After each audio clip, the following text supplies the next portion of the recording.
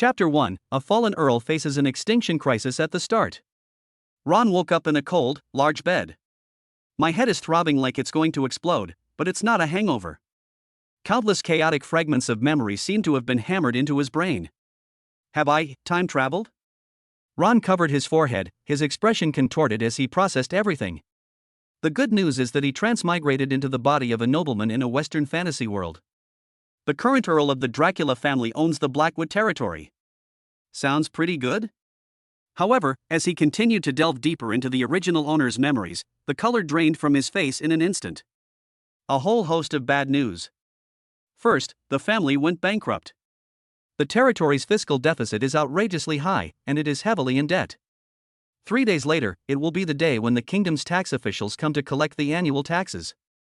If they fail to hand it over, the Dracula family's earldom will be forcibly revoked by the kingdom. This is practically hellish difficulty from the start. Ron's heart sank to the bottom. He tried to dredge up anything of value from his memory. As a result, let alone gold coins, even the original owner almost took a silver candlestick from the castle to exchange for wine. We're doomed. Ron lay back on his bed in despair, feeling that his life was utterly bleak. But that's not the worst of it. An even more devastating fact surfaced from the depths of his memory. The original owner's body had long been hollowed out due to years of indulging in alcohol and women. Just 6 months ago, the best doctor in the territory gave him his final diagnosis. My lord, if I may be so bold, your health. I'm afraid you are no longer able to bear children. Infertility. Ron's mind went blank. He sat up abruptly and looked down at himself. The Dracula family, an ancient surname that has been passed down for hundreds of years, has only one direct descendant left in his generation. Now, is this last remaining lifeline about to end? This means that even if he manages to retain his title, the Dracula family is destined to die out. You can't do this. Ron felt like dying. I transmigrated here to take over a mess that's about to become extinct. Just when he was feeling utterly hopeless, the bedroom door creaked open. An elderly man in worn-out butler's clothes walked in, his face full of worry. Your Excellency, you are awake. The old butler bowed slightly, his voice hoarse. What happened, Alfred? Ron asked listlessly, already bracing himself for more bad news. My lord, in the castle, apart from me, all the other servants have already fled overnight.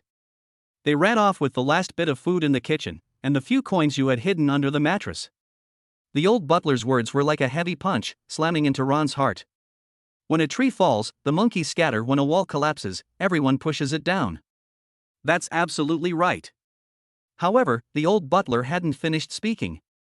A petite, timid figure, carrying a wooden plate, cautiously peeked out from behind him.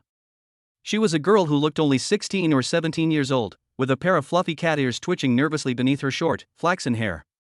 She was wearing a faded maid's outfit, and her delicate face showed a hint of nervousness and worry. This is Mia, the only remaining maid in the castle, a half-cat-eared woman. Your Excellency, Earl, you must be hungry. Mia lowered her head and placed the plate on the bedside table. On the plate, there was only a small piece of dry black bread and a bowl of water. The old butler sighed and added, Sir, this is what Mia bought for you from the only bakery in town with the last few copper coins she had saved up. Ron's gaze fell on the piece of black bread, then he looked at the cat-eared girl in front of him who didn't even dare to lift her head, and he felt a mix of emotions. The whole world abandoned him, and the one who stayed by his side in the end was this most inconspicuous little maid. Just as a strange emotion was welling up in his heart, a noisy sound of horses' hooves came from outside the castle. My lord! Something terrible has happened. A guard rushed in, looking panicked. The messengers from the Duke of Tulips have arrived. What? Ron's heart skipped a beat. The Duke of Tulip, the most powerful lord in the north, and also his nominal father-in-law. The original owner of this body was engaged to Iris, the Duke's daughter. Sending someone here at a time like this is definitely not a good thing. Sure enough, before Ron could even get dressed, a man in a gorgeous suit, with his chin practically pointing to the sky, swaggered in. 2 fully armed knights followed behind him, their eyes sweeping contemptuously over the dilapidated bedroom. You're Ron Dracula? The envoy pinched his nose, as if the air here smelled of poverty. He didn't even bother with the formalities. He simply pulled a roll of parchment from his robes and unrolled it in front of everyone. By order of the Duke of Tulip, it is hereby announced that, in view of the decline and incompetence of the Dracula family and the depravity of Count Ron Dracula himself, His Highness the Duke has decided to immediately dissolve the engagement between Miss Iris and you." The messenger's voice was sharp and loud, full of undisguised mockery. "His Excellency the Duke also asked me to pass on a message to you." The messenger put away the parchment, leaned close to Ron, and said in a voice that only a few could hear, his tone full of malice. "A good-for-nothing who can't even protect his own family and is destined to die out has no right to touch the noble bloodline of the Tulip family. A good-for-nothing who will never have children." These words were like a red-hot branding iron, scalding Ron's nerves. The humiliation of annulment. A desperate situation. Endless despair for the future. All the negative emotions exploded at this moment. Ron's eyes instantly turned bloodshot, and his fists clenched so tightly they cracked. A surge of overwhelming anger and resentment erupted from his chest. A strong desire to continue the family bloodline has been detected in the host. Meets system activation requirements. A cold, emotionless mechanical voice suddenly rang in his mind. The Eternal Family Many Children, Many Blessings system is now officially activated. Ron was suddenly taken aback. System? My cheat system has arrived? System activated, receive a free newbie gift pack. Benefit 1, repairs all current physical damage to the host and eradicates hidden ailments. Benefit 2, granting the host a special constitution, Succubus Body Beginner. The moment the words fell, Ron felt a warm current surge from his heart, instantly flowing through his limbs and bones. The weakness and fatigue that had accompanied him for years vanished without a trace in just a few seconds. Instead, it brought an unprecedented sense of power and fulfillment. Especially a certain indescribable part of the body, which has been rejuvenated, well, full of vitality. The infertility problem, is it solved? Ron was overjoyed. At the same time, he could feel that he had acquired an indescribable aura. The messenger on the other side was still grumbling and mocking, but Ron was no longer listening. His attention was completely drawn to the changes in his own body. He could even clearly feel that Mia, the cat-eared mate standing next to him, seemed to be breathing more rapidly, and an abnormal blush appeared on her fair cheeks. Is this the effect of the succubus body? Has your attractiveness to the opposite sex increased significantly? Hey! You piece of trash, did you hear me? Seeing Ron distracted, the messenger roared angrily. Ron slowly raised his head. The anger in his blood-red eyes had faded, replaced by a cold calm. His life is different now. System. Many children, many blessings? To continue the family bloodline? His gaze slowly, very slowly, fell upon the cat-eared maid beside him, who looked worried, innocent, and adorable. The girl had a petite figure, delicate features, and those slightly trembling, furry ears. The system repaired the body and solved the biggest problem. So, what to do next is self-evident. This is his only hope of turning things around. It was also his first startup capital for his comeback. Under the astonished gaze of the messenger, a wolf-like green light gleamed in Ron's eyes. Chapter 2, One Shot, One Kill. Reward, Golden Behemoth Bloodline. Humph, it seems the blow was too much for him, and he's gone mad. The Tulip family's envoy waved his hand dismissively at Ron's wolfish appearance, as if staying even a second longer would bring bad luck. Let's go. Go back and tell the Duke that the Dracula family is completely finished. The messenger and the knight strode away, the dilapidated castle gates slamming shut with a deafening crash. Inside the hall, only the bewildered old butler Alfred and the trembling cat-eared maid Mia remained. Ron didn't care about that damn messenger at all. His gaze seemed to have a tangible warmth, fixed intently on Mia. The succubus body from the beginner's gift pack was operating wildly within him, every drop of blood seemed to be burning, urging him to immediately perform a primitive ritual. Alfred, guard the gate. No one is allowed to enter. Ron threw down a sentence, grabbed Mia's slender wrist, and strode upstairs to the bedroom. Your Excellency, Earl? Mia gasped and instinctively tried to struggle. But the moment her hand touched Ron's skin, a strange electric current surged through his body. Her face, which was already pale due to malnutrition, suddenly turned bright red, almost as if it were about to bleed. Her sensitive cat ears twitched violently, not out of fear, but out of a biological instinct, submission and longing. Ron smells so good. It was like the finest catnip, making her feel weak all over and unable to muster any strength. Bang! The bedroom door was slammed shut. Ron pinned Mia against the door, looking down at her. The girl's panicked eyes darted around, her hands pressed against Ron's chest, but they were soft and showed no sign of resistance. Mia. Ron's voice was hoarse, with a strange magnetism.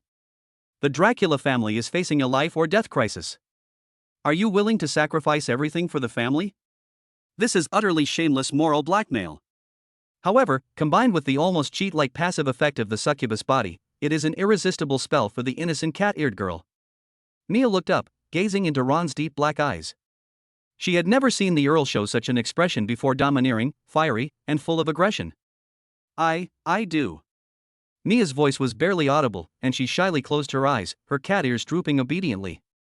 Ron no longer hesitated. Ding!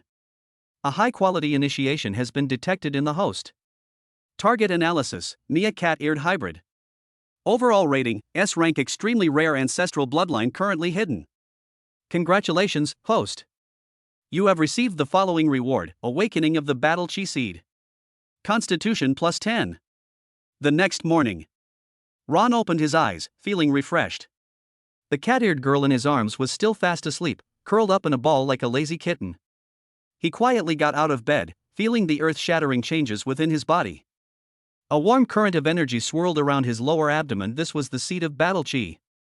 In this world, possessing a seed of fighting spirit means officially stepping into the threshold of becoming an extraordinary being and becoming a trainee knight. Although he was only the lowest level of superhuman, he was worlds apart from his previous useless body that would pant after just a few steps. Ron walked to the bedside table, took a deep breath, and threw a punch. Snap! The sturdy oak bedside table was smashed with a hole by his punch. Wood chips flying everywhere. Is this the power of a trainee knight? Ron looked at his fist in disbelief. Without any combat skills, relying solely on physical strength and rudimentary battle chi, it can achieve this level of destructive power.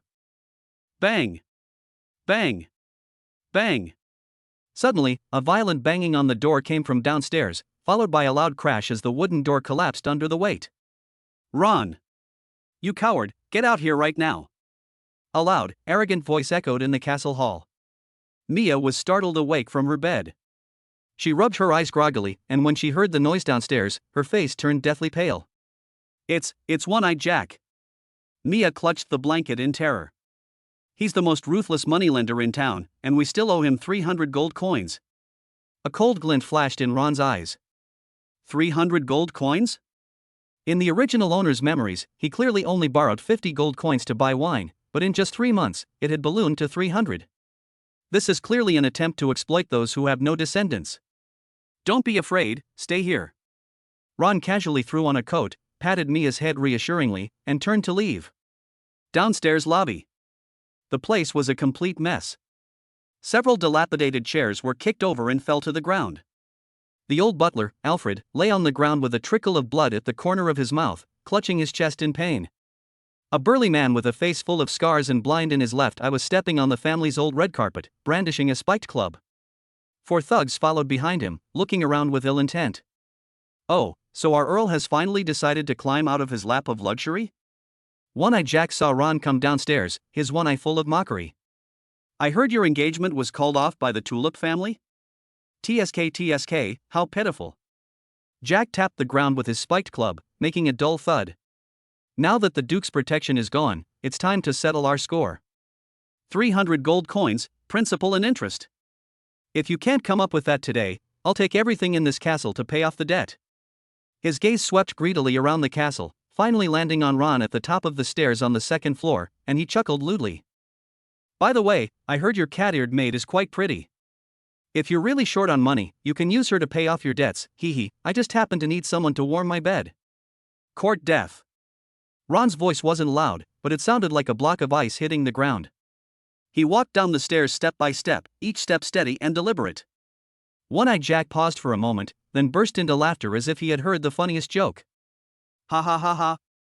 Brothers, did you hear that? This useless count said I'm asking for death?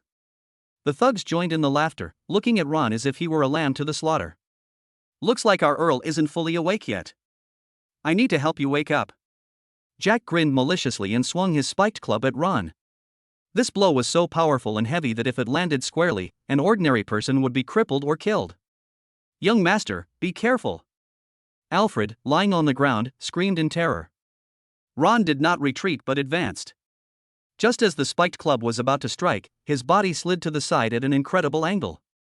After the beginner's gift pack transforms their body, their reaction speed and coordination far surpassed those of ordinary people. He precisely dodged the spiked club's edge, lunged forward, and crashed directly into Jack's arms. The wisp of fighting spirit within his body erupted instantly, gathering on his right fist. Bang!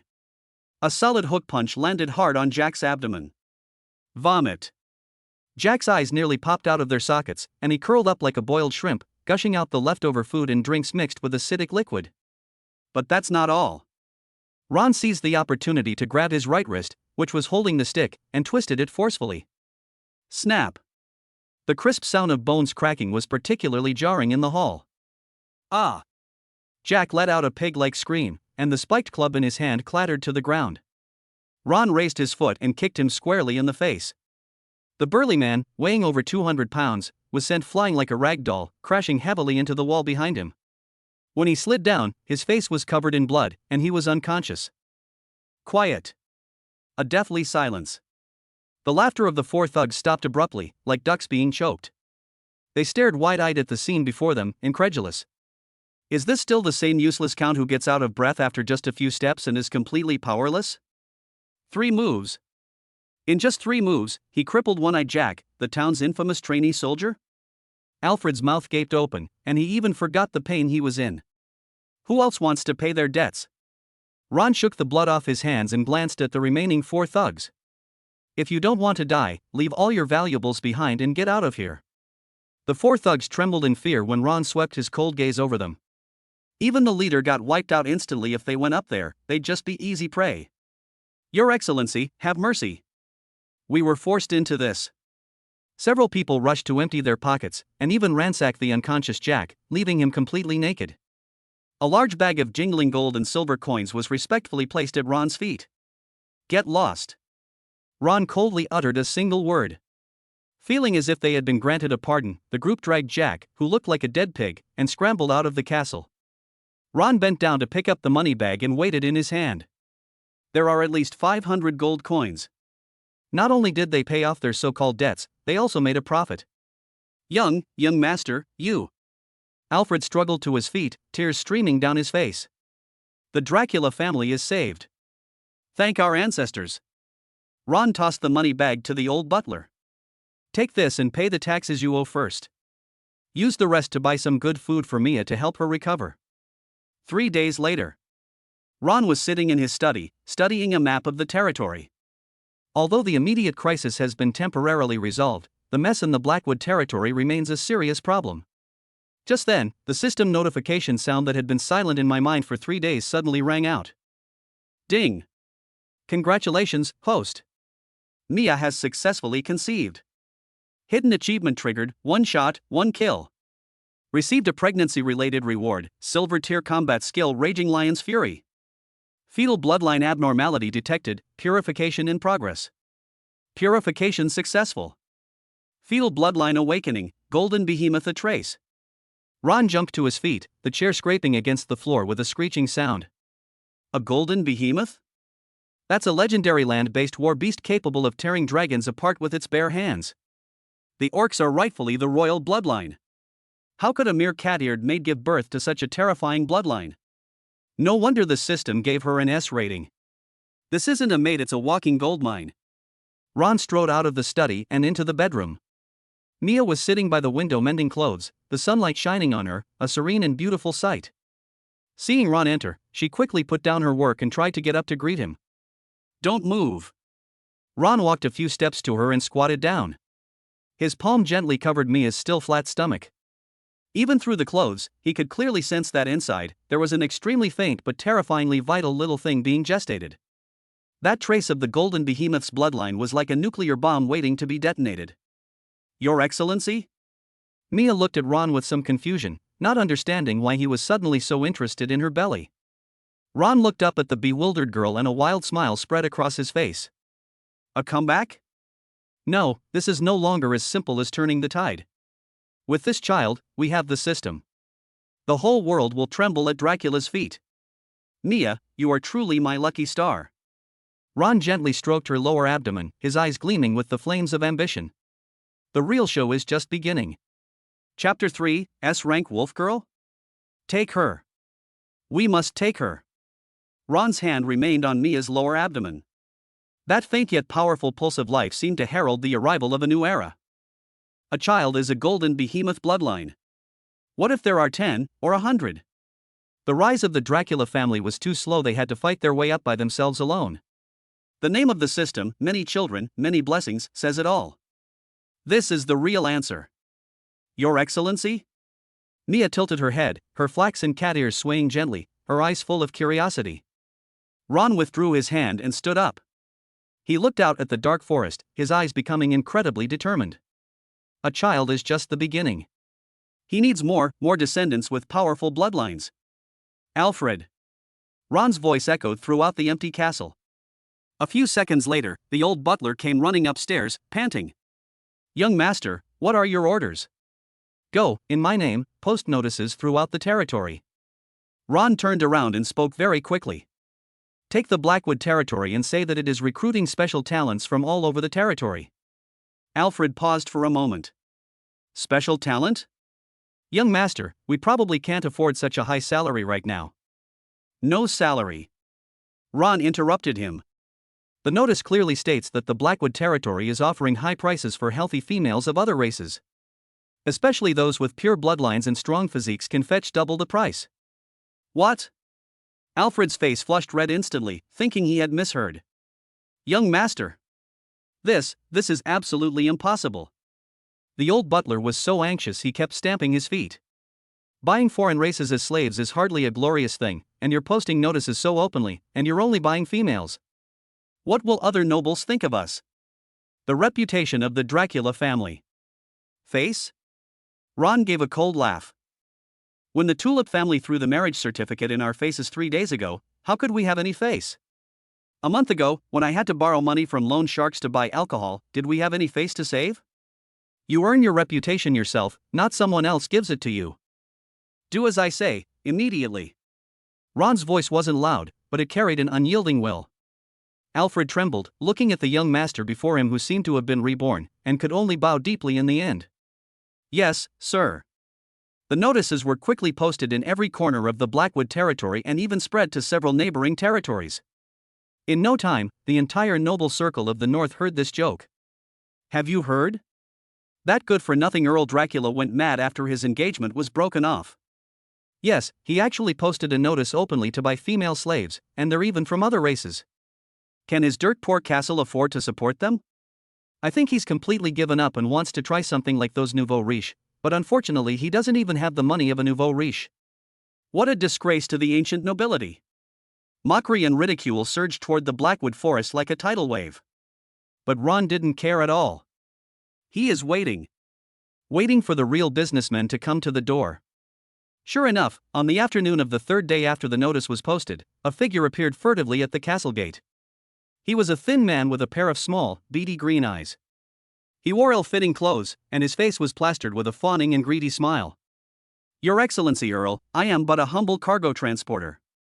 The man rubbed his hands together and gave Ron an awkward bow. I saw your notice and came here specifically to help you solve your problems. Ron sat in the main seat, looking at him expressionlessly. Just tell me what kind of stuff you have. You are indeed a straightforward person, sir. Dorn's beady eyes lit up, and he lowered his voice, moving closer. I just received a batch of northern goods here, and the quality is absolutely top-notch. They're all prisoners captured in tribal conflicts, very strong and wild. I guarantee you'll be satisfied, sir. Ron tapped his fingers lightly on the armrest. Where? It's in the black market on the east side of town, sir, you know, that kind of place. It can't be done in the light of day. Dorn winked and said. But rest assured, sir, the goods are absolutely clean. Tonight is a dark and windy night, the perfect time to inspect them. Lead the way. Ron stood up without uttering a single unnecessary word. He pulled out the heavy bag of gold coins from his pocket. These were the startup funds he had earned from One-Eyed Jack. Night fell. To the east of Blackwood Forest Town lies an abandoned warehouse district. This is the gray area within the territory, the location of the black market. The air was filled with the smells of cheap beer, sweat, and a faint, almost imperceptible odor of blood. Dorn, carrying a dim oil lamp, led the way humbly. From the surrounding shadows, malicious glances were cast. But when they saw the bat emblem that symbolized the Dracula family hanging from Ron's waist, they all shrank back. Even the most destitute nobleman is not someone these rats from the gutter can mess with. After walking through several filthy alleys, Dorn stopped in front of a huge tin warehouse. "Sir, we've arrived. The best goods are all inside." The warehouse door was opened, and an even stronger stench and foul smell wafted out. Inside were dozens of iron cages of various sizes, each containing all sorts of creatures. There were dejected goblins, trembling kobolds, and several wounded half-elves. "This is what is called goods." Ron frowned. "Goblin, rank F. Kobold, rank F. Half-elf, rank D." The system's prompts kept flashing before my eyes, all of them low-class and worthless. "This is what you call top-tier quality?" Ron's voice turned cold. Dorn shuddered in fright and quickly pointed to a corner at the deepest part of the warehouse. No, sir, the best one is over here." Ron walked in the direction he pointed. In a separate, isolated area, a huge iron cage stood there. Dark brown bloodstains remained on the ground around the cage. A strong smell of blood was coming from here. In the corner of the iron cage, a figure was huddled up. It was a young girl. Her long, disheveled silver hair almost reached the ground, obscuring half of her face. He was wearing tattered prison clothes, covered with whip marks and wounds, some of which were still bleeding. What's most striking are the pair of fluffy, silver-white wolf ears on her head. At that moment, those ears were standing at attention. Seemingly sensing someone approaching, the girl slowly raised her head. Beneath his dirty face were a pair of golden eyes. Those are not human eyes. Those were the eyes of a wild beast, filled with defiance, ferocity, and deep-seated hatred. Like a lone wolf cornered in a desperate situation, she stared intently at Ron, letting out a low, threatening growl. A line of golden text appeared before Ron's eyes. "High-value target detected. Name, Freya. Race, werewolf with diluted royal blood. Overall rating, S. S rank." Ron's heart skipped a beat. Another S-class. "Hee, sir, what do you think of this piece of goods?" The slave trader Dorn came up to him, his face full of obsequiousness. "These are purebred northern werewolves. If their tribe hadn't been wiped out, these kinds of creatures would never have made it to the south." He changed the subject, his face showing a look of gloom. "However, this woman is too fierce, her temperament is like a rock in a latrine, both smelly and hard." He pointed to a row of teeth marks on his arm. "Look, yesterday a viscount who wanted to buy her almost had a piece of his flesh torn off the moment he reached in. She's already bitten several buyers, and nobody dares to take her. I'm just thinking of treating her as a defective product and selling her to any mine I can find." "Name your price." Ron interrupted his complaining. "Ah." Dorn was stunned for a moment, then overjoyed. "Sir, you really want it? This is a real problem. I'm asking you, name your price." Ron's gaze never left the wolf girl. 300 gold coins." Dorn rolled his eyes and made an outrageous demand. "Make a deal." Ron didn't even haggle, he simply counted out 300 gleaming gold coins from his purse and tossed them to him. Dorn caught it in a flurry, and looking at the gold coins in his hand, he couldn't stop smiling. In his view, Ron was just a fool who had been blinded by beauty. In addition, Ron pointed to some bottles and jars on a shelf not far away. "Give me 10 bottles of the best medicine. Also, prepare 50 pounds of the freshest roast meat for me. I'll pay the rest of the money." Although Dorn didn't understand, he was naturally happy to do it if there was money to be made. Soon, everything was ready. The enormous iron cage was lifted onto the carriage by 2 strong men, and Ron returned to the castle with his new investment. Inside the bedroom of the castle, the fire in the fireplace was burning brightly, dispelling the chill of the night. Ron asked Alfred to prepare hot water and clean towels. Mia, both curious and somewhat frightened, hid by the door, watching the fierce-looking wolf-eared girl who had been brought back. "You may all leave." Ron waved. "But sir, she..." Alfred was worried. "Go out." Once only he and Freya, the wolf girl, were left in the room, Ron stepped forward and used the key to open the iron cage door. Click. The lock is open. Freya remained huddled in the corner, watching him warily, like a wild beast ready to pounce and tear him apart at any moment. Ron didn't approach, but simply placed a bottle of healing potion and a large piece of still steaming roasted meat at the cage entrance. "Come out, treat your wounds yourself, and then eat the meat." Freya did not move. His golden eyes were filled with suspicion and wariness. She couldn't believe that the human nobleman who bought her would be so kind. Ron didn't urge her, he just watched her quietly. Time passed second by second. The aroma of roasted meat filled the room, constantly stimulating Freya's empty stomach. She hadn't had a proper meal in ages. Finally, physical desire overcame vigilance. She cautiously leaned out, swiftly grabbed the piece of roasted meat, retreated to the deepest part of the cage, and began to devour it greedily. After finishing a whole piece of roasted meat, she seemed to have regained some strength. Seeing this, Ron spoke again. "Your wounds need treatment, otherwise they'll get infected. Do you want to do it yourself, or should I help you?" Freya looked up at him, then at the bottle of wound medicine by the door. She hesitated for a moment, then slowly climbed out of the cage, grabbed the medicine bottle, but didn't apply the medicine to herself. Ron stood in front of her and unlocked the chains around her neck and the shackles on her wrists. The moment the restraints were released, Freya's eyes flashed with a fierce light. Without any warning, she suddenly smashed the ceramic medicine bottle in her hand on the ground. Smack! The medicine bottle shattered. She grabbed the sharpest shard and leaped into the air like a cheetah hunting its prey. The sharp ceramic shard transformed into a cold light, piercing straight towards Ron's throat.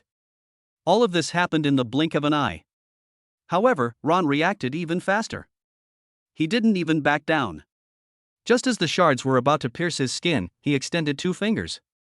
It precisely clamped Freya's wrist. The werewolf girl's deadly attack, delivered with all her might, was abruptly halted in mid-air. The ceramic shards were less than an inch from his throat. Freya's golden pupils contracted sharply. She couldn't believe it. Her speed and strength, which she was so proud of, were like child's play in front of this man. She struggled frantically, trying to free her wrists. But Ron's fingers were like a pair of iron clamps, completely still. No matter how hard she tried, she couldn't budge it an inch. Absolute crushing power. The aura of the apprentice knight, the weak, was more than enough to deal with a werewolf girl who had no aura. The ferocity in Freya's eyes slowly faded, replaced by a deep sense of powerlessness and despair. She gave up struggling and her body went limp. Ron released his grip. Freya collapsed to the ground, staring blankly at her empty hands. Her most vehement counterattack failed. "You want to kill me?" Ron crouched down to be at her eye level. "Why?" Freya raised her head, and the flames of hatred reignited in her golden pupils. "You human nobles, all deserve to die." Her voice was hoarse, filled with deep-seated hatred. "Yeah?" Ron wasn't angry. Instead, he looked at her calmly. "You can't get revenge. You can't even kill me, let alone those enemies who truly destroyed your homeland." These words were like a sharp knife, piercing Freya's heart. She shuddered, clenched her fists so tightly that her nails dug deep into her palms. Ron didn't give her a chance to catch her breath and continued. "However, I can give you a chance." Freya suddenly raised her head and looked at him in confusion.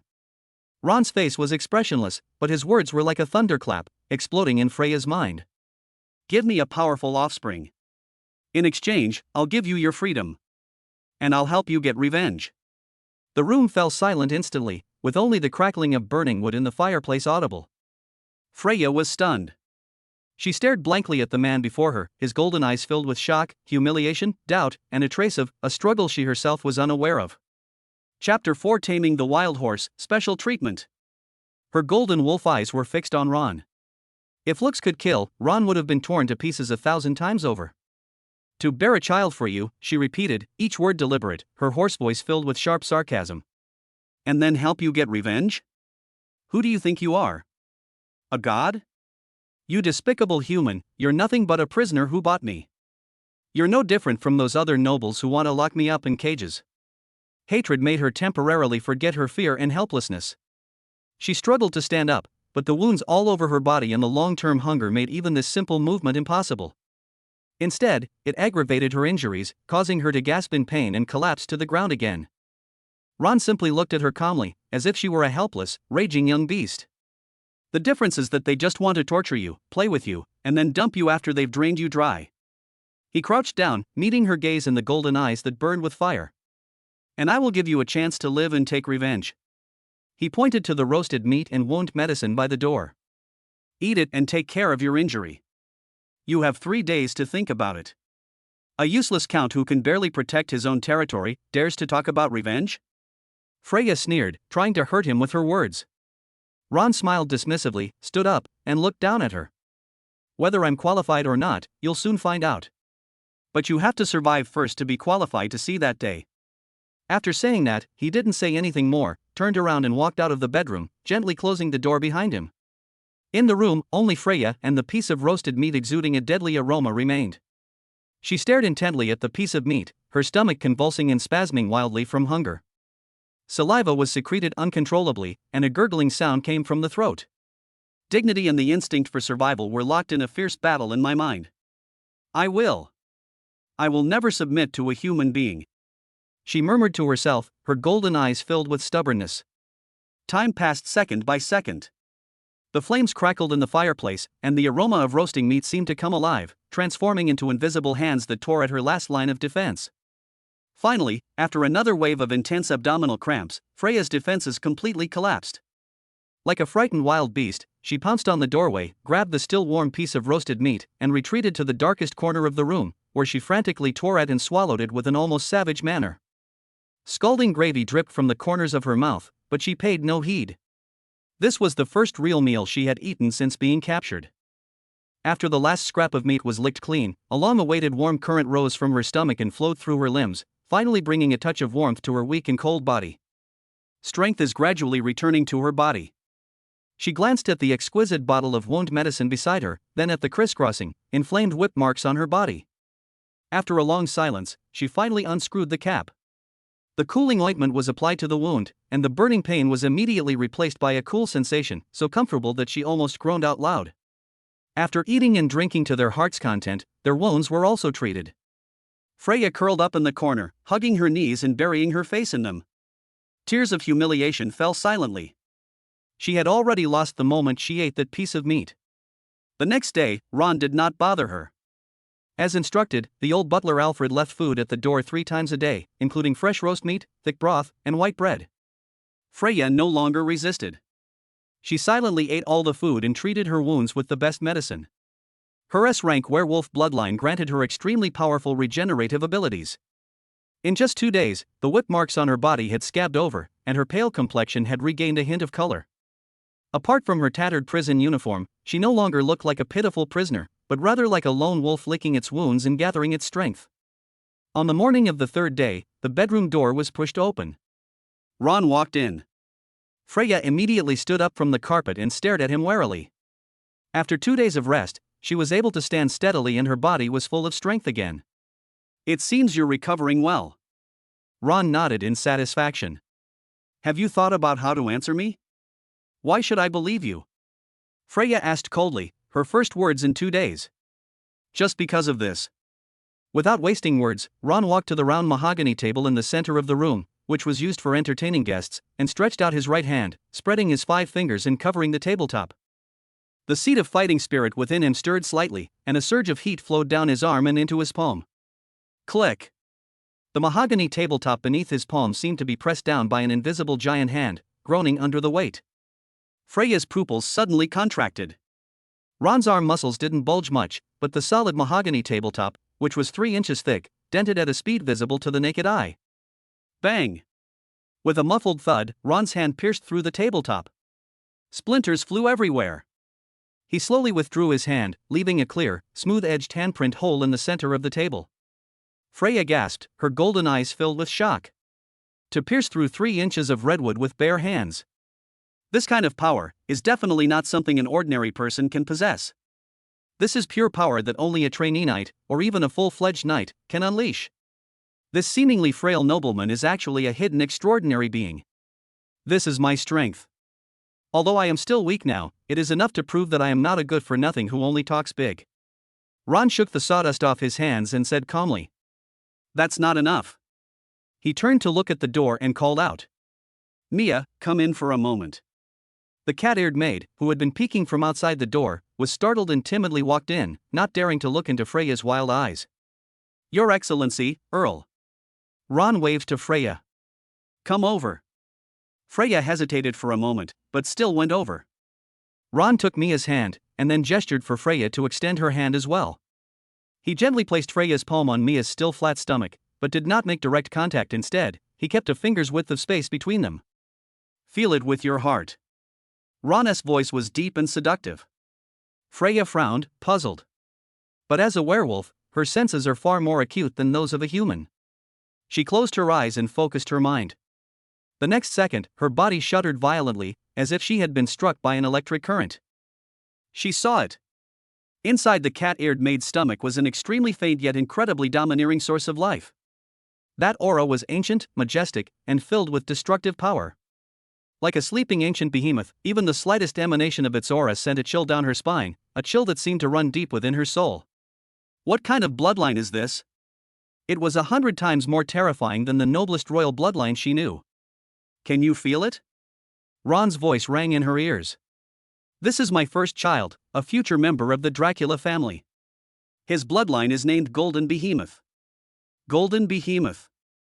Freya suddenly opened her eyes, looking at Ron in disbelief, then at Mia, who looked completely bewildered.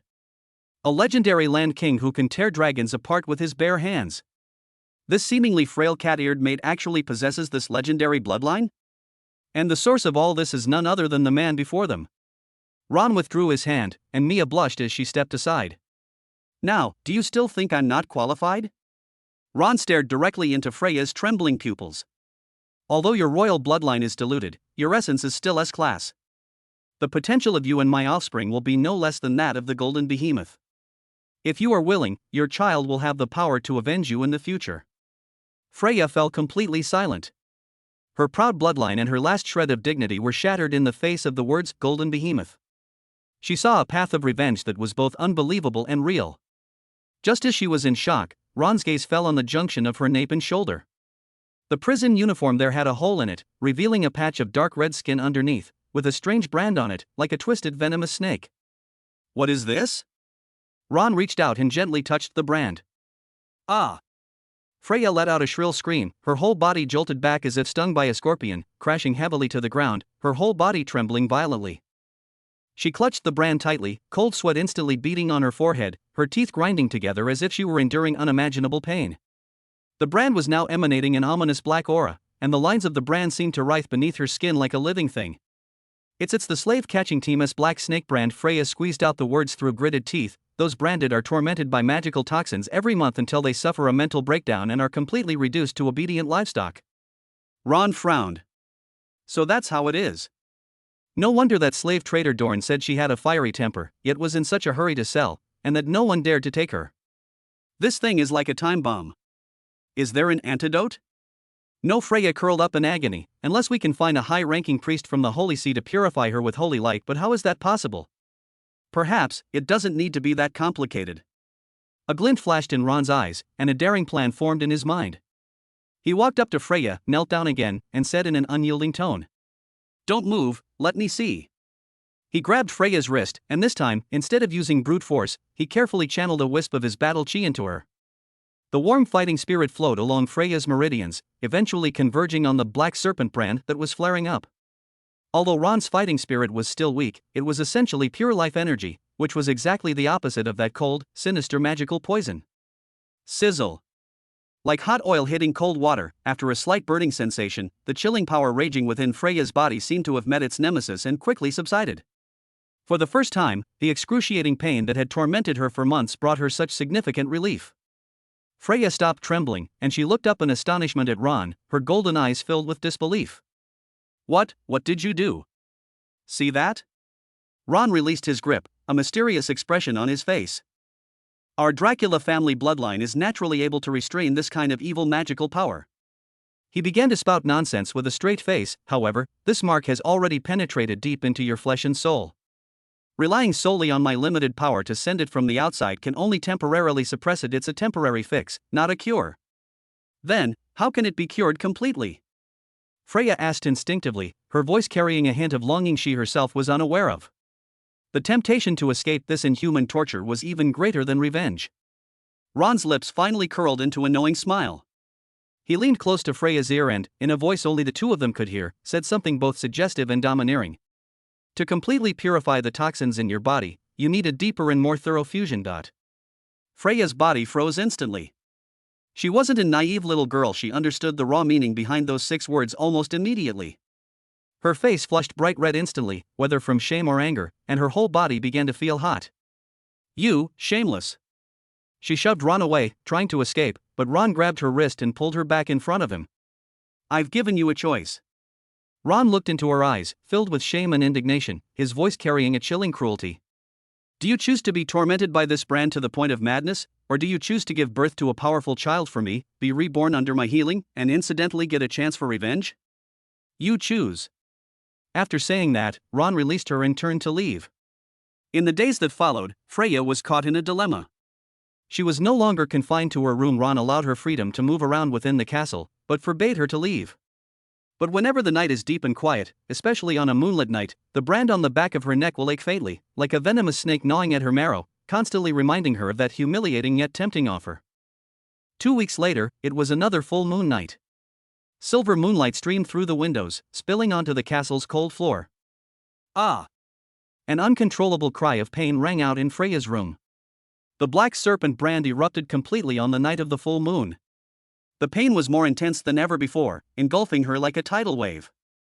Her consciousness began to blur, and various hallucinations appeared before her eyes, as if countless black venomous snakes were tearing at her soul. She knew she couldn't hold on much longer. If this continues, she'll really go crazy. No. She can't go mad.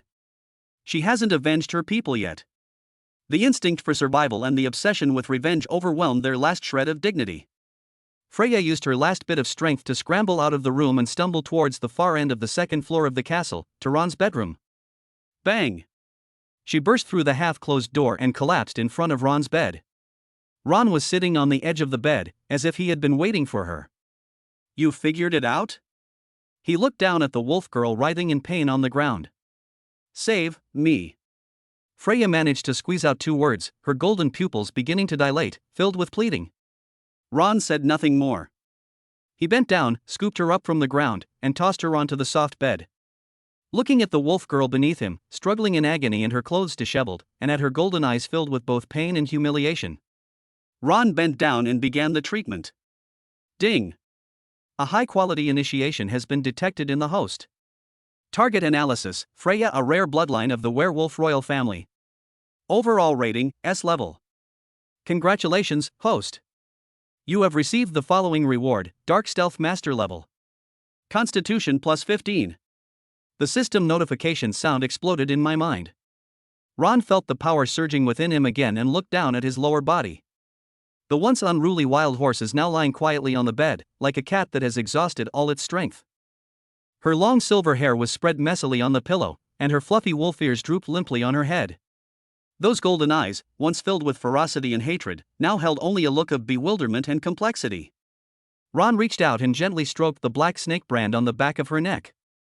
After a thorough purification, the eerie mark that had originally emitted black energy visibly dimmed and no longer wriggled like a living thing. The pain that had tormented her for months had truly disappeared.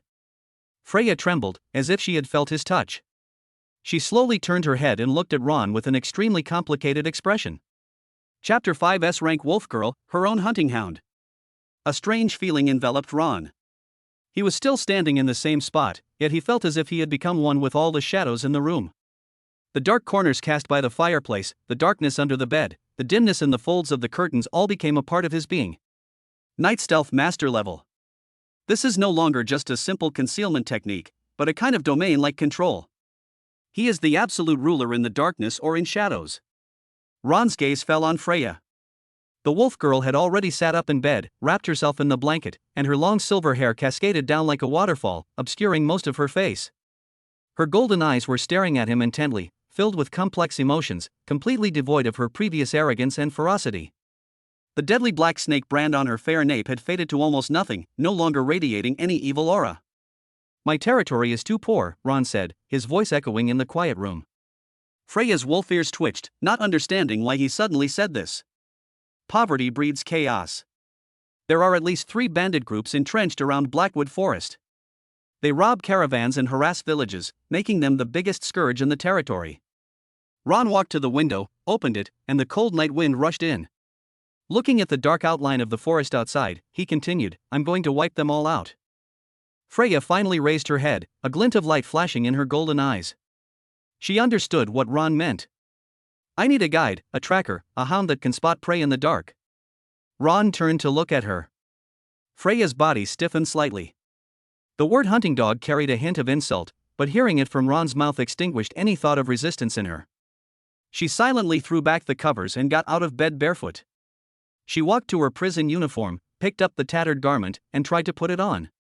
You don't need to wear this anymore.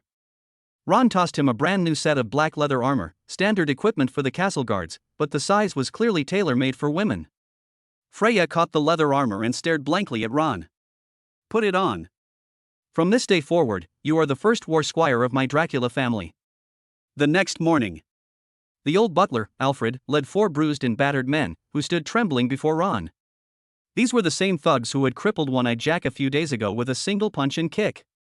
Your Excellency, you were looking for us. The leading man's legs were trembling, and he dared not look Ron in the eye. They had witnessed firsthand how the Earl had beaten the apprentice warrior Jack to a pulp in just 3 moves, and that fear was ingrained in their very bones. I've crippled One-Eyed Jack, and now you're without a leader. Ron sat in the main seat, tapping his fingers lightly on the armrest. Now I'm giving you 2 choices. First, take all your belongings, get out of Blackwood, and never come back.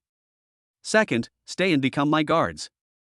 I'll provide you with 3 meals a day, meat at every meal, and a monthly salary. The 4 men looked at each other in bewilderment. Being a thug or hoodlum outside means living hand to mouth and constantly having to watch out for being killed by enemies. But staying here, even though you have to obey this terrifying count, at least you can have enough to eat. The answer is obvious. We are willing to follow the Earl. The 4 men knelt down with a thud, their heads hitting the ground repeatedly. Very good. Ron nodded. Alfred, take them to collect their equipment. From today onwards, you will be the guards of Blackwood Castle. Your first mission is to come with me to suppress bandits.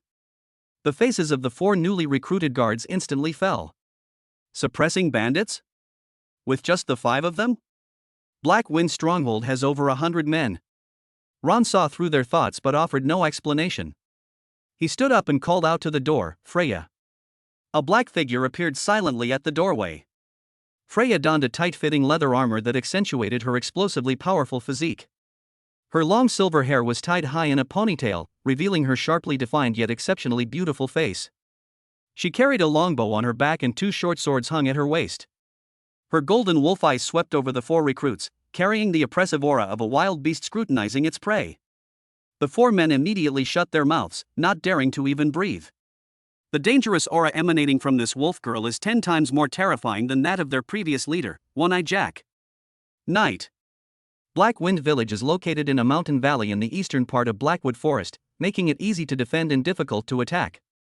The stockade walls were high and the arrow towers were numerous. Dozens of bandits patrolled the walls, and torches illuminated the surroundings. Damn it, this weather is freezing. A patrolling bandit hunched his shoulders and breathed on his hands to warm them. Just bear with it. The boss said that in a couple of days we'll go down to those villages to get some New Year's goods. Then we'll have wine to drink and women to play with, another bandit leered. None of them noticed that a shadow, almost blending into the darkness, was silently climbing upwards along the shadow of the stockade wall. Ron moved with a lightness that seemed inhuman. His fingers and toes could always find the smallest protrusion on the wall, and he was like a black leaf blown by the wind, quietly scaling the wall. The patrolling bandits happened to walk past him with their backs to him, less than 3 steps apart. Ron could even smell the stench of cheap tobacco and sweat on the other person. He did not make a move. With a flash, he disappeared into the deeper shadow cast by the arrow tower, as if he had never existed. The night stealth skill made him the perfect assassin. Just as Ron infiltrated, on the other side of the stronghold, in the dark woods, Freya crouched on the canopy of a large tree, her golden eyes gleaming in the darkness. She opened her mouth, letting out a long, eerie howl. Woo woo woo. The sound was neither like a wolf's howl nor the roar of any wild beast. It was sharp and shrill, as if a demon from hell was wailing.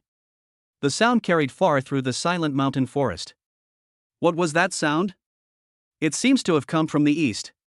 The bandits in the mountain stronghold stirred, and a large group of them, carrying torches, rushed toward the direction from which the sound came.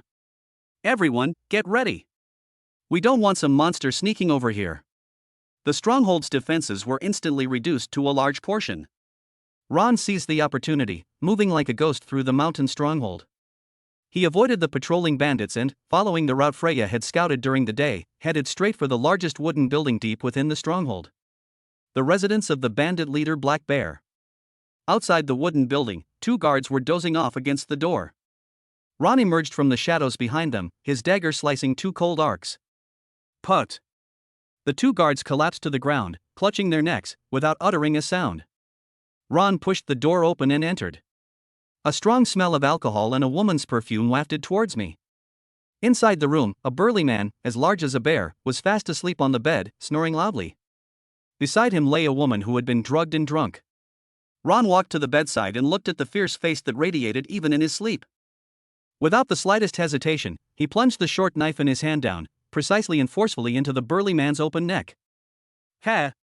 The black bear's eyes snapped open, its massive body convulsed violently, and it tried to roar. But Ron covered his mouth tightly and twisted the knife handle with his other hand. Blood gushed out, instantly staining half the bed red. The vitality in the strong man's eyes quickly dissipated, eventually turning into a deathly silence. Ron drew his dagger, wiped the blood off the corpse, walked to the window, and imitated a cuckoo's call twice. Cuckoo, cuckoo. This is a sign that the operation was successful. The next second, flames shot into the sky from the direction of the village's gate. Kill them! The shouts of battle were deafening. Freya kicked open the makeshift gate of the mountain stronghold, which was constructed from a few pieces of wood. Wielding 2 swords, she rushed in like a silver whirlwind. The 4 newly recruited guards behind her, eager to impress their new master, also shouted and followed. The boss has been killed. The Black Bear boss is dead. Someone saw the horrific scene inside the wooden building and let out a terrified scream. This news was like a bucket of ice water poured over the heads of all the bandits. Leaderless and caught in a pincer attack, the bandits' morale collapsed instantly. They had no will to resist, scattering and screaming in all directions, only to be easily felled by Freya and her well-rested men. The entire battle could not even be called a battle, it was a one-sided massacre.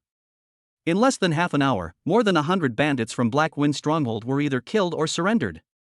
As Ron emerged from the wooden building, Freya stood with 1 foot on the chest of a bandit, pulling a dagger from his heart. She wiped the blood off the knife, walked up to Ron, and bowed slightly. "My lord, it's all taken care of." In the golden wolf eyes, there was no bloodthirsty madness, only the calm after the mission was completed. Ron nodded, his gaze sweeping over the mountain of spoils. Grain, cloth, weapons, and several large chests filled with gold and silver coins. Take everything that is edible and usable back with you. The next day, the townspeople of Blackwood Town witnessed a scene they would never forget. Their newly appointed count actually returned with his guards, using more than a dozen large wagons loaded with supplies. Open the granaries and distribute the grain. The old butler, Alfred, stood before the mountain of grain and shouted with all his might.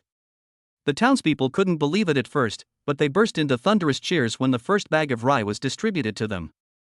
Long live the Earl! Thank you, Your Excellency! Despite listening to the heartfelt support of his people, Ron's face remained expressionless.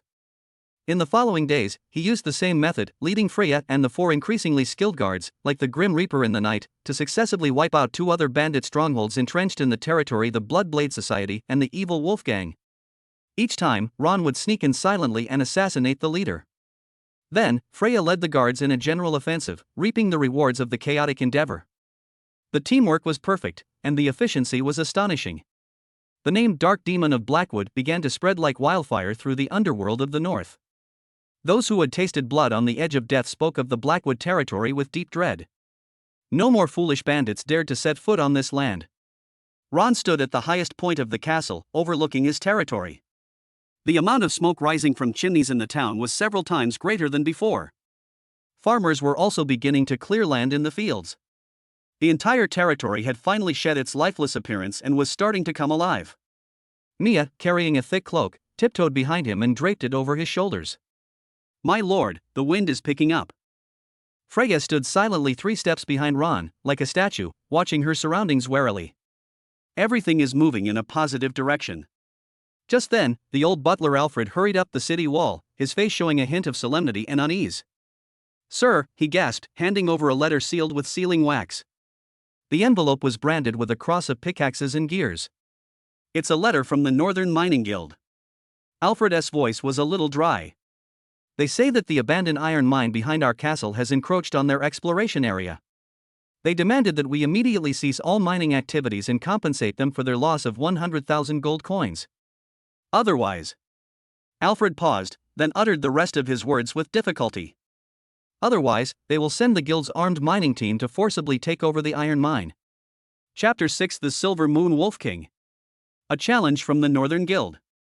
Ron took the letter sealed with wax. The crossed pickaxes and gear emblems reflected the cold luster of the metal in the firelight. The Northern Mining Guild is a behemoth that entrenched itself in the north, a force that even many noble families are unwilling to provoke easily. 100,000 gold coins? Ron chuckled as he read the contents of the letter. My lord, old butler Alfred's face was ashen. This is outright extortion. The iron mine behind the castle was abandoned 100 years ago when the veins dried up. It is clearly the private property of the Dracula family. They're going too far. Ron held the letter up to the torch on the city wall. Sir, what's wrong? A corner of the letter touched the flame, quickly curled up, turned black, and then ignited into a small cluster of orange-red flames. Ron released his grip, letting the threatening and blackmailing letter turn to ashes in the night wind and drift across the blackwood forest. It's just an abandoned mine. If they want it, they can just send someone to take it. Ron's tone was indifferent, as if he were talking about a trivial matter that had nothing to do with him. Alfred's mouth dropped open. He was completely stunned. No compensation? No explanation? Just wait for them to come knocking on our door? That's the Mining Guild's armed mining team. They're well equipped, ruthless, and number at least 100, possibly even led by 1 or 2 official knights. How could those few newly recruited thugs in the castle, along with that seemingly fierce wolf girl, possibly hold them off? Pass on my orders. Ron turned away from the ashes. From today onward, strengthen the security around the castle. Also, bring out all the iron ore we seized from Blackwind Stronghold and pile it up at the castle gate. Alfred was even more puzzled. Sir, why is that? Tell everyone that our Blackwood territory is very poor right now. Ron's lips curled into a smile. So poor that we can only make a living by selling scrap metal. After the banditry was eradicated, the Blackwood Forest territory enjoyed a long-awaited period of peace. Time flies, and a month has passed. Changes in territory are visible to the naked eye. The town's roads were swept clean, and the houses burned down by the bandits were rebuilt. The villagers who had fled in fear returned to their homes one after another after learning that the bandits had been completely wiped out. The trade routes to the outside world were safe again, and some daring merchants began to venture into the land. They brought salt, cloth, and various daily necessities from outside, and traded them for the townspeople's surplus furs and herbs. The territory has finally come back to life. Ron, on the other hand, focused most of his energy on the 2 expectant mothers inside the castle. The afternoon sun was shining brightly in the courtyard. Mia, her belly noticeably protruding, walked carefully on the lawn. Her movements were much more clumsy, but her face radiated a maternal glow. Your Excellency. Seeing Ron approaching, Mia quickly tried to bow. I've told you so many times, there is no need for so much formality. Ron stepped forward to help her sit down on the stone bench. He gently placed his palm on Mia's belly and could clearly feel the strong heartbeat of the little life inside. Even a trace of the golden behemoth's bloodline contains a vitality far exceeding that of ordinary people. He kicked me today, Mia said softly, her face flushed, her voice full of curiosity and joy. Ron hummed in agreement, feeling the domineering life force emanating from his palm. Just then, a rich aroma of meat wafted over from the direction of the castle restaurant. Ron's brow twitched. Freya is eating.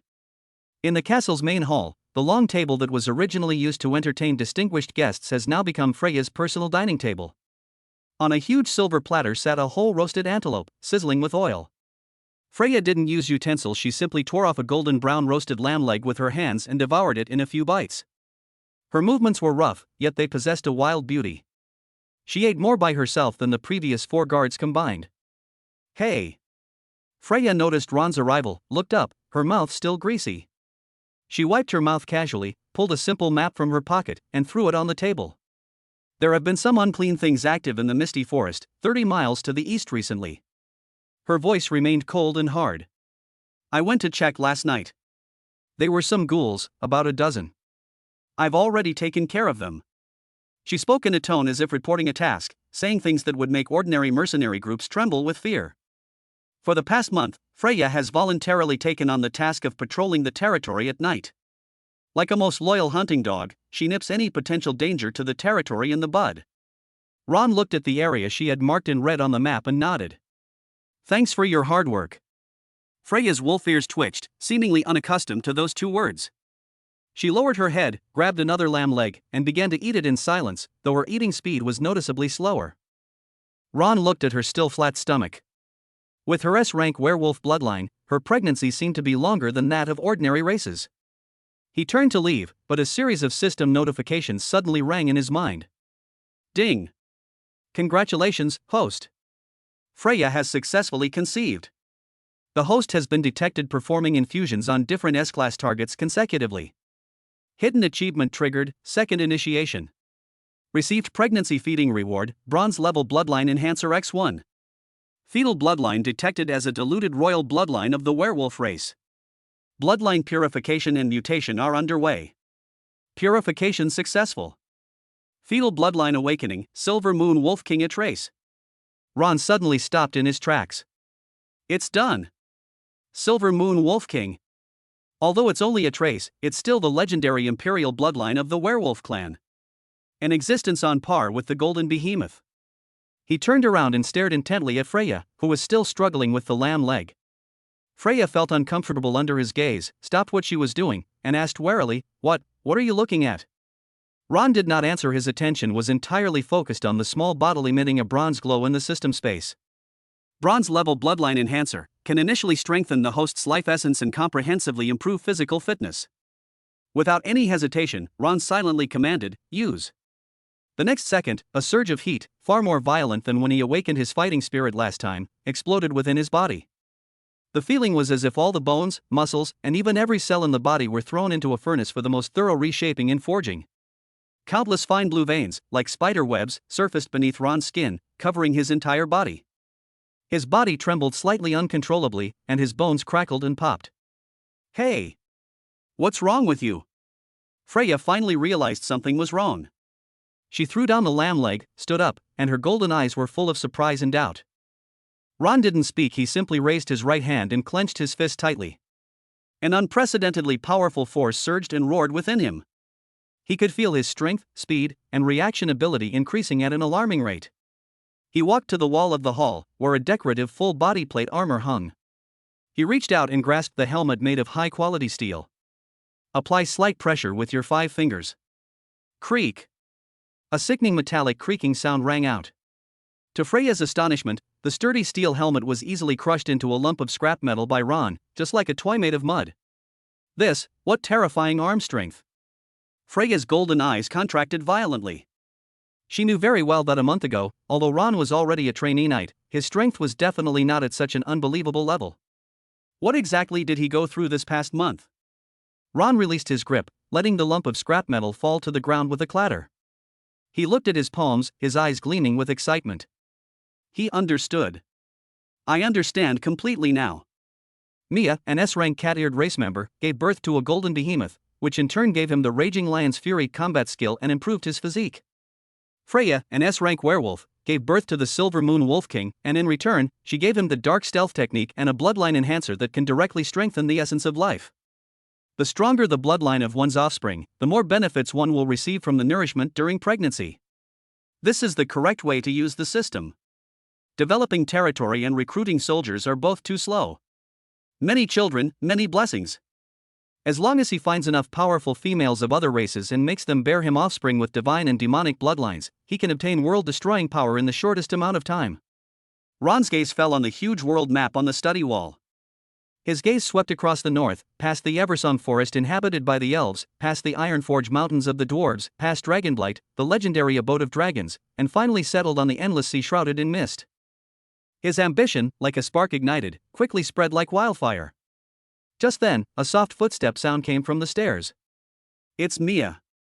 She held onto the stair railing, looking curiously at Ron and Freya in the hall.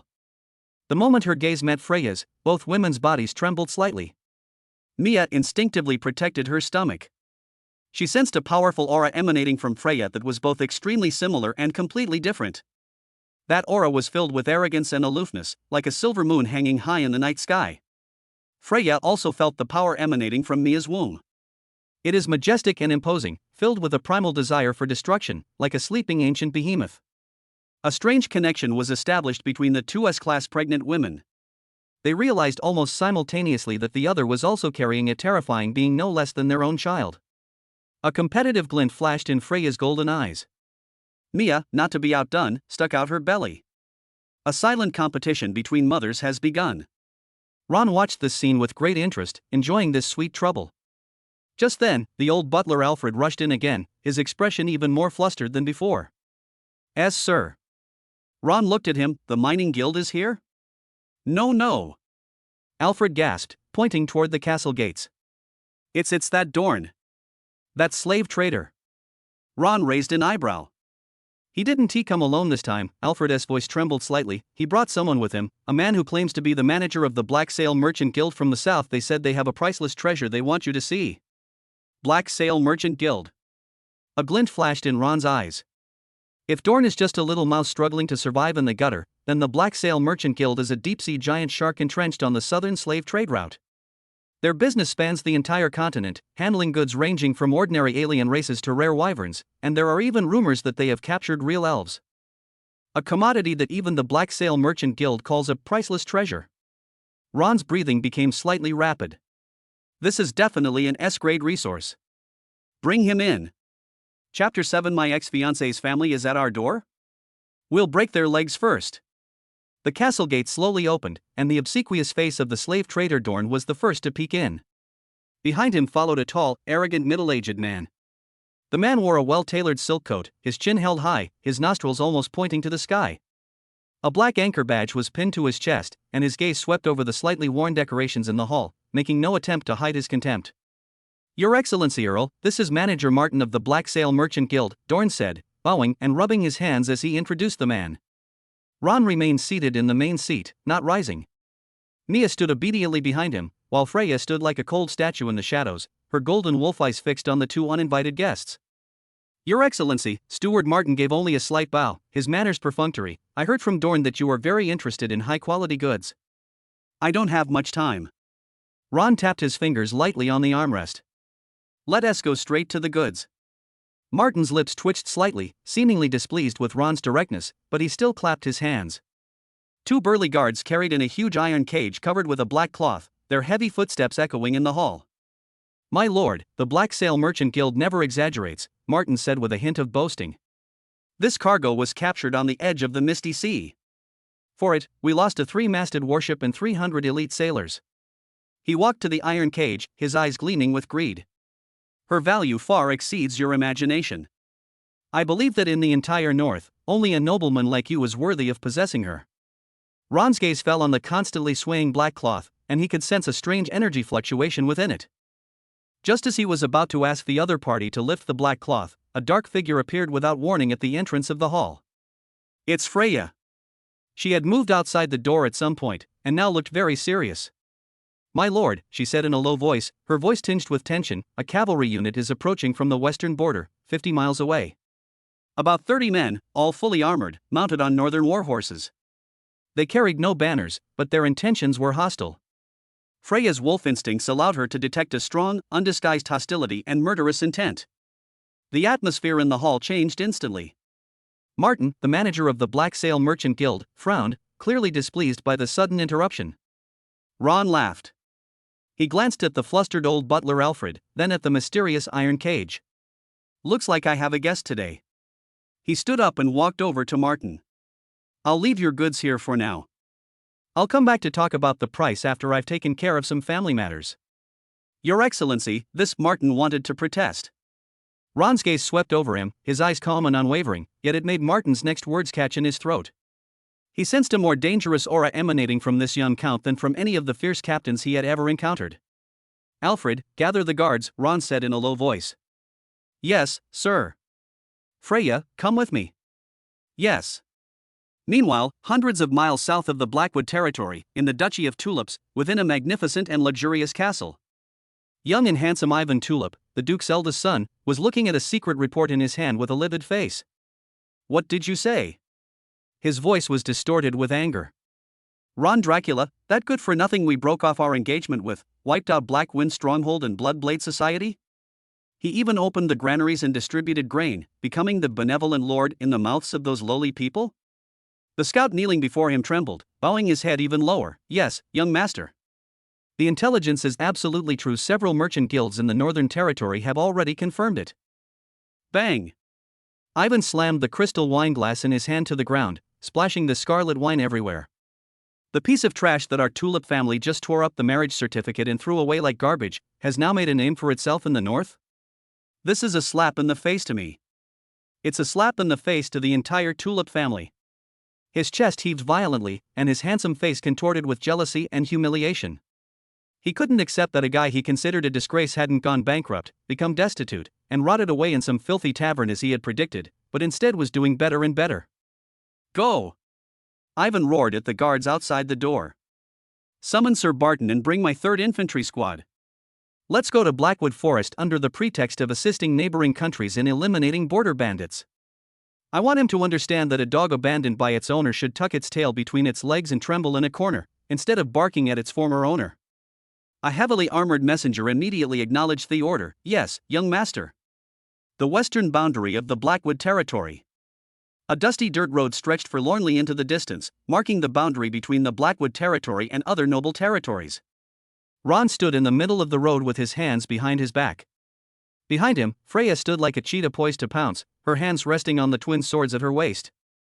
Further back were the 4 former thugs who had just donned standard leather armor and become castle guards. Each of them gripped a spear, their palms sweaty, their legs trembling uncontrollably. Not long after, a black line appeared on the horizon. The black line expanded rapidly, and the thunderous sound of horses' hooves grew louder as it approached, like rolling thunder. 30 knights, all clad in standard black plate armor, rode tall and powerful northern warhorses. They moved in neat formation, exuding an aura of menace. They were clearly battle-hardened elites. The leading knight, whose helmet was adorned with a tuft of bright red feathers, had an expression full of arrogance and disdain. He was the knight Patton that Ivan had mentioned, a genuine, official knight. The cavalry stopped 10 paces away from Ron and his men, kicking up clouds of dust. Barton looked down at Ron's shabby guards, his gaze lingering on the 4 thugs for a moment, a sneer playing on his lips. You're Ron Dracula? Barton's voice boomed, with a condescending tone. We are the knights under Duke Tulip, sent by young Master Ivan to wipe out the bandits who have been roaming this area. I heard you've recently taken down a few mountain strongholds? Not bad, you've made some progress. He pointed at Ron with his riding crop, his posture extremely arrogant. Now, hand over half of all the spoils you seized from the bandits as military expenses for this expedition. Then kneel down and offer your loyalty to the great Tulip family, and this matter will be over. The 4 guards behind him turned pale. This is not assisting in the suppression of bandits, it is clearly blatant robbery. Ron didn't look at him. Instead, he turned his head and asked Freya beside him. How much is he worth? Freya's golden eyes sized up the arrogant knight Barton, and she coldly announced the figures. The armor is dwarven forged steel plate armor, worth at least 1,000 gold coins. The warhorse is a purebred Northland horse, worth 800 gold coins. That knight's lance is worth 500 gold coins. In total, it's about 3,000 gold coins. Ron shook his head. Too little. He turned his head, finally looking directly at Barton, and calmly added a sentence. Then, let's include his head as well. What did you say? Barton erupted in fury. He had never been so humiliated by a fallen nobleman. You're courting death. He spurred his horse and laid his lance flat. Charge. The heavy warhorse let out a neigh, its hooves pawing the ground, and charged straight toward Ron with immense force. A full force charge by a knight is as powerful as a small siege beast.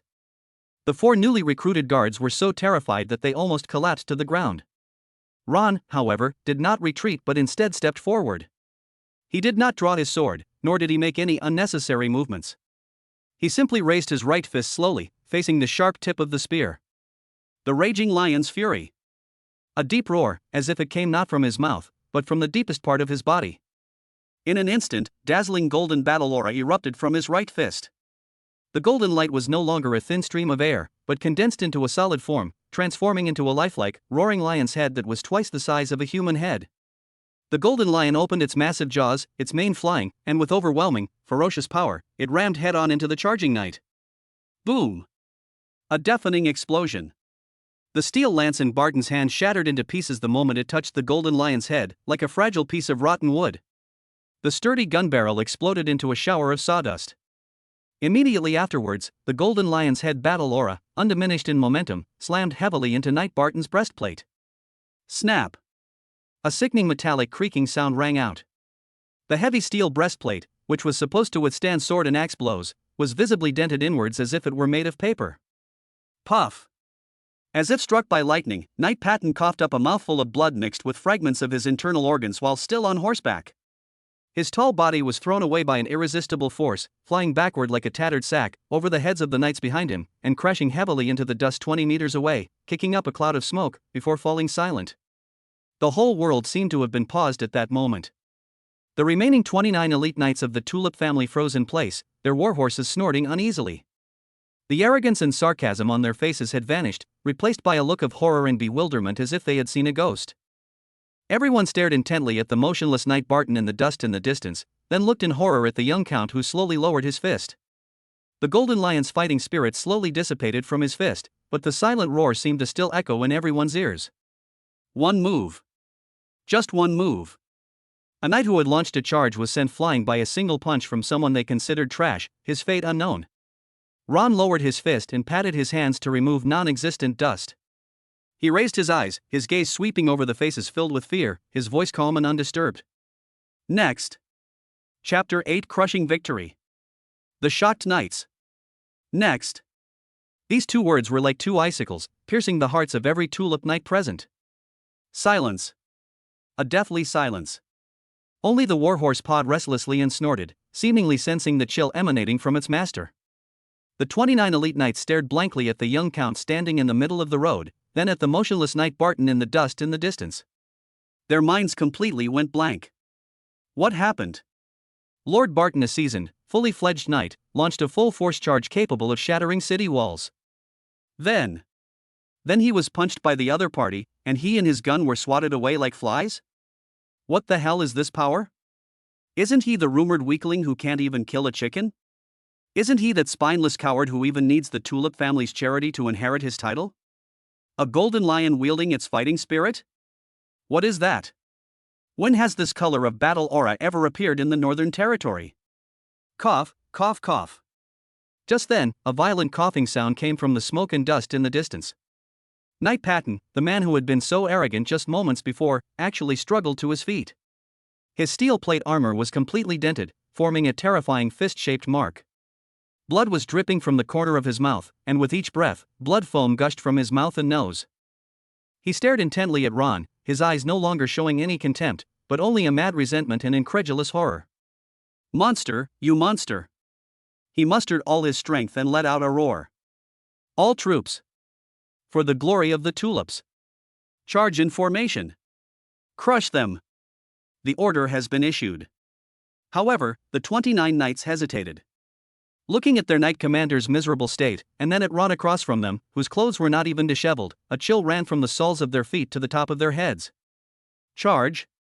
What can we use to fight this battle? Our own lives? You cowards! Anyone who dares to back down, I will sentence him to death in the name of the knights. Barton roared like a madman. Faced with the harsh military law and the fear of the unknown, the knights ultimately chose to obey orders. They raised their spears again, spurred their horses, formed a cone-shaped charge, and began to slowly accelerate. The earth shook again. Grown-ups!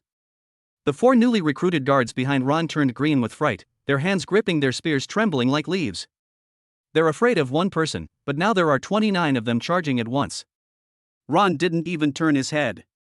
He didn't even use that earth-shattering golden lion head move again, he simply took a standard-issue longsword from a guard beside him. Watch closely. He whispered something to Freya beside him. There are many ways to kill. Sometimes, living is more painful than dying. Before he finished speaking, he moved. Faced with the cavalry formation that resembled an iron torrent, he not only did not retreat, but instead charged forward. His speed wasn't particularly fast, at least in Freya's eyes, it was far from reaching the level of her full power. However, every movement he made was as precise as if it had been measured with a ruler. Just as the first warhorse was about to collide with him, he shifted to the side and, with an incredible angle, lightly flicked his longsword. Puff! The sword tip pierced precisely into the joint of the warhorse's foreleg. The charging warhorse let out a mournful cry, its forelegs buckled, and its massive body lost its balance, tumbling and crashing to the ground, throwing the rider off its back as well. Ron kept moving, his body flitting through the gaps in the charging cavalry like a butterfly flitting among flowers. His sword, once drawn, inevitably leaves a trail of blood. But his attacks were never aimed at the knight's vital points. Whether it's the wrist, the ankle, or the leg joint of a warhorse. Clang! He slammed the hilt of his sword heavily into the side of a knight's helmet, the force of which knocked the knight unconscious and caused him to fall off his horse. Sizzle! With a backhand slash, he sliced through the arm of another knight holding his spear. The knight screamed in agony and could no longer grip his weapon. In just a dozen breaths, he had already disrupted the entire charging formation into chaos. Knights and warhorses fell one after another, neighing in despair, and the scene was chaotic. Ron, however, strolled leisurely as if he were taking a walk in his own backyard, without even a speck of dust on his clothes. The remaining knights completely collapsed. This is not a fight at all. This is a cruel joke. This is one-sided abuse. This man, like a madman wielding a scalpel, precisely dismembered their fighting abilities and stripped them of their dignity as knights. Just as their morale was wavering and they were about to turn their horses around and flee, a black shadow, swifter than the night, joined the battle. It's Freya. She wasn't gentle like Ron, her attacks were deadly. Ah! A knight felt a chill on his neck, and before he could even see what it was, he found himself spinning, finally seeing his own headless corpse spitting blood. Freya crouched low, using all four limbs, moving like a ghost in the chaotic battlefield.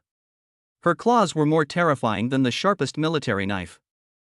With a light scratch, a deep scratch can be left on the steel plate armor.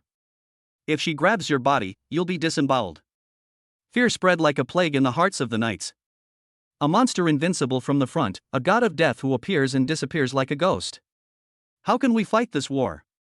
A war! Just then, a roar that seemed to come from the primordial wilderness came without warning from the direction of Blackwood Castle. The roar wasn't particularly loud, but the domineering, tyrannical, and destructive pressure it contained was like an invisible hammer, slamming into the depths of every living being's soul. Hercules.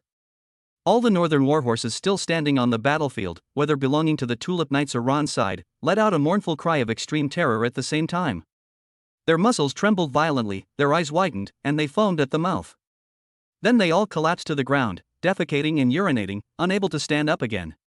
This oppressive aura emanating from the very core of their bloodline is, for the warhorse with its demonic beast bloodline, a divine judgment. In the castle courtyard, Mia was stroking her belly, looking curiously at the little one inside who had just turned over. She had no idea that her child's unconscious yawn had rendered all the cavalry on the battlefield useless. This sudden turn of events became the final straw that broke the camel's back. All the knights were thrown from their limp horses, staring in horror at the direction of the castle, completely bewildered by what had happened. Kill! Ron's four guards, who had been dumbfounded, finally came to their senses. Seeing those big shots who were dazed and confused, their horses and spirits broken, their courage instantly surged. As one side gained and the other lost, fear transformed into a fanatical fighting spirit. For the Earl! Someone shouted, and four men, yelling and brandishing their spears, charged forward, stabbing the knights who hadn't yet gotten up. The battle turned into a one-sided massacre. No, it wasn't even a massacre, it was more like beating a drowning dog. Soon, apart from a few unlucky ones who were killed on the spot by Freya, the remaining 20-odd knights were all disarmed, kneeling on the ground with bruises and swelling, trembling. Ron slowly walked up to the knight Barton who was struggling to get up. He raised his foot and stomped on Patton's face, which was contorted with humiliation and pain, grinding it hard. He lowered his head and asked calmly, "Who gave you the audacity to trespass on my territory?" Barton forced out a few words through gritted teeth. You dare to humiliate the Tulip family. His Excellency the Duke will not let you get away with this." "Yeah?" Ron smiled. He neither killed Patton nor the prisoners. Stripped them naked. He issued an order that stunned everyone. "Sir," a guard asked uncertainly. "I said, strip them of everything of value, their armor, weapons, boots, everything. Then, get them out of here." The guards were stunned for a moment, then their faces lit up with excitement and relief. Is there any humiliation more severe than this? Let these high and mighty knights walk back to Tulip territory naked? Soon, after a series of howls and wails, more than 20 pale bodies stumbled and staggered back the way they came in the bleak autumn wind of the Blackwood forest. Ron looked at the mountain of spoils in front of him. 30 sets of steel plate armor forged by dwarves, 30 knights' lances and long swords, and those northern warhorses that, though temporarily paralyzed, were of excellent bloodline. Each and every one of these items is a valuable piece of military equipment. He turned to the guards who were still excitedly counting their spoils and said, "Alfred should already be on his way. Tell him to take all of the first military funds we received back to the castle. The guards of Blackwood Castle need a change of uniform." Chapter 9: The Tulip's Shame. The North is watching with amusement. By the time the old butler Alfred arrived, the battle was already over. He was panting heavily, supporting his knees, when he witnessed a scene he would never forget. Beside the dirt road to the west, piles of fine steel plate armor, knights' lances, and standard long swords, as high as small mountains, gleamed with an expensive light in the setting sun. 30 fine-bred northern warhorses lay sprawled on the ground, foaming at the mouth, their eyes glazed over, as if their souls had been ripped away. In the distance, more than 20 white buttocks were crying and screaming as they fled desperately toward Tulip Town in the bleak autumn wind.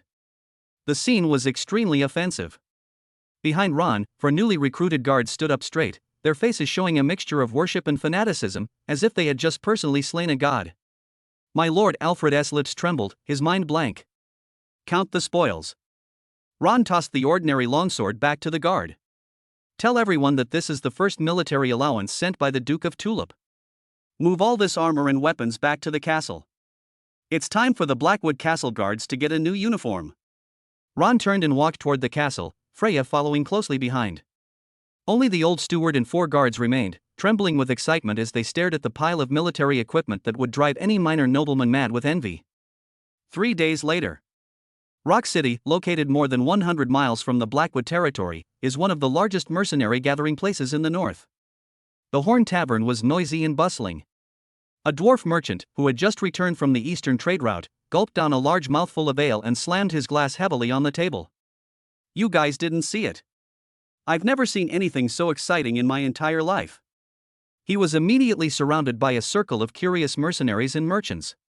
"Old Sam, tell me quickly, what happened to those arrogant knights from the Tulip family? I heard they went to Blackwood to assist in bandit suppression, but when they came back, they weren't even left with their underwear." A one-eyed mercenary grinned and asked, which drew a burst of laughter. "Assist in suppressing bandits? Bullshit," the dwarf merchant spat, "they went to rob. And they kicked a hornet's nest. Let me tell you, Count Dracula of Blackwood is not the useless guy the rumors say. He's a monster." He lowered his voice, his face still showing lingering fear. 30 elite knights of the Tulip family, led by full-fledged knights, charged. And what happened? They got punched by the Earl. Just one punch. The dwarf merchant extended a short, stubby finger. Golden battle aura. Like a lion. It blasted that knight commander named Barton away. His armor was crushed. The rest were all taken down like chopping vegetables.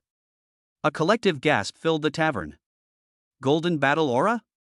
Are you drunk, old Sam? Aren't battle auras all just those red, yellow, blue, and white ones? I'm not lying to you, I'm a son of a bitch, the dwarf merchant exclaimed. Not only did I see it, but several caravans saw it too. The most amazing thing is that Count Dracula didn't kill them. He stripped those knights naked. Armor, weapons, horses, even boots. He left them naked all the way back to Tulip territory from Blackwood Forest. Puff. Ha ha ha ha. The entire tavern erupted in thunderous laughter. Some people slammed their fists on the table, while others laughed until tears streamed down their faces. My God! Make the Tulip Knights run naked? Count Dracula is a ruthless man. This is worse than killing them. He's not just ruthless, he's a devil. The Tulip family has truly lost face throughout the entire northern territory. Blackwood Forest Dracula, how come I've never heard of this person before? Now you've heard. Remember this name, Ron Dracula. The Golden Lion Earl, that's the new nickname they've given him. From now on, when you do business in Blackwood, you better show him some respect. Rumors, like birds with wings, spread at an astonishing speed to every corner of the north. The old title of Waste Count has been completely replaced by the new title of Golden Lion Count, which is full of power and domineering presence. People's impression of Ron Dracula has completely changed from that of a down-on-his-luck nobleman who had to rely on marriage alliances to survive, to a powerful lord with unfathomable strength, eccentric and domineering behavior, but who was exceptionally generous to his subjects. The changes in the Blackwood territory are visible to the naked eye. The only dirt road that used to lead to the outside world is now seeing new faces every day.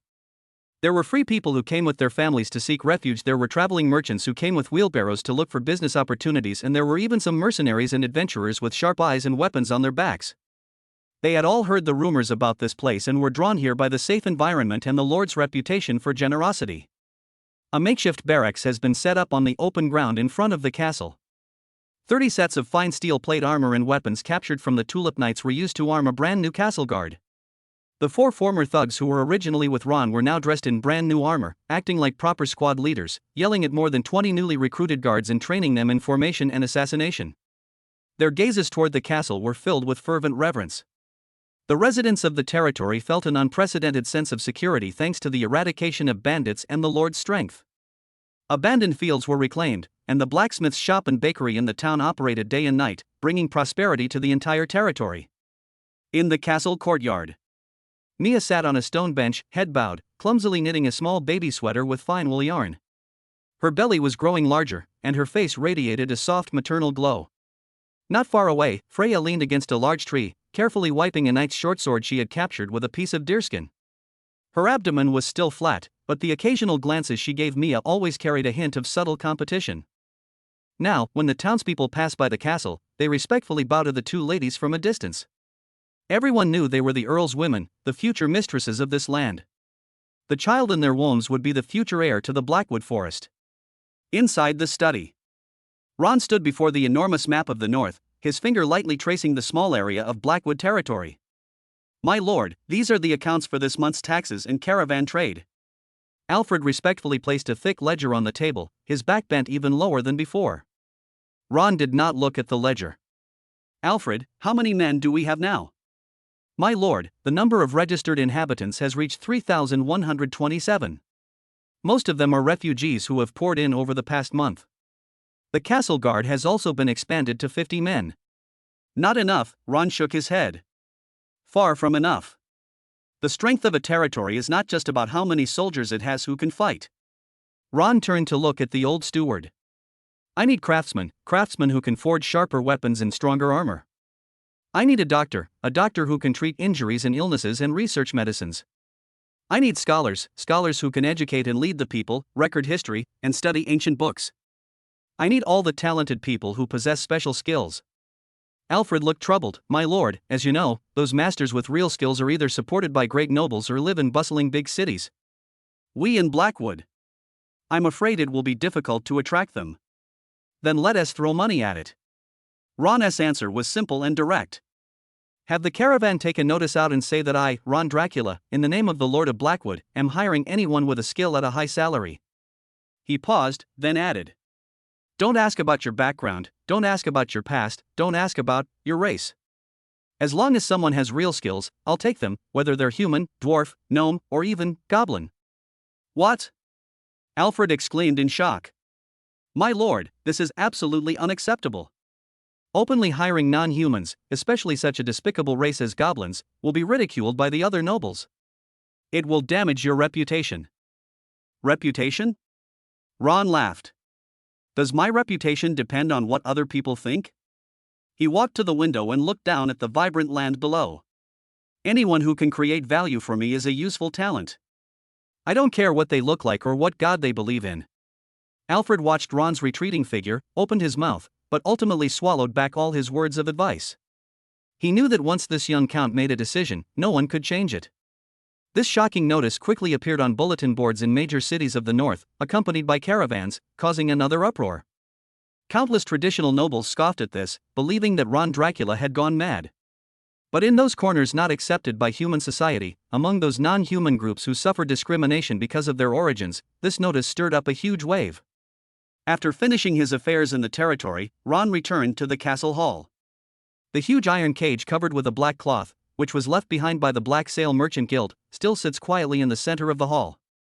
These past few days he's been busy dealing with the affairs of the Tulip Knights and the development of the territory, and has almost forgotten about this priceless treasure. He walked up to the cage and was just about to reach out and lift the black cloth. Clang! A dull thud suddenly came from inside the iron cage. Immediately afterwards, clang!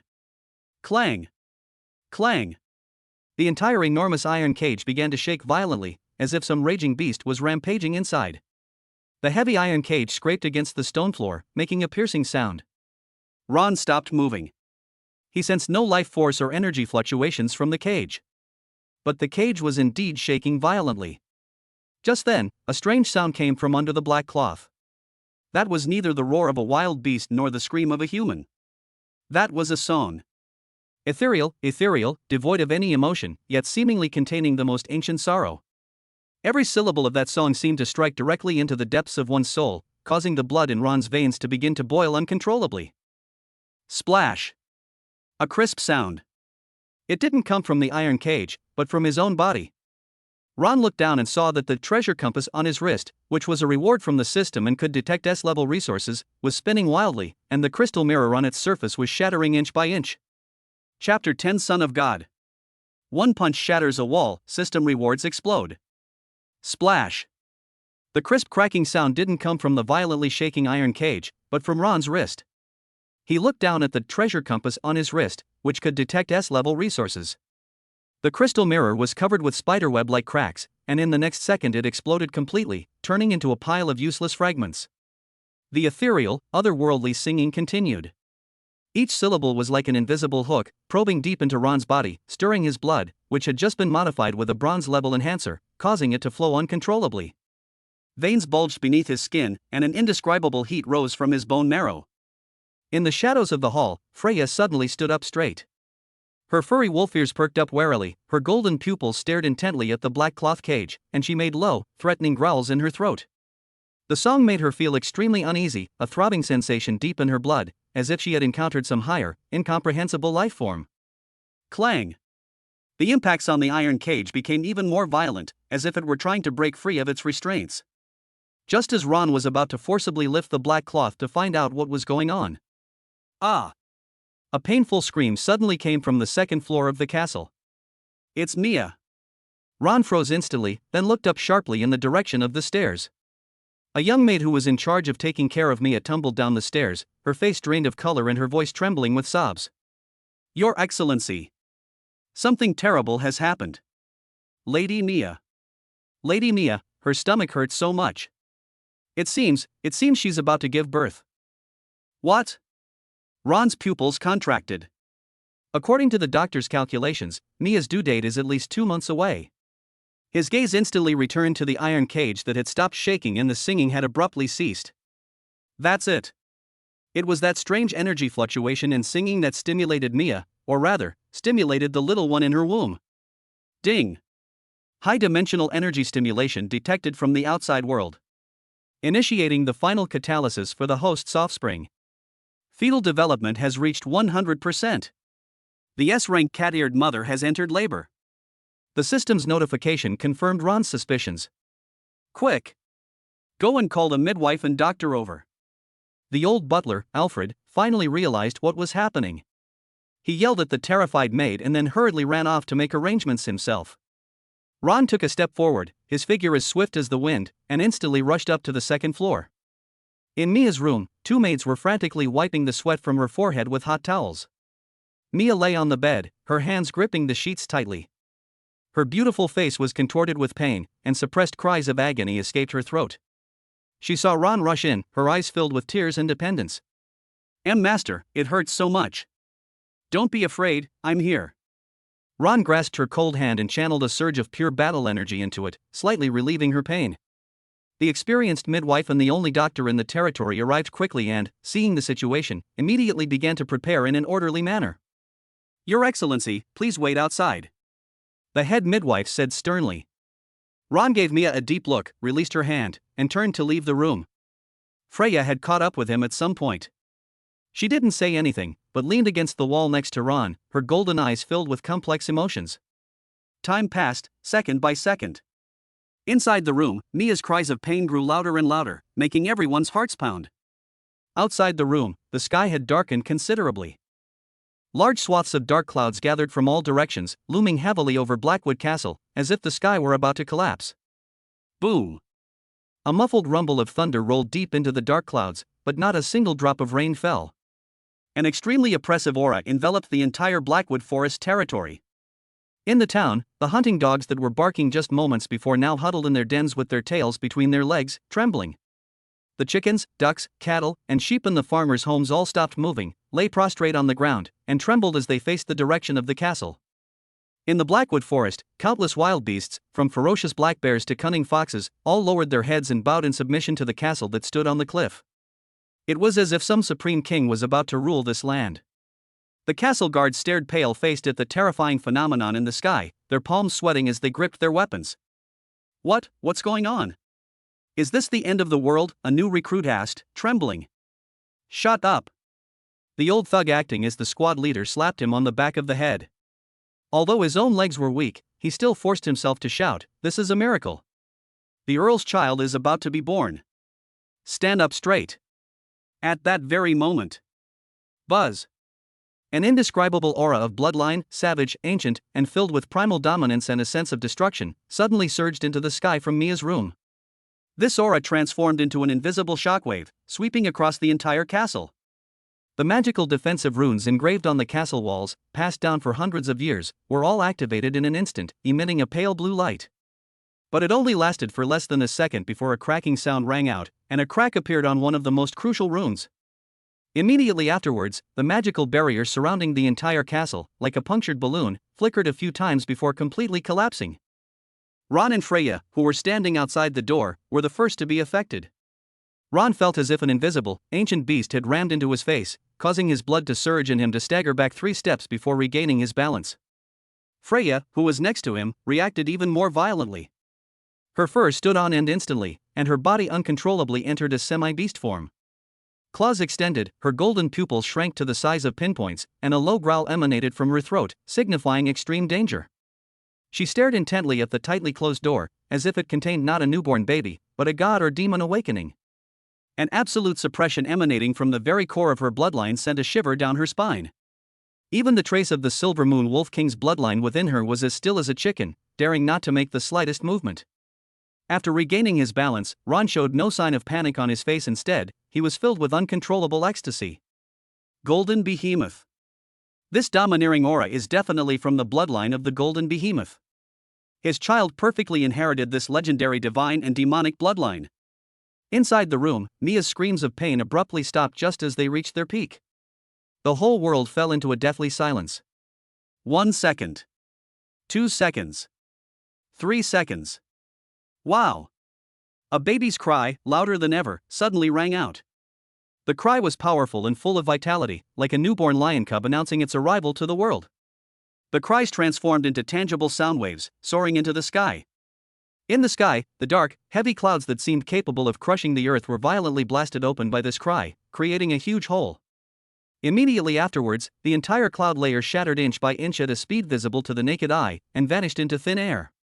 A ray of golden sunlight pierced through the clouds and fell precisely on the spire of Blackwood Castle. Then, a golden light poured down, enveloping the entire castle, and from a distance, it looked like a divine miracle. At this moment, all the creatures that had been crawling within the territory raised their heads, bathed in the golden sunlight, and the oppressive force that had weighed on their souls vanished. Squeak! The door to the room opened. The lead midwife was deathly pale, trembling like a leaf in the autumn wind. She held an infant wrapped in fine velvet in her arms as if she were holding a volcano that might erupt at any moment. She staggered to Ron, her lips trembling, unable to utter a single word. Ron's gaze was entirely focused on the baby.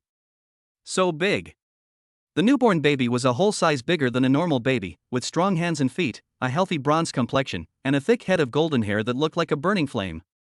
Ron reached out his hands and carefully took his eldest son. Upon handling it, it was surprisingly heavy. The baby in his arms seemed to sense his father's presence, stopped crying, waved his chubby little fists, and tried hard to open his tightly closed eyes. The midwife reached out her hand, trembling, to help the count, but due to exhaustion, she swayed and bumped into the wall behind Ron. Ron shifted his body slightly to avoid her. In that instant, the baby in his arms, with its waving little fist, unconsciously brushed against the stone wall beside him, gently touching it. Click! A soft sound. Everyone present, including Freya, could clearly see a small, clear fist print left on the hard, obsidian-built castle wall. The midwife's eyelids rolled back, and she fainted from fright. The remaining maids covered their mouths tightly, not daring to make a sound. Ron looked down at the fist mark on the wall, then at his son in his arms who was still smacking his lips, and felt completely numb. That's fucking like a humanoid Gundam. At that moment, a series of rapidly refreshing system light screens exploded in front of him. Congratulations, host. Your firstborn son has been born. Mother, cat-eared clan S rank. Bloodline origin, golden behemoth mythical level. Offspring's overall talent rating, SSS level. Milestone achievement triggered, firstborn son birth. Achievement reward, huge attribute bonus. Constitution plus 100. Strength plus 100. Spirit plus 50. You've been granted one chance to draw a talent. Boom. A warm current, more powerful and vast than ever before, instantly swept through Ron's entire body. A series of popping sounds, like popping beans, emanated from inside his body. His bones, muscles, and meridians underwent a tremendous transformation under the impact of this force. 100 points in Constitution. 100 points in Strength. This is no longer a simple enhancement, but a leap in the level of life.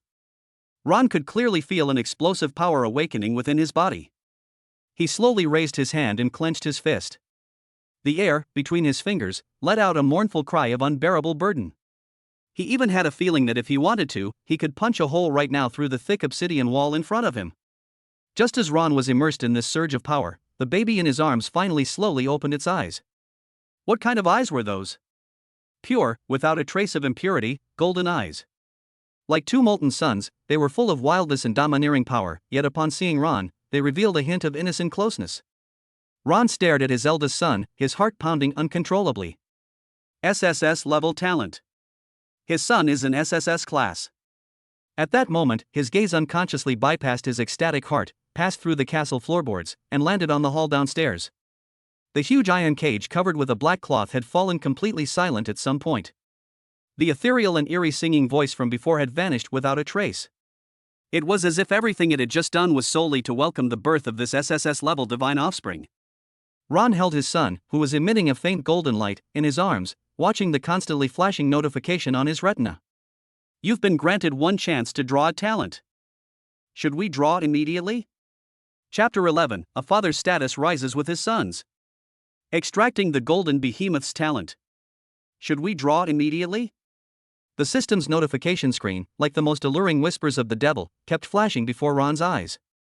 But he did not respond immediately. An unprecedented, immense power was surging wildly within him. Crackling and popping. A series of rapid, popping sounds, like popping beans, emanated from deep within Ron's limbs and bones. Every bone, every muscle, every meridian was undergoing a radical reshaping and transformation under the warm current of the massive attribute feedback. Constitution plus 100. Strength plus 100. This is not a simple enhancement at all, but a savage leap in the level of life. Ron could clearly feel that his bone density was increasing at an alarming rate, becoming several times harder than before.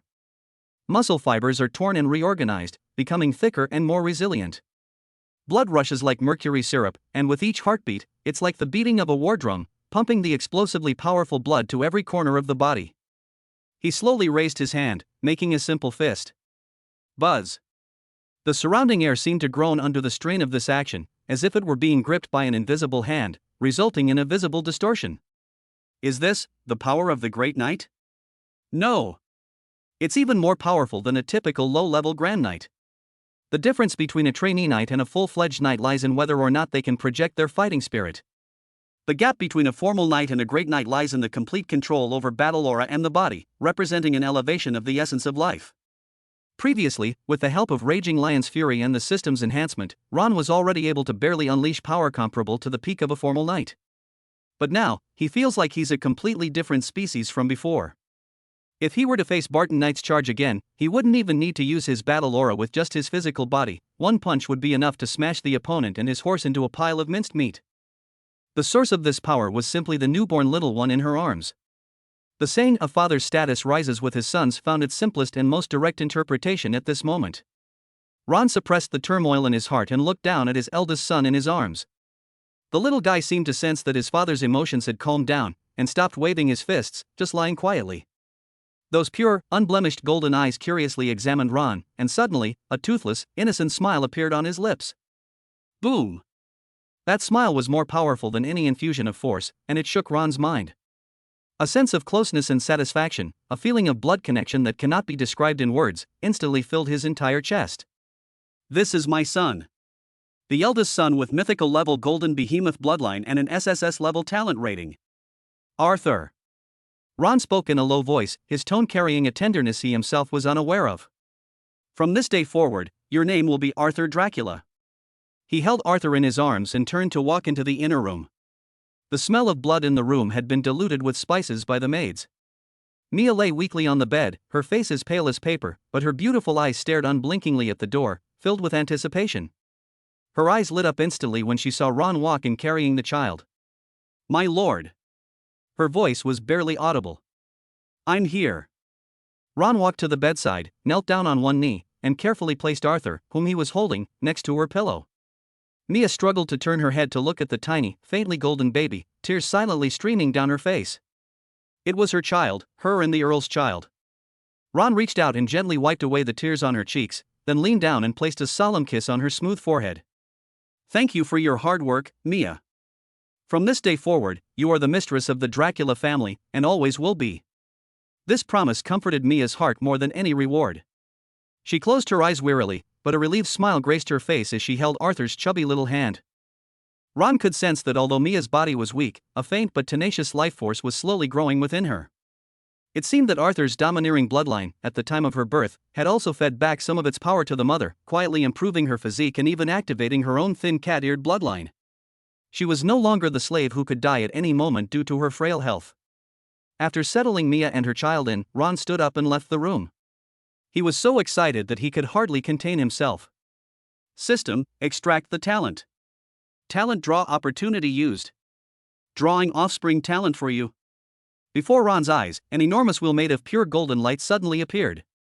The roulette wheel is divided into countless slots, but most of them are gray, indicating that they are not unlocked or cannot be drawn.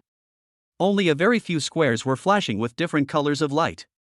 Among them, one grid radiating dazzling golden light was the most eye-catching, with the 4 large characters Golden Behemoth prominently displayed on it.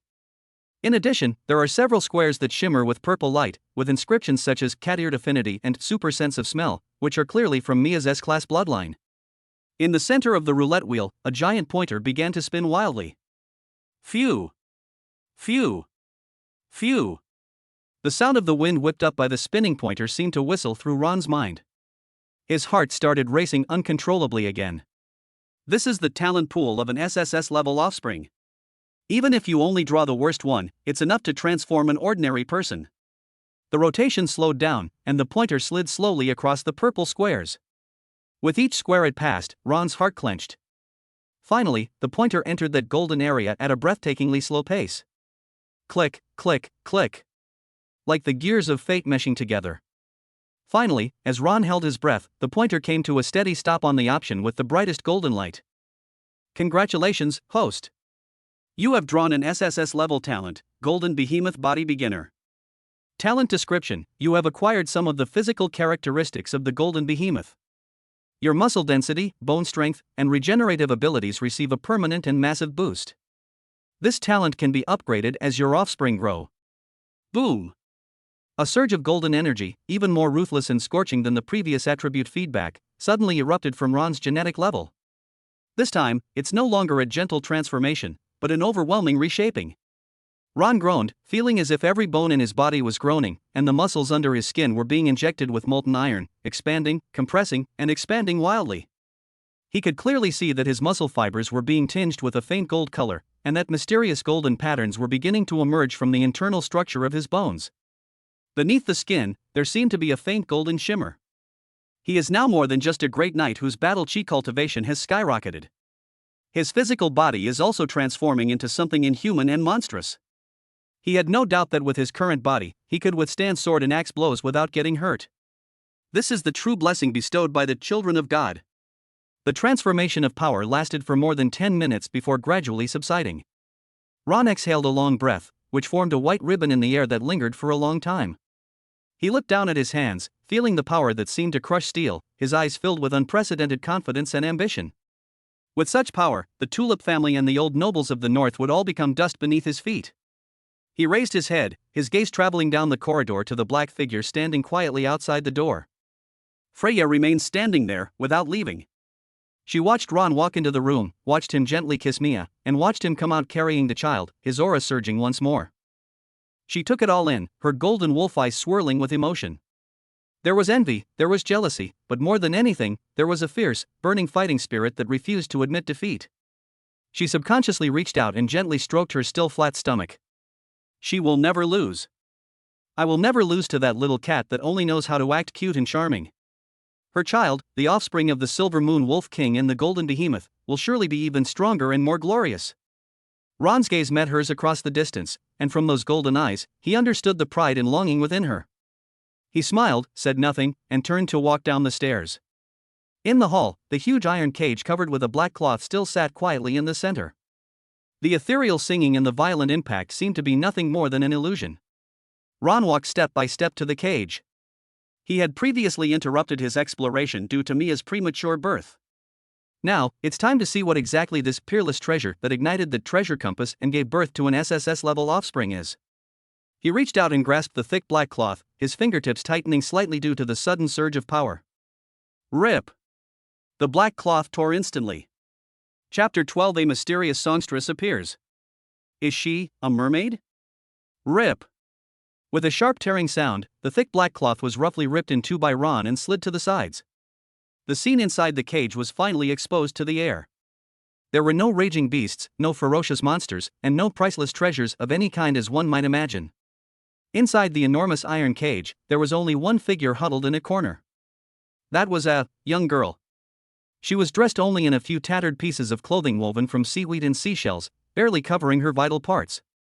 Her long, dark green, seaweed-like hair was wet and draped over her shoulders and back, almost reaching the ground, obscuring most of her face. The exposed skin had an almost sickly pallor that seemed to glow in the dimly lit hall. What's most striking is her lower body. Those are not human legs. From the waist down, there was a huge fishtail covered with fine, shimmering blue scales. The tail fin, like the most beautiful silk, lay limply on the cold iron cage floor. Mermaids? Ron's pupils contracted slightly. This legendary creature, which only exists in the epic poems of bards and ancient nautical charts, actually exists, and is being imprisoned right before my eyes. He instantly understood why Martin, the manager of the Black Sail Merchant Guild, was so confident, calling it a peerless treasure. For the nobles of the continent, a living mermaid was worth more than a gold mine.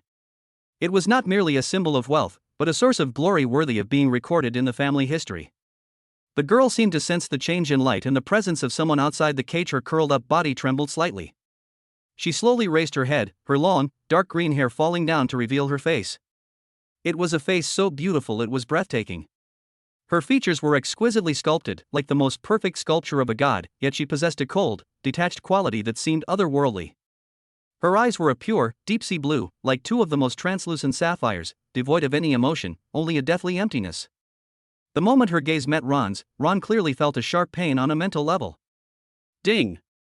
Target detected. Conducting a mental probe on the host. Warning! Target's mental strength is extremely high. The passive effect of the talent Golden Behemoth Body has been triggered, increasing the strength of the host's mental barrier. Successfully resisted mental probing. Ron felt a chill run down his spine. This seemingly frail mermaid girl possesses such powerful spiritual strength. No wonder her ethereal singing voice could directly affect Mia and Arthur in her womb. The mermaid girl seemed not to have expected her probe to be blocked. For the first time, a barely perceptible ripple appeared in her empty blue eyes. She looked at Ron, her lips moving slightly as if she wanted to say something, but in the end she just lowered her head again, buried her face in her arms, and resumed her aloof posture. Grown-ups. Freya had somehow appeared behind Ron, her voice carrying a hint of seriousness. This creature is very dangerous. Freya's intuition told her that she couldn't sense any fighting spirit fluctuations or physical threat from this mermaid girl. But the invisible pressure emanating from the depths of her soul was even stronger than facing a dragon. Ron did not turn around. He walked slowly around the iron cage, observing it carefully. The cage's iron bars were covered with deep impact marks and scratches, some even twisted and deformed. One can imagine the fierce resistance this mermaid put up in the early stages of its capture. Alfred, Ron suddenly spoke. Yes, sir. The old butler, who had been hiding in the distance, only dared to cautiously approach now. Go find the best locksmith in the castle and open this cage. Ha! Alfred was stunned. My lord, this is too dangerous. The Black Sail Merchant Guild said that she can use her songs to bewitch people and tear apart any creature that gets close. Then plug the locksmith's ears, Ron said firmly. Also, clean up that cistern behind the castle and fill it with fresh water. Yes, yes. I'll take care of it right away. Alfred dared not ask any more questions and scrambled off to carry out the order. Soon, an elderly locksmith with gray hair was brought in, trembling, under the protection of 2 guards. His ears were stuffed with thick cotton, and his face was filled with fear. Under Ron's watchful eye, the old locksmith shakily took out his tools and fiddled with the huge brass lock for a long time. Click! With a soft click, the lock opened. The guards immediately pulled the distraught old locksmith back to a safe distance. The entire hall fell silent once again. All eyes were focused on the huge iron cage. The girl in the cage remained curled up, seemingly oblivious to everything around her. Ron waved his hand, signaling everyone to step back. In the vast hall, only he, Freya, and the mermaid in the cage remained. He reached out and slowly, without making a sound, pulled open the heavy iron cage door. Squeak! The sound of metal scraping against metal was particularly jarring in the silent hall. The mermaid girl's body trembled again. Ron stood outside the cage door, neither going in nor speaking, but simply watching her quietly. Time passed by, second by second. 1 minute. 5 minutes. 10 minutes. The girl in the cage finally made a new move. She slowly raised her head, her deep blue eyes looking at Ron again. This time, it was no longer empty, but filled with vigilance and scrutiny. She seemed to be confirming whether the man before her was truly different from those other greedy and brutal humans. Ron remained motionless, his gaze calm and devoid of any aggression. Finally, the mermaid girl moved. She supported her body with her arms, her huge fishtail struggling to drag itself along the ground, inching closer and closer to the cage door. Her movements were slow and labored.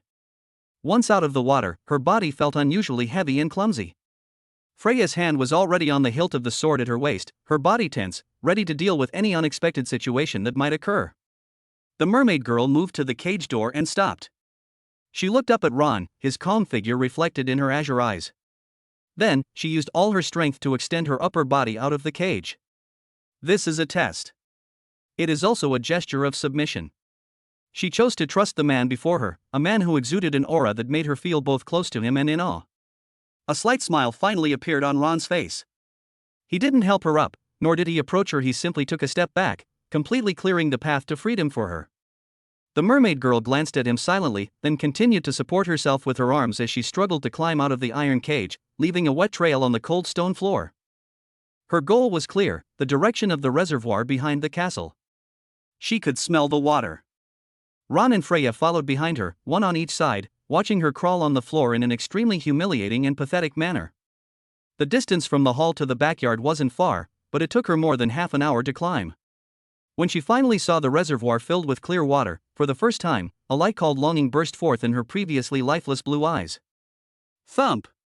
With her last ounce of strength, she flipped herself over and leaped into the water. Water splashed everywhere. The mermaid who enters the water is completely different from the one on land.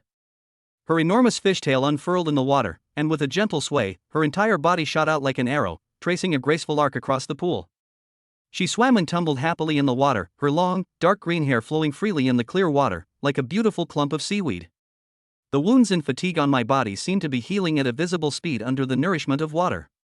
Ron and Freya stood by the pool, watching this scene quietly. After a long while, the mermaid girl finally stopped. She surfaced, revealing only her head and smooth shoulders. Water droplets slid down her delicate cheeks. She looked at Ron, and her blue eyes were no longer empty and wary, but held a complex emotion. What do you want? A clear, slightly hoarse voice rang out directly in Ron's mind. It is a spiritual transmission. I saved you, Ron replied calmly. In return, you must serve me. Service? The mermaid girl's eyes instantly turned cold again. Like those humans, treating me like a pet, or using me to satisfy your filthy desires? No, Ron shook his head. I want your singing.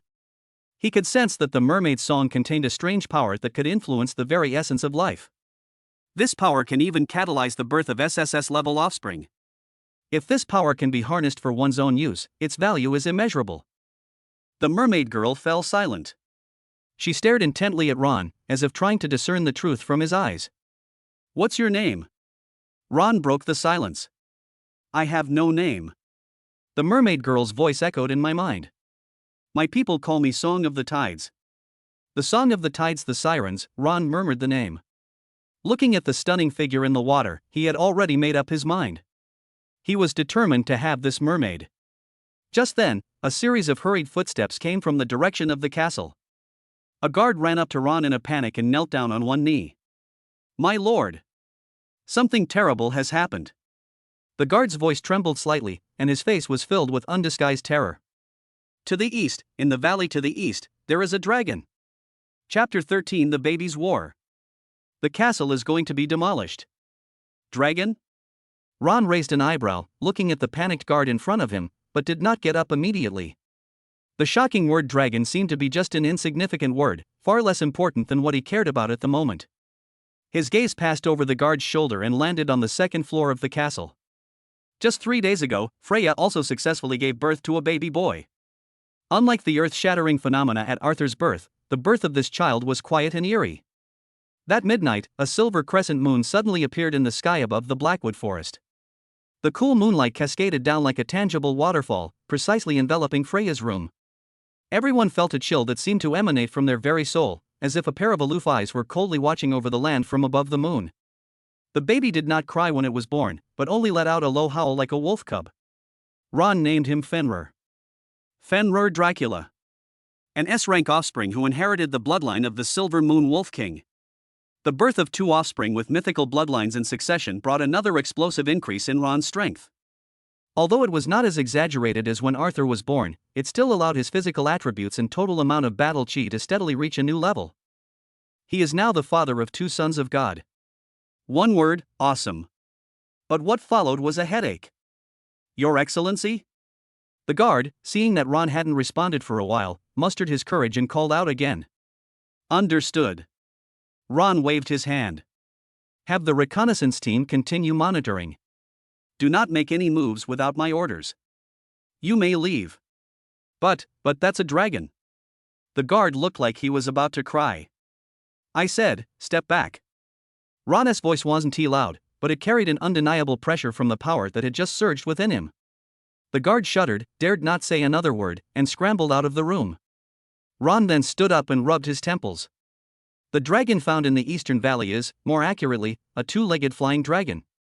Although it has the word dragon in its name, compared to a real dragon, it's like comparing a wild dog to a lion. It was troublesome, but not enough to throw him off balance. Right now, the trouble inside the castle is far more troublesome than a 2-legged dragon. He walked up to the second floor of the castle, to the nursery that had been specially set up. Before I even reached the door, I could hear several maids inside whispering in suppressed, tearful voices. "Oh my God, young Master Arthur has broken the bottle again, this is the 5th one." "That's nothing." Young Master Fenrir just yawned, and I felt like my hair was about to be blown away. I don't dare to change their diapers. Young Master Arthur's legs are too strong. Last time he kicked me, he almost broke my ribs. Young Master Fenrir is even scarier. He glares at me with his eyes. I feel like I'm being stared at by a wolf king, and my legs go weak. The door to the nursery was pushed open. Inside the room, 7 or 8 experienced maids and midwives, their faces pale as if they were being led to an execution, surrounded a huge, specially made bed made of sturdy oak and reinforced with iron. On the bed, 2 babies, only a few days old, lay side by side. Calling them babies is a bit of an exaggeration. Arthur and Fenrir grew at an astonishing rate. In just a few days, they had grown to the size of ordinary babies who were 2 or 3 months old. Their hands and feet were strong and powerful, and they could already sit up on their own, supporting themselves on the bed. At this moment, the 2 little monsters are curiously sizing each other up. Arthur had brilliant blonde hair and a healthy bronze complexion. He inherited the features of the golden behemoth, and was noticeably larger than Fenrir, resembling a small ball of flesh. Fenrir, on the other hand, has short, silver-white hair, fair skin, and a more slender figure. He has the same golden wolf eyes as Freya, full of liveliness and cunning. Ah! Arthur seemed to find the little silver-haired boy in front of him amusing and launched the first attack. He waved his chubby little fists and slammed them at Fenrir without any strategy. This punch, which clearly contained no fighting spirit, still produced a distinct whooshing sound. The maid next to her screamed in fright and almost collapsed to the ground. However, Fenrir reacted even faster. Just as Arthur's fist was about to smash into his face, his body rolled to the side with an agility completely contrary to the norm for infants, easily dodging the punch like a small ball. Ha! Fenrir tilted his head, seemingly puzzled by Arthur's slow motion. Ah! Ah! Arthur seemed a little angry at missing his first attack. He used both hands and feet to get up from the bed and pounced on Fenrir like a little bear. Fenrir, relying on his agility, rolled and dodged on the huge bed, making Arthur scream. What appeared to be a terrifying disaster to onlookers was the playful antics of the two little ones. Buzz. Suddenly, a domineering and tyrannical aura of bloodline emanated uncontrollably from Arthur's small body. That was the oppressive aura of the golden behemoth. The air in the nursery instantly became heavy, as if it were filled with mercury. The maids felt a tightness in their chests, as if a mountain was pressing down on them. Their legs went weak, and several of them knelt on the ground, panting heavily. At that very moment, wah! Another aura of aloofness and coldness surged from Fenrir in response. That is the pride of the Silver Moon Wolf King. Two completely different, yet equally powerful, mythical bloodline pressures, both standing at the top of the food chain, collided violently in the small nursery. There was no sound, no light or shadow. But all the furniture in the room, tables, chairs, cabinets, candlesticks, groaned under the weight of this invisible collision. What's going on? My child! Two exclamations rang out simultaneously outside the door, and Mia and Freya rushed in almost at the same time. As soon as they entered, they saw this bizarre scene in the nursery. The maids lay sprawled on the ground, their faces deathly pale. On the bed, their sons, like two young beasts fighting for territory, faced each other, emanating an aura that made their very blood tremble. Arthur! Mia exclaimed, instinctively wanting to rush over. Don't move! Freya grabbed her arm, her golden eyes gleaming with excitement and fighting spirit. Let them deal with it themselves. Mia's bloodline told her that her child was facing provocation, which worried her. Freya's Wolf King bloodline gave her a deep sense of pride in this kind of struggle. Look how agile Fenrir is. Freya couldn't help but smile. That silly little bear Arthur can't even touch him. Nonsense! Mia retorted immediately, her maternal instincts making her instantly forget her fear of Freya. Our Arthur just hasn't gotten serious yet. He is strong. Two women who had just become mothers stood to one side like two cheerleaders cheering for their children, exchanging intense glances. The battle on the bed reached its climax. Arthur seemed to have finally been provoked by Fenrir's evasiveness. Wow! He roared, no longer using his fists, but lunging forward, spreading his arms, and grabbing Fenrir's rolling ankle with precision. Success! A smug expression appeared on Arthur's little face. He grabbed Fenrir's foot and pulled it up with all his might, as if he wanted to pull the slippery guy up like a radish. However, Fenrir is not to be underestimated. Instead of panicking after his ankle was grabbed, he used the force of being lifted to twist his waist and nimbly flip his body over, opening his small mouth to reveal his newly emerging baby teeth. Oh whoa! With one precise bite, it landed on Arthur's fleshy, lotus root-like arm. Dead silence. The entire room fell into a deathly silence instantly. Freya's smug expression froze. Mia's mouth opened into an O shape. All the maids stopped breathing. Arthur looked down at the small, pendant-like silver-haired head on his arm, blinked his pure gold eyes, and seemed not to realize what had happened. 1 second. 2 seconds. Wow! A baby's cry, loud enough to lift the roof off, suddenly rang out. The cries were filled with grievance, shock, and disbelief that I'm so awesome, how could I have been bitten? The cries transformed into tangible sonic shockwaves. Splash! The window of the nursery, made of heavy crystal glass, shattered with the sound of the cry, breaking into pieces on the floor.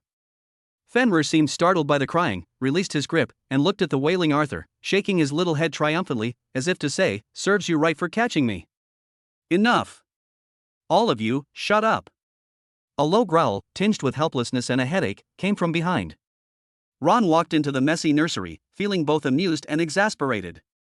He walked to the bedside, ignoring the two bloodline pressures that were still vying for dominance, and separated the two little monsters like picking up chicks, one in each hand. Slap! Slap! A chubby little bottom received a light slap. Surprisingly, the slap stopped Arthur's crying abruptly, leaving him only sobbing softly. Fenrir also dropped his smug look and obediently nestled in Ron's arms. It seemed that only the presence of this man could completely calm them down. Looking at his two sons, who were bursting with boundless energy, and then at the shattered window, an idea popped into Ron's head. We need to find some toys for these two little ones as soon as possible. Ordinary toys definitely wouldn't work, they'd probably break in a second. We need to find something fun to play with, something that can expend their boundless energy, and preferably something that can be hit and take a beating, a living toy. Otherwise, within a month, this Blackwood castle would probably be demolished by the two of them. Just as Ron's thoughts drifted to the tough-skinned monsters of the north, the nursery door was suddenly flung open with a bang. It was the same guard who had returned before. This time, he even forgot the etiquette of kneeling on one knee. His face was filled with an unprecedented mix of fear and fanaticism. Pointing outside the castle, he screamed in a hoarse voice. "My lord! That wyvern, it's flying over here. It's parked on the eastern arrow tower." The guard swallowed hard and, with all his might, shouted out his last words. It seems to be looking in the direction of the nursery. Chapter 14. The Sky Knights descend. The Earl's bloody hunting grounds. "My lord! That wyvern, it's flying over here." The guard's hoarse scream pierced the broken window of the nursery like a sharp arrow. His body trembled uncontrollably as he pointed to the sky outside the castle, his eyes bloodshot. "It's parked on the eastern arrow tower. It seems to be looking in the direction of the nursery." Ron put down the two restless little ones in his arms and patted their chubby little bottoms. Arthur and Fenrir seemed to sense the guard's fear as well, and for once they quieted down, staring with their pure gold eyes at the window with curiosity. "Understood." Ron's voice was calm, without the slightest hint of panic. He looked at the guard, his gaze so intense it instantly lessened the guard's fear. "Have the reconnaissance team continue monitoring. Do not act rashly without my orders. You may leave." But that's a dragon." The guard's voice was trembling with tears. Ron raised his hand. "Step back." The guard shuddered, dared not say another word, and scrambled out of the nursery. Mia and Freya looked at Ron with questioning eyes. Ron simply shook his head, gesturing for them to calm the child.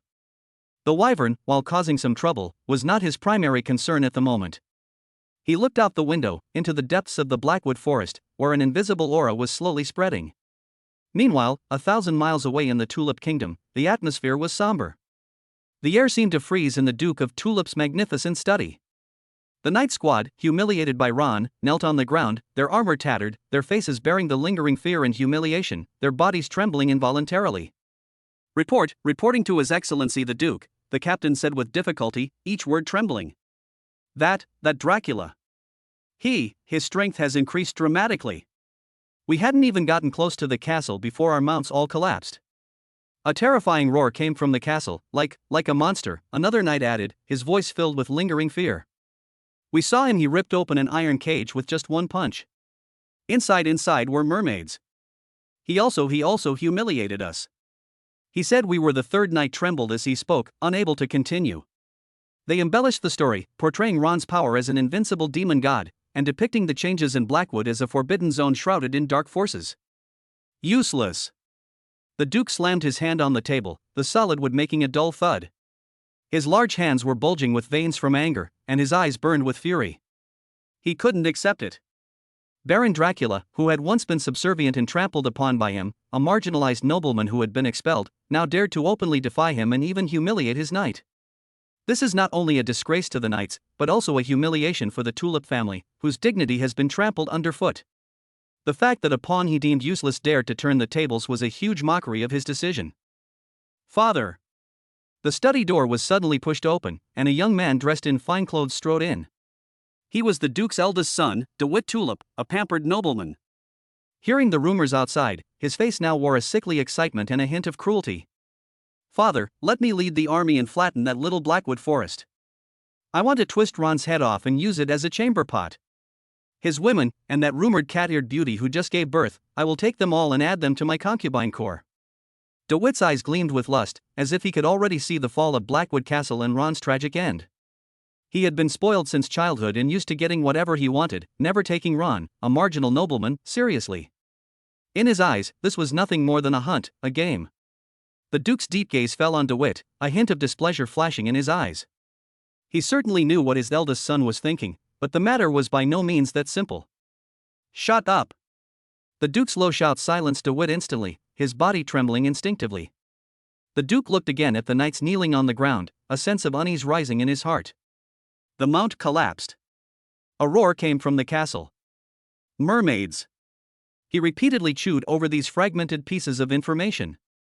These details far exceed the normal range of power. Even the mighty Grand Knight could not intimidate all the warhorses with just his aura. Mermaids, on the other hand, were legendary creatures whose songs possessed the power to bewitch hearts and minds, even influencing the bloodlines of living beings. He once sent the family's most elite scouts to Blackwood Forest, but those scouts have been missing ever since. An unusual aura enveloped that once desolate territory. In a corner forgotten by the world, a malignant tumor seemed to have grown in just a few months. "Pass on my orders." The Duke's voice was deep, each word carrying an unquestionable authority. "Please summon the family's patron, Sky Knight, Lord Calvin, to come out of seclusion." The knights kneeling on the ground jolted, their eyes widening in disbelief. Sky Knights! They are beings that surpass even the great knights, capable of briefly soaring through the air, their strength unfathomable. In addition, a heavy armored knight regiment of 300 men will be drawn from the army and personally led by Lord Calvin. The Duke tapped his fingers lightly on the table, the sound like a prelude to death. "This time, our purpose is no longer to test." His eyes were cold and filled with murderous intent. "It is conquest, it is destruction."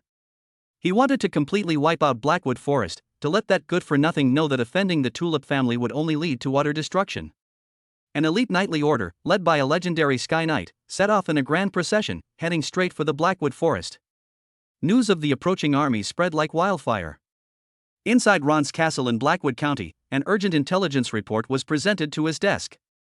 His intelligence network, comprised of his caravans and mercenaries, is still in its early stages but has already proven effective. "Your Excellency."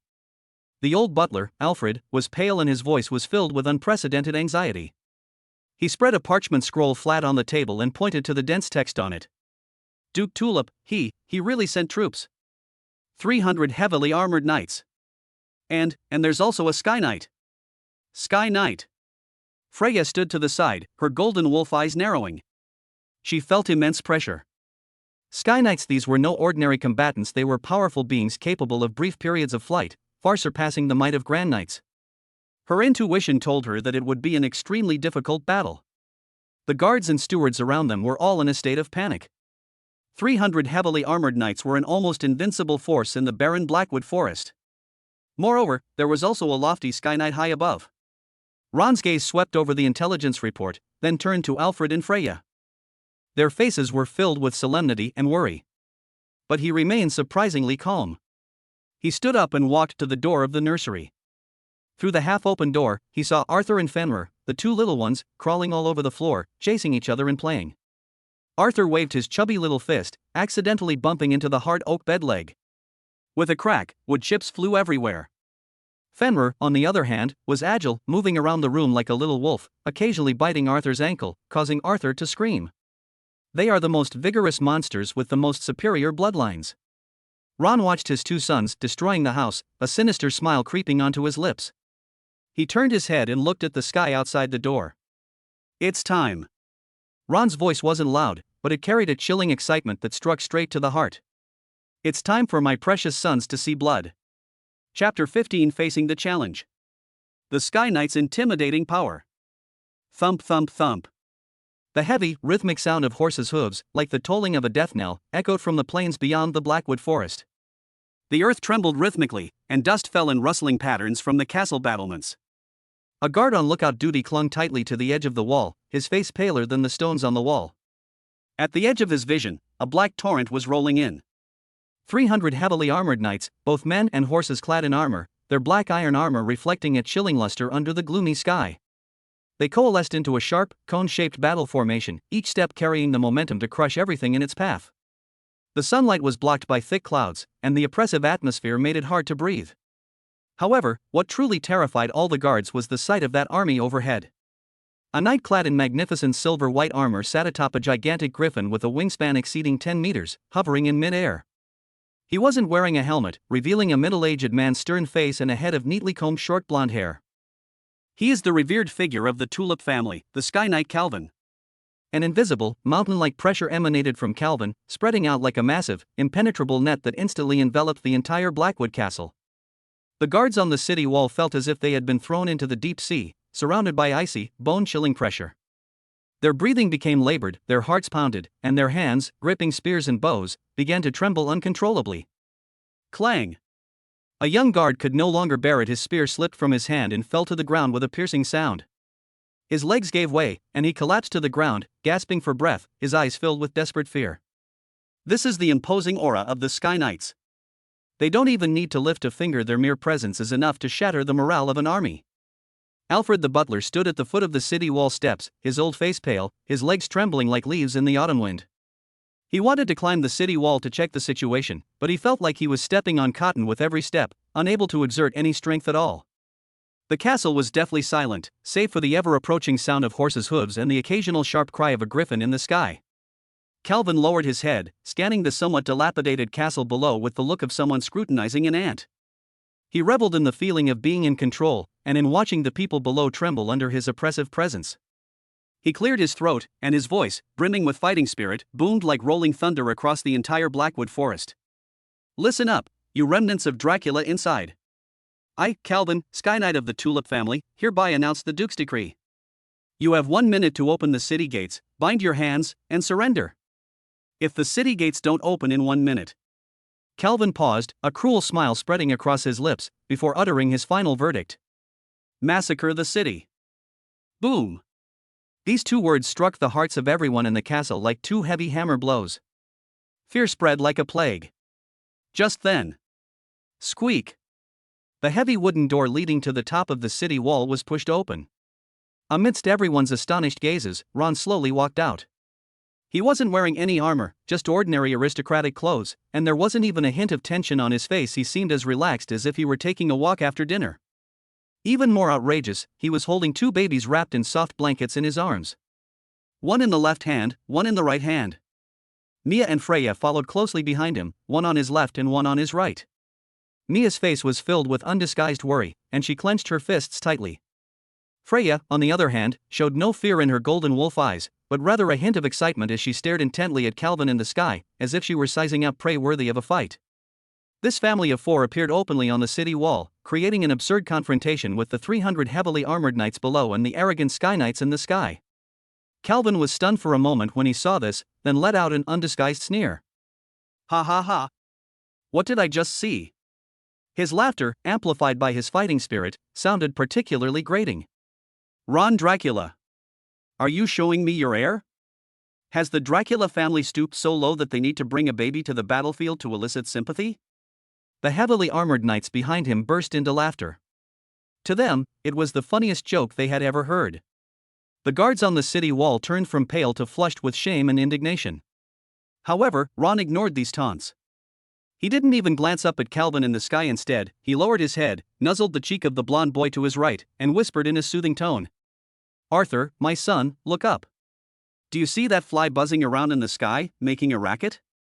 Arthur, nestled in his arms, seemed to truly understand his father's words. His pure golden eyes looked up curiously, meeting Calvin's mocking gaze. Perhaps it was Calvin's gaze that made him uncomfortable, or perhaps it was the oppressive aura of the Sky Knight that made his body, which contained mythical blood, instinctively feel offended. Ah! Arthur opened his small mouth and let out an angry roar. The roar sounded like a baby's innocent, childlike voice. However, at the very moment that roar rang out, an indescribable, extremely domineering majesty, like an ancient behemoth awakening, burst forth from Arthur's small body. That wasn't fighting spirit, nor was it magic. It was an absolute pressure originating from the deepest, purest part of one's bloodline, belonging to the apex predators of the food chain. The might of the golden behemoth. Buzz. It was as if an invisible giant hand had swept across the entire battlefield. Calvin's imposing aura, as heavy as a mountain, crumbled and vanished without a trace in the face of this childish roar, like ice and snow under the sun. On the city wall, all the guards who were about to suffocate suddenly felt a lightness on their bodies, and the pressure that had been making it hard for them to breathe disappeared. They breathed in the air greedily, looking at each other with bewilderment and shock in each other's eyes. In the sky, Calvin's sneer froze on his lips. An unprecedented chill, emanating from the depths of his soul, suddenly shot up his spine. Just a moment ago, he felt his internal fighting spirit momentarily halt. It was like a machine running at high speed being suddenly unplugged. The griffin beneath him let out a mournful cry. The proud beast's feathers stood on end, its massive body trembling violently in the air as it desperately tried to get away from the castle below, as if there were some mortal enemy there that terrified it to the core. Damn it! Hold on! Calvin struggled mightily to calm his panicked mount. He looked at the baby on the city wall again, his eyes no longer filled with contempt, but with deep horror and disbelief. What is that? What kind of monster is that? How could a baby's roar dissipate his oppressive aura and even affect the flow of his battle chi? This was completely beyond his comprehension. Well done, son. Ron smiled and kissed Arthur's chubby little face. Then, he made a gesture that made everyone's eyes almost pop out of their sockets. He looked at Calvin in the sky with an almost mischievous smile on his face. He held Arthur in his hands and, as if playing a normal game, gently tossed him upwards. Go, my little hero. Let that fly see who truly owns this sky. Mia instinctively gasped and reached out to stop them, but Freya grabbed her arm. Freya's eyes gleamed with fanaticism. Under the gaze of countless horrified, astonished, and stunned eyes, Arthur's small body was tossed into the air. The instant he broke free from Ron's grasp. Roar! A truly earth-shattering roar erupted from his throat. Golden light, like a small sun, burst forth from his tiny body. His body, in mid-air, grew taller against the wind in a way that defied all the laws of physics. 1 meter. 2 meters. 3 meters. The blanket that had been covering him was torn to shreds, and brilliant golden fur, like steel needles, grew wildly from under his skin, instantly covering his entire body. His limbs became incredibly thick, with sharp claws growing from his fingertips, and his small head began to transform into a beast, revealing sharp fangs in his mouth. In the blink of an eye, the baby, still smelling of milk, transformed into a 3-meter-tall young behemoth covered in dazzling golden fur and brimming with explosive power. His pure golden beast eyes were fixed on the griffin in the sky that was crying out in fear, and the Sky Knight on the griffin's back who was completely dumbfounded. Chapter 16. My son punched the Sky Knight to pieces. Time seemed to freeze at that moment. The air froze, and the wind stopped. On the city wall, whether it was Ron's guards or the old butler Alfred, they were all petrified, their mouths agape, their eyes bulging, and strange hoarse sounds coming from their throats, which could not form complete syllables. What did they see? A miracle? Or an illusion? The young Master Arthur, who was just in the Earl's arms and needed to be wrapped in a blanket, has actually turned into a golden beast more than 3 meters tall. What is that thing? Mia covered her mouth to stop herself from screaming. She could feel the blood connection between herself and the golden beast, a feeling that was both strange and familiar, leaving her mind blank. Freya's golden eyes narrowed to their limit as she stared intently at the golden figure in mid-air, her body trembling slightly with extreme excitement. She knew her son was extraordinary, but she hadn't expected him to be this extraordinary. This was beyond what could be explained by an S-rank bloodline. On the battlefield, the laughter on the faces of the 300 elite heavy knights froze into masks of terror. The warhorses beneath them were no longer simply limp under the oppressive force emanating from the primordial wilderness, they were foaming at the mouth, defecating and urinating, completely losing their dignity as war beasts. Calvin, in the sky, felt as if an invisible hand was gripping his heart. A monster. His lips trembled, unable to utter another word. His proud Sky Knight aura was as fragile as a sheet of paper before the other's power. The griffin he rode let out a mournful cry, desperately flapping its wings in an attempt to escape, but it was locked in place by that oppressive aura and could not move. In this moment of utter silence, the young behemoth Arthur in mid-air moved. He didn't use any fancy moves, he simply followed his most primal instincts and swung his fist, which was bigger than an adult's head and covered in golden steel hair, at Calvin in the sky simply and directly from a distance. This punch lacked the brilliance of fighting spirit and the dazzling power of magic. But the moment his fist was thrown, a golden phantom detached from his fist and swelled in the wind. Boom! A deep, muffled sonic boom suddenly exploded. The golden fist shadow instantly expanded to the size of a small house, violently compressing and dispersing the air in its path, forming a visible white shockwave. The speed of the fist shadow surpassed the limits of sound and human vision. Everyone present only saw a flash of golden light before they heard the ear-piercing roar. No! Calvin's pupils shrank to the size of pinpoints as the shadow of death instantly engulfed him. He tried to dodge, but under the terrifying pressure of his bloodline, he and his griffin were like specimens nailed to the air, their movements ridiculously slow. He wanted to defend himself. Open it for me.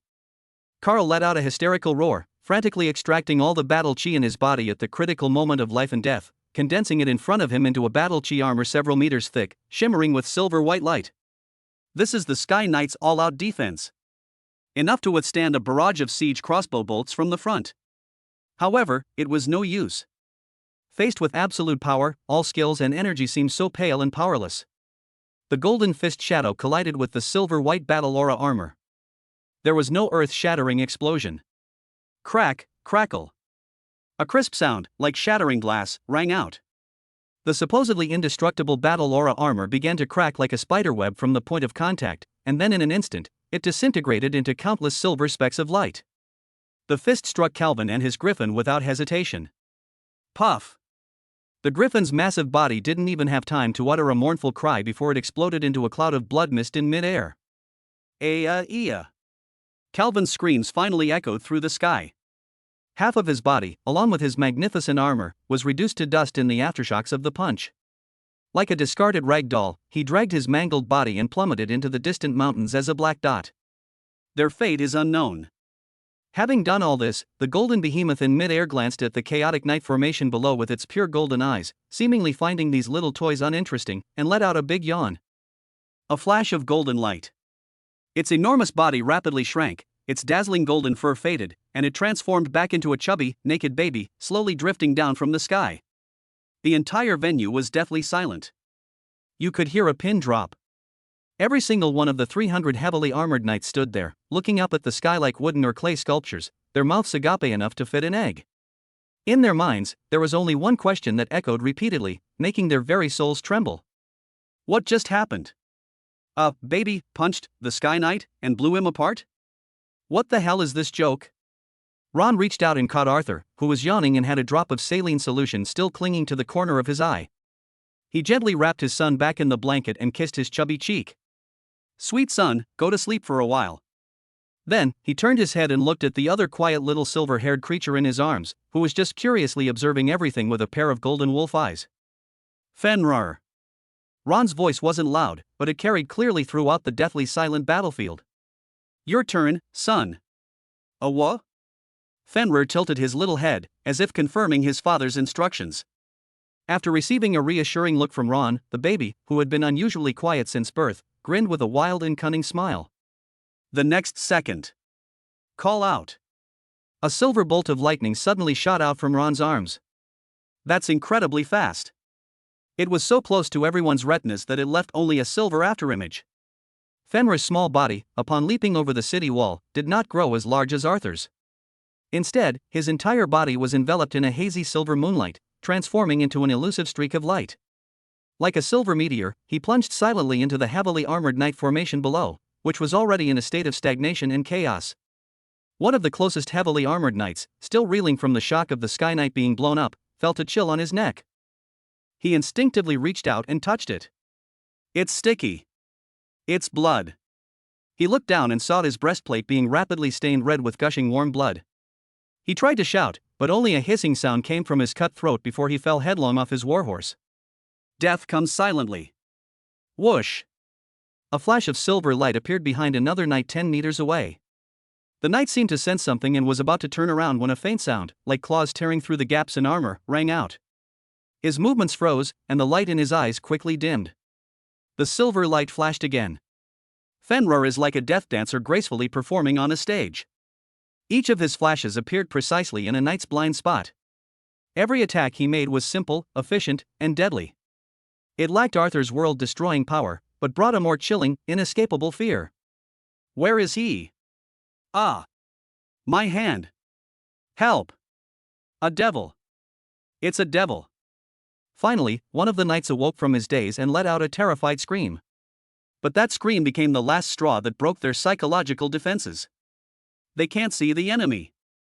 They only saw a silver shadow moving like a ghost through the crowd. With each flash, a fully armed comrade would fall silently beside him. His throat was ripped open, and his heart was pierced. That was not a battle at all, but a one-sided, elegant, and bloody massacre. Fear, like the most terrible plague, spread wildly through the army of 300 men. Retreat! Retreat! It's unclear who was the first to shout it out. The entire military formation collapsed instantly. Discipline, honor, and orders became utterly worthless in the face of absolute fear. The knights turned their horses around like madmen, shoving and trampling each other, wishing they had 2 more legs. 300 heavily armed knights, the elite force that Duke Tulip was so proud of, completely collapsed and fled in disarray in front of a baby who was less than 10 days old. Chapter 17. A resounding victory, the Tulip Mania is raided. Beneath the city walls, a living hell has been formed. The once imposing formation of heavily armored knights was now in complete chaos. They were no longer warriors, but a flock of sheep being chased by hungry wolves, panicked and only concerned with escaping for their lives. A devil. That's a devil. Run. Forget about formation. My horse. Who knocked my horse down? Screams, cries, and the mournful neighing of horses mingled together, creating a chaotic symphony. Silver streaks of light continued to weave through the ranks of knights, each flash claiming a life. Fenrir's hunt was precise, efficient, and imbued with the art of death. He was like a master assassin, leisurely reaping souls on the chaotic battlefield. Behind this chaos, a figure dressed in fine clothes stood out conspicuously. Duke Tulip's eldest son, DeWitt Tulip, was frantically whipping his warhorse with all his might. His face was contorted with extreme fear, tears streaming down his face, and he kept muttering, "Madness, they've all gone mad, monsters, they're all monsters." He arrived full of vigor, but now he is in a sorry state. The Sky Knight was blown to pieces by a single punch from a baby. 300 heavily armored knights were harvested like wheat by another baby. His family's formidable martial prowess, which he was so proud of, had become a colossal joke in this remote and desolate place. His only thought was to escape. To escape this hell. He never wanted to see the man standing on the city wall again, much less those 2 inhuman demon children. However, just as his warhorse was about to break free from the chaotic battlefield and gallop towards the plains of freedom. Whoa! Without warning, the warhorse beneath him reared up, letting out a long, terrified neigh. Then, with a thud, its limbs went weak, and it collapsed to its knees, throwing DeWitt violently off its back. Ouch! DeWitt rolled several times on the ground, feeling dizzy and disoriented. Ignoring the pain, he scrambled to his feet, about to unleash a torrent of curses, when he saw a pair of black boots stop in front of him. He stiffly and slowly raised his head. Ron Dracula, the trash and remnant in his eyes, had silently appeared before him. He stood there quietly, as if he had always been there. You. DeWitt's teeth began to chatter, and his crotch quickly became wet, emitting a foul odor. He had wet himself in fear. Mia and Freya, standing on the city wall, were stunned by this sudden scene. Just now, Ron only said, "Keep an eye on the children" to them, and then his figure became blurry. The next moment, he appeared in the center of the battlefield 100 meters away, blocking the nobleman in fine clothes who was trying to escape. It's ridiculously fast. On the battlefield, Ron ignored DeWitt's disgraceful behavior, turned his head, and shouted at the silver streak that was still slaughtering. "Fenrir, come back. Call out." With a flash of silver light, it instantly returned to Ron's side. The moonlight dissipated, and it transformed back into the tiny baby with silver hair and golden eyes, obediently stretching out its hands, asking for a hug. Ron picked him up and placed him side by side with Arthur in his arms. The 2 little monsters who had just committed a shocking massacre were now completely harmless. One was yawning and dozing off, while the other looked around with curious eyes. The surrounding battlefield fell eerily quiet.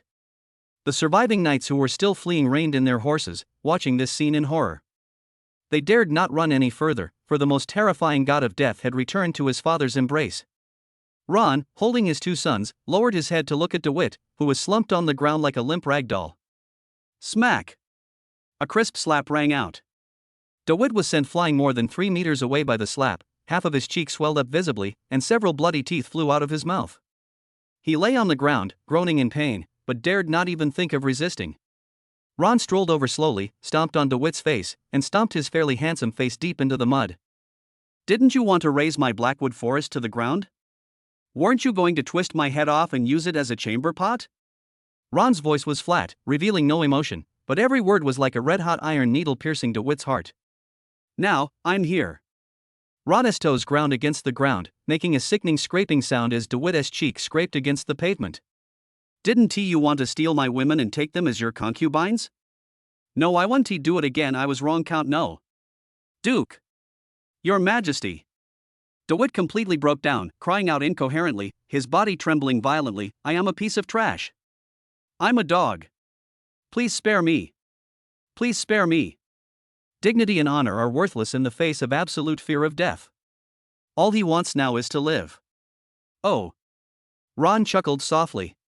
He lifted his foot and then stomped down hard. Snap. A muffled thud of bones breaking came from DeWitt's abdomen.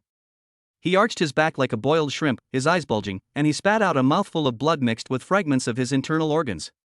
He could clearly feel that the seed of fighting spirit he had painstakingly cultivated within his body had been completely crushed by that one kick. He was crippled. Having done all this, Ron didn't look at him again, as if he had merely crushed a cockroach. He held his two sons, turned around, and glanced at the knights trembling and hesitant in the distance. Go back and tell that old man, Tulip. His voice echoed throughout the entire battlefield. 3 days. I'll only give him 3 days. Prepare a settlement that satisfies me and send it to Blackwood Forest. Gold coins, jewelry, magic cores, herbs, equipment, land deeds. I want everything. 3 days later, if I don't see anything, or am not satisfied. Ron paused, then gave a sinister smile. Next, it will be my turn to flatten your Tulip Castle. As soon as he finished speaking, the surviving knights felt as if they had been granted a pardon. They turned their horses around like madmen and fled back the way they came, scrambling and stumbling, afraid that if they were too slow, the man would change his mind. Soon, the battlefield was left with only corpses, tattered armor, and DeWitt Tulip lying on the ground, twitching like a dead dog. This battle ended in a way that exceeded everyone's expectations. After this battle, the entire noble circle of the kingdom was in an uproar. Have you heard? The Duke of Tulip's 300 heavily armored knights sent to conquer Blackwood Forest have been completely wiped out. It's more than just a complete annihilation. The Sky Knight Calvin, who led the team, was punched down from the sky, and his body was found in the Sunset Mountains. Only half of him remained. One punch? Who could blow up a Sky Knight with one punch? Could it be a Saint-level expert who made a move? Not a Saint-level expert. That's the most outrageous part. Rumor has it that the one who made the move was Count Dracula's newborn son. What? Are you drunk? A baby? It's absolutely true. Countless people have witnessed it. Dracula has 2 sons, both newborn infants. One transformed into a golden behemoth, shattering the heavens with his fist. The other transformed into silver lightning, slaughtering armies. So now the outside world is going crazy, calling it something like the demon child descends upon the world, his fist shatters the heavens. One version of the story after another circulated wildly in taverns, salons, and banquets in major cities. The more it was told, the more fantastical and outrageous it became. Overnight, the name Ron Dracula transformed from a forgotten, pitiful, marginalized nobleman into a symbol of taboo and terror. No one dared to speak of his bloodline curse behind his back anymore, and no one dared to mock the barrenness of his territory. When people mention this name, their faces show only awe and fear. 3 days later, a strange procession arrived at the dilapidated gates of Blackwood Castle. The entourage consisted of no soldiers, only hundreds of wagons laden with goods, and a group of cautious, pale-faced servants. Leading them was the Duke of Tulip's younger brother, a highly respected marquis. When the marquis met Ron, he didn't even dare to raise his head and respectfully presented a long list of gifts.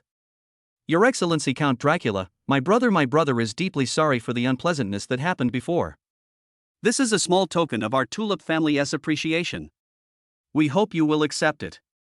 Butler Alfred took the gift list written on the finest parchment, and after just one glance, his hands began to tremble uncontrollably. 500,000 gold coins. All sorts of jewelry and artwork filled 10 large boxes. Thousands of magic cores, ranging from 1st to 3rd tier. Rare magical plants and alchemical materials are piled up like mountains. There are even land deeds for the 5 richest estates in the Tulip territory. This is no longer a reparation, it's a cession of territory, a transfer of half of the Tulip family's liquid assets. Ron glanced at it casually, nodded, and that was considered as acceptance. His gaze was now fixed on the back of the procession. There, several ornately decorated carriages stood, from which 6 scantily clad, voluptuous young women alighted. Each of them was beautiful, but at this moment, they all kept their heads down, their bodies trembling slightly. The Marquis leading the group quickly explained, Your Excellency, these women are daughters from a collateral branch of our family. They volunteered to serve you and manage the castle for you. These words sound grand and noble, but everyone knows that they are merely a gift offered by the defeated party to please the victor. Ron's eyes swept over the women. Name, Emily Tulip. Race, human. Bloodline rating, C. Name, Fiona Tulip. Race, human. Bloodline rating, D. They were all mediocre women, grade C and D. Ron immediately lost interest. Having acquired the S-rank mythical bloodlines of Mia and Freya, his standards had become extremely high. This kind of woman wasn't even qualified to have his children. He waved his hand and said to Alfred and several meritorious guard captains beside him, "You can divide these women among yourselves." What? Alfred and the guard captains were all dumbfounded. This is a noble lady. Although from a collateral branch, she is still a member of the Tulip family, a status that commoners like them can never hope to achieve in their entire lives. And the Earl just casually bestowed her upon them? The noble ladies looked up at Ron with disbelief. They had expected to face a cruel and lecherous demon king and had prepared for the worst. But to their surprise, he didn't even bother to glance at them, dismissing them like mere goods to be given to his servants. This disregard was more frustrating for them than any insult. Ron ignored these trivial matters and turned to walk back to the castle.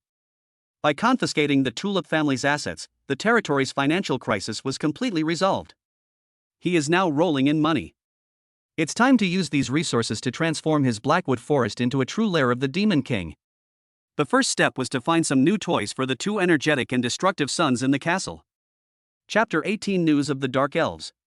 Blackwood Forest has changed. The muddy dirt road that once led to the castle has now been replaced by a smooth stone path. Dozens of brand new wooden and stone houses have sprung up like mushrooms after the rain on both sides of the road. The tavern sign sways in the wind, and the clanging of hammers comes from the blacksmith's shop, mingling with the aroma of wheat wafting from the bakery, filling the entire territory with a vibrant atmosphere.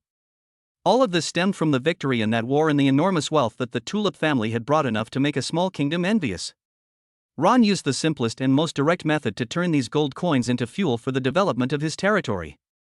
He offered conditions that no refugee, craftsman, or merchant could refuse. Anyone willing to settle in Blackwood would be given land and housing, and would be exempt from taxes for 3 years. Anyone who came to do business would have their business taxes halved.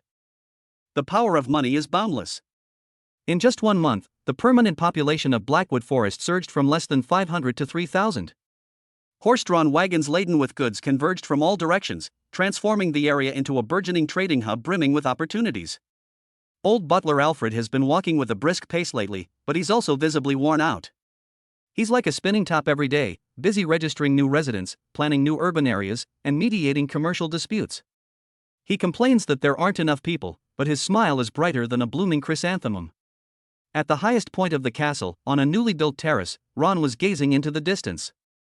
Behind him, Freya stood like a silent shadow, her golden wolf eyes also scrutinizing the thriving land below. "Money can buy prosperity, but it can't buy eyes and ears," Ron said without turning his head, his voice carried away by the wind. Freya remained silent, simply waiting for him to continue. "I need eyes that belong only to me, to see through conspiracies 1,000 miles away. I need ears that obey only me, to overhear whispers hidden in the shadows." Ron turned around and his gaze fell on Freya. "I want you to build an intelligence organization." He used a command, not a tone of negotiation. "It should be like the claws of a wolf pack, silently tearing through the enemy's disguise and spying on all the secrets we want to know. Externally, it should collect all valuable intelligence, especially those targets with powerful or rare bloodlines. Internally, it should monitor the territory, and any potential threat should be nipped in the bud." "What's your name?" Freya's voice was cool, yet carried a hint of barely perceptible excitement. For a top predator, nothing was more interesting than the hunt. "Let us call it Shadowclaws," Ron said. "As for manpower and money, just ask Alfred. He'll provide it unconditionally." "Okay." Freya replied with just one word, and then disappeared from the terrace in a flash. Efficiency is an unspoken understanding between them. Another 2 weeks have passed. When the first encrypted intelligence from Shadowclaws arrived at Ron's desk, he knew that Freya would never let him down. Late at night, only Ron remained in the study. He unfolded the specially made paper scroll, as thin as a cicada's wing. The writing on it was done with a special potion that could only be seen under a specific angle of candlelight. The content on the paper was short, but every word made Ron's eyes light up. In the south, at the Bloody Road Slave Market, an extremely rare dark elf will be publicly auctioned in 3 days. Dark elf. This word made Ron's heart skip a beat. Unlike their forest-dwelling relatives, dark elves are notoriously chaotic and evil. They are natural-born assassins and vicious mages, renowned for their beauty, cunning, and deadly skills. More importantly, their bloodline ratings are generally extremely high. A pure-blooded Dark Elf's bloodline rating is at least A level. This is the perfect person to receive initiation. Ron's breathing quickened slightly. He suppressed the burning desire in his heart and continued reading. The target is a woman, an assassin, who was captured after failing in a mission to assassinate a city lord in the south. More intelligence is being urgently gathered. I want all her information, at all costs. Ron whispered to the air. He knew that members of the Shadowclaws were lurking in the shadows nearby. The following evening, a more detailed intelligence report was presented to him. Target, Layla. Race, Dark Elf Pure Blood. Strength, approaching Sky Knight level injured state. Reason for arrest, mission failed, poisoned by the deadly kiss of Withering. But current situation, the deadly poison has invaded the core of its bloodline, and there is no antidote. Its life force is rapidly diminishing, and its survival time is estimated to be no more than 1 month. Therefore, the slave owner has decided to urgently auction it off, squeezing out every last bit of value. He's been poisoned and his life is nearing its end. Ron looked at the intelligence report, but instead of being disappointed, he gave a strange smile. To others, this is a defective product on the verge of extinction. It won't last more than a few days after you buy it, and it has no value other than satisfying some people's perverse collecting fetish. But to Ron, this was like a windfall. A Dark Elf with an A rank or even S rank bloodline that is close to that of a Sky Knight would be someone that, in its prime, not only would it be captured and auctioned off, but even a duchy would not dare to provoke it easily.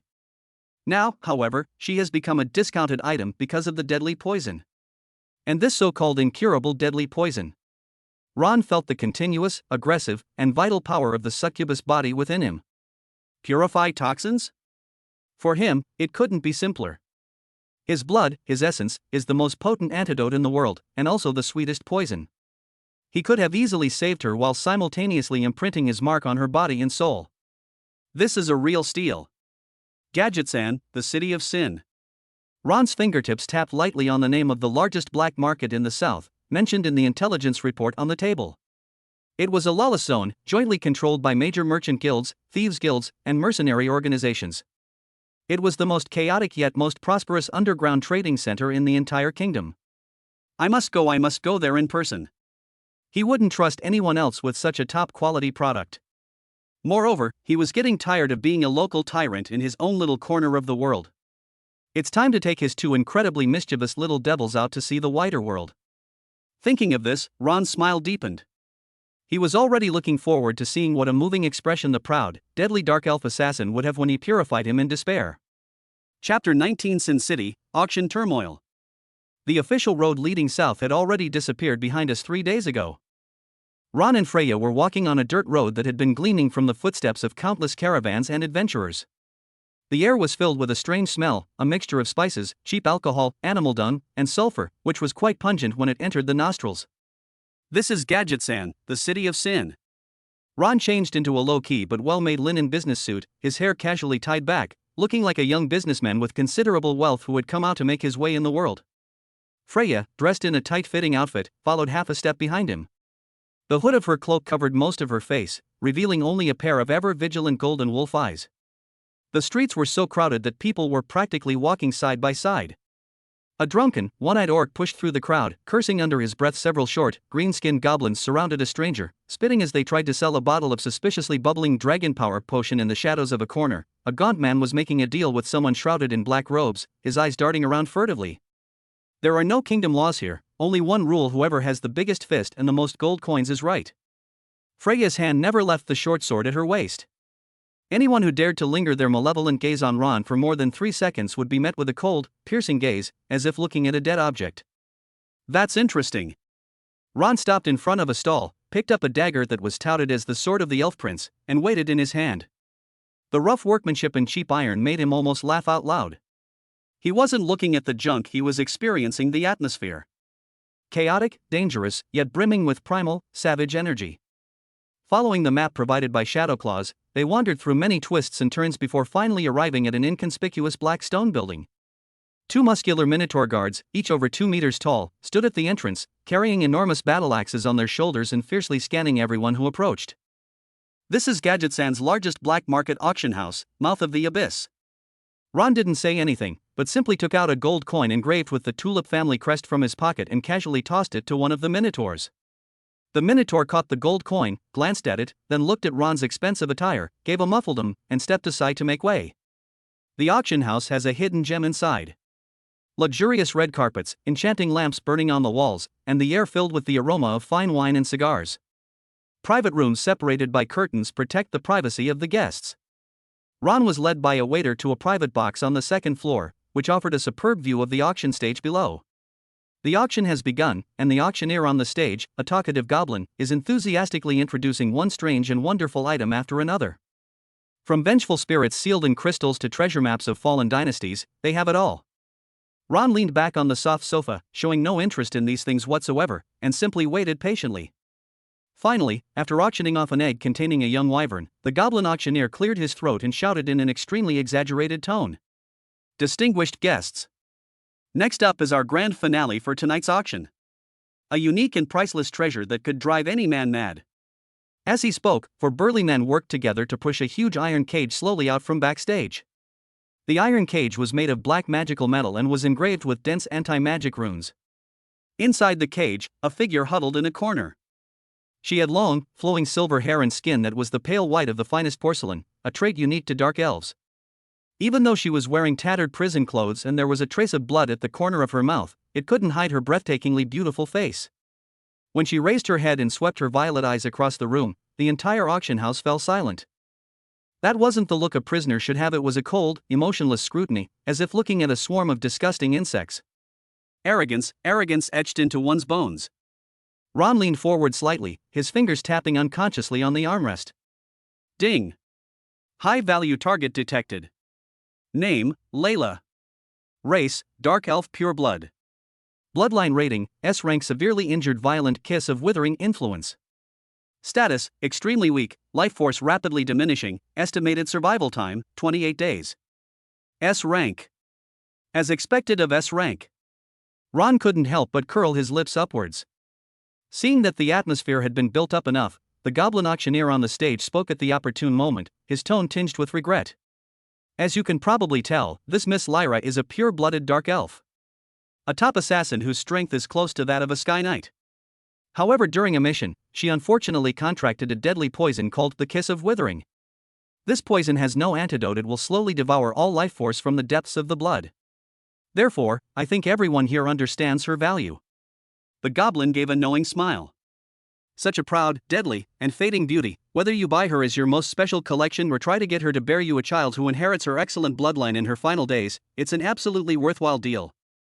As soon as he finished speaking, a murmur arose from the audience. What a pity, it's been hit by the Kiss of Withering, it won't live for more than a few days even if you buy it. Humph, dark elves are notoriously fierce. Even if they are about to die, it would be incredibly difficult to make them obey. But it is indeed beautiful. If I could get my hands on it, it would be worth playing with it for a few days. Many people were eager to try it, but hesitated because of the deadly poison. After all, spending a lot of money to buy a woman who was about to die is not cost-effective. Starting bid, 10,000 gold coins. Each bid must be at least 1,000 gold coins higher. Let's begin. The goblin auctioneer rang his gavel. The scene became somewhat deserted for a moment. 11,000. A greasy voice came from downstairs. 12,000. Prices are climbing slowly, clearly everyone is being cautious. Ron didn't wait any longer. He picked up the megaphone on the table and, in a nonchalant tone, announced his price. 50,000 gold coins. Whoosh! The entire audience erupted in uproar. The price jumped from over 10,000 to 50,000. Who is this sucker who doesn't know the rules? Everyone's eyes instinctively turned towards the private room on the second floor where Ron was. The goblin auctioneer paused for a moment, then his face lit up with a smile. 50,000. The esteemed guest on the second floor has bid 50,000 gold coins. Is there anyone bidding higher? Just then, a cold voice came from another private room. 60,000. The voice wasn't loud, but it carried an undeniable force. Ron raised an eyebrow and looked toward the private room. Beneath the curtain, a figure shrouded in a gray cloak could be vaguely seen. Oh. That's interesting. 70,000, Ron continued, making the offer. 80,000. The voice on the other end didn't hesitate at all. 100,000. 110,000. The two went back and forth, as if they weren't bidding, but rather comparing who had more money. The price was quickly raised to a level that left 99% of the people present feeling suffocated. The man in the gray robe was clearly determined to win. Freya turned her head and asked in a low voice, "Should I take care of it?" In her view, taking direct action to eliminate competitors is much simpler than spending money. No need. Ron waved his hand, a hint of impatience on his face. Too much trouble. It's faster to just throw money at it. He was too lazy to keep going back and forth with the other party. He picked up the megaphone, cleared his throat, and uttered a number that silenced the entire auction house. 300,000 gold coins. Quiet. A deathly silence. Everyone seemed to have their throats grabbed, forgetting even to breathe. 300,000 gold coins. What does that mean? Enough to buy the position of lord of a small city. All for a female elf who won't live for more than a month. Is this person insane? Even the goblin auctioneer on the stage seemed to have been struck by lightning, his hand holding the small hammer frozen in mid-air, his mouth agape enough to fit an egg. The private room opposite also fell completely silent. Clearly, this price was far beyond what the gray-robed man could afford. 300,000, once. The goblin auctioneer finally came to his senses, his voice trembling with excitement. 300,000, twice. 300,000, 3 times. Sold. Bang. The hammer fell, and the final blow sealed the deal. The goblin auctioneer practically jumped up, shouting at the top of his lungs, "Congratulations to the distinguished guest on the second floor. This soon-to-withered dark rose is yours." The transaction took place in the back hall of the auction house. When Ron casually tossed a magic crystal card containing 300,000 gold coins onto the table, the old steward in charge of the handover smiled like a chrysanthemum. "Sir, your goods are in the next room." Ron nodded and was about to head over with Freya. Just then, a hoarse voice rang out from behind them. "Wait a moment." Ron turned around and saw the gray-robed man walking out of the second-floor private room across the street. He removed his hood, revealing a face covered in scars and a pair of cold, snake-like eyes. He wore a black dagger badge on his chest. The Assassin Guild, Dark Serpent's Fong. Scarface's gaze swept over Ron, then looked at Freya beside him, his eyes filled with undisguised malice. "Kid, you're rich." Ron looked at him without saying anything, waiting for him to continue. Scarface grinned, revealing a mouthful of yellow teeth, and spoke in a low, menacing voice. "This woman is a traitor that our guild is hunting down. You slapped the face of our Dark Serpent's Fong in front of everyone."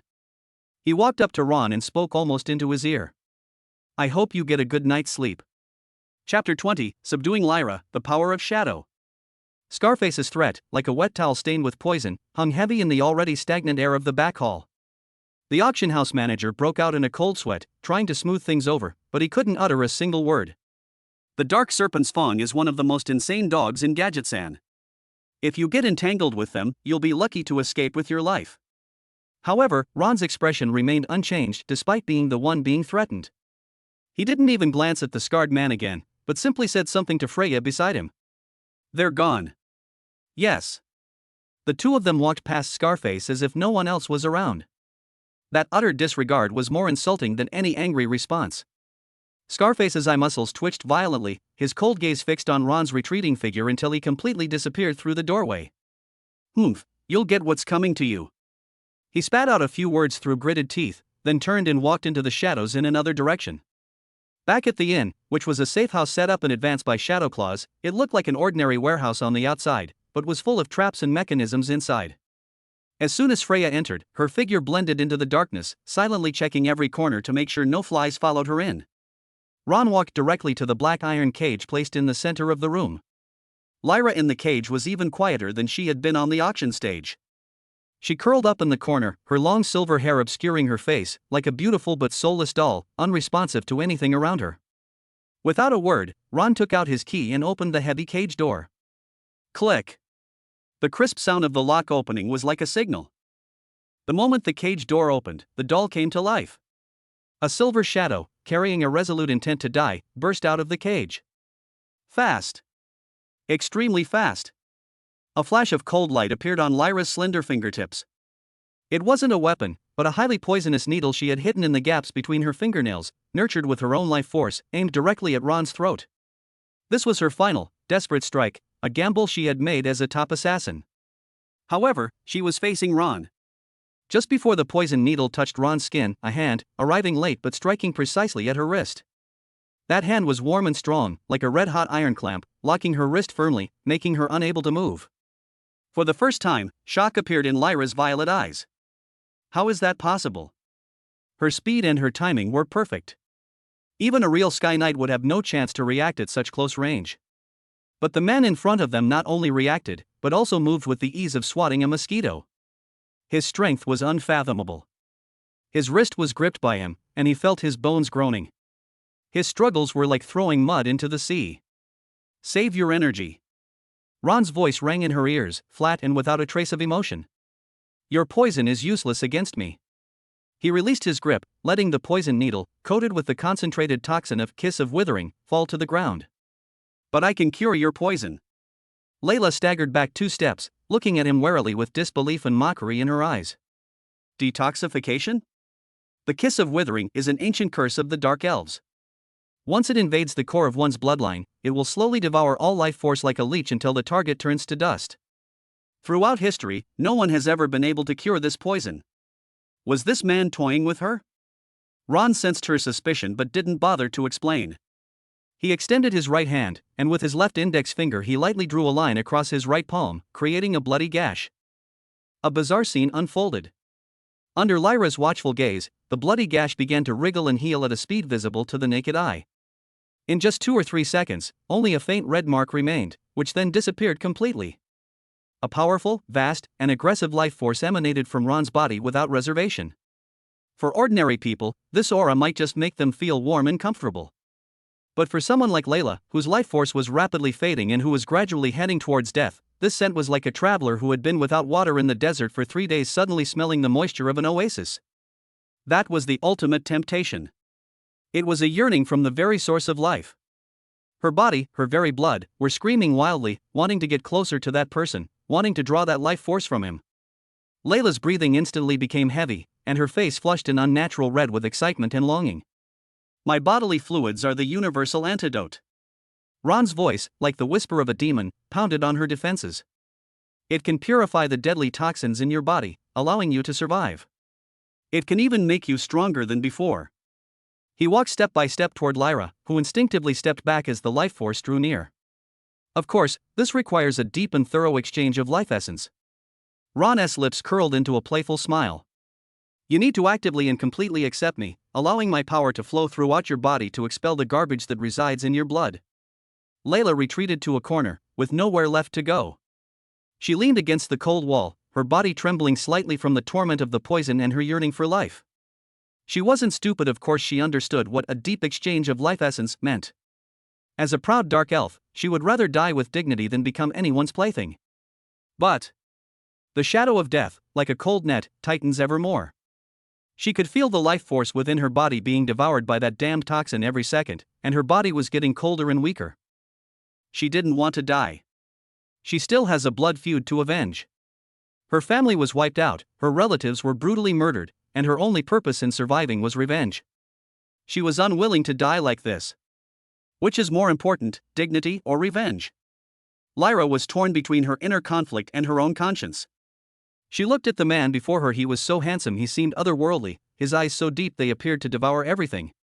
He was powerful, mysterious, and possessed a fatal attraction. Perhaps, this is not an unacceptable choice. Faced with the threat of death and the obsession with revenge, his proud self-esteem finally began to crack. She closed her eyes, her long eyelashes trembling. When she opened them again, the struggle in her eyes had disappeared, replaced by a resolute determination. I promise you. Her voice was hoarse, yet firm. But you must promise me that after you heal me, you will help me take revenge. Deal. Ron's answer was crisp and clean. Your enemies will soon become cold corpses. The door to the room was closed. Freya's figure, like the most loyal guardian, stood silently in the shadows outside the door, isolating everything inside and outside. Inside the room, no lights were on, only moonlight streamed through the window, casting a cool glow. Ron picked Lyra up and carried her to the large bed. Layla's body was light and cold, like a piece of fine jade. Lyra's body stiffened abruptly when Ron's lips touched hers.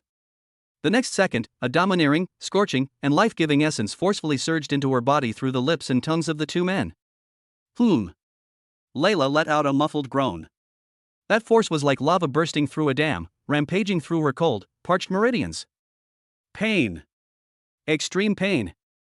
She felt as if her blood vessels were about to burst from that scorching heat. The deadly poisoned kiss of withering that lurked deep within her bloodline seemed to sense the invasion of its natural enemy and instantly erupted. One cold, one hot, two completely different forces engaged in a primal and savage battle within her body. The icy toxins transformed into countless sharp thorns, frantically strangling her internal organs. Ron's life essence transformed into a golden ocean, washing away, purifying, and devouring the toxins with an even more domineering and unreasonable force. Lyra felt like a leaf adrift in a raging storm, ready to be torn to pieces at any moment. Her consciousness gradually blurred in pain, and she could only helplessly and instinctively hug the man on her body. He is the source of suffering, yet also the only salvation. After an unknown amount of time, when the golden ocean completely submerged all the cold thorns, the pain receded like the tide. Instead, there was an unprecedented sense of comfort and warmth. A warm current, originating from her heart, flowed through her limbs and bones, nourishing every inch of her parched flesh. The cold body began to warm up. Her pale skin regained a healthy rosy glow. The aura of death that had lingered within her body, causing her endless unease day and night, was completely eradicated and vanished without a trace. Lyra slowly opened her eyes, her violet pupils reflecting Ron's face so close to hers. The way he looked at her was appreciative, as if he were admiring a perfect work of art. She survived. This man really saved her. He not only saved her life, but also gave her hope for revenge. Complex emotions surged within Layla's heart. Gratitude, awe, submission, and a slight flutter of emotion that she herself was unaware of. She owes him her life. From this day forward, her life belongs to him. At that moment, the long-awaited system notification sounded in Ron's mind. Ding! Congratulations, host, you have successfully completed the empowerment process with the S-rank Bloodline Dark Elf Lila. Initiation successful, triggering critical hit reward. Congratulations, host. You have gained a new ability, Shadow Magic Mastery. Congratulations, host. You have acquired a new physique, Anti-Toxin Physique Advanced. The moment the words fell, a massive and profound flow of information surged into Ron's mind. That's everything about shadow magic. How to manipulate shadows, how to perform spatial jumps, how to create illusions with darkness, how to corrupt enemies with curses. Countless dark and deadly techniques, as if they were innate to him, were instantly grasped and mastered by him. He felt that with just a thought, he could merge into the shadow beneath his feet and appear in any corner of the room. At the same time, his body was undergoing a miraculous change. His blood developed a unique resistance, and from then on, most toxins in the world would have no effect on him. How are you feeling? Ron sat up in bed and casually waved his hand. The shadow in the corner of the room seemed to come alive, twisting and writhing, eventually transforming into a black silk robe that floated lightly onto Lyra. Lyra felt the power within her that she had regained, a power even stronger than in its prime. Looking at Ron's miraculous skills, her awe deepened. She knelt respectfully on one knee by the bed, lowering her proud head. Layla greets her master. Her voice was no longer cold, but filled with piety and fervor. From this day forward, Lyra's sword will clear all obstacles for you. Lyra's dagger will pierce the hearts of all your enemies. Very good. Ron nodded in satisfaction. He helped Layla up, looked into her violet eyes that had regained their luster, and asked, "Now, can you tell me who your enemy is?" Mentioning her enemy, Lyra's eyes instantly ignited with a deep-seated hatred. It's the Dark Serpent's Fang, and their master behind them, the Southern Governor, Marcus Field. It's Dark Serpent's Fang again. A sinister smile crept across Ron's lips. It seems that he has truly formed a grudge against that assassin guild. He walked to the window and looked at the brightly lit yet subtly turbulent night view of Gadget-san. The words of that scarred assassin still echoed in my ears. I hope you get a good night's sleep. Ron chuckled softly. He not only had a good night's sleep, but also gained the sharpest knife. Now, he is looking forward to it. What a fascinating expression the assassins of the Dark Serpent's Fang will have when they discover that the traitor they are hunting has returned with a master even more terrifying than themselves. The night is still long. Chapter 21 Lyra's Loyalty, Shadow Blade. Under the moonlight, Layla's skin shone with a jade-like luster. She could clearly feel that her body was undergoing tremendous changes. The deadly poison of the kiss of withering, which had haunted her for months and led her step by step toward death, had vanished without a trace. Instead, a warm yet domineering power surged through her reborn bloodline. The source of this power is the man standing before them. Her body, her blood, and even her soul bear an indelible mark. Instead of feeling humiliated by the violation, she felt an unprecedented sense of belonging and security. It was as if a lone boat that had been adrift for a long time had finally found a harbor to dock in. Power, several times stronger than in its prime, filled every part of my body. She could even feel that her affinity for the shadow element had broken through a new bottleneck thanks to the nourishment of this new power. My enemy, Dark Serpent Esfong, is just a dog kept by Marcus Field. Lyra's voice was no longer hoarse, but had regained the clear and melodious quality unique to dark elves, only with an added hint of submissiveness. Marcus is the governor of the southern part of the kingdom, with immense power, greed, and cruelty. My entire clan was massacred because they discovered his secret smuggling of strategic materials with a neighboring country. Ron looked at the rekindled flames of hatred in her eyes and did not respond immediately, but instead threw out an even grander bait. I can easily kill a governor for you. His tone was so calm, as if he were talking about something trivial. But what happens after revenge? You'll be the only dark elf left. Layla's body trembled, and the flame in her eyes dimmed. Yes, you got your revenge, but then what? She will become the last member of her race in the world, bearing the tombstone of her entire race, and living a lonely life. As long as you are loyal enough. Ron's voice echoed in the silent room, carrying a kind of magic. Not only can I help you take revenge, but I can also help you rebuild the glory of the Dark Elves. Let your race have a name again on this continent. Rebuild our glory. These 4 words, like a thunderclap, exploded in Layla's mind. She suddenly looked up, her violet eyes filled with shock. She never imagined that anyone in this world would say such a thing to her. Looking into Ron's unfathomable black eyes, she knew that this man was not joking. He has the ambition, and more importantly, the ability. The next second, Layla made a decision. She stepped back, knelt on one knee, placed her right hand on her chest, and offered Ron the oldest and most sacred gesture of allegiance of the Dark Elves. I, Layla Shadowspeak, hereby swear.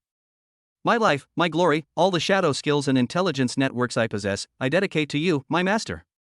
She raised her head, her gaze fervent and devout. From this day forward, I will be your blade in the darkness, cutting through thorns and piercing through enemies, until my heart stops beating. Very good. Ron was pleased with her awareness. He stretched out his hand, and a pure shadow energy condensed in his palm, eventually transforming into a uniquely shaped black dagger badge. From today onwards, you are the Chief of Shadow Claws. I bestow upon you the title of Shadow Blade. As soon as he finished speaking, the door to the room was silently pushed open, and Freya's figure emerged from the shadows outside the door. She had heard everything that had just happened. Her golden wolf eyes fell on Lyra, filled with scrutiny and a hint of barely perceptible hostility. For Freya, Ron was everything. Now, the sudden appearance of another woman sharing the master's attention and power instinctively made her uncomfortable. She will work with you to handle the family's intelligence and assassination affairs, Ron said to Freya. Freya didn't speak, but took 2 steps forward, and the oppressive aura of the Wolf King began to fill the room. The air seemed to thicken. Lyra sensed the astonishing aura, but she simply stood up calmly and met Freya's gaze without flinching. The gazes of the 2 S-class females collided in mid-air, sparking an invisible flame. Don't look at me like that, Freya's voice was low and wildly hoarse. If you want to be the chief, you'll have to see if you have the ability. Before she could finish speaking, Freya moved. Her figure transformed into a blurry afterimage, her 5 fingers forming claws, accompanied by a sharp whistling sound that tore through the air, aimed straight for Lyra's throat. This claw strike was swift, domineering, and full of primal killing aesthetics. However, just as her claws were about to touch Lyra's body seemed to lose all weight and melted into the shadow on the ground. Freya's claw missed its target, a hint of surprise flashing in her eyes. The next moment, a chilling killing intent came from behind her. Without a second thought, Freya turned around abruptly to defend herself. But it was too late. A dagger made of pure shadow energy was already silently pressed against her back. Lyra's figure slowly emerged from the shadows behind her, as if she had always been standing there. No matter how fast a physical attack is, it can't outrun a shadow. Layla said softly, her tone devoid of boasting, merely stating the facts. Freya's body stiffened. She could feel the energy emanating from the shadow dagger, enough to easily pierce her heart. She lost. In her area of expertise, assassination, she was easily defeated by her opponent in a way she couldn't comprehend. Ron clapped his hands, breaking the tense atmosphere. "All right, everyone stop." Upon hearing this, Lyra immediately dismissed the shadow dagger in her hand and respectfully stepped aside. Freya slowly turned around, and the look in her eyes as she looked at Lyra changed. What started as hostility and disdain turned into solemnity and a hint of excitement. "Your ability is very special," Freya said. "You're fast too," Layla replied. "Very good." Ron walked between the two women, placing one on each of their shoulders. "From now on, you will be my left and right hands.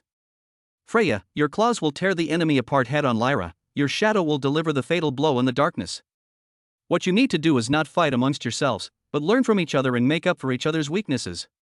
What I need is an invincible shadow army, not two caged beasts." Freya and Lyra exchanged a glance, both seeing a hint of agreement in each other's eyes. They both bowed their heads to Ron. "Yes, Master." With the internal conflicts initially resolved, Ron turned his attention back to Lyra. "Now, tell me everything you know about the South." Layla nodded and began to give a detailed report. Her intelligence network was far more sophisticated and in-depth than Freya's fledgling shadow claws. She not only detailed the distribution of power, military deployments, and personality weaknesses of Southern Governor Marcus, but also dropped a series of astonishing revelations. Governor Marcus's only son is a good-for-nothing, but he is obsessed with collecting women with various rare bloodlines. In his secret manner, he imprisons a mermaid girl with the 11 bloodline Song of the Siren. But the president of the Golden Wheat Ear Chamber of Commerce, which controls the lifeline of food in the South, is outwardly a devout believer in the God of Light, but in reality, he is one of the behind-the-scenes financiers of the Crimson Brotherhood. His wife possesses the rare S-class bloodline Blessing of Life, which can accelerate the growth of plants. This is the fundamental reason why the Golden Wheat Ear Chamber of Commerce was able to rise to prominence. Also, the person in charge of Dark Serpent's Fawn in Gadgetsan, the one with the scarred face tonight, is going to the Moulin Rouge brothel in the west of the city to celebrate the hefty bounty he's about to receive from the governor. One piece of confidential information after another came out of Layla's mouth. Freya listened with trepidation, realizing just how terrifying the intelligence capabilities of a well-established assassin organization could be. For Ron, this intelligence was like a series of precise treasure maps. One by one, potential, high-value enlightenment goals were clearly marked. For Ron's family to grow stronger, they need more and stronger mythical bloodlines. This land in the south was practically a fertile field waiting for him to cultivate. His finger lightly touched the location of Moulin Rouge on the simple map that Lyra had drawn in the air with shadow energy. Since Dark Serpent's Fawn and that Governor Marcus are thinking so much that he can't sleep well, the best way to repay them is to let them sleep forever. Ron's lips curled into a cold smile. He looked out the window at the chaotic and noisy night view of Gadgetsan. "Lyra, Freya." "Yes," both women answered simultaneously. "Tonight, let's use Dark Serpent's Fawn's stronghold in Gadgetsan as a whetstone for your first collaboration."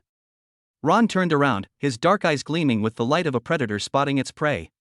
"I want that scarred man's head, and all the wealth he's hidden away. Bring the things to me before dawn." Also, his gaze fell on Layla. "Inform all your spies in the south and get them moving. It's time to let that high and mighty Governor Marcus experience what it truly means to be unable to eat or sleep in turmoil." Chapter 22: The Arrival of the Goblin Engineer. The dawn in Gadgetsan always arrives exceptionally murky. The pale dawn sky was tinged with a grayish-yellow hue by the black smoke billowing from countless chimneys in the city. Ron opened the window, and a complex smell of sulfur, roasted meat, and cheap ale hit him. He didn't care, just looked at the street below that was starting to bustle. Oh no! Two figures appeared silently behind him, like ghosts.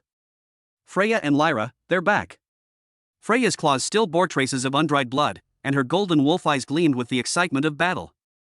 Lyra, still clad in her black robes, was surrounded by a faint smell of blood and burnt flesh. She appeared even cleaner than before she set out. Layla placed a heavy head wrapped in black cloth on the table and tossed a bulging money bag aside. The Dark Serpent's Fawn stronghold in Gadgetsan, totaling 137 people, has been completely wiped out. Here is the head of the person in charge. Lyra's voice was as calm as if she were reporting the weather. These are what we found in their vault: 73,000 gold coins, and some scattered magic cores. Overnight, they wiped out a notorious assassin guild's stronghold and raided their home. Ron glanced at the scarred face, his eyes wide open in death. The threat from yesterday, "I hope you get a good night's sleep," still echoed in his ears. Now, he could sleep forever. Well done. Ron's praise was simple and direct. Freya glanced at Lyra, seemingly annoyed that she had stolen the report, and added, "Her shadow was very convenient, we didn't even trigger an alarm. It was just a bit smelly, the charred corpses from those curses didn't smell good." Layla's lips twitched slightly, but she didn't refute. This was their first collaboration, and although the process was a bit awkward, the result was perfect. "Lyra, your mole in the south can begin operations. I want Governor Marcus to wake up from nightmares every day for the next month." Ron tapped his fingertips on the bag of gold coins on the table. "Consider this your operating funds. I want every city under his jurisdiction to experience trouble, big or small, but enough to give him a major headache." "Yes, Master." Layla bowed and accepted the order, her figure disappearing back into the shadows. Only Ron and Freya remained in the room. "Master, that dark elf, her abilities are very dangerous." Freya finally couldn't help but speak, her tone carrying a hint of worry that she herself didn't realize. "The danger isn't the ability, it's the human heart." Ron turned around and pinched Freya's cheek.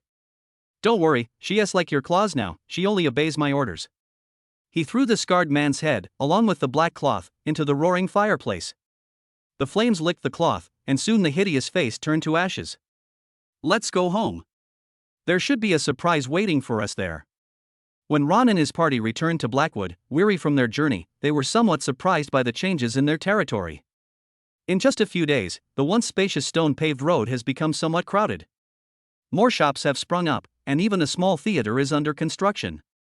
The air is no longer filled with the smell of earth and sawdust, but with the aroma of money and vitality. The old butler, Alfred, jogged up to greet him, his white hair disheveled by the wind, his wrinkled face beaming like a blooming old chrysanthemum. "My lord! You're finally back. There's been a response to your recruitment notice." "A tremendous response." Ron raised an eyebrow. He had issued various recruitment notices to rapidly expand his territory, one of which was open to all non-human races possessing special skills, with extremely generous conditions. He hadn't expected such a quick response. "Where is he?" They're right there in the open space outside the territory. They don't dare come in." Alfred's expression was a little strange. "Sir, you'd better go and see for yourself. That kind of scene, I've never seen anything like it in my entire life." Led by the old butler, Ron arrived at an open area on the edge of the territory. What we are seeing can indeed be called a spectacle. A caravan of a dozen or so oddly shaped steam-powered vehicles was parked there. Some of these vehicles had 6 metal limbs, resembling giant beetles, others towed huge boilers belching thick smoke, and their wheels were covered with complex gears and linkages. The clanging and hissing of steam rising and falling were constant as a group of short, green-skinned creatures busied themselves around these steel creations. "They are goblins." The territory's guards and curious residents stood at a distance, pointing and whispering at the group of green-skinned dwarves and their steel monsters, but no one dared to approach. Ron's gaze fell on the front of the caravan. A goblin of similarly short stature was wielding a huge wrench, taller than herself, and was pounding on a steam valve. She wore thick protective goggles with cracked lenses, and her messy brown hair was stained in various colors by engine oil and soot, haphazardly tied into several small braids. Her face, hands, and worn-out leather work clothes were covered in black grease. Unlike the other noisy goblins, she was very focused, as if the whole world consisted only of the complex machine in front of her.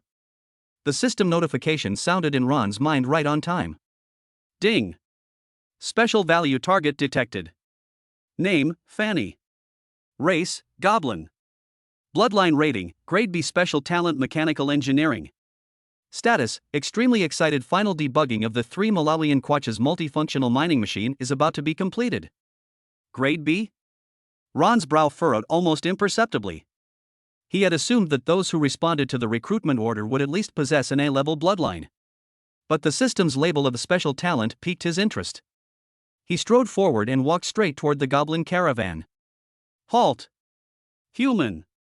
2 goblin guards carrying muskets immediately stopped him, pointing their guns at his chest, their expressions tense.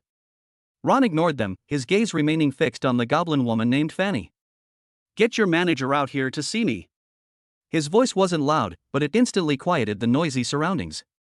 Fanny, who was tapping on the valve, stopped what she was doing. She pushed up her goggles, revealing a pair of clear, bright eyes. She looked at Ron curiously. This human seemed different from the others, possessing an aura that was impossible to ignore. I'm in charge. Fanny's voice had the high-pitched quality typical of goblins, but it was clear and crisp. You're Ron, the Lord of Blackrock Territory? It's me. Ron nodded. Are you here to apply? That's right. Fanny jumped down from a huge toolbox, patting the grease off her hands, only to find them getting smudged even blacker. She looked up at Ron, who was much taller than her, and said without fear, I heard you recruit people with special skills here, regardless of race, providing food, lodging, and even pay? Not just money, Ron said, his gaze sweeping over the wildly designed steam engines behind her. If you can prove your skills are worth the price, I'll give you a top-notch laboratory, unlimited funding, and an engineering team that will be completely at your command. Fanny's eyes lit up instantly, and her breathing quickened. Inexhaustible funds? The goblin guard next to her couldn't help but interject, his mouth practically watering. Quiet, Buck. Fanny glared at her companion, then looked back at Ron, her eyes filled with suspicion. Human lords are all cunning. Why should I trust you? Just because of this. Ron didn't waste any words. He took out a magic crystal card from his pocket and tossed it directly to Fanny. Here are 5,000 gold coins, a small gift and a settling-in allowance for you. Now, let me see your craftsmanship.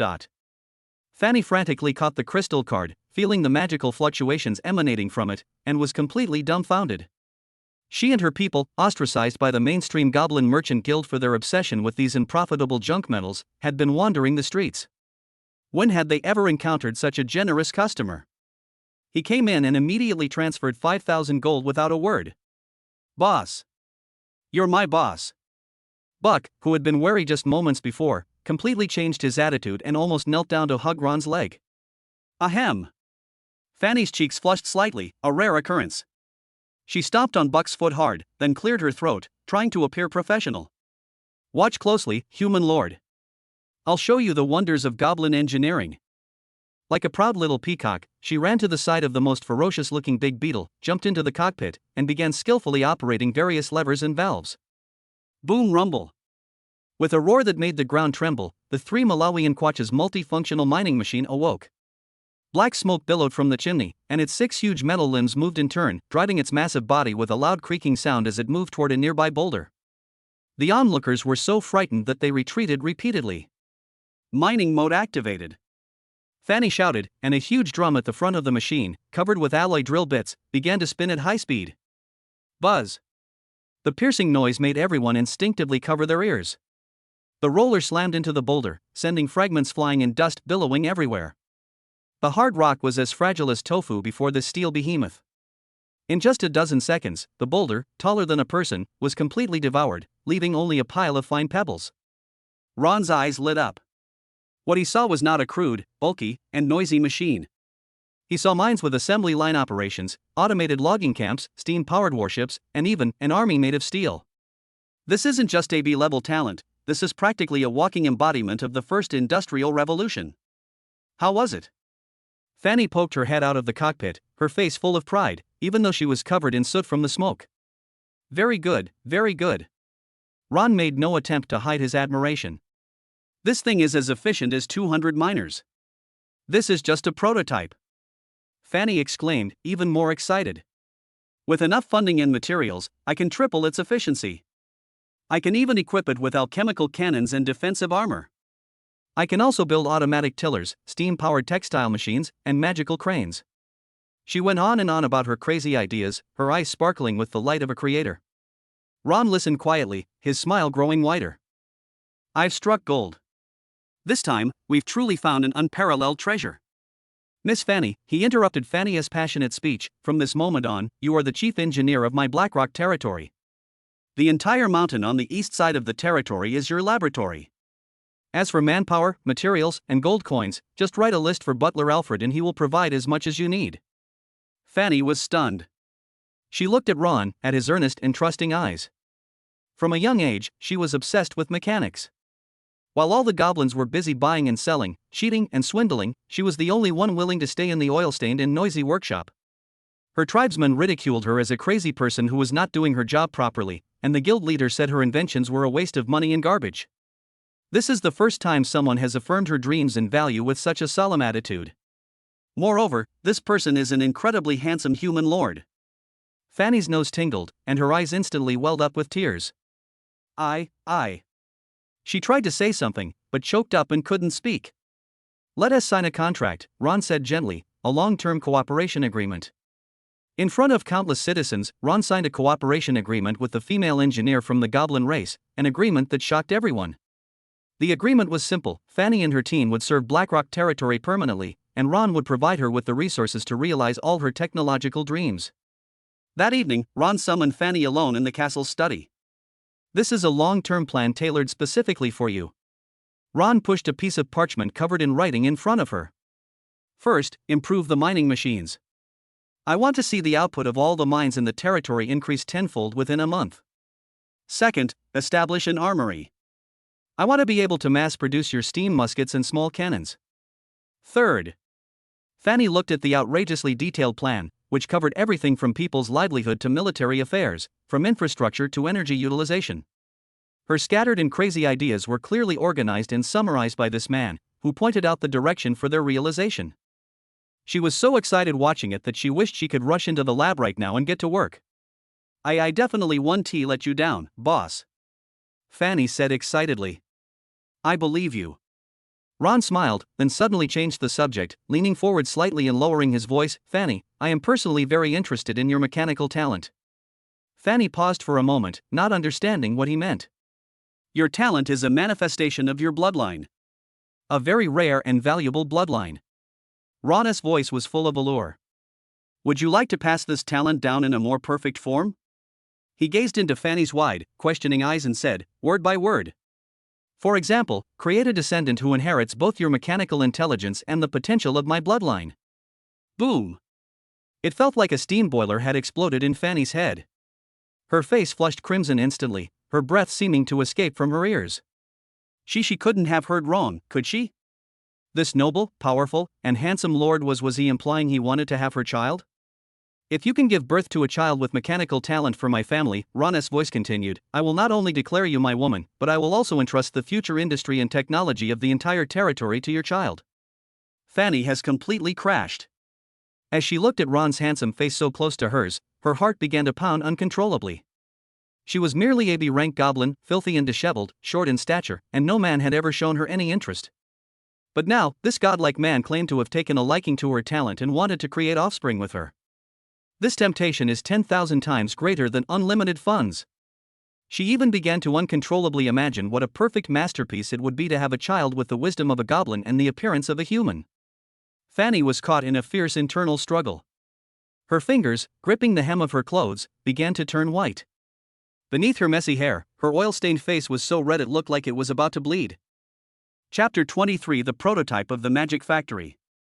It felt like a dozen steam boilers were exploding in Fanny's brain at the same time. A burst of hot air shot up to her head, and her oil-stained face instantly turned as red as a ripe tomato. My lord wants to have a child with her? She subconsciously looked down at her short, thin body, covered in engine oil, and then thought of Ron's godlike face. This isn't scientific. This doesn't conform to the basic principles of any breeding optimization. However, just as her brain was about to overheat and shut down, her engineer instincts forcibly took over her body. You mean, to conduct a cross-species gene optimization and inheritance experiment centered on bloodline talent? Fanny pushed up her goggles, her eyes gleaming with an almost fanatical academic light. To achieve stable inheritance, we must first analyze the bloodline compatibility of both parties. Establish a data model. Your bloodline energy output is extremely high, and my mechanical affinity talent belongs to a variant of mental power. The combination of the two, theoretically, there is a possibility of creating a completely new magical mechanic bloodline. Oh my god. This is a great subject. Completely ignoring the ambiguous implications, she paced excitedly, muttering various technical terms that Ron couldn't understand, as if this wasn't a sensual suggestion, but a research project that could change the world. Ron looked at her tech geek demeanor and couldn't help but chuckle. This grand project is a long-term goal. He tapped the table, pulling Fanny back from her academic reverie. Now, you need to prove to me that your engineering skills are worth such a long-term investment. No problem, boss. Fanny immediately stood at attention, puffed out her chest, her blush still fresh, but her eyes were already full of energy. Give me 3 days. No.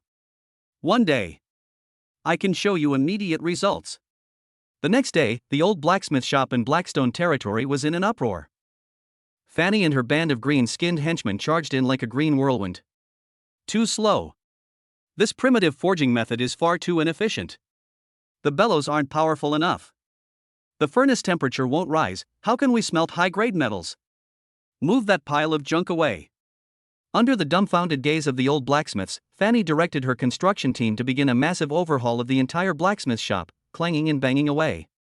A massive, steam-powered metal hammer was installed beside the forging table.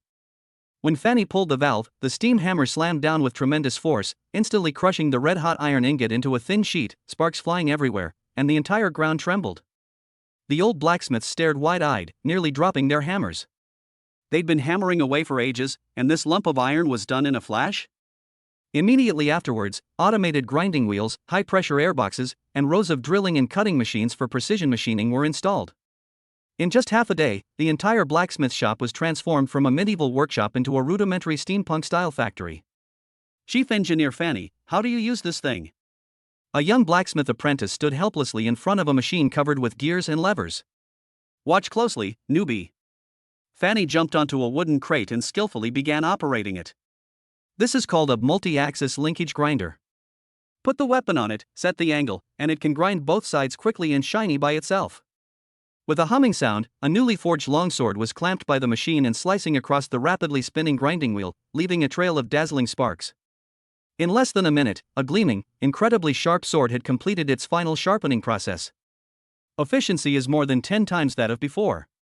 The blacksmiths in the entire shop were in an uproar. Their gazes toward Fanny changed from initial rejection and doubt to fervent worship. Accompanied by Alfred, Ron inspected the newly renovated Workshop 1. He nodded in satisfaction as he watched the standard weapons and tools being produced continuously on the assembly line. Alfred, relay my orders. Please speak, sir. From today onwards, Miss Fanny will serve as the chief engineer of Blackrock Territory. Black Iron Mountain to the east of the territory, along with all the land at its foot, will be placed under the jurisdiction of the Magic Engineering Department. Also, inform Lyra to purchase a batch of supplies for me from the black market in the south at all costs. Ron handed over a list containing a string of strange and unusual names. Star iron, burning steel, mithril, dragon crystal powder, deep-sea driftwood. Alfred's eyelids twitched as he looked at the list of materials. Each of these items was priceless, and some were even strategic-level resources that were priceless and unavailable. Buy as many as you want. Ron's tone left no room for argument. 3 days later, a caravan consisting of dozens of heavy wagons, escorted by members of the Shadow Claws, entered Blackrock territory in a grand procession. When the tarpaulin of the carriage was lifted, revealing rare ores and magical materials shimmering with various colors, Fanny pounced on them. It's star iron. Such a huge piece. And a complete fragment of the molten core. My God. Boss. Did you rob the dwarf's treasury? Fanny hugged a piece of ore the size of a human head, shimmering with starlight, and was so happy she almost fainted. For a top engineer, these are the most wonderful treasures in the world. With Ron's relentless investment, Fanny's research enthusiasm was completely ignited. She locked herself and the entire engineering team in the new laboratory at the foot of Black Iron Mountain, conducting all sorts of crazy experiments day and night. The laboratory's chimney often emitted thick, multicolored smoke, accompanied by loud explosions, causing nearby residents to avoid it. A week later, Fanny sported huge dark circles under her eyes, her face even more smudged than before, looking like a little wildcat that had just crawled out of a chimney. But her eyes were frighteningly bright. She presented Ron with 2 new inventions. It was a bundle of arrows. The arrowheads had an eerie blue color and were engraved with intricate magical runes. The other item was a dozen or so fist-sized black iron balls, each with a small pull ring on it. Boss. Look. Enchanted arrow and goblin trinity grenade. Fanny proudly introduced. On the testing ground, an ordinary guard, under Freya's guidance, drew his longbow. He was aiming at a dummy wearing heavy knightplate armor, 100 meters away. Whoosh! The enchanted arrow flew off the bowstring, leaving a trail of blue light in the air. Put! With a soft thud, the heavy breastplate, strong enough to withstand the slashes of ordinary swords and blades, was easily pierced by the arrow. The arrowhead emerged from the back of the dummy, and the magical energy attached to it even made the metal around the hole sizzle as it corroded. The guards gasped. The power of that arrow was no less than that of a full-force strike from a full-fledged squire. Next! Fanny shouted excitedly. Another guard nervously pulled the pin on a grenade and, following Fanny's instructions, threw it with all his might towards a group of wooden targets in the distance. The iron ball traced a parabola through the air and landed with a loud boom. The flames and shockwave instantly shattered the target group into pieces, sending splinters flying everywhere. Within the blast radius, a large, charred crater remained. My goodness! A guard muttered to himself, if one of these things were thrown into a crowd. Everyone imagined that terrible scene. Ron's eyes also burned with fervor. He immediately ordered the Department of Magical Engineering to produce these two new weapons at full capacity, prioritizing their deployment to his personal guard. An army of mortals equipped with magical weapons will experience a qualitative leap in combat power. Besides weapons, Fanny also tinkered with a steam magic hybrid multifunctional tiller. Although the steel monster, during its first test, plowed a 3-meter deep furrow in the experimental field due to its excessive power and almost went out of control and crashed into the Lord's castle, its potential gave everyone hope for a surge in grain production. The industrialization process in Blackrock territory has quietly begun under the leadership of the mad engineer, Fanny. On the castle terrace, Mia and Freya stood side by side, looking at the black smoke rising from the direction of Black Iron Mountain in the distance, their expressions different. The noise there keeps me up at night. Mia rubbed her ears, a hint of worry on her fair face. Besides, the smoke smells bad for your health. But it can create sharper claws and more piercing teeth. Freya's golden wolf eyes reflected the distant firelight. Our master needs these. We, too, need to become stronger. She knew very well that Ron's thirst for special talents was insatiable. Whether it was Lyra or this new goblin, their arrival was constantly strengthening Ron's power. And if she stagnated, she would soon be left behind. In the study, Ron formally presented Fanny with a badge made of mithril, interwoven with gears and lightning bolts, a symbol of her status as chief engineer. Fanny, you have proven your worth. Ron looked at her face, which was flushed with excitement. From today onwards, you are an indispensable member of my family system. Although the topic of having children was not mentioned again, the trust and status he placed in her had deeply moved Fanny. She knew that with this man's support, her dream would no longer be a fantasy. Boss! Fanny's eyes were burning with determination. She pulled a new roll of parchment covered with intricate drawings from her bosom and unfolded it in front of Ron. Weapons and tools are just basic applications. I've been studying your bloodline lately. Your life energy is simply the most efficient and perfect source of magic known. Ron's gaze fell on the blueprint. It wasn't a blueprint for any weapon or tool, but a gigantic humanoid silhouette, its interior filled with intricate pipes and magic arrays resembling blood vessels and nerves. All the conduits ultimately converged on a core reactor in its chest. Fanny's finger pointed excitedly at the core. Boss, my latest idea. If we could create a construct powered by your bloodline, a self-repairing, shadow energy releasing, and absolutely loyal shadow magic puppet. She looked up, her eyes sparkling with the madness and obsession of a creator. It will be your strongest shield and your sharpest spear. A perfect masterpiece combining engineering and bloodline power. Chapter 24: A New Offspring, Mechanical Talent.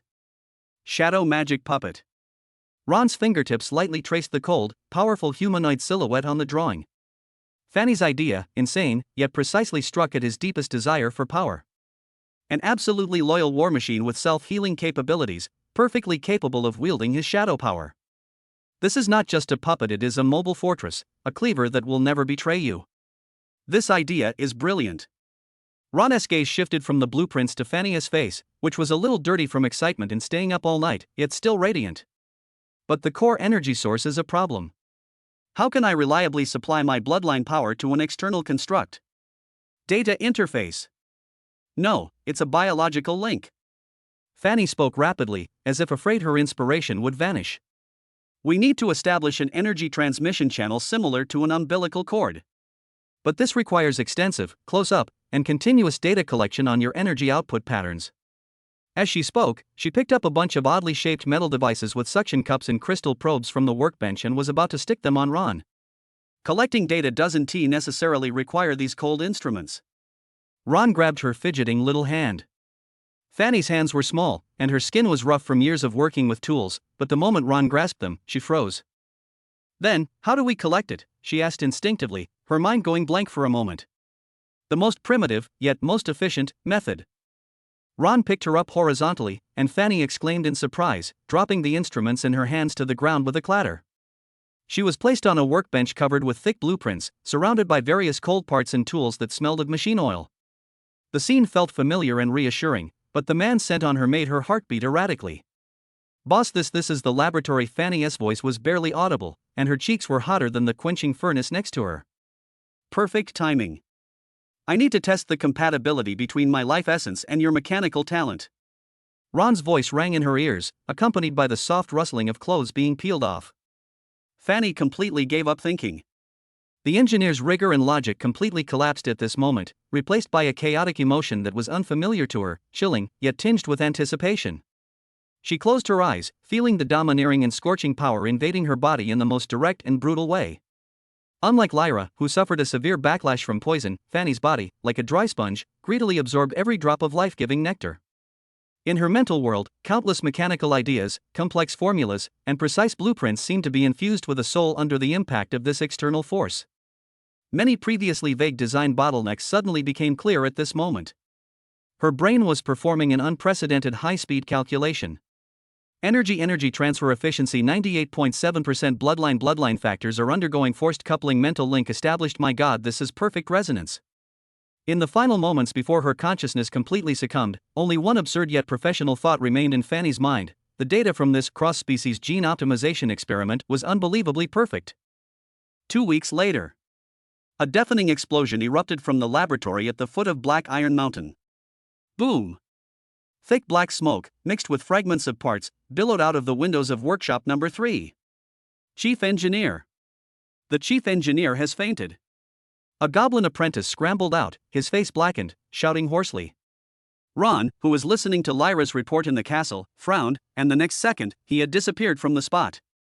When he arrived at the chaotic laboratory, Fanny was lying on the floor, her eyes closed and her face deathly pale. Her goblin assistants were in a flurry of activity, some trying to pinch her philtrum, others trying to perform CPR. The scene was chaotic. Ron waved the group of annoying green dwarves aside and picked up Fanny. A familiar life energy entered her body, and Ron's expression instantly turned strange. Fanny's body was unharmed, she had simply fallen unconscious due to excessive mental exertion. However, Ron clearly sensed a faint yet infinitely potential life seed within her abdomen. That seed of life not only contained the power of his bloodline, but also possessed a unique innate fluctuation that resonated with metal and energy. Almost at the same time, the system's notification sound exploded in his mind. Ding! Congratulations, host! The special talent, Goblin Engineer Fanny, has successfully conceived. Successfully triggered the Special Talent Seed Achievement Series. Fetal Special Talent detected. Pregnancy-related reward activated. Host reward, Magical Knowledge Beginner. Special bloodline reward for the fetus, Goblin Mechanic Excellent. This bloodline will continuously absorb the mother's mechanical engineering knowledge during fetal development, infused with the host's bloodline power, with a very low probability of evolving into a higher-level magic craftsman bloodline. A vast and profound torrent of knowledge instantly flooded into Ron's mind. This time, he received the principle, unlike the pure application of shadow magic he had when he empowered Lyra before. How to construct energy circuits, the basic logic of magical runes, the energy conductivity of different magical materials, the conversion formula between steam cores and magical energy cores. At this moment, Ron understood all the technical jargon Fanny used. He looked down at the unconscious little goblin in his arms, his eyes softening completely. He will not only have a third child, but this child, from the very beginning of his conception, is destined to be a born mechanical master. More importantly, he himself will thus obtain the first key to step into this entirely new field.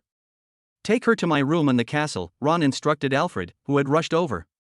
Summon the best physician and prepare the most nutritious food. Yes, sir. The old steward looked at the petite goblin in the lord's arms with shock in his eyes, but he didn't ask any questions and immediately bowed to make arrangements. When Fanny slowly woke up, she found herself lying on an incredibly soft bed. The surroundings were no longer cold steel and the acrid smell of engine oil, but a warm fireplace and luxurious decorations. Ron sat on the edge of the bed, holding a half-finished blueprint for an improved, enchanted arrow. Boss, I messed it up. Fanny began, her voice trembling with tears. The number 3 magic energy booster exploded, and I wasted all the dragon crystal powder you gave me. It's alright. Ron put down the blueprints and handed her a glass of warm milk. I already know where the problem lies. Huh? Fanny was stunned. Your rune circuit design is too aggressive, Ron said, tapping the blueprint lightly on the core energy node. Dragon crystal powder releases energy explosively, but you used a continuous channeling rune, causing an instant energy overload. It's no wonder it exploded. He paused, then continued, you should add a mithril stabilizer rune set here, and change the material of this main energy channel to star iron to withstand such energy impacts. Fanny was completely dumbfounded. She stared at Ron with wide eyes, as if he were a monster. He said, everything was correct. And the solution he proposed was even more perfect than she had thought of. When did the boss learn all this? From today onwards, you are not allowed to enter the lab anymore. Ron's next words struck Fanny like a thunderbolt. Why? She was so agitated she almost jumped out of bed. Boss, I was wrong, I'll never be so reckless again. Please don't fire me. Because you are carrying my child, Ron calmly announced. Ha! Fanny's movements froze in mid-air, her brain crashing again. She subconsciously touched her flat stomach, her face filled with confusion and disbelief. Your most important task now is to bring him or her into the world healthy. Ron held her hand, his tone more solemn than ever before. A descendant who inherits our talents is more valuable than 100 laboratories. Fanny's eyes instantly welled up with tears.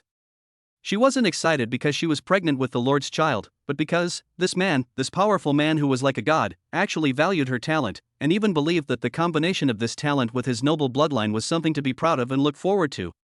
Her hobbies, which were considered unproductive by all her tribesmen, and her inventions, which were ridiculed as garbage, were at this moment imbued with the supreme significance of passing on her bloodline. I. Fanny choked back tears, which streamed down her oil-stained face like a broken string of pearls. I will definitely raise him to be the smartest little genius in the world. The news quickly spread throughout the castle. In the restaurant, Mia poked at the food on her plate, lost in thought. Ron, is it really a good idea to get Miss Fanny pregnant? She is so young, and she is a goblin. The strength of one's bloodline has nothing to do with size or race. Freya adapted quickly, tearing into a piece of roasted meat as she mumbled, that little dwarf may be frail, but those iron lumps she created are a bit troublesome even for me. Their children might be able to create even more powerful things. She glanced at Mia, who was frowning, and added, anyway, as long as it can help the master, one more won't make a difference. Although she said that, Freya's golden eyes would still flash with displeasure whenever she saw Ron chatting with Fanny in the study for most of the day with various blueprints in hand. Mia sighed softly and said nothing more. She knew that this family was growing stronger in a way she couldn't comprehend. All she could do was take care of her children and accept the increasing number of new members in the family. As Fanny's pregnancy stabilized, Ron's magical knowledge became more and more solid. He was no longer just a lord who issued orders, but was able to truly participate in the industrial planning of his territory. That day, he presented Fanny with a brand new design concept. Fanny, weapon innovation is only the first step. I need you to start researching how to deeply integrate magical technology with the power of our family's bloodline. Fanny's eyes lit up instantly when she saw the idea. That's right. Ron's finger touched the two enormous humanoid silhouettes. One was thick and heavy, full of power, the other was slender and fluid, full of speed. My eldest son, Arthur, has S-class behemoth blood. He possesses unparalleled strength and defense. I need you to design a power-amplified exoskeleton for him, so that every punch he throws will have the effect of a landslide. My eldest daughter, Fenrir, possesses S-rank Fenrir werewolf blood, and her speed is lightning fast. I need you to forge her a pair of sonic charge boots so that she can surpass sound and tear everything apart. Ron raised his head, his dark eyes flashing with an almost insane ambition. Fanny, can you do it? To create war weapons tailor-made for the mythical bloodline, weapons that belong only to them. Fanny's breathing became rapid. A flame, hotter than ever before, ignited in her eyes the fervor and obsession of a creator encountering the most perfect challenge. Design weapons for the gods. Is there any greater challenge in this world? Boss Fanny's voice trembled slightly with excitement. She looked up at Ron with burning eyes. This will be my masterpiece. Chapter 25: The Economic Takeoff of Blackrock Territory. The direction of Black Iron Mountain is now the most unique scenic view in Blackstone territory. Previously, there were only bare rocks and sparse shrubs. Now, huge factories have sprung up, with thick metal chimneys like rows of black fingers pointing to the sky, tirelessly belching out gray-black smoke columns.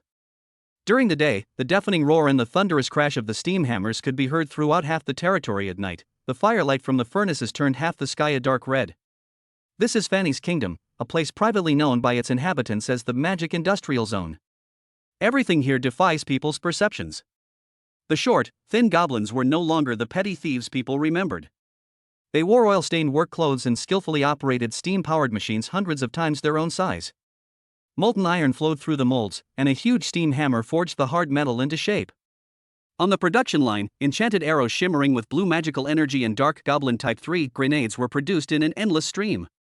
Magic, martial arts, and technology, three seemingly unrelated forces, have been forged into a powerful and efficient force in Blackrock territory. And this rope is now binding Ron with enormous wealth. In the castle study, the firelight from the fireplace illuminated Lyra's flawless face.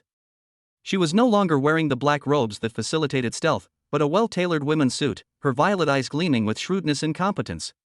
"Master, these are last month's accounts." Lyra pushed a neat ledger in front of Ron. "Through our secret channels in the southern black market, we sold a total of 30,000 enchanted arrows and 5,000 Goblin Type 3 grenades. After deducting all costs and distribution fees, the net profit is 240,000 gold coins." This number made Alfred, the old butler standing to the side, tremble. 240,000 gold coins. Before Ron took over, Blackrock territory was considered lucky if it could save 2,000 gold coins from its annual tax revenue after deducting all expenses. Now, the profit from just selling those iron lumps in a single month exceeds the total profit of the past 100 years. After witnessing a grenade blow his heavily armored knight and his horse to smithereens, the city lord of Grey Eagle immediately doubled his order and was willing to pay a 30% premium, Lyra continued, her tone calm. "Several mercenary groups in the north are also frantically buying up our enchanted arrows. They say these are much more cost-effective than hiring a magic apprentice to deal with enchanted beasts." Freya sat on the sofa, listlessly wiping her claw blades. She had little concept of money, but upon hearing that those weapons could blast heavily armored knights away, a flicker of interest flashed in her golden wolf eyes. The things that little dwarf Fanny had concocted were indeed somewhat interesting. Too slow. Ron flipped through the ledgers, his brow furrowing slightly. Alfred's heart skipped a beat again. 240,000 gold coins a month, and he still thinks it's too slow? The black market has limited capacity and easily attracts unnecessary attention. Ron tapped his fingers on the table. "Our goods cannot remain in the shadows forever, Alfred." "Yes, sir. In the name of my family, I will establish the Dracula Chamber of Commerce." "You will serve as its president." "Me?" The old butler pointed to himself, looking bewildered. He had spent his entire life serving in the castle. He had no business experience whatsoever. "You only need to manage the books and warehouse. Lyra will tell you how to do this specific business." Ron's gaze turned to Lyra. "From now on, the Shadowclaw's intelligence network, in addition to its military uses, will also serve the Merchant Guild. I need to know every corner of the kingdom, where there is a food shortage, where mineral prices are soaring, and which nobleman has the fullest pockets." A glint flashed in Lyra's eyes. She instantly understood Ron's intentions. This was no longer a simple arms deal, it was about using economics to infiltrate the entire kingdom from within. "Yes, master." She bowed, her hand on her chest. This excited her far more than mere assassination and revenge. With this initial capital, the construction speed of Blackrock territory can only be described as crazy. Ron directly ordered the complete overhaul of the entire tax system in the territory.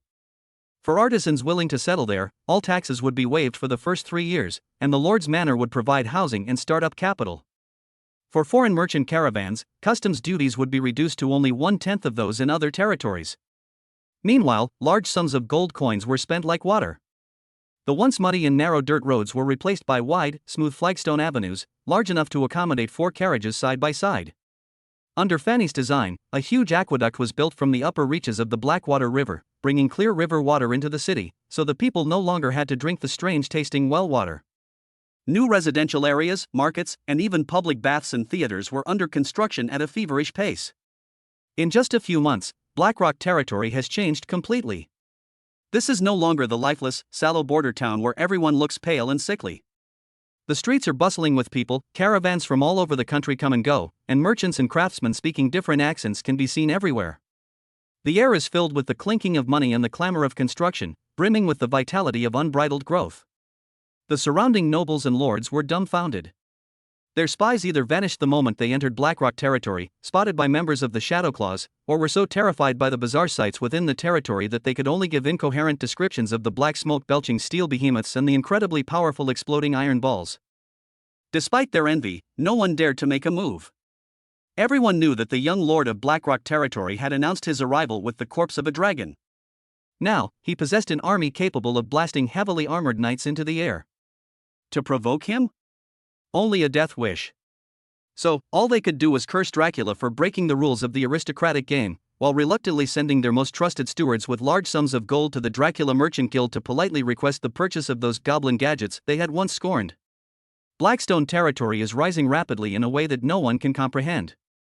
Like a greedy vortex, it frantically absorbs the wealth, people, and resources of the surrounding area, gradually becoming an economic center in the south of the kingdom that no one can ignore. On this day, Ron was in the lab, watching Fanny design special equipment for his 2 children. Fanny's belly was already slightly protruding, but she was still full of energy, pointing at the 2 hideous creations that were still only half finished, and introducing them with spittle flying everywhere. "Boss, please take a look. This is the behemoth-eyed power-amplified exoskeleton designed for young Master Arthur.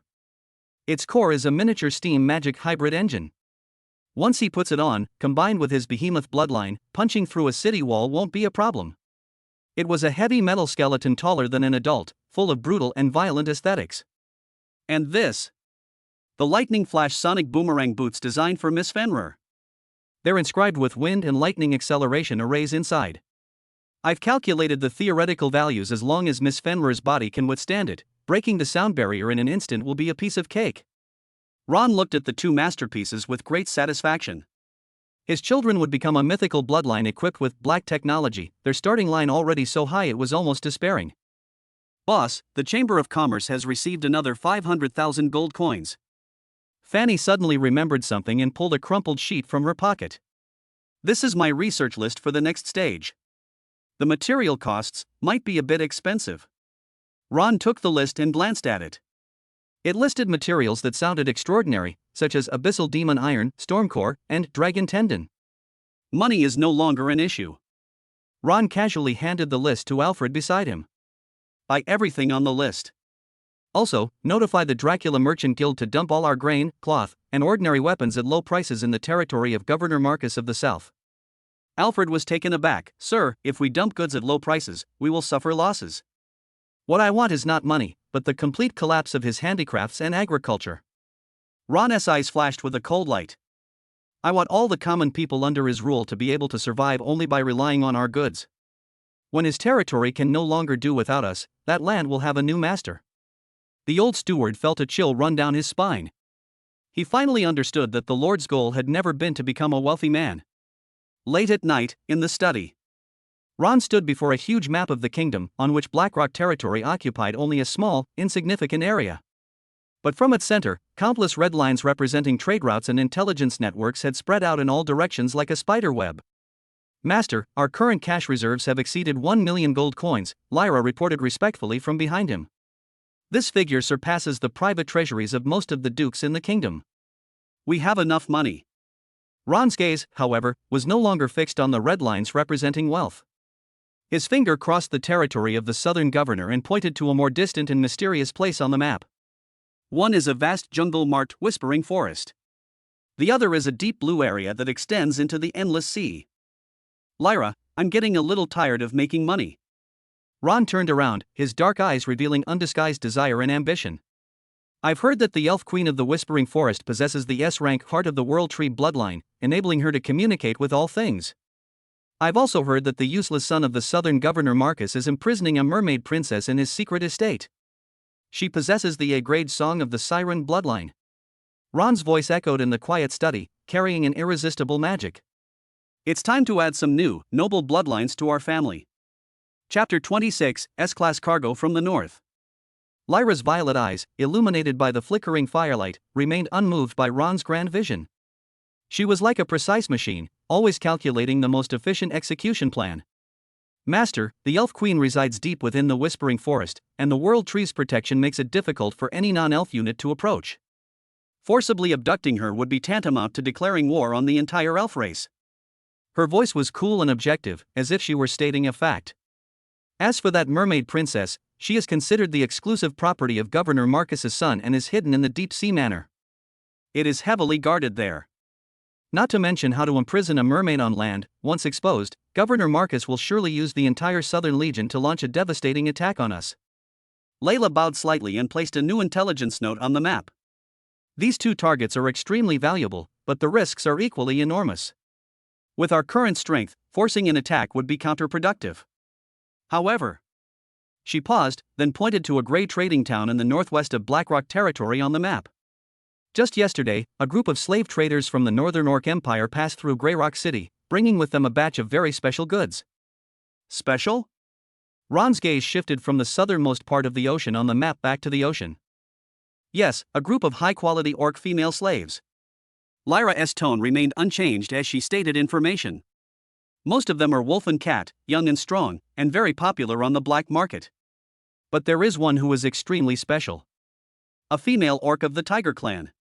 According to intelligence, she possesses the purest golden tiger bloodline, but her personality is extremely volatile.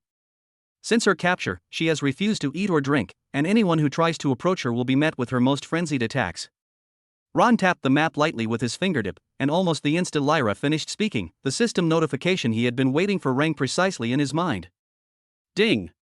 Special value target detected. Name, Terra. Race, Orc Golden Tiger Clan. Bloodline rating, S rank suspected Orc royal family. Status, extremely angry, weak, untamed. S rank. Ron's eyes lit up.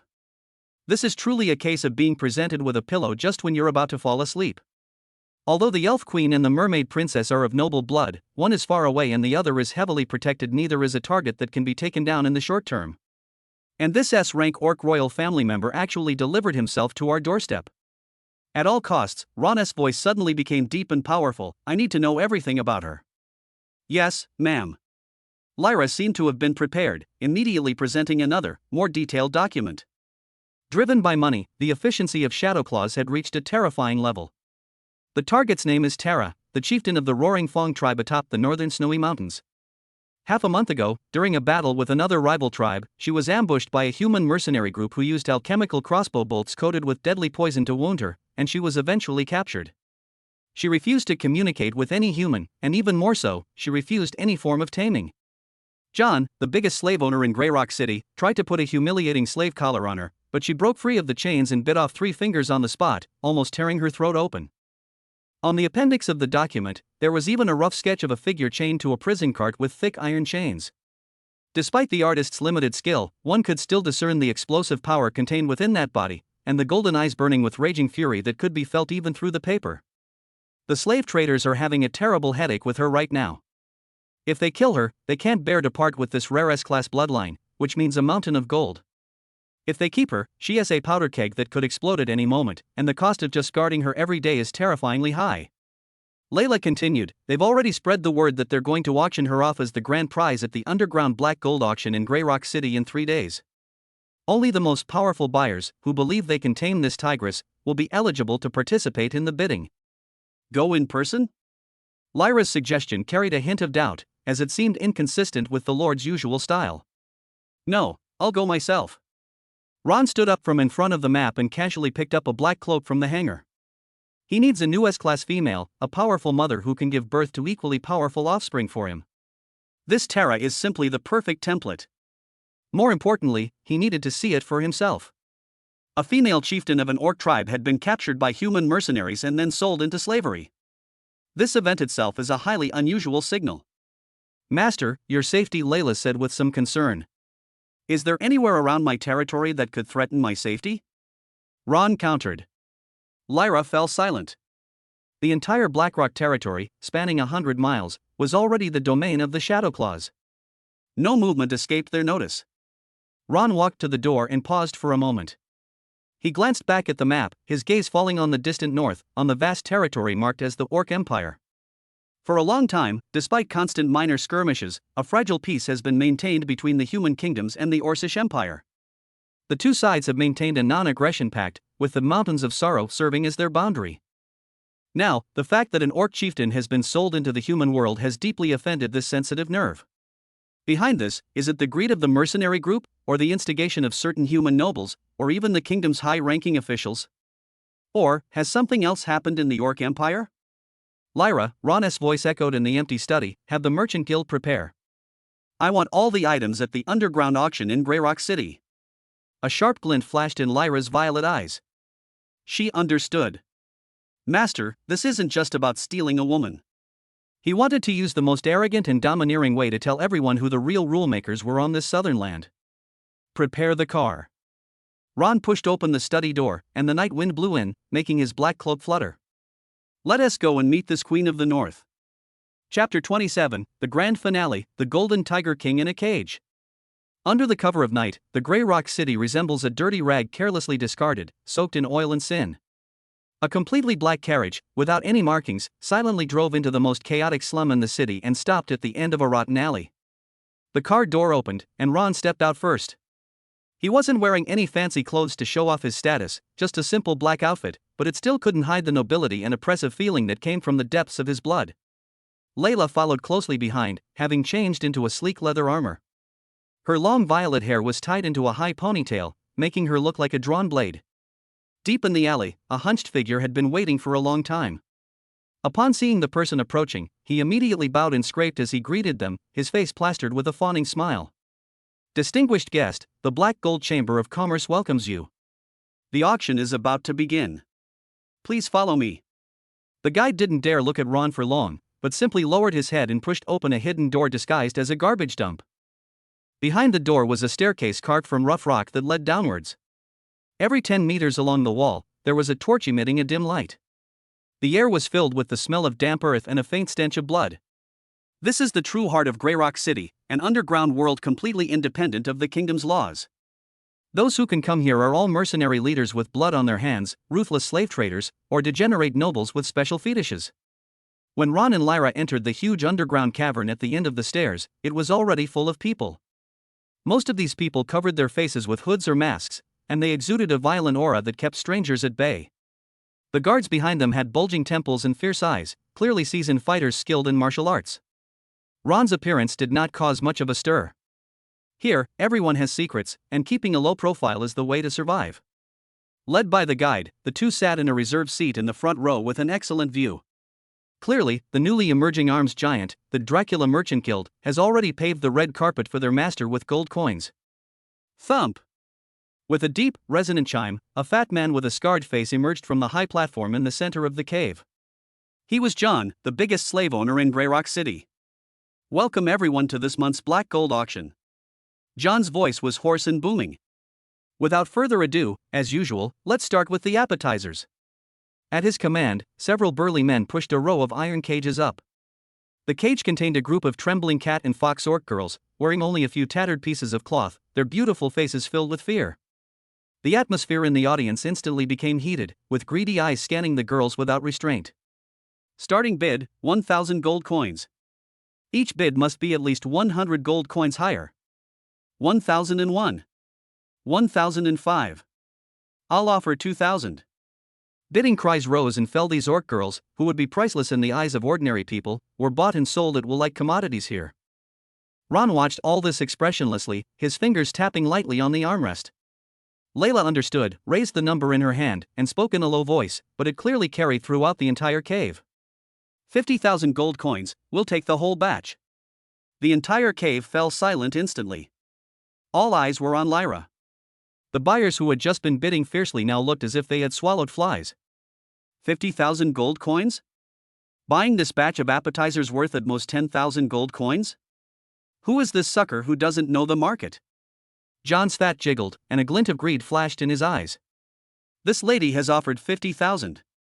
Any higher bids? 50,000 once. 50,000 twice. No one spoke again. This isn't about money, it's that the other party is clearly trying to crush everyone with money. Deal. John declared decisively, his smile widening. Looks like we have a big customer tonight. Now, let's bring out tonight's grand finale. The cave floor trembled slightly as a specially made prison cart, larger than all the previous cages combined, was slowly dragged up by 8 muscular minotaur laborers using thick iron chains. The bars of the prison cart were each as thick as an adult's arm, and were engraved with binding magic arrays that shimmered with a faint light. Everyone involuntarily held their breath. Inside the prison van, a figure huddled in the shadows of a corner. She wore tattered leather armor, and her bronze skin was covered with dried blood and gruesome wounds. What is most striking is her waist length, dazzling golden hair, and the pair of slightly trembling, furry tiger ears nestled within it. Roar! Seemingly sensing the hostile gazes around him, the figure suddenly raised his head and let out a heart-shaking roar. It was a face brimming with wildness and power. Her features were sharp and defined, with a pair of amber vertical pupils burning with an indomitable rage capable of incinerating everything. Even though her hands and feet were bound by thick shackles engraved with magic-suppressing runes, the fierce aura emanating from her still caused the buyers in the front row to instinctively shrink back. She stood up. Everyone gasped in shock. She was extremely tall, even more robust than many male orcs. But it wasn't bulky, rather, it was a sleek muscle line brimming with explosive power, every inch of it seemingly born for battle. Even through the cage, everyone could almost feel the terrifying power contained within that body, a power capable of tearing apart steel. The system notification sounded in Ron's mind right on time. Ding! Target confirmed. Name, Tara. Race, Orc Golden Tiger Clan.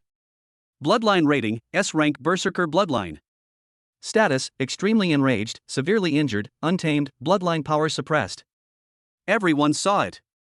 John's voice carried a hint of pride and lingering fear.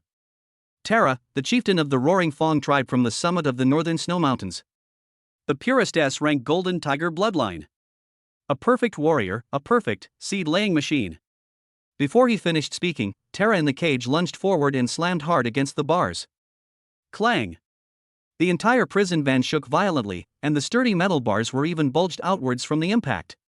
The light from the binding magic array flashed wildly. A madwoman! This woman is a madwoman! A buyer dressed as an aristocrat exclaimed, his face turning pale with fright. Chapter 28. You are very strong, but you are mine now. I'm afraid it'll be torn to shreds the very first night after we buy it. Another mercenary leader was also still shaken. Quiet. Quiet. John hurriedly calmed everyone down. Her power has been suppressed. With enough patience and the right methods, we can tame her. Imagine what it means to have an S-class bloodline descendant. Despite John's eloquent words, Tara's predatory demeanor deterred most people. After a long silence, a wealthy merchant from the north tentatively offered 100,000 gold coins. I'll offer 120,000, shouted a mercenary leader known for his ruthlessness, his eyes filled with a desire to conquer as he looked at Tara. 150,000, a mysterious nobleman wearing a silver mask said coldly. Prices climbed slowly, but clearly everyone was wary of this untamed tigress. When the price reached 200,000 gold coins, no one bid higher. 200,000 per time. John was somewhat disappointed the price was far below his expectations. Just as he was about to bring down the hammer, that clear, cold female voice rang out again. 1 million gold coins. Layla held up her number, and the number she called out was like a boulder thrown into a calm lake, stirring up towering waves. The entire cave was deathly silent. Everyone stared at Ron and Lyra as if they were crazy. 1 million gold coins. This sum is enough to buy a wealthy town in the south. All for a female slave who could turn against her master at any moment? The silver-masked nobleman who had offered 150,000 suddenly shuddered. He turned his head and stared intently at Ron, his eyes beneath the mask filled with resentment and unwillingness. John's mouth gaped open wide enough to fit a fist. He never dreamed that this hot potato, which he had kept hidden away, would sell for such a legendary price. 1 million. This distinguished guest has offered 1 million gold coins. Is there anyone willing to bid higher? His voice was trembling. His only response was a deathly silence. Make a deal. John used all his strength to slam the mallet down hard. After the auction, Ron and Lyra were led to a separate stone chamber. A moment later, the huge prison cart was pushed in again. Fatty John personally unlocked the heavy lock on the cage and said to Ron with a beaming smile, "Distinguished guest, this tigress is now yours. Our men will use chains to lead her out." No need, Ron waved his hand. You can all leave. John was taken aback, but when he saw the heavy bag of gold coins that Lyra handed him, he immediately bowed and led his men out, thoughtfully closing the heavy stone door behind them. Inside the stone chamber, only Ron, Lyra, and the tiger poised to pounce in its cage remained. Tara stared intently at Ron, her amber vertical pupils devoid of any fear, only pure, tangible killing intent. She let out low growls, as if warning him not to come any closer. Ron ignored her gaze, which was enough to frighten even a dragon, and slowly walked to the cage. He looked at her calmly, as if admiring a perfect work of art. You are very strong. Ron spoke, his voice calm, yet as if stating a given fact. But now, you are mine. These words completely ignited Tara's anger. Roar! She let out a deafening roar, her muscles tensed instantly, and she struggled frantically with all her might. Splash! Those specially made chains, thicker than a human arm, were stretched taut by her, emitting a teeth-grinding metallic scraping sound. The runes on them flickered, as if they were about to collapse at any moment. Lyra stepped forward, blocking Ron's path, her hand already on the hilt of her sword. Ron simply reached out, slipped his hand through the gap in the railing, and gently grasped one of the chains that was shaking violently. He did not use any fighting spirit or magic. Crunch, squeak, creak. The chain, forged from refined steel and strong enough to restrain an adult earth dragon, began to groan under his 5 fingers, slowly deforming under his bare hands. The finely forged steel chain, strong enough to trap the earth dragon, groaned in agony between Ron's fingers, twisting and deforming at a visible speed. Inside the cage, Tara's frenzied roar abruptly ceased. Her amber, vertical pupils were fixed on Ron's hand, a hand that didn't look much thicker than an average person's. She could clearly feel the chain groaning in despair. The binding array engraved on it was like a ridiculous tattoo in the face of pure, extreme physical force, unable to emit even a glimmer of light. This is a power that no human could possibly possess. Snap! With a crisp metallic snapping sound, the chain broke. Ron casually tossed the broken chain to the ground, the clanging sound striking Tara's heart like a heavy hammer. He ignored Tara's reaction and turned to Layla, instructing her. Go prepare a whole roasted lamb, the fattest one, and also get 2 barrels of the best ale. Deliver it to my secret base in Grey Rock City. Yes, master. Lyra bowed and turned to leave, never once glancing at Tara in the cage, as if she were not an S-rank orc chieftain, but merely an ordinary spoil of war. The heavy stone door was closed again, and the stone chamber fell silent once more.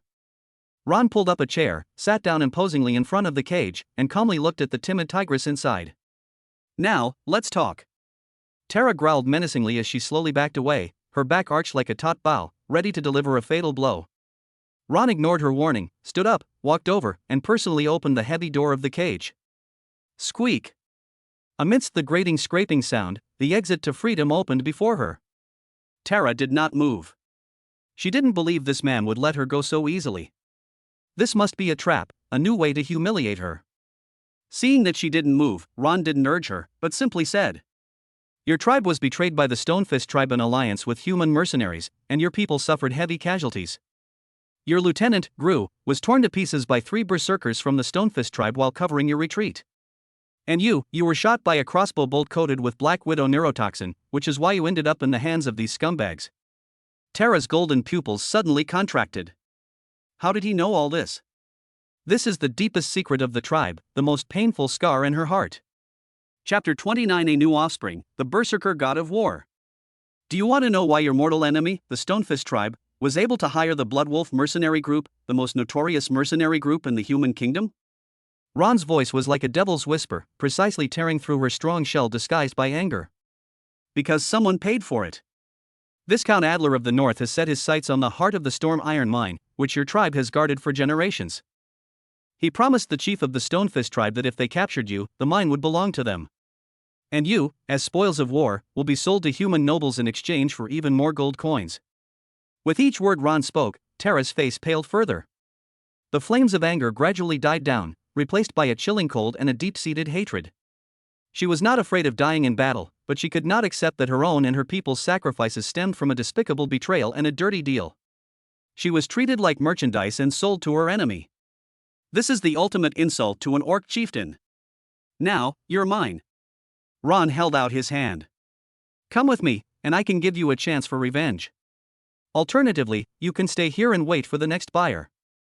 Perhaps he'll be more interested in your tiger skin. Tara stared intently at his outstretched hand, her breathing becoming heavy. Reason told her that she could not trust any human being. But her physical weakness, hunger, and the burning desire for revenge that threatened to consume her were madly shaking her will. Finally, she stood up unsteadily, her tall figure carrying a resolute and tragic air, and step by step, she walked out of the cage that imprisoned her. Blackrock Territory's secret stronghold in Greyrock City is an unassuming brewery. But underground, there is a completely different world. In the spacious room, the fireplace was burning brightly, dispelling the chill from the floor. On a long oak table sat a whole roasted, golden brown, juicy lamb, next to 2 large barrels of strong liquor emitting a rich, malty aroma. After being brought here, Tara has been huddled in the corner of the room, like a wounded wild animal, warily looking around. Ron ignored her. He took off his cloak, sat by the fireplace, and began to eat a tender leg of lamb with his dagger. The aroma of meat mingled with the scent of wine, like invisible hands scratching at Tara's very core. She hadn't eaten anything properly for almost half a month, and her stomach was churning. Gurgle. An untimely sound came from her abdomen. Tara's face flushed instantly, and she glared at Ron as if he were the one who made the sound. Ron seemed not to hear, and simply pushed another untouched leg of lamb and a full glass of ale across the table. Eat up. If you want revenge, you need to have the strength first. Tara struggled for a long time. Pride and hunger were mixed together in her mind. Ultimately, instinct triumphed over dignity. She suddenly stood up, rushed to the table, grabbed the lamb leg, and without even looking at it, began to tear into it fiercely. She ate extremely fast, with no manners whatsoever, as if she were venting her frustrations. Hot grease dripped down the corners of her mouth, but she didn't care at all. Soon, she had devoured a huge leg of lamb completely. She picked up the glass of ale again, tilted her head back, and gulped it down. The spicy liquid burned her throat, finally bringing a touch of warmth to her weak and cold body. After eating and drinking my fill, I regained some of my strength. Tara's gaze toward Ron turned dangerous again. Suddenly, she moved. He was like a tiger released from its cage, not pouncing on Ron, but on the only exit of the room, the heavy iron door. She wanted to escape. However, just as her hand touched the doorknob, a dark figure appeared silently in front of her. It's Ron. He didn't even turn around, he simply grabbed Tara's wrist with a backhand motion. Tara felt as if her wrist was being clamped by an iron clamp, and no matter how much she tried to exert her strength, she could not break free even a little. The power emanating from that hand was as steady as a mountain, unfathomable. I don't like disobedient pets, Ron's voice rang in her ear. Roar! Tara roared, her other hand transforming into a sharp claw, tearing through the air as she lunged towards Ron's back. Ron still didn't turn around. He suddenly jerked the hand gripping Tara's wrist, and with a skillful force, Tara felt an irresistible force surge from her arm. She instantly lost her balance and staggered forward several steps, crashing heavily into the cold iron door. Bang! A muffled thud. Tara slipped and fell to the ground, feeling dizzy and disoriented. The sharp pain in her wrist made her realize that her strength, which she was so proud of, was as fragile as a joke in front of this man. She was unwilling to accept it. She rolled over and got up, abandoning her attempt to escape. Instead, she swept a whip kick at Ron's lower body from a tricky angle. Ron simply lifted his leg casually. Smack! The 2 legs collided in mid-air, producing a dull thud. Tara let out a painful groan, feeling as if her leg had hit a red-hot iron plate. The intense pain almost made her kneel down on the spot. She staggered backward, and her eyes finally showed a hint of horror as she looked at Ron. What kind of monster is this man? Ron slowly turned around, his dark eyes looking at her calmly. He didn't press his advantage, he simply stood there quietly, a faint aura emanating from him. That wasn't fighting spirit, nor was it magic. It was a kind of oppressive aura originating from the very pinnacle of life, domineering, ancient, and filled with an aura of destruction and conquest. Tara's amber vertical pupils suddenly contracted, and at that moment, the golden tiger bloodline within her emitted a trembling wail. That is the instinctive fear and submission of inferior bloodlines when facing superior bloodlines. She felt as if she were not seeing a person, but an ancient dragon coiled above a mountain of corpses and a sea of blood, indifferently looking down at her, this presumptuous little cat. My eldest son possesses behemoth blood. My eldest daughter possesses Fenrir werewolf blood. Ron's voice wasn't loud, but it reached Tara's ears clearly. Their power is still far beyond yours. Tara's mind went blank. S-class behemoth. SSS rank Fenrir werewolf. How could this be? These two legendary, mythical bloodlines are actually his offspring? No. She didn't believe it. This human must be trying to sway her will with lies. Roar! Driven to the brink, Terra erupted completely. Her eyes turned bloodshot, and the muscles in her body swelled up in a bizarre way, with golden tiger stripes appearing on her bronze skin. Orc Berserk. This is a desperate tactic of the Golden Tiger clan, which sacrifices their life force to gain several times the strength and speed in a short period of time. Die. Chapter 30, the S-rank Beastman Golden Tiger clan, sowing seeds. Terra let out a roar that sounded inhuman, abandoning all her skills and using the most primitive and savage method, like a cannonball, to smash into Ron. This was her final act as tribal chief. She had staked all her dignity and honor on it. This time, Ron did not dodge. Facing the terrifying impact that was powerful enough to collapse the city walls, he did not retreat but instead stepped forward. He raised his hand, fingers spread, to meet Terra's destructive charge. Time seemed to slow down at that moment. In Terra's eyes burning with rage, Ron's hand easily pressed against her forehead. There was no earth-shattering noise. There was no earth-shattering collision.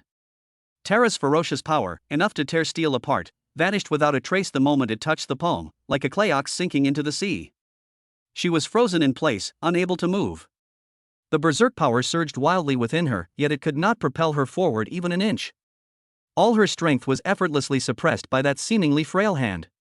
That's not a technique, it's not about deflecting force. It is an absolute, overwhelming, and unreasonable force.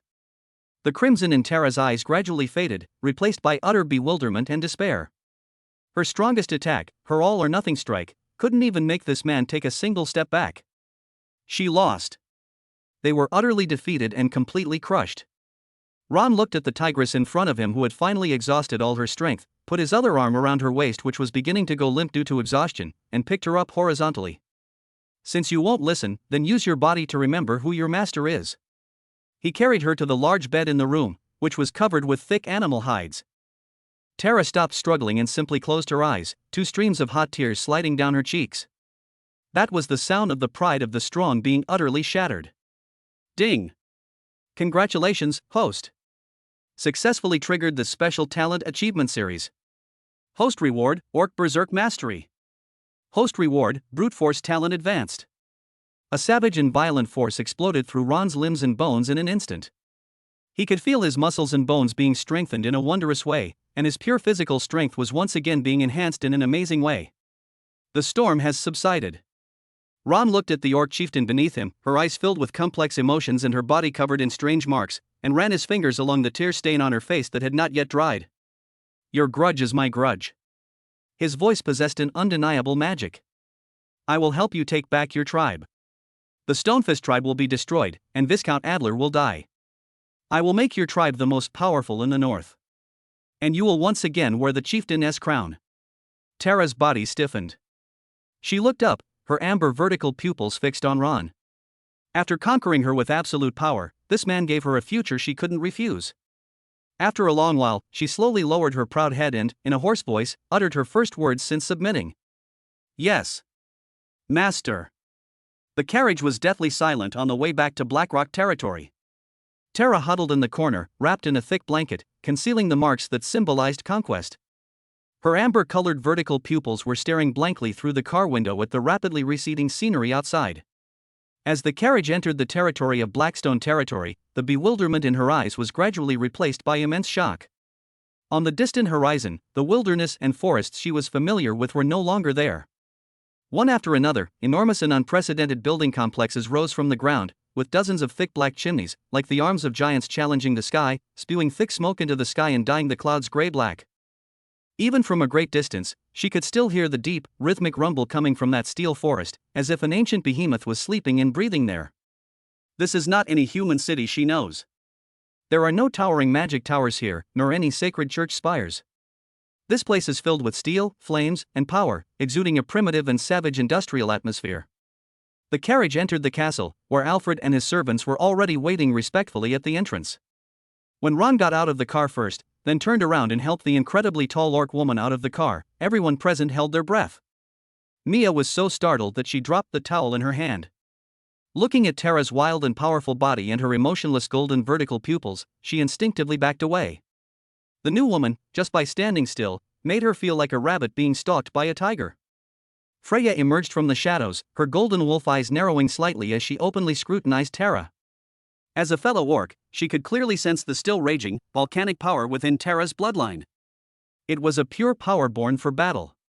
Lyra simply stood calmly behind Ron, her violet eyes lingering on Terra for less than a second before quickly assessing her. S rank, recently recovered from serious injuries, with his power temporarily suppressed, but his threat level remains extremely high. It is a powerful force, but also a potential problem.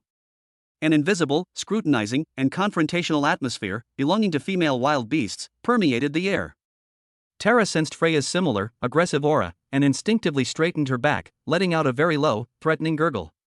Her name is Terra, and from today onwards, she is a new member of the family. Ron's voice broke the momentary tension.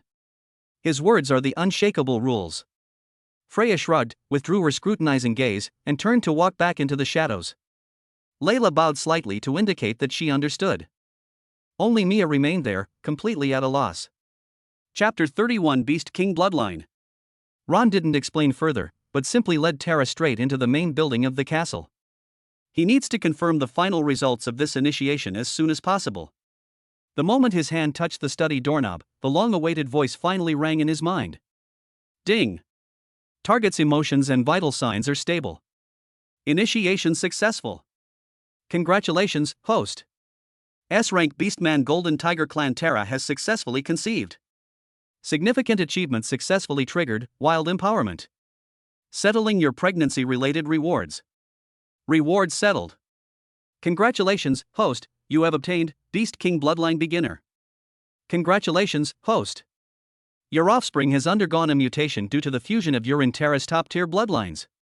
The fetus has acquired a special bloodline, Berserker War God a trace. Boom! A power far more immense and savage than ever before erupted from the depths of Ron's bloodline in an instant. If the previous reward was to strengthen his body, then this time, it was a leap forward at the level of life itself. He could clearly feel his blood surging, his muscles cheering, and his bones yearning for battle. An invisible aura of royalty emanated naturally from him. That wasn't dragon's might, but an absolute dominance over all beasts and wild creatures. Owner? Behind her, Terra's voice trembled noticeably for the first time, revealing her confusion. Just a moment ago, the Golden Tiger clan bloodline within her body trembled violently and uncontrollably. That wasn't fear, but an instinctive urge from the depths of one's soul to kneel and submit. She looked up at Ron's back, which seemed to grow incredibly tall in an instant, like an unparalleled king standing atop all beasts. Ron slowly turned around, and he could feel the changes in his body. He now possesses a strong sense of confidence. He even believes that he can challenge an adult behemoth with sheer physical strength alone. With a thought, he tried to activate the Orc Berserk Mastery ability he had just acquired. A surge of intense heat instantly swept through his body, his eyes turned a faint crimson, his muscles bulged slightly, and he exuded an explosive sense of power. Although it was only a brief activation, he could feel that his power had at least doubled at this moment. This is the control that comes with the Beast King bloodline. It allows for the perfect mastery and optimization of other orc-like abilities. But none of these are the most important. Ron's gaze fell on Terra's abdomen. His fourth child. An offspring who, even before birth, possesses the bloodline of the Berserker God of War. This is beyond the scope of S-rank. It is a completely new mutated bloodline that transcends ordinary mythological bloodlines. What did you do to me? Feeling the aura emanating from Ron that made her instinctively submit, and noticing the hint of crimson in his eyes, Terra finally voiced the question that had been nagging at her. Ron walked up to her, reached out, and gently stroked her flat stomach. Terra stiffened, but did not dodge. You will bear me a child, Ron said in a deep, powerful voice, a true god of war. He told Terra about the Berserker God of War bloodline in the simplest and most direct way. Terra froze, her amber pupils widening in shock. Berserker God of War? A supreme bloodline that transcends the bloodlines of all orc warriors, existing only in the oldest legends? Her own Golden Tiger bloodline already placed her at the very top of the Orc Empire, yet her child possessed a power that only existed in mythology. An indescribable, complex emotion, a mixture of pride, ecstasy, and excitement, instantly overwhelmed the last trace of humiliation and resentment in her heart. She is no longer a conquered slave. She is the mother of a future war god. The way she looked at Ron had completely changed. What conquered her body was this man's absolute power. At this moment, what completely conquered her soul was the supreme glory he bestowed upon her and her offspring. My child, he will become the strongest warrior in the tribe. Tara murmured, her voice trembling. No, Ron corrected her, he will become my sharpest battle axe, to crush all my enemies. And you will witness all of this with your own eyes.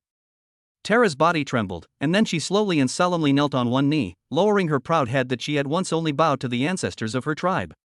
I, Tara, and the child in my womb, will fight for you forever, my master. Loyalty, at this moment, was completely welded shut.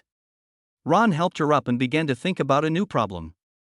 Arthur possesses behemoth blood, Fenrir possesses werewolf blood, and now there's another little beast with the blood of the berserker god of war.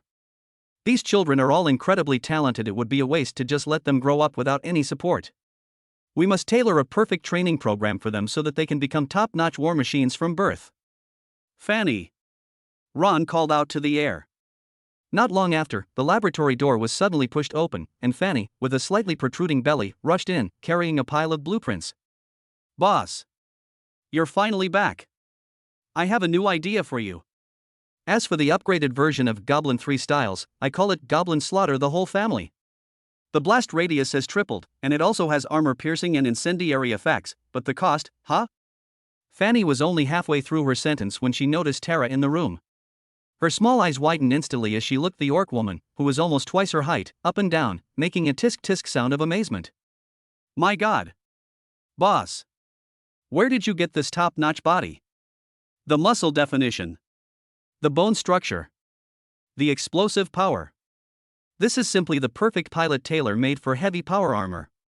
Fanny, like a child who has discovered a new toy, excitedly circled around Tara twice, and even tried to reach out and pinch the muscles on Tara's arm. Tara frowned, instinctively wanting to throw this arrogant little dwarf out.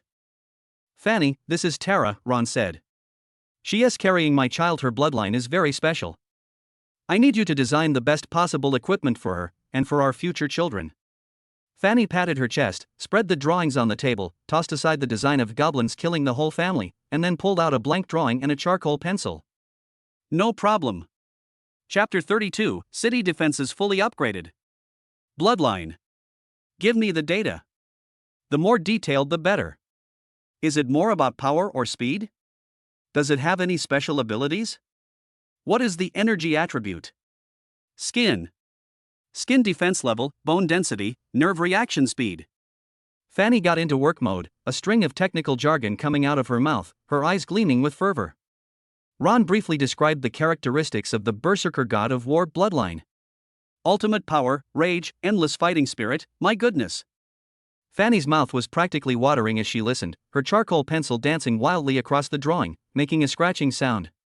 The armor must be forged from abyssal demon iron mixed with dragon scale powder, and the joints must be connected with flexible dragon tendons to provide the strongest defense without affecting flexibility. The core engine uses my newly improved Storm 3 miniature magic energy furnace, with maximum output power. Weapons, Fanny bit her pen, lost in thought. A few minutes later, she suddenly looked up, her eyes shining, and slammed the drawing full of sketches in front of Ron. Boss! I've got it. Our future berserker god of war needs this. Ron and Tara both looked down at the same time.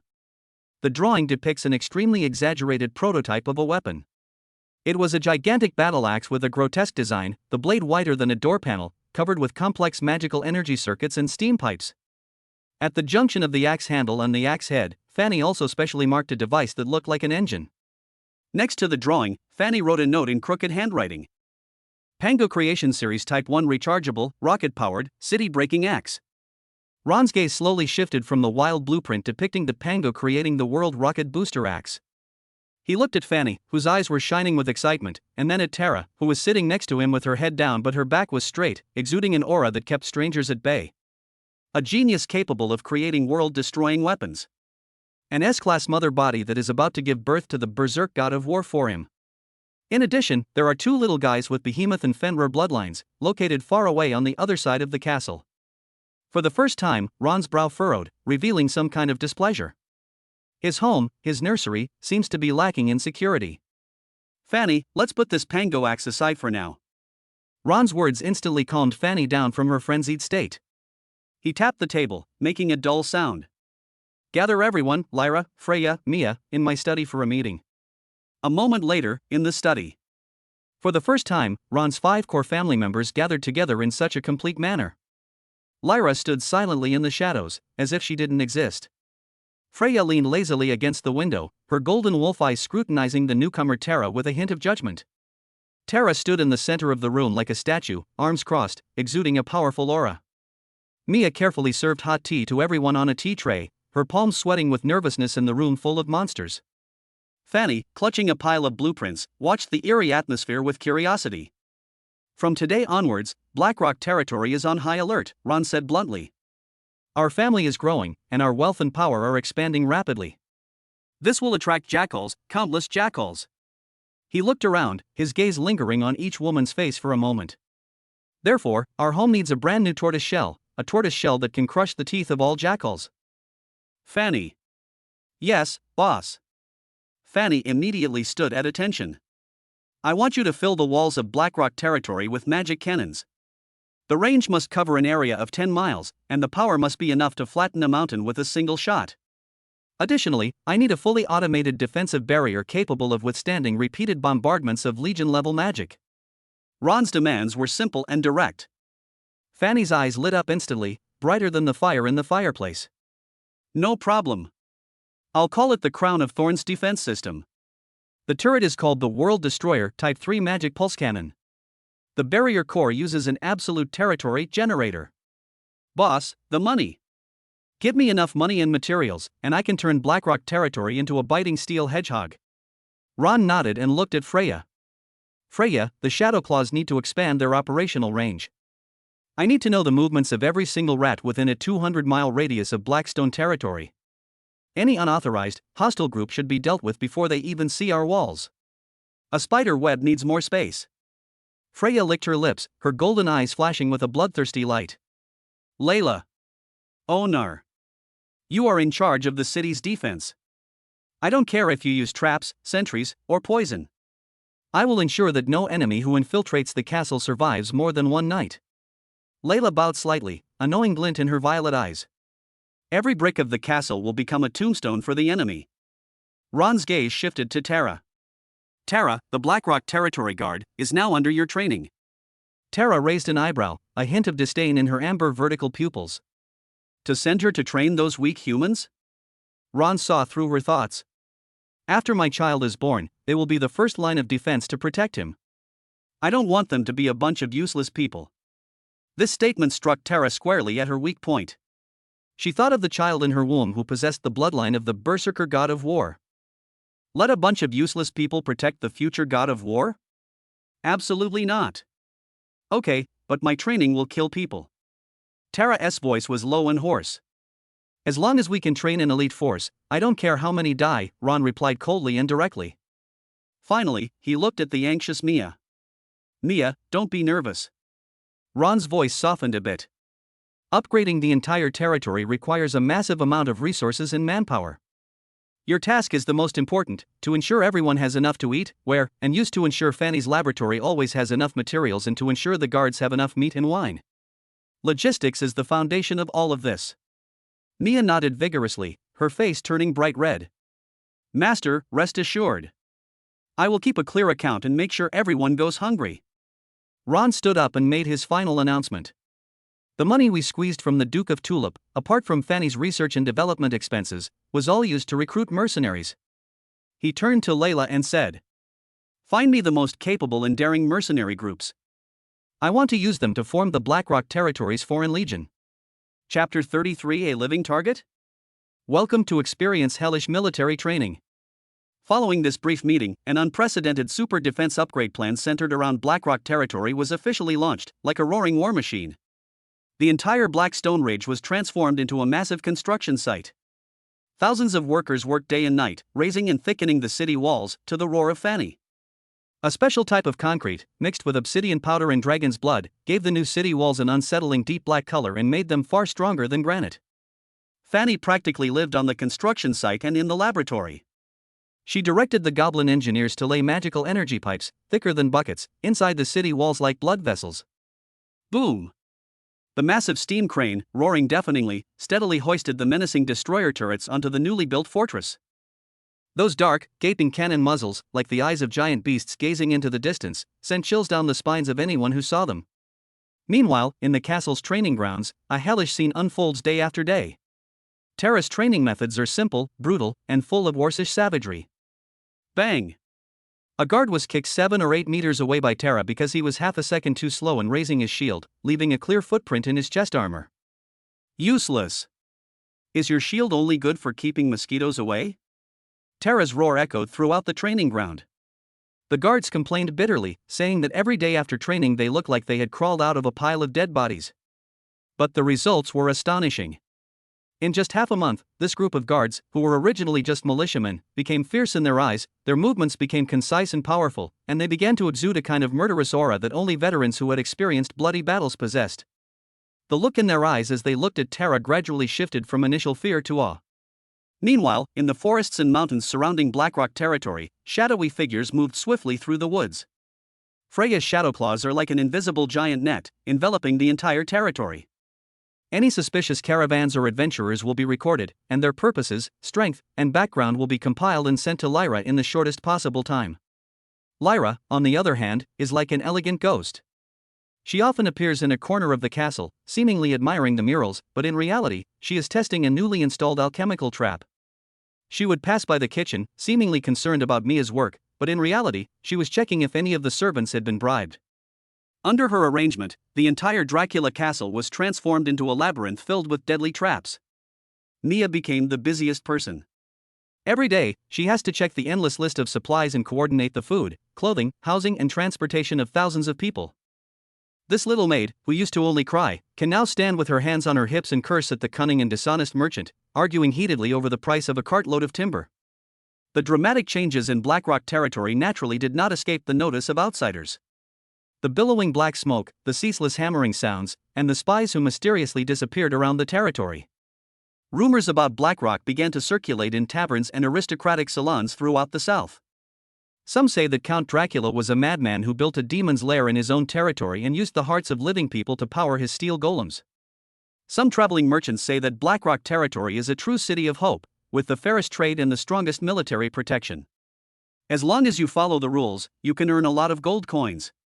The Devil's Lair, the Steel Fortress, the City of Hope, the new home of the Northern Barbarians. Various titles, both good and bad, were bestowed upon Blackrock territory. That evening, Ron stood on the newly completed East City Wall. The walls are 30 meters high and completely black, while the magical energy circuits underfoot emit a faint blue glow, creating a violent aesthetic that blends science fiction and fantasy. He looked down.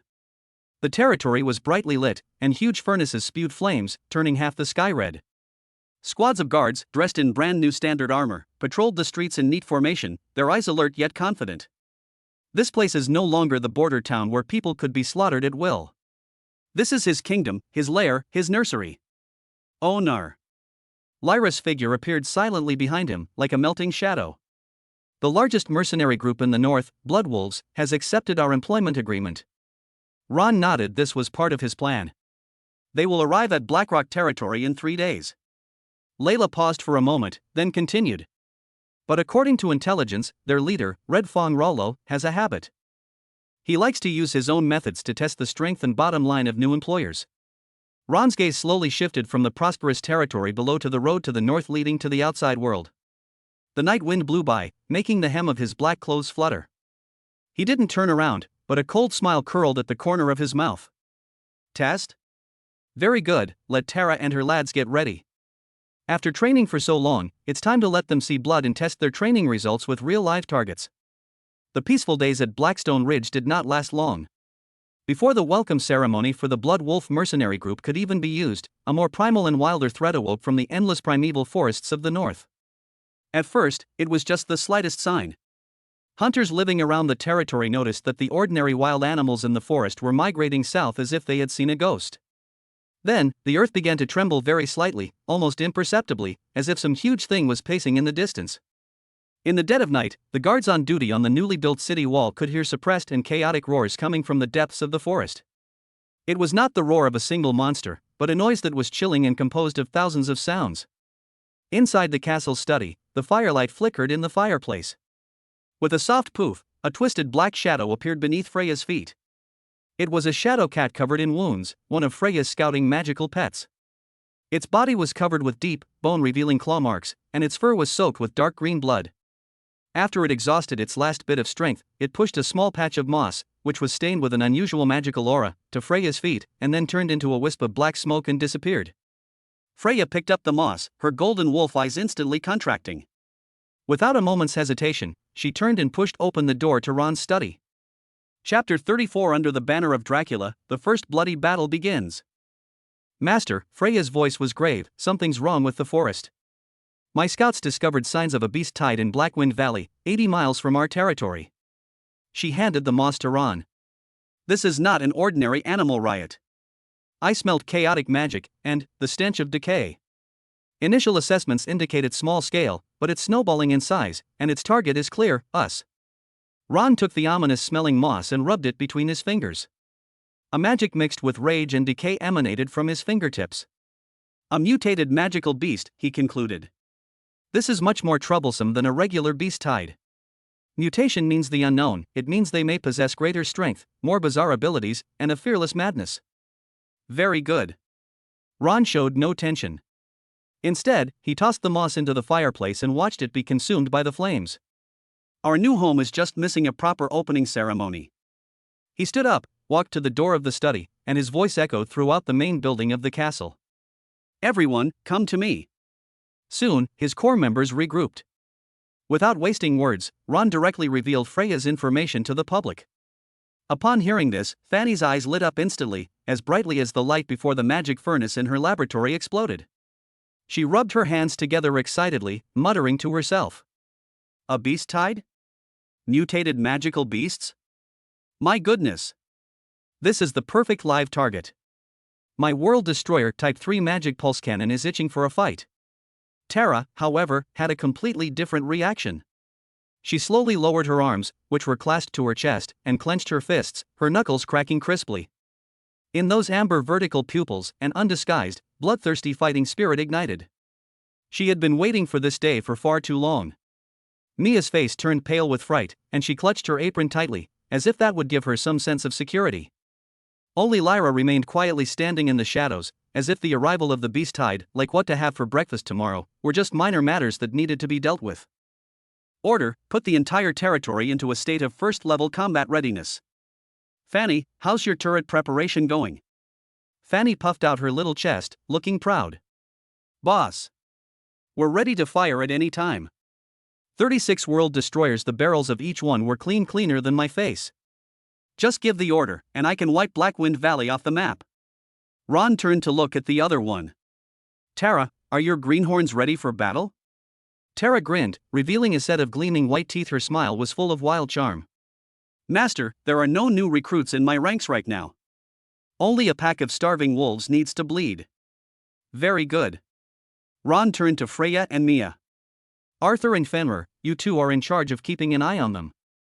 Take them to the watchtower on the city wall and let them see clearly what war is like.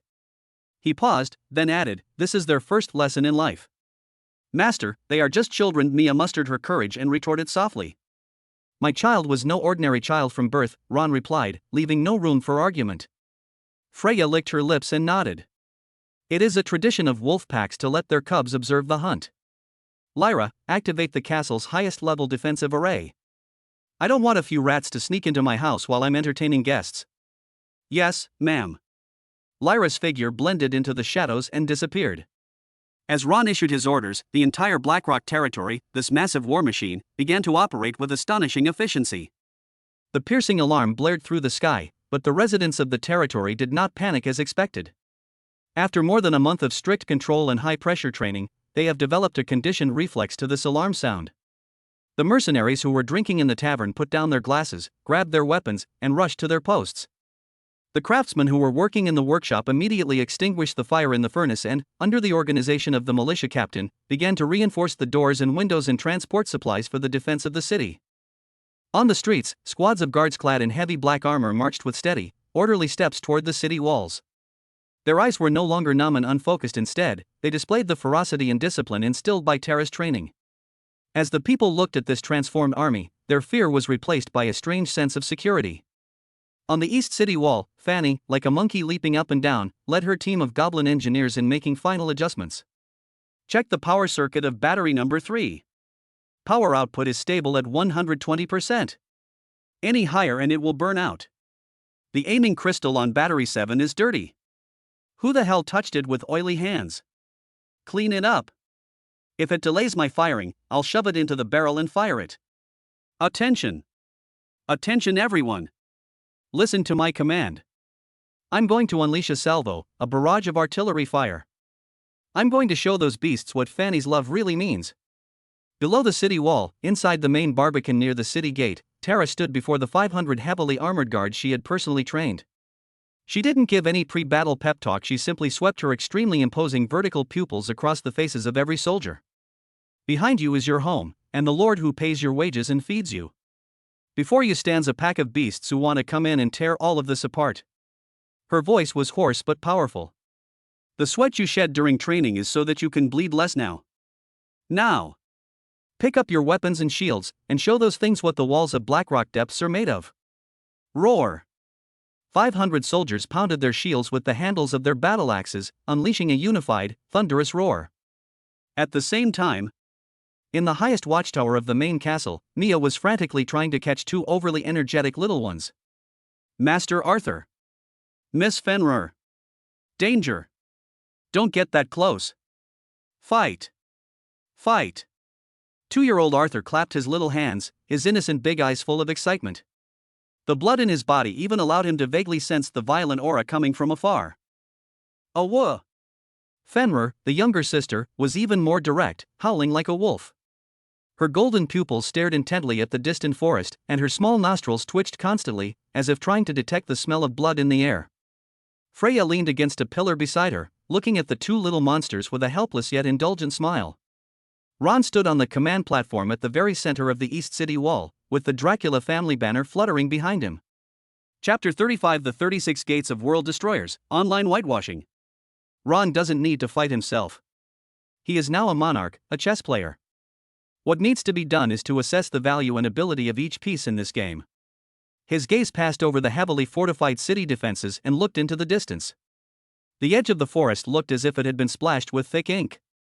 Dark, shadowy figures surged out of the forest, converging into an unstoppable torrent that swept towards Blackstone territory. Thump, thump, thump. Heavy footsteps began to pound the earth. They were those of a massive armored rhinoceros and a giant wild boar clad in bone armor. A sharp screech pierced the sky. It was the cry of swarms of harpies and wyverns. The vanguard of the beast tide has entered the optimal firing range of the World Destroyer magic pulse cannon. Fanny let out a sharp, ecstatic roar through the communication crystal. Boss! Can I fire now? Please. Just let me fire one shot. Ron ignored her pleas and simply watched the approaching wave of death. His gaze was cold and calm, as if he were watching an upcoming fireworks display. Until the first, fastest mutated shadow wolf charged into the area within 500 meters of the city wall. He then slowly raised his hand. Ron slowly raised his hand, then, under everyone's gaze, clenched it into a fist and swung it down heavily. There were no slogans, no orders. This single action was the signal that war had begun. Fire! From the communication crystal, Fanny's suppressed scream, almost tearing her vocal cords apart, erupted. Buzz! A deep, resonant hum that could stop your heartbeat replaced all the noise in the world. 36 World Destroyer Type 3 magic pulse cannons, standing on the Black City walls, simultaneously emitted a destructive pale light from their muzzles. The next second, 36 energy beams, thicker than buckets, tore through the dim twilight, like divine punishment spears, instantly traversing 1,000 meters and precisely striking the Black Beast tide. There was no earth-shattering explosion. All that could be heard was the sickening hissing sound of energy annihilating matter. Wherever the beam of light passed, whether it was a tough-skinned armored rhinoceros or a nimble mutated shadow wolf, they were all directly decomposed and vaporized at the molecular level the moment they came into contact with the light. Before it could even utter a wail, it turned into a wisp of smoke. 36 beams of light carved out 36 horrifying death trails in the beast tide. The passageway was completely empty. Outside the passage were severed limbs, instantly scorched by the high temperature and torn apart by the shockwave. A volley of fire wiped out a large chunk of the beast tide's vanguard, leaving a huge, bloody, fan-shaped gap. The charging horde of beasts paused for a moment. The low-level magical beasts, lacking intelligence, continued to surge forward instinctively, but some high-level magical beasts, possessing wisdom, had already sensed the scent of death from that pale light. Ha ha ha ha. Again. Keep firing. Saturation bombardment. Let them feel love. Feel Fanny's love. Fanny's maniacal laughter echoed through the communication channel. Buzz. Buzz. Buzz. The destroyer turret continuously spewed out beams of death at an astonishing frequency of once every 3 seconds. The pale spears of light repeatedly pierced, cut, and plowed through the beast horde. Vast swaths of magical beasts fell like harvested wheat. Flesh, bones, and internal organs were churned into a scalding pot of minced meat by a powerful surge of energy, turning the land in front of Blackstone territory into a dark red swamp. However, the number of beasts was simply too enormous. The following monsters, stepping over the corpses of their companions, roared and charged madly toward the city wall, braving the rain of light that could vaporize steel. In the sky, swarms of harpies and wyverns let out sharp cries as they used their agile bodies to dodge the artillery fire from the ground, pressing down on the top of the city walls like dark clouds. On the city wall, Layla's figure appeared at the edge of the crenellation at some unknown time. She raised her hand, her slender fingers gently plucking in the air, as if plucking invisible strings. Shadow, strangulation web. Silently. Threads of pure shadow energy, almost invisible to the naked eye, rapidly intertwined and spread above the city wall. They formed a huge net that covered the entire section of the city wall. One of the harpies that rushed to the city wall first had a human-like sneer on its face, and its sharp claws were already aimed at the head of a guard. It crashed headlong into that invisible net. Put. A soft sound. The harpy's body was like tofu falling into an industrial shredder, instantly cut into dozens of evenly sized pieces of flesh, mixed with foul-smelling blood and feathers, which fell off with a clatter. 1, 2, hundreds or thousands. The flying monsters, like dumplings being dropped into a pot, silently crashed into the net of death, then turned into a rain of blood that fell below the city wall. There were no screams, no struggles. Only efficient, cold, and ruthless slaughter. Roar! With a ferocious roar, a mutated troll, its size comparable to a battering ram, endured the glancing blows from 2 pulse cannons and charged to the foot of the city wall. Its thick arms gripped the edge of the city wall with tremendous force, causing the obsidian wall to groan. Its massive body is slowly climbing up. You beast! Get off! An even wilder roar erupted from above the city wall. Terra! Like a female leopard descending from the sky, she leaped nimbly from the 20-meter-high city wall. The huge beast bone battle axe in his hand drew a tragic arc in the air, with a shrill whistling sound as it cleaved fiercely toward the head of the mutated troll. Click! The loud cracking sound of bones breaking was so clear it sent chills down your spine. The head, which was bigger than a water vat, was split in 2 by Terra with an axe. Red and white matter, mixed with foul-smelling brain matter, spurted out. The troll's massive body lost its strength and crashed heavily into the herd of beasts below, crushing and killing another group. Terra, using the reaction force, pushed off the wall with her feet and nimbly flipped back onto the city wall. What are you all standing there for? She turned around and roared at the guards who were stunned by what she had just witnessed. Take up your shields. The enemy is coming. At this moment, finally, some fearless monsters braved the layers of fire and charged onto the city wall. Hold on. Raise your shields. The captain of the guard let out a hoarse roar. Bang! Bang! Bang! 500 heavily armored guards slammed their tower shields into the ground almost simultaneously, forming an ironclad defensive line. They were no longer the farmers and militiamen they were just 2 weeks ago. There was no fear in their eyes, only the ferocity and discipline honed by Terra in the most brutal way. Kill. Chapter 36 The Battlefield Meat Grinder. It starts with crushing a tortoise shell. At Terra's command, the battle axe swept across. A saber-toothed tiger that had just leaped onto the city wall was cut in half before it could even display its fangs. Blood splattered all over Terra's face. She stuck out her tongue and licked the blood from the corner of her mouth. In her amber vertical pupils, fighting spirit burned like 2 golden flames. She was like a tireless war machine, unleashing a whirlwind of death on the city walls. Every swing of her battle axe inevitably takes the life of a magical beast. Slash, sweep, whirlwind slash. Simple, direct, and effective. Under her leadership, the morale of the guards was completely ignited. They formed a shield formation and used their spears to precisely pierce through the gaps in the shields, killing the charging monsters one by one. The walls of Blackrock territory have become a highly efficient meat grinder. Ron did not make a move. He was like a ghost, slowly pacing along the city walls, surveying every battlefield.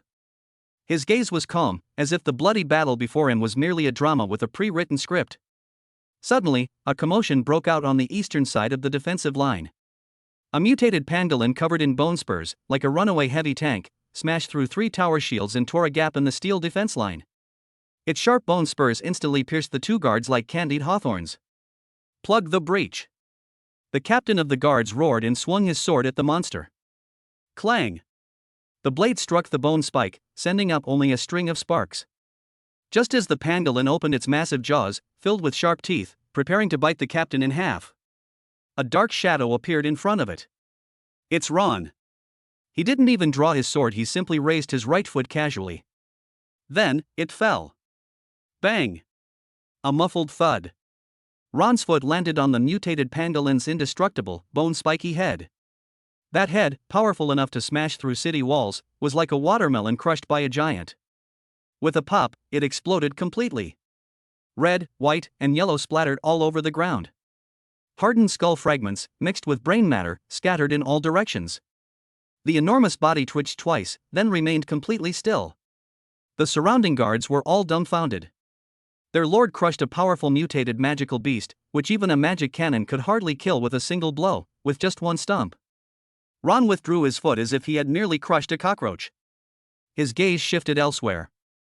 A hydra with regenerative abilities has climbed the city wall, its 9 heads spewing venom and flames, preventing the guards from getting close. Ron disappeared from the spot. The next second, he appeared behind the hydra, his obsidian longsword already drawn from its sheath. A black sword light flashed and disappeared. The 9 ferocious snake heads froze simultaneously. Then, they all slid off their necks, fell to the ground, and rolled around. The enormous snake body collapsed with a crash. Ron's figure appeared and disappeared at various points along the city walls. He would appear wherever a crisis occurred, wherever a powerful magical beast broke through the defenses. One punch. One kick. One sword. There were no superfluous movements, no fancy moves. Only the purest power and the ultimate efficiency. Any powerful, troublesome, or mutated monster that the guards were helpless against was as fragile as paper in his presence. The main castle, with the tallest watchtower.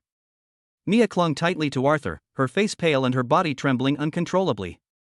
The shouts of battle, the roars of monsters, and the scene of blood and flesh flying everywhere below almost made the former maid faint. Don't be afraid, Arthur, be good." This was the only way she could comfort the child in her arms, and also herself.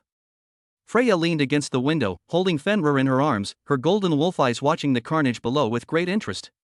"This is a feast for the strong. Hit! Daddy! Hit!" Arthur, nestled in Mia's arms, showed no fear. Instead, he excitedly waved his chubby little fists. His innocent, large eyes reflected the ghostly figure of his father below. The behemoth bloodline begins to awaken under the stimulation of battle and slaughter. Roar! Arthur opened his small mouth and let out a roar from his throat that was completely disproportionate to his size and full of primitive and savage energy. The sound waves spread out visibly. Beneath the city wall, the horde of beasts that was launching a frenzied attack suddenly froze. In that instant, thousands of magical beasts seemed to hear the roar of the supreme monarch from the depths of their bloodline and the source of life. That's an absolute bloodline suppression originating from the top of the food chain. The madness in their eyes faded slightly, replaced by an instinctive fear that made them want to kneel and submit. Although it was only for a brief moment, it was enough. Fanny's cannon fire, Tara's battle axe, and the guard's spears seized the opportunity and once again reaped hundreds and thousands of lives. "Well done, little Arthur." Freya patted Arthur's head approvingly. Then, she looked down at her daughter in her arms. Fenrir did not roar like his brother. She simply gazed silently down below, her golden vertical pupils, identical to Freya's, showing neither excitement nor fear. There is only one kind of, the extreme calmness and focus of a wolf when it sets its sights on its prey. Suddenly, her little nose twitched. She seemed to smell something. On the city wall, a guard lost his balance while parrying an attack from a werewolf, exposing an opening behind him. Behind him, a mutated vine, like a venomous snake, silently emerged from a crack in the wall, its tip becoming like a spear, aimed at the guard's heart. Terra was entangled by a three-headed troll on the other side, Lyra's shadow threads were strangling enemies in the sky, and Ron had just dealt with a giant worm burrowing underground. No one noticed the deadly crisis lurking in this corner. Just as the vine was about to pierce the guard's heart, a silver light flashed and disappeared from the highest tower of the castle. Freya's arms were suddenly empty. She looked down and Fenrir was gone. Whoosh! On the city wall, the guard only felt a gust of wind blow past him. The deadly vine behind him had been broken into more than a dozen pieces, its green sap spraying everywhere. And on the remains of the vine stood a small figure with short silver hair. It's Fenrir. In her small hands, a pair of silver blades made of energy, resembling wolf claws, had appeared out of nowhere. A few drops of green juice clung to her face, and her golden pupils coldly surveyed the entire battlefield. Awah! She let out a childish wolf howl, and her figure once again transformed into a streak of silver light, disappearing from the spot. Chapter 37 The Art of Killing, the Werewolf Pup's First Hunt. The next second, she appeared beneath the neck of a mutated hyena that was about to tear a soldier apart. A flash of silver light. The hyena's throat was completely ripped open, and its massive head flew into the air. Swish! Swish! Swish! Silver light and shadow began to move back and forth on the chaotic city walls at a speed that was difficult to detect with the naked eye. She's like a top-tier assassin. Each appearance means that a fish that slipped through the net has been precisely finished off.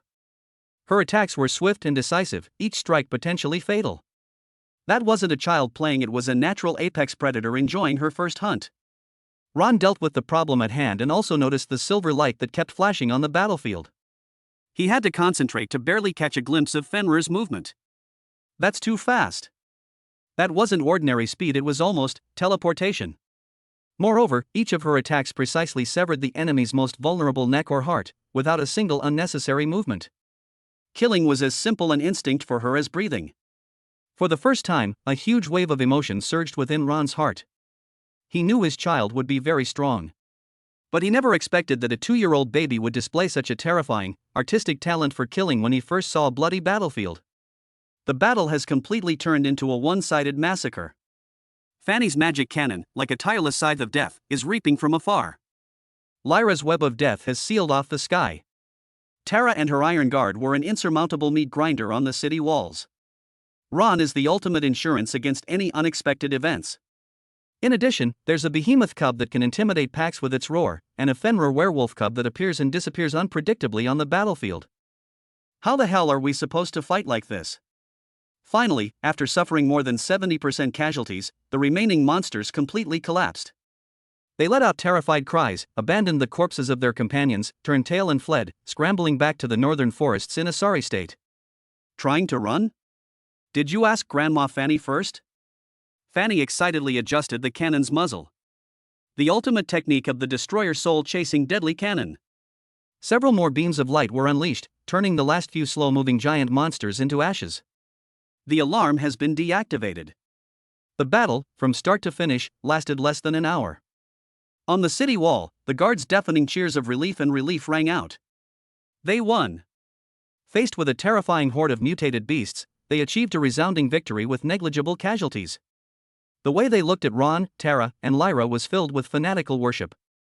Ron stood atop the wall, looking down. Outside Blackstone territory, it had become a mountain of corpses and a sea of blood. Countless monster corpses piled up like mountains, and their foul-smelling blood flowed into streams, soaking the earth into a muddy mess. His new home announced its existence with a bloody massacre. Fenrir, transformed into silver light, returned to Ron's feet. She tilted her head back, her golden pupils looking at Ron, her little face smeared with blood of various colors, like a little kitten that had successfully stolen a bite. She seemed to have something in her mouth. Ron crouched down and stretched out his hand. Fenrir, spit it out. Fenrir obediently opened his little mouth and spat the thing into Ron's palm. Those are not the bones or flesh of a monster. Instead, it was a broken, blood-stained black metal badge. The badge has a peculiar design, featuring a one-eyed raven entangled in thorns. Ron picked up the badge and wiped the blood off it. He recognized the badge. This is a token of membership for an internal member of the Eye of the Withered, the most notorious cult in the north. His brows furrowed. This beast's tide was indeed not a natural disaster. It was a man-made disaster.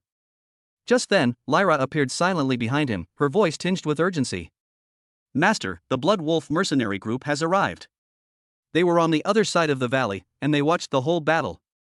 The wind in the valley, carrying an overwhelming stench of blood, blew across the deathly silent city walls. Ron's fingers gripped the blood-stained black badge engraved with a one-eyed raven. The cold touch of the metal was exceptionally clear. They were on the other side of the valley, and they watched the whole battle. Lyra's voice, amidst the deafening cheers, still reached Ron's ears precisely.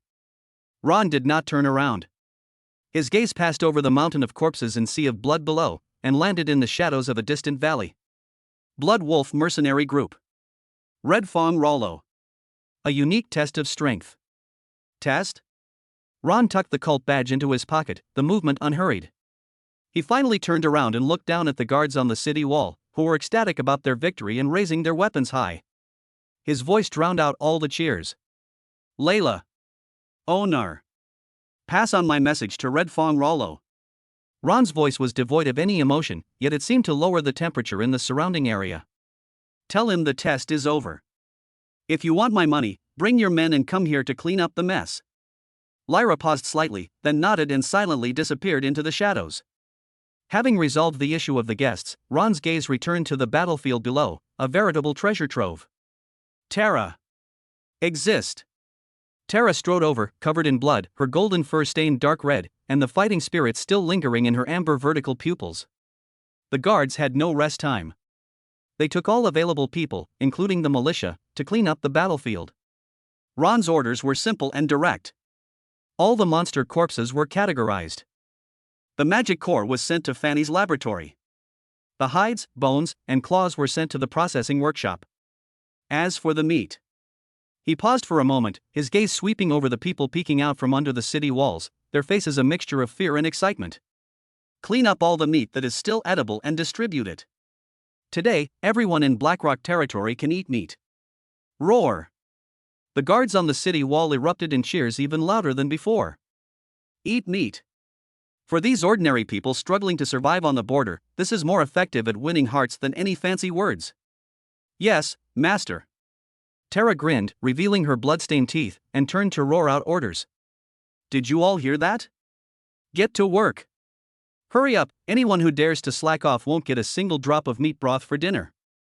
Fanny suddenly appeared from behind some turret and rushed towards Ron like a small cannonball. Boss. Boss. Mine. Those mutated corpses are all mine. Chapter 38. Crazy Fanny, these corpses are all mine. She pointed to the corpses of several exceptionally large mutated magical beasts below, her eyes gleaming with a light brighter than magical crystals. Especially that pangolin with the long bone spurs. And that hydra. My god. I'm going to study them thoroughly, inside and out. Their genetic structure. Their energy circuits. This could transform my Goblin Slaughter the Whole Family series into Dragon's Love to Explode. Take it. Ron waved his hand dismissively, as if shooing away a fly. Mia. Master.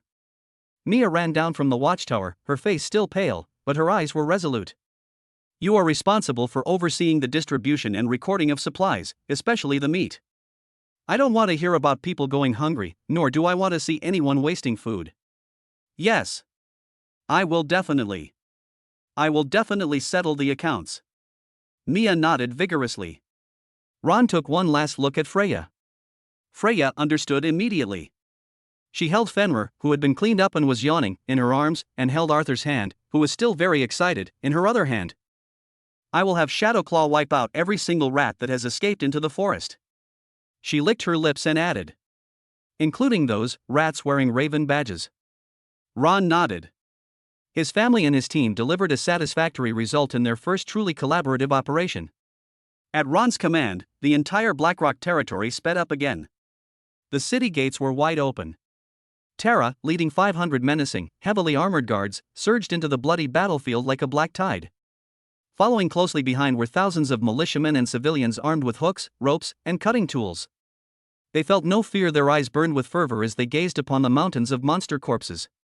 That's wealth. That's food. That's a better life. Team 1. Responsible for skinning. Be careful not to damage the intact pelts. They're all money. Second team. Follow me to dig for the magic core. Be careful not to break the energy core. You guys. Bring over that armored rhinoceros's leg. This thing could make 3 big pots of stew. On the battlefield, the shouts of battle ceased. Instead, there were excited shouts and commands. Fanny, along with her team of goblin engineers, charged toward the largest of the mutated monster corpses. She climbed directly onto the mutated pangolin whose head had been crushed by Ron's foot, took out all sorts of strange tools, and began to perform an on-site autopsy. The density of these bone spurs. My God! It's denser than refined steel. Quick! Get a viable tissue sample. I need to analyze its cell regeneration rate. Nobody touched that Hydra heart. It's mine. The goblins carried huge glass jars, carefully collecting various tissue samples and bodily fluids in a bizarre yet efficient manner. Truckloads of monster materials were being transported into the city. The complete pelts were sent to the tanning workshop, while the hard bones and sharp claws were sent to the forging workshop, where they would soon be transformed into fine armor and weapons. The most precious magic cores were carefully escorted by a special team to Fanny's magic energy factory, where they would become the energy source to power this war machine. The largest quantity of monster meat, under Mia's command, was transported to various large kitchens within the territory. The large pot was set up, and flames roared. The tender meat was cut into large chunks and thrown into the pot to simmer. Soon, the rich aroma of meat, mixed with the scent of ale, filled every corner of Blackstone territory. Children chased and played in the street, and adults had genuine smiles on their faces. This terrifying beast-tide, instead of bringing destruction, was like a grand festival, bringing unprecedented wealth and hope to the city. The territory's reputation soared wildly amidst the aroma of the broth. The other side of the valley. A well-equipped mercenary group of nearly 1,000 remained completely silent. They are the largest mercenary group in the north, the Blood Wolves. The leader was a burly man with a full red beard. He is Red Fong Rollo. The arrogance and disdain he had shown before his arrival were gone from his face. Instead, there was a deep, undeniable shock and a lingering fear. They watched the entire offensive and defensive battle. That energy barrage was like divine punishment. That invisible strangulation net that blankets the sky. That Golden Tiger Clan female general was like a war goddess descended to earth. And then there was that Lord himself, who crushed a mutated monster that even a battering ram couldn't budge with a single stump. Regimental commander. An adjutant swallowed hard. This is the territory of a border earl? I'd believe you if you told me this was the Imperial Guard of the capital. That cannon, if we charge in, how many rounds can we withstand? Another captain asked, his voice trembling. Rollo did not answer. He knew that, let alone several rounds, even a single volley would wipe his Blood Wolf mercenary group from the world. The so-called test is a complete joke in the eyes of the other party. Just then, a dark figure appeared in front of them. It's Layla. She brought Ron's invitation. When Rollo heard the words, "Come over here and clean up the battlefield," the mercenaries behind him instantly erupted in chaos, drawing their weapons. Fuck. They want us to be forced into hard labor? That's too arrogant. We are Blood Wolves. Not cleaners. Commander. Let's fucking kill them. Shut up, all of you. Rollo roared, silencing all other sounds. He looked at the expressionless Lyra in front of him, then glanced back at the steel fortress that had begun clearing the battlefield in an orderly fashion. Suddenly, a smile, more like a grimace, appeared on his rugged face. He dismounted and bowed deeply to Layla. Please convey this to the Earl. Our Blood Wolf mercenary group is very honored to serve Blackrock territory. Half an hour later. When Rollo led his group of dejected elite mercenaries into the battlefield, which resembled a carnage, everyone was once again shocked by the sight before them. The guards and militia of Blackrock territory were like a group of skilled butchers, efficiently dismembering the monsters that had recently filled them with fear. The air was filled with the smell of blood and the aroma of roasted meat. A guard from Blackrock territory grinned at the group of new coolies, revealing a set of white teeth. Hey! Dude! Keep it up! The Lord said that once the work is done, everyone will get meat and wine. The mercenaries of Blood Wolf looked at each other in bewilderment. They suddenly realized that this job might be completely different from what they had imagined. Chapter 39 The King's Impotent Fury, He Lost His Pants. The top floor of the castle. Ron stood by the window, looking down at the bustling harvest scene below. Oh nar. Lyra reappears. Blood Wolves have already started working. Their leader, Red Fong Rollo, requests an audience. Let him wait. Ron's gaze fell on the road leading south outside the city. A small caravan was being stopped by guards outside the checkpoint, seemingly waiting anxiously for something. What is that? The first batch of supplies and craftsmen sent by the Duke of Tulip. They arrived before the beast tide, but we stopped them outside. Layla answered. Let them in, Ron said. He paused, then added. Let me negotiate with them and cut the price by another 30% from the original price. Yes. Layla was about to leave. Etc. Ron called out to her. How's the investigation into the Eye of Withering going? For the first time, Layla's expression changed slightly. They don't seem to be after us. She handed over a secret report that had just been sent back from the depths of the forest by the Shadowclaws. Their target seems to be the Blood Wolf mercenary group. Lyra's voice was soft, yet it was like a boulder thrown into a calm lake, stirring up 1,000 waves in Ron's heart. Ron tightened his grip on the one-eyed raven badge. The Eye of Withering cult, a meticulously planned horde of mutated beasts, and the largest mercenary group in the north. These three things converged at the same time and in the same place. Coincide? Ron didn't believe in coincidences. Interesting, he murmured, his gaze sweeping across the bustling battlefield below before finally settling on the group of Blood Wolf mercenaries who were diligently carrying corpses. He turned around and looked at Layla. Go tell Red Fong Rollo that I've found the person who wants to kill him. By the way, tell him that this intelligence is worth 50,000 gold coins. Let him think carefully about whether he wants to pay or wait to be drowned by the cultists and the beast tide next time. A knowing glint flashed in Lyra's violet eyes. Master, you will never do a losing business. Her figure disappeared into the shadows once again. Ron turned his gaze into the distance. Cultists, mercenary groups, beast tides. This game is more interesting than he imagined. What he wants is not just this corner of Blackrock territory. At the same time, Windsor, the capital of the Sapphire Kingdom, is located 1,000 miles away from Blackrock territory. The atmosphere in the king's study was as oppressive as the sky before a thunderstorm. Useless. A bunch of useless trash. King Richard III of the Sapphire Kingdom slammed a battle report bound with gold thread onto the ground. His well-maintained face was flushed with anger. The Duke of Tulip. My most trusted Duke. Leading 3,000 elite private soldiers and 5 court mages, he was utterly routed by a bunch of beasts, fleeing in a sorry state. He even lost his pants in the process. He has utterly disgraced the kingdom. In the shadows of the study, an elderly man in a grey robe, with a withered face, stood bowing, saying nothing. He was the king's chief advisor and the royal family's chief astrologer, Herman.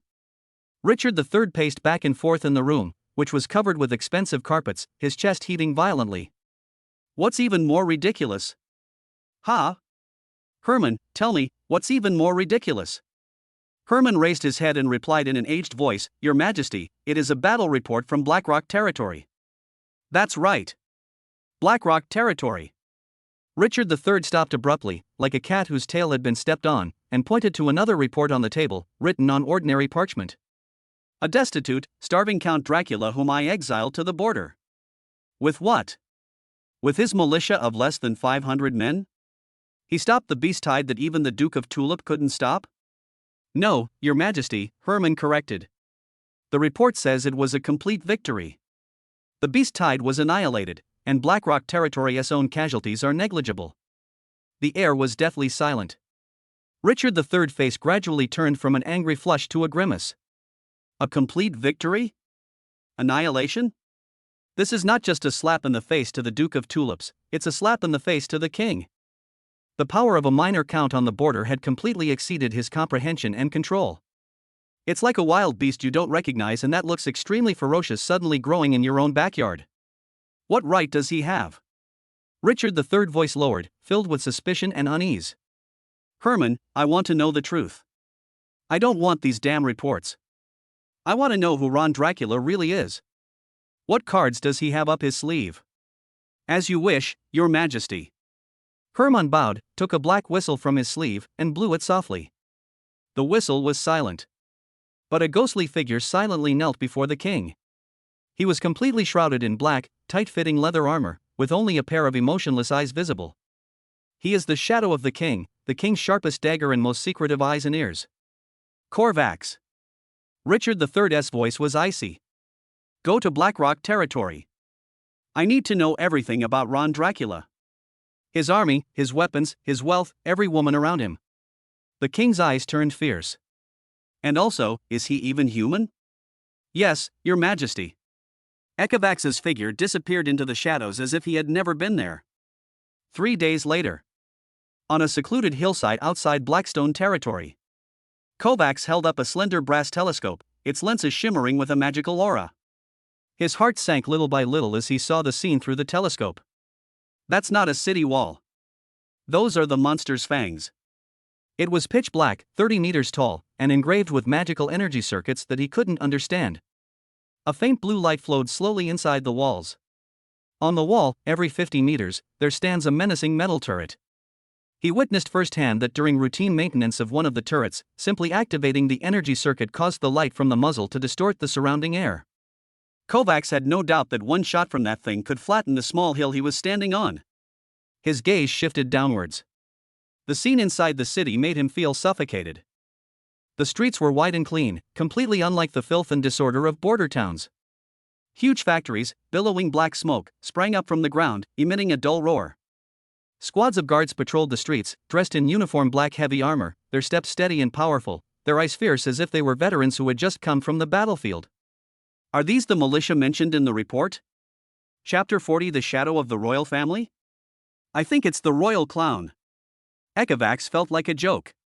Suddenly, his pupils contracted. He saw the scene on the training field. A towering, golden-haired orc woman with vertical pupils was training the guards in the most savage and cruel way. With a single kick, she could send a heavily armored soldier wielding a tower shield flying more than 10 meters.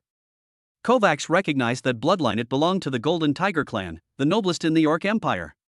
Why would such a powerful S-class orc appear in the territory of a human count and willingly train soldiers for him? His telescope continued to move. He then saw a wolf woman leaning lazily against the castle window.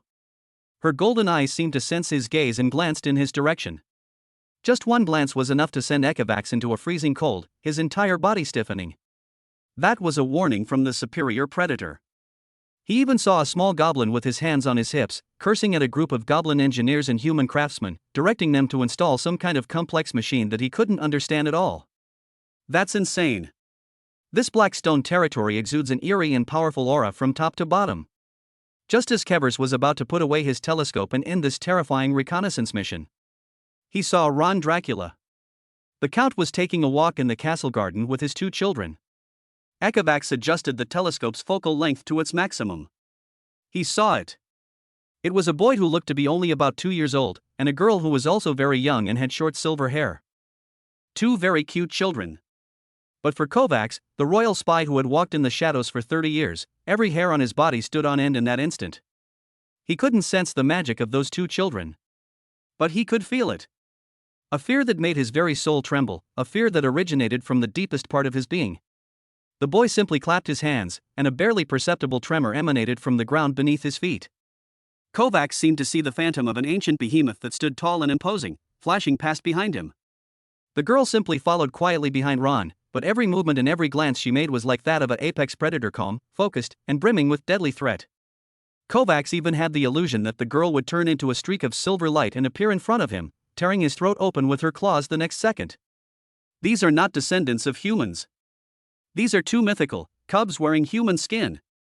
Kovacs abruptly pulled back his binoculars, his underwear already soaked with cold sweat. He couldn't bear to watch any longer. With trembling hands, he took out a crystal dove and, as quickly as possible, inscribed everything he had seen into magical information and sent it out.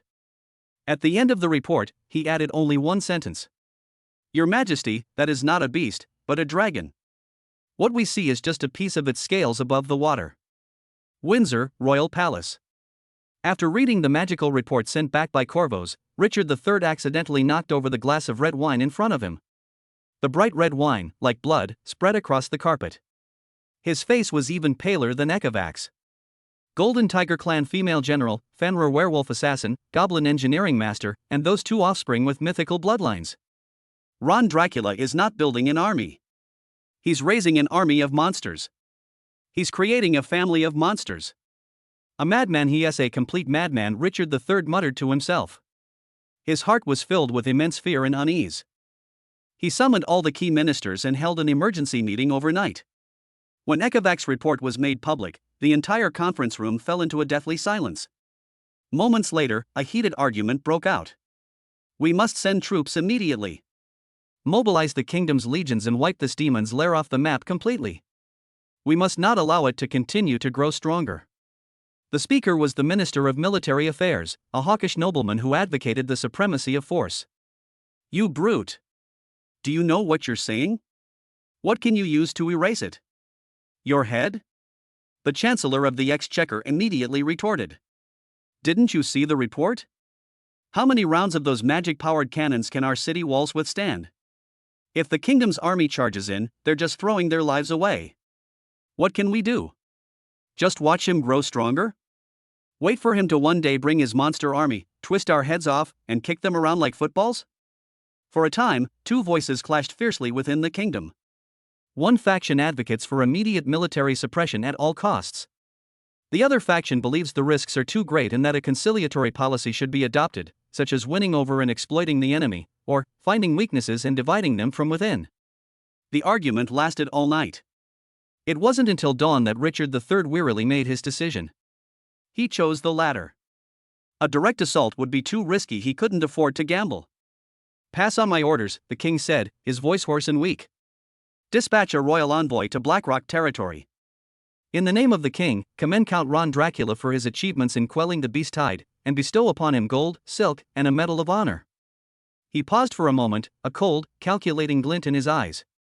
At the same time, invite him to the capital to participate in the national founding celebration 3 months later. I want to see him in person. I lured a tiger from his forest into my cage. In the capital, on his own territory, there are plenty of ways to deal with an outsider count. 1 week later, Blackstone territory. A procession of envoys bearing the royal sapphire banners slowly drove into Blackstone territory, passing through the blood-soaked battlefield where grass had begun to grow. Ron received the arrogant royal envoy in the castle study. The envoy read out the king's decree of commendation, which was eloquent and full of praise. Then he presented a beautifully crafted invitation sealed with sealing wax. Ron took the invitation and opened it. The document bears the king's personal signature, inviting him to the capital to receive the highest honor. Your Excellency, this is an honor you deserve. The envoy wore a fake smile. His Majesty the King is very much looking forward to seeing you, the hero of the kingdom, in the capital. Ron didn't speak, he just stared at the invitation. His fingers tapped lightly on the table, making a rhythmic sound. The atmosphere in the study became somewhat subtle. After a long while, Ron raised his head, a playful smile on his face. Please thank His Majesty the King for his generosity. Tell him I would be happy to visit the capital. A banquet disguised as a reward, but actually a trap. A bigger stage. Ron's gaze seemed to pierce through the castle walls, looking towards the distant south. The capital city. The corners of his mouth slowly curved upwards. There should be more and better. S-class there. Chapter 41 Terra's Ecstasy. Finally, I can go and have some fun. Please thank His Majesty the King for his generosity. Tell him I would be happy to visit the capital.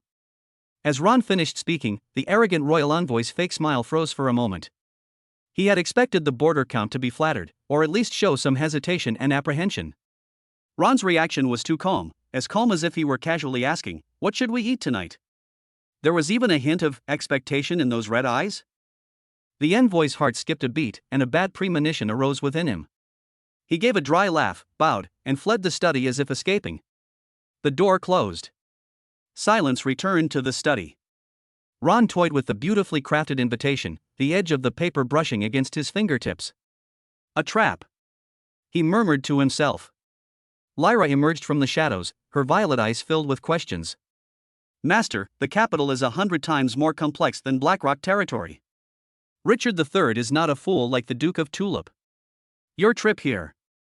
Ron raised his hand, interrupting her. He stood up, walked to the huge floor-to-ceiling window in the study, and looked down at the territory below, which had been restored to order and was thriving. Call everyone together for a meeting. A moment later. Inside the study, Ron's core harem gathered once again. Freya remained leaning against the window, casually wiping her nails. Layla stood silently in the shadows. Tara crossed her arms, looking like an imposing statue. Fanny, clutching a stack of blueprints, curiously examined the invitation in Ron's hand.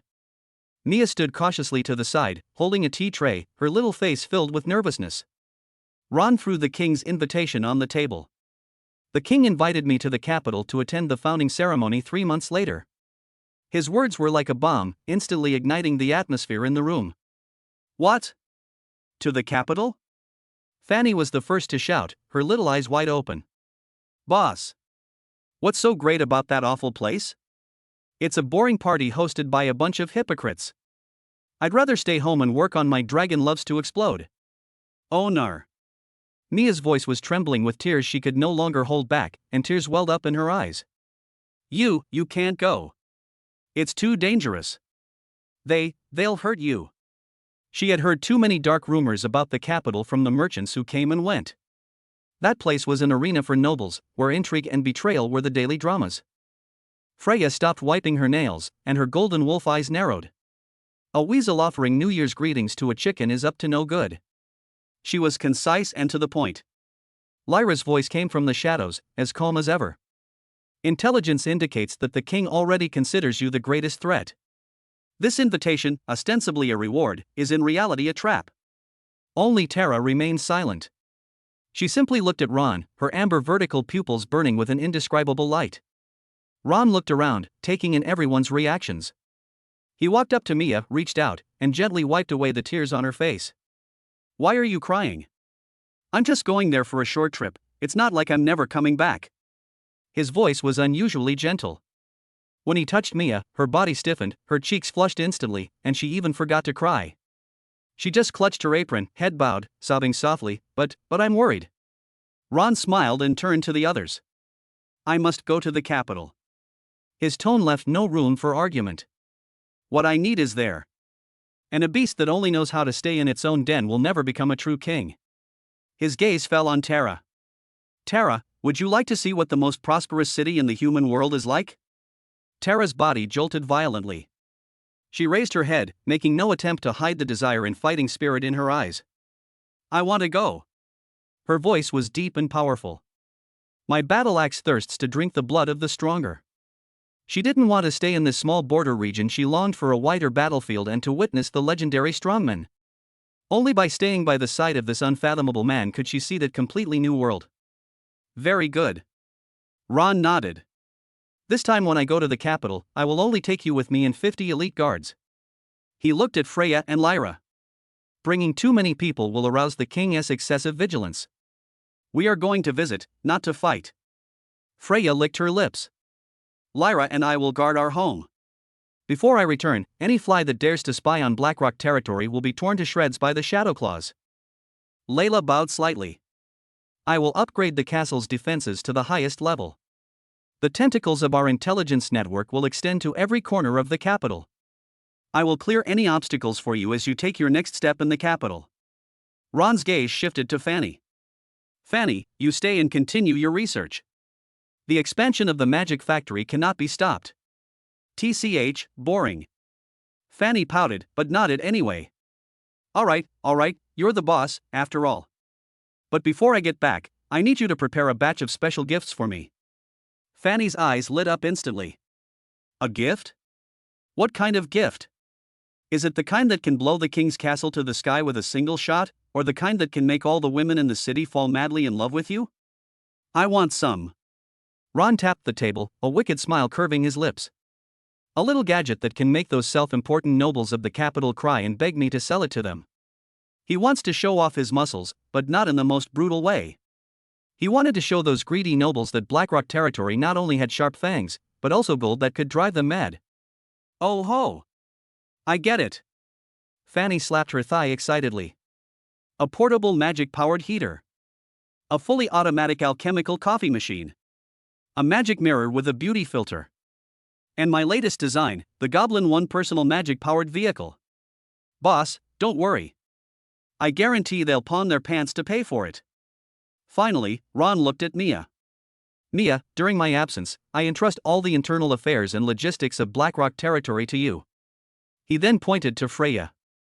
The two of you will manage the territory together.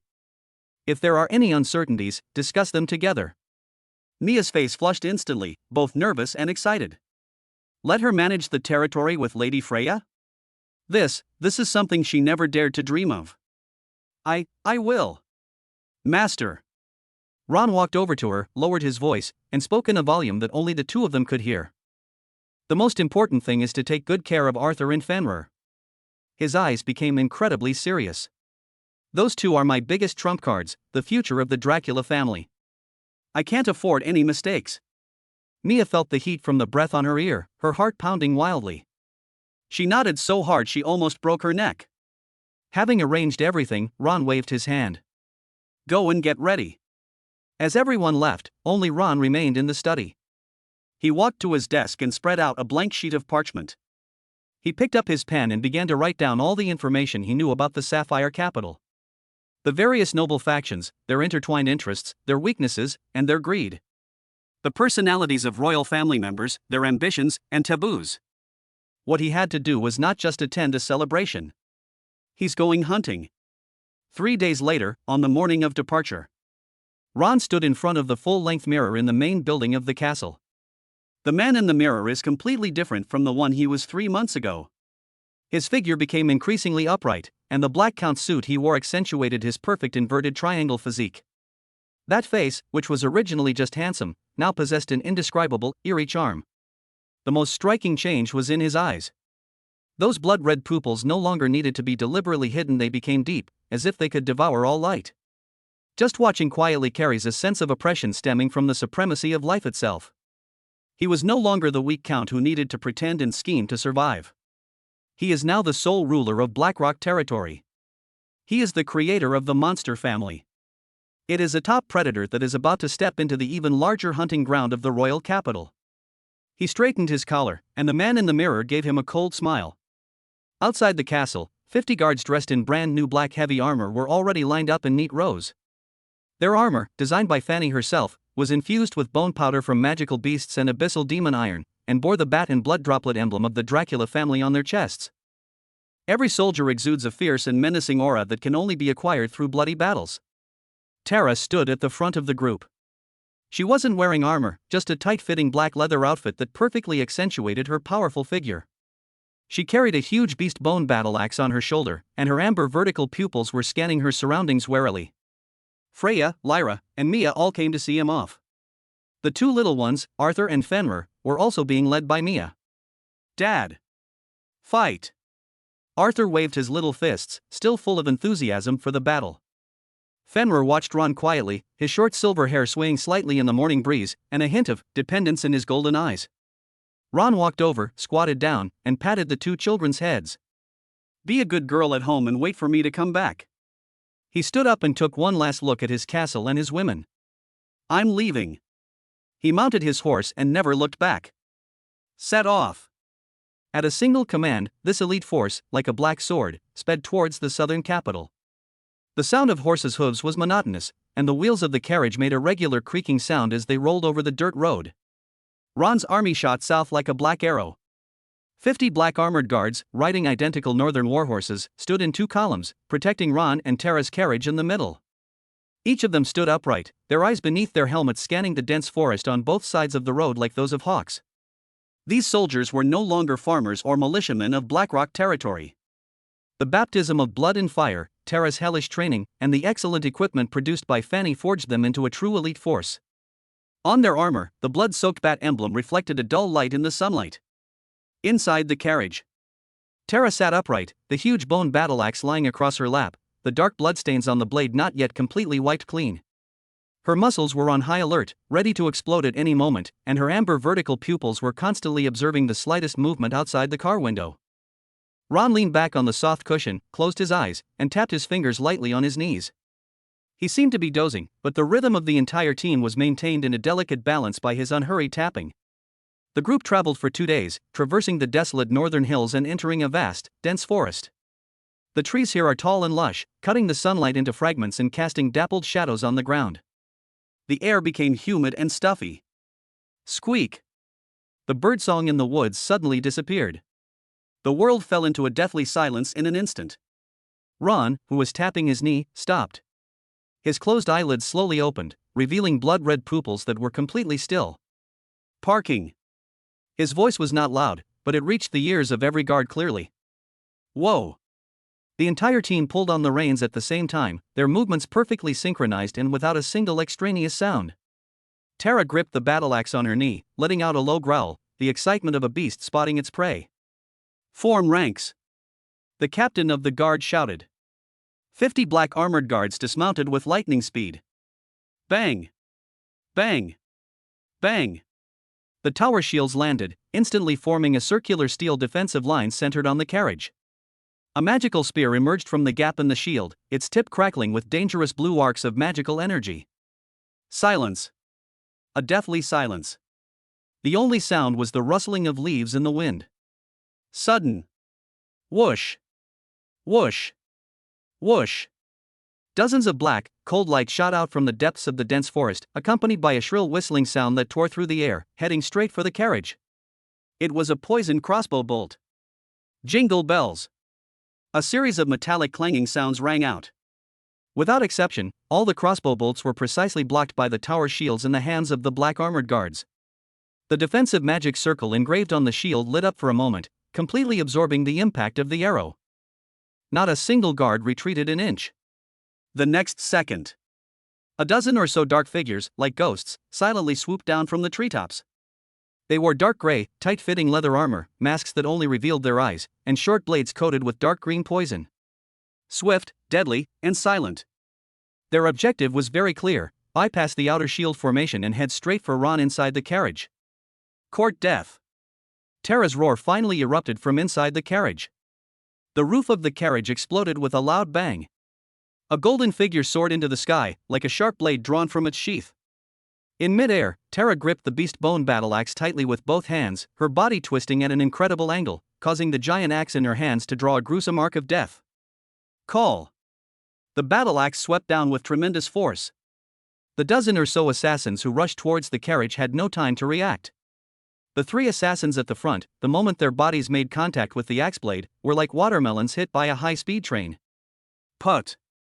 Their upper bodies were instantly shredded into a cloud of blood mist by the violent force. The remains below the waist were still in mid-air when their internal organs and bones were already shredded and fell down with a crash. The assassins behind them, though not directly hit by the axe blade, were swept by the axe wind. Snap. Snap. A series of crisp cracking sounds as bones broke. Their bodies were as if they had been struck hard by an invisible giant with a hammer. Their sternums caved in, their limbs twisted, and blood mixed with fragments of internal organs gushed from their mouths. They flew backward and crashed heavily into tree trunks in the distance, turning into a puddle of mud. An axe. Just one axe blow. More than a dozen highly skilled elite assassins were wiped out. Tara landed with a thud, cracking the ground and sending up clouds of dust. She carried a blood-dripping battle axe, her golden hair moving without wind, and her amber vertical pupils blazing with pure, boiling fighting spirit. Berserk! She let out a low growl, and the bones in her body cracked like popping beans. Her body visibly swelled up, and her muscle lines became more exaggerated, exuding an explosive sense of power. A wild and violent aura swept through the entire forest clearing, centered on her. Roar! Tara roared to the sky, its roar shaking the surrounding leaves. A commotion arose in the dense forest. More assassins emerged from all directions. For the first time, their eyes wavered as they looked at Tara, who appeared as if a demon had descended to earth. A swarm of insects. The tower moved. With a sudden burst of power from her legs, she transformed into a golden afterimage and charged into the group of assassins. Kill! The beast bone battle axe unleashed a bloody storm of slaughter. Hack! An assassin raised his knife to parry, but was cleaved in two from head to toe, knife and all. Sweep! With a sweeping attack, the 3 assassins were cut in half at the waist, their upper and lower bodies flying in different directions. Spin! Tara spun around, her battle axe transforming into a death tornado. The surrounding assassins were instantly torn to shreds, like straws caught in a meat grinder. Blood, severed limbs, and internal organs flew everywhere. Tara was bathed in the rain of blood, her face displaying an expression of extreme enjoyment and madness. At the same time, Ron slowly stepped down from the damaged carriage. He straightened his slightly disheveled collar and stared indifferently at the one-sided massacre unfolding before him. A good show of force, he said softly. Just then, a dark figure, almost blending into the shadows, appeared silently behind him. He was an assassin who evaded everyone's attention and seized this perfect opportunity. The dagger in his hand, like the fangs of a viper, was aimed at Ron's back. The tip of the knife was less than an inch away from Ron's tuxedo. A cruel glint of triumph flashed in the assassin's eyes. Suddenly, his wrist was grabbed by a hand. A hand reaching out from an angle he could never comprehend. It was Ron's hand. Ron didn't even turn around. Too slow. Chapter 42 Annihilation. This is the strength of Blackrock territory. Snap. The assassin's wrist was crushed to pieces by Ron's 5 fingers. The sound of bones breaking was clear and piercing. Ah! The assassin let out a piercing scream. Ron's figure appeared in front of him as if by teleportation. He reached out his other hand, grabbed the assassin by the neck, and lifted him up with one hand.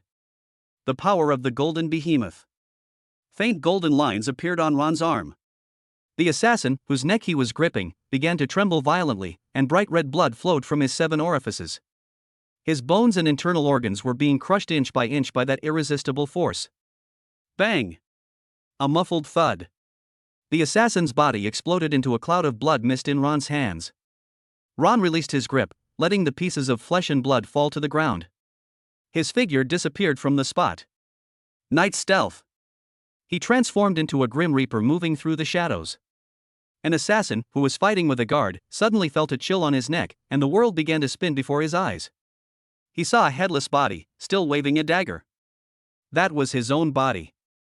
Ron's figure emerged from the shadow of a tree, holding a still dripping head in his hand. He casually tossed the head away. It disappeared again. Puff! An assassin attempting to escape with a smoke grenade was pierced through the chest by a hand as soon as he threw it. Ron's hand emerged from his back, clutching a still beating heart. He crushed the heart without any expression on his face. Massacre. If the Battle of Terra was a frenzied, all-out slaughter feast, Ron's fighting style was precise, efficient, and artistic, a reaping of death. He doesn't make a move unless it's fatal. There were no superfluous movements, no fancy moves. Only the purest power and the ultimate speed. The 50 black armored guards were not idle either. Led by Terra and Ron, they formed battle formations and steadily advanced. Discharge. With the captain's order. The magical spears in their hands simultaneously erupted with blinding lightning. Dozens of blue electric snakes intertwined to form a deadly electric net, enveloping the charging assassin. Sizzle. The assassin struck by the electric fence convulsed, foamed at the mouth, and emitted the stench of burning flesh, instantly losing his fighting ability. Immediately afterwards, the guards neatly sheathed their spears and drew their magic crossbows from their waists. Shoot! Swish swish! The crossbow bolts, imbued with the runes of armor penetration and wind chaser, precisely pierced the throats of the fallen assassins, delivering the final blow. They worked in perfect harmony and acted decisively. The battle lasted less than 10 minutes from start to finish. The clearing in the woods was littered with mutilated corpses. The air was filled with a nauseating stench of blood. Nearly 100 well-trained assassins were wiped out. On Ron's side, only a few guards suffered minor injuries. Terra stomped on the chest of an assassin leader who wasn't quite dead yet, the immense force causing him to cough up blood repeatedly. "Tell me, who sent you?" Terra's tone was icy and chilling. The assassin leader merely sneered, black blood gushing from his mouth. "He took poison." Ron walked over. "Useless thing." With one kick, he stomped the assassin leader's head into the ground, just like crushing a walnut. His gaze swept across the entire area, finally settling on an assassin huddled under a tree, his legs broken by Terra, trembling with fear. He was the only one alive in the entire scene who still had a breath left. Ron walked slowly to him and squatted down. The assassin, looking at the handsome man before him who resembled a demon god, and seeing his blood-red eyes, was terrified out of his wits, and a foul-smelling liquid oozed from his crotch. Ron didn't say anything. He simply reached out and gently placed his hand on the assassin's head. "I'll only ask once. Who sent you?" The assassin's jaw was chattering, and his eyes were filled with extreme fear. He saw that the deathly golden lines on the man's arm had reappeared. "No. No. I'll talk. I'll talk." The assassin completely broke down, screaming out a name. It's Grand Duke Fergus. The Grand Duke of the Kingdom. I got the answer I wanted. Ron stood up. Click. A soft sound. The assassin's head slumped down, and he fell silent. Ron pulled a clean white handkerchief from his pocket and carefully wiped his fingers as if he had just touched something dirty. Grand Duke Fergus. He uttered the name, a cold smile curving his lips. The most stubborn conservatives and the most xenophobic leaders of the old aristocracy in the capital. It seems that my arrival has made some people uneasy. Ron threw the used handkerchief on the body and turned to look south. Terra. Exist. Clean up the battlefield and take everything that can be used. Ron's gaze swept across the dense forest, as if he could already see the enormous city standing in the center of the continent, a city brimming with intrigue and desire. He paused, then issued a new order. We will not take the official road. Full speed ahead.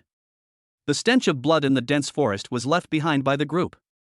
Instead of taking the official road, Ron and his party chose a more rugged and direct route. The 50 black armored guards, along with their mounts, displayed astonishing endurance. They traveled day and night, their warhorses' iron hooves shattering the silence of the wilderness. On one side of each guard's saddle hung a heavy object wrapped in coarse linen, from which dark red liquid occasionally seeped out and dripped into the dust along the way. 5 days later, a magnificent city, beyond description, appeared on the horizon. Windsor, the sapphire capital. The city wall, hundreds of meters high, is built of pristine white boulders and stretches endlessly, like a mountain range dividing heaven and earth. Sunlight shines on the magical runes at the top of the wall, refracting a 7-colored halo. Compared to it, the 30-meter-high steel wall of Blackrock territory, which had caused countless monsters to crash into it and bleed profusely, seemed like a child's toy. The procession did not slow down and headed straight for the magnificent city gate. The guards at the city gate, clad in gleaming silver armor and wielding halberds engraved with the royal crest, stood with haughty expressions. They had seen countless nobles, wealthy merchants, and envoys before. But they had never seen a team like this before. Uniform black heavy armor, cold and chilling. Every soldier exuded the blood and gore of someone who had just survived a fierce battle. Especially in the middle of the procession, on a wagon with a large hole in it sat an orc woman with golden hair and amber vertical pupils, carrying a giant axe. Her wild gaze swept over them, making the guards feel like prey being targeted by a ferocious beast, their backs instantly soaked with cold sweat. A captain of the guard stepped forward with a stiff upper lip and raised his halberd. Halt! Riding horses at high speed is prohibited within the city. Who are you? State your names. The captain of Ron's guard didn't even pull on the reins. He merely glanced coldly at the captain of the guard with his eyes under his helmet. Terra grinned, revealing a set of gleaming white teeth, and let out a low growl. The captain of the guards froze, his hand gripping the halberd trembling. Just then, he saw the uniform emblem on the team's armor, a blood-soaked black bat. Blackstone territory. Count Dracula. That ruthless man who wiped out the beast tied at the border. The captain of the guards turned pale instantly. He remembered the urgent order from his superiors, quickly put away his halberd, bowed and stepped aside, not daring to utter another word. Ron's troops, without the slightest pause, surged like a black torrent into the wide main road of Windsor. The scene along the streets was quite different from the pragmatic style of Blackstone. The ground was paved with smooth bluestone slabs, and on both sides were shops and mansions with carved beams and painted rafters. Noblemen and ladies dressed in gorgeous silk strolled through the streets, surrounded by servants, and the air was filled with the scents of perfume and fine wine. This spirited and energetic team stood out starkly from the surrounding glitz and glamour. Pedestrians quickly made way for them, pointing and whispering, their faces filled with astonishment and curiosity. My God, where did this army come from? They exude such a heavy killing intent. Look at that woman. Is she an orc? She's terrifying. The emblem on their armor is Dracu, the Earl of Blackrock. Ron's name caused a small stir in the crowd. Ron ignored the stares. He sat in the carriage without even lifting the curtain to look out. The team's goal was clear: the royal palace. After passing through several streets, the palace's iconic spire, crafted from pure white sacred crystal, came into view at the edge of the horizon. A group of people were already waiting in the huge square in front of the palace. The one in the lead was a woman wearing a sky blue court dress. She was tall and slender, with her long, radiant golden hair styled in an elegant updo, a few stray strands falling beside her face. Her skin was as white as snow, and her azure eyes, like the purest sapphires, exuded a coldness that kept people at a distance. She stood there quietly, like a flawless goddess statue, noble and aloof. Ron's carriage stopped. He stepped down from the carriage, his black count's ceremonial robes impeccable, a stark contrast to the menacing guards behind him. His gaze fell on the woman. A line of text that only he could see appeared before his eyes. Name, Iris Augustus. Race, human. Rating, S. Talents, Royal Authority rank A, Swordsmanship Master rank A, Magic Affinity rank B. Status, scrutinizing, contemptuous. Ron's eyes lit up. S rank.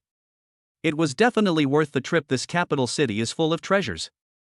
Iris Augustus, the eldest princess of the Sapphire Kingdom, the king's most beloved daughter, and the undisputed #1 beauty in the royal capital's aristocratic circles. At this moment, the most beautiful woman was openly scrutinizing Ron's group. Her gaze swept over the blood-stained black armor, over the menacing bone battle axe on Tara's shoulder, and finally settled on Ron. Her eyebrows furrowed almost imperceptibly. Earl Ron. Iris spoke, her voice cool and deliberately distant. Your team is quite special. It seems the barbarity of the border hasn't faded yet. His words were full of condescending sarcasm. The nobles and servants behind her let out a suppressed chuckle. Tara's amber vertical pupils instantly turned dangerous, and her fingers tightened around her battle axe. All 50 black armored guards turned their gazes towards the princess, and the temperature in the air seemed to drop abruptly. Ron laughed. He gestured with his chin toward the captain of the guard beside him. The captain of the guard immediately understood, dismounted, untied the still dripping blood burlap sack from the saddle, and strode forward. Your Highness. Ron's voice, gentle and clear, abruptly silenced the laughter behind Iris. Even the civilization of the capital city seems unable to stop certain rats from lurking in the shadows. Before he could finish speaking, the captain of the guard tossed the heavy sack away with a flick of his arm. Thump! The sack landed on the smooth, mirror-like marble floor in front of Iris with a dull thud. Loosened the bag opening.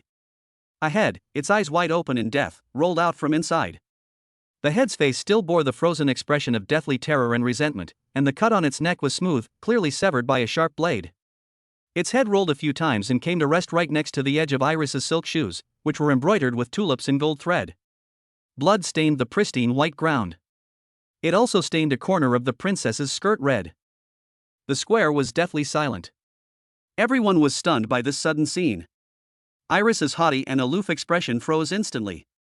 Her azure eyes narrowed sharply, fixed on the severed head at her feet. She hadn't expected Ron to be so direct. So forceful. He actually dared to throw a bloody human head at her feet right at the palace gate.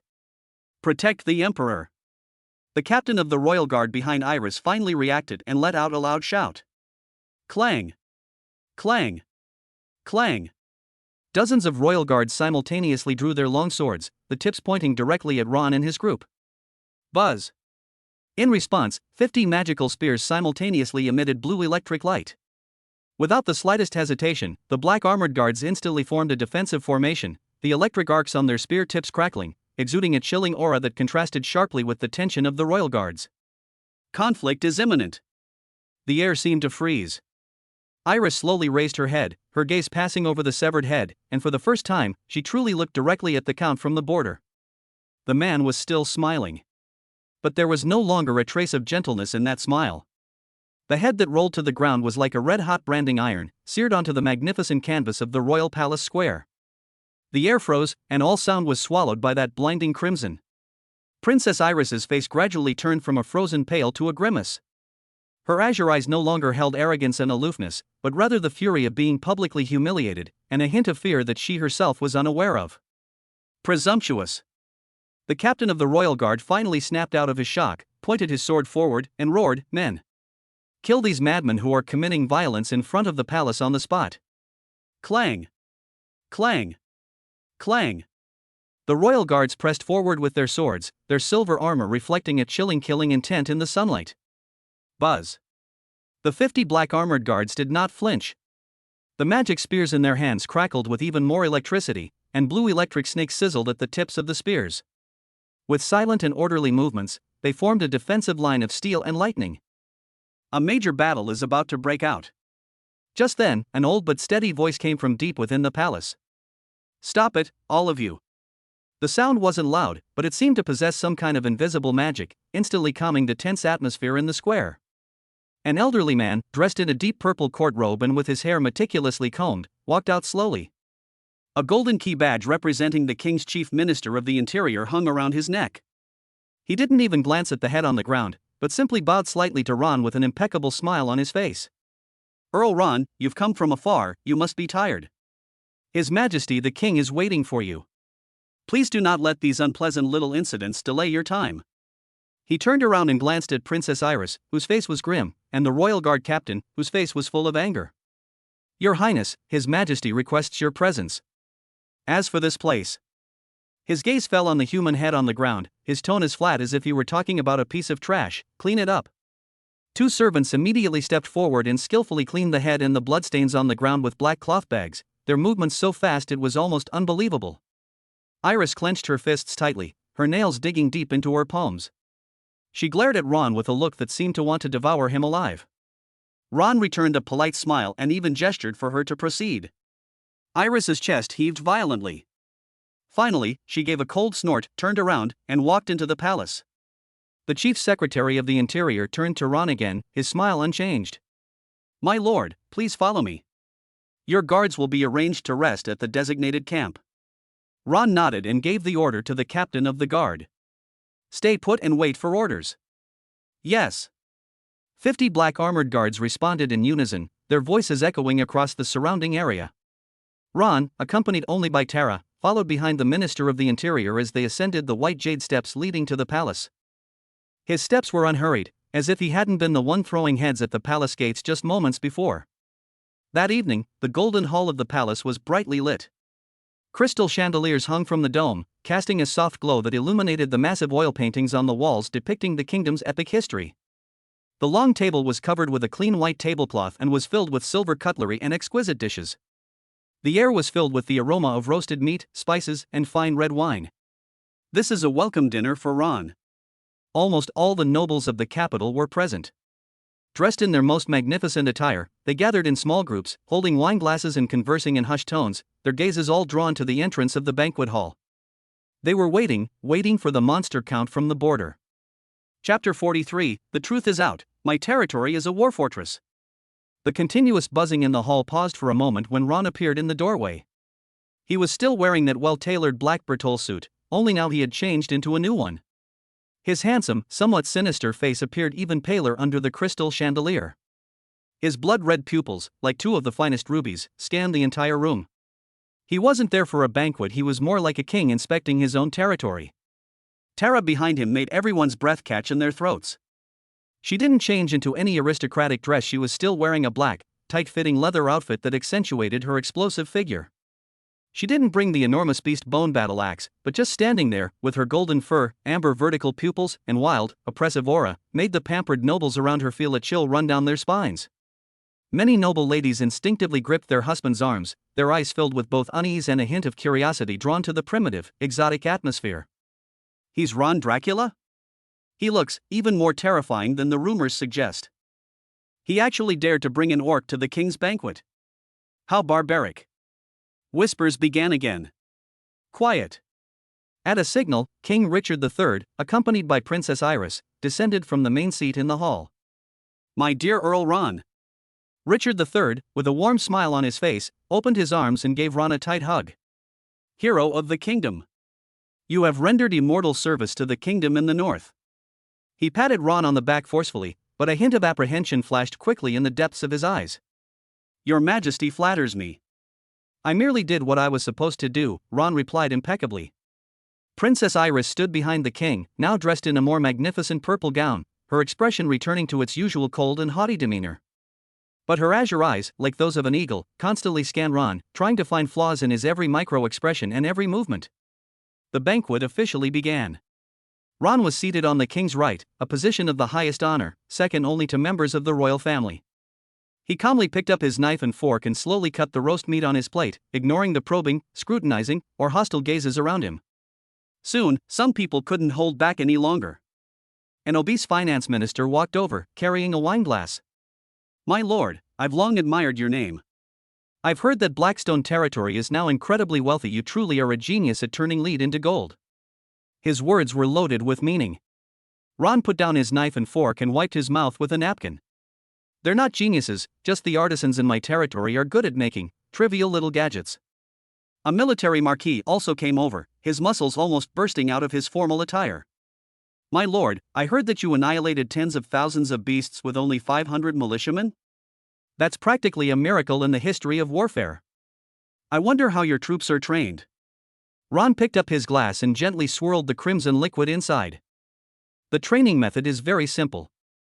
It's about making them believe that if they can't stop the enemy, I'll be the first to take their heads off. His tone was calm, but the military marquis's smile froze on his face. Ron navigated the complex relationships between various factions, displaying humility at times and sharpness at others. The wisdom and skill he displayed in his words and actions secretly alarmed those nobles in the capital who had initially looked down on him. They discovered that this border count was not the kind of brute force they had imagined. He was a beast disguised as an aristocrat. His Majesty. Just then, Ron stood up and took a finely crafted box made of ebony and brass from Terra. On my first visit to the capital, I have brought a local specialty from my hometown for your Majesty and the nobles of the kingdom. All eyes were focused on the box. Ron opened the box, inside which was a strangely shaped machine, a large brass horn connected to a complex base. What is this? Someone asked curiously. Ron didn't answer, but simply pressed a switch on the base. A beam of light shot out from a crystal lens on the base and projected onto the white wall on one side of the banquet hall. With the interplay of light and shadow, a clear, dynamic picture appears before everyone. The scene shows massive factories, with thick black smoke billowing into the sky. Groups of goblin and goblin engineers, wearing goggles, are working busily and methodically on the assembly lines. The scene changes. On the vast training ground, thousands of soldiers clad in heavy black armor are engaged in brutal combat training. Their roars seem to pierce through the screen, exploding in everyone's ears. The scene then changes. The streets were clean, and the locals came and went. Their faces did not show the numbness and hunger commonly seen in border residents. Instead, they radiated a vibrant energy. The hall was completely silent. Everyone was stunned by the incredible magical scroll on the wall. They saw a Blackstone territory that was completely different from what they had imagined. That wasn't a barbaric land, it was a disciplined, high-speed war machine and industrial fortress. King Richard III's pupils shrank to the size of pinpoints. Princess Iris's wineglass had been cracked by her hand at some point. Just as the entire audience fell into a deathly silence of shock, an old and discordant voice suddenly rang out. Earl Ron. An elderly duke with white hair and beard, dressed in a crimson ducal robe, slowly stood up. He was an ally of Grand Duke Fergus, one of the leaders of the conservative nobles, and Duke Kane. His gaze was sharp as a knife, piercing directly at Ron. The prosperity of your territory is indeed astonishing, but... He deliberately drew out his words and looked around the room. This almost miraculous speed of development, if I may be so bold, has exceeded the bounds of common sense. Unless... Duke Kane's voice suddenly turned cold. Some unwarranted power was used. I've heard some rumors from the north that the ancient surname Dracula is linked to some kind of evil bloodline that is not human. Boom! The words evil bloodline exploded like a thunderclap in the silent banquet hall. All eyes immediately focused on Ron. The faint smile on Ron's face slowly disappeared. He slowly put down his wineglass, the bottom of which made a crisp, light sound as it struck the table. Those blood-red eyes, looking at the old duke who was spouting nonsense, were devoid of any warmth. The air in the entire hall seemed to freeze completely at that moment. The words evil bloodline were like 4 poisoned steel nails, smashing into the ears of everyone in the Golden Hall. Duke Kane's aged yet triumphant voice still echoed as he reveled in the sense of control that came with the deathly silence, and the thrill of cornering the arrogant border lord. All eyes, whether gloating, tense and worried, or simply curious, were fixed on Ron. Ron put down his glass. The bottom of the cup lightly touched the smooth tabletop with a crisp thud, like the first heavy note of a war drum, striking everyone's heart. The playful smile on his face vanished completely, and the last trace of warmth disappeared from his blood-red pupils, leaving only pure, indifferent coldness. He didn't look at the self-important Duke Kane. His gaze swept over King Richard III's feigned composure, over Princess Iris's azure eyes that concealed a hint of pleasure, and finally settled on the faces of all the nobles present. Evil? Ron spoke, his voice not loud, but clearly carrying to every corner of the hall. Your Grace, it seems that the comfortable life in the capital has led you to some misunderstandings about the word power. He showed no anger, offered no explanation, and simply stated his position. Then, he gave a wink to Tara, who stood behind him like a statue. Tara stepped forward and took out 2 palm-sized, thin obsidian plates from her leather pouch. The thin plate is engraved with fine silver magical patterns, full of mysterious beauty that combines technology and magic. This is. Some people raised a questioning voice. Ron ignored him, took the 2 obsidian plates, and lightly traced the magic runes on the edges with his fingertips. Buzz. 2 soft beams of light emanated from the center of the stone slab, converging in mid-air and projecting 2 more vivid and clear 3-dimensional light and shadow images than those on the walls of the banquet hall. In the light and shadow on the left, there is a child. He looked no more than 4 or 5 years old, with delicate features, a head of bright golden short hair, and fair skin. But he is not human. He was only wearing a piece of animal skin, revealing muscles that were so strong they didn't look like a child's at all. His eyes were pure gold, with pupils that stood upright like a wild beast, full of primal, untamed wildness. That small body seemed to contain a terrifying power capable of shaking mountains. Just looking at this image made many of the nobles present feel breathless, as if an invisible mountain was pressing down on their chests. Infancy Golden Behemoth Mythical Level. In the light and shadow on the right, there is a wolf. A gigantic wolf, so magnificent that they had never seen it in any ancient texts. It has a slender and elegant body, covered with silvery white fur, each hair of which seems to have been soaked in moonlight, flowing with a cool luster. On its forehead is a crescent-shaped silver mark, and it has a pair of ice-blue eyes that are noble and aloof, as if everything in the world is as insignificant as dust in its eyes. It simply stood there quietly, and the kingly aura emanating from the depths of its bloodline caused many of the magical beasts on their mounts to let out uneasy low growls in the animal pen outside the palace. Juvenile Silver Moon Wolf King Mythical Level. The hall was deathly silent. The silence was even more utterly desolate than when Duke Kane had launched his attack. You could hear a pin drop. Everyone's eyes were wide open, staring intently at the 2 lifelike images of light and shadow in mid-air, their mouths agape enough to fit an egg. That is the legendary Golden Behemoth? A learned Marquis's voice trembled so badly that he almost squeezed out the words through clenched teeth. On the other side. My God, that kind of oppressive aura. It's the Silver Moon Wolf King, which only exists in the ancient epics of the elven race? Mythical level. Both of these creatures are mythical level beings. How is this possible? Weren't these 2 creatures extinct along with the mythological era? An uproar. After an oppressive silence, came a volcanic eruption of uproar. The entire Golden Hall erupted in chaos. The nobles could no longer maintain their elegant demeanor. One by one, they stood up, craned their necks, and their faces were filled with shock and fervor that defied all reason. That's Behemoth. The uncrowned king of the land. That's the Silver Moon Wolf King. A mythical creature that howls and devours the heavens. These 2 creatures, which only exist in the oldest legends, are now vividly presented to them in the form of images. King Richard III lurched forward, his hands gripping the table tightly, his knuckles white from the force. His usually calculating eyes were now filled with pure terror. He knew Ron was strong, but he never dreamed that Ron's trump card would be this. Princess Iris's wineglass finally shattered under the unconscious force of its owner. Crimson wine and shards of glass spilled onto her magnificent purple dress, but she remained completely oblivious. Her bright blue eyes were fixed intently on the 2 small figures in the light and shadow. Especially that Golden Behemoth, with its domineering gaze and innate arrogance, made her feel a kind of emotion called jealousy for the first time. Her proud S-rank talons seemed to pale in comparison to these 2 mythical cubs. What kind of monster is this man? My child, Arthur. My child, Fenrir.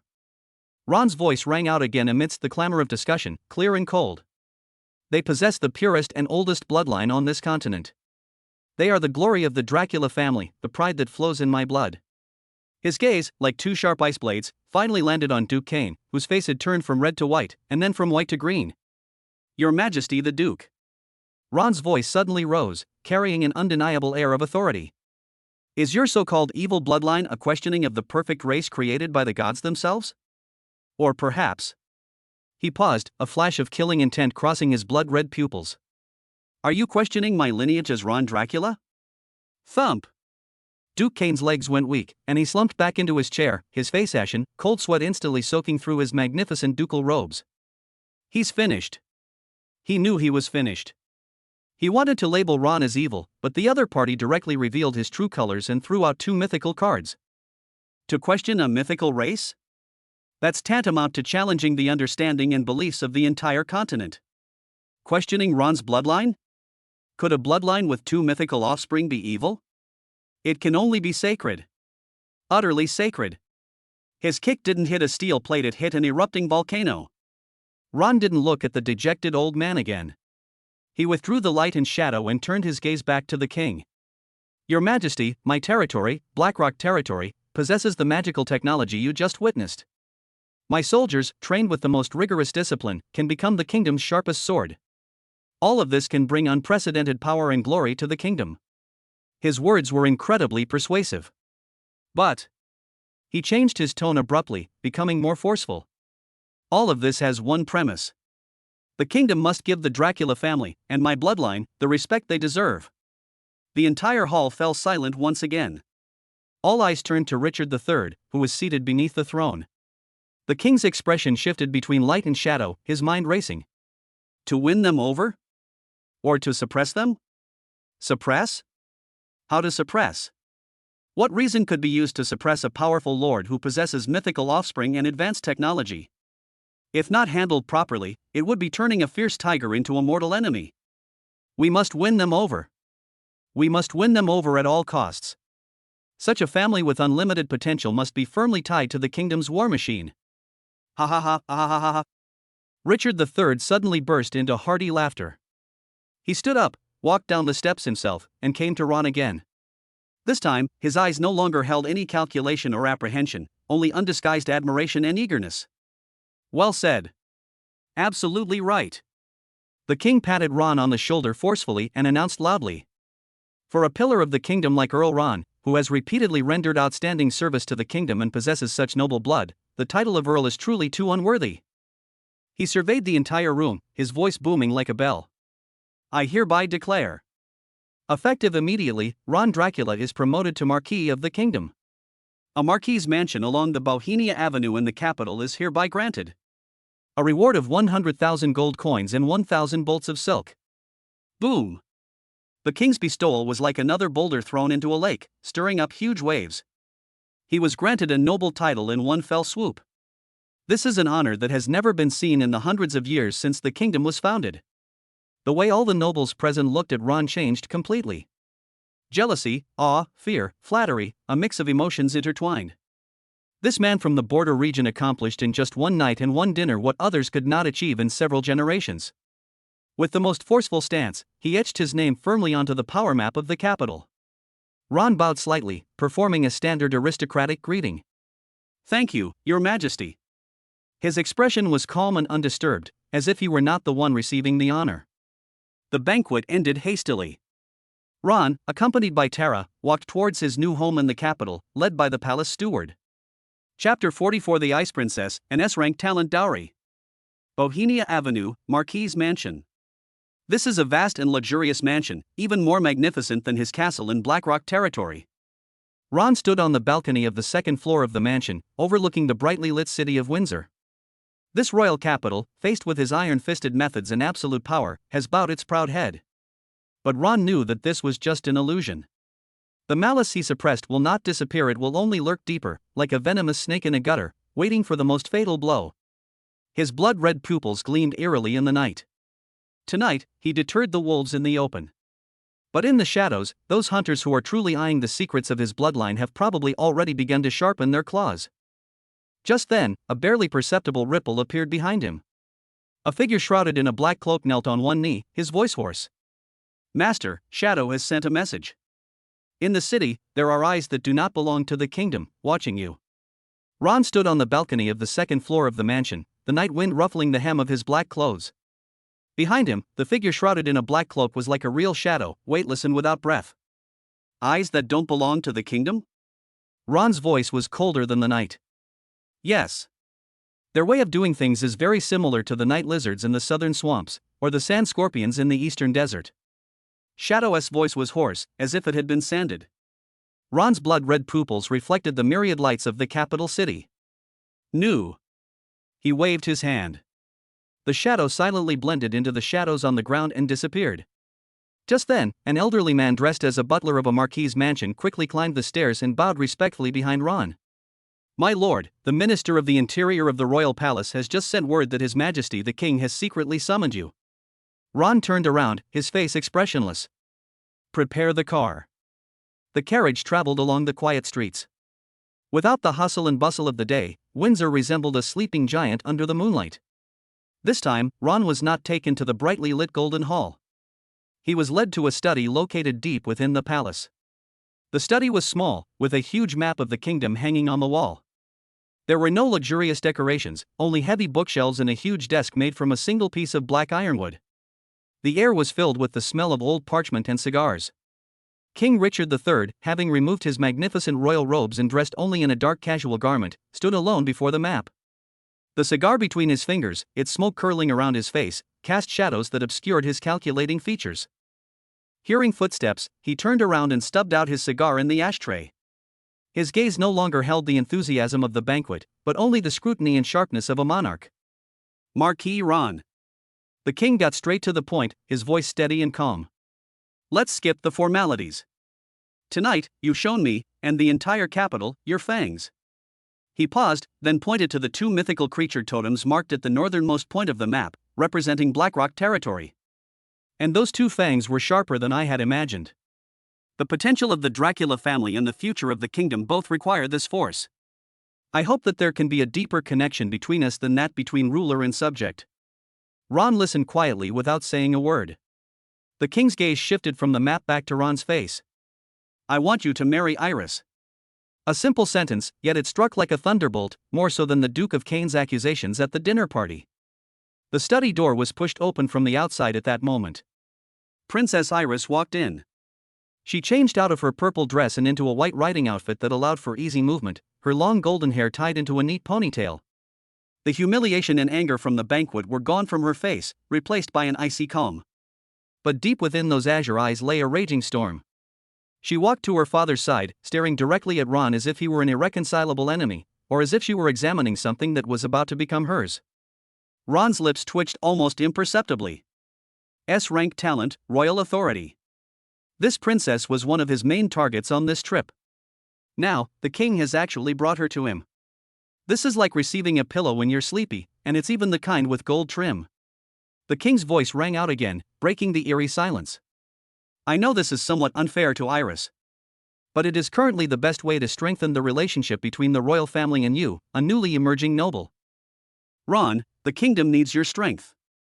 Not only to defend against the orcs in the north, but also to deal with those unseen crises of the future." The king's words were loaded with meaning. He clearly noticed those eyes that didn't belong to the kingdom. Ron finally spoke. He adjusted his cuffs with feigned composure, speaking in a flat tone. "Your Majesty, I have no desire for power or titles. Although Blackstone territory is barren, it is enough for me and my family to live a peaceful life." His gaze swept across Iris's cold, pretty face almost imperceptibly. "But if it is for the future of the kingdom, for His Majesty's glory, I am not incapable of considering it." The king's eyes lit up. He was afraid of people like Ron who had no desires or wants. As long as there is desire in the right conditions, everything is negotiable. "Good." The king immediately followed, fearing that Ron might change his mind. "If you agree, Iris's dowry will be the entire Silver Maple territory. Although that territory is not as vast as Blackstone territory, it is one of the kingdom's most prosperous grain-producing areas. In addition, I will grant you the title of Guardian of the Kingdom, which will give you the power to command all legions outside the capital during wartime." One bombshell after another was dropped by the king. Iris, standing beside him, trembled slightly. She knew her father would pay a price to win over Ron, but she didn't expect the price to be so high. Silver Maple Leaf territory is the most fertile of all the royal domains. The power of the kingdom's guardian is second only to that of the king himself. Ron seemed not to hear any of this. He took a step forward, his voice not loud, but clear enough for the king and Iris to hear clearly. "Your Majesty, I don't need any of these." The king was taken aback. "I have only one condition," Ron said. "I've been researching some ancient bloodline magic recently and have encountered some bottlenecks. I hope that the Royal Treasury and the Forbidden Library of the Royal Magic Academy will be open to me. I need some rare magical materials and lost ancient texts. Upon hearing this condition, the king was first stunned, then overjoyed. Compared to tangible things like territory and military power, inanimate materials and books are such a bargain. As for the value of those things? In the hands of those who don't understand them, they are worthless. But in the hands of a monster like Ron, who is capable of cultivating mythical creatures, their value is immeasurable. Trading something you don't need for a complete bond with a mythical family, that's a steal. No problem, the king blurted out. I promise you. The royal treasury, the royal academy, everything is open to you. Iris looked at the man in front of her. He could have demanded more power and wealth, but he only wanted what seemed like ethereal knowledge and materials. This man's ambition was far greater than he had imagined. What he wanted was not the power bestowed by the king. He intends to shake the very foundations of the kingdom by controlling the most fundamental power. Then, I agree. Ron bowed slightly, performing an impeccable noble gesture, thus accepting the marriage proposal. The king smiled sincerely, stepped forward, and patted Ron on the shoulder forcefully. Good. My child. From this day forward, you will be the closest ally of the Augustus family. The matter is settled. Ron did not linger in the study. He turned around, ready to leave. He stopped as he passed Iris. He didn't look at her, but whispered a sentence in her ear in a voice that only the two of them could hear. Your Highness, polish your sword. Our future will be very interesting. After saying that, he didn't linger and strode out of the study. Iris's body froze in place. She gripped the hilt of the sword at her waist tightly, her knuckles turning white from the force. Humiliation, anger, resentment. A mix of emotions churned within her. But in the end, she let go. She knew very well that this man was someone the kingdom could no longer ignore. And she will become the most important chain connecting him and the royal family. Ron left the palace and boarded the carriage to return to the Marquis's mansion. His face finally revealed his true feelings. It's the ultimate thrill a hunter feels after capturing the finest prey. The first and most crucial step in seizing power in the kingdom has been taken. He leaned back in the soft chair, closed his eyes, and tapped his fingers lightly on his knees. The tapping sound was crisp and rhythmic in the quiet carriage. He is composing the prelude to the coming era that belongs to him. The carriage drove smoothly away from the palace, casting a swaying shadow inside. Ron leaned back in the soft chair, his fingertips tapping silently on his knees. His blood-red pupils reflected the rapidly receding night view outside the window, finally settling on the cold and stubborn face in his heart. He knew that the king had agreed to the deal, but the princess had not. Deep within the palace, in the study. Bang! The heavy oak door was closed from the inside, isolating it from the outside world. Princess Iris could no longer maintain her cold facade. She turned around abruptly, her azure eyes burning with two flames of anger as she stared intently at her father. Father! You want to marry me off to that man? That vulgar nouveau riche? Her voice trembled slightly with excitement, and her beautiful face flushed red with anger. A barbarian from the frontier. His hands are stained with orc blood and dirt. You actually want to unite the noblest bloodline of the Augustus family with him? The smile on King Richard III's face had long since vanished. He sat back wearily in his seat and rubbed his temples. He looked at his daughter, whom he had always been so proud of, his voice slightly hoarse. Iris, sit down. No. Iris's voice rose several decibels. You must give me an explanation. An explanation that can convince me to entrust my life to a serial killer. Richard III raised his head, his eyes sharpening. He didn't get angry, he simply spoke slowly, in a tone that stated the facts. A nouveau riche? His territory contains magical technology that we've never even heard of. A barbarian? His two children are the mythical golden behemoth and the silver moon wolf king. A serial killer? Yes, he killed without hesitation, but he killed the kingdom's enemies. Every word the king spoke was like a heavy hammer blow to Iris's heart, gradually extinguishing the flame in her eyes with the coldness of reality. Richard III stood up, walked to the huge map of the kingdom, and ran his finger across it. The orc tribes in the north have begun to gather due to the harsh winter and may move south at any time. Several dukes in the south are outwardly compliant but inwardly defiant. They are eyeing your position more closely than they are eyeing their own wives. His finger finally landed heavily on the location of the royal capital, Windsor. Tonight, Ron's shadow discovered spies who don't belong to the kingdom. Who are they targeting? Him, and us. Iris, my daughter. The king turned around and looked at her with a heavy gaze. This is not a deal, it's a self-preservation effort. The royal family needs his power, needs his two mythical cubs who can change the future of warfare. We need to completely bind this tiger to our war machine. And you are the strongest chain. Iris swayed, her face turning pale. She received an elite royal education from a young age, and she knew better than anyone what those places her father had marked on the map meant.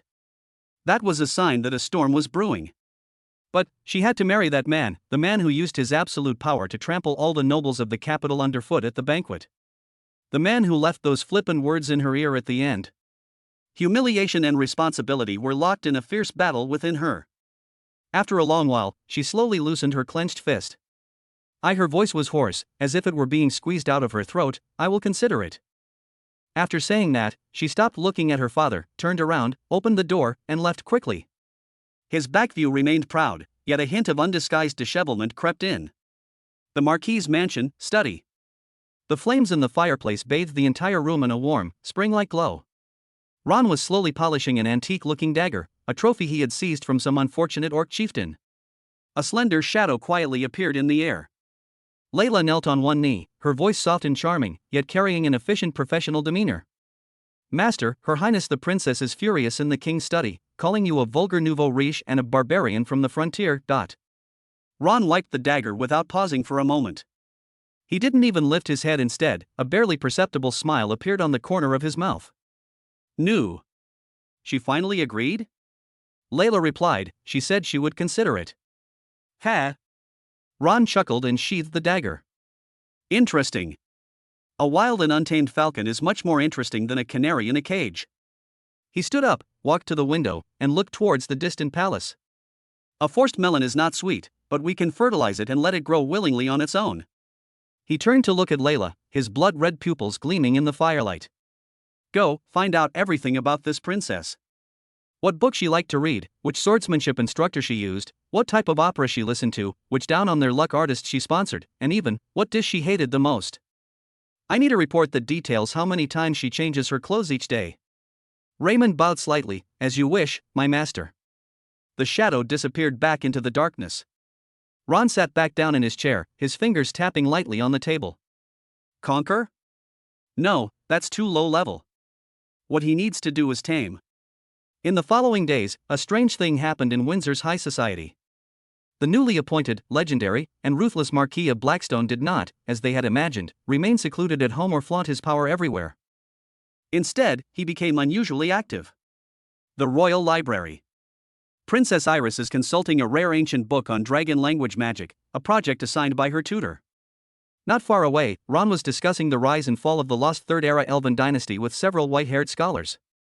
He quoted extensively from classical texts, spoke sharply, and even pointed out errors in some historical records, which made the several old scholars, who were known for their erudition, nod frequently and look at him with new respect. Iris glanced at the figure out of the corner of her eye, and her brows furrowed slightly. Barbarians? Barbarians wouldn't understand these things. An aristocratic art salon in the east of the city. A group of ladies and young women were gathered around a work by a newly emerging painter, offering affected praise. Ron's arrival caused a small commotion. Instead of echoing those vulgar praises, he went directly to the other side, to a painting depicting the snowy mountains of the north that no one paid attention to. He pointed out to the artist of the painting, a young painter whose palms were sweating with nervousness, the exquisite use of light and shadow in the painting, and the unique conception of color layers. Finally, he bought the painting on the spot and invited the young painter to create a new work in Blackstone territory. Iris happened to be passing by outside the door and saw this scene. She saw the young man's expression of excitement, his eyes brimming with tears, and she also saw the appreciation for true art on Ron's face.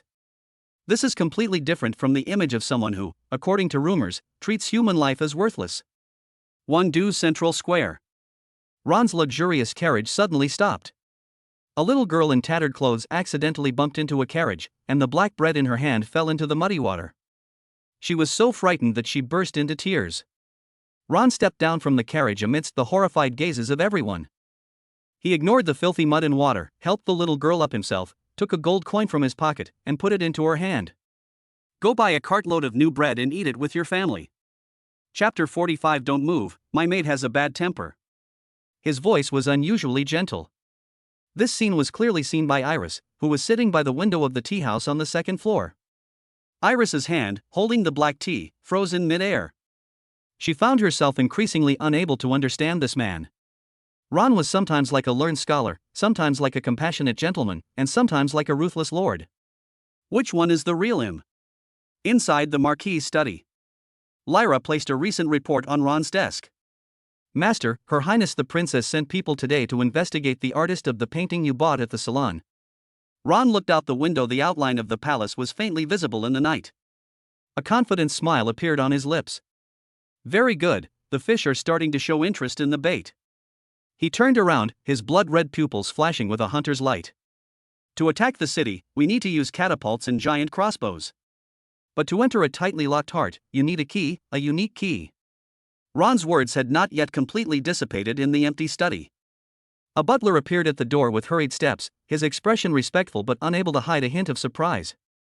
My lord, a servant of the royal palace requests an audience.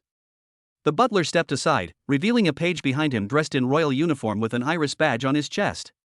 The attendant held an exquisite velvet box, a professional smile on his face, but he dared not look Ron in the eye. Marquis Ron, Princess Iris would like to invite you to the White Rose Garden of the royal palace for a friendly exchange. Ron's gaze shifted from the attendant's face to the box. He didn't answer immediately, but simply waved his hand. The butler understood, stepped forward, took the box, and presented it to Ron. Ron opened the box, inside which lay a letter sealed with sealing wax, and a finely crafted silver key. The key's design was ingenious. It was the key to the side gate of the White Rose Garden. Ron picked up the key and twirled it between his fingers. Tell Her Highness that I will be there on time. Royal Palace, White Rose Garden. This is a private retreat for members of the royal family, but it seems rather unusual at this moment. The maids and gardeners in the garden had long been dismissed, leaving only Princess Iris. She changed out of all her elaborate dresses and into a fitted outfit, her long golden hair tied up high, and a magnificent slender sword hanging at her waist. She stood in the open space in the center of the garden, with a flat lawn beneath her feet and a small weapons rack not far away. Tara, the Silver Moon Wolf King, stood quietly under an ancient tree at the edge of the garden, in the form of a young girl. She didn't look at Iris, but kept her head down, idly scratching the rough bark with her fingernails, making a soft rustling sound. But the oppressive aura of a mythical creature enveloped the entire garden like an invisible net. A slight turning sound came from the keyhole of the side door. Ron pushed the door open and entered. He saw Iris fully armed, and he also saw Tara, who exuded a dangerous aura, in the corner. Your Highness, this friendly exchange of yours is quite a grand affair, Ron said in a very calm tone. Iris turned around, her azure eyes staring directly at Ron without flinching. Marquis Ron, I don't like beating around the bush. My father has taken a liking to your power, but I need to see for myself whether you are worthy of it. She didn't give Ron a chance to refute her, and went straight to asking the first question. Blackrock territory has been facing the threat of orcs for many years, and its land is barren. My lord, how do you solve the problem of feeding hundreds of thousands of people in your territory? This is an extremely pointed question that hits the nail on the head regarding the very foundation of Blackrock territory. In the minds of all the nobles, Blackstone was synonymous with poverty and barbarity. Ron smiled. The problem of food? I instructed my people to cultivate the wasteland and plant a high-yield crop called potato, which yields several times more than wheat. I built an irrigation system to bring snowmelt to every field. I also encouraged them to raise a type of black-scaled rabbit with a very short growth cycle. Iris was stunned. Potatoes? Irrigation canals? Black-scaled rabbits? She had never heard of any of these. As for the orcs, Ron continued, they are not a threat, they are a resource. The fur of orcs can be made into warm clothing, their bones can be ground into fertilizer, and their flesh and blood are the best fodder. Every orc raid is a bountiful harvest for Blackrock territory. Irene Rose's breathing froze for a moment. Treating brutal orcs as a resource that can be recycled? This idea is absolutely insane. Yet, it's damn effective. Unwilling to give up, she posed an even grander question. Several Grand Dukes in the south of the kingdom hold military power and act against the royal family in name only. If you were in their shoes, what would you do? Ron walked up to her, and the two were no more than 3 steps apart. It's very simple. Cut off their trade routes with the outside world, and let the prices of salt, iron, and cloth in their territory skyrocket. Then, within their territory, they issued a paper money that was more convenient than gold coins, backed by the food and goods of Blackstone territory. Within 3 years, without a single soldier, their economy will collapse, and their people will take the initiative to overthrow their rule. Iris was completely speechless. Economic war? Paper money? These concepts were completely beyond the scope of her royal education. What she learned was how to balance the power of the nobility and how to use legions for conquest. But the man in front of her was talking about a kind of war she had never heard of before, a war without bloodshed. She discovered that she was completely outmatched in terms of wisdom and strategy. A strong sense of frustration welled up inside me. That sounds nice. Iris suddenly drew her rapier from her waist, the tip pointing directly at Ron's throat. In the end, the way to govern a country is to rely on strength. Let me see if you, Marquis, are just all talk and no action. A pale blue battle aura instantly lit up on the blade. The aura of an S-class powerhouse erupted without reservation. Ron didn't even blink. He didn't even retreat, letting the sharp sword tip stop an inch in front of his throat. Your Highness, are you sure you want to make a move here? His gaze passed over Iris's shoulder and landed on Terra under the tree not far away. Iris followed his gaze. Terra had stopped scraping the bark and looked up. Those silver eyes were staring coldly at her, and deep within them was a beast-like killing intent. A chill ran through Iris's very soul, causing her hand holding the sword to tremble. That is the most instinctive fear of lower-level life forms when facing higher-level predators. Tell her not to move. Iris gritted her teeth and forced herself to look back at Ron's face. This is between us. Ron raised his hand and gestured towards Terra, indicating that she should calm down. The murderous intent in Terra's eyes slowly faded, and she lowered her head again, as if nothing had happened. Come on, Ron said, holding up 2 fingers to Iris. Let me see the swordsmanship of royalty. Humiliation.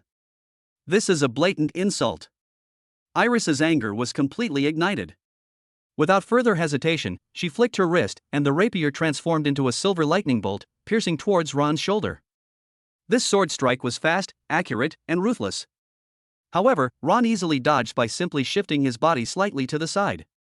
At the same time, his 2 outstretched fingers struck the sword with incredible precision at an unbelievable angle.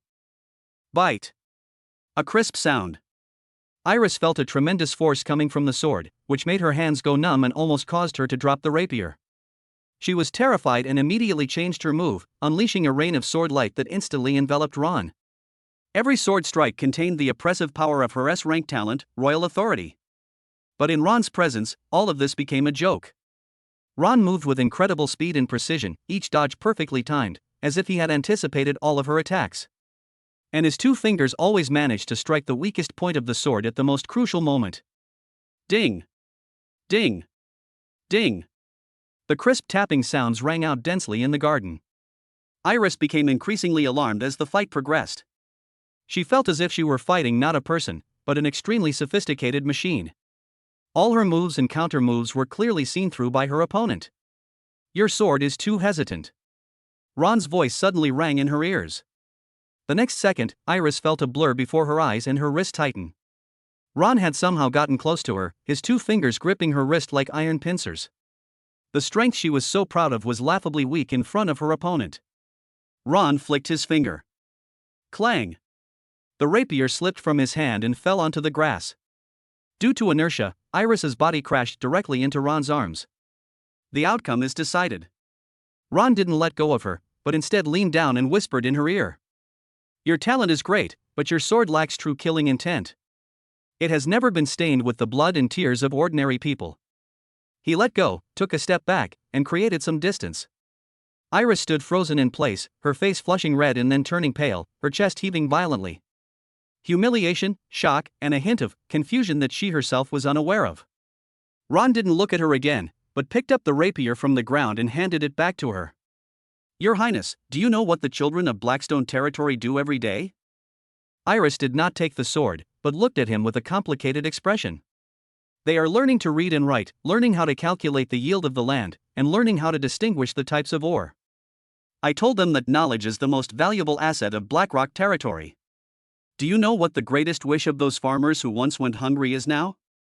They hope their children will become scholars or craftsmen, instead of spending their lives toiling in the fields like they did. Ron's voice was calm, yet it struck Iris's heart like a heavy hammer. She was taught from a young age that the royal family's responsibility is to protect its people. But she never imagined that shelter could be provided in this way. She looked at the man before her. He was powerful, intelligent, and possessed foresight far beyond that of ordinary people. More importantly, he cared deeply for his people. Cracks began to appear in the iceberg within Iris's heart. She took a deep breath and finally took the rapier. I can agree to this marriage. Her voice was no longer as cold and harsh as before. It had a slightly hoarse quality that was barely perceptible. But I have one condition. You say. Iris raised her head, her azure eyes refocusing, carrying the last pride of a royal princess. This marriage must be based on respect. You must respect my personal freedom and the dignity of the Augustus family. Ron looked at her, her stubborn reflection mirrored in his bloodshot eyes. He suddenly smiled. I promise you. Ron's promise was like a pebble thrown into a calm lake. Subsequently, a colossal wave swept across the entire kingdom, thus beginning.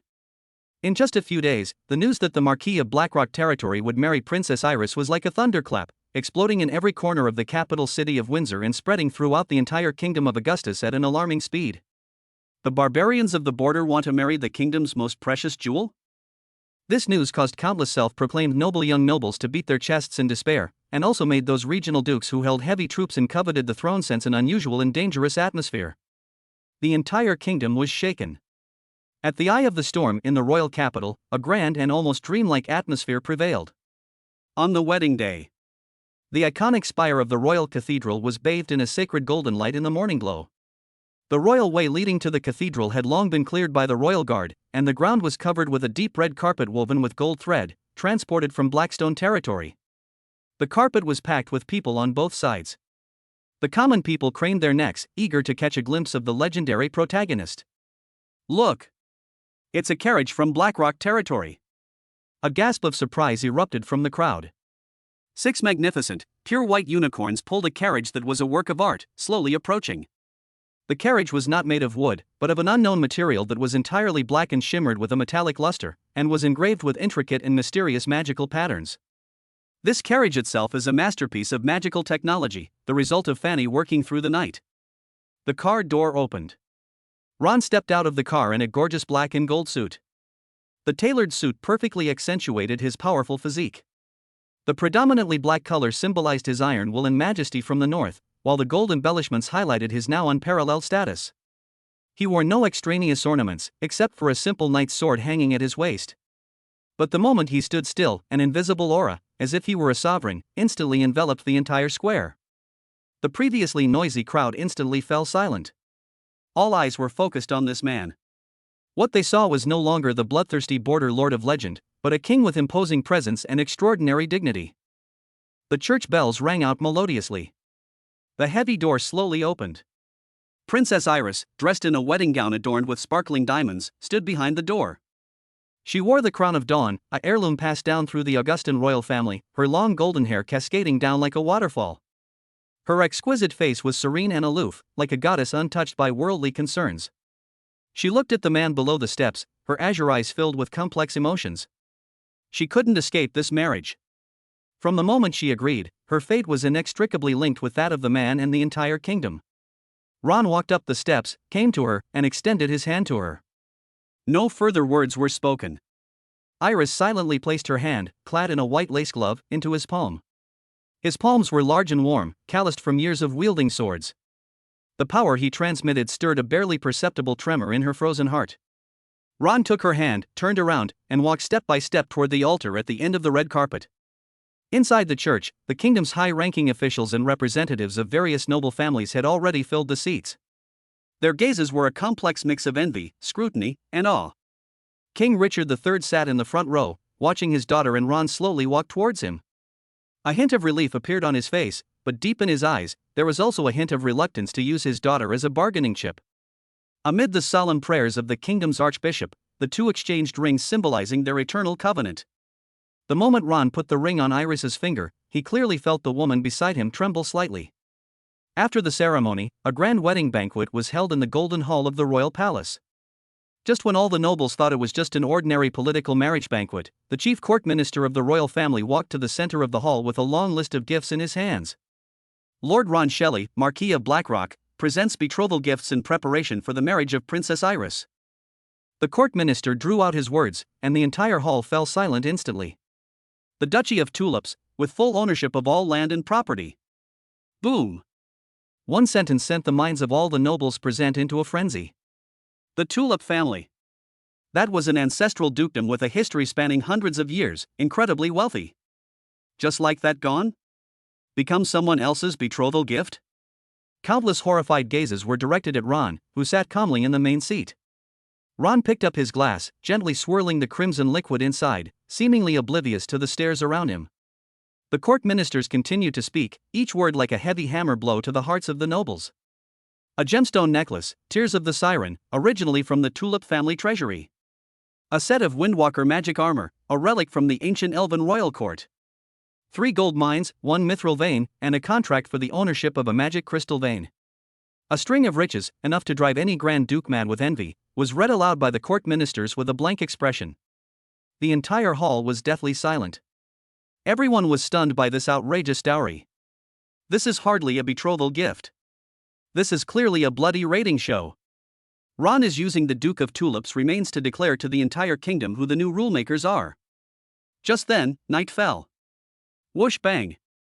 Chapter 46. The aloof princess offers advice. This woman is quite alluring. A dazzling burst of light shot into the sky from the square outside the palace, exploding in the night sky and transforming into a giant golden rose made of light. Immediately afterwards, thousands upon thousands of beams of light rose into the sky from all directions of the capital.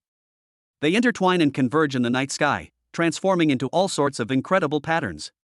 There are soaring dragons, running unicorns, and the names Ron and Iris. The night sky over Windsor was transformed into a giant canvas.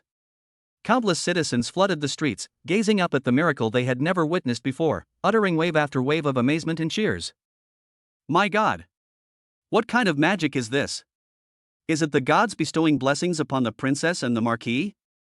The nobles rushed out of the hall, staring in disbelief at the magical light show that Fanny's Magic Factory had exclusively created for the wedding. The impact of technology is far more profound and moving than the accumulation of wealth. Ron took Iris's hand and led her to the terrace. He looked down at the excited, adoring faces in the square below, and though his voice wasn't loud, it carried clearly throughout the entire palace. I, Ron Shelley, hereby pledge. From this day forward, the riches of Blackrock territory shall belong to the entire kingdom. The magical technology of Blackrock territory will serve all its people. Together with Princess Iris, I will lead the kingdom of Augustus to an unprecedented and glorious future. The impassioned speech ignited everyone's emotions. Long live the Marquis! Long live the princess! The shouts, as loud as a mountain and as powerful as a tsunami, resounded through the sky. Standing beside Ron, Iris looked at his profile illuminated by countless rays of light, feeling the charismatic leadership that commanded the respect of thousands. The last iceberg in her heart quietly melted a corner. It was late at night. Ron's Marquis' palace had already been decorated as a magnificent bridal chamber. Iris sat in front of the dressing table, having changed out of her wedding dress and into a silk nightgown. She clutched tightly in her hand a sharp hairpin that she had taken from her hair and that could be used as a dagger. This was her last line of defense, and her last source of pride. The bedroom door was pushed open, and Ron walked in. He still smelled of alcohol from the banquet, but his eyes were crystal clear. He looked at the woman in the mirror, her body tense like a frightened female leopard, and did not approach her immediately. Still afraid of me? Ron poured himself a glass of water. I am not your enemy. Iris didn't turn around, her voice still cold, but we're not friends either. It will be soon. Ron put down his water glass and walked towards her step by step. An indescribable scent, tinged with sweetness and wildness, began to permeate the air. That's the passive effect of Succubus Body, which is amplified infinitely at close range. Iris felt her heart pounding uncontrollably, her cheeks burning, and her breathing becoming rapid.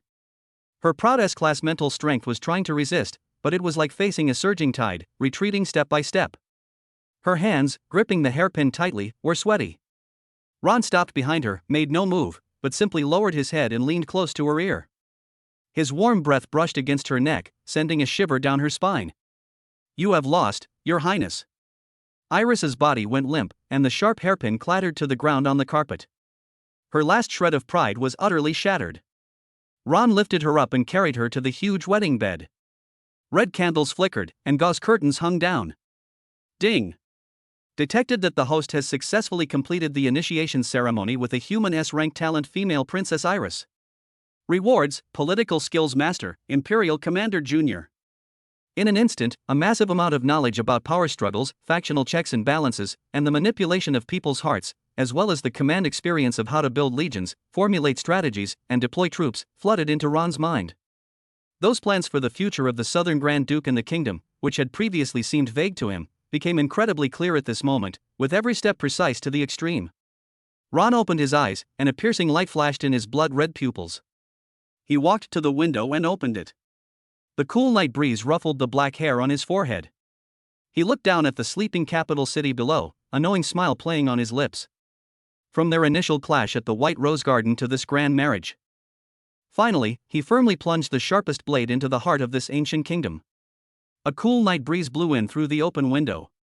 Ron turned around and closed the window. Inside the palace, candlelight flickered, and red gauze curtains swayed gently in the breeze. Iris did not fall asleep on the bed. She lay on her side, wrapped tightly in the blanket, revealing only her eyes, which, even in the dim light, were as bright as sapphires, as she looked at him without saying a word. Gone is the stubbornness and coldness of the day now. Her eyes are filled with confusion, weariness, and a vulnerability that she herself is unaware of. Ron didn't say anything, but went straight to the table, poured himself a glass of water, and poured one for her as well. He carried the water glass to the bedside and handed it to him. Iris hesitated for a moment, then propped herself up and took the water glass. Her silk nightgown slipped down with her movements, revealing her smooth shoulders. "Thank you." Her voice was soft and slightly hoarse. "Your body is very stiff." Ron sat on the edge of the bed, looking at her.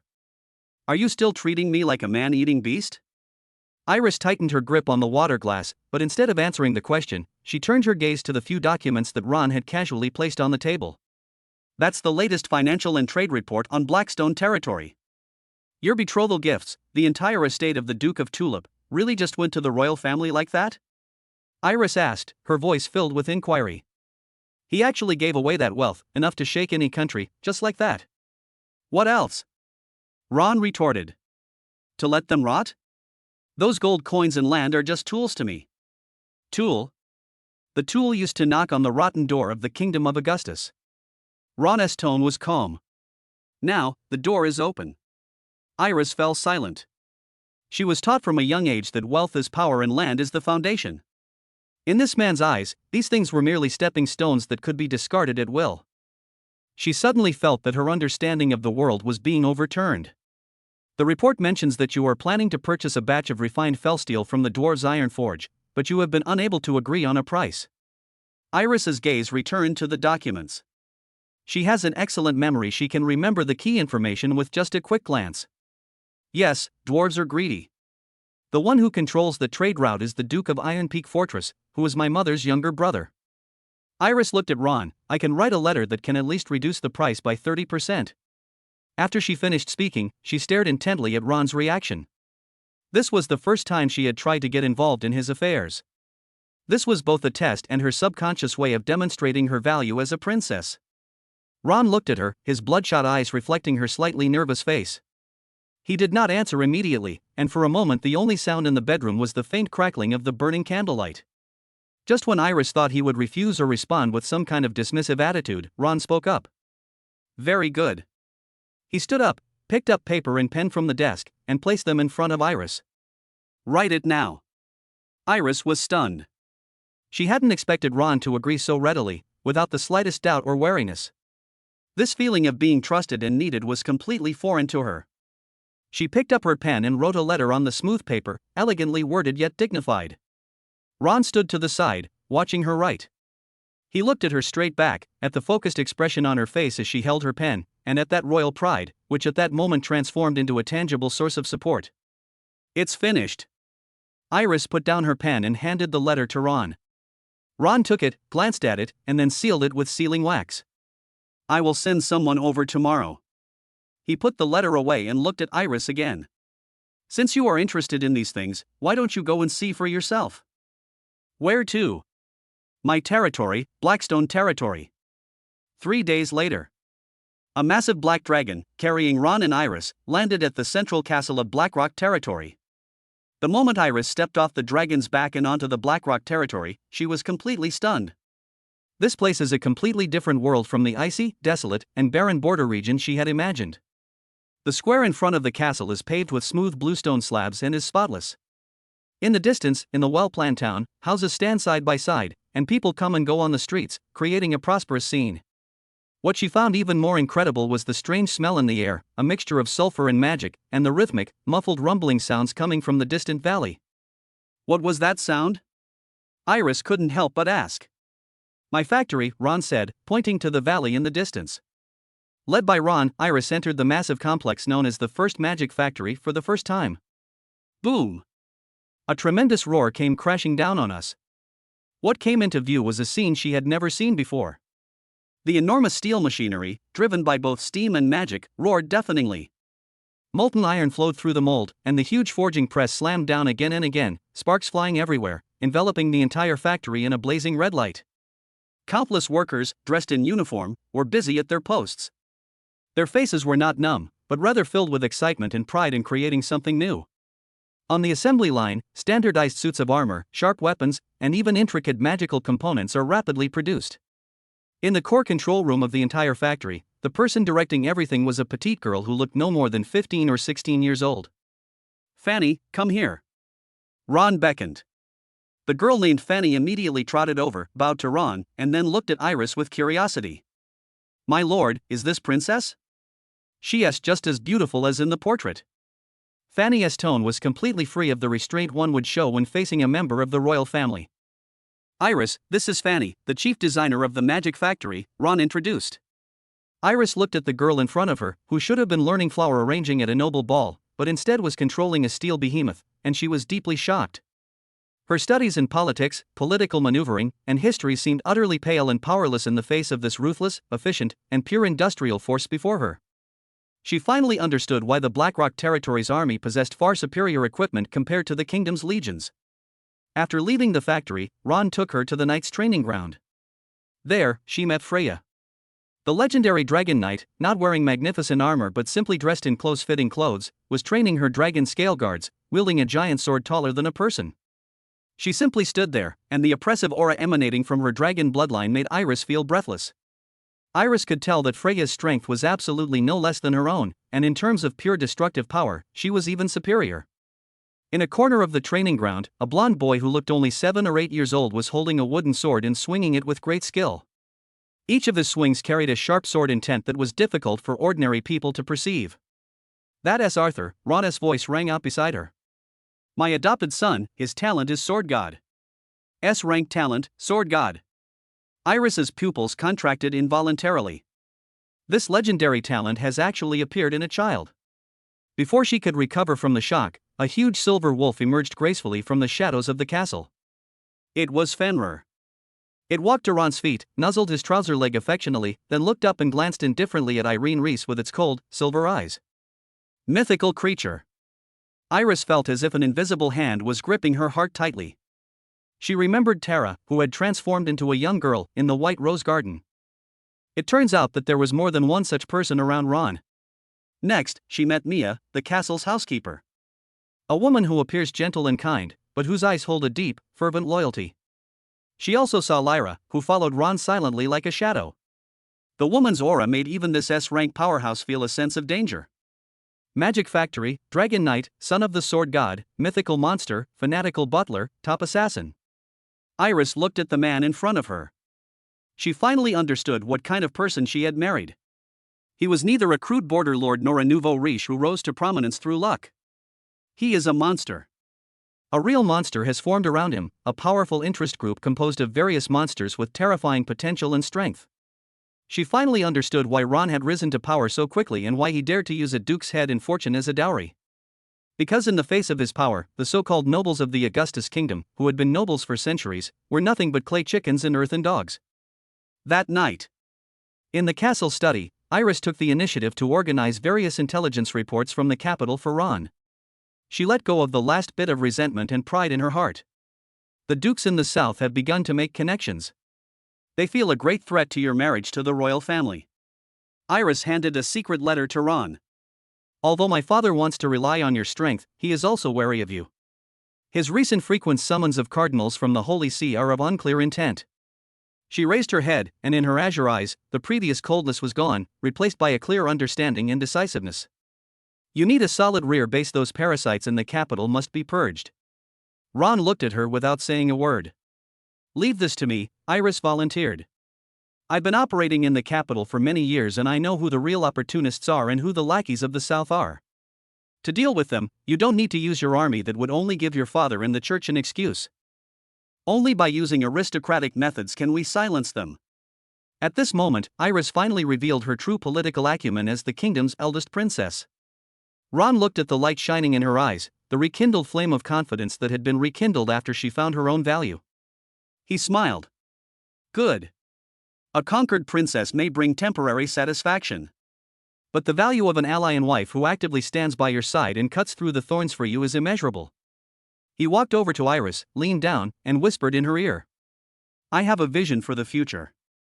I want to build a kingdom where there is no oppression from nobles, where everyone has the opportunity to learn knowledge, and where everyone can change their destiny through hard work. Blackstone territory is just the beginning. I want all of Augustus, and even the entire continent, to become like this. Iris's body trembled slightly. She looked up into Ron's blood-red eyes, which burned with flames, and saw a future she had never imagined, a future so magnificent that it made her tremble. It turns out that his ambitions had long since extended beyond a single kingdom. A powerful emotion, a mixture of awe, dependence, and a hint of worship that she was unwilling to admit, welled up from the deepest part of her heart. Ron gently placed a list on the table. Those were the names of the Duke of Tulip's cronies, as well as some of the most vocal opposition nobles in this marriage alliance. Let us start with them then, Ron said softly. Let me see just how sharp Princess Augustus's blade is. Iris looked at the list, her eyes becoming incredibly determined. She picked up the paper as if she were holding a sword aimed at the old world.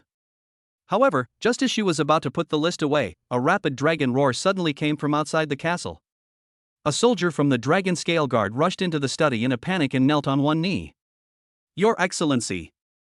Your Highness the Princess! Urgent report from the capital. A magical message delivered with the utmost speed over 800 li.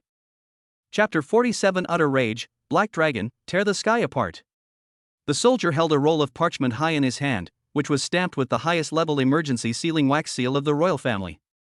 The three Grand Dukes of the South, under the pretext of purging the court of corrupt officials and eliminating traitors, have assembled an army of 400,000 men, divided into 3 routes, and are rapidly approaching the capital. The air in the study seemed to freeze because of the urgent report brought by the soldier. The echoes of the dragon's roar seemed to have not yet faded when the news of an army of 400,000 pressing down on the border weighed on everyone's hearts like an invisible mountain. Iris's heart skipped a beat, and she instinctively looked at Ron, trying to see the slightest hint of panic on his face. However, no. Ron's face remained expressionless. He simply took the roll of parchment branded with royal sealing wax from the soldier, unfolded it, and quickly scanned it. In those blood-red pupils, there was no shock, no anger, only an unfathomable calm, as if the 400,000-strong army was merely an insignificant number. Freya! Ron's voice broke the silence. Prepare the Black Dragon. We shall return to the capital immediately. Freya, who was standing to the side, immediately bowed and accepted the order, then turned and strode away without saying a word. What are you going to do? Iris couldn't help but ask. That's an army of 400,000, not 400,000 rabbits. She couldn't understand how this man could remain so calm in the face of a crisis that could overturn the entire kingdom. Ron casually tossed the parchment on the table. The edges of the paper weren't even curled up. He looked up at Iris, a cold smile curving his lips. An army of 400,000? They're just 400,000 pieces of walking meat. Half a day later, in the royal capital, Windsor. A massive black dragon descended from the sky, landing directly on the widest central square of the palace. The resulting gale caused the flags to flutter wildly, and countless palace guards were terrified and ran away in panic. Ron ignored the horrified looks and led Iris straight to the King's Hall of War. The entire capital city was already gripped by panic. The nobles were busy packing their valuables and preparing to flee. Panic gripped the streets as news of the approaching southern army spread like a plague, shattering everyone's confidence. Inside the council chamber, chaos reigned. King Richard III sat on his throne, his face ashen, while the generals and ministers below argued fiercely, some advocating for holding the position and waiting for reinforcements, others advocating for sending envoys to sue for peace immediately. Bang! Ron kicked open the door to the council chamber. He was covered in dust from his journey back from the north, and in an instant, he silenced all the noise. My lord! Ron Shelley! All eyes turned to them, their eyes filled with a complex mix of emotions. A bunch of useless trash. Ron walked up to the map without any hesitation, glanced at the enemy movements marked on it, and interrupted a general's lengthy analysis. If the enemy splits into 3 routes, we will cut off their flanks, cut off their supplies, and then annihilate them. He picked up the chess piece representing the army and, in a madman-like manner, drew up a simple and brutal attack route on the map. This is too risky, an old general exclaimed. Shut up. Ron didn't even look at him. Do as I say, or I'll twist your head off right now and replace it with someone who can understand. The chilling killing intent made the temperature in the entire council hall drop several degrees. Faced with absolute power and an iron fist, all arguments seemed pale and powerless. King Richard III looked at his extremely domineering son-in-law, his lips moved, but he ultimately chose to remain silent. Over the next few days, Ron almost single-handedly consolidated the capital's defensive forces. He issued orders in the simplest and most direct way, and the war machine of the entire capital began to operate with unprecedented efficiency under his will. However, just halfway through a crucial military deployment meeting, an inconspicuous black crystal worn by Ron suddenly burst out with a dazzling red light without warning. That was a top-of-the-line emergency communicator that Fanny made especially for him. Everyone's attention in the council chamber was drawn to it. A blurry human figure was projected in mid-air by the red light, and the violent energy fluctuations made the image extremely unstable. Freya's usually haughty face was now filled with anxiety and panic. My lord! Something terrible has happened. Mia, she. The screen flickered, and the sound stopped abruptly. Ron's body froze for a moment. The communication screen finally stabilized the next second. The projected image was no longer Freya's face, but a room filled with the smell of medicine. Mia, the castle's housekeeper, lay silently on the bed, her body wrapped in blood-soaked bandages. Her face, which always carried a gentle smile, was now as pale as a sheet of paper. Boom! An indescribable, terrifying aura erupted from Ron's body. The candlelight in the entire council chamber was almost extinguished in an instant by an invisible pressure, and the air was as cold as the dead of winter. The generals and ministers present felt as if they were being stared at by a primordial beast awakened from antiquity, and even their breath caught in their throats. What happened? Ron spoke, his voice not loud, but it seemed to come from the deepest hell, each word carrying a chilling aura. Freya's urgent voice came through the communicator again, filled with deep self-reproach. Miss Mia was attacked by an unknown force while inspecting the territory. They weren't many, but their strength was very strange. By the time Layla and I arrived, she was already. Before he could finish speaking, Ron had already stood up. The heavy chair he was sitting on, made of century-old oak, silently turned into dust the moment he stood up. My lordship. A minister mustered his courage and stepped forward, trembling. The affairs of state are of utmost importance. The Southern Army is about to get out of here. Ron didn't even look at him, he just uttered 2 words. An immense pressure sent the minister flying, crashing into the wall in a sorry state. His gaze shifted to Iris, and in her blood-red pupils surged a fury powerful enough to consume everything. The capital is temporarily in your hands. This is not a discussion, it is an order. After saying that, he turned and left, his black cloak whipping out a resolute arc behind him. As Iris watched his retreating figure, her heart began to pound uncontrollably. She had witnessed Ron's domineering nature and his ambition, but she had never seen him so out of control. It's a kind of madness, willing to destroy the whole world to protect something. She suddenly realized that the housekeeper named Mia might hold a greater place in his heart than the entire kingdom of Augustus. In the palace square, the black dragon was summoned once more. Ron leaped onto the dragon and roared a command at it. Return to Blackrock territory. As fast as you can. As the black dragon crashed heavily onto the plaza in front of Blackrock Castle, almost as if it were ramming into it, Ron's figure had already transformed into a black lightning bolt and rushed into the castle. He kicked open Mia's door. The room was filled with a strong smell of blood and herbs, which assaulted the nostrils. Mia lay on the bed, her breathing faint, her fate unknown. Freya and Lyra knelt on one knee, their heads bowed low. Your subordinate has failed in your duty. Please punish me, my lord. Ron ignored them. He walked step by step to the bedside, looking at Mia's bloodless face and the shocking bandages on her body. A surge of emotion, a mixture of overwhelming rage and intense guilt, raged wildly within his chest. He reached out and gently touched Mia's hand. It was ice cold. Suddenly, he turned around and looked at the two people kneeling on the ground. Explain. A single word seemed to have exhausted all his restraint. Layla raised her head, her voice calm and precise, but her beautiful eyes were also burning with anger. There are 7 enemies in total. They move with strange speed and do not use mainstream magic systems. Their target is clear, Miss Mia. They wanted to capture her alive, but Miss Mia detonated the talisman you bestowed upon her, severely injuring them, but also seriously wounding herself. A clue. Ron's voice was devoid of any emotion. Layla took out something wrapped in cloth from her bosom and presented it with both hands. It was a twisted black dagger, taken from Mia's shoulder blade. This is all that was left at the scene. On the hilt of the dagger is engraved a cult emblem, Throat of Souls. This cult is extremely secretive and worships an ancient god called the Void Devourer. Their ascension ritual requires a powerful and special bloodline as a sacrifice. Miss Mia's thin behemoth bloodline is the medium they have been longing for. Soul-devouring throat. Ron repeated the name in a low voice, each word seeming to be squeezed out from between his teeth. He turned around and looked at Mia on the bed again. He bent down and gently brushed aside the strands of hair on her forehead that were damp with cold sweat, his movements as tender as if he were handling a rare treasure. Go to sleep, Mia. For the first time, his voice trembled slightly. When you wake up, this name will no longer exist in this world. After he finished speaking, he slowly straightened up. At that moment, all his emotions, anger, guilt, and heartache were completely suppressed, transforming into a deathly still killing intent. Kingdom, Grand Duke, war, he forgot about everything. He looked at Layla. Their stronghold. Lyra immediately unfolded a map, on which 3 points were marked in red ink. According to the Shadow Guard's intelligence network, Soul Eater has 3 known secret altars in the north, all hidden deep in remote mountains. Ron's gaze fell on the 3 red dots, as if he were looking at 3 inanimate objects. He turned to Freya. Pass on my orders. His voice echoed in the silent room, cold and absolute. All Dragon Scale Guards, all Blackstone Knights who are still mobile, assemble immediately.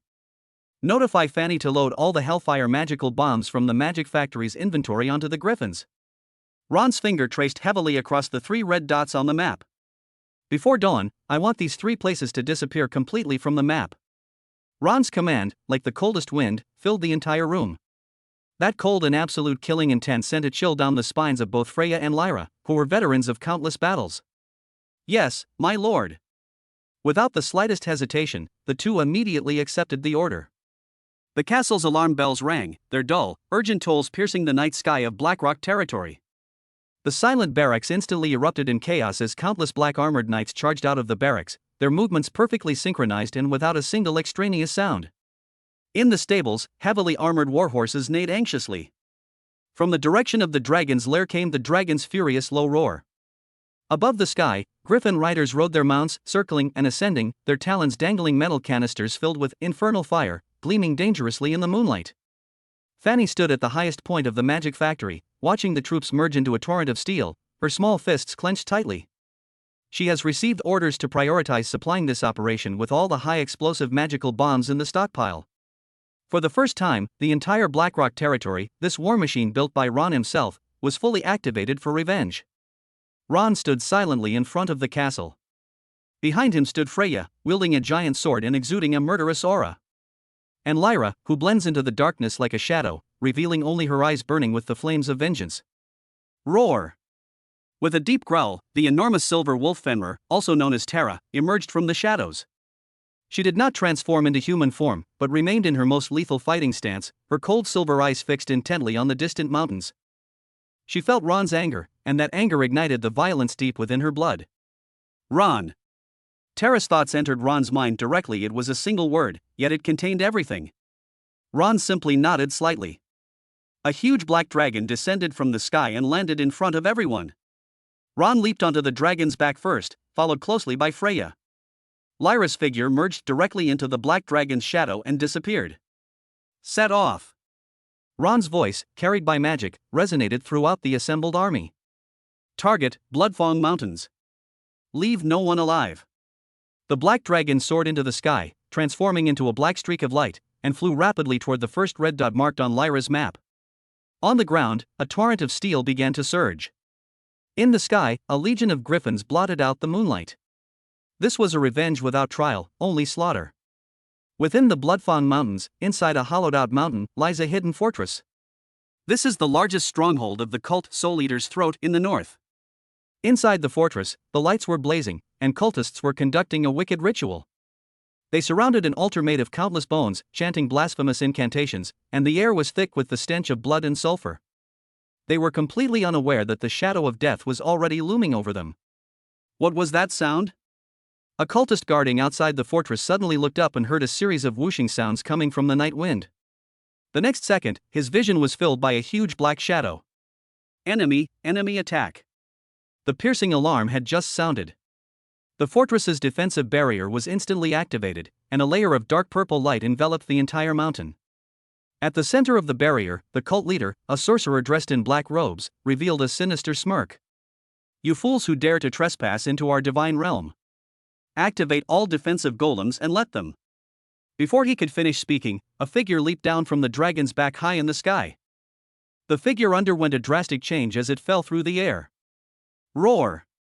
A superhuman roar echoed through the heavens.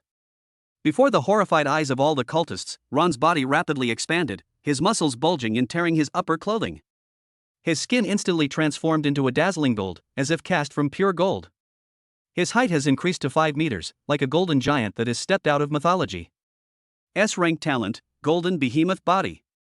Boom! Ron, transformed into a golden giant, crashed heavily onto the dark purple defensive barrier like a meteorite. He didn't use any techniques, he simply gathered all his strength into his right fist and unleashed a simple, unadorned punch. The moment the fist made contact with the barrier, there was no earth-shattering explosion, only a moment of deathly silence. Immediately afterwards, click, click. Like a spider web, cracks spread wildly outwards from the center of the fist. The next instant, the sturdy barrier that was said to be able to withstand an army of 10,000 shattered with a crisp wail. It transformed into countless purple specks of light flying everywhere. The cultists inside the fortress were completely blank-minded. Their proud defenses were as fragile as a sheet of paper in front of this golden monster. Kill! Ron uttered a single, cold word. Freya leaped off the dragon's back, wielding a greatsword engulfed in dragonfire, and was the first to charge into the cultists' ranks. She was like a humanoid mother dragon. With each swing of her sword, she unleashed a fiery sword light several meters long, cleaving the cultists along her path in two, armor and all. Screams and wails rose and fell. Tara's figure transformed into a silver lightning bolt. She moved swiftly and gracefully across the chaotic battlefield, each strike and claw ripped open the throat of a cultist. Her movements were both agile and elegant, yet filled with primal bloodshed and brutality. Many more cult members, without even seeing the shadow of the enemy, felt a chill on their necks and then lost consciousness. Layla walked in the shadows. In her hands she held 2 daggers made of shadows, and wherever they passed, life withered silently. Fear spread wildly in the hearts of cult members. This is not a battle, it is a one-sided massacre. In the sky, the Griffin Riders precisely unleashed their infernal flames. Boom! Boom! Boom! Amidst the deafening explosions, the fortress's arrow towers, golems, and defensive works were uprooted one by one, turning into towering flames. The steel torrent of Blackrock Knights poured in through the breach blasted open by Ron, beginning a thorough sweep of the entire fortress. Ron ignored these small fry. He took heavy steps, each step leaving a deep footprint on the hard rocky ground. His golden pupils pierced through all obstacles, locking onto the deepest part of the fortress, where the most intense evil aura resided. Boom! A heavy steel gate was blasted away by his punch. Inside the sacrificial hall, a high-ranking Grand Knight-level sorcerer leader stared in horror at Ron, who had stormed in like a demon god. "You, what kind of monster are you?" Chapter 48. Anyone who dares to reach out, I'll chop off their claws. The sorcerer let out a sharp cry. He could feel the pure, extreme physical power emanating from the golden giant before him, which made even his proud sorcery tremble. But he had no other choice. "Great Devourer, grant me power. Devour his soul." The sorcerer raised his staff, and black energy gathered wildly, transforming into a hideous skull composed of countless vengeful spirits, which roared as it charged toward Ron's head. This is the most vicious spell of Soul Eater's Throat, Soul Devouring. However, the moment that enormous vengeful skull touched Ron, it was as if it had crashed into a red-hot iron mountain. Ron didn't even move. His iron will could not be shaken by this level of mental attack. Ah! The sorcerer let out a shrill scream as the spell backfired, causing 2 streams of bloody tears to flow from his eyes, and he slumped down completely. Ron walked up to him, and a huge shadow completely enveloped him. Which hand did Mia get injured on? Ron's voice rang in the sorcerer's ears, devoid of any emotion. The sorcerer was stunned, completely bewildered as to why he would ask such a question. Ron didn't wait for his reply. He stretched out his enormous golden hand and grabbed the sorcerer's right arm. Snap! The sound of bones cracking was crisp and piercing. Ron ripped off the sorcerer's entire right arm, along with his shoulder. The excruciating pain caused the sorcerer to writhe wildly on the ground, but Ron's foot, like a mountain, pressed down on his chest, rendering him immobile. It seems to be the left hand. As Ron spoke, he grabbed the sorcerer's left arm again. Snap! Another sound of bone cracking. Amid the sorcerer's desperate wails, Ron tore off all 4 of his limbs, one by one. Finally, he grabbed the sorcerer's head. I tell you that your so-called god is me, Ron Shelley, who has come to claim your lives. Put. His head was crushed like a watermelon. Having done all this, Ron turned and looked at the evil altar made of bones. He raised his fist high, then slammed it down. Boom! The entire altar, along with all the evil runes and ritual implements on it, was completely reduced to dust by this one punch. The battle ended quickly. When the first rays of dawn illuminated the Bloodfawn Mountains, the fortress had already become a burning ruin. Not a single one survived. The gold on Ron's body slowly faded, returning him to his original appearance. He stood on the ruins, the night wind blowing his black cloak. Freya, Tara, and Lyra came to his side, each of them covered in blood that was not their own. My lord! Lyra's voice broke the silence of dawn. Her expression was somewhat solemn. We just received intelligence that our people discovered this while simultaneously raiding 2 other altars. Lyra handed over a diagram that had been urgently transmitted using communication magic. There was a logo scribbled on it. Ron's gaze fell on the emblem. His pupils contracted once again. That's not the twisted maw emblem of Soul Eater's throat. It was a roaring griffin, with 3 mountain peaks beneath its claws. He had seen this emblem countless times not long ago at the military conference in the capital. That is the family crest of the Griffin Duke, one of the 3 southern dukes who are besieging the capital. The light of dawn pierced through the clouds, casting a cold, golden hue over the blood-soaked ruins. Ron's gaze was fixed on the pattern made of magic. A roaring griffin treads upon 3 mountain peaks. This emblem, like a red-hot branding iron, was seared onto his retina.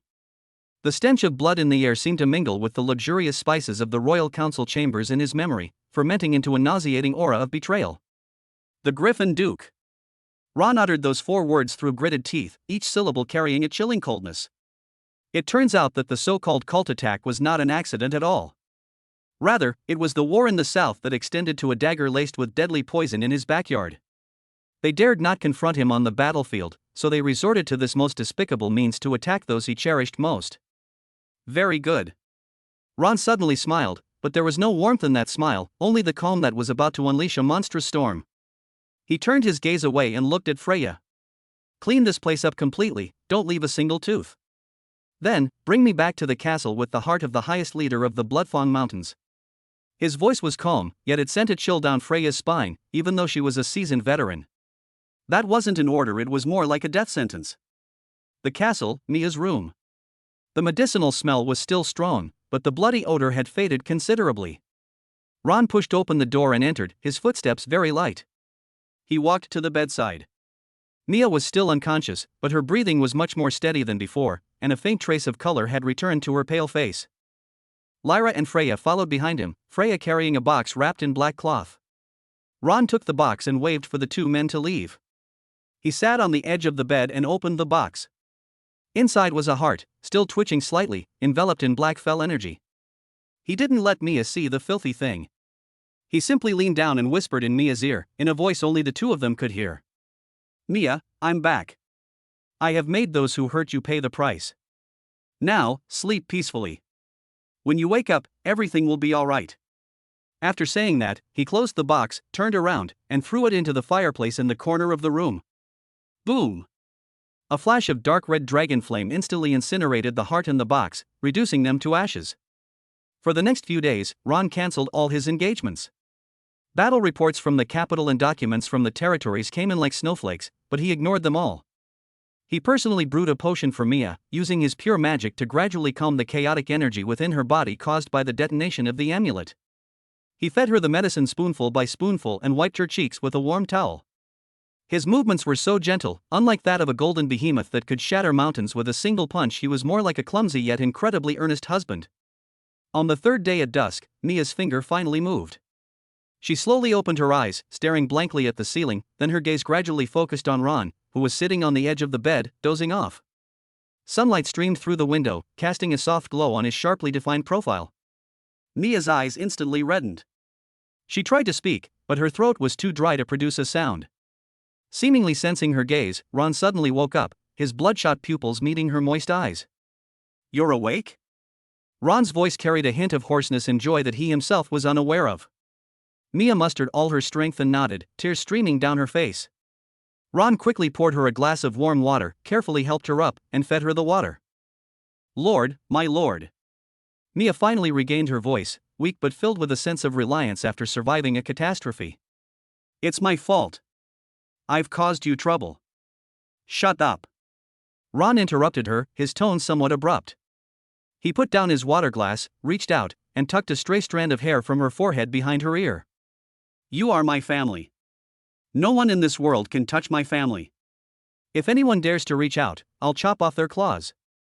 Mija looked at him, at the undisguised domineering and protective look in his eyes, and could no longer hold back. She leaned against his chest and cried silently.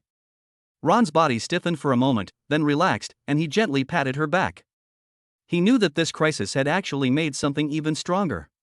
Meanwhile, in another study in the castle, Iris stared at the urgent intelligence report sent back by the royal capital's secret agents in her hand, remaining silent for a long time. The intelligence report detailed Blackrock Territory's devastating attack on 3 secret locations in the north overnight. 3 impregnable fortresses were razed to the ground. Thousands of cult members were slaughtered, not a single one was spared. The intelligence report concluded with a trembling comment written by the secret agent. "It is beyond human capability, and it is suspected to be divine punishment sent to the world." Iris's fingers trembled slightly. She finally understood just how terrifying the destructive rage that Ron felt when he left the capital that day had transformed into. For the sake of a female steward, he actually dared to risk the collapse of the kingdom, mobilizing the entire army of the territory to launch a war solely for revenge. This reckless madness, this extreme protection of his own people, shocked Iris like never before. She thought of the nobles in the royal council hall, still arguing over military power and interests, and of her father, who was terrified by the 400,000-strong army. The difference is obvious when compared side by side. For the first time, she felt a sense of awe towards this man. He not only possesses the wisdom and strength to overturn the chessboard, but also a burning heart willing to give everything for his family. Airy. Iris took a deep breath, stood up, and walked out of the study. She went straight to Ron's door, tidied herself up, and knocked. "Come in." Iris pushed open the door and saw Ron feeding Mia a bowl of what looked like a nourishing meat porridge. The scene was so heartwarming that she felt somewhat dazed. "A letter has arrived from the capital, urging you to return." Iris spoke, her tone devoid of its usual accusatory tone, only a calm statement. "Some nobles who were unhappy with your unauthorized departure filed an impeachment motion in Parliament. But don't worry, I've already had my mother's people suppress those voices." Ron paused in his feeding, then looked up at her. "Eventful." Iris ignored his coldness and walked to the table, placing a stack of documents on it. "This is detailed information on all the nobles in the 3 southern ducal territories, as well as their respective points of conflict. Perhaps you will find it useful." After doing all this, she looked at Ron and said solemnly, "I would like to learn some skills from you, to protect myself. I don't want to be anyone's burden or a bargaining chip to threaten you anymore." Ron looked at the unprecedented determination in her eyes, and the corners of his mouth finally twitched slightly.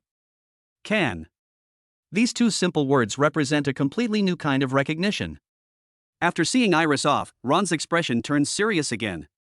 He summoned Freya, Lyra, and Fanny through the communication crystal. "This lesson has been profound enough." Ron's voice echoed in the room. "Our home is not safe enough. Fanny, I want you to set up the highest level of defensive arrays and magical alert devices around Blackrock territory. I need to know immediately if any creature approaches without permission, whether it's in the sky or on the ground. Fanny's little face was full of seriousness as she nodded heavily. Lyra, the Shadow Guard needs to be doubled in size. I need an intelligence network that covers the entire kingdom of Augustus and even extends to the surrounding countries. I need to know exactly where the Griffin Duke's son eats and which mistress he sleeps with. Lyra bowed in the shadows, understood. Freya, strengthen the castle's internal defenses. All core members must be equipped with the latest teleportation runes and shields crafted by Fanny. Yes, my lord. A massive upgrade of the territory, from the inside out, unfolded rapidly under Ron's will. Having faced life or death situations together, Mia and Iris grew closer.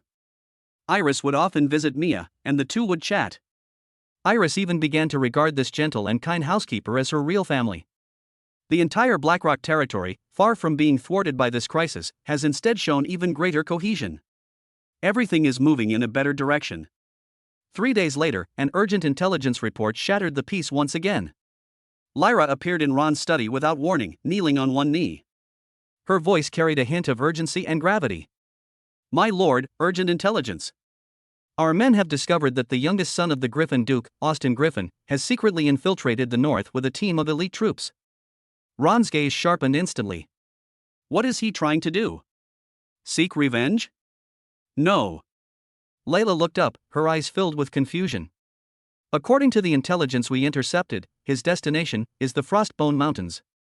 Moreover, they carried a large number of dragon-binding ropes and soul-suppressing stakes. Lyra's voice echoed in the empty study, each word carrying a metallic chill. Dragon-binding rope, soul-suppressing stake. Ron's finger pointed to the Frostbone Mountains area on the cold map. It was a desolate place that even hunters from the north were unwilling to set foot in, covered in snow and wind all year round, and legend had it that ancient beasts slept there. He is not here for revenge, Ron said calmly.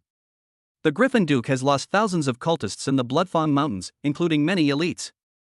He needs to replenish his forces. A tamed dragon is far more useful than thousands of cultists. Layla's body tensed, awaiting orders. Ron didn't immediately order a pursuit. Instead, he laughed. A duke's son dares to come to my territory and touch what belongs to me? He turned around and looked at the deepest shadow in the corner of the study. Tara. A huge silver wolf emerged from the shadows, its icy blue pupils reflecting Ron's figure. The Frostbone Mountains are your hunting ground. Let's go for a stroll. If you see anyone bullying a large lizard, please chase them away from me. That lizard is my toy. Roar. Tara let out a low growl, and her figure once again disappeared into the shadows without a trace. Lyra, your men keep watching. I need to know not only what Austin eats every day, but also what color his poop is. Report any unusual activity to me immediately. Layla's figure faded away, and the study returned to silence. Ron turned his gaze back to the window, the cold wind of the north seemingly unable to stir his emotions in the slightest. Even a tiny griffin dares to covet the dragon's treasure. Time flew by in Blackrock depths, and several weeks passed in the blink of an eye. The snow in the north is beginning to melt, storing up moisture for next year's harvest. Inside the castle's training grounds, Iris was soaked to the bone, sweat streaming down her fair face, the knight's longsword in her hand feeling as heavy as a mountain. Opposite her, Ron held an ordinary wooden stick, his posture casual. Too slow. The wooden stick was gently tapped on Iris's wrist at a tricky angle. Iris cried out in pain as her longsword flew from her hand and embedded itself in the ground some distance away. She braced herself on her knees, gasping for breath, her chest heaving violently. These past few weeks of hellish instruction have brought about a dramatic change in her originally delicate princess-like body. Her body lines became firm and powerful, and her eyes changed from being confused to being resolute. Again. Ron's voice gave her no chance to catch her breath. I can't take it anymore. Iris almost collapsed to the ground. Ron walked up to her and extended his hand. Iris hesitated for a moment, but still offered her hand. The next moment, a warm yet domineering power surged from Ron's palm into her body. That power, like a gentle fire dragon, coursed through her exhausted meridians, repairing the damage and nourishing her flesh and blood. Iris almost groaned out loud from the comfort. All her fatigue vanished, replaced by an unprecedented sense of fullness. What kind of ability is this? She asked Ron curiously. The ability to teach you things. After Ron finished speaking, he pulled her into his arms with force. Iris gasped as she crashed into a hard, hot chest. Is this also part of the guidance? Her voice was barely audible, and her cheeks were so red they looked like they could bleed. Ron looked down at her without answering. He simply put an end to this instructional lesson through his actions. Some time passed.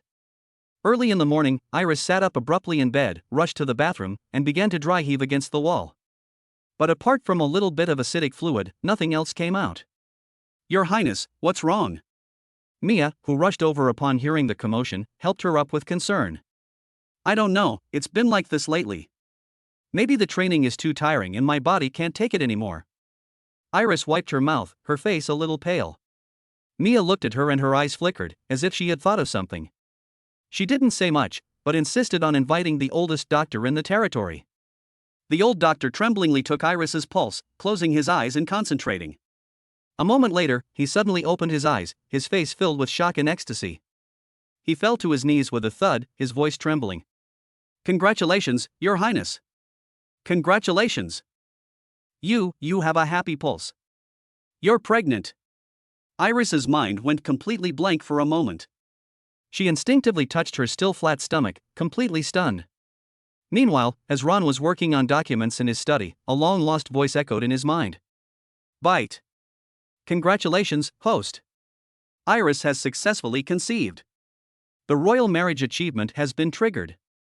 Received pregnancy support reward, host rewarded with royal bloodline beginner. Fetus rewarded with special bloodline, star of the empire as sliver. The moment the system notification sound ended, a vast, noble, and seemingly innate golden energy appeared out of thin air within Ron's body. This power is different from the ferocity of the golden behemoth, and also different from the majesty of the dragon blood. It is a power that originates from the depths of one's blood, a natural control over domination and order. Before Ron's eyes, it seemed as if countless dynasties rose and fell, and he saw the essence of the game of power. Many political strategies that previously required careful consideration now became crystal clear in his mind, as simple as breathing. Royal bloodline. This is not just an increase in strength, but a leap in status. Ron put down the documents in his hand, stood up, and walked towards Iris's room. He pushed open the door and saw the doctor kneeling to congratulate him, Mia crying tears of joy, and the expectant mother sitting by the bed, looking completely bewildered. When Iris saw him, her eyes held a complex mix of anticipation, nervousness, and a hint of fear. Ron walked straight to the bedside and sat down next to Iris. He reached out and gently placed his hand on her lower abdomen. Well done. His voice was calm, yet it instantly brought tears to Iris's eyes. The man didn't ask the foolish question of whether the child was his, nor did he express overwhelming joy. He simply used the most direct method to declare his acceptance of the child. That's enough. Send the message back to the capital, Ron ordered the guard beside him. I want His Majesty the King to share this joy as quickly as possible. A magical letter, personally blessed by a mage, transformed into a streak of light, soared into the sky, and shot towards the capital city. The news, like a boulder thrown into a calm lake, stirred up a tidal wave in the capital. Inside the palace of Augustus, the elderly king stared blankly at the contents of the letter, then burst into astonishing laughter. Ha ha ha! Good. Good. Good. The kingdom has an heir. My bloodline, that of Augustus, will be continued by the lion of the Shelley family. The king's laughter echoed throughout the palace, dispelling the gloom that had hung over the palace for days due to the war. He immediately issued a decree, appointing Iris as the first in line to the throne and declaring that her unborn child would have the right to inherit the throne from birth. In another part of the capital, in a dark, secret room, several nobles who opposed Ron looked ashen-faced. It's all over, it's all over. A Shelley with royal blood, we will never have another chance. He won. He won everything in the most unexpected way. Despair spread among them like a plague. They knew that from the moment Iris became pregnant, the game of power had already ended prematurely. Blackstone collar. Ron ignored the turbulent situation in the capital. He summoned the best physicians, the most attentive maids, and a 100-man night guard personally selected by Freya. You only have one task.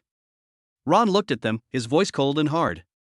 Go to the capital and protect Princess Iris and the child in her womb. Her food, clothing, shelter, and every breath she takes must be absolutely safe. If anything happens to the child. Ron didn't finish his sentence, but the consequences were already written in his bloodshot eyes. Everyone felt a chill run down their spines and answered the command in unison. Having arranged everything, Ron returned to the enormous military map. His gaze fell upon the territories of the 3 southern dukes. Iris and the children were the last piece of the puzzle for him to control the kingdom, and also his greatest weakness. As long as the war in the south continues, they will never have a moment of peace. He didn't want to see a repeat of Mia's incident. Freya. Exist. Freya appeared behind him, now dressed in a ferocious dragon bone armor. Ron's finger pressed heavily on the insignia of the Griffin Duke. It's time to end this defensive game. Summon all Dragonborn Knights and activate all war golems. His voice echoed in the empty room, carrying an undeniable air of ruthlessness. We're going south. Twist the Griffin's head off for me. Chapter 49, The Truth is Out. I am the Regent. Next target, the Elf Forest. Freya's dragonbone armor reflected a stark white light under the magic lamp in the study. The palpable killing intent made the air around her feel thick and sticky. She knelt on one knee, awaiting the final instructions. The war golem's engines were already warming up, and the Dragonborn Knights' warhorses were neighing. The entire Blackrock territory had become a war machine about to be activated, waiting only for Ron's order to crush everything in its path to the south. Just as the command was about to be uttered. In the center of the study, a golden magic circle suddenly lit up, its light dazzling. A man dressed in the uniform of a royal messenger staggered out of the light, his face pale and his body drenched in sweat, as if he had just gone through a desperate escape. Urgent royal decree. The messenger didn't even have time to bow, his hands trembled as he held a sheepskin scroll sealed with gold thread high in the air. On the scroll, the lion emblem of the Augustan royal family exudes an irresistible majesty. Freya frowned and gripped the hilt of her sword. At this critical juncture, what is the order from the capital? Ron reached out and made a gesture from a distance. The scroll then slipped from the messenger's hand and flew smoothly into his palm. He untied the gold thread and unfolded the scroll. The messenger, panting heavily, added, Lord Ron. His Majesty. His Majesty. Ron's gaze swept over the words on the scroll, his expression unchanged. That was a decree written by the king himself, the handwriting somewhat messy due to his excitement. The king claimed that he was exhausted and in poor health due to the war in the south and his advancing age. For the sake of the kingdom's future and the continuation of the royal bloodline, he decided to retire immediately and live out his remaining years in peace. Before Princess Iris gave birth to a child, Lord Ron Dracula of Blackrock acted as the king, overseeing both military and political affairs, and was appointed as the regent of the kingdom. The edict concluded with the king's bright red fingerprint and the seal of royal authority. From this moment on, Ron Dracula became the de facto supreme ruler of the Sapphire Kingdom. I see. Ron casually tossed the edict, which was enough to shake the entire kingdom, onto the table as if it were a piece of wastepaper. He looked at Freya again. Plan changed. His voice was calm, yet it was even more chilling than the murderous aura he had exuded just moments before. Pass down the order, raise the war mobilization level to the highest level.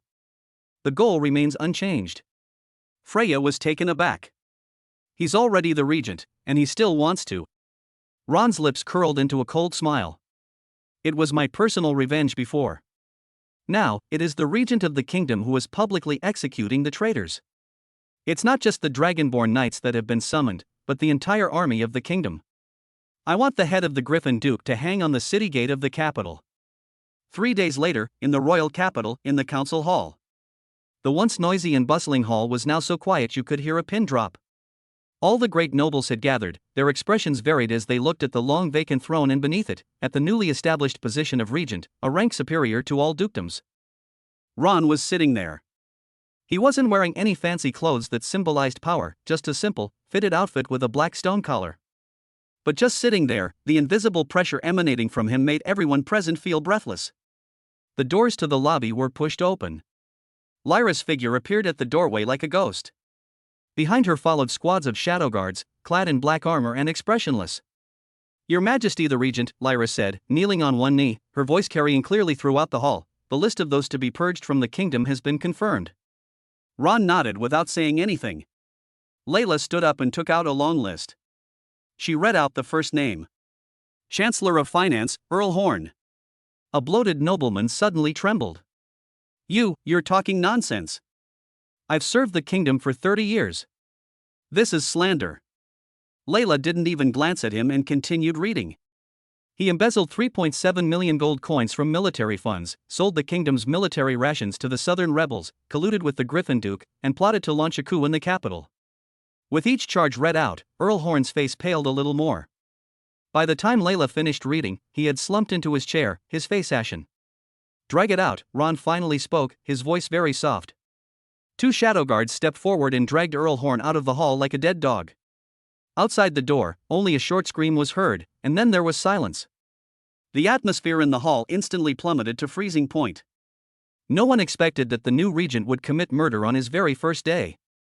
Without pausing, Layla read out the second name. Minister of Military Affairs, Marquis Cullen. Criminal charges: conspiring with Earl Horn to sell the kingdom's army deployment map, resulting in the northern defense line being infiltrated by cultists 3 times. Another nobleman was dragged out. Next, the third, the fourth. In less than half an hour, all of the dozen or so nobles on the list were publicly sentenced and executed on the spot. They were all diehards who had previously clamored in Parliament to impeach Ron. Now, they can't even make a sound. The remaining nobles were all silent, their bodies trembling like leaves in the autumn wind. They finally understood that the world in the capital had truly changed. This is not a transfer of power, it is a cold and bloody conquest from the north. Ron stood up and scanned the entire room. Everyone he saw lowered their heads in fear, not daring to meet his gaze. From today onwards, the voting system of the Noble Council is abolished. All decrees shall be issued by me and executed by the newly established Government Administration Council. Who's in favor? Who's opposed? A deathly silence. No one dared to speak. Very good. Ron turned and left, leaving the still shaken nobles in a deathly silence. On that day, several edicts from the regent were issued from the capital and spread throughout the entire kingdom. The first step is to promote Finch, the Blackrock Territory's political officer, to the kingdom's chief political officer and establish a new administrative office. The second step was to appoint Freya Steelmane as the Grand Marshal of the kingdom's armed forces, to integrate all the kingdom's legions and carry out modernization. The third step was to declare the Shadow Guard as the kingdom's highest intelligence agency, the Eye of Shadow, under the command of Lyra, to monitor both internal and external affairs. The fourth measure was to establish the Magic Technology Administration to promote the magic agriculture, magic communication, and magic weaponry technologies of Blackstone territory to the whole country free of charge.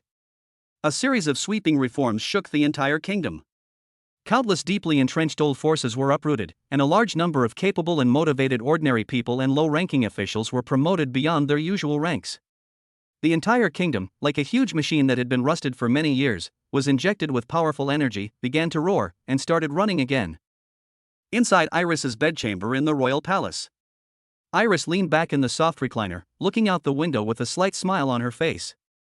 On the table in front of her was a complex chart of aristocratic relationships.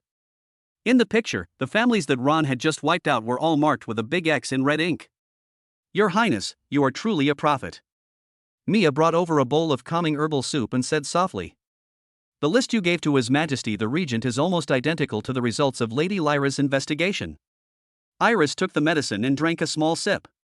"I just know better than him where the roots of these termites are rotten." She stroked her still flat stomach, her eyes softening with tenderness. "I can't let him fight alone on the front lines.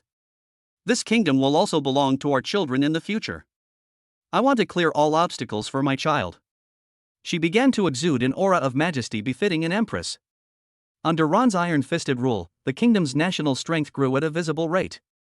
The national treasury is increasingly full, the morale of the army is high, and the people live in peace and contentment. Several surrounding small kingdoms sent envoys to curry favor, and some kings even offered to become vassals of the Sapphire Kingdom.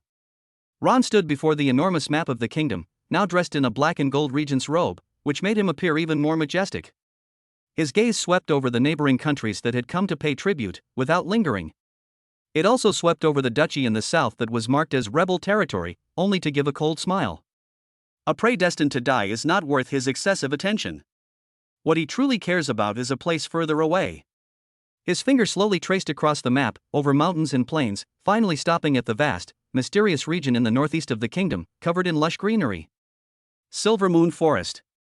Legend has it that this is the kingdom inhabited by ancient and proud elves. "Layla," he called softly. Lyra's figure emerged silently from the shadows. "I need complete intelligence about the Silvermoon Forest." Ron's finger gently tapped in the center of the forest. Everything. Including their history, military strength, resources. And their elven queen who has lived for over 1,000 years. Chapter 50. The Tree of Life withers, and the proud elf priest begs the regent. Lyra's figure bowed slightly in the shadows, about to accept the order and leave. The Shadow Eyes have already begun secretly compiling intelligence on the Silvermoon Forest, but the elves' xenophobic sentiments are severe, and the infiltration of core intelligence will take time. Before she could finish speaking, the heavy oak door to the study was violently kicked open from the outside. A palace steward stumbled in, his magnificent court robes a mess, and his wig askew. He didn't even care about his disheveled appearance, collapsing to the ground in front of Ron, his voice distorted with extreme panic. Your Majesty the Regent. Elves. It's an elven delegation.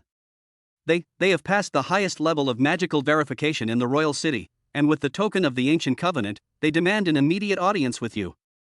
The palace steward's face was filled with fear. For ordinary people, the sudden appearance of the legendary, proud, mysterious elves who never interacted with other races in the capital was a major event that was enough to overturn their understanding. Lyra stopped moving and looked at Ron, waiting for new instructions. Ron rolled up the huge map and tossed it aside. Send them to the council chamber. His voice was completely emotionless. Also, inform Finch to bring all the newly appointed political officers to the council chamber to witness the ceremony. Let these new officials see the world and know what else exists in this world besides humans. Yes. Lyra's figure blended into the shadows and disappeared. Royal Capital, Council Hall. The place had been recently cleansed with blood, and there seemed to be a faint smell of rust still lingering in the air.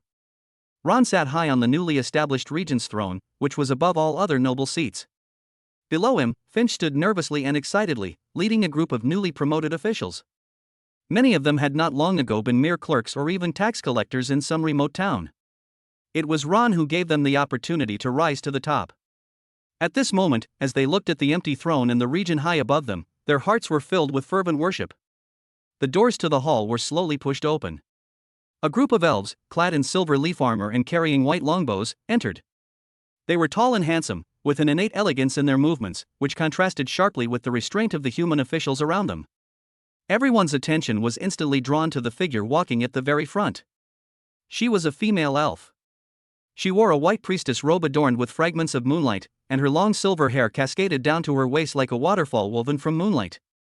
Her skin had a texture like cold jade, her features were so exquisite they seemed otherworldly, and her violet eyes were clear, pure, and seemingly without a trace of impurity. But Ron could detect a trace of suppressed anxiety and despair deep within those seemingly calm eyes. Interesting. It's amazing that such an expression could be made on a proud elf. Bite. Special life form detected. High Elf, Celestine Moon Whisper, High Priestess of the Moon Temple, S rank. A system notification sounded in Ron's mind. A surge of ecstasy welled up inside him, but his expression grew increasingly cold. I see. This is the next praise sent by the system. Celestine walked to the center of the hall. Elven etiquette prevented her from kneeling like a human, so she simply placed her right hand on her chest and bowed slightly. This gesture already represents the highest respect from the elven race. Your Excellency Ron Dracula, Regent of the Sapphire Kingdom. Her voice was like a clear mountain spring, cool and melodious, yet carrying a subtle, almost imperceptible tremor. On behalf of the will of Silvermoon Forest and Her Majesty the Elf Queen, I extend my greetings to you. Ron didn't speak, but simply tapped the armrest of the chair lightly with his fingers. Clatter. Clatter. Clatter. Each strike was like a heavy hammer blow, striking Celestine and the hearts of all the elves behind her. The atmosphere in the hall was extremely oppressive. The newly appointed officials didn't even dare to breathe loudly. They had never imagined that they would one day see the legendary elves with their own eyes, let alone that the new regent would be able to adopt such a powerful stance in the face of the elf messengers. Finally, Celestine could no longer withstand this invisible pressure. She bit her lower lip, and a crack finally appeared on her otherwise pristine face. We have come to ask for help. These 5 words seemed to drain all her strength. Ron stopped tapping and leaned forward slightly. Explain. It was just one word, yet it carried an undeniable authority. Celestine took a deep breath and revealed the dire situation facing the elves. The tree of life in the elf forest is withering. These words shocked everyone present. The Tree of Life is the foundation of the elven race and the source of all life force in the entire Silvermoon forest. Because the Tree of Life is withering, its divine power is declining, and for nearly 100 years, no newborn has been born among the entire elven race. Celestine's voice was filled with deep sorrow. We tried everything, prayers to the moon goddess, natural magic, ancient druidic rituals, all to no avail. If this continues, in 100 years at most, the elf race will be completely wiped out from this world. She raised her head, her beautiful violet eyes fixed intently on Ron. In the oldest prophecy, when the Tree of Life comes to an end, only the blood of a king of another race, which contains infinite life force, can reawaken it. We searched the entire continent, the blood of the orcs, the blood of the dwarves, the blood of the dragons, but none of them worked. Until recently, we felt your presence. Celestine's gaze became incredibly complex. Your bloodline contains a life force as vast as the ocean, which we have never seen before. You are the only one in the prophecy who can save the elven race. The hall was deathly silent. All the human officials looked at Ron with a strange expression. Infinite vitality? Save the elves? This sounds so weird? Ron smiled. He finally understood why the system had rated her as S-level. This isn't just sending one woman, it's sending the entire elven race. So, what is your request? Ron asked knowingly. A blush of humiliation rose on Celestine's cheeks, but she still spoke. We beg you to bestow upon us your bloodline, which contains boundless vitality. We need you to help us to restore the Tree of Life and allow the elven race to reproduce again. These words were spoken in an extremely veiled manner. But everyone present understood. They don't want Ron's blood. They want Ron, people. Oh. Ron chuckled softly, breaking the eerie silence. He stood up and walked step by step down from the high throne of Regent, coming to Celestine's side. He was a head taller than the elven priestess, looking down at her. So, you want me to be your elven race's initiation machine? This statement is vulgar, direct, and full of insults. Celestine's body trembled violently, her beautiful face turned deathly pale, and she gripped the moon goddess scepter tightly in her hand. The elven guards behind her drew their longbows in unison, aiming their arrows at Ron. The atmosphere in the hall instantly became tense. Finch and the other officials were terrified and retreated hastily. Ron didn't even glance at the arrows, his gaze remained fixed on Celestine's face. What? Did I hit a nerve and you're getting angry? Put away your ridiculous weapons. You should know what it means to fight here. You should understand that you are here to ask for help, not to threaten people. The cold words, like sharp swords, pierced Celestine's last shred of dignity. She closed her eyes, and a single tear slid down her cheek. Put it away. She commanded with all her might. The elven guards reluctantly lowered their longbows. Ron reached out and gently lifted Celestine's chin with his fingers, forcing her to look at him. His fingertips could feel the coldness and trembling of her skin. If you want my help, you can. But I, Ron Dracula, never do business at a loss. I saved your entire race, but what price can you elves pay? Celestine's lips moved, but she couldn't utter a word. The elves have a long history, a splendid culture, and powerful natural magic. But all of these seem to be worthless in front of this man. What can she give? What promises can she make on behalf of the elves? Seeing the confusion and despair in her eyes, Ron's smile widened. It seems you haven't thought it through. Then I'll decide for you. He spoke in a very low voice, so that only he and Celestine could hear him. I want all the magical knowledge and scriptures that your elven race has accumulated over tens of thousands of years. I want the exclusive mining rights to all minerals and magical plants in your Silvermoon forest. I also want you elves to swear allegiance to me and to the Sapphire Kingdom, and become its vassals.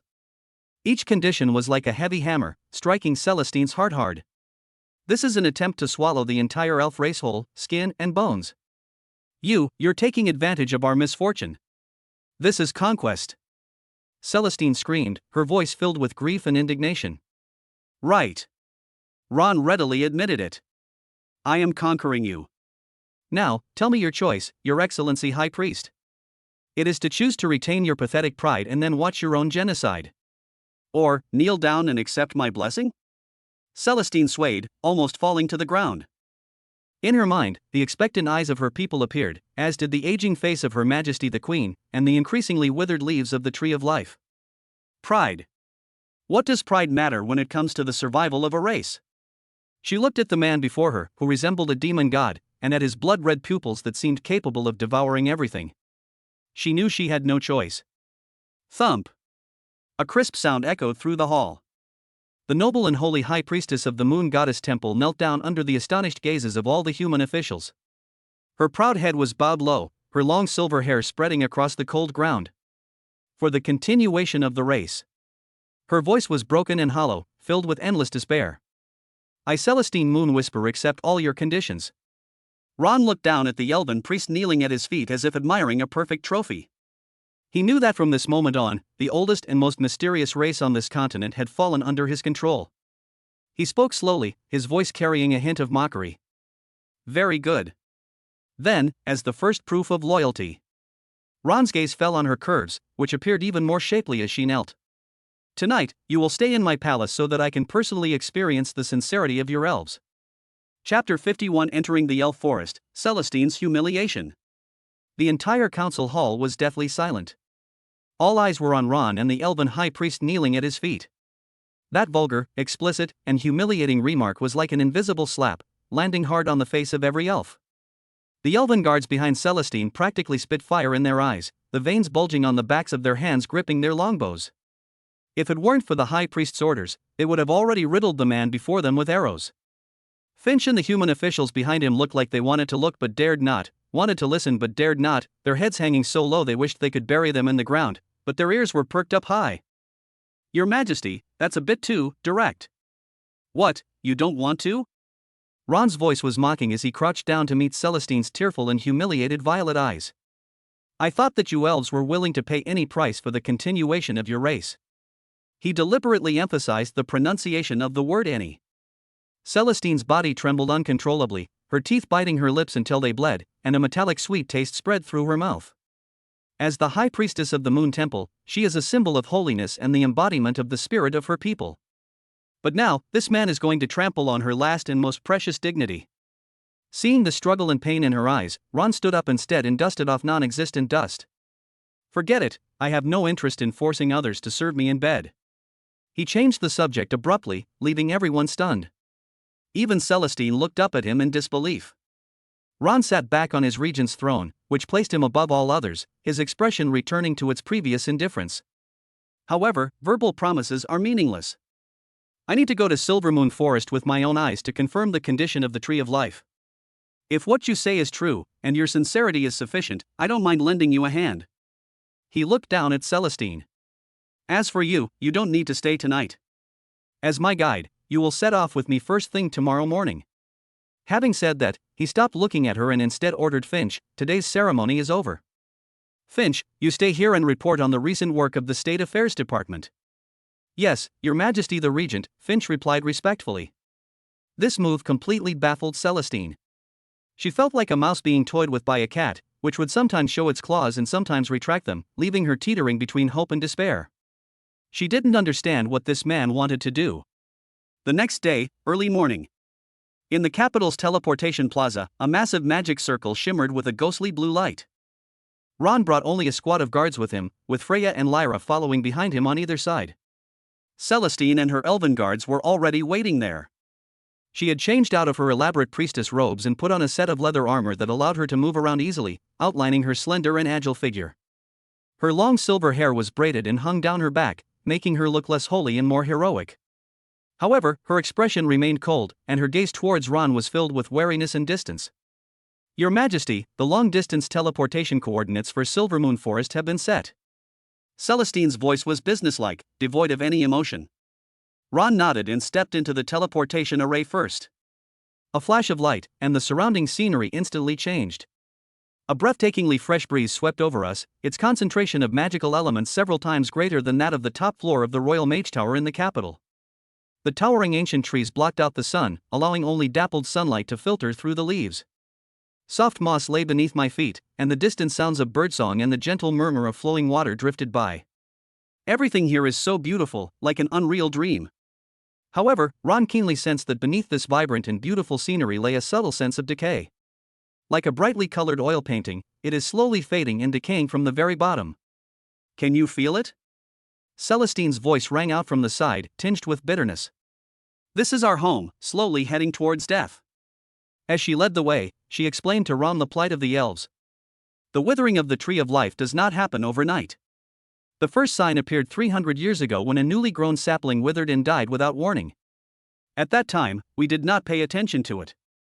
Later, some magical plants in the forest began to lose their vitality, and some docile magical creatures became irritable and restless. It wasn't until 100 years ago, when the last elven baby was born, that we never saw another new life, that the entire race fell into real panic. Celestine pointed to a crooked old tree not far away, with an empty hollow in its trunk. That's the cradle tree. In the past, every newborn elf baby would spend their first month in a hollow tree like this, absorbing the purest natural energy. Now, they are all empty. Ron listened expressionlessly, but his mind was racing.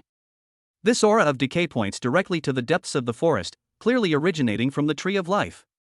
Even in its withered state, the energy contained within that tree was unimaginably vast. If it could be completely absorbed. Ding! Warning! A loss of extremely high energy life essence has been detected.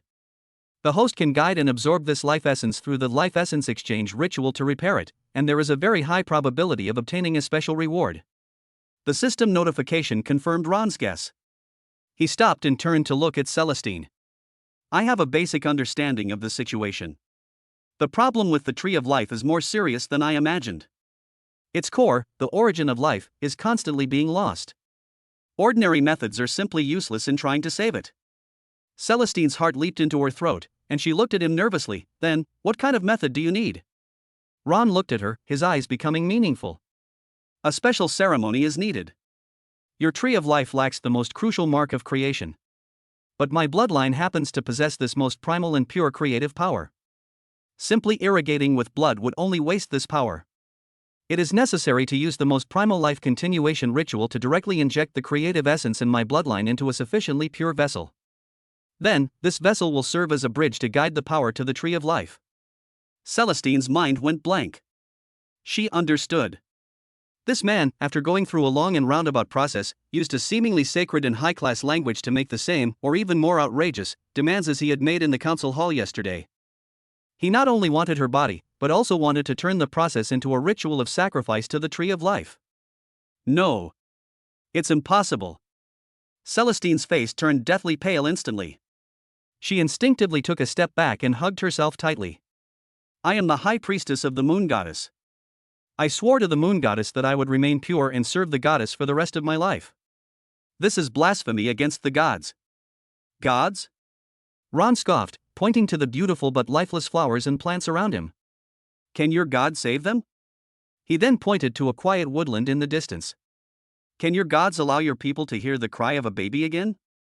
High Priestess Celestine, you are a smart woman. Don't try to fob me off with such a ridiculous excuse. Ron closed in step by step, and the immense pressure made Celestine almost unable to breathe. Is your oath more important, or the survival of your entire race? Can your purity buy you a chance at reincarnation for the billions of elven brethren who perished alongside you? Every word was like a heavy hammer, striking Celestine's heart. Her proud faith and the vow she upheld for thousands of years seemed so pale and powerless in the face of the life and death of her entire tribe. Yes. If her entire tribe is wiped out, what's the point of her keeping this purity? Should one go to a moon goddess who no longer responds to believers to repent? Celestine's body swayed, the light in her eyes dimmed little by little, and finally turned into a deathly ashes. She looked at the man before her, a man who was like a demon, who had shattered all her pride and faith. After a long while, she closed her eyes, and 2 lines of clear tears slid down her cheeks. I see. Her voice was as light as a breeze, yet it carried a resolute, almost sacrificial quality. If this is the only way to save our people, I am willing to give myself. Ron knew that he had finally broken the most proud snow lotus on the continent. Conquering her body was only the first step. But to destroy her faith, to bring her down from her pedestal, and to make her willingly become his possession, that is true conquest. Deep within the Silver Moon Forest lies the temple of the moon goddess. This is the most sacred place in the entire elf forest, carved from a single, enormous piece of moonstone, radiating a soft, silvery glow. In the center of the temple stands a colossal statue of the moon goddess, who gazes down upon the earth with a sorrowful expression. And at this moment, right at the feet of this statue, on that cold altar, the noble and holy elven high priest, his moon-white priest's robe, a symbol of glory and faith, was carelessly discarded to one side. Her long, silver hair spread out like shattered moonlight. Ron's figure completely enveloped her. Celestine's eyes were tightly closed, her eyelashes trembling incessantly. A single tear of despair slid down her cheek and landed on the cold altar, shattering into a tiny splash. As a most primitive and savage conquest ritual began, the moonlight-gathering crystal at the top of the temple seemed to dim slightly. It was as if even the moon goddess in the sky could no longer bear to watch this blasphemous scene and quietly shifted her gaze away. Chapter 52 The Tremors of the Moon Temple, the Hope of the Elves. The once cold altar is no longer cold. An indescribable warm current surged into Celestine's body from the point where the two were joined, like a flood bursting its banks.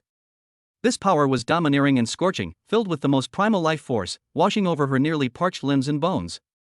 The life force within her, which had long since withered and died, was instantly ignited like dry tinder thrown into a raging fire.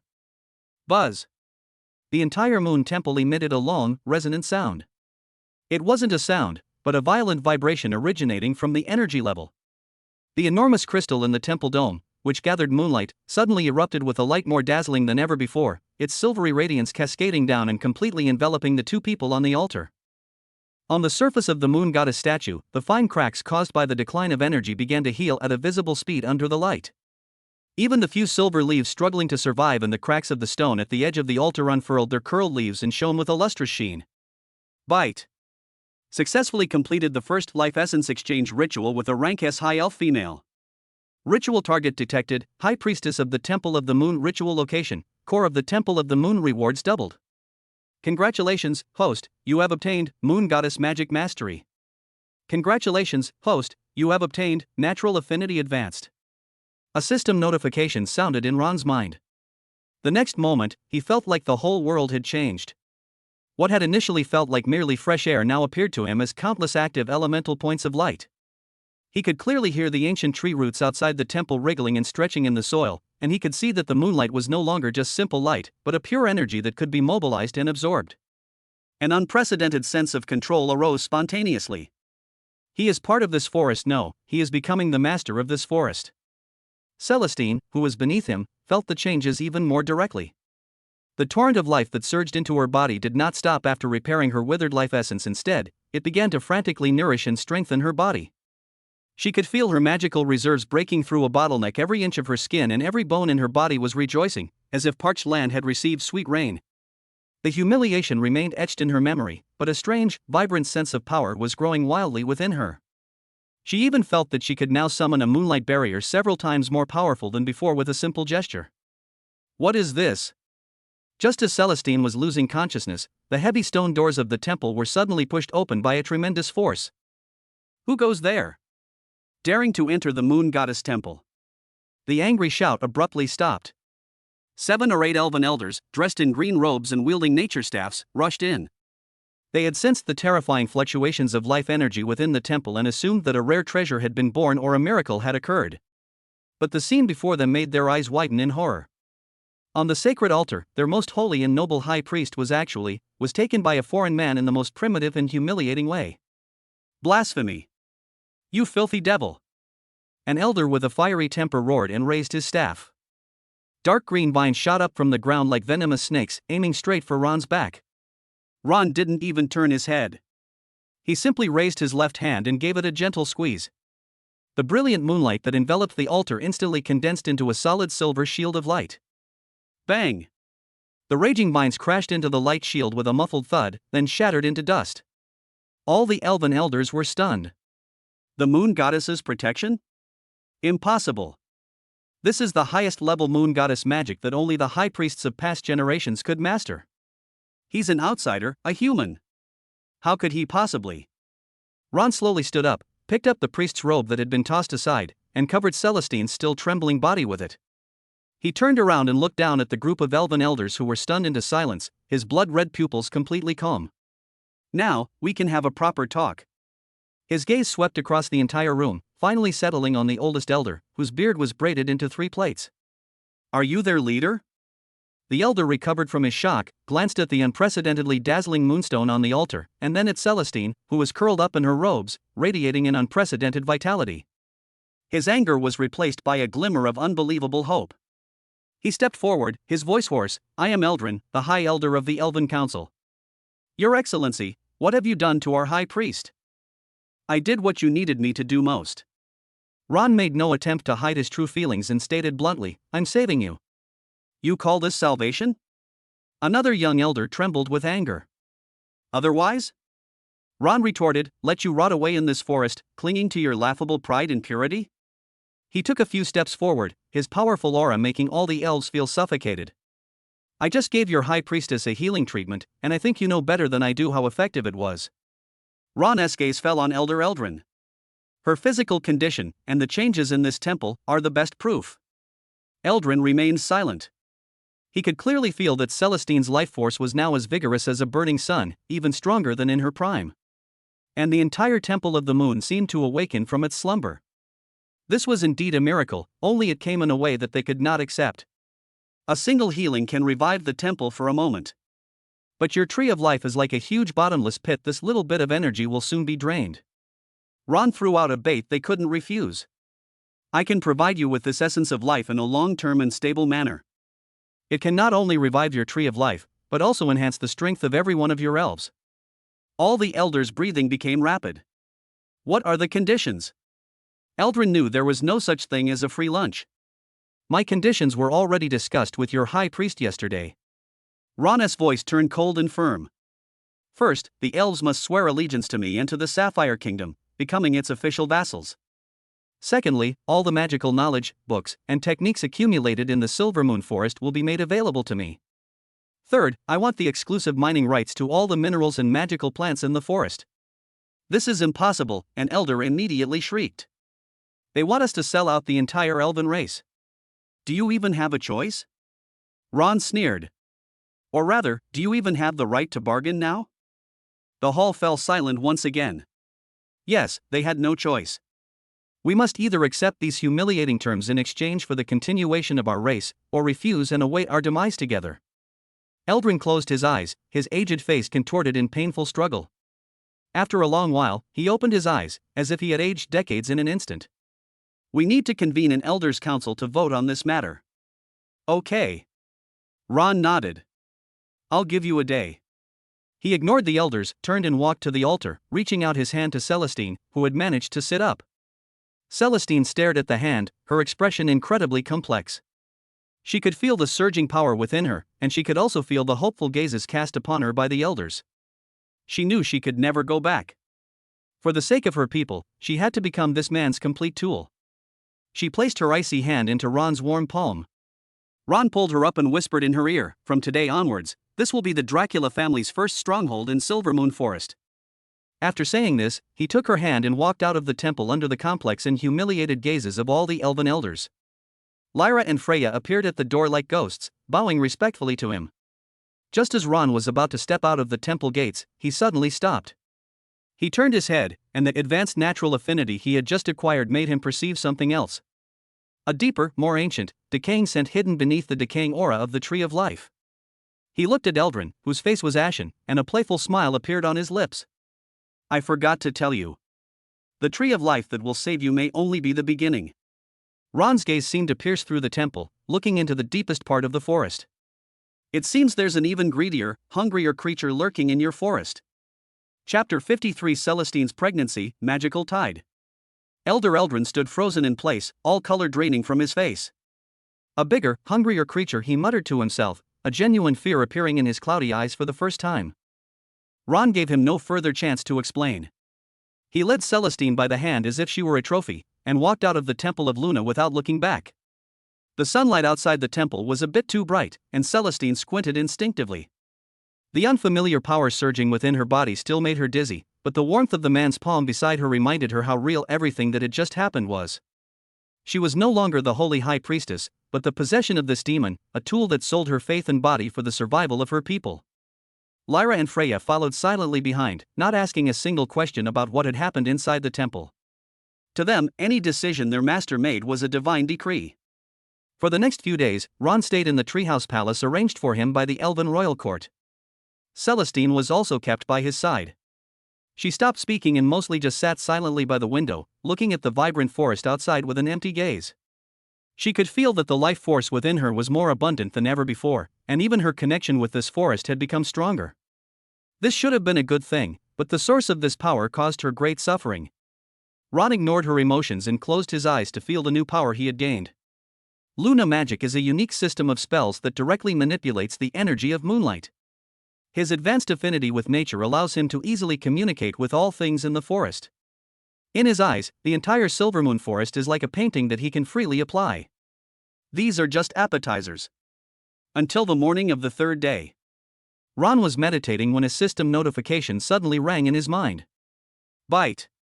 Congratulations, host. The S-rank High Elf female Celestine has successfully conceived. Hidden achievement triggered, Elven Redemption Initiation. Detected that the host has impregnated the High Elf High Priestess for the first time, fulfilling a special condition. Received a pregnancy-related reward, host is awarded Elemental Affinity Mastery. A special bloodline reward for the fetus child of the moon goddess Atrace.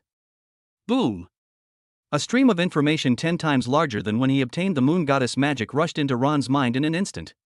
He suddenly opened his eyes, and the colors of the whole world changed. The wind was no longer just a simple airflow, he could see cyan wind elemental spirits leaping joyfully. The water was no longer a transparent liquid blue water, elemental spirits were beckoning to him. Even the soil beneath our feet radiated a thick, earthy yellow glow. He stretched out his hand, his 5 fingers spread wide. A small flame suddenly ignited in his palm, then turned into a pool of clear water, which then froze into ice. The ice shattered and scattered with the wind, and finally a small vine sprouted from between his fingers. Water, fire, wind, earth, life. All the fundamental elements at this moment are like his servants, obeying his commands. This is the power of elemental affinity mastery. At the same time, Celestine, who was staring blankly out the window, suddenly shuddered. She lowered her head, looking at her flat stomach in disbelief. An indescribable warmth rose from there and instantly spread throughout my body. It wasn't just magic, but a more primal and purer life force, carrying a sacred and ancient aura. The life force within her body began to surge wildly once again. This aura was no longer confined to her body, but spread through her like ripples throughout the entire Silvermoon forest. Buzz! From the deepest part of the forest came a deep and distant rumble. That was the Tree of Life's response. Look! The Tree of Life! My God! New buds! I see them! The Tree of Life has sprouted new buds. By the moon goddess. This is a miracle. It's a miracle. The entire elven royal court was instantly engulfed in shouts of ecstasy. Countless elves rushed out of the treehouse and surged into the depths of the forest. When they saw that a tender green bud had actually sprouted from the trunk of the Tree of Life, which had been barren for hundreds of years and was now just a huge, withered trunk, all the elves wept with joy and knelt down on the ground. Then, something even more incredible happened. Centered on the Tree of Life, a dense, visible magical mist began to spread wildly in all directions. The concentration of magical elements in the air increased several times over in just a few minutes. The flowers and plants in the forest are growing and blooming at a speed visible to the naked eye. Some elderly and frail spirits, nearing the end of their lives, bathed in this magical fog and felt their parched bodies regain vitality. Magic tide. It's magic tide. Elder Eldrin stood at the highest point of the royal court, tears streaming down his face, trembling with emotion. This magnificent sight only appeared during the most prosperous period of the elven race. All the elves' gazes instinctively converged on the treehouse palace where Ron was. They may not understand the complex principles behind it, but they know that all these changes originated from that man. More accurately, it originated from their high priest, Celestine. The life force within her was now as rich as a lighthouse in the night, guiding the entire forest. The elven elders could no longer contain themselves and, led by Eldrin, stormed into Ron's residence. This time, their faces no longer showed anger and humiliation, but instead a kind of fanatical reverence and gratitude. Your Majesty the Regent. Eldrin led the way, and all the elders knelt on one knee in unison, performing the elven salute to their greatest benefactor. Please accept the highest respect from the elven race.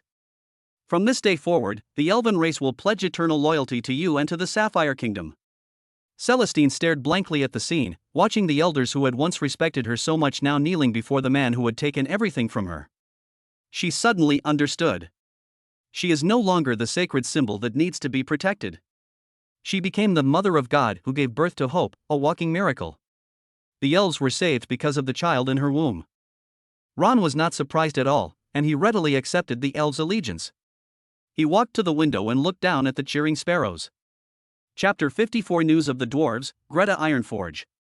The elven elders knelt on the ground, their fervent shouts echoing throughout the treehouse palace. Ron stood calmly by the window, looking down at the elven royal court, which was engulfed in revelry. He neither helped Eldrin up nor gave any words of comfort. Absolute power is itself the most effective language. Elder Eldrin, Ron's voice was not loud, but it reached everyone's ears clearly. From this day forward, everything of the elven race will be at my disposal. Yes, Your Majesty the Great Regent. Eldrin replied respectfully, his posture extremely humble. Ron turned away, no longer looking out the window. He walked to the throne in the center of the hall and sat down. This position originally belonged to the Elven King, but no one felt it was inappropriate at the moment. I need detailed information about all races and factions on this continent, apart from humans and elves. Ron's fingers tapped lightly on the armrest. Especially those races that possess special resources or skills. Eldrin immediately understood Ron's intention. He stood up and bowed slightly. My lord, although the elves live in seclusion, their surveillance of the continent has never ceased. Please allow me to fetch the relevant documents for you. A moment later, several elven elders carefully presented a heavy scroll woven from moonlight vines. Ron didn't flip through it himself, but just looked at Eldrin. The old elf understood immediately, stepped forward, opened one of the scrolls, and began to give a detailed report. The Orcish Tribal Alliance in the southern swamps worships brute force and has a primitive social structure, but they are rich in some highly poisonous herbs and special animal hides. The Naga people in the Eastern Sea control the pearl and coral mines on the seabed. Their magic leans towards tides and illusions, and they are extremely xenophobic. Eldrin paused, as if considering his words. Get to the point. Ron's tone was flat. Yes. Eldrin quickly turned to the next volume. In the north, the dwarven kingdom of the Ironforge Mountains. They are the most skilled craftsmen and miners on the continent, controlling almost all the high-quality mineral veins, whether it be mithril or flame gold. Their forging techniques are unparalleled. They can even forge weapons and equipment imbued with magical effects. However. But what? Ron asked, showing some interest. The dwarves are stubborn, unruly, and extremely greedy. They only accept gold coins and ores when dealing with any race, Eldrin explained. For the past 100 years, they have completely blocked the Mountain Kingdom, cutting off most of their trade with the outside world. Why the lockdown? Because their kingdom is in turmoil. A shrewd glint flashed in Eldrin's eyes. He knew this was perhaps the information his new master would be most interested in. The old King Warhammer Ironforge is very old and is said to be terminally ill. His princes have been fighting openly and secretly for the throne for decades, which has caused the entire Ironforge mountain range to be divided, and no one can truly control the overall situation. Eldrin continued, according to reports from our spies on the border, the infighting among the princes has intensified recently, even escalating into several small-scale wars, which has brought the kingdom's vital mineral and weapons exports to a standstill. Ron's knuckles stopped tapping on the armrest of the throne. Dwarves, forging techniques, mineral resources. These are precisely what he currently lacks most. His future army needs the finest armor and weapons, and his magical technology research requires a vast amount of rare metals. A dwarven kingdom embroiled in internal strife was practically a gift delivered to their doorstep. Is there not a single one of these princes capable of unifying the situation? Ron asked. There was one, Eldrin sighed. The old king's favorite heir was actually his youngest daughter, Princess Greta Ironforge. It is said that this princess has perfectly inherited the forging talent of the dwarven royal family. At a young age, she has created several masterpieces that have made her famous throughout the mountains. Moreover, she has great leadership skills and is highly respected among the dwarven commoners and artisans. But, she is a woman. In the extremely traditional inheritance laws of the dwarves, women are not qualified to ascend the throne. Therefore, she has been ostracized and suppressed by all her brothers, and now she can only stay in the most barren western mining area of the Ironforge Mountains, barely able to protect herself. Bite. Just then, a system notification sounded in Ron's mind. Key information detected, dwarf, Greta Ironforge. Target rating, S-rank dwarven royal bloodline. Target state, suppressed and isolated. Strategy recommendation, this target possesses exceptional forging talent and leadership potential. Gaining their loyalty will grant the host access to the entire dwarven industrial system and mineral resources. It is recommended to immediately intervene in the dwarven conflict and support the target in seizing the throne. Ron's lips curled into a barely perceptible smile. When you're feeling sleepy, someone brings you a pillow. A princess who is marginalized, capable but has nowhere to use her talents, Ron muttered to himself, already having a complete plan in mind. For such an ambitious but down on her luck individual, as long as you give her an irresistible offer, you can turn her into the sharpest knife. Lyra, Ron called softly. A dark figure appeared silently beside the throne. It was Lyra. Oh nar. Immediately use all your intelligence networks to infiltrate the Ironforge Mountains. I need to know everything about Greta Ironforge, her forces, her predicament, and what she needs most, Ron ordered. Yes, ma'am. Lyra's figure once again blended into the shadows and disappeared. Ron then turned his gaze to the air on the other side. Fanny. A small, green-skinned goblin engineer, wearing her signature goggles, emerged from a spatial ripple, carrying a wrench and various spare parts. Boss. You called me? Is there a new treasure to unpack? Fanny seemed a little excited. Something more interesting than unpacking treasures. Ron stood up and walked over to Fanny. Remember those magic cannons we captured before? With your current technology, could you design a smaller, lighter version that wouldn't lose its power for single soldiers? Fanny adjusted her goggles, tilted her head, and thought for a moment. It's possible, but the energy core is a big problem. Miniaturization would sacrifice stability and continuous output. I don't care about the process, I only care about the result. Ron interrupted her. I will provide you with ample materials and magic crystals. You prepare a batch of blueprints and several samples of magic rifles as quickly as possible. This batch of weapons will be so impressive that even those dwarves who only know how to swing hammers will be unable to look away from them. Fanny's eyes lit up immediately. Boss, don't worry. I guarantee those shorty guys will burn their hammers as firewood. She received the order and plunged back into her mobile workshop. After arranging all this, Ron sat back on his throne. The magic and vitality of the elves, combined with the industry and forging skills of the dwarves. A complete war machine, capable of overturning the existing order of the entire continent, is slowly taking shape in his hands. He looked toward a corner of the hall, where Celestine stood quietly. Since that day, she rarely spoke, silently fulfilling the duties of an owner. Her face remained pale, but the powerful life force emanating from her grew ever stronger. Ron waved to her. Celestine stiffened slightly, but still obediently walked over. From today onwards, you will move into my bedroom. Ron's tone was not one of discussion, but rather of notification. The child in your womb is my most important asset, and I cannot afford to lose it. He picked up a plate of freshly picked silver berries, imbued with the pure power of moonlight, and handed it to her. Eating it is good for the fetus. Celestine looked at the plate of berries, then at Ron's emotionless, blood-red eyes, and silently took them, popping them into her mouth one by one. She knew that her body and the child in her womb were just one part of this man's grand plan. Ron ignored her and walked to a huge map of the continent. His gaze passed over the Silvermoon Forest, which he had just acquired, and landed precisely on the rolling Ironforge Mountains to the north. His finger lightly touched the barren mining area on the western side of the mountain range, which represented Greta Ironforge's power. A fallen princess, a group of loyal craftsmen, and a future they cannot refuse. He spoke softly, as if talking to the air, or as if stating a reality that was about to happen. This investment should be very interesting. Chapter 55, Meeting Greta, the Temptation of Magical Weapons. The western side of the Iron Furnace Mountains is a gravel mining area. The relentless, biting wind whips up or dust that stings the face. The mountains here are barren, so much so that even the most resilient lichens struggle to grow, and the air is thick with the smell of cheap coal mixed with despair. Greta Ironforge's palace is a hollowed-out section of the mountain deep within the mine. The massive furnace is half extinguished, leaving only its core barely functioning, providing the cave with its only light and heat. Your Highness, this is the last piece of black bread. A one-eyed old dwarf handed over a piece of dry bread that could be used as a stone, his face full of worry.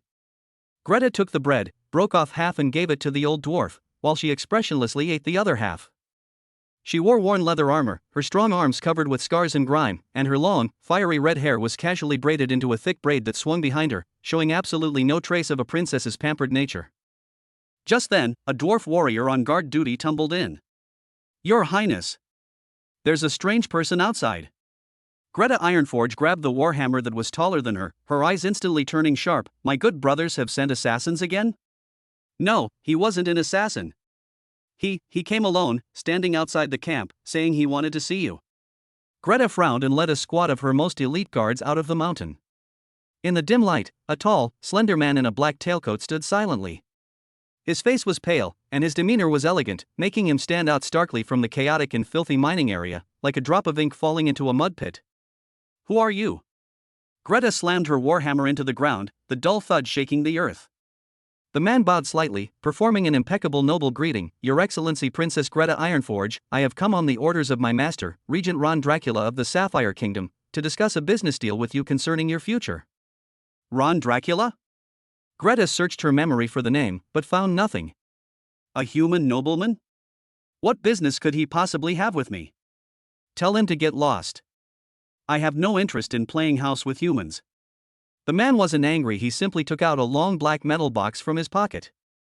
"My master knows your current predicament and admires your talent, which far surpasses that of your brothers. He is willing to help you and reclaim everything that is rightfully yours." Ha ha ha. Greta laughed as if she'd heard the funniest joke, and the dwarves behind her joined in. "Help? With your pretty boy face, or with your so-called regent? Can he give me an army, or mountains of gold?" The man did not answer. He opened the long box. Inside the box lay a strangely shaped weapon. It was entirely black with smooth lines, lacking both a bowstring and a barrel, displaying only intricate patterns and structures that the dwarves could not decipher. "What is this?" "A fire poker," a dwarf mocked. The man picked up the fire poker and aimed it at a heavy shield made of refined steel that Greta had used as a target for practice not far away. "This is the latest toy produced in my master's factory. We call it the magic rifle. He pulled a trigger-like object. There was no loud noise, no flash of light. Only a faint, almost inaudible humming sound arose. Immediately afterwards, a blue beam of light shot out from the tip of the weapon and struck the shield instantly. Laugh. The dwarves prized, tempered steel was like butter under a hot knife before that slender blue light. The beam pierced the shield without hindrance, leaving a small, smooth-edged, still smoking circular hole. All the laughter stopped abruptly. The entire mining area was deathly silent, with only the whistling sound of the cold wind blowing through the holes. Greta dropped her warhammer and rushed to the shield, running her rough fingers over the small hole that had been pierced through it. The edges were smooth as a mirror, and the metal inside had been completely melted by the intense heat. Her hands were trembling. Not from fear, but from excitement. As a forging genius among the dwarves, a talent unseen in a century, she understood what this meant better than anyone else. This means that the dwarves' most prized heavy armor defense becomes a joke in the face of this weapon. This thing. Greta's voice was a little dry.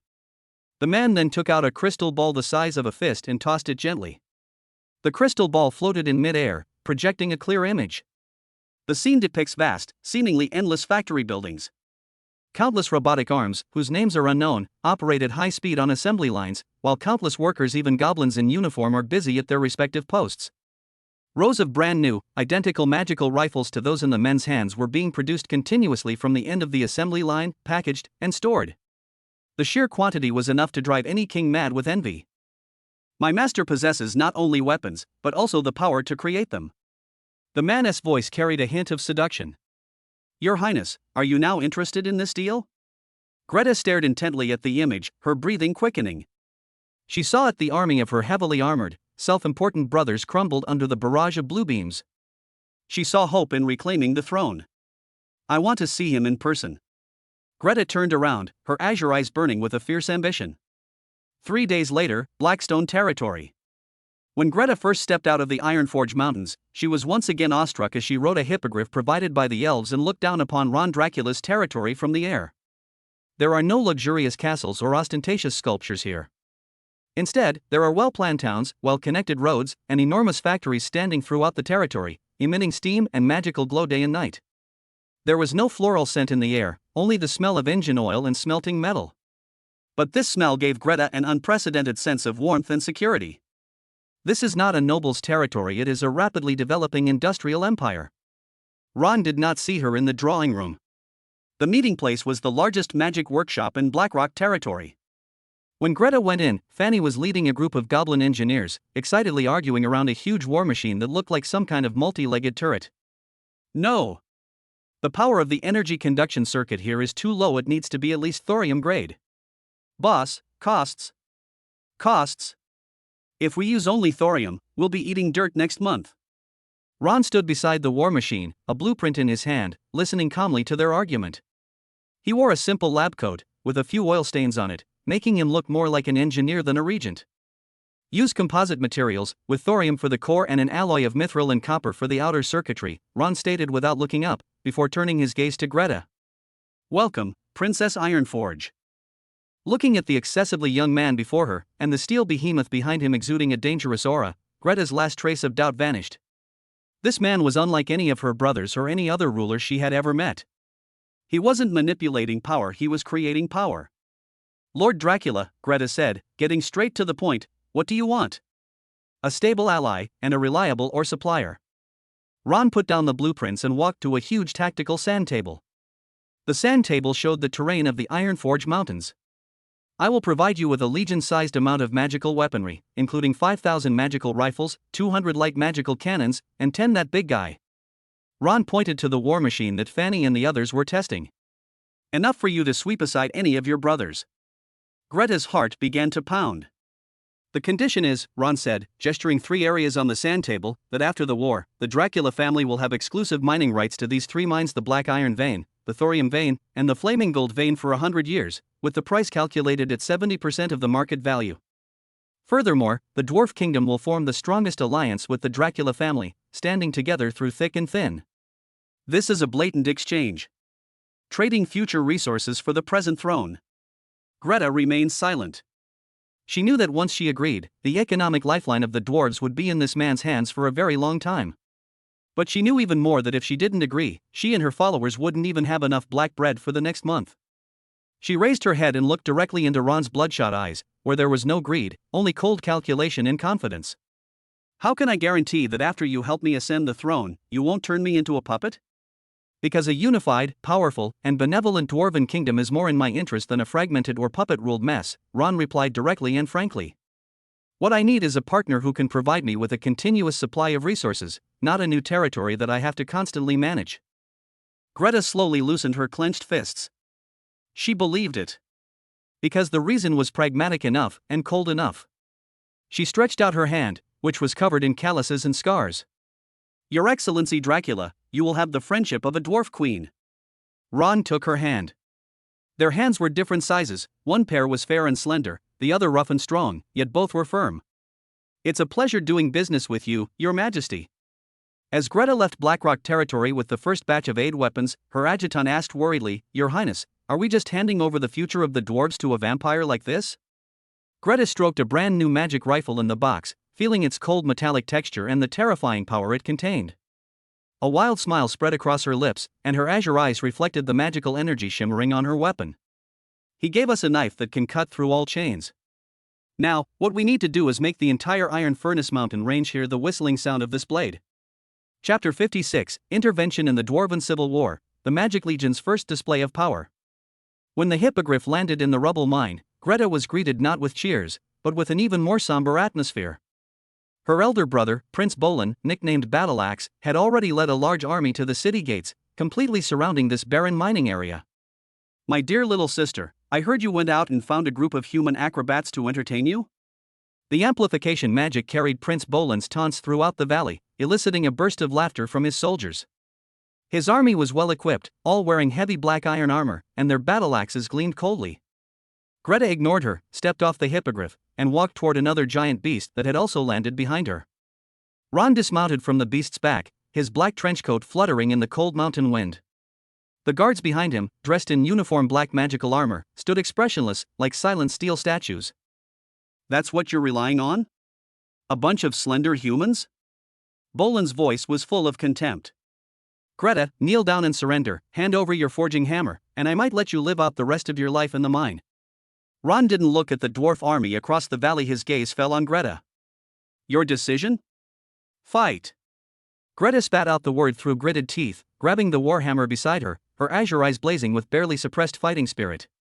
Ron nodded, raised one hand, and gently waved it forward. The command was simple, yet it was like opening the gates of hell.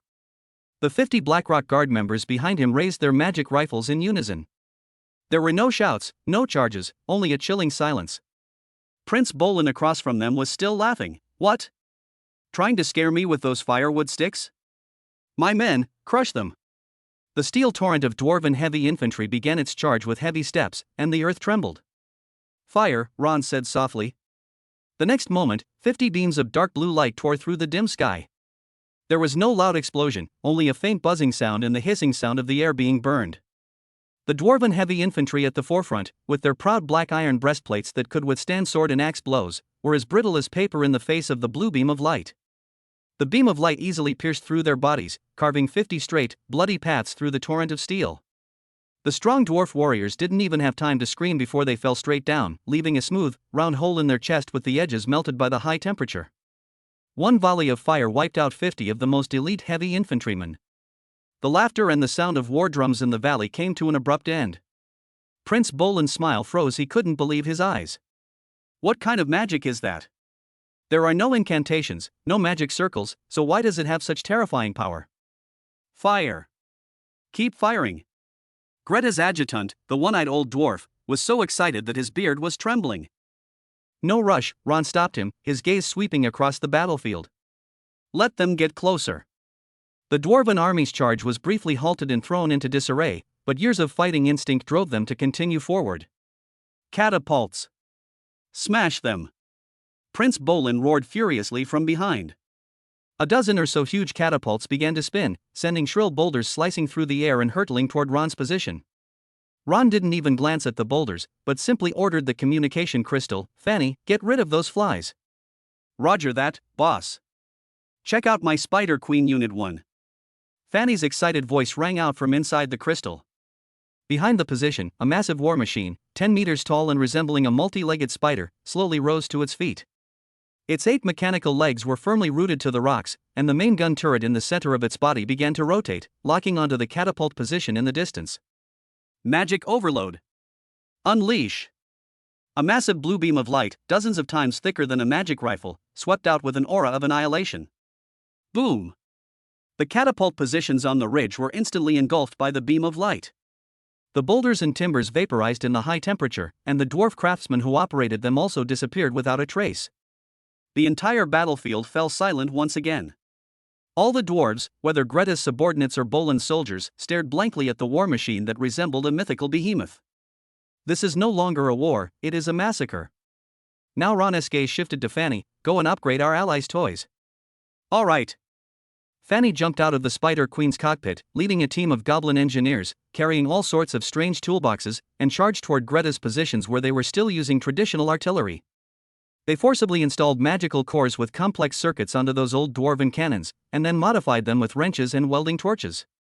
"Your Highness, try this." Fanny patted a modified cannon with a smug look on her face. Greta, still somewhat skeptical, ordered the cannons to be lit. The expected roar did not come instead, a strong magical hum resounded. Instead of heavy iron bullets, the cannon no longer spewed out a blazing fireball the size of a human head, spinning at high speed. The fireball roared into the already demoralized dwarven army, exploding with a deafening roar and creating a wave of fire, its power more than 10 times greater than before. Greta Ironforge stroked the brand new magic cannon with her own hands, feeling the lingering magical warmth emanating from the cannon. Looking at Ron's back, her eyes held not only admiration but also a deep sense of awe. This man not only possesses the power to destroy everything, but also the power to create everything. Surrender and you will not be killed. Greta's army was greatly encouraged and launched a counter-offensive under the cover of the modified artillery. Prince Bolan's army collapsed completely. They dropped their battle axes and shields and fled back, crying out in despair. Their prized heavy armor became their death warrant, making them run slower than goblins. Ron stopped paying attention to the battle, which was no longer in doubt. He walked over to the Spider Queen and stroked its cold metal casing. The energy consumption is still too high, the structure can be further optimized, and a close-range defense system can be added. He was evaluating an ordinary tool rather than a battlefield weapon. Looking at the battlefield where victories were piling up, and then at Ron who was calmly analyzing the performance of the war machines, Greta realized for the first time that she had chosen more than just an ally. Rather, he is a ruler capable of overturning the entire continental order. The defeat of Bolan was just the beginning. The other princes of the Ironforge Mountains soon received reports from the front lines as well. They couldn't understand what that suddenly appearing ghost army was. Their spies brought back only fragmentary descriptions. A group of silent, black-armored soldiers, weapons capable of firing blue death rays, and steel spiders as tall as mountains. Fear spread like a plague across the prince's territories. For the next 2 weeks, Ron led his magic legion, accompanying Greta's forces, sweeping across the land.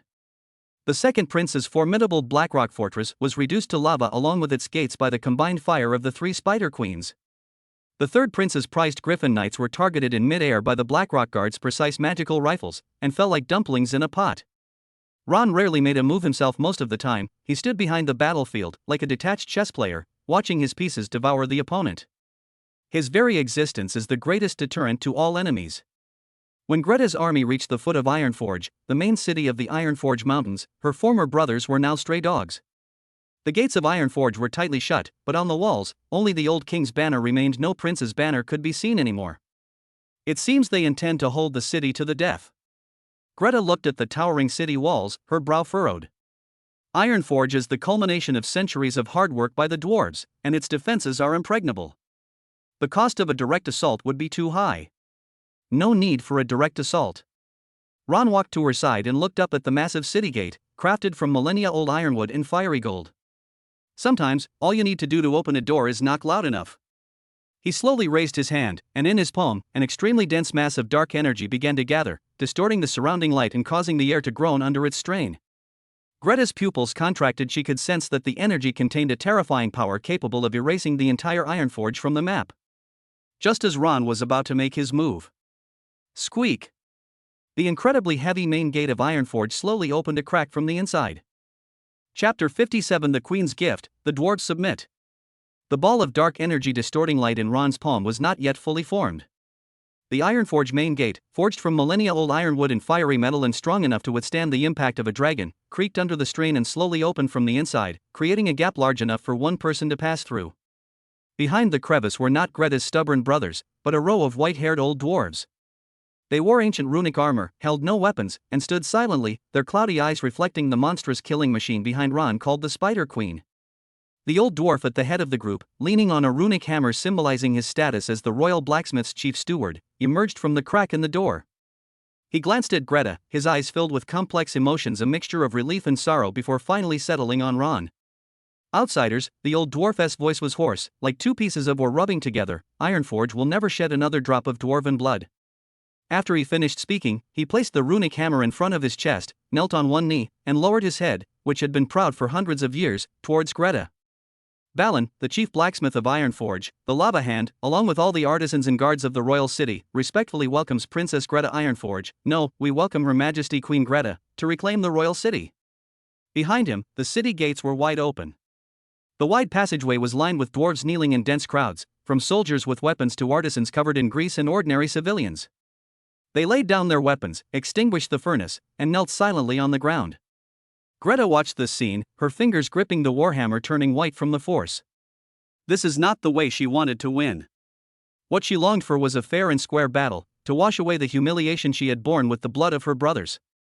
But she understood even more clearly that Balin's choice was to preserve the last vestiges of the dwarf race's strength. The dark energy in Ron's palm dissipated silently, and he calmly looked at Greta. Go in, Your Majesty. Your people are waiting for you. Greta strode into Ironforge. Ron's Blackrock Guard did not follow, but stood silently outside the city. The three enormous Spider Queens stood like loyal watchdogs, silently proclaiming the authority of their new master. The throne room in Ironforge was more spacious and colder than Greta remembered. The throne in the center of the hall was empty. Her brothers, stripped of their magnificent armor, were bound in chains and made to kneel below the hall like stray dogs. Traitor! You whore who colluded with foreigners, the elder brother Paulin continued cursing. You will destroy the dwarf kingdom. Greta Ironforge ignored his clamor. Her gaze swept across both sides of the hall to the lords of the various mining families who had once supported her brother but were now silent in fear. She did not give a speech, nor did she announce any crimes. She simply removed her worn-out leather armor, revealing her strong arms covered in scars and defined muscles, and walked to the Ancestors' Forge, a symbol of royal power, beside the throne. This furnace has not been lit for decades. Greta grabbed the giant bellows next to her and started pulling it. Call! The slumbering furnace was awakened, and crimson flames shot into the sky, illuminating the entire hall and the shocked expressions on the faces of all the dwarves. She took a piece of unrefined fire gold ore from Master Balin and threw it directly into the furnace.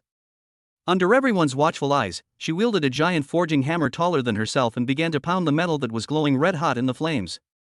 Clang! Clang! Clang! There was no sound in the hall except for the crisp, rhythmic pounding. That wasn't the sound of ordinary hammering. Each hammer blow seemed to strike the hearts of all the dwarves, resonating with the forging spirit flowing in their blood. Greta's movements were fluid and graceful, full of power and beauty. Sweat soaked her fiery red hair, sliding down her sharply defined cheeks and dripping onto the scorching metal, emitting a hissing white smoke. She wasn't forging anything, she was performing a sacred dance. An hour later, as the final hammer fell, Greta immersed the finished piece in the cooling pool beside her. White mist rose. What she pulled out of the water was a crown with an ancient design, yet with a hint of ferocity and domineering power. At the top of the crown is not a traditional gemstone, but a miniature symbol of a warhammer and anvil forged from flaming gold. Greta didn't ask anyone for help, she placed the still warm crown on her own head. She turned around, the firelight illuminating her face.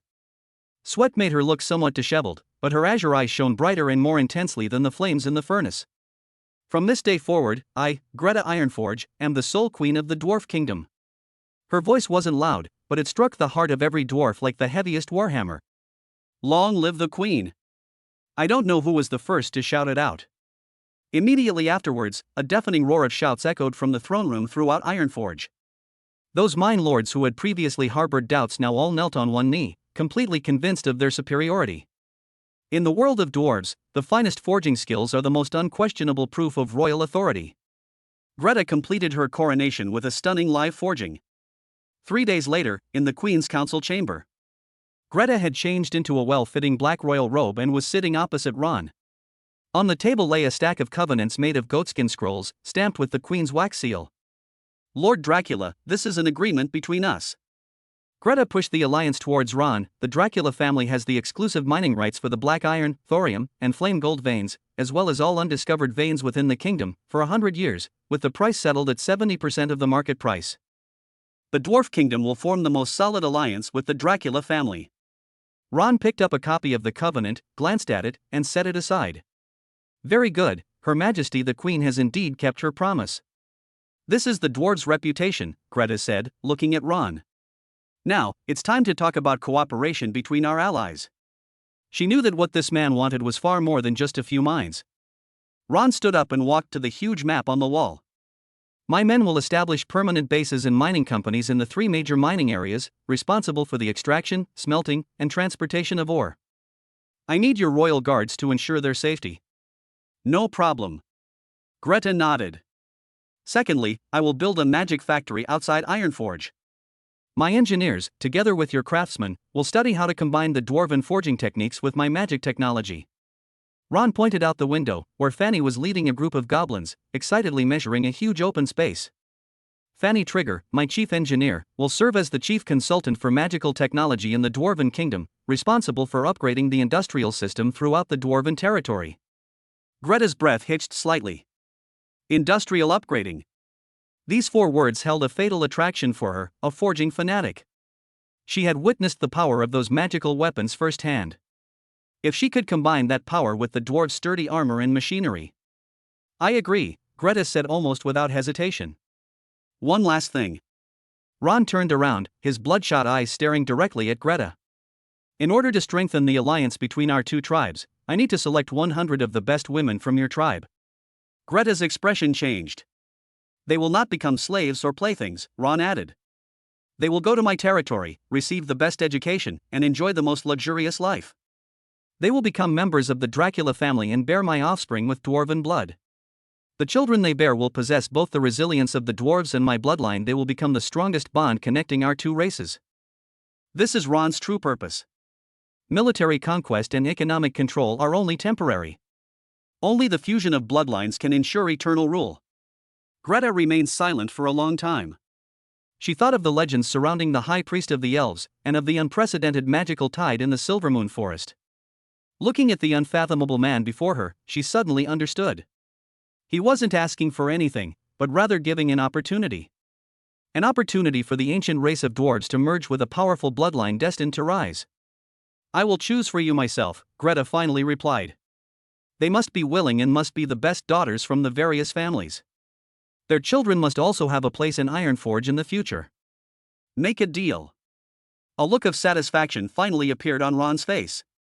Over the next month, the entire Iron Furnace mountain range underwent tremendous changes. The Dracula Mining Company sign, bearing the emblem of a black bat and gear, has been erected in various mining areas. For the first time, countless dwarves encountered a management team composed of goblins and humans, who brought sophisticated calculation methods and efficient management models that increased the efficiency of ore mining several times over. Outside Ironforge, a massive magic factory rose from the ground. Fanny was like a mouse that had fallen into a rice jar, spending her days with a group of dwarf craftsmen and goblin engineers conducting all sorts of crazy experiments in the factory. Power. Not enough power. Melt this piece of flame gold and turn it into an energy amplifier. No, this transmission mechanism is too stupid. Learn from our goblin lever principle. Do you understand the principle of using 4 ounces to move 1,000 pounds? Try inscribing your runes onto the magic core. Yes. That's it. Holy crap. It's going to explode. Run. Amidst the chaos and occasional explosions, the dwarves' traditional forging techniques began to undergo a wondrous chemical reaction with Ron's magical technology. The first batch of magical rune-heavy armor was created. It not only possessed the super-strong defense of dwarven equipment, but could also generate a magic shield for a short time. The first-generation dwarven version of the magic battering ram was invented. It could concentrate enormous energy in the hammerhead and blast open reinforced city walls with a single blow. The dwarves' attitude towards Ron gradually changed from initial fear and rejection to heartfelt admiration. This man not only possessed the power to destroy everything, but also brought unprecedented creativity. He kept his promise and did not interfere in the internal affairs of the dwarf kingdom, but focused on cooperation and development. The technology he brought gave the dwarves hope for the resurgence of their race. They began to call him Lord of the Blackrock, a title of respect. When the last batch of ore was loaded onto the transport convoy, and the 100 carefully selected dwarven women had all gathered, ready to follow Ron back to Blackrock territory, Greta came to see them off in person. These dwarf women were all strong and bright-eyed. Some were skilled in forging, some in mining, and others were exceptionally skilled warriors. Their gazes toward Ron held no fear, only curiosity and anticipation. For them, this was not a humiliating marriage to a distant land, but an expedition to change their fate and bring glory to their family. Lord Dracula, I entrust my people to you, Greta called out to Ron below from the high city wall. Ron looked up at her, said nothing, just nodded slightly, then turned and embarked on his journey back to Blackrock territory. He knew that through marriage alliances, technology transfer, and economic ties, the elves and dwarves, 2 ancient races representing magic and industry respectively, were firmly bound to his chariot. Silvermoon Forest provides life force, magical resources, and spellcasters. The Ironforge Mountains provide mineral resources, an industrial base, and artisans. His Blackstone territory is the integrator and brain of all of this. The prototype of an unprecedented multi-ethnic composite empire was already being born in his hands. Back in the familiar castle of Blackrock territory, Ron headed straight for the strategic command room. On the massive continental sandbox, the areas of Silvermoon Forest and Ironforge Mountains had been marked with black flags representing the Dracula family. He looked at the sand table, but his gaze went beyond those 2 areas and landed on a more distant place. Just then, a dark figure silently appeared behind him. Oh no. It's Layla. The aura emanating from her was even more refined than when she left, clearly indicating further progress in her infiltration and intelligence gathering within the dwarf kingdom. Speak, Ron said without turning around. Master, the other major powers on the continent that you asked me to monitor have made a move.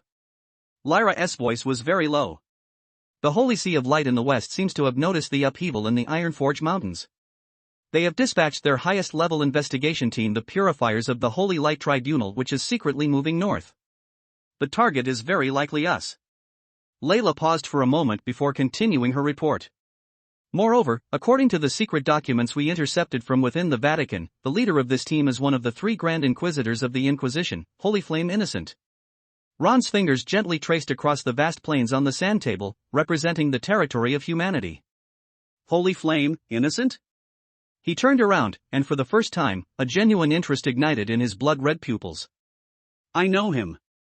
300 years ago, it was he who led the Knights Templar to burn my great-great-grandfather to death. Chapter 58. The Queen bears an iron heart, Holy Flame descends upon the silver moon. Ron turned around, and for the first time, a genuine interest ignited in his blood-red pupils. I know him. 300 years ago, it was he who led the Knights Templar to burn my great-great-grandfather to death. Chapter 58. The Queen bears an iron heart, holy flame descends upon the silver moon. Ron turned around, and for the first time, a genuine interest ignited in his blood-red pupils. I know him. His voice was calm, without any emotion, as if he were talking about a complete stranger. 300 years ago, it was he who led the Knights Templar to burn my great-great-grandfather to death. Lyra moved slightly in the shadows, but made no sound. Having carried a blood feud for 300 years, and then suddenly appearing before one's eyes in this way, no one could remain absolutely calm. But Ron can. He walked to the huge strategic sand table, his finger gently tracing across the vast plains representing human territory, finally stopping at the location of the holy city. An old fellow who has lived for 300 years, clinging to life by relying on holy light, actually has the audacity to step out of his tortoise shell. Ron's words contained no anger, only an indifferent statement of facts. Lyra, from now on, I need to know everything about the Purifier team. Every step they take, every person they meet, even every bite of bread they eat, I need to know. Yes, Master. The figure of Lala Dracula, like melting ink, silently retreated into the shadows and disappeared. Only Ron remained in the strategic command room.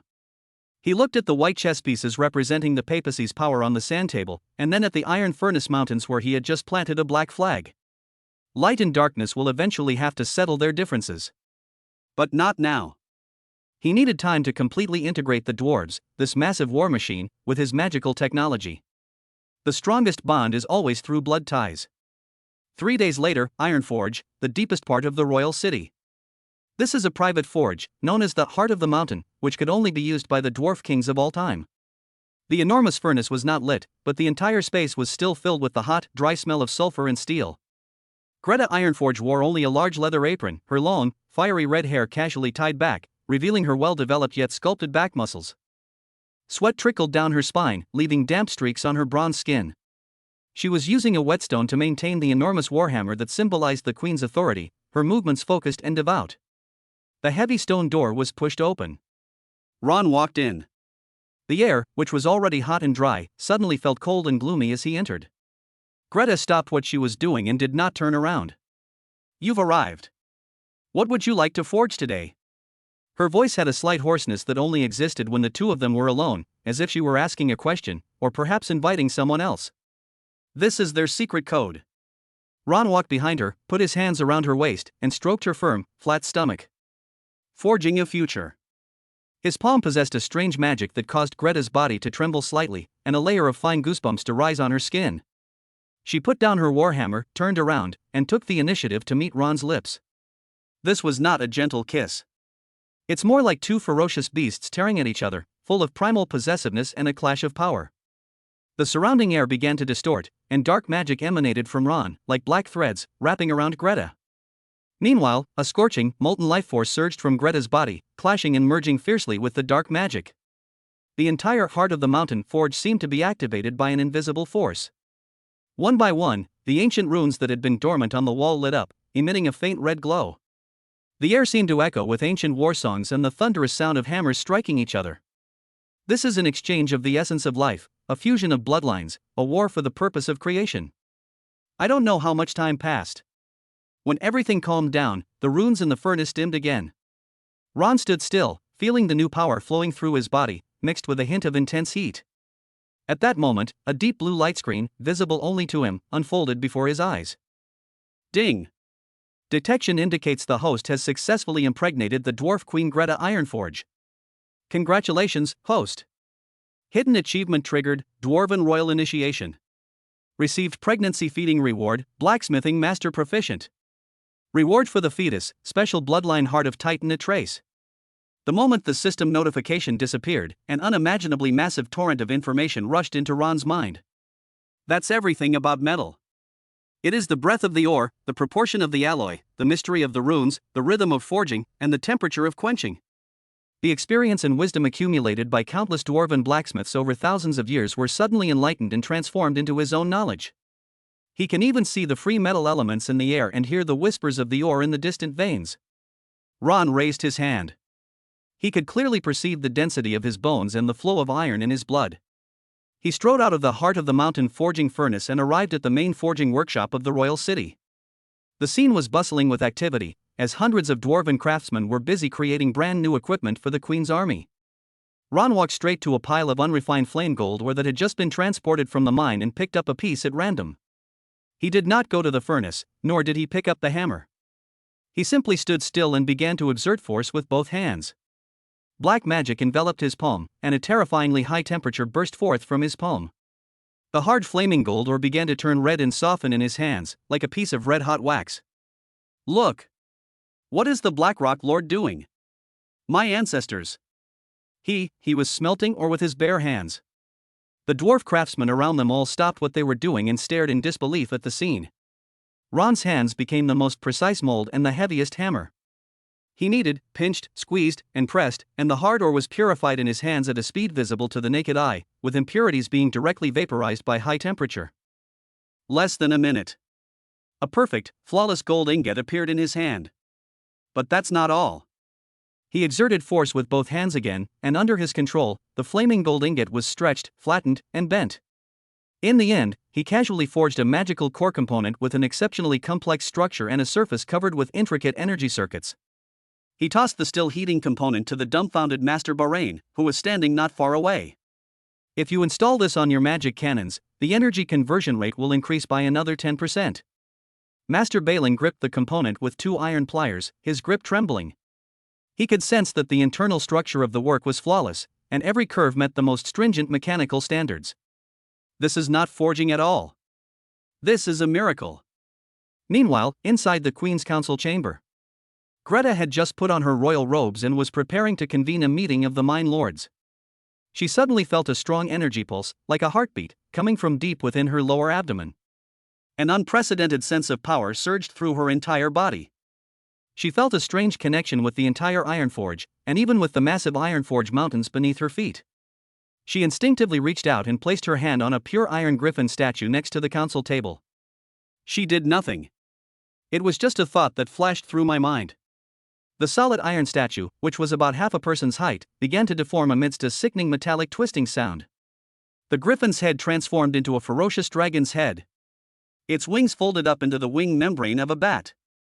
In just a few breaths, a griffin statue symbolizing the majesty of the dwarven royal family was transformed into a new creation bearing the insignia of the Dracula family. The dwarf lords in the room were so frightened that they fell off their chairs. They looked at the queen as if she were a living mountain god. Greta withdrew her hand, looked at her palm, and then looked down at her flat stomach. A complex expression, a mixture of shock, joy, and pride, appeared on her face. This child. It will be the greatest masterpiece in the history of the dwarves. The news of the queen's pregnancy spread like wildfire throughout the Ironforge Mountains, plunging all the dwarves into ecstasy. This is not an ordinary royal marriage.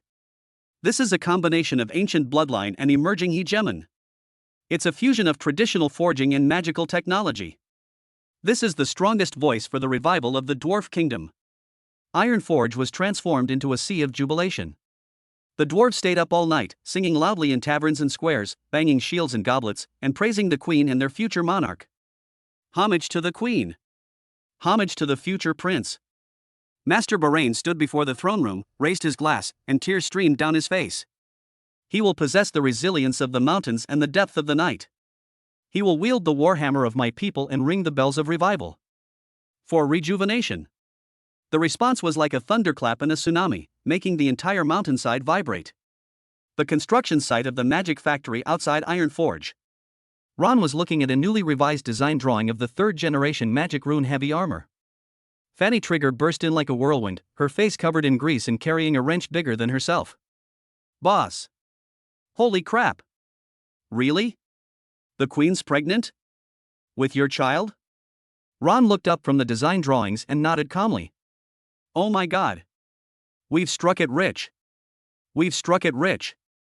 Fanny jumped around excitedly and threw the wrench on the ground. This isn't just 1 + 1 = 2. This is the dwarven forging talent passed down for millennia, multiplied by your abnormally unreasonable bloodline, and then multiplied by my genius magical technology. What was born was not a human being, but a living hand of God. A walking industrial revolution. She picked up a piece of charcoal used for drawing and started scribbles directly on the huge engineering blueprints. Just think about it. He's born with the ability to sense mental stress and understand the cries of ore. He could probably figure out my complex transmission structures, which require tens of thousands of calculations, just by looking at them once.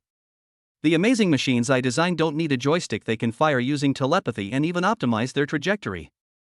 Ron looked at her almost frantic state and then glanced at the messy sketches she had drawn. He calmly drew his conclusion. He will be the cornerstone of the Dracula industrial system. This child will become the sharpest spear and the strongest shield in his hands. Ron returned to the strategic command room and looked at the 2 black flags that had taken firm root on the sand table. Elves provide life magic and high-end combat power. The dwarves provided mineral resources and an industrial base. 2 ancient races have been completely bound to his war chariot. An unprecedented complex empire is slowly taking shape in his hands. His gaze swept across the mountains and forests, reaching the human plains further south and the Orcish grasslands further east. Just as he was planning his next expansion, a shadow began to form behind him. It's Layla. Her breathing was more rapid than ever before. Oh no. Ron didn't turn around, he was still examining the sand table. Explain. The Purifier Squad is on the move. Their location? Ron pointed to the only road between the Ironforge Mountains and Blackrock territory. Lyra's voice, however, carried an unprecedented solemnity. They bypassed all the northern outposts and secretly landed in the eastern seas via an ancient waterway that had been abandoned for thousands of years. Ron's fingers paused. Their target is neither Ironforge nor Blackrock counts. Lyra's voice was extremely low, each word like a block of ice. Master, they have entered the outer area of Silvermoon Forest. The target is the Temple of the Moon Goddess. Chapter 59, A Night of Bloodshed in the Royal City, the Regent is an uncrowned king. The air in the strategic command room seemed to have been sucked out instantly. The moment Lyra finished speaking, even the flickering of the magic lamps on the wall stopped. Holy Flame, Innocent. A name that has lingered in the depths of Ron's bloodline memory for 300 years. A slayer who plunged the Dracula family from the pinnacle of glory into the abyss and personally set his ancestors burning at the stake. Now, this old fellow, wielding the Vatican's sharpest butcher's knife, is stabbing at the Silvermoon Forest, which he has just incorporated into his territory. Target, Temple of the Moon. There was his elven queen, and his future child. Lyra's shadow swayed slightly in the lamplight as she awaited her master's thunderous rage, awaiting the murderous intent that could overturn the entire castle. But Ron didn't. He simply turned around slowly, his blood-red pupils devoid of flame, containing only a bottomless pool of cold water. He walked to the huge sand table, his gaze not falling on the Silvermoon Forest to the northeast, but on the territory of the Sapphire Kingdom beneath his feet.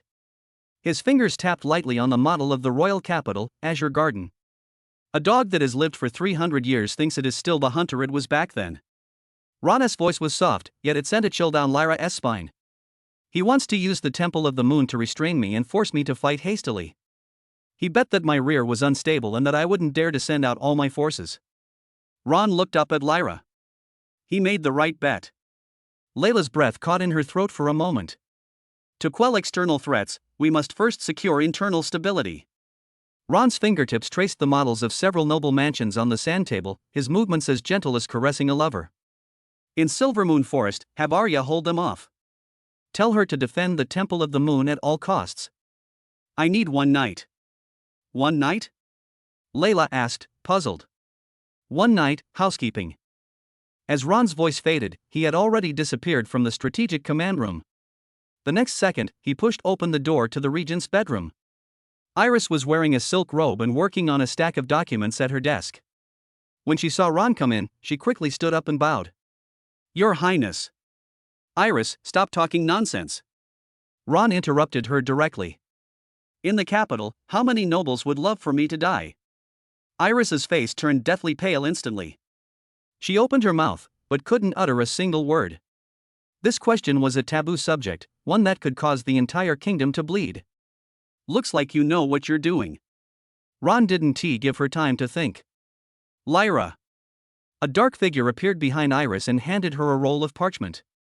This is Layla's intelligence network, which has intercepted all the conspiracies, communications, and financial flows over the past month.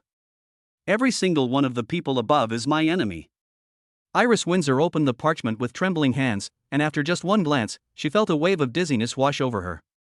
The list was densely packed, ranging from marquises who held military power to earls who controlled the kingdom's economic lifeline, encompassing almost half of the old noble forces in the Sapphire Kingdom. Your Highness, if it's all moved, the kingdom will be paralyzed. Being paralyzed is better than stabbing me in the back. Ron walked up to her, grabbed her chin, and forced her to look him in the eye. Now, I'm giving you a task. Use your knowledge of the royal and aristocratic system to pick out the ringleaders from this list, those with the greatest influence and the widest network of connections. I want to make their names disappear from this world before dawn. Iris's body trembled like a leaf falling in the autumn wind. Looking into Ron's blood-red eyes, devoid of any emotion, she finally understood that the man before her was not discussing things with her. This is in order. I understand. Very good. Ron released his hand. Go to the council hall. Freya and the Blackrock Guard will be waiting for you there. You will make the identification, and they will carry it out. Tonight, in the Azure Court, leave no survivors. Late at night, on Silver Moon Street. This is the most luxurious area of the capital, where noble mansions are brightly lit and filled with revelry all night long. A grand banquet is underway at the Marquis of Cleveland's mansion. As the last remaining powerful marquis of the royal family, Cleveland controlled 1/3 of the city's defense forces. He raised his wineglass and spoke eloquently to a group of nobles around him. That Dracula, does he really think he can rest easy just because he's on the throne of regent? An outsider, a blood-sucking monster. That's right.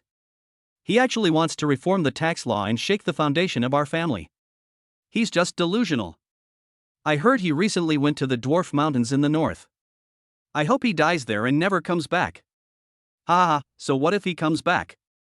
We've already contacted the Holy Light Church. As soon as the time is right, the Holy Light Knights will descend and purify this heretic. The Marquis of Cleveland laughed triumphantly and downed his glass of wine in one gulp. Just then. Boom! A loud bang. The magnificent gate of the Marquis's mansion, reinforced with fine gold, was kicked to pieces from the outside. Wood chips and metal fragments flew everywhere, overturning the long table and shattering the crystal chandelier. The music suddenly stopped. All the nobles stared in astonishment at the doorway. Hundreds of Black Stone Guard soldiers, clad in heavy black armor and wielding menacing weapons, blocked all the exits like demons emerging from hell. A tall figure stepped out from the guard. It's Freya. She wasn't wearing the silver Valkyrie armor, but rather a sleek black leather suit. However, the terrifying pressure emanating from her made all the pampered nobles present feel their legs go weak. Marquis of Cleveland. Freya's voice was cold and flat. What do you want to do?" the Marquis of Cleveland screamed, his voice trembling with fear. I am a Marquis of the kingdom. This is treason. By order of the regent. Freya raised her hand, her index finger pointing lightly at him. The Marquis of Cleveland has colluded with foreign enemies and plotted a rebellion. The evidence against him is irrefutable. Confiscate all property, kill all who resist. Kill. The Blackrock Guard let out a low growl and surged into the hall like a tidal wave. Protect the Emperor. Protect the Emperor. The Marquis of Cleveland retreated in alarm, while his family knights drew their swords in resistance. But they were facing the Blackrock Guard, who had been tempered by blood and fire. In a single exchange, those show-off knights were brought to the ground as easily as cutting melons and vegetables. Blood stained the expensive carpet, and screams replaced the melodious music. The Marquis of Cleveland scrambled to escape through the back door, only to bump into someone's leg. He looked up and saw those blood-red eyes that he would never forget. Ron had been standing there for some time now. Your Highness. Regent. The Marquis of Cleveland was terrified, his pants soaked. Spare me. I was wrong. I'm willing to give up all my possessions. Please spare my life. Ron didn't speak, but just looked down at him as if he were looking at an ant. He reached out and placed his hand on the Marquis of Cleveland's head. Ah! A piercing scream echoed through the night sky as the Marquis's body visibly withered away, eventually turning into a pile of ashes that drifted away in the wind. Ron withdrew his hand, absorbing a ball of pure life energy from his palm. He looked at the nobles in the hall who were so frightened that they collapsed to the ground, defecating and urinating in the process. The stubborn die. The wise are exiled. You can choose for yourselves. That night, no one in the Azure Garden slept. Guided by Iris, squads of Blackrock Guards charged into one noble mansion after another, like the most precise scalpels. Those who resisted had their entire families wiped out. Those who surrendered were stripped of all their property and escorted out of the city overnight to be exiled to the harsh, cold north. The bloody cleanup lasted all night. As the first light of dawn illuminated the spires of the capital, a faint smell of blood still lingered in the air. However, the deeply entrenched power of the old aristocracy has been completely eradicated. Royal Palace, Council Hall. A whole new group of people have arrived here. Some minor nobles who survived last night's purge because they had pledged allegiance to Ron in advance, and some capable officials who had been promoted from the commoner class by Iris, were now sitting upright, not daring to even breathe loudly. Ron sat on the throne that had once belonged to the king, with Iris standing beside him, reading out new decrees. Effective immediately, private taxes on noble territories are abolished. All taxes of the kingdom shall be collected by the Ministry of Finance, with a tax rate of 11%. Effective immediately, the nobles' right of first night with commoners within their territories and other unreasonable privileges are hereby abolished. Effected immediately, the kingdom's 1st, 2nd, and 3rd legions are established, with Ms. Freya Dracula appointed as the kingdom's Grand Marshal, overseeing all military power nationwide. Each law, like a heavy hammer, completely shattered the old feudal system. Below the stage, the newly appointed officials and nobles remained completely silent. They knew that a brand new era, an era that belonged solely to Dracula, had arrived. Ron's gaze swept across the entire room. Does anyone object? No one answered. The entire kingdom underwent a change of power overnight. There was no protracted political maneuvering, no hypocritical compromises or concessions, only the most direct and bloody suppression and conquest. The confiscated wealth of countless nobles instantly filled the previously empty national treasury. In order to consolidate their positions, the newly promoted officials frantically carried out Ron's orders. The entire Sapphire Kingdom, like a war machine with all its screws tightened, began to operate with unprecedented efficiency. Ron stood on the highest terrace of the palace, overlooking the city that had become orderly under his iron fist. He knew that the integration within the kingdom was complete. He is now the true, uncrowned king of the Sapphire Kingdom. A dark figure appeared silently behind him. Master, Lyra's voice came, urgent report from Silvermoon Forest. High Priestess Arya has set up the Emerald Dream Barrier with the Tree of Life as its core, temporarily blocking the Purifier Team's attack. However, Innocent's holy flames are constantly scorching the barrier, and the barrier won't last much longer. Ron didn't turn around, his gaze pierced through the clouds, looking towards the distant northeast. The sky there seemed to be tinged with an ominous gold. He gently raised his hand, and a dense mass of dark magic gathered in his palm, condensing into a black bat poised to take flight. Tell Arya that reinforcements have arrived. He released his grip, and the magical bat let out a silent shriek, transforming into a streak of light that tore through space and vanished into the horizon in an instant. Ron turned around and gave Lyra the order. Pass on my orders. Freya, assemble the 1st and 2nd legions of the Blackrock Guard and depart immediately. Fanny, load all the Spider Queen and magic cannon onto the airship. Have Queen Greta send her Lava Legion to attack from the east side of the Ironforge Mountains, targeting all of the Holy Light Church's outposts in the north.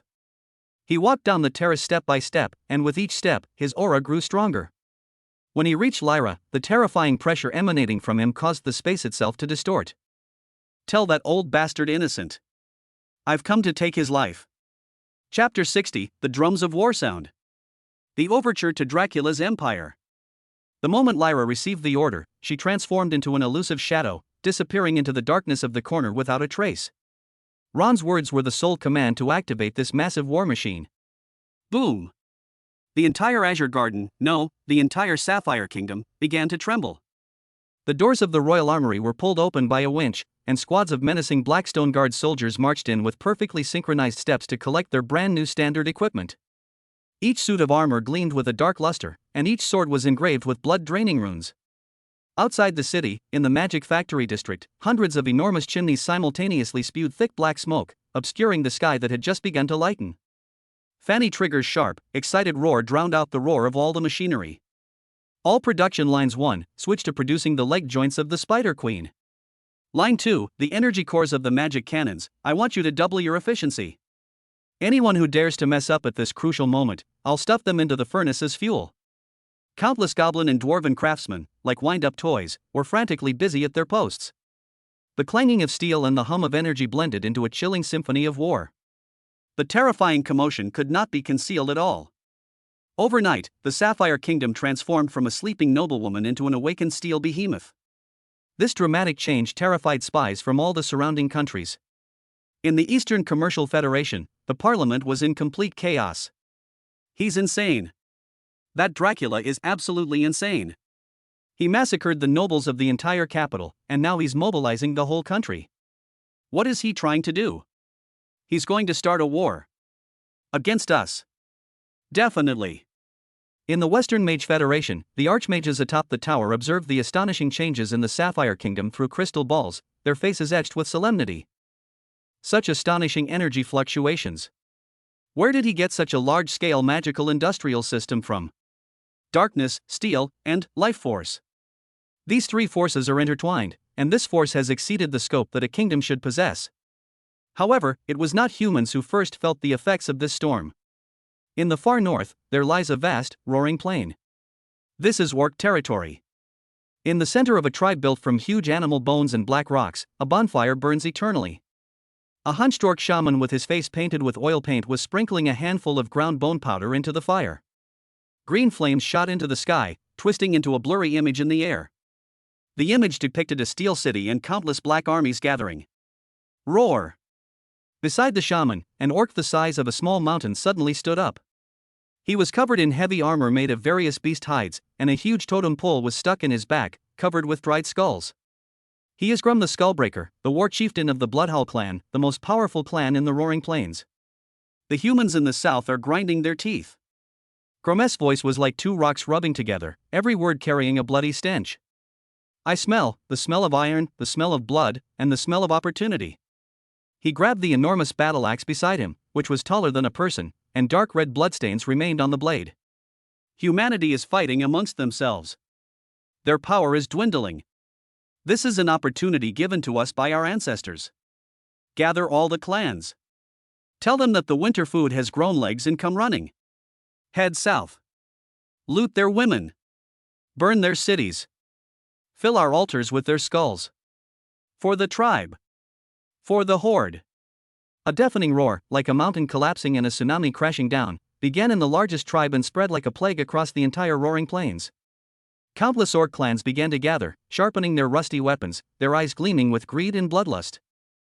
Sapphire Kingdom, Royal Palace Strategic Command Center. The air here is almost frozen. Freya, dressed in full military attire, rested her hand on the hilt of her sword, remaining silent. Fanny, on the other hand, paced restlessly, muttering the names of various parts under her breath.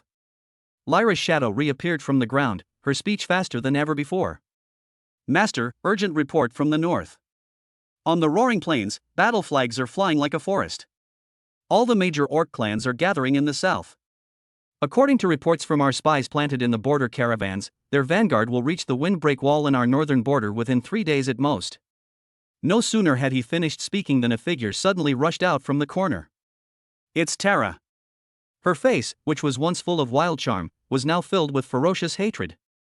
Her eyes were bloodshot and red as she stared intently at the northern region of the Orc Empire on the sand table. Orcs, they actually dared to come out. Her voice trembled, not from fear, but from barely suppressed rage. Her people, those proud lion men, had been slaughtered and enslaved by these green-skinned monsters. Master. Tara knelt down on one knee with a thud, clenching her right fist and pounding it heavily on her chest. Please allow me to fight. I will lead my people to tear apart the orcs' defenses for you. I will use their skulls to build a mound of skulls for my fallen compatriots. Everyone in the room could feel her hatred, which almost materialized. Ron did not answer her immediately. He walked to the huge continental sand table and looked at the alarms that lit up in both directions at the same time. To the northeast, the holy flame of the papacy is scorching his Silvermoon forest. To the due north, the orc tribes had come out in full force, swarming in like locusts. Fighting on two fronts is a cardinal sin in warfare. Any normal ruler would be overwhelmed at this moment and would have to make a choice. But Ron is not. Looking at the chaotic situation, he actually felt that the game of chess had become more interesting. It makes no difference whether it's one war or two wars. His voice wasn't loud, but it calmed everyone present. Perfect, let's clean up all the trash on this continent in one go. He stretched out his finger and drew two distinct attack routes on the sand table. Freya. Exist. The first legion of the Blackrock Guard, all the Spider Queens, and 50% of the magical cannons, will be led by you personally, aboard airships, and will rush to the aid of Silvermoon Forest at full speed. I want you to appear before Innocent within 24 hours. A fighting spirit surged in Freya's eyes. She didn't ask any questions, but simply nodded firmly, yes. Fanny. Boss. I'm here. I don't care what methods you use, I want to see the first prototype of the Skyfire series of airships launched within 3 days. Double the production of all magical weapons. Any resources needed can be drawn directly from the National Treasury without reporting to me. Fanny's eyes shone with an alarming light. She thumped her chest, her greasy face radiating fervor. I guarantee I'll complete the mission. Just you wait and see, boss. I'll build him a flying iron forge. Layla. Onar. I need to know the names of every Orc clan chieftain, what they ate this morning. I need the movements of all their troops, down to the 100-man unit. Yes, ma'am. Layla's figure faded away again. Finally, Ron's gaze fell on Tara, who was kneeling on one knee. Tara, I will make you avenge yourself. But not now. Your mission is more important than charging into battle. Ron walked up to her and handed her a newly drafted order. I appoint you as the commander of the Beast Legion. From this moment forward, all non-human warriors within the kingdom, as well as all freed Orc slaves, are under your command. I need you to train a heavy cavalry force capable of confronting the Orcs head-on in the shortest possible time. Tara looked up, took the heavy letter of appointment, and stared at Ron. In the man's eyes, she saw an ambition far greater than the Roaring Plains. She realized that revenge was just the beginning. Tara, and the Legion of Beasts, swear to serve them to the death. Once the order was given, everyone in the command room sprang into action, leaving only Ron behind. He didn't stop. He stretched out his hand, and 2 completely different magical lights appeared in his palm. One is a vibrant green, symbolizing life and nature, while the other is a deep red, filled with the scent of sulfur and steel. He poured his will into the 2 orbs of light. Arya, the Orcs are moving south. If one falls, the other will be vulnerable. Fulfill your alliance and send your ancient tree guards and magic archer legions to assemble at the Windbreak Wall. Greta, my queen. War has begun. I need your lava legion, I need your catapults that can smash mountains. Come to my kingdom and fight alongside me. 2 beams of light transformed into a verdant bird and a crimson bat, piercing through the wall and disappearing into the horizon. In the distant Silvermoon Forest, beneath the Tree of Life. Arya, who was struggling to maintain the barrier, received the emerald green message. She looked at the triumphant golden holy flames outside the barrier, and then at the northern Orcs mentioned in the message. Without the slightest hesitation, she immediately issued orders to all the elven rangers and druids outside through the mental network of the Tree of Life. All Silvermoon children, abandon secondary missions and march north to the Windbreak Wall of humanity. The ancient covenant must be defended with our blood.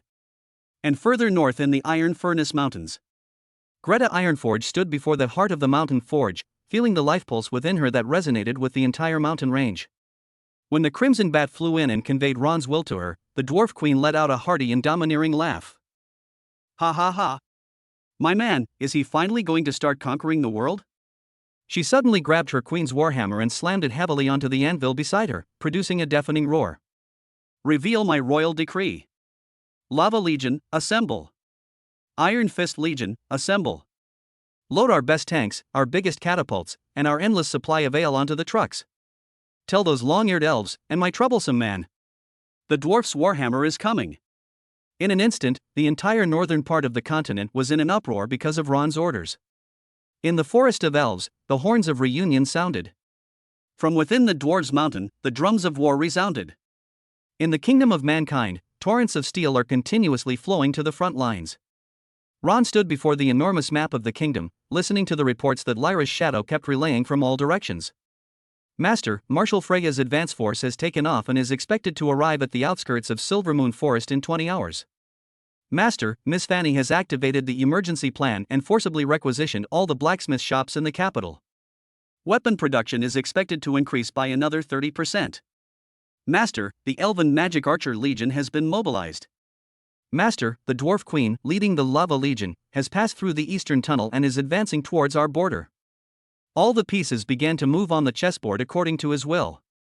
He picked up a black flag representing the Dracula family, larger than any he had ever seen before, with a lifelike bat emblem on it. He did not place it on the map of the Sapphire Kingdom.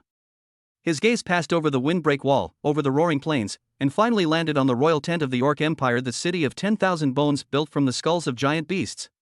He stretched out his finger and drew a straight red line on the map, starting from the windbreak wall, a red line representing an attack. The end of this line was precisely pierced at the heart of the city of 10,000 bones. A war that will sweep across the continent is about to break out. And he doesn't just want to be a defender. He wants to be the Terminator. Chapter 61, The Smoke of War Rises, the wind sweeps the Great Wall amidst blood and bone. The first battle of the Beast Legion. Ron removed his finger from the blood-red attack path on the map. He didn't look at the sand table again, but turned around and strode out of the strategic command room.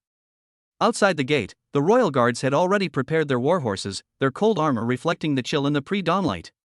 Ron mounted his horse without uttering a single unnecessary word. Let's set off for the Great Wall. 3 days later. The wind subsides over the Great Wall. This magnificent fortress, which has stood in the northern border of the Sapphire Kingdom for hundreds of years, is now being violently battered by a dark green tide. Roar! The deafening sound of war drums came from the other side of the horizon, the drum beats so dense they were like heavy hammers striking people's hearts. Black smoke rose straight up from the beacon towers throughout the Great Wall, making the gray sky even more oppressive. Beneath the city walls roamed an endless number of orcs. Their skin was dark green, their muscles bulged, and they wielded crude yet deadly bone axes and iron clubs, uttering meaningless roars, like a pack of hungry beasts, fearlessly charging at the city walls. The makeshift siege ladders were repeatedly used to climb onto the city walls, only to be smashed to pieces by rolling logs and stones. Scalding hot liquid poured down from the crenellations of the city wall, scalding the orcs and causing them to scream in agony as their flesh sizzled. But the orcs behind them stepped on the half-cooked corpses of their companions and continued to climb upwards. Hold on. Hold on. Archers, stop saving your arrows. A human centurion, his face flushed, roared in a hoarse voice. Half of his face was covered in blood, and the original color of his armor was no longer visible. Before he could finish speaking, a huge spiked club came hurtling up from below the city wall and struck him squarely on the head. Bang! The helmet and skull were smashed to pieces, and red and white matter flew everywhere. Before the soldiers nearby could even grieve, an orc who had just climbed the city wall cleaved open his chest with an axe. The battle was extremely fierce. There were so many orcs that they seemed endless. The soldiers defending the city had been fighting for a full day and night, and everyone was on the verge of collapse. Just when the defense line was about to be breached. Wah! A mournful and distant bugle call rang out from the horizon behind the Great Wall. The sound pierced through the noisy battlefield, carrying an unparalleled power. All the soldiers engaged in battle, whether human or orc, paused in their movements. They instinctively turned around to look. On the plains behind, a black torrent appeared. Countless flags fluttered in the wind. At the very center was a huge black royal banner, embroidered with a blood-red bat with outstretched wings in gold thread. On either side of the royal banner, the silver moon emblem of the elves and the warhammer totem of the dwarves complement each other. The Sapphire Kingdom's allied forces have arrived. Reinforcements. It's His Highness the Regent's reinforcements. On the city wall, a huge cheer erupted from those who had survived the catastrophe. At the very forefront of this massive allied army, a unique force was breaking away from the main formation at an astonishing speed, charging towards the flank of the battlefield. They were a group of warriors riding giant wolves and war boars. They did not wear uniform armor, but rather various kinds of leather and bone armor. However, the same flame burned in the eyes of each of them. That was the flame of hatred. The one leading the group was Tara. She rode on the back of a giant black wolf, its size comparable to a warhorse, and gripped a massive battle blade taller than herself. The legion of 10,000 beasts. Her voice was like a thunderclap exploding from the ground. Do you remember who treated us like livestock, who slaughtered our parents, wives, and children? Roar! The thousands of orcs, lionmen, and Tauran warriors behind her let out a suppressed roar in unison. They were all slaves liberated by Ron from various places, and they felt no affection for their fellow people in the roaring plains, only deep-seated hatred. Now, those scum are right in front of us.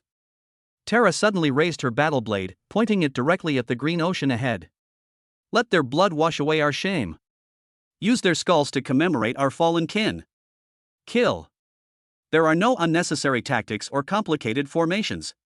Tara clamped her arms around the wolf's belly, transforming into a black lightning bolt, and was the first to charge into the massive Orcish army. For revenge. The blade in her hand drew a deadly arc, instantly cleaving 3 orcs in half at the waist. Blood and entrails splattered all over her, making her look like a vengeful goddess returned from hell.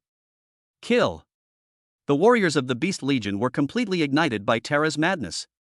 They roared deafeningly, like a flood bursting its banks, and crashed into the flank of the Orcish army. This is a battle of beasts tearing each other apart. There were no skills, no rules, only the most primal and bloody killings. A Minotaur warrior was surrounded by 3 orcs. He simply threw away his weapon and used his horns to pierce the chest of one orc. Then, with his fan-like hands, he crushed the throats of the other 2 orcs.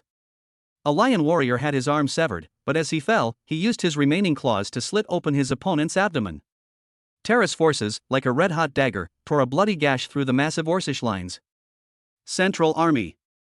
On a makeshift command platform erected from massive steel supports, Ron calmly observed everything before him. On the giant magical sand table created by Fanny, the dynamics of the entire battlefield are being displayed in real time.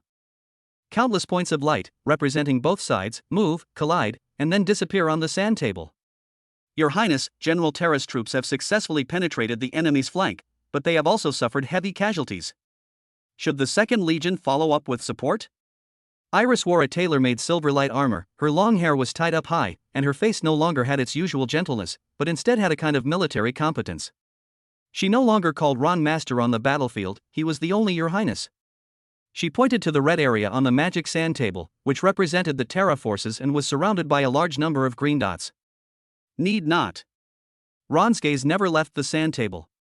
Hatred needs to be watered with blood to bloom into its most beautiful flower. Let her kill.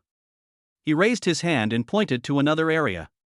Order, Elven Archer Legion, advance 300 meters and launch a barrage attack on the enemy's central force. Order, Queen Greta's Lava Legion, advance from the left flank and set up their catapults. Yes. Iris immediately turned around and used the magical communicator next to her to accurately convey Ron's orders. As the order was issued. On the battlefield, the situation can change drastically. Within the elven ranks, thousands of magic archers simultaneously drew their longbows. Their arrows were imbued with a vibrant green natural magic. Put. Whoosh whoosh whoosh. The dense rain of arrows, like a green cloud appearing out of nowhere, obscured the sky. The arrow traced a perfect parabola, soaring over the chaotic vanguard and landing precisely in the relatively dense rear ranks of the orcs. Puff puff puff. The enchanted arrows easily pierced through the orcs' simple leather armor and even penetrated their bones. When an orc is shot with an arrow, twisted vines will quickly grow from the wound, tightly binding their body and draining their life force. In an instant, the orc rearguard was thrown into chaos, with screams echoing everywhere. On the other side, the earthquake was shaking even more violently. Queen Greta's Lava Legion, lined up in a thick shield wall, resembled a moving steel mountain, forcefully pushing the orc lines forward. Behind them, hundreds of giant catapults built by dwarves were being laboriously dragged to their designated positions by earth dragons. Ha ha ha. Let these greenskins taste the good stuff from Ironforge. Queen Greta stood atop a massive chariot, brandishing her queen's hammer and laughing loudly. Load the mountain-breaking bomb. Plow that field over there for me. The dwarven craftsmen quickly loaded huge stone projectiles, each engraved with explosive runes, into the catapult's launch basket. Put. Boom boom boom. Hundreds of stone projectiles, trailing long plumes of smoke, whistled as they crashed into the densest of the Orcish ranks. The next second, the deafening explosions echoed throughout the entire battlefield. Each bomb explosion generates a shockwave mixed with mud and gravel. The orcs within the blast radius were instantly torn to shreds. The orc on the verge of the explosion was also shaken by the enormous impact, causing blood to flow from his 7 orifices and his internal organs to rupture. A single volley of fire cleared a large, shockingly empty area within the densely packed Orcish ranks. For the first time, the orcs, who had never seen such terrifying power, showed expressions of fear. Their brute force, which they were so proud of, seemed utterly laughable in the face of such a devastating attack. Continue loading. Push them down. Don't give them a chance to breathe. The Allied forces' offensive came wave after wave. However, the number of orcs was simply too large. Just when the Allied forces thought victory was in their grasp. Thump thump thump. A drumbeat heavier and more oppressive than ever before came from the rear of the orc army. That sound was like the heartbeat of the earth. Upon hearing the drumbeat, all the orcs seemed to be injected with some kind of berserk potion. Their eyes instantly turned blood red, their bodies swelled up, and they launched an even more frenzied charge. A giant orc, over 5 meters tall, carrying a totem pole carved from a single giant tree, walked out step by step from the rear of the orc army. With each step he took, the earth trembled. His body was covered with hideous scars and totems drawn in blood, and a long string of dried human skulls hung from his waist. He is Grum the Skull Crusher, the war chieftain of the Bloodhull clan. Grom's gaze swept across the chaotic battlefield and locked onto Ron on the central command platform. He grinned, revealing a set of yellowish-black fangs, and raised the totem pole in his hand, pointing it at Ron. A roar imbued with ancient power resounded through the heavens. Human! Offer me your head. Chapter 62 King vs. King. I want your head. Grom's roar, imbued with ancient power, swept across the entire windbreak wall like an invisible shockwave. Even the violent explosions caused by the dwarven catapults seemed insignificant in the face of this roar. On the battlefield, the orcs, enraged and in a frenzy, launched increasingly frenzied attacks. Meanwhile, the allied soldiers felt a chill run down their spines, slowing their movements to a fraction of a second.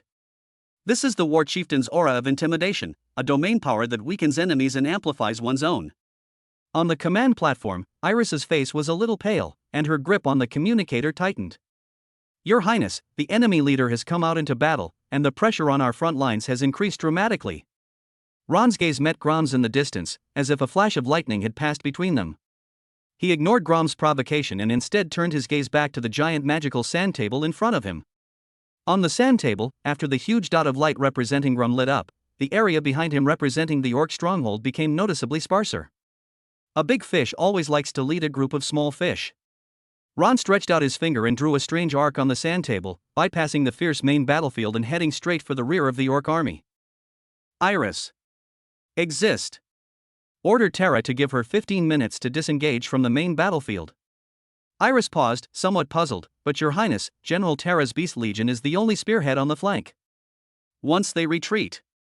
Execute the order, Ron interrupted her. His finger touched the end of the arc, a marker representing stockpiled supplies. Tell her that the person she is looking for is waiting for her there. Alice's heart skipped a beat, and she immediately understood Ron's intention. Yes. Flanking position on the battlefield. Terra cleaved an orc and his dire wolf in two with a single blow, the warm blood spraying all over her face. She licked the blood from the corner of her mouth, her eyes filled with nothing but killing intent. Her army of beastmen had broken through a third of the orc formation, but she herself was also surrounded and suffered heavy casualties. Just then, a command rang out directly in her mind through the magic communicator. General Terra, His Highness the Regent has ordered your unit to immediately disengage from the battlefield and launch a surprise attack on the enemy's rear supply lines along Route 3. Repeat, raid the enemy's rear supply lines. Disengage from the battlefield? Terra frowned. The warriors behind her were fighting fiercely, and to retreat now would be to leave their backs to the enemy. But then, Iris's second sentence came. His Highness said, the person you are looking for is there. Boom. Something seemed to explode in Terra's mind. The person she's looking for. The traitor who sold her tribe to the Bloodhull clan, causing her family to be destroyed and her to become a slave crackhoof cash. A surge of hatred, even more violent than before, erupted from her chest. Roar. Terra let out a roar that was unlike any human's, and the giant black wolf beneath her seemed to sense its master's feelings and also howled to the sky. Beast Legion. Turn around. Follow me. She abruptly turned the wolf's head, ignoring the enemies in front of her, and wildly swung her battle blade, carving a bloody path through the encirclement from another direction. Want to leave? Not so easy. The surrounding orc commanders saw through her intentions and immediately divided their forces to pursue her. But Terra and her troops were now displaying a speed and power far exceeding what they had shown before. They were like a bunch of reckless madmen, ignoring the axes and knives that were cutting into them, charging forward with no thought in mind. Any enemy that stands in their way will be torn to shreds in an instant. 15 minutes later, Terra's troops, covered in blood, successfully shook off their pursuers and appeared in a relatively flat hilly area. In the distance, countless tents and mountains of food and weapons formed a massive logistics camp. At the entrance to the camp, an orc force, whose equipment was clearly much better than that of the cannon fodder on the front lines, was lazily guarding the area. The lead orc, riding a huge kodo, was devouring a roasted leg of lamb. He had a grotesque scar on his face that stretched from his forehead to his chin, and one of his feet had a hoof covered in steel. It was none other than Crack Hoof Cash. Tara's breath caught in her throat the moment she saw that figure. Her eyes instantly turned blood red, and wisps of black energy rose from her body. Cash. The voice seemed to come from the deepest hell, filled with endless resentment and malice. Cash, who was gnawing on a leg of lamb, froze. He looked up in disbelief at the direction from which the sound came. When he saw the figure riding on the black wolf, covered in blood but still unable to conceal the familiar silhouette, his face twitched. Tara? You bastard, you're still alive? Cash's surprise lasted only a second before it was replaced by a sense of mockery and cruelty. Perfect timing.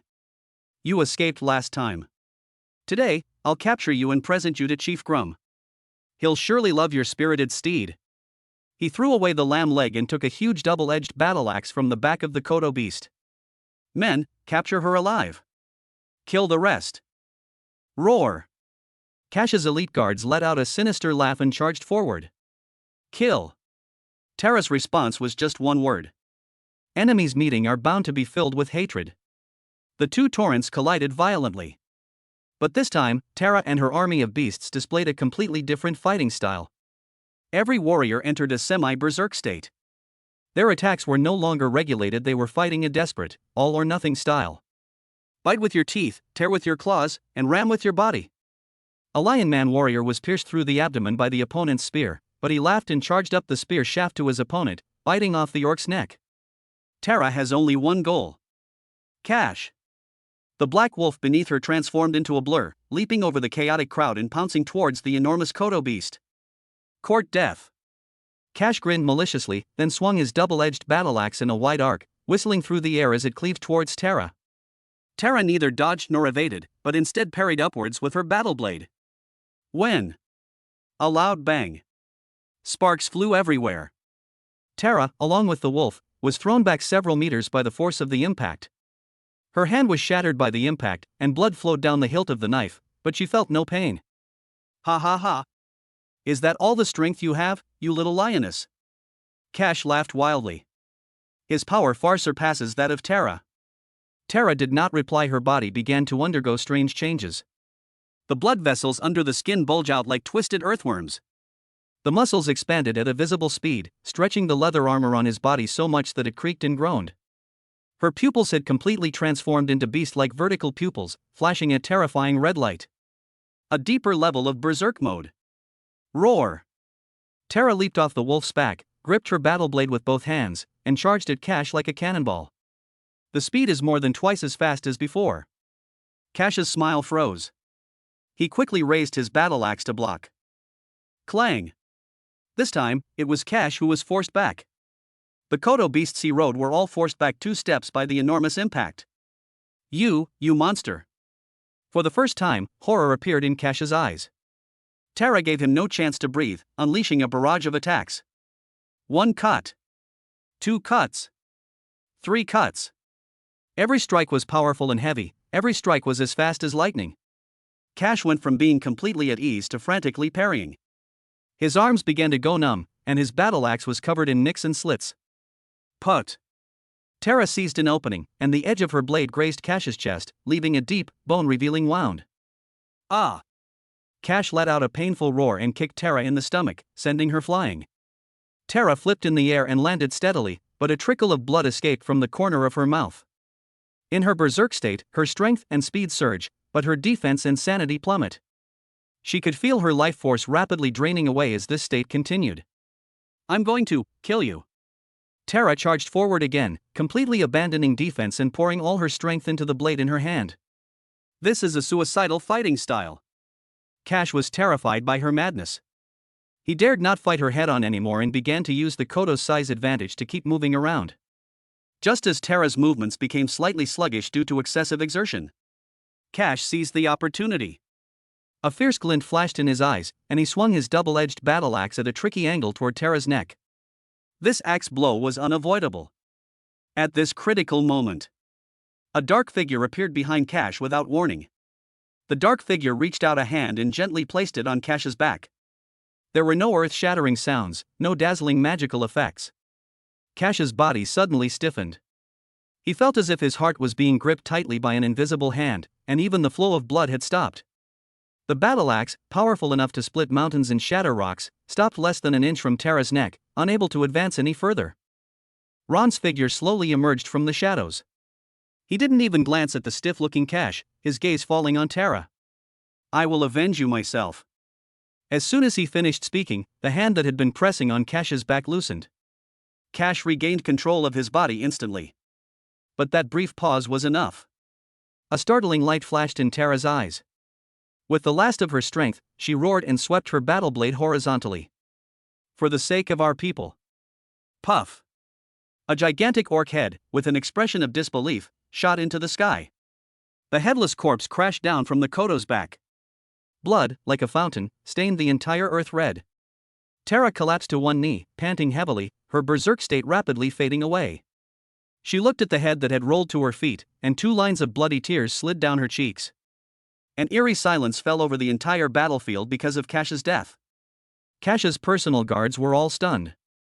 Meanwhile, in the distance, the other orcs from various tribes who had been forcibly conscripted by the Bloodhowl clan to escort supplies revealed complex expressions in their eyes. Ron stepped forward and stood before all the orcs. His voice wasn't loud, but it reached everyone's ears clearly. "Crackhoof Cash is dead. I will end the tyranny of the Roaring Plains. Now, you have 2 choices." He held up one finger. "First, kneel down and swear allegiance to me and to your new master. You will receive food, honor, and the opportunity to take revenge on the Bloodhowl clan." He extended his second finger. "Second, take up your weapons, and then die here." Silence. A deathly silence. A captured Lion Man warrior trembled as he threw down his weapon and knelt down. Then, the second, the third. Hope rekindled in the eyes of the orcs who had been oppressed by the Bloodhowl clan for too long. They looked at Tara, who had killed Cash, and then at the human who had descended like a god. Thump! Thump thump! Whole swathes of orcs threw down their weapons and knelt on the ground. Ron's lips curled into a barely perceptible smile. He walked up to Tara and helped her up. "From this day forward, you are not only the commander of the Beast Legion. You are also the chieftain of this new legion." Ron planted the bat banner representing the Dracula family in the center of the orc supply camp. "I want you to use their power to tear their empire apart." Chapter 63 Game Changer. The sky belongs to Dracula. Ron slammed the battle flag embroidered with blood-red bats into the blood-soaked soil beneath his feet. The flag fluttered in the wind, like a messenger announcing the arrival of a new era. He helped Tara, who was kneeling on one knee from exhaustion, to her feet. "From this day forward, you are not only the commander of the Beast Legion. You are also the chieftain of this new legion." Tara looked up, her face, stained with blood and tears, filled with astonishment. She looked at the human before her, then at her fellow human beings kneeling on the ground, their eyes shifting from numbness to fervor. An indescribable emotion welled up in her chest. "Get up," Ron said, turning to the kneeling orcs. "Your chieftain, Tara, will lead you to inventory your supplies and reorganize your troops. Your first task is to turn this place into a knife stuck in the waist of the Bloodhowl clan." After saying that, he turned and walked into the shadows, his figure disappearing into them once more, leaving only Tara and her newly reborn Revenge Legion with a new name. The main battlefield of the Windbreak Great Wall. The battle situation took a decisive turn due to Tara's harassment behind enemy lines and the overwhelming force of the Elven and Dwarven legions. Several huge gaps were torn in the Orcish lines, and allied soldiers were pouring in like a tidal wave, carrying out the final division and strangulation. The scales of victory seemed to have tipped completely in favor of the allied forces. Just then, a piercing shriek came from the sky behind the orc army. The sound was high-pitched and sharp, drowning out all the shouts and explosions on the battlefield. Iris, standing on the command platform, looked up and her pupils contracted slightly. Dozens of enormous black shadows swooped down from the clouds. They have huge, bat-like wings, but wolf-like heads and limbs covered with sharp claws. On the back of each flying magical beast sat a valiant orc knight. "It's a wyvern. The orc's ace air knight." Iris's voice carried a hint of tension. These wyverns are the top predators in the skies above the Roaring Plains, fierce and swift, and have always been the most proud aerial force of the Orcish tribes. "Call out." A 2-legged dragon swept low overhead, and the orc knight on its back grinned as he tossed a huge terracotta pot down. The pottery jar landed precisely next to the dwarf's catapult position. Boom! Green flames shot into the sky, their strong adhesive properties causing everything they touched to burn intensely. A dwarf engineer who had no time to dodge was instantly set ablaze, letting out a shrill scream as he rolled on the ground, unable to extinguish the demonic flames engulfing his body. Chaos began to spread from the previously orderly rear lines. More wyverns began to hurl these alchemical oil jars. The Elven Archer Legion immediately changed direction and began firing into the air. Swish swish. A rain of emerald green arrows shot into the sky, but the wyvern's flight path was extremely cunning, and most of the arrows missed their mark. Even if a few arrows hit, they would struggle to penetrate their tough outer membrane, only sending up a trail of sparks. Damn it! These beasts are too agile, the elven commander cursed angrily. For a time, the allied forces' offensive stalled. These aerial disturbances, like dozens of annoying flies, while unable to cause fatal damage, severely disrupted the rhythm of ground troops, exposing the coalition's command system and logistical positions to danger. Ron stood on the command platform, staring blankly at the magic sand table. The blue dots representing our own logistics units and mage troops began to flicker and then go out in patches. Dozens of green dots, representing wyverns, were hovering recklessly above his position, leaving mocking trails in their wake. He raised his hand and pressed a special channel on the magic communicator. Fanny. A series of noisy metallic clanging sounds came from the other end of the communicator, followed by Fanny's voice, which was filled with exhaustion and a hint of excitement. My master. Did you see the power of those mountain-splitting shells? That old woman Greta is practically laughing herself silly. She said she's going to forge me a whole set of pure gold experimental equipment. I saw it. Ron's voice was devoid of emotion. But now, I need another toy. How is that Eye in the Sky project progressing? Fanny's voice suddenly stopped, and her excitement vanished. Master, Eye of the Sky is still in the final debugging stage. Its energy core stability is still a little bit lacking. If we force it to start, I'm afraid it will turn into a flying firework. Fanny's voice was trembling with tears. You should have received the live stream I showed you, right? Ron ignored her complaints and pointed to the green dots in the air on the sand table. Those things are annoying. I need something that can fly, to drive them down from the sky. There was a full 5 seconds of silence on the other end of the communicator. Fanny's voice rang out again, carrying a resolute air of desperation. There were 12 prototypes. But they weren't even fitted with armor. They were just metal frames with seats. The pilots were completely exposed. Where are the weapons? Ron asked. A miniature magic rapid fire cannon. I call it Bee-Sting. It has a fast rate of fire, but its power, against those big guys, it might be a bit of a slap on the wrist. That's enough. Ron's tone left no room for argument. Get those 12 iron frames ready. I'll send someone over. Master. This is too dangerous. The driver's mortality rate could exceed 50%. Fanny screamed. War is inherently dangerous. Ron cut off the communication. He turned to Iris. Pass on my order to recruit 12 volunteers with the best eyesight and the fastest reflexes from the Elven Archer Legion. Tell them that they will become my first Sky Knights and wield an unprecedented power. Have them report to Fanny's mobile workshop immediately. Despite her doubts, Iris immediately carried out the order. Half an hour later. Behind the windbreak Great Wall, inside a steel fortress towed by several enormous ground dragons. This is Fanny's mobile workshop. The 12 chosen elven archers stared in disbelief at the masterpiece before them. That cannot be called an aircraft at all.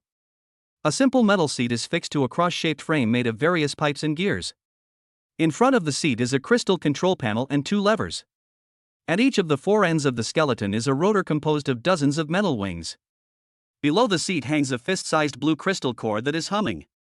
On the side of the seat is a strangely shaped magic cannon that looks like a multi-barreled machine gun. The whole thing looks like a dragonfly that has had all its shell removed, leaving only its skeleton. Holy crap, this thing can fly? A young elf couldn't help but swear. Quiet, the leading elf captain, Lego, shouted. His gaze, however, was also filled with doubt. Fanny, sporting huge dark circles under her eyes, emerged from behind a pile of parts. She patted the grease off her hands and pointed to the iron frames. Don't look at my babies like that. I call them hummingbirds. The left lever controls lifting, rotating, and moving the weapon horizontally and vertically. The right lever controls forward, backward, left, and right movement. The foot pedals are for firing the weapon. Simple, right? She pointed to one of them. Who's the first one here? The elves looked at each other, none of them daring to move.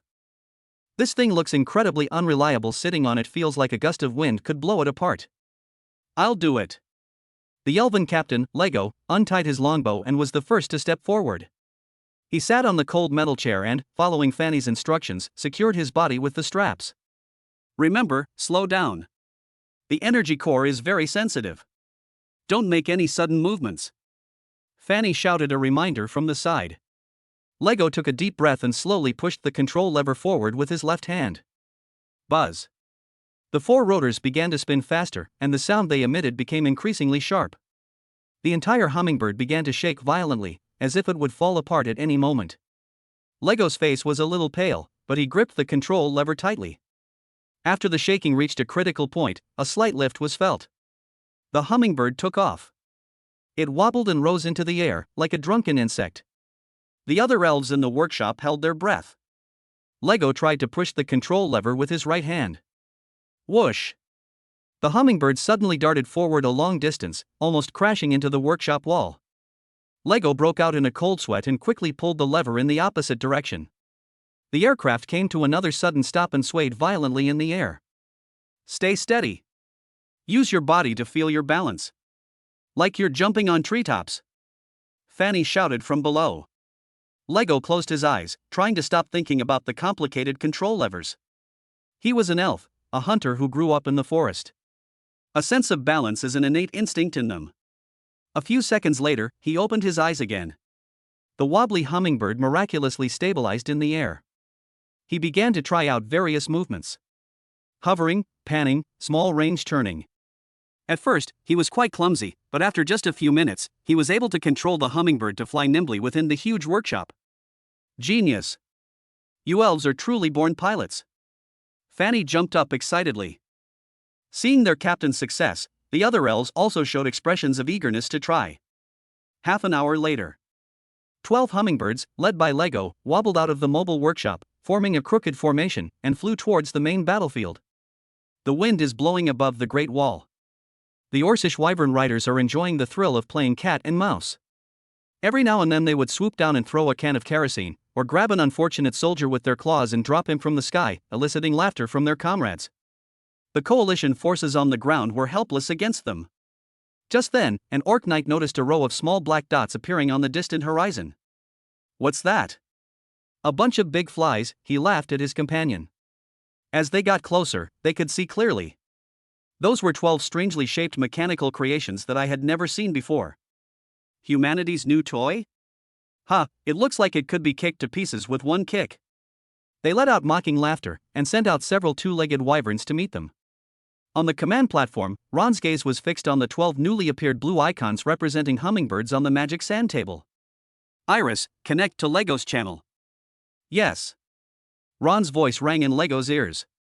Don't linger in the first real battle. Objective, eliminate all flying enemies. Let them see what a dimensional reduction attack really means. Lego gripped the control stick tightly as he looked at the several bipedal wyverns, each more than 10 times his size, roaring and charging towards him. Understood, Your Highness. He ordered his team members over the communicator, swarm formation, spread out. Attack freely. Remember Miss Fanny's words, we are faster than them. More agile than them. The 12 hummingbirds instantly changed their formation.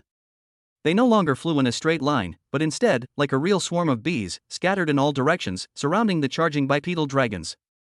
A 2-legged wyvern aimed at Lego, opened its blood-red maw, and spewed out a thick stream of acid. Lego pulled the lever sharply to the right. With an incredible lateral movement, the hummingbird easily dodged the attack. Just as he brushed past the wyvern, Lego stepped on the pedal. Da-day-day-day-day. The bee-sting rapid-fire cannons on the flanks spewed out a series of blue energy bullets. Dozens of light-emitting projectiles all hit the huge fleshy wings of the 2-legged wyvern. Puff puff puff. The power of a single bee-sting shot is indeed not great, and it cannot cause penetrating wounds. But the high rate of fire makes up for this. The enormous fleshy wing was instantly riddled with holes by the dense energy blasts, leaving countless charred holes. Roar! The wyvern let out a painful cry, lost its balance, and spun like a stone as it plummeted from the sky. The orc knight on its back didn't even have time to scream before they were smashed into a bloody pulp. This is just the beginning. The entire sky became a hunting ground for hummingbirds. The elves brought their innate archery skills and spatial awareness to their fullest potential. Piloting their hummingbirds, they performed incredible maneuvers around the wyverns, dodging their talons, bites, and spits. Then, at the closest distance, bursts of energy bullets were precisely poured onto the wyvern's vulnerable parts such as its wings, eyes, and neck. A two-legged dragon was attacked from both sides by two hummingbirds. Both wings were smashed at the same time, and it fell with a wail. Another wyvern tried to fly into the sky, but was overtaken by a hummingbird that swooped down from above, and the elf piloting it fired a barrage of shots at the back of its head. A meat rain fell from the sky. In less than 5 minutes, the orcs' proud sky knights were slaughtered.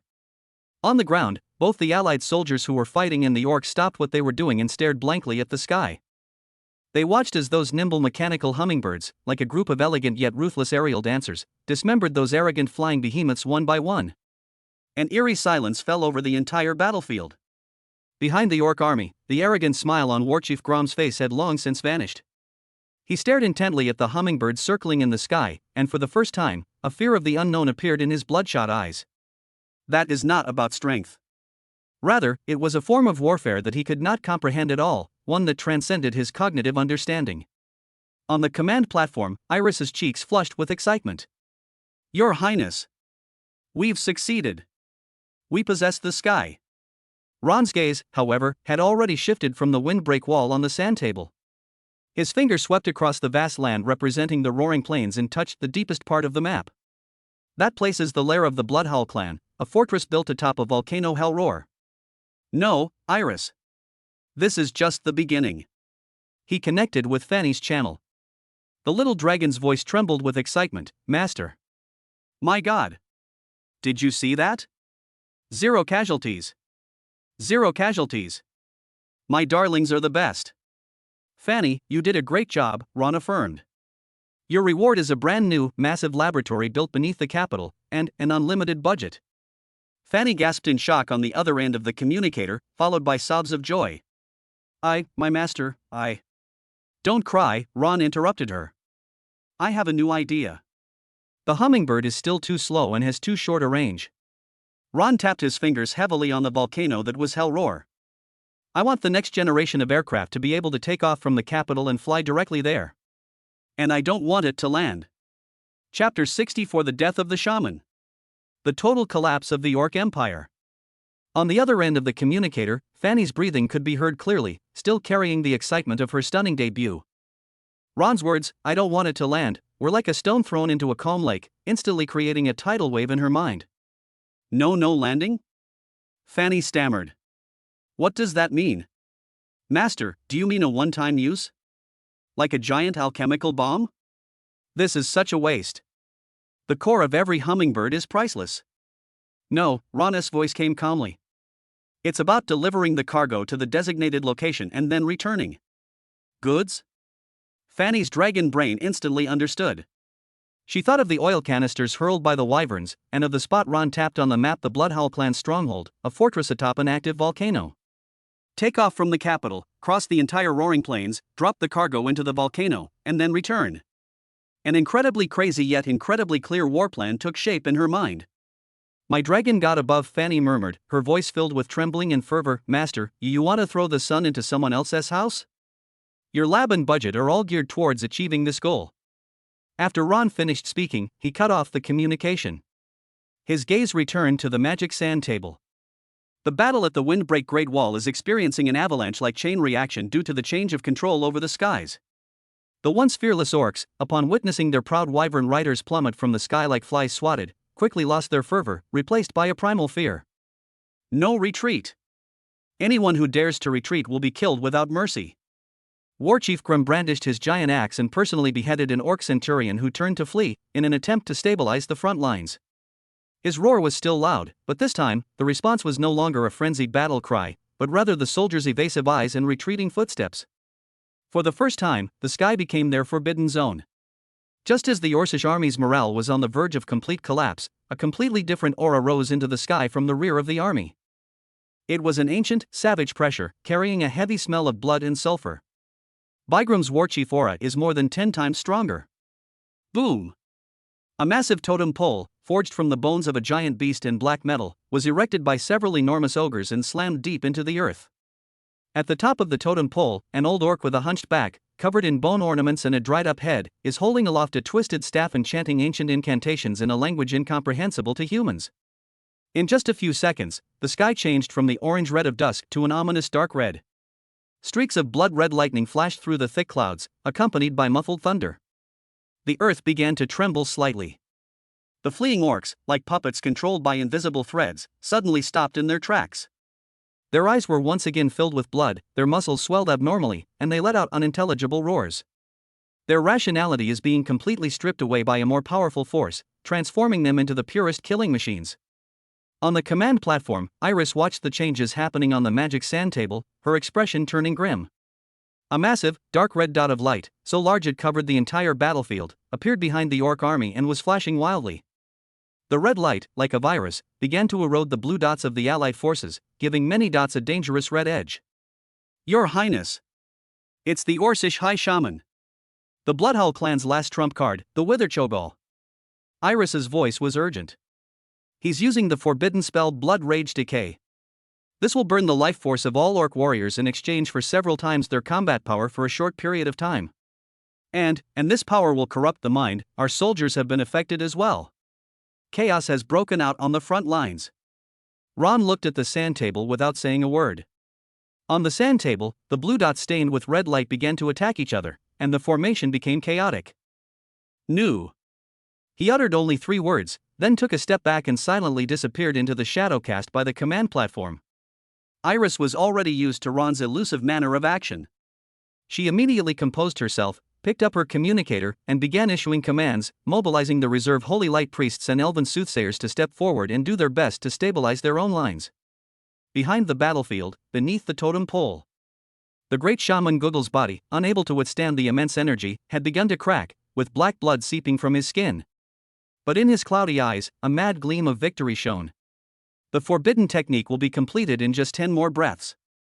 At that time, all living beings on this battlefield will become nourishment for his blood sacrifice, and the entire allied forces will be completely torn apart by this relentless and berserk army. He could feel the fruits of victory were within his grasp. However, he did not notice that the shadow cast on the ground by the giant totem pole beneath his feet was being stretched and distorted in a way that defied the laws of physics. A figure, darker than the shadow itself, silently rose from the darkness and stood behind him. There were no footsteps, no energy fluctuations, and not even a wisp of wind. Google's incantation abruptly stopped. He felt something cold gently pressed against the back of his wrinkled neck. A young yet incredibly ancient voice rang in his ears, as if stating a fact. Your spells are too noisy. Puff. A very faint cutting sound, almost inaudible. The enormous head of Google, adorned with bone ornaments, rolled smoothly off his neck, the mad expression on his face frozen forever. The headless corpse, like a sack with its spine removed, slumped limply to the ground. The totem pole, which was still gathering energy towards the sky, lost its guide, and the crystal core at its top let out a mournful cry before instantly shattering into countless fragments. The blood-red clouds that covered the sky dissipated quickly, like a punctured balloon. The orc army, which was roaring wildly, suddenly froze. The violent power receded from their bodies like the receding tide. What followed was a profound emptiness and pain, as their life force had been excessively depleted. Countless orcs immediately knelt on the ground, vomiting large amounts of black bile, while many more simply fainted. When they looked up in confusion, they saw the head of the great shaman Gugur, which had rolled into the mud, and the headless corpse lying under the totem pole. Last hope was dashed. The pillar of their spirit has completely collapsed. Ah! Someone let out a desperate scream. That scream was like a fuse. Panic, like a plague, instantly engulfed the entire orc army. Defeat. A complete, utterly disorganized, and unprecedented mass exodus has begun. The orcs threw down their weapons and fled desperately in the direction they had come from. They pushed and trampled each other, all in an effort to outrun their companions. Warchief Grom was also swept up in this torrent of defeat. He tried to kill the deserters, but for every one he felled, 10 rushed past him. His commands and his authority were worthless in the face of the fear of death. Ron reappeared on the command platform. His voice, transmitted clearly through the magical communicator, reached the ears of every allied commander. pursue them across the entire front. Crush them completely before they escape back to the roaring plains. Roar! The horns of victory resounded throughout the entire windbreak Great Wall. The Allied forces, who had been holding back for so long, unleashed their fury like tigers released from their cages, launching a deadly pursuit of the fleeing orcs. The dwarves' catapults no longer needed precise aiming, they simply launched mountain-splitting projectiles into the crowded green mass of people. Each explosion cleared a huge blank space in the crowd. The Elven Archer Legion stood atop the city walls, looking down upon the city and putting on a chilling shooting display. Each arrow could precisely take away a fleeing life. Above the sky, 12 hummingbirds hovered like death gods. They no longer attacked ordinary soldiers who had lost the ability to resist, but instead hunted down orc officers who tried to organize their ranks. Any orc who raises a battle flag and tries to rally his troops will be riddled with holes by blue energy blasts raining down from the sky in the next second. This was a massacre in pursuit of the fleeing enemy. On another battlefield, Tara and her revenge army were already fully prepared. As she watched the defeated orcs swarming in from afar like headless flies, the warriors behind her had flames of revenge burning in their eyes. Prepare. Tara had just raised her sword, but then slowly lowered it again. She looked at her fellow orcs, whose faces were filled with despair and numbness. Many of them still bore the marks of being slaves of the Bloodhowl clan. She suddenly squeezed the wolf's belly and charged alone to the front of the fleeing army, blocking their path. Stop! Her voice, though hoarse from the weakness of her berserk state, carried an irresistible power. The fleeing orcs instinctively stopped in their tracks, staring in horror at the female demon riding a black wolf. Where are you trying to escape to? Tara questioned. Are you going to flee back to the Bloodhowl clan that gave your wives and daughters to nobles and turned your sons into cannon fodder? Are you going to continue being their slaves and lackeys? His words struck a nerve with all the non-Gorehowl clan orcs. Tara raised her battle blade and pointed it behind her. That traitor Cash who enslaved you, his head has been cut off by me. She then pointed in the direction of the windbreak Great Wall. That great shaman Gudel, who drained your lives, is also dead. Finally, she pointed her blade at the battle flag on her chest. Tyranny is crumbling. Now is the time for reckoning. All warriors who refuse to be enslaved by the Bloodhowl clan any longer, all brave men who seek revenge for their families, stand before my banner. I, Tara, will lead you back to Hellscream, and with Grome's head, pay tribute to our fallen kin. Silence. After a brief silence, a Minotaur warrior threw away his broken axe, walked to the banner of Tara, and knelt on one knee. For the tribe. Then, the second, the third. Hundreds and thousands of orcs threw down their weapons and joined Tara's army. Their gaze toward Tara shifted from fear to awe, and finally to fanatical worship. Her army, in pursuit, grew larger and larger like a snowball. Meanwhile, the temporary command post behind the windbreak wall had become a high-speed war machine. Iris stood before the enormous map, her expression focused, as she issued commands in an orderly fashion. The 1st, 3rd, and 5th Army Corps are responsible for the frontal pursuit. Any troops that suffer more than 30% casualties should immediately retreat and regroup. Order the Dwarven engineering teams to immediately repair the damaged walls and establish a forward supply depot. We need to push this supply line firmly to Weeping Valley within 3 days. The troops incorporated by General Tara should be immediately registered, issued new identification badges and basic supplies, and supervised and coordinated by the 2nd Army Corps. All prisoners of war, separate them into different cells, and prioritize interrogating officers. We need to know all the intelligence within the Bloodhowl clan. At this moment, she was no longer the princess who needed to hide behind her brother. With astonishing efficiency and clear organization, she handled the complex affairs brought about by the war, ensuring that this unprecedented pursuit remained efficient and orderly. The chase lasted for 7 days and 7 nights. The Allied forces' battle line pushed forward from the windbreak wall, traversing thousands of miles of hills and wastelands, with their advance pointing directly to the edge of the roaring plains. When the last remaining orc soldiers disappeared into the barren, desolate red land in the distance, the pursuit finally ceased. The soldiers of the Allied forces stood on the border between the roaring plains and the territory of the Orcish Empire, and let out a deafening cheer. Behind them stretched for miles the corpses of orcs and the abandoned weapons and armor. Before them lay the gloomy and oppressive land of the Orc Empire. Ron, Greta the Dwarf King, Legolas the Elf Commander, and Tara the newly appointed Orc Chieftain stood side by side on the ridge. The joy of victory was evident on everyone's face. Your Highness! Queen Greta of the Dwarfs said in a deep voice, her long beard twitching with excitement. The Orcs' main force has collapsed, their morale is completely gone. Let's just go all out, charge in, and take down their lair built on the volcano. That's right, Your Highness. Legolas echoed, this is the best opportunity to completely eliminate the orc threat. All eyes were on Ron. At this moment, his prestige had reached its peak. It was he who brought the impregnable city walls, it was he who brought the cannons that could split mountains and shatter rocks, it was he who brought the knights who would rule the skies. It was he who personally ended this seemingly hopeless war. However, Ron simply gazed silently at the distant crimson sky and did not answer immediately. A moment later, he turned around, no longer looking at the land that symbolized defeat and fear, but looking in the direction he had come from, towards the heart of the Sapphire Kingdom. No. One word instantly cooled the atmosphere at the scene. Everyone was stunned. Ron mounted his horse without giving anyone a chance to explain. Let's go back. He turned his horse around, leaving everyone with only a resolute back view and endless confusion. Why? Why stop at the peak of victory? Chapter 65 Beneath the throne, all turned to dust. Ron's Great Purge. Ron turned his horse around without the slightest hesitation. The reins tightened in his hands, and the warhorse from the north seemed to sense the weight of its master's will, quietly trotting its way back towards the heart of the Sapphire Kingdom. The wind on the ridge billowed his black cloak, and also disrupted his joy of victory. Your Highness! Greta, the dwarf queen, was the first to lose her temper. Her loud voice sounded particularly abrupt in the mountain wind. Just go back like that? That bastard's lair is right in front of us. Let's charge in and smash that chieftain Grom's brains out. Wouldn't that be better than anything else?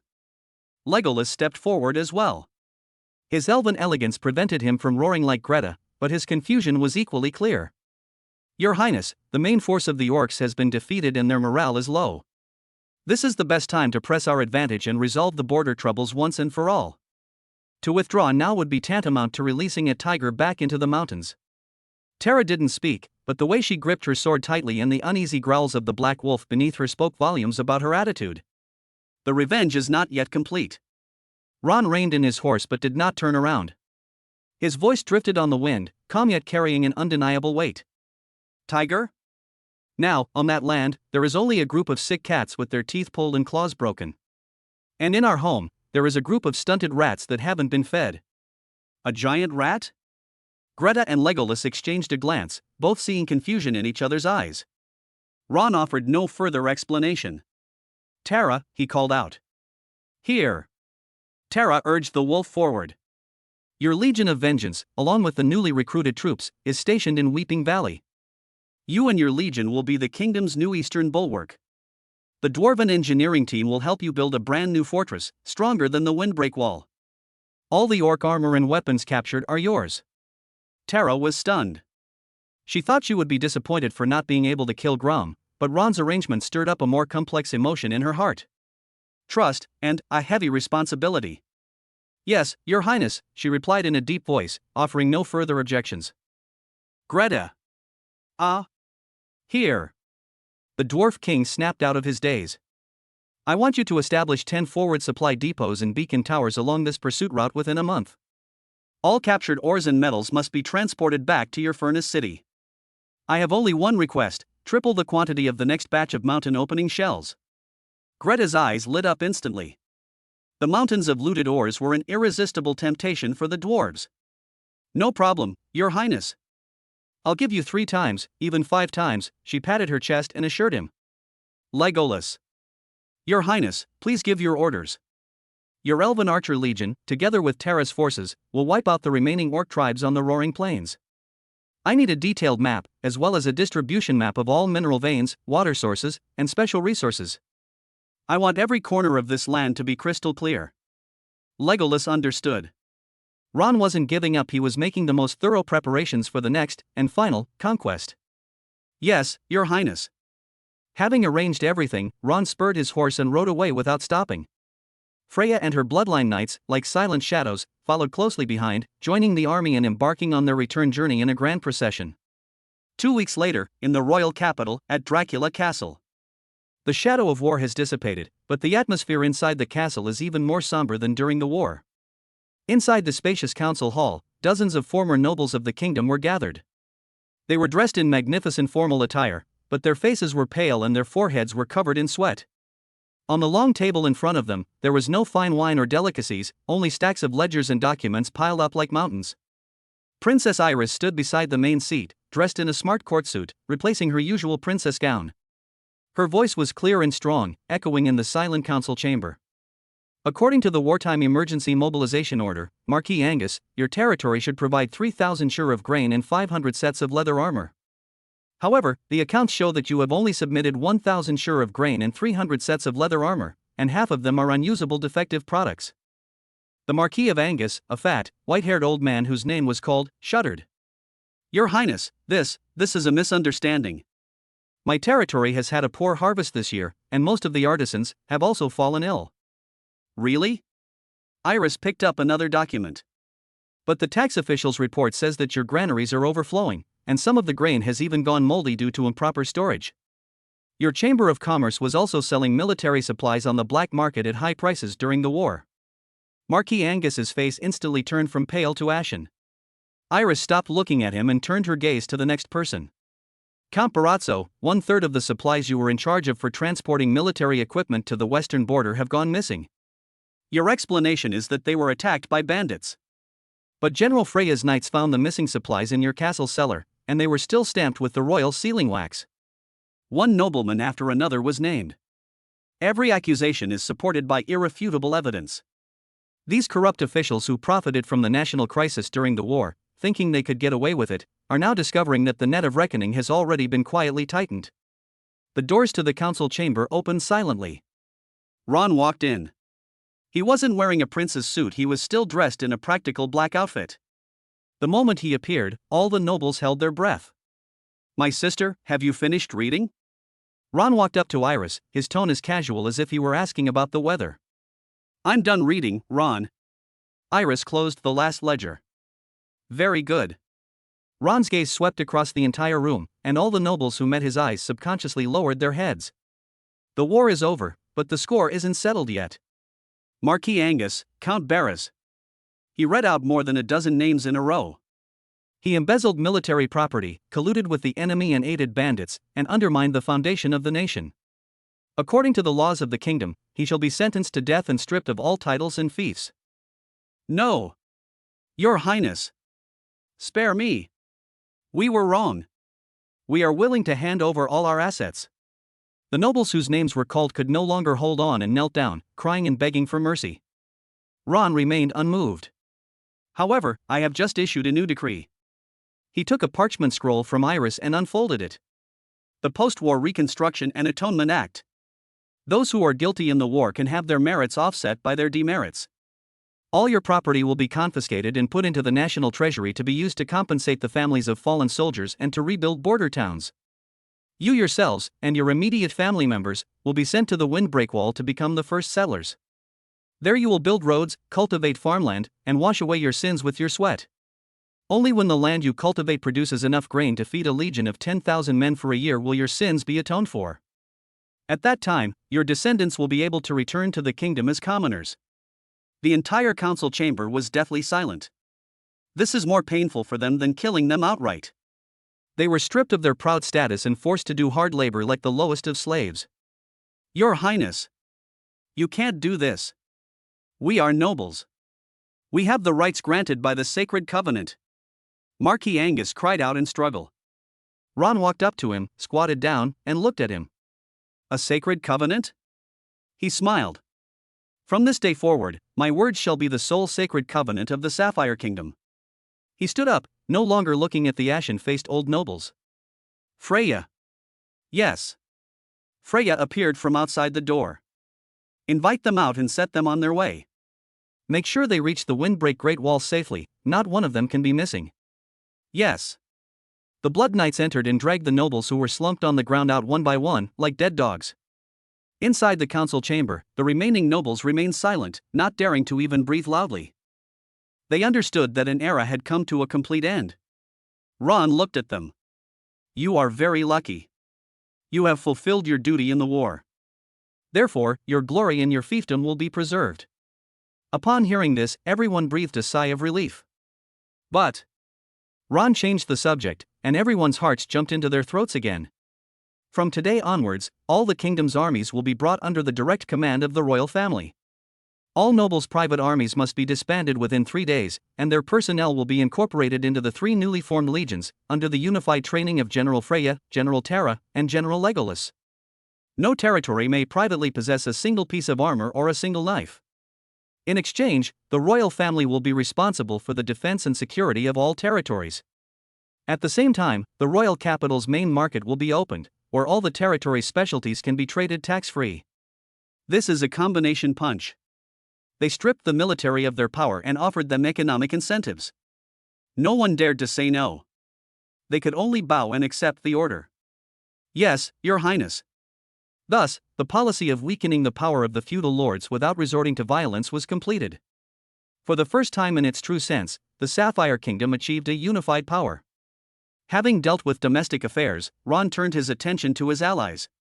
Greta the dwarf and Legolas the elf commander were invited into a secret chamber in Dracula's castle. Without wasting words, Ron presented them with 2 brand new alliance agreements. The Treaty on Strategic Cooperation and Economic Integration between Dracula, Huffire City, and Silvermoon Forest. Greta picked up the thick treaty and skimmed through it.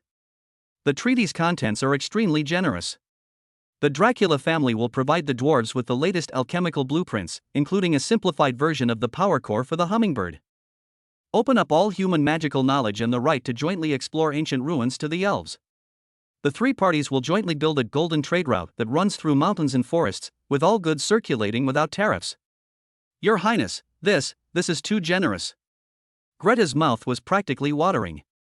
Legolas was also deeply moved by what he saw. There is only one small supplementary clause, Ron said, pointing to the last page of the treaty.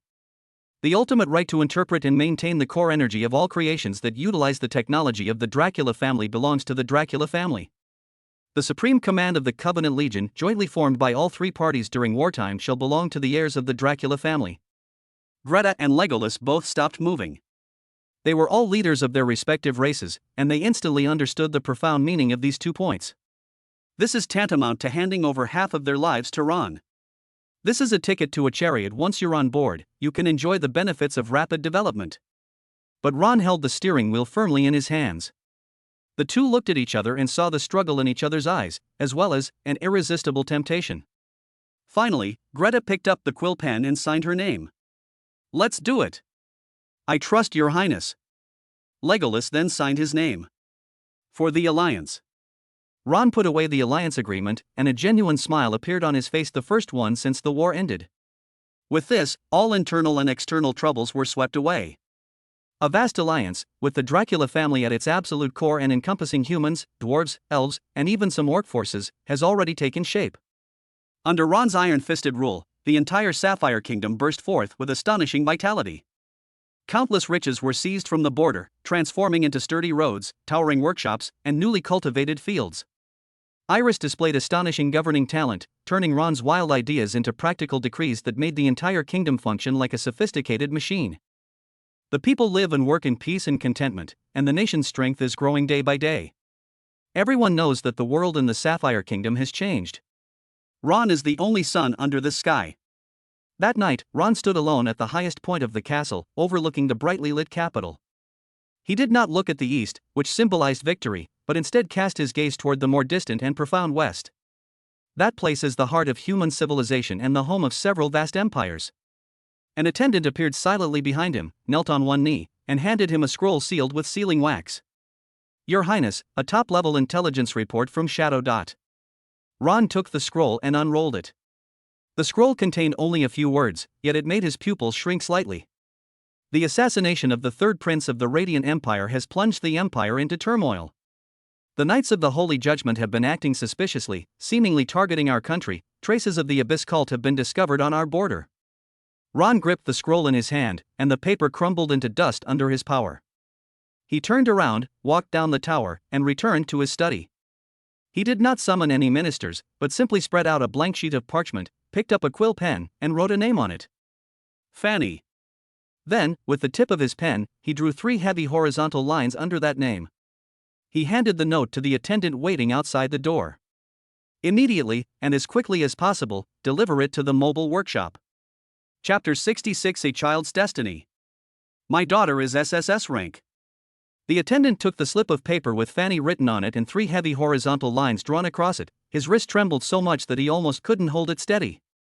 He could feel the weight contained in those 3 horizontal lines and urgency and resolve strong enough to crush a mountain range. He dared not ask any more questions, bowed and stepped back, his figure quickly disappearing into the shadows of the corridor, and ran towards the communications room as fast as he could. In the study, Ron did not return to his seat. He walked to the huge floor-to-ceiling window and looked out at the capital city, which had returned to order and prosperity. The secret report from the shadow weighed on his heart like several heavy stones. The assassination of the third prince of the glorious empire signals a major reshuffling of the power structure in this vast neighboring country. The unusual movements of the Sword of Judgment Knights are like a sword hanging over the Sapphire Kingdom, ready to fall at any moment. And then there's that ever-present cult of the Abyss. He had just finished cleaning up the rats in the house when the wolf outside the door bared its fangs. Peace is always just an intermission from war. Several months passed quietly amidst the tense reconstruction and the undercurrents of vigilance. Spring goes and autumn comes, and the capital city has a completely new look. Under Iris's astonishing governing skills, Ron's wildly imaginative plans were broken down into actionable decrees and precisely communicated to every corner of the kingdom. The newly built stone-paved roads, like a spiderweb, tightly connect every area of the city. The slums that once bred crime and despair have been replaced by rows of clean and bright workshops. The towering chimneys no longer spew choking black smoke, but rather white steam filtered through alchemy, symbolizing production and rebirth. The magically crafted streetlights, built by dwarven artisans, illuminate the streets and alleys at night, casting a warm glow that dispels the darkness and reduces the crime rate to an all-time low. The entire kingdom, like a sophisticated war machine fully oiled and with all its worn-out parts replaced, is accumulating power at a terrifying pace. That afternoon, Ron was in his study, studying the newly drawn map of the entire Roaring Plains that Legolas had sent him. The text is marked in detail with different colored inks, showing each vein of minerals, water source, and even the distribution of the remaining forces of different orc tribes. Bang! The study door was suddenly flung open, and a maid who was in charge of taking care of Iris rushed in, her face pale, forgetting all manners. Your Highness! Something terrible has happened. Ron looked up from the map, his brow furrowing. Her Highness, she's going into labor. Ron's body stiffened, and the quill pen in his hand fell onto the map, spreading an ink blot. The next second, his figure had disappeared from the spot. Dracula Castle, and indeed the entire royal palace, instantly descended into an orderly chaos. Experienced midwives, priests carrying holy water, and maids holding hot water bustled about outside Iris's chambers. Ron stood outside the tightly closed oak door, and the usually composed man could only pace back and forth in the corridor. Freya stood behind him, like a blood-red statue, silently shielding him from all unnecessary disturbances. Time passed second by second, from dusk to late at night. Inside the palace, Iris's suppressed cries of pain came intermittently, each one like a needle piercing Ron's heart. Just when everyone was feeling anxious and uneasy, a sudden change occurred. The once star-studded night sky suddenly lost its brilliance. Immediately afterwards, a dazzling golden starlight tore through the velvet-like night sky, like a spear thrown by a god, and precisely nailed itself above Dracula Castle. The entire capital city was instantly illuminated as if it were daytime. Everyone looked up in horror at the golden pillar of light hanging in the sky, feeling the pure, sacred, and seemingly primordial pressure emanating from the very source of the world. Oh my God, what is that? A miracle! This is a miracle! Inside and outside the palace, countless people knelt down, bowing and worshipping the golden pillar of light. Immediately afterwards, an even more powerful and noble aura, like a tsunami, erupted from Iris's palace. The aura it exuded carried supreme majesty and nobility, as if an emperor reigning over the world was announcing his arrival. In the corridor, the fully armed palace guards, under the impact of this aura, were unable to control their bodies. With a thud, they all knelt down on one knee, lowering their proud heads. This is not fear, but an instinctive submission to a higher level of life that originates from the depths of one's blood. Even Freya's usually calm, blood-red eyes showed a slight tremor. She could feel the proud vampire bloodline within her trembling slightly. Just then. Wow! A loud cry, unlike anything a newborn could make, pierced through the thick palace walls and resounded through the sky. The moment the sound rang out, the enormous golden pillar of light in the sky flashed, then transformed into countless specks of light, like golden snowflakes, falling gently and merging into every brick and stone of the castle. The night sky returned to its original deep blue. It was as if everything that had just happened was just an illusion. But the noble aura permeating the air proved that everything was real. Almost simultaneously, a barrage of information flooded Ron's mind. Congratulations, host. Your eldest daughter has been born. Mother is human S rank, offspring's talent rating, SSS rank. Triggered the royal bloodline milestone achievement.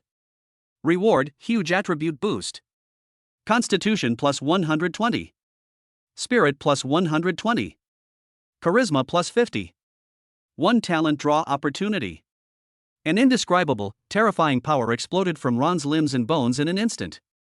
The blood in his body was like molten lava from the sun, surging and roaring. Every bone, every muscle, groaned under the onslaught of this force, a sound both unbearable and exhilarating. A faint golden halo even appeared on the surface of his body. Ron looked up abruptly, and the world before him had changed. He could clearly see the wind element particles flowing in the air, and hear the steady and powerful breathing of the earth's rock strata deep beneath the castle. The whole world became incredibly clear in his eyes, as if all the laws and mysteries had been partially revealed to him. The pinnacle of Sky Knights. So this is the scenery where one touches the rules of heaven and earth. Squeak. The door to the palace was opened. A weary-looking midwife looked at Ron with an almost reverent gaze, her voice trembling. Congratulations, Your Highness. It's a little princess, and both mother and daughter are safe and sound. Ron stepped into the room, where a strong smell of blood mingled with a strange, sweet fragrance. On the bed, Iris's hair was soaked with sweat, and her face was pale, but her blue eyes shone brightly. She looked at Ron and gave him a weak but incredibly happy smile. Ron, come and see our child. Another midwife carefully carried a swaddled baby wrapped in the softest royal silk as she approached. Ron stretched out his hands and stiffly took the tiny life. It is very light, yet weighs over 1,000 pounds. He looked down. The baby in the swaddling clothes had a head of brilliant golden hair, skin as white as the finest mutton fat jade, and features so exquisite they seemed otherworldly. Ron's heart was instantly filled with a strange emotion. He gently parted the swaddling clothes and saw the baby's eyes. What kind of eyes were those? It wasn't the dull, lifeless pupil of a newborn. Those were pure, brilliant golden eyes. It resembles molten gold, or two miniature suns. What shocked Ron even more was that those eyes were clearly reflecting his face. There was no confusion, no bewilderment. There is only one innate quality, a tranquility and wisdom that seems to see through all things in the world. Her name is Isabella. Ron heard his own voice, carrying a hint of tenderness that he himself was unaware of. Isabella Dracula. Isabella, nestled in his arms, seemed to understand his words. Her little mouth moved slightly, and she exhaled a milky bubble. Iris leaned against the headboard, watching this scene with happiness. She will be the most dazzling jewel of the Dracula family. Ron sat down beside Iris's bed, holding his daughter. At the same time, he gave instructions in his mind. System, use your talent to draw an opportunity. Talent draw opportunity used, roulette wheel generating.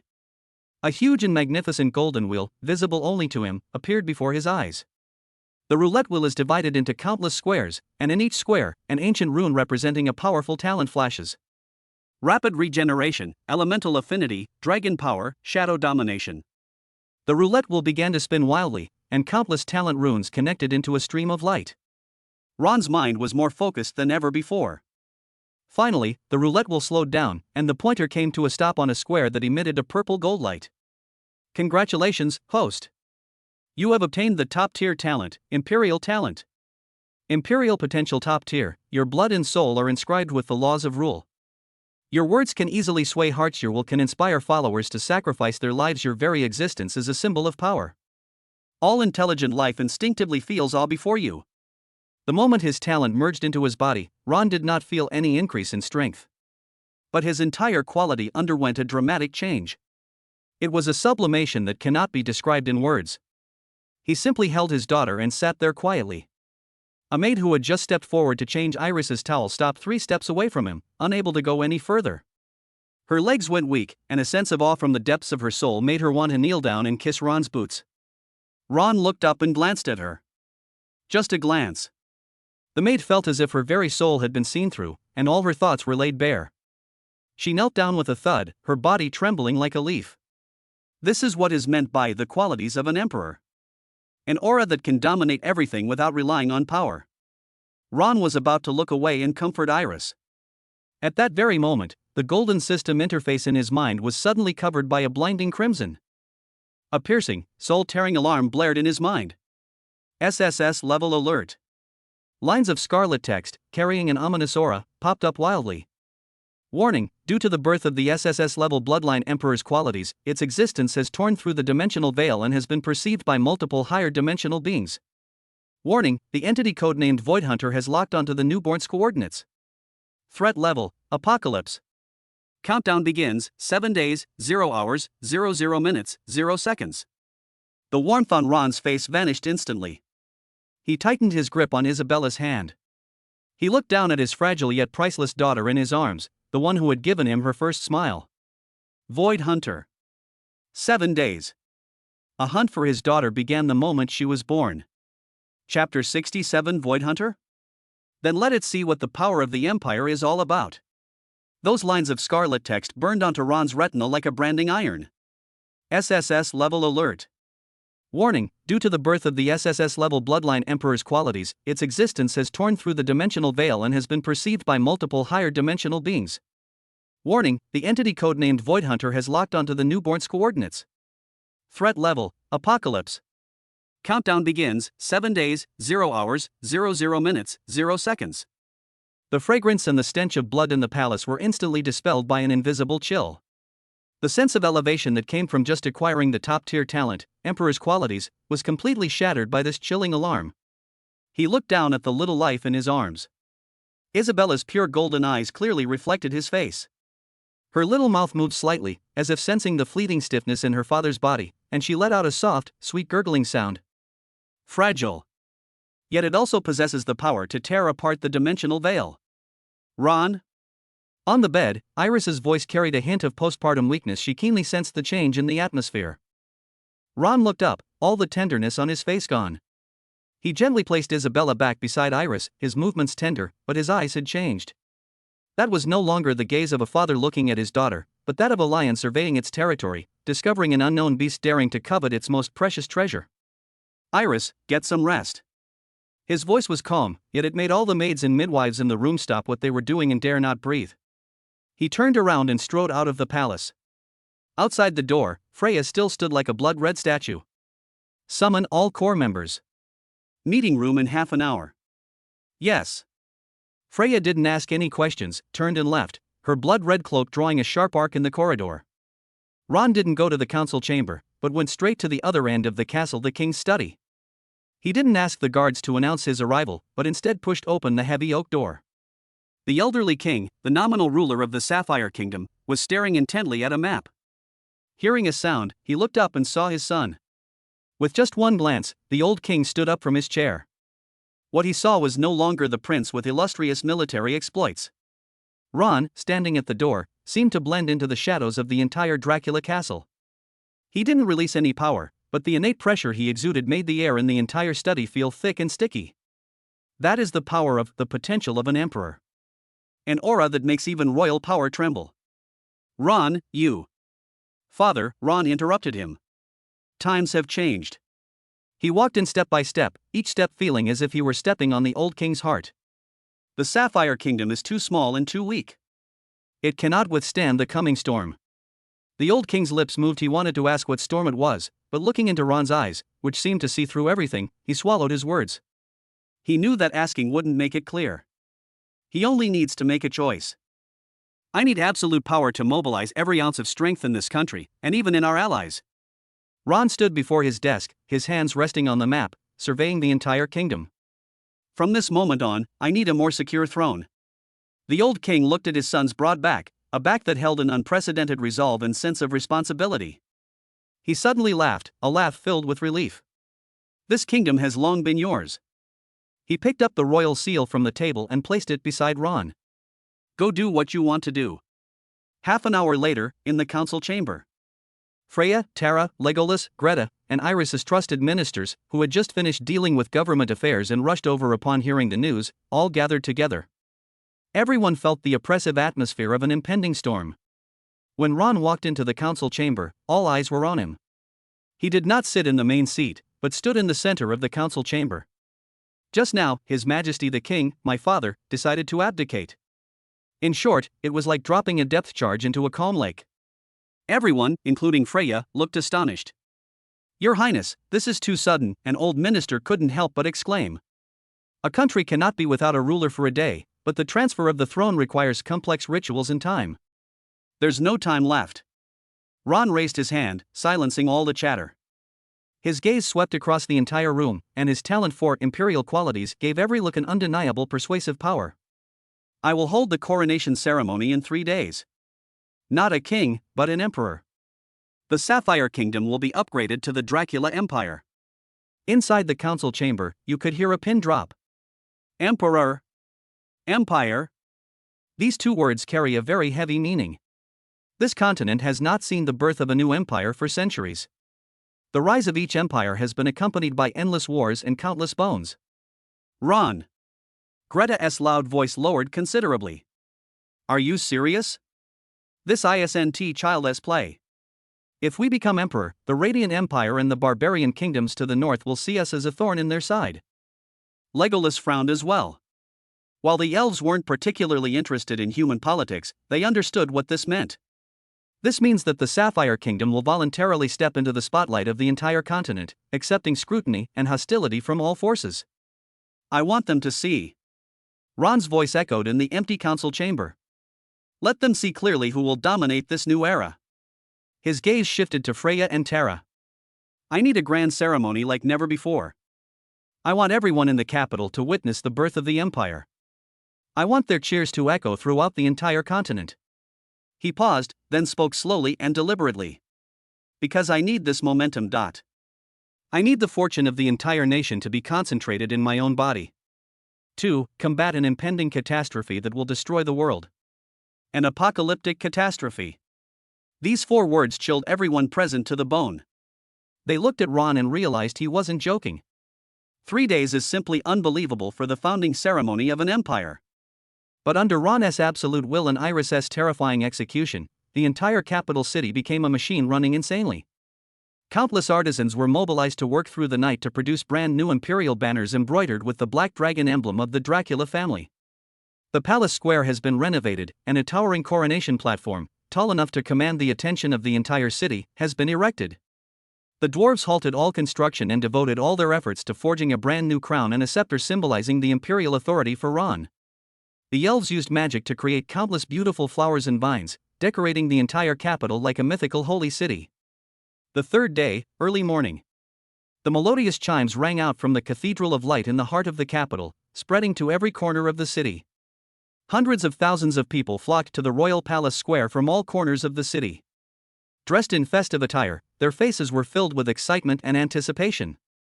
The victory in the war and the improvement in their lives led them to have an almost blind worship and trust in this iron-fisted prince. The royal palace square was packed with people. The 3 newly formed legions, clad in brand new armor, stood in neat square formations, exuding a chilling aura. On the coronation platform, all the old nobles of the kingdoms, as well as representatives of allies such as the dwarf king Greta and the elf commander Legolas, had already stood solemnly awaiting the ceremony. The clock hand was pointing to noon. Accompanied by the deafening sound of horns, Ron appeared at the end of the red carpet. He wore an elaborate black and gold imperial robe, with a black base and gold dragon patterns, symbolizing the bloodline and supreme power of the Dracula family. He carried no weapons, but simply strode forward, step by step, steadily walking towards the coronation platform with its 99 steps. He walked slowly, but with each step, the atmosphere in the entire square became more solemn. All eyes were on him. He marched past the formations of the 3 legions, the soldiers pounding their breastplates with all their might, creating a thunderous roar. He walked through a sea of people, countless of whom knelt on the ground, chanting his name. The talent of imperial qualities was pushed to its limit at this moment. He could feel countless thoughts of faith, worship, and awe converging from all directions like gentle streams, flowing into his body and aligning with his destiny. His internal strength did not increase, but his overall existence continued to rise. Finally, he ascended to the top of the coronation platform. He did not look back at the people at his feet, but turned to face the direction of the throne. Iris, dressed in magnificent palace attire, was waiting there. Her face was still a little pale, but she was in good spirits. She was holding a baby wrapped in golden swaddling clothes. It was Isabella. Beside them stood Freya, Tara, Mia, Lyra, Celestine, and Fanny, who had just returned from the mobile workshop. The old king himself carried a tray upon which rested a crown, crafted by the dwarf queen Greta and inlaid with the heart of the mountain. Ron stood before the throne. The old king stepped forward and slowly placed the heavy crown on Ron's head. The moment the crown fell, Ron turned sharply to face the crowd below. Boom! An invisible wave of energy, centered on him, swept across the entire square. Everyone felt a pressure emanating from their very souls, making them involuntarily want to kneel and worship. From this day forward, Ron's voice, without any magical amplification, clearly reached everyone's ears. The Sapphire Kingdom is no more. I, Ron von Dracula, hereby declare. The Dracula Empire is established. He reached out his hand, and Iris placed Isabella, whom she was holding, into his hands.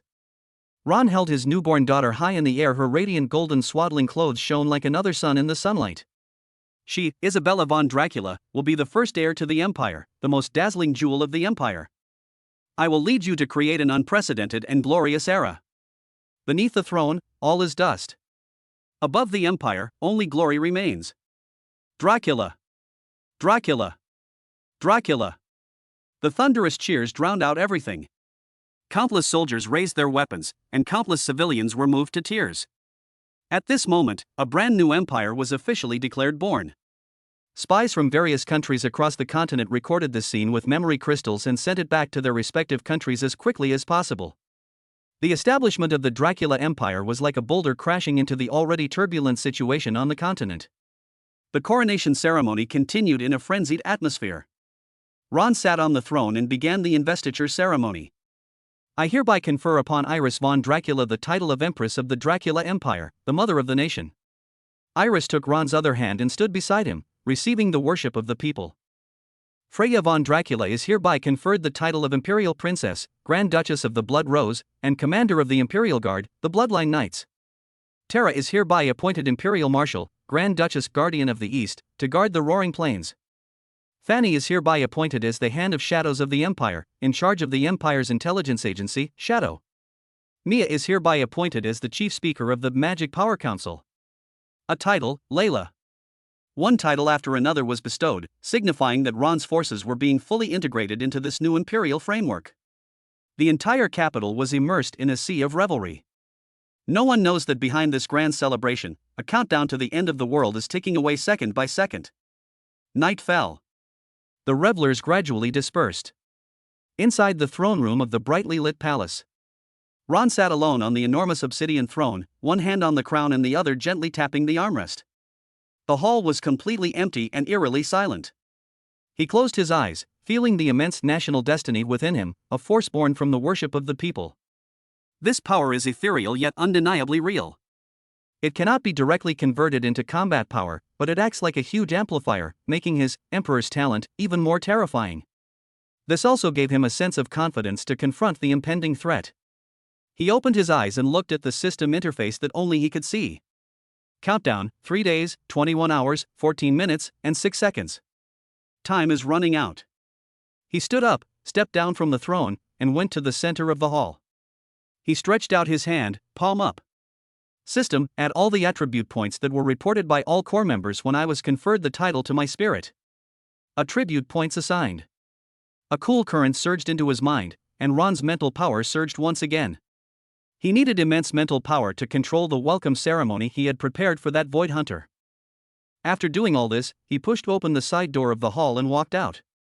Outside the door, Freya stood silently, sword in hand, waiting like a shadow. His Majesty. Go to the underground vault. Ron's voice was completely flat. Move the dragon bone cage array diagram and all the materials to the stratospheric mobile workshop above the capital. Freya's pupils contracted almost imperceptibly. Dragon bone cage.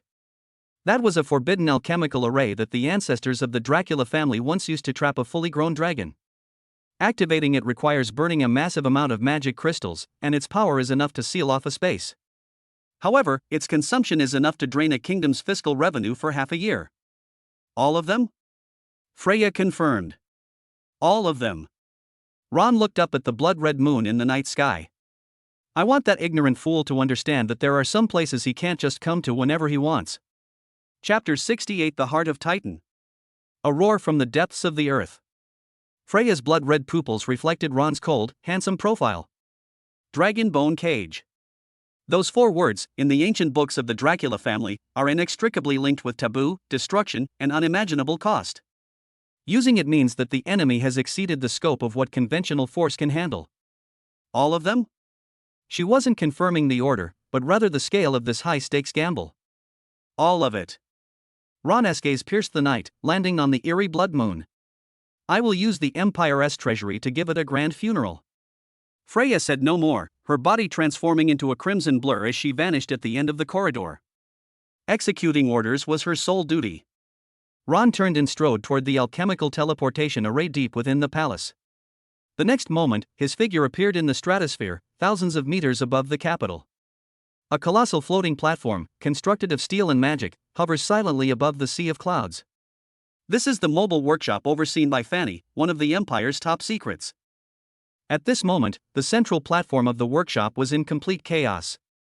Hundreds of the Empire's top alchemists and mages were frantically working around a massive skeleton that had just been teleported up from the underground vault, radiating a terrifying dragon's might.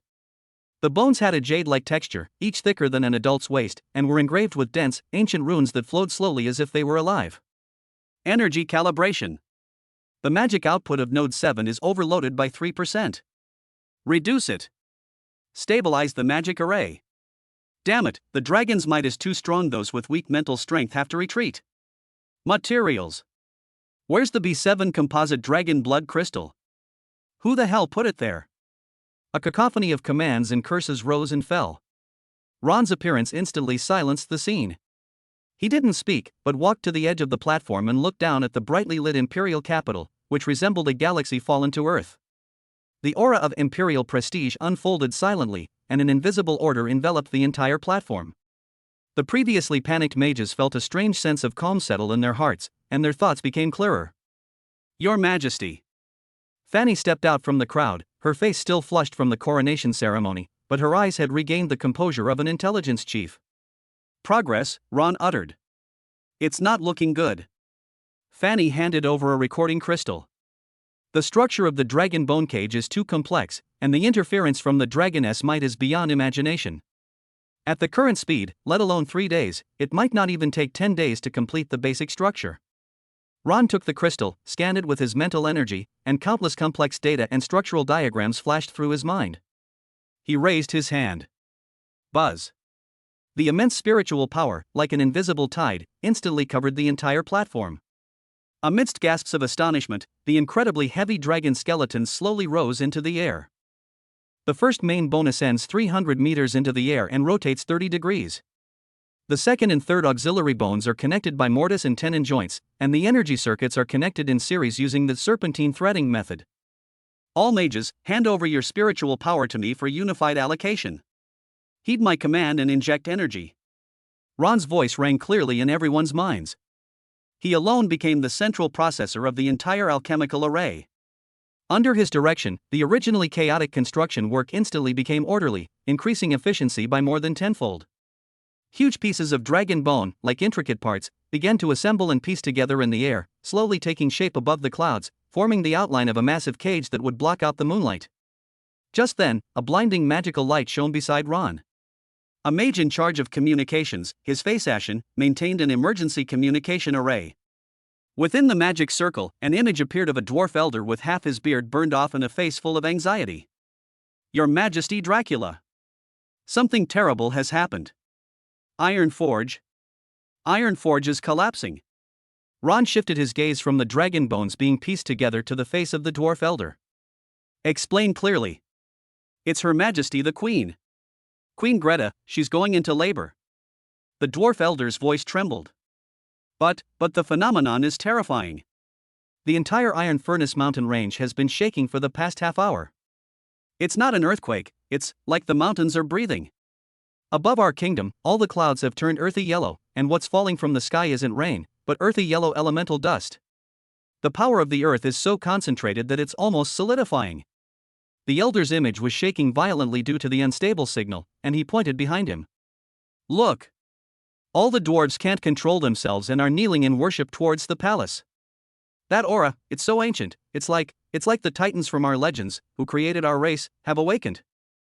In the background of the video, you can see countless dwarves, regardless of age or gender, who have put down their warhammers and tools and are kneeling in one direction, their bodies trembling slightly, their faces a mixture of awe and fanaticism.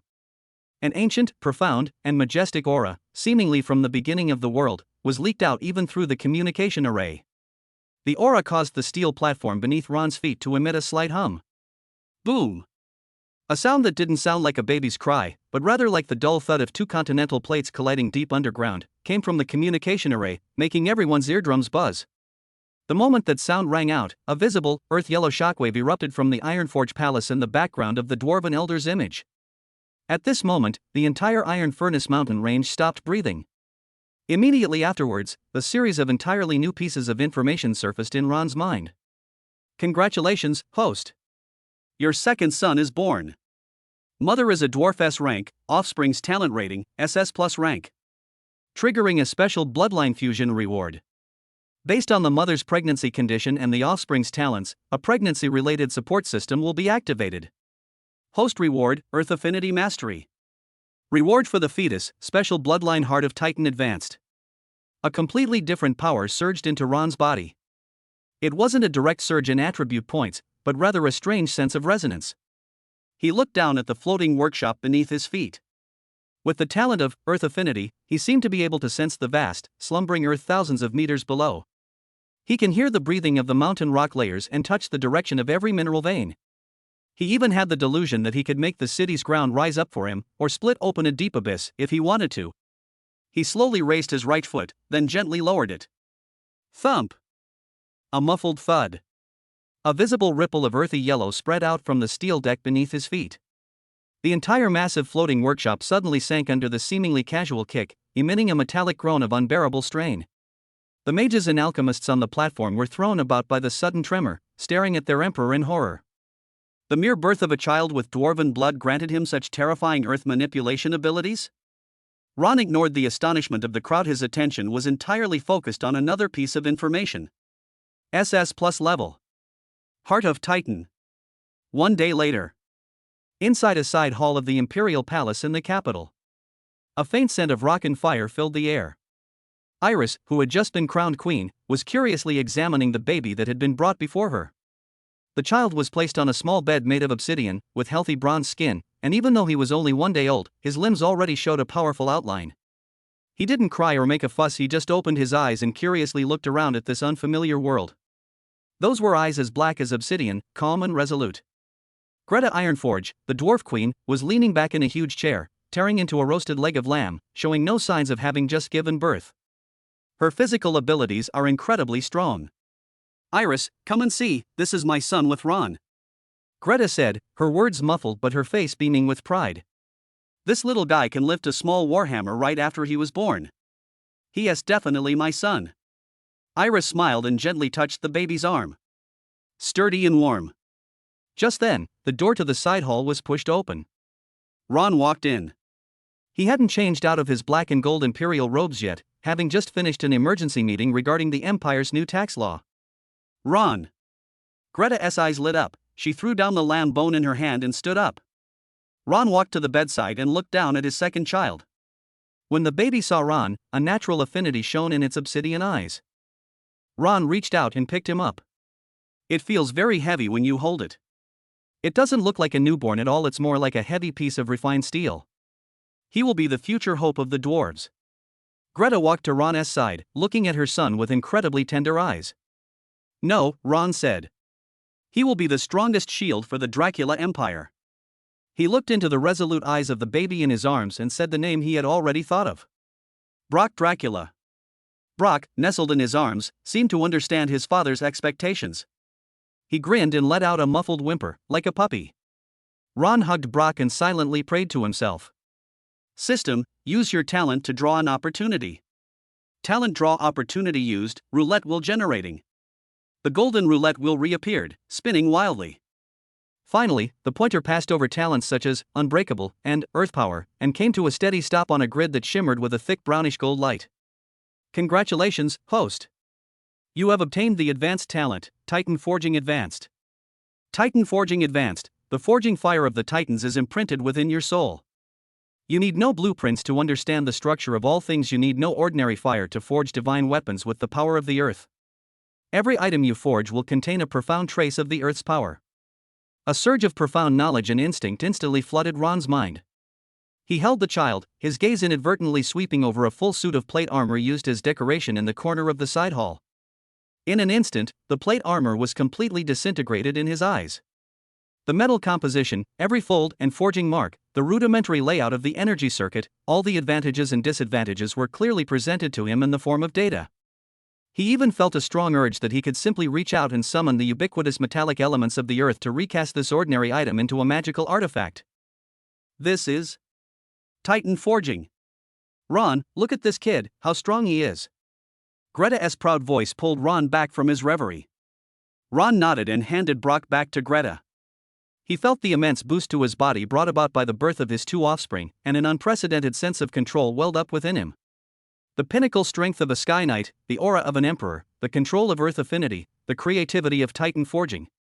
In addition, above the clouds lies the soon-to-be-completed Dragon Bone Cage. Void Hunter? A cold smile curled at the corner of his lips. Hopefully, it's tough enough to withstand the grand gift the Empire has prepared for it. It was in this moment where warmth and confidence intertwined. Bang! The door to the side hall was violently kicked open, and a shadow spy, dressed in black leather armor and reeking of blood and dust, scrambled in. He knelt on one knee, not even having time to catch his breath. His Majesty! The spy's voice, sharp and hoarse from extreme fear and exhaustion, was shrill. Urgent military intelligence. The main force of the Sword of Judgment Knights of the Glorious Empire has secretly crossed the Sorrowful Mountains and is rapidly assembling towards our western border. It is expected that they will arrive at the border within 2 days. Greta's smile froze. Iris also stood up straight. Ron's expression remained unchanged. The threat from the west was within his expectations. Anything else? He asked. The spy looked up, his face filled with despair. The north, the last message has just come from the observation post on the wall in the north. They observed a large-scale spatial tearing phenomenon on the ice field. The energy precursor of the Void Hunter has appeared. The spy's voice trembled uncontrollably. Lady Fanny has calculated its arrival time based on the energy level and decay rate. At most 48 hours left. Chapter 69, The Son of the Moon Goddess. The final choice between light and darkness. The air in the side hall seemed to freeze at the hoarse voice of the shadowy spy. The warmth of the rocks and flames was dispelled by a chill rising from the depths of everyone's hearts. 48 hours. Void Hunter. The holy judgment sword of the glorious empire. Each word was like a heavy warhammer, smashing down on the foundations of the empire. The maternal glow that had just appeared on Greta's face vanished instantly, replaced by the dwarf queen's fortitude and fury. She carefully placed Brock back on the obsidian bed and grabbed the warhammer that had appeared beside her at some unknown time. Those hypocrites from the Radiant Empire. I'm taking my men to the western frontier right now and twisting their holy sword into a pretzel. Iris didn't speak. She simply walked to Ron's side and took his hand. Her palm was a little cool, but her eyes were calm. As queen, she knew she couldn't show any panic at this moment. Ron's expression remained unchanged. He simply looked down and glanced at the secret agent kneeling on the ground. Is the intelligence confirmed? Yes. Lady Fanny used 3 independent algorithms for cross-validation and combined them with the last raw data transmitted back from the northern Mage Tower to arrive at the most conservative estimate. The spy's voice was still trembling, but the logic was clear. Very good. Ron raised his head, his gaze sweeping over Greta and Iris. Greta, you can't go to the west. Why? Greta slammed her warhammer on the ground, sparks flying.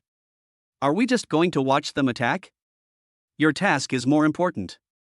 Ron's voice was calm, yet carried an undeniable force. I need you. Return to Iron Forge immediately. Mobilize all the dwarves, at any cost, to provide the 3 legions with the best weapons and armor. He looked at Iris. Your Majesty, I entrust the affairs of state to you. Stabilize the capital, appease the people, and tell them that the Empire fears no challenge. And what about you? Iris asked. Ron did not answer. He turned around and strode outside.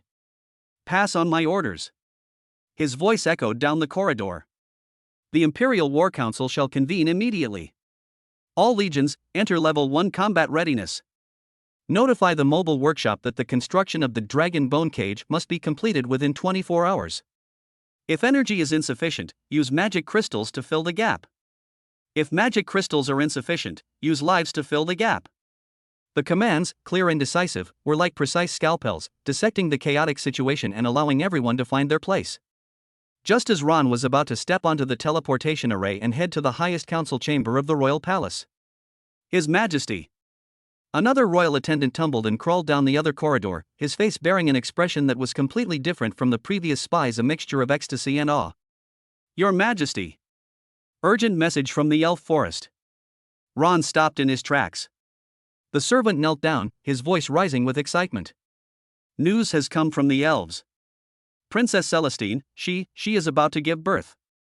This news brought an eerie silence to the side hall, which had just been shrouded in the shadow of war.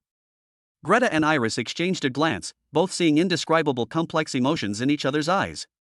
Two partners with S-class bloodlines gave birth simultaneously in one day? Without hesitation, Ron changed direction and stepped directly onto the exclusive teleportation array leading to the elf forest. While the war is urgent, the strategic value of a potential SSS-class offspring surpasses that of a legion on some levels. A flash of light. Ron's figure appeared beneath the mother tree in the elf forest. He looked up and froze. The night sky above the elf forest was completely dispelled. A huge, bright, silvery moon, radiating a soft, clear light, hung quietly in the sky. That's not the real moon. It was more than 10 times larger than the blood moon in the night sky, and its pure moonlight cascaded down like a flowing waterfall, enveloping the entire forest. An indescribable aura of purity and holiness permeated the air. All the elves, whatever they were doing, stopped what they were doing. They came out of the treehouse, knelt on the ground, faced the silver moon, clasped their hands together in front of their chests, and offered the most devout prayers. Their faces were wet with tears of joy and emotion. Bathed in the moonlight, the plants in the forest are growing at a visible rate, and some withered ancient trees are even sprouting new buds. A pure and pristine life energy, combined with the power of the moon goddess, permeated the forest. The core of this power points directly to the moon temple in the center of the forest, which belongs to Celestine. Ron flashed and appeared directly outside the moon goddess's palace. Wow! A clear and loud cry came from inside the hall. This cry was not like Brock's dull, thunderous sobs, but rather like the gentle tinkling of wind chimes under the moonlight, possessing a soothing, magical quality. The moment the crying rang out, the enormous silver moon in the sky shone brightly. A beam of the purest moonlight descended from the sky, piercing through the dome of the moon goddess temple and landing precisely in the bedroom. Ron pushed the door open and entered. Inside the palace, all the elven maids were bathed in the holy moonlight, their faces filled with fascination. Celestine was half lying on a bed woven from moonlight vines. Her face was somewhat pale, but her beautiful green eyes shone with an unprecedented brilliance. In her arms, she held an infant enveloped in moonlight energy. The light faded. Ron saw the baby clearly. Her long, smooth silver hair flowed like moonlight. Her skin was so fair it was almost transparent, radiating a faint glow. Her brows naturally carried a hint of holiness and compassion. When she opened her eyes, Ron saw two pure, flawless emeralds, reflecting the moonlight of the entire world. Congratulations, host. 3 daughters have been born. The mother is a high elf S rank, and the offspring's talent is rated SSS rank. Triggering a special bloodline fusion reward. Based on the mother's pregnancy condition and the offspring's talents, a pregnancy-related support system will be activated. Host reward, Moon Goddess's Blessing top level. Reward for the fetus, child of the Moon Goddess pure. A completely different power surged into Ron's body. It was not the weight of the Earth's power, but a cool, pure, yet omnipresent mysterious force. He felt a strange connection with the illusory silver moon in the sky. He even had a feeling that, if he wanted, he could condense the moonlight from the sky into the sharpest sword or the strongest shield. This is the blessing of the Moon Goddess. Ron. Celestine's voice carried a hint of postpartum weakness, but more so an irrepressible excitement and devotion. Look, the Moon Goddess has answered our prayers. Ron stepped forward and carefully took the tiny life from her hands. The baby was very light, with a soft body, and exuded a pleasant fragrance, like a lotus flower under the moon. As soon as she was in Ron's arms, she stopped crying, her emerald-like eyes looking curiously at her father. She reached out her tiny hand and grasped one of Ron's fingers. She will be the eternal moonlight of the elves. Ron looked at his perfect daughter in his arms and said softly, I will name her Luna Dracula. Luna Celestine murmured the name softly, her eyes filled with love. Goddess under the moonlight, a beautiful name. Ron held Luna in his arms and silently prayed. System, use your talent to draw an opportunity. Talent draw opportunity used, roulette wheel generating. The golden roulette wheel reappeared. The pointer spun rapidly, passing over shining talents such as Elven Archery, Nature Affinity, and Moonlight Concealment. Finally, guided by an invisible force, the pointer slowed down and came to a steady stop on a square that radiated a bright silver light. Congratulations, host! You have obtained a top-tier talent, Moon Goddess Magic Master level. In an instant, countless magical knowledge and mysteries about the moon, stars, tides, and light and shadow flooded into Ron's mind like a burst dam. From the most basic moonlight spell to forbidden spells like Moonfall and Eternal Moon Prison, he understood, comprehended, and mastered all the magic of the moon god system in an instant. He held his daughter, yet felt as if he were embracing the entire starry sky. Celestine looked at her daughter, then at Ron, her eyes filled with endless tenderness and devotion. She knew that this child was not only the fruit of her love with her beloved, but also the moon goddess's last blessing on the world, and the only hope for the elves in the Dark Ages. Ron, with her here, She hadn't finished speaking. Buzz. A black communication crystal on Ron's waist suddenly emitted a sharp beep and began to vibrate violently, its surface even cracking due to energy overload. This is the highest level of emergency communication from Shadow. It is only activated in the event of a catastrophe that could shake the very foundations of the Empire. Ron's expression changed for the first time. He gently placed Luna back into Celestine's arms, his movements tender, but his eyes had regained their imperial coldness. He pressed the communication crystal. For the first time, Fanny's face, which always wore a lazy smile, lost all color, and her image flickered and distorted due to the extreme instability of the signal. Her voice, cutting through the chaotic noise, filled with unprecedented terror and despair, drilled into Ron's ears. His Majesty. The wall in the north, completely out of service. The Eye of Heaven array, which monitors the Void Rift, went out 3 seconds ago. Fanny's image shook violently. She seemed to be seeing some incomprehensible, terrifying scene, and her pupils shrank to the size of pinpoints. It didn't come from the ice field. That thing tore through the clouds above the capital. It's right below the dragon bone cage. Chapter 70 Calamity descends. I am the Empire's last line of defense. Crack. The black communication crystal in Ron's hand had a spiderweb-like crack on its surface. Fanny's face, devoid of all color, vanished completely in the distorted magical image, leaving only a jarring cacophony. The Forest of Elves. The holy moonlight that had enveloped everything began to fluctuate violently at this moment. Ominous dark red patterns appeared on the surface of the huge, illusory silver moon in the sky, as if a perfect piece of jade was about to shatter.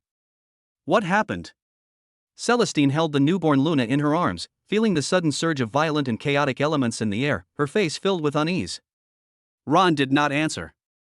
He looked away from the shattered crystal and gazed towards the direction of the capital. Even though they are thousands of miles apart, he can still see them. The sky that belonged to the capital city was torn open with an ugly, irregular gash. It wasn't that the clouds were parted, but that space itself was torn apart by an extremely tyrannical force. The void energy, so dense it became tangible, flowed continuously from the wound like black pus, polluting the sky. Take good care of her. Ron's voice was soft, yet it sent a shiver through the entire temple of the moon. He gently pressed a dragon scale mark, shimmering with the dual radiance of the earth and the moonlight, onto his daughter Luna's forehead. The next second, his figure disappeared from the spot. The Dracula Empire, capital city, the city of Titans. At the same time, tens of millions of people stopped what they were doing, looked up at the sky. Fear gripped everyone's heart. The sky has cracked open. A massive, indescribable black rift stretched directly above the capital city. At the edge of the rift, the space flickered with dangerous electric light, like shattered glass. A colossal creature was slowly and steadily emerging from the crack. The thing defied description by any known creature. It had arthropod-like limbs, it was covered in obsidian-smooth scales, it had no fixed form, its body resembling a constantly writhing mass of shadows and tentacles. At the center of its body, a huge, scarlet, pupil-less single eye coldly rotated, overlooking the bustling city below. Its mere presence caused the capital's magical shield to groan under its strain, with countless runes flickering on its surface, threatening to collapse at any moment. Panic spread like wildfire through the streets. Screams, cries, and the sounds of collapsing buildings blended together to form the prelude to the apocalypse. Buzz. A black and gold figure appeared out of thin air above the floating workshop in the capital. Ron. His appearance instantly suppressed the panic in the hearts of all the alchemists and mages on the platform, as his aura of imperial prestige acted like a stabilizing force. His Majesty. Fanny rushed over, her usual languidness gone, replaced by a pallor of someone who had survived a catastrophe. It jumped right here. The Eye of Heaven formation was destroyed instantly, we didn't even have time to warn us. Ron didn't look at her, his gaze was fixed on the monster descending from the spatial rift. Void Hunter. It was larger and more terrifying than any ancient text described. That pure, destructive malice caused all the elements of the world to retreat. Dragon Bone Cage, progress. Ron's voice, amidst the chaotic energy turbulence, clearly reached everyone's ears. 92%, a strategist in charge of the central control roared in response. The final energy circuit hasn't closed yet. Forcing it to start has a 70% chance of causing an energy overload, blowing the entire workshop to smithereens. Start up. Ron uttered 2 words. The teacher was stunned. Your Majesty. This is too. I say, start. Ron turned his head and glanced at him. The instructor felt as if his soul had been frozen. He instinctively reached out and pressed the red emergency start button. Rumble, rumble. The entire floating workshop emitted a deafening roar. At this moment, hundreds of dragon skeletons that had already been assembled simultaneously lit up with dazzling golden runes. A desolate, ancient dragon's might, powerful enough to rival the oppressive force of the void above the sky, soared into the heavens. Roar! It was as if an ancient dragon was roaring defiantly above the clouds. Giant chains made of dragon bones and magic, like mythical pythons that have come to life, shot out from all directions of the workshop, shrieking as they tore through the air, and hurtled toward the void hunters in the sky. For the first time, the monster's crimson single eye showed a slight fluctuation. It seemed it hadn't expected that this tiny world would have prepared weapons of this caliber to meet it. It let out a silent roar. A visible black shockwave spread out from its body. Space, in the face of this shockwave, is as fragile as paper. Click. Click click. The runes on the surface of the dozen or so dragon bone chains that had just been fired halfway through their flight were instantly dimmed by the shockwave, and fine cracks appeared on the seemingly indestructible dragon bones. Increase energy output. Stabilize the cage structure. The mages on the platform were doing their utmost to keep the magic array running, and blood was seeping from their 7 orifices. Ron watched this scene and knew that an unfinished dragon bone cage alone could not contain this monster. He slowly raised his right hand. In my name, I command the earth. Earth affinity, talent, fully activated. Thump! The entire city of Titan trembled violently. On the ground, countless people watched in horror as 4 enormous mountain peaks rose abruptly from the earth. 4 mountains, made of rock and metal, rise from the east, south, west, and north, growing at a visible speed, piercing through the clouds, like 4 giant pillars supporting the heavens and earth, encircling the entire capital.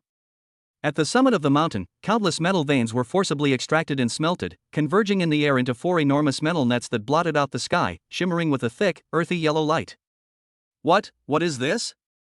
A miracle. It's His Majesty. It's His Majesty's power. The panic on the ground was replaced by immense shock at that moment. Ron didn't stop. He raised his left hand. Moonlight, heed my command. Moon Goddess's blessing, a gift that illuminates heaven and earth. At this moment, the polluted, illusory silver moon in the sky suddenly burst forth with an unprecedentedly pure radiance. The dark red patterns were instantly purified. The bright moonlight poured down like a celestial river flowing backwards. Instead of falling to the ground, the moonlight condensed in the air, transforming into countless incomparably sharp blades of moonlight, forming a death storm that surrounded the capital. The earth is my shield, the moonlight my sword. With just a wave of his hand, Ron constructed the 2nd and 3rd lines of defense for the city. Having done all this, he activated the mental communication network that covered the entire empire. His voice resonated in the minds of countless people at that moment. Iris.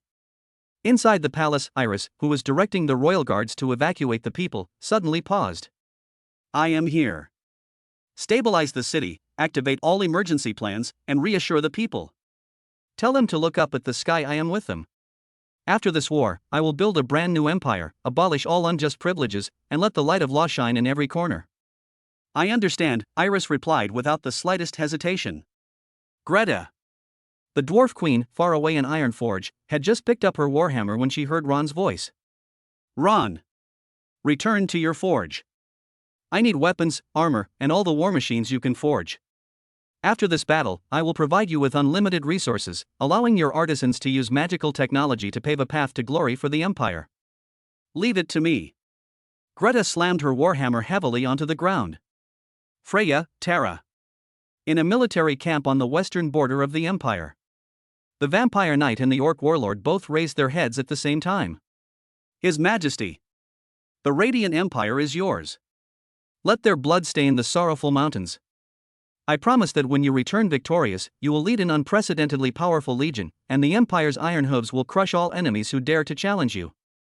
"Yes, sir." Layla. In the shadow of the capital, countless spies halted their steps. "Onar. Activate all your hidden agents. I need to know the location of every legion in the Radiant Empire and the movements of every commander. After this battle, your shadow will become a sword hanging over the heads of all nations." "As you wish." Celestine. Inside the Moon Temple in the Elf Forest. "Ron. Protect our daughter, protect the elven race. When I return, the Moon Goddess's radiance will, through our hands, once again bathe the entire continent. I'm waiting for you." Commands were issued in the blink of an eye. That was not just a wartime order, but a grand blueprint that Ron had drawn up for this newborn empire. He wanted everyone to know what they were fighting for. They are not fighting for the ambition of an emperor, but for their own future, for a more just, powerful, and prosperous empire. Roar! In the sky, the Void Hunter finally broke free from the restraints of more than a dozen dragon bone chains. Its enormous single eye was fixed on the tiny figure below that had caused it so much trouble.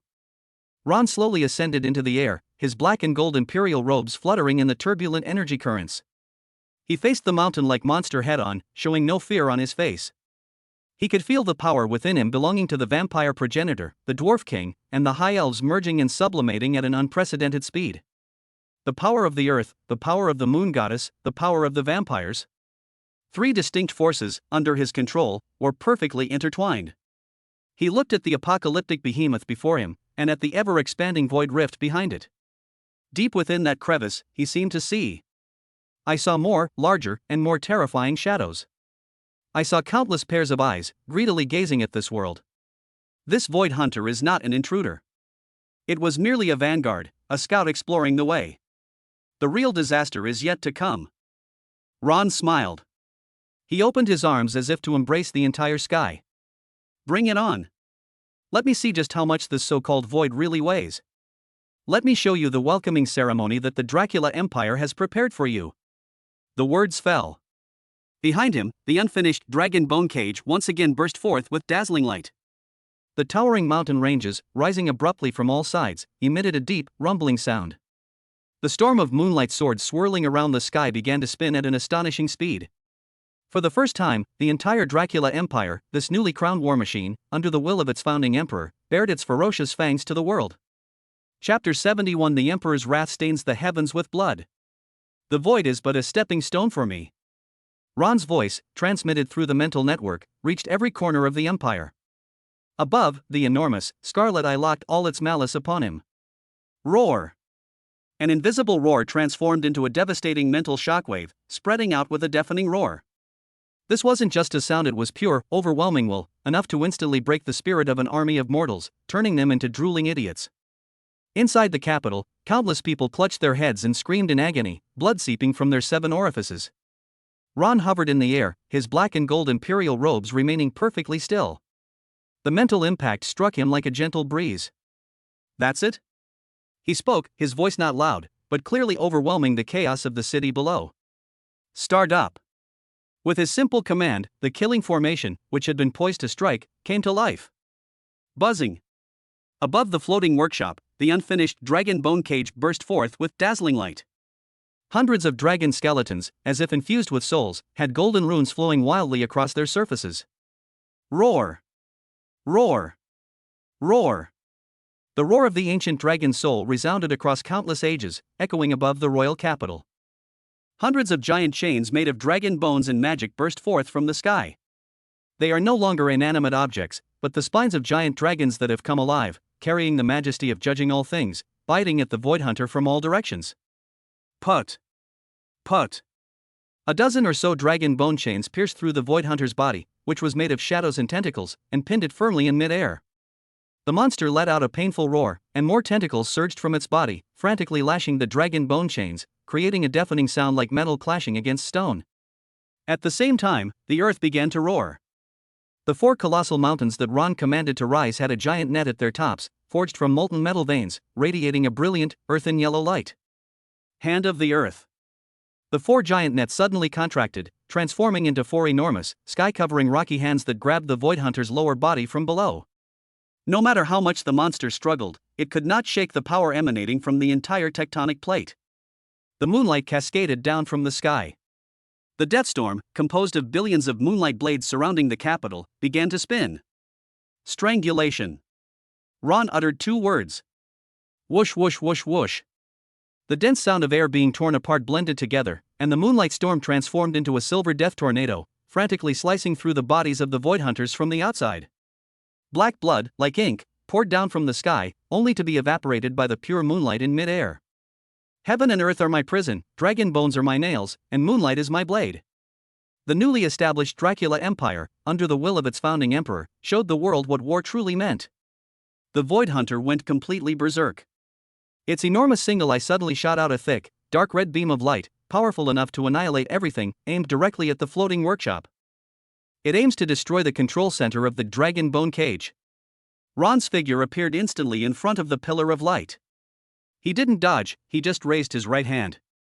King of the Earth, bloodline power, activated. A giant shield made of extremely dense rock and metal appeared out of thin air.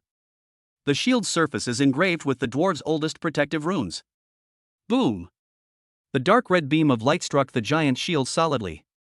There was no earth-shattering explosion, only a sickeningly loud annihilation sound. The surface of the giant shield was melting away rapidly, but more rock and metal elements were continuously flowing in from the surrounding peaks, replenishing the shield's wear and tear. The intense light generated by the clash of energies illuminated the entire capital as if it were daytime. That's interesting. Ron raised his left hand. The power of the moon goddess's blessing has gathered. A silver spear, entirely formed from moonlight, appeared in his hand. The sharpness of the spear tip distorted the surrounding space. His arm muscles bulged as he hurled the spear like a javelin. Whoosh! The silver spear transformed into a streak of light, tearing through the turbulent energy clashes, passing over the giant shield, and shooting precisely at the Void Hunter's single eye at a speed imperceptible to the naked eye. The monster sensed a deadly threat. It desperately withdrew the energy beam, trying to close its eyes. It's too late. Puff! The moonlight spear pierced straight through the center of the one-eyed eye without any obstruction. A whoa! A blood-curdling scream, piercing to the extreme, resounded through the heavens for the first time. The Void Hunter's massive body convulsed violently, held firmly in place by the dragon bone chains and the hand of earth, rendering it unable to move. The dark red single eye, like a punctured balloon, began to collapse inward, as the pure power of the moon goddess wreaked havoc within it. It's not over yet. Ron's figure disappeared again. He appeared above the Void Hunter's head. He reached out and placed his hands on the monster's head, which undulated like a mountain range. True ancestor of vampires, bloodline, full power activated. Devour. An incredibly powerful suction force erupted from Ron's palm. The vast, chaotic void energy within the Void Hunter's body found an outlet, transforming into streams of black torrents that Ron forcibly extracted and poured into his body. Ron let out a suppressed roar. 3S-level bloodlines circulated wildly within his body, crushing, purifying, and transforming the mixed void energy into the purest energy, nourishing his limbs and bones. His aura was rising at an alarming rate. Below, Fanny and the group of mages on the floating workshop were dumbfounded. What is he doing? My God! He's swallowing a mythical void creature whole. This is insane. This is absolutely insane. His body is going to explode. However, Ron's body did not explode. Black and gold dragon scale patterns appeared on his skin, his muscles bulged high, and his whole body seemed to have turned into a bottomless black hole. The Void Hunter's body was shriveling and withering at a visible rate. Ultimately, it lost all vitality and became an empty shell. Bang! The enormous body shattered into dust that filled the sky. Ron hovered in the air with his eyes closed. A moment later, he opened his eyes. Two solidified black gold beams of light shot out from his eyes, leaving two long streaks in the sky. He raised his head and looked at the ugly spatial rift in the sky. Behind that rift, countless greedy and evil eyes are peering in. Go back. Ron raised his hand and made a loose grasping motion towards the crack. Or, come and die. The eyes deep within the rift showed obvious signs of agitation. Finally, the enormous spatial rift, filled with resentment and fear, slowly closed and disappeared. The sky cleared up again. Ron slowly landed on the floating workshop. The entire capital was first shrouded in deathly silence. 3 seconds later. You won? We won. Long live your majesty. Long live the Dracula Empire. A deafening roar of cheers erupted from every corner of the city, the sound almost lifting the entire sky. Countless people knelt on the ground, offering their most fervent worship to Ron's figure. At this moment, Ron was no longer just an emperor. He is God. He is the sole god of the Dracula Empire. 5 years later. Titan City, Royal Palace, Council Hall. The traces of war have long been erased, and the city is more magnificent and prosperous than it was 5 years ago. The Battle of the Sky, which was recorded in history, became the most popular subject for all the bards in the empire, and a nightmare that all the surrounding countries could not shake off. Ron sat regally on the obsidian and gold throne, his demeanor even more composed than 5 years ago. He simply sat there, and an invisible pressure enveloped the entire hall. Queen Iris, dressed in a magnificent palace gown, sat slightly lower beside him, exuding an air of dignified grace and majesty befitting an empress. Below the main hall, a weary imperial envoy knelt on one knee. Your Majesty, the Ironwood Kingdom, the Shifting Sands City-State, and the Clover Duchy in the Eastern Territory have all submitted their surrender documents. They are willing to be incorporated into the empire, abolish the original nobility, and fully implement imperial laws and taxation. Ron remained expressionless, merely tapping lightly on the armrest of the throne. Very good. Another officer, dressed in a military intelligence uniform, stepped forward. Your Majesty, the Stoneheart Duchy of the Western Territory and the Windtalkers Alliance have openly disregarded the Empire's ultimatum. They assembled a coalition of 30,000 troops, built a defensive line along the border, and declared, the free people will never yield to the iron heel of a tyrant. The air inside the hall instantly turned cold. Tyrant? Ron repeated the word, a dangerous smile playing on his lips. Freya, Tara. Two figures stepped out from the ranks of the military officers.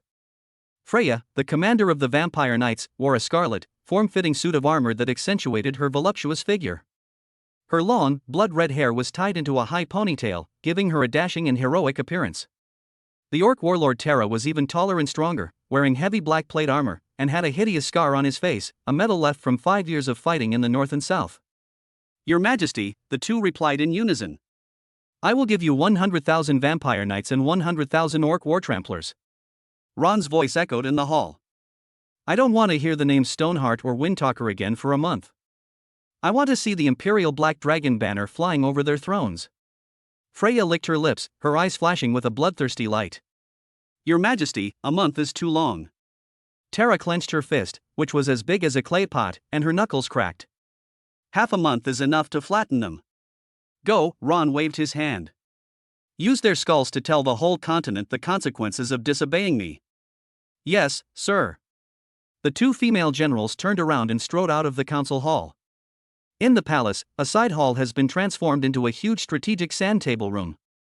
The sand table shows the topography of the entire western part of the continent, down to every river and every hill. Two tall, upright young men were standing in front of the sand table. The young man on the left, with dazzling blonde hair and a handsome face, wearing a set of Silver Knight's armor, is none other than Ron's eldest son, Arthur. 5 years have passed, and he has grown into a true knight, with an innate pride and confidence between his brows. The young man on the right, more robust in stature, with unruly black hair and eyes as sharp as a wolf, is the second son, Fenrir. He exuded a wild, bestial aura, as if he might pounce at any moment and tear his enemies apart. Father's orders are still too conservative. Arthur looked at the small red flag representing the enemy on the sand table and said, and Freya's Vampire Knights can tear through their defenses with a single charge. That's right. Fenrir grinned, revealing a set of gleaming white teeth. I really want to go with him and wring that Duke's neck. That would be so exhilarating. War is not just about snapping necks. A cool, clear female voice came from behind. Isabella, dressed in a light purple dress, walked in carrying a stack of documents. Her appearance perfectly inherited the best features of Iris and Ron, beautiful yet with a touch of majesty. Those eyes, just like Ron's, seemed to see right through people's hearts. "You brute." She glanced at Fenrir. "My mother asked me to deliver the newly promulgated redistribution of land and property in conquered territories and implementation outline of the uniform tax rate to General Freya." She placed the documents next to the sand table. "Taking it is only the first step. The most crucial thing is how to assimilate it and truly integrate those lands and people into the empire." "Humph, all this convoluted stuff is such a hassle," Fenrir said dismissively. "So you can only be a charging war wolf, while Isabella can share the burden of the entire empire's political affairs with our mother in the future." Arthur bluntly criticized his younger brother. Ignoring the brothers' bickering, Isabella extended her slender finger and pointed to a spot on the sand table. "The richest iron mines in the Principality of Stoneheart have long been controlled by 3 noble families. After conquering them, we should immediately declare the mines nationalized, increase miners' wages by 30%, and abolish debt slavery. In this way, we can gain the support of the common people in the shortest possible time." Her clear and logical reasoning earned Arthur's approval. Over the past 5 years, under Iris's personal tutelage, Isabella's political talent has begun to shine brightly. In the dead of night, all was quiet.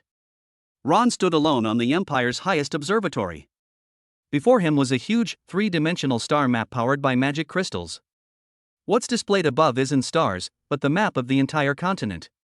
The Empire's territory has tripled in the past 5 years, like a crouching behemoth occupying the northern part of the continent. But to the south of this behemoth lies a vast territory radiating a holy white light. Empire of Glow. A colossal entity that has been passed down for thousands of years and whose faith is in holy light. A black figure appeared silently behind Ron. "It's Layla." Her presence was even more elusive than it had been 5 years ago, as if she had merged with the shadows. "His Majesty." "Speak." Ron's gaze remained fixed on the map. "The Radiant Empire has made a move." Lyra's voice seemed to come from another dimension. "Their most elite sort of judgment knights have secretly assembled and are stationed on the southern slopes of the Sorrowful Mountains, which border us." Ron did not turn around.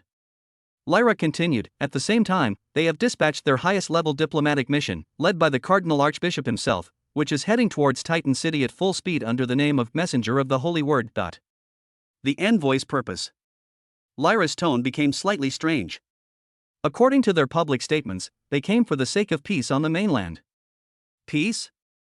Ron finally turned around, a smile on his face that was hard to decipher. He walked to the map and picked up a black dragon-shaped chess piece representing the Empire's highest legion. Then, under Layla's watchful gaze, he pressed the chess piece heavily onto the map, above the capital of the Radiant Empire, Holy Radiant City. Despair. A crisp sound of a piece being placed echoed loudly on the silent observatory. Chapter 72, Shattering the Duke's Crown. The Empire's iron hoof cannot be provoked. Despair. The crisp sound of the pieces being placed on the stone stood out starkly against the silent observatory. The black dragon chess piece, representing the Empire's highest legion, was slammed down by Ron onto the map of Holy Radiant City, the capital of the Radiant Empire. The bottom of the piece collided with the magic crystal map, creating a barely perceptible ripple of energy. Lyra's body shifted slightly in the shadows. She assumed that His Majesty's next order would be directed at the Knights of the Holy Judgment, located on the southern slopes of the Sorrow Mountains. The glorious Empire is trying to play the courtesy first, then force trick. Ron's fingers gently stroked the black dragon chess piece, his tone flat. On the one hand, they send out delegations, shouting for peace, and on the other hand, they deploy troops on the border, ready to tear each other apart at any time. It's an old and boring tactic. He withdrew his hand, turned around, and looked past Lyra towards another inconspicuous corner of the map. That was the heart of the Empire's territory, a domain marked as the Duchy of Tulips. "You always have to clean the house before you entertain guests," Ron said, his voice devoid of any emotion. "Some trash, if left for too long, will stink." Layla did not respond immediately. She was waiting for clear instructions. "Issue my order." Ron's gaze fell back on Lyra. "In the name of the Imperial Military Intelligence Department, publish evidence of Duke Tulip's collusion with orcs, hoarding of weapons, and plot to rebel." Evidence? Layla hesitated slightly. There was nothing like that in the Military Intelligence Department's files. "If I say it exists, then it exists," Ron interrupted her. "You just need to make it real." "I understand." Lyra's figure disappeared into the shadows without the slightest hesitation. Ron continued to issue orders, order the 3rd, 5th, and 8th Combined Legions, under the command of General Otto the Skullbreaker, to immediately proceed to Tulip territory and blockade all major transportation routes. Tell Otto that I want them alive. Everyone in the castle must live. Yes, ma'am. Lyra's voice came from the shadows and then disappeared completely. Ron turned around again and looked at the patch of light that represented the Duchy of Tulips. 5 years ago, he was still Count Dracula, who needed external help to barely protect himself in the Noble Council. At that time, the Duke of Tulip looked down on him as if he were a bedbug, wantonly humiliating him and trampling his dignity underfoot. 5 years have passed. Many people believe that with the establishment of the Empire and Ron's ascension to the throne, those old stories had long been forgotten in the dust of history. They were wrong. The Emperor's memory is better than anyone else's. He remembers every single expense clearly. Tulip Castle. This castle, once renowned for its luxury and art among the nobility, is now shrouded in a somber atmosphere. 3 fully strength Imperial legions, like 3 iron torrents, completely surrounded the castle. The Imperial banners with black backgrounds and golden dragons fluttered in the wind, the dragon's eyes seemingly watching the soon-to-be-destroyed city with indifference. Inside the castle, Duke Tulip, once a dashing middle-aged nobleman, now stood pale-faced on the city wall, wearing an ill-fitting suit of armor. His hands trembled uncontrollably with fear. For the past 5 years, he had lived in constant fear. Every victory and every expansion of Ron's army was like a heavy hammer blow to his heart. He once thought that as long as he was obedient enough, handed over all military power, and paid 3 times the amount of taxes every year, the newly enthroned emperor might spare him out of consideration for their shared status as members of the old aristocracy. He even naively thought that Ron had forgotten him. Until half a day ago, the strongly worded accusatory document issued by the Imperial Military Intelligence Department spread throughout the entire empire. Colluding with orcs. Intending to rebel. Every word was like a poisoned dagger, piercing through his last illusions. Fight back! Fight back! Duke Tulip roared at his equally pale-faced private soldiers. We are warriors of the Tulip family. For honor. However, all that answered him was deathly silence. His private soldiers, looking at the dark, imposing Imperial army outside the city, at the standard magical armor gleaming coldly in the sunlight, at the giant alchemical cannons set up with their muzzles flashing dangerous red light, couldn't even muster the strength to grip their weapons. Rebellion? What can they use to resist? Their antique armor, at least 2 eras behind, to charge into the heavy infantry phalanx of orc war tramplers? Or their rusty longswords to fight against the vampire knight's claws that can tear through steel? This is not war, this is massacre. Boom! A loud bang interrupted the Duke's final frenzy. The castle's gate, which was said to be able to withstand the impact of a dragon, was shattered into a shower of wood chips as easily as paper under the bombardment of the alchemical cannon. Thump! Thump! Thump! Heavy, rhythmic footsteps approached. A squad of orc warstompers, clad in full-body heavy armor, marched in orderly steps through the broken gates and into the castle. They did not run, they did not shout, they simply advanced in silence. But it was this silence that brought a sense of oppression more terrifying than a landslide or tsunami. The Duke of Tulip's private soldiers' psychological defenses completely collapsed. Clang! The first person threw down his weapon and knelt on the ground. Immediately afterwards, the sound of weapons hitting the ground filled the air. Duke Tulip watched this scene in despair, his body went limp, and he collapsed against the city wall. He knew it was all over. The castle's most magnificent drawing room was temporarily cleared out. Duke Tulip was dragged in like a dead dog by 2 tall orc warriors and thrown into the center of the hall. He awkwardly raised his head and saw the figure sitting upright in the seat that had originally belonged to him. Ron.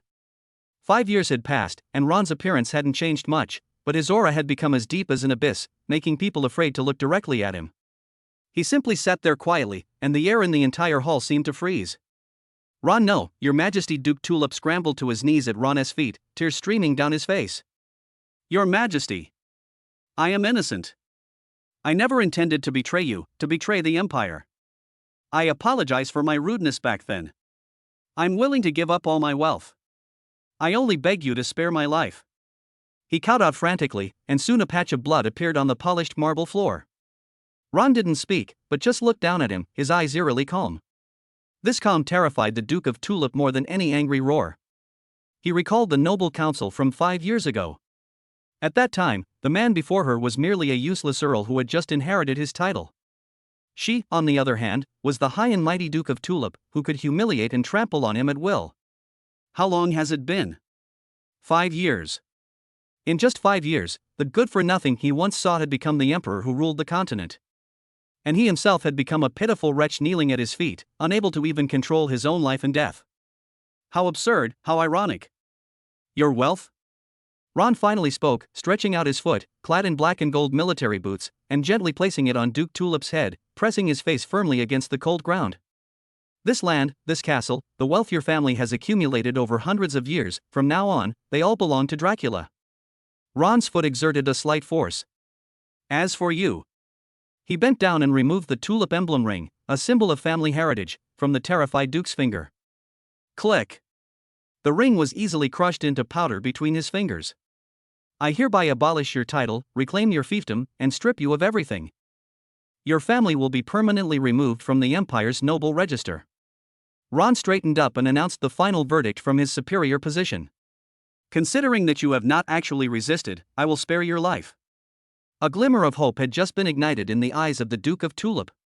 I will exile you and your family to the eternal winter tundra in the north. There are no castles, no servants, only endless black stone mines. You will be there, using your pampered hands to mine ore for the Empire for the rest of your life. Until you die. Hope instantly turned into despair that was deeper than death. The eternal tundra. That was a hellish, imperial labor camp where the sun never shone. It was the nightmare of all criminals. Why send a pampered duke there to become a mining slave? This is 100 times more cruel than killing him outright. No. No. You can't do this to me. Duke Tulip completely broke down. He struggled, but Ron's foot pressed down on him, and he couldn't move. Ron didn't look at him again and turned to walk out of the hall. Drag it down. 2 cold words determined the ultimate fate of a noble family that had been passed down for hundreds of years. The news spread like wildfire, reaching every corner of the Empire within a single day.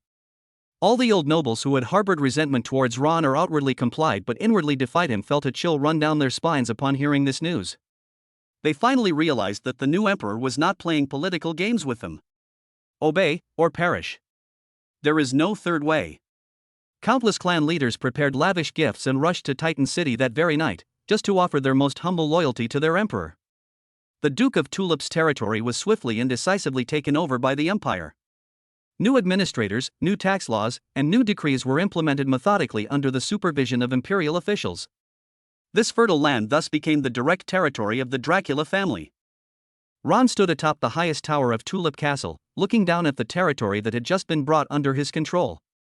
The evening breeze stirred his black and gold imperial robes. An attendant appeared silently behind him and knelt on one knee. Your Majesty, the Holy Word Envoy's delegation from the Radiant Empire has arrived in the imperial capital, Titan City, and is awaiting your summons outside the city. Ron did not turn around, his gaze remained fixed on the south, the direction of the Radiant Empire. Let them wait. His voice was carried away by the wind into the night. Wash the Duke of Tulip's head clean, put it in the best gift box, and send it to the delegation. Tell them that this is a gift from me to Pope Radiant, a greeting gift. Chapter 73, a gift for meeting the Imperial Academy and the Pope's holy judgment. The attendant's body stiffened slightly. He tried to understand every word of the Emperor's order, and then a chill ran from the soles of his feet straight to the top of his head. The head of a Grand Duke was presented as a gift to an envoy from another empire. This is a declaration, an insult, and a naked war horn. Yes, Your Majesty. The attendant suppressed his shock, bowed, and accepted the order before disappearing into the shadows of the tower. Ron didn't look at him again. The night wind rustled his imperial robes. He knew that when that gift box was opened, the thin, false peace between the Dracula Empire and the Radiant Empire would be completely shattered. War is inevitable. But what he wanted was not a simple victory, but a complete and overwhelming conquest. To achieve this, relying solely on the existing legions and a few descendants of S-class bloodlines is far from sufficient. For an empire to truly achieve immortality, it needs not strong city walls, but a continuous stream of talented people. He is a manager who can understand his will, a craftsman who can push magical technology to new heights, and an executor who can bring the imperial laws to every inch of land. He wanted to establish an unprecedented education system, a massive heart that supplied blood solely to the empire. 3 days later, in Titan City. The delegation from the glorious empire was housed in the city's most luxurious guesthouse. The leading cardinal, Archbishop Innocent, an old man with a withered face but sharp, eagle-like eyes, sat in the main seat, resting with his eyes closed. His fingers tapped rhythmically on the armrest, revealing his impatience. They have been waiting here for 3 days. The emperor of the Darakulua Empire never even gave a symbolic audience. What arrogance and rudeness! Your Excellency, a young priest entered, his face grim. The officials of De La Kula have once again refused our request to see His Majesty. They said His Majesty is dealing with internal affairs and that we should wait patiently. Innocent opened his eyes, a cold glint flashing in his cloudy pupils. Internal affairs? He sneered. What internal affairs could a tyrant who has just usurped the throne possibly have? It's nothing more than purging those old nobles who don't obey him, the behavior of barbarians. Just then, a waiter entered carrying an exquisite gift box made of sandalwood and inlaid with gold trim. The gift box was not large, but it felt extremely heavy. This is a greeting gift entrusted to me by His Majesty Emperor Darakulua to be delivered to the envoys, the waiter said, bowing as he placed the gift box on the table. Innocent exchanged glances with the priests around him. A gift to mark our meeting? After leaving them out for 3 days? Innocent gestured, and the young priest stepped forward and carefully opened the clasp of the gift box. Creak! The lid of the box was opened. There was no glittering jewelry, no rare treasures. Only one head, meticulously prepared, with wide open eyes and a face still bearing traces of endless fear and regret.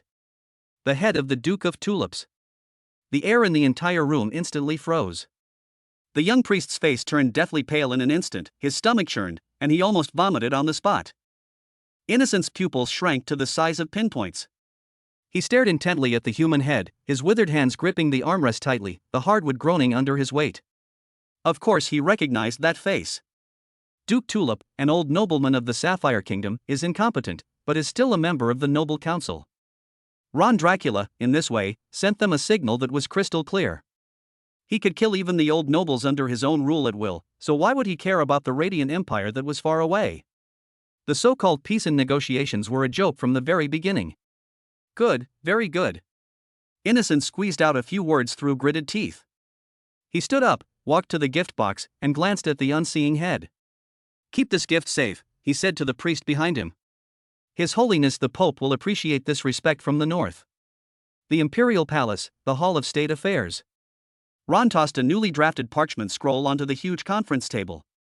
Queen Iris, Chief Scientist Fanny, and Celestine, dressed in a priestess robe and exuding a holy and noble aura, were all seated at the table. Look, this is the future of the Empire, Ron said. Iris picked up the scroll and slowly unfurled it. Imperial Edict concerning the establishment of the first comprehensive academy of the Dracula Empire. She read on, word by word, her beautiful eyes growing brighter and brighter. Open to all citizens of the Empire, regardless of background or race? Iris looked up, a hint of surprise in her voice. That's right. Ron nodded. Whether they are the sons of nobles, commoners, or even orcs, as long as they pass the test, they can enroll. This will shake the very foundation of aristocratic rule. Iris pointed out the problem incisively. Then let it falter, Ron replied domineeringly. What I need are truly talented people, not a bunch of useless people who lie on the laurels of their ancestors and suck their blood. The foundation of an empire should be geniuses, not those rusty titles. Fanny snatched the scroll, and when she saw the list of colleges and majors on it, she started to glow. Academy of Magical Technology, she shrieked, pointing to one of the lines of text. An independent department. Your Majesty, are you saying I can have an independent academy dedicated to the research of magical technology? It's not just one academy. Ron looked at her. Fanny, I appoint you as the first dean of the Department of Magical Technology at the Imperial Academy. You can recruit the best artisans and scholars in the entire empire, and the Imperial Treasury will give you an unlimited budget. I only have one request. What are your requirements? Fanny asked, her face flushing with excitement. Within 10 years, I want to see a magical warship that can fly 10,000 meters into the sky and travel 3,000 miles a day. I want to see a magical cannon that can level a mountain with a single shot. Ron's voice was filled with undeniable power. I also want to see every Imperial soldier wearing magical armor designed by you, armor strong enough to withstand holy light magic. Fanny's breathing became rapid. This isn't a mission, it's a dream. It's the stage she, this tech fanatic, has always longed for. I guarantee the mission will be accomplished. She stood up abruptly and gave a somewhat comical military salute. Ron's gaze shifted to Celestine. This high elf priest had been very quiet ever since his people were protected by Ron. Celestum, the Magic Academy is now in your hands. Celestine looked up, her star-like eyes revealing little emotion. Your Majesty, the magic of the elves is never shared with outsiders, she said softly. Now, it needs to be disseminated. Ron's tone was calm. The crisis facing the Tree of Life is not yet completely over. You need the Empire's resources, and I need your knowledge. I will select and simplify the most core inherited magic of the elven race, and only teach those general spells that do not involve the source of power, Celestine conceded. All right. Ron nodded. You are also the headmaster of the Magic Academy. I grant you permission to search for children with magical talent throughout the Empire, including humans. Celestine's body moved almost imperceptibly. She understood what Ron meant. This is integration, and also assimilation. From this day forward, magic will no longer be the exclusive domain of the elves. She had no choice. Yes, Your Majesty. As Iris watched all this, her reverence for her husband deepened even further. Establish academies, break down class barriers, and integrate technology and magic. Every step he took treaded on the bones of the old era, heading towards a future that no one could imagine. In addition to these two academies, we will also establish an Academy of Battle Chi, an Academy of Political Administration, and an Academy of Military Strategy and Command. Ron tapped his fingers on the table. Layla will be responsible for inviting the best mentors for us from all over the mainland. As for the School of Government Administration, Iris, you will be in charge of it personally. Iris stood up and bowed to Ron. It is my honor, Your Majesty. The edict was posted on bulletin boards in every city of the Empire the following morning. The entire Empire was in an uproar. Countless civilians, countless small merchants, and countless low-ranking officers who felt their talents were going to waste all went mad after they understood the contents of the edict. A path to advancement that disregards social status and only considers talent was presented to them by His Majesty the Emperor in the most direct way. This means that a blacksmith's son could one day become the Empire's chief engineer. A farmer's daughter, if she possesses magical talent, could potentially become a respected mage in the future. This is unprecedented. Countless families, even at the cost of selling their possessions, are determined to send their children to Titan City to participate in the entrance examination that will determine the fate of countless people. Meanwhile, the old nobles felt an unprecedented sense of panic. Their bloodline and social standing, upon which they depended for survival, became utterly worthless before this imperial edict. Some stubborn nobles attempted to unite and protest to the emperor. But when they saw the news that the Duke of Tulip's territory had been completely absorbed by the Empire within 3 days and all his property had been confiscated, everyone fell silent. Protest? Who wants to be the next gift hung on the city wall? Chapter 74, Laying Out a World, Ron's Overt Scheme in Ragnarok. 6 months later. On the outskirts of Titan City, a magnificent complex of buildings, covering an area comparable to a small city, rose from the ground. This is the Imperial Academy. The architectural style is a perfect blend of the dwarves' sturdy rock structures and the elves' graceful natural curves. The enormous magical furnace provides energy for the entire academy, causing the towering mage towers to constantly gleam with arcane light. Today is the inaugural opening ceremony of Imperial Academy.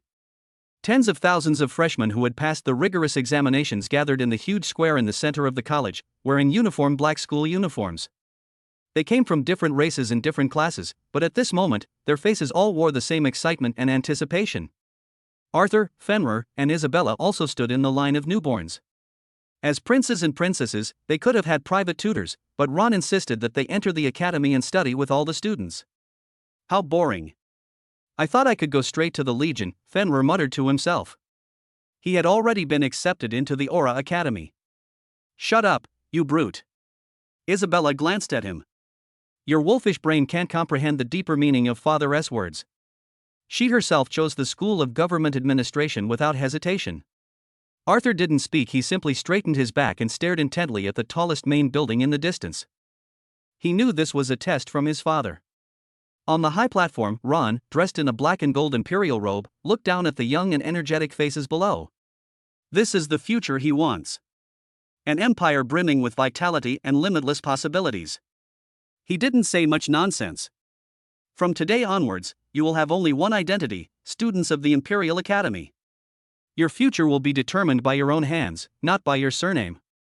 10 years from now, one of you may be standing on this high platform. Now, I hereby declare the Imperial Academy officially open. Long live! Long live your majesty! A deafening roar of cheers rose into the sky, seemingly shaking the clouds apart. Just as the cheers reached their peak, an attendant quickly walked up behind Ron and lowered his voice. Your Majesty, the envoys from the Radiant Empire request an immediate audience. The attendant's face turned somewhat pale.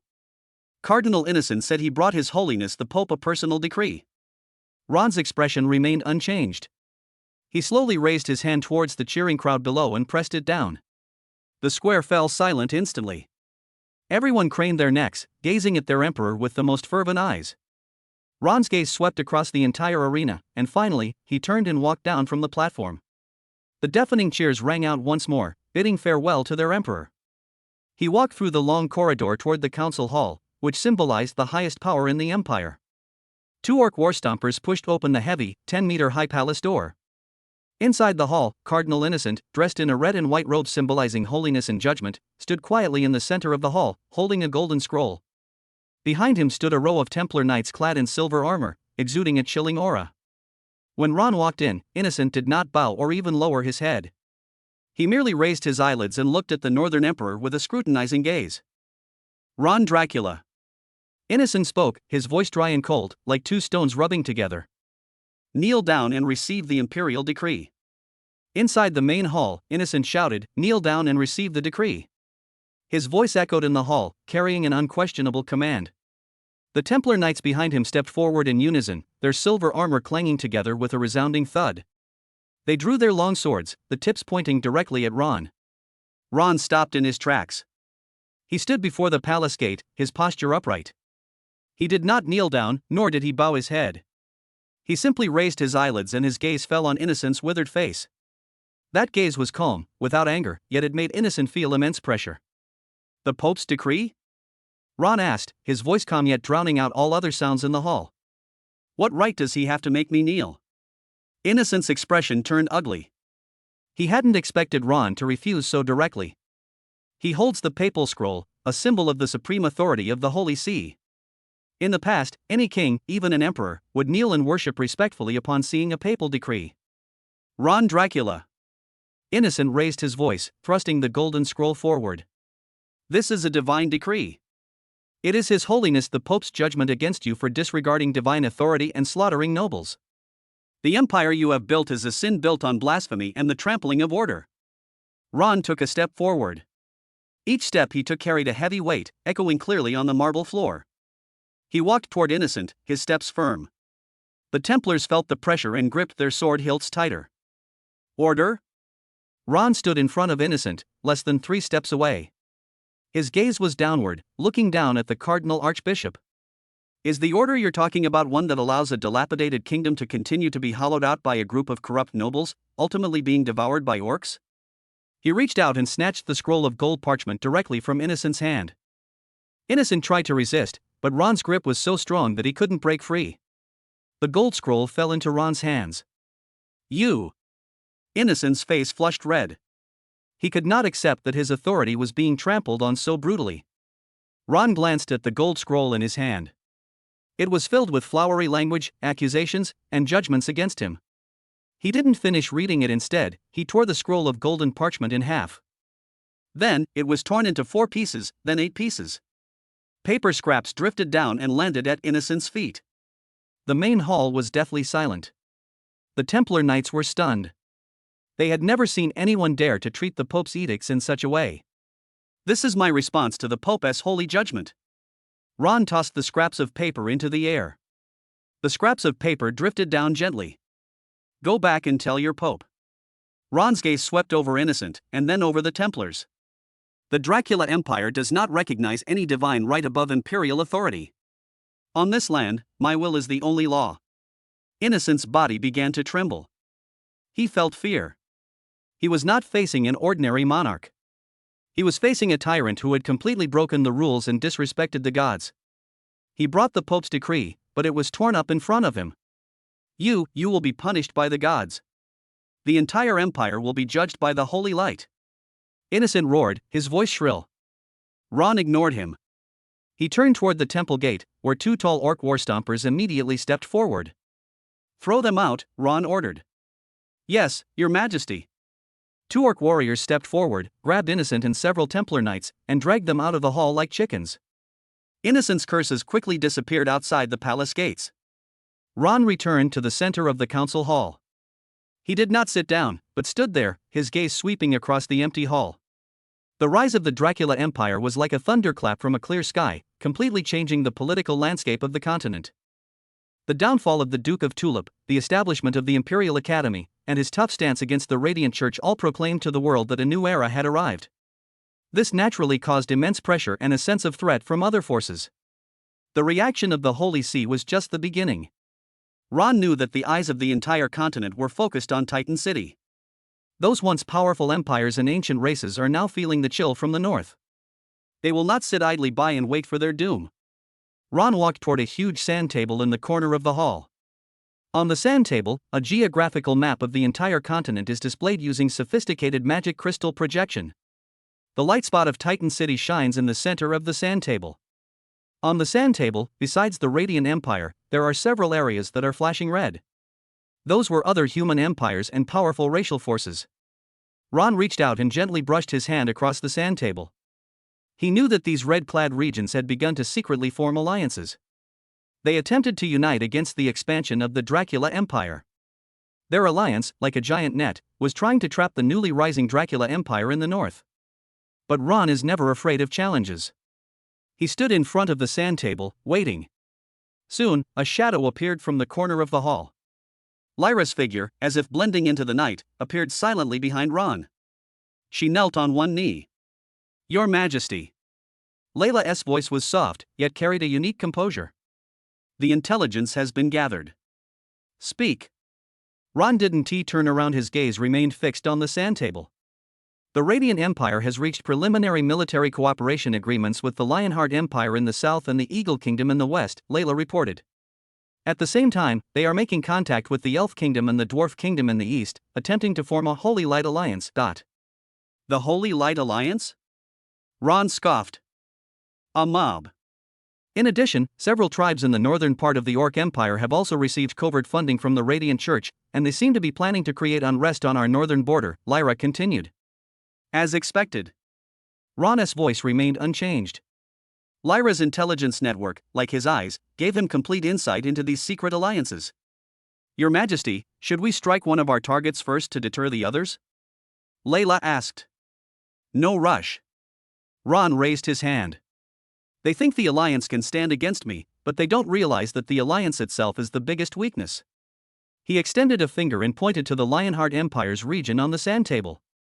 The Lionheart Empire and the Eagle Kingdom have always been at odds, and they only formed an alliance out of fear of my empire. The Holy See of Radiance wants to use them, but they also want to use the Holy See's Legion of Light to expand their own influence. There are many internal conflicts among them. Ron's gaze shifted to the Eagle Kingdom. The Kingdom of Eagles has a royal marriage alliance with the Lionheart Empire, but its noble class has always been resistant to the Lionheart Empire. Elves and dwarves, on the other hand, are more concerned with the survival of their own races than with the power struggles in the human world. Ron looked up. His gaze pierced through layers of mist, revealing the power struggles at the deepest part of this continent. Lyra, convey my orders. Ron began to make arrangements. First, send a special envoy with generous gifts to the Elf Kingdom. Tell the Elf Queen that only the Dracula Empire can provide a true solution to the crisis facing the Tree of Life. At the same time, show them the power of magical technology, especially the potential of the magical life spring. Second, send another envoy to the Dwarf Kingdom. Show the Dwarf King our latest magical furnace technology and our huge demand for rare minerals. Tell the dwarves that the Dracula Empire is their best partner, not their enemy. Lyra wrote down Ron's orders. Her gaze was focused. Third, targeting the Lionheart Empire and the Eagle Kingdom. Ron tapped his fingertips lightly on the sand table. The Military Intelligence Department created some accidents to escalate their border conflict. At the same time, they spread rumors that the Holy See of Radiance was secretly favoring one side and promised to give them greater benefits after the war. I want to create discord among them. Fourth, deal with the orc tribes in the north. Ron's gaze turned to the northern border. Dispatch an elite vampire knight order to make secret contact with the great chieftain of the Orc Empire in the name of the Emperor of the Dracula Empire. Tell the chieftain that the tribes funded by the Radiant Church are rebels attempting to split the Orcish Empire. The Dracula Empire is willing to provide magical weapons and technical support to help the Orc Empire unify all the tribes in the north. Lyra paused for a moment. This is a bold strategy. His Majesty Ron not only divides the enemy, but even tries to win them over to attack them. Your Majesty, if the Orc Empire takes this opportunity to grow stronger. Lyra expressed her concerns. Orcs need unity to unleash their true power. Ron interrupted her. But even after unification, the Orcs will face internal power struggles. Moreover, a unified and powerful Orc Empire would also become a thorn in the side of the Radiant Church. Ron's lips curled into an enigmatic smile. He knew that to unify the entire continent, force alone was not enough. It also requires wisdom and skill. He intends to exploit the conflicts between these empires and defeat them one by one. Let their alliance fall apart amidst internal strife. In addition, get Arthur, Fenrir, and Isabella involved in these diplomatic activities. Ron added, send them out as young envoys of the Empire to make contact with these forces. Let them learn how to use the Empire's power and diplomatic means to gradually dismantle these opposition forces. Layla nodded. This is His Majesty Ron's training of his princes and princesses. Let them grow through actual political struggles. Ron looked at the sand table again. He seemed to see the future trajectory of the continent. A war that will engulf the entire continent is about to break out. This time, however, the Dracula Empire will not passively respond. They will take the initiative and stir up the entire continent. He reached out and gently covered the sand table. Inform General Otto. Ron's voice echoed in the hall. Get ready to welcome new guests. He did not reveal who the guest was. But Layla understood. The game on the mainland has already begun. Chapter 75 The Fall of Kings, the Crimson Prologue to the Unification of the Human Realm. Ron stood in front of the sand table, his fingertips lightly tracing the area marked in red. Layla's intelligence was like a sharp blade, cutting through the continent's false peace. The Papacy's alliance, though seemingly powerful, is actually riddled with problems. The greed of the Lionheart Empire, the arrogance of the Eagle Kingdom, the aloofness of the elves, the pragmatism of the dwarves, and the savagery of the orcs were all within his calculations. General Otto. Ron's voice echoed in the hall. The tall and imposing Otto stepped out of the shadows and knelt on one knee. He was clad in heavy armor, each plate gleaming with a cold metallic sheen. His Majesty. Pass down the order, prepare for battle. Ron's gaze fell on the sand table, as if piercing through the thick crust of the earth and seeing the battlefield thousands of miles away. I have decided that I will not wait any longer. Otto looked up, his eyes blazing with fighting spirit. Having followed Ron for many years, he knew all too well that every decision the Emperor made meant the arrival of a storm. Yes, Your Majesty. Within 3 days, the Dracula Empire roared like a giant beast that had been awakened. Outside the city of Titans, a torrent of steel surges forward. The magical war chariot roared, its tracks crushing the earth. The magical airship blotted out the sky, casting a massive shadow as if the end of the world had arrived. The battle banners of the vampire knights fluttered in the wind, their black backgrounds adorned with gold dragon patterns, a symbol of death and conquest. Ron was dressed in a black and gold imperial robe and rode a pure black demonic dragon.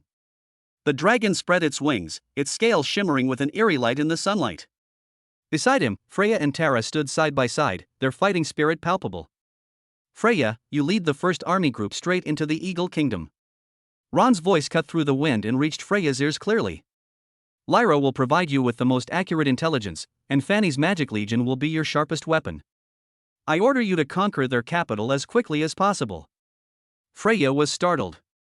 She took the battle flag from Ron, which depicted a silver moon wolf king, her bloodline totem. Yes, Your Majesty. Freya, holding a battle flag, leaped onto her mount, a huge silver moon wolf. The Wolf King roared, its voice echoing across the land. Behind her, tens of thousands of elite vampire knights roared in unison. Tara. Ron looked at the orc female general beside him. Tara was clad in golden tiger skin armor, his muscles bulging, and the giant axe in his hand gleamed with a cold light. Your Majesty. Tara's voice boomed. You led the second army group and swept through the Lionheart Empire. Ron's voice was icy. The Orc legions will be your main force, and the Dwarf warriors will assist you in the siege. I want you to utterly trample on their royal honor." Tara stomped her foot, and the earth trembled. She took the battle flag, which bore the roar of the golden behemoth. "I swear to serve you to the death, your majesty." She turned and leaped onto her golden behemoth war beast. Behind them, tens of thousands of Orc warriors roared deafeningly, followed closely by Dwarf warriors wielding warhammers. Ron's gaze swept over the two armies about to embark on their expeditions, finally stopping at the main force behind him. This legion consists of the Empire's most elite magical infantry, magical artillery, and air force. Fanny stood atop a massive magical chariot, with her latest magical cannon beside her. Celestine, on the other hand, is in the Air Force, commanding a squadron of magical airships composed of elven mages. "Let's go!" Ron ordered. The dragon roared and its wings flapped violently. A huge airflow whipped up dust, obscuring the sky. Eagle Kingdom front. Freya's Silver Moon Wolf King battle banner, like a ghost in the night, traversed the borders of the Eagle Kingdom at an astonishing speed. The vanguard of the Magic Legion, like an iron torrent, instantly tore through the first line of defense of the Eagle Kingdom. "Magic cannons, prepare!" Fanny's voice echoed across the entire battlefield via the magic communicator. Boom! Boom! Boom! Dozens of magical cannons fired simultaneously, their energy beams piercing the sky and accurately striking the fortress walls of the Eagle Kingdom. The city wall collapsed instantly, sending debris flying and filling the air with smoke. "Charge!" Freya gave the order, and the Silver Moon Wolf King Legion charged into the breach like arrows released from a bow. The vampire knights were agile and incredibly fast. The magical longswords in their hands gleamed with a blood-red light, and with each swing, they took the lives of several enemy soldiers. The soldiers of the Eagle Kingdom had never seen such a terrifying offensive. Their longbows and swords were like toys in the face of the heavy armor of the magic chariot. Their mages' fireballs and ice spikes couldn't even penetrate the magic airship's energy shield. "Air support!" Fanny ordered again. Hundreds of magical airships roared down, unleashing a deluge of magical energy blasts that shattered the enemy's formation. Elven archers stood on the airship's deck, their bows drawn taut, enchanted arrows raining down, accurately striking the enemy commanders and mages. The generals of the Eagle Kingdom looked at the battle reports from the front lines in their command post, their faces ashen. Their prized defense system proved so fragile in the face of the Dracula Empire's magical technology. This is not war," an old general cried out. "This is a massacre." Freya rode the Silver Moon Wolf King and charged into the heart of the enemy army. Her speed was as fast as lightning, and each swing of her sword was accompanied by a streak of silver moonlight. The enemy's resistance was as fragile as paper in front of her. She knew that what His Majesty Ron wanted was to crush him.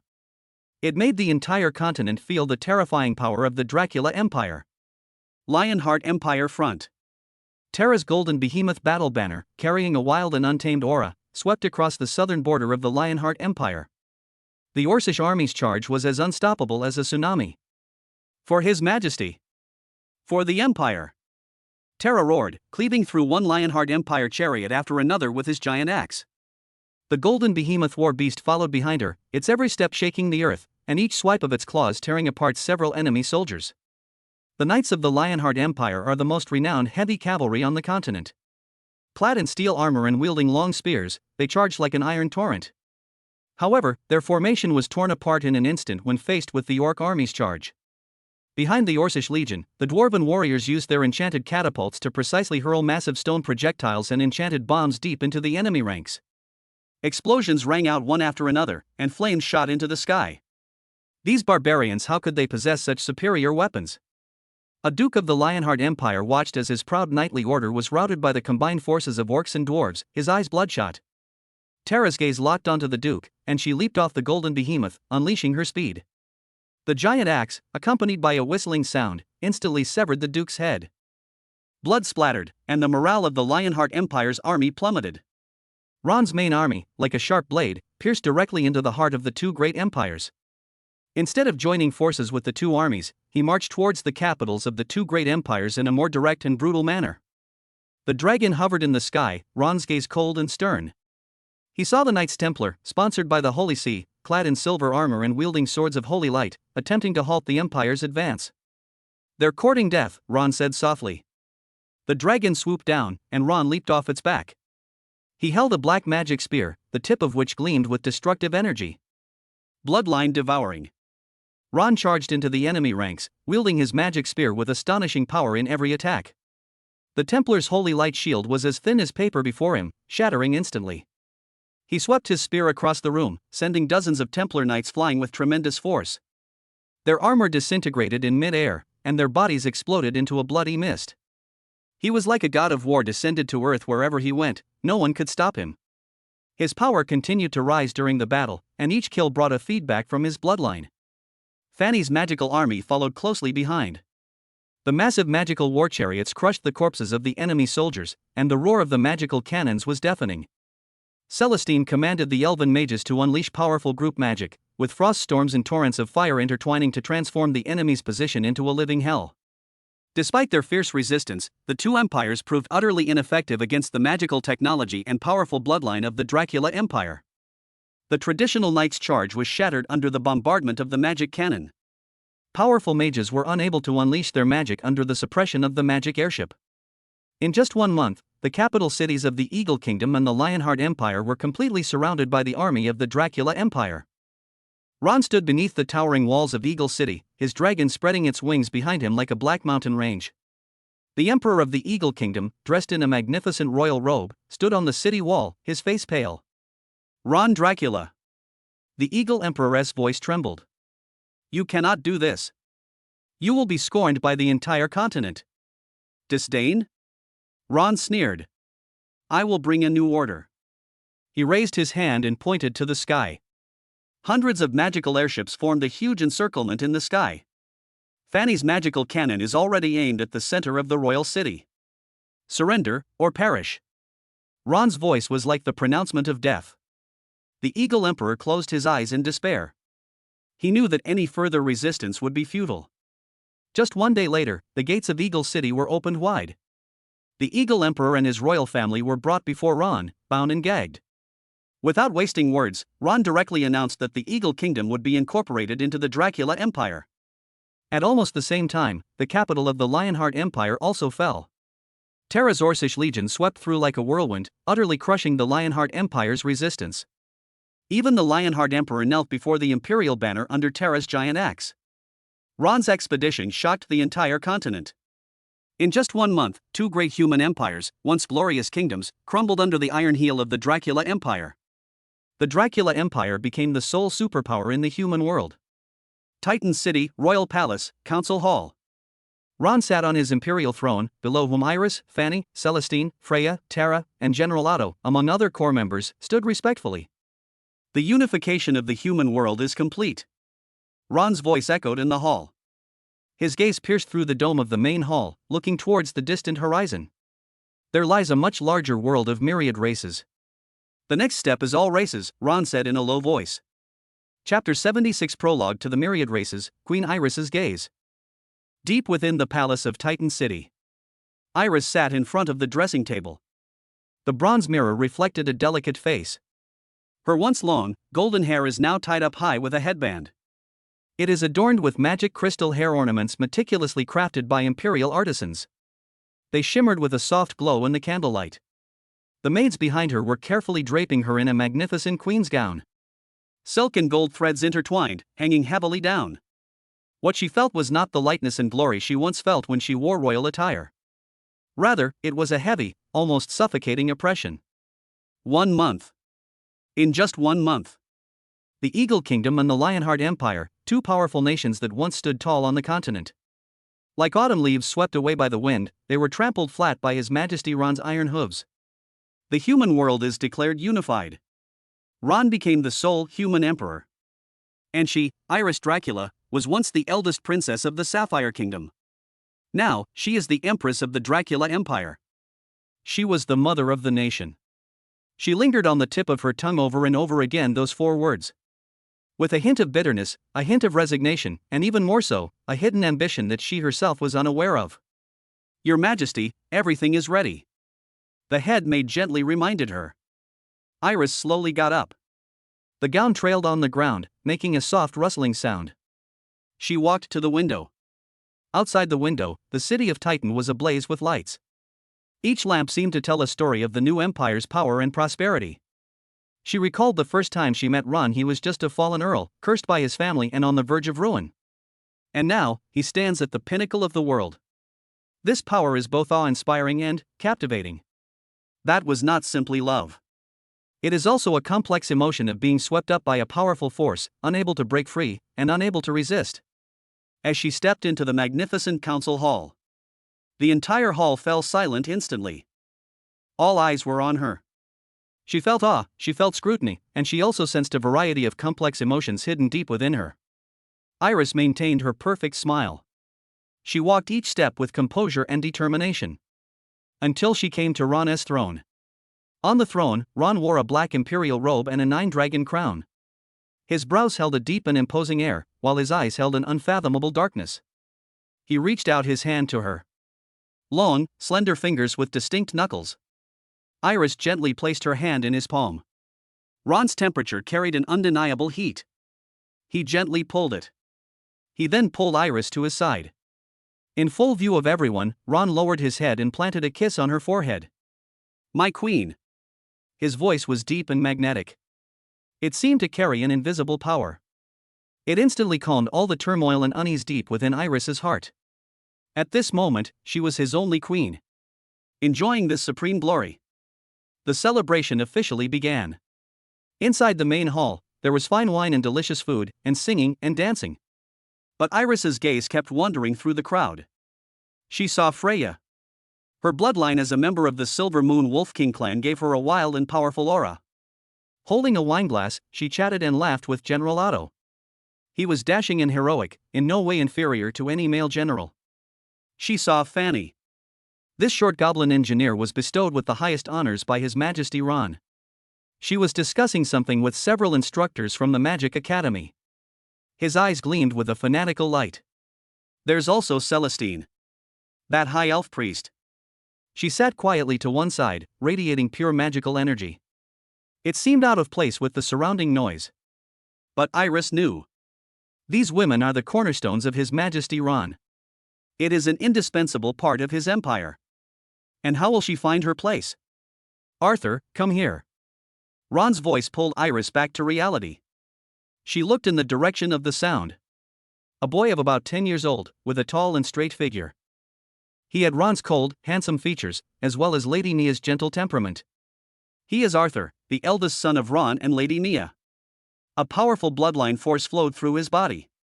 He walked up to Ron and bowed respectfully, neither servile nor arrogant. "Father." Arthur's voice had a clear, youthful quality. Ron introduced him to the representatives of all parties present. "This is my eldest son, Arthur. The future heir to the empire." Iris saw those once arrogant dukes and marquises. At this moment, they all bowed respectfully to Arthur. They addressed him as Your Highness. Then, Fenrir and Isabella were also called to Ron's side. Fenrir possessed a sassy air unique to wolves. Isabella, on the other hand, possesses the allure of a vampire. They are so young, yet so powerful. Ron's children not only inherited his bloodline, they also inherited their mother's unique talents. A complex emotion welled up in Iris's heart. Her marriage to Ron was more of a political alliance. She brought legitimacy and stability to the empire. However, the continuation of the bloodline is carried on by these women who possess S-class bloodlines. In another way, they contributed to Ron's rise to power. "Iris, it's time for you to give birth to an excellent heir for the empire." Ron's voice carried a hint of meaning. He turned his gaze to her, his deep eyes seeming to see through all her thoughts. Iris's cheeks flushed slightly. She was unable to answer under the watchful eyes of everyone. One can only nod slightly to show compliance. The climax of the celebration was His Majesty Ron's speech. He stood on the high platform. His gaze swept over everyone present. The Dracula Empire unified the human world in just a few years. His voice carried an undeniable power. This proves that our path is correct. Our order is in line with the tide of the times. We will discard the old decay and prejudices and build a more just and stronger new world. Iris listened quietly. She had thought Ron was just a pure opportunist. But his words revealed a grand vision. He proposed the concept of common ruler of the human race. To break down the barriers between the various kingdoms of humanity. We must promote exchange and integration among different races. He introduced a series of new policies. Among them, the most noteworthy were the laws concerning trade and learning with other ethnic groups. They even encouraged non-human races to settle within the Dracula Empire. This is undoubtedly a declaration to the entire continent. A brand new era, an era that transcends racial boundaries, is about to begin. Iris was shaken. Ron's ambitions extend far beyond unifying the human world. His gaze had already been set on those foreign tribes that had not yet submitted. Elves, dwarves, orcs. Those powerful races that were once considered heretics by humans. They will all become his next targets for conquest. Night fell, and the celebrations came to an end. Iris returned to her bedchamber. She removed her fine clothes and sat by the window. Moonlight streamed through the window and fell upon her. She felt an unprecedented loneliness. Ron's power is like an insurmountable mountain. He led the Dracula Empire with overwhelming force. It will propel the entire world toward an unknown and magnificent future. And she, Iris, is the empress of this empire. It was the woman standing next to Ron. She should feel honored and satisfied. But deep down, there's always a trace of resentment. Unwilling to passively accept all of this. Unwilling to be merely a political symbol subservient to Ron. She recalled the look in Ron's eyes when he gazed into the distance during his speech. It was a deep and burning longing for the entire world of myriad races. All races. Iris whispered. She knew that an even greater storm was about to break out. She cannot simply be a bystander. She must find her place in this transformation. Her fingers gently traced the windowsill. How will she proceed in the future? How will she dance with Ron, the man who holds her destiny in his hands? Iris took a deep breath. Under the moonlight, a faint, undeniable light also ignited in her eyes. Chapter 77 Prelude to Unification. A grand magic feast intimidates all heroes, a new era of all races submitting. The news of the unification of the human world swept across the entire continent like a hurricane. The news of the destruction of the Eagle Kingdom and the Lionheart Empire shocked all alien forces. The once mighty nation was reduced to paper under the iron heel of the Dracula Empire. The peace on the mainland was shattered, replaced by unease and fear.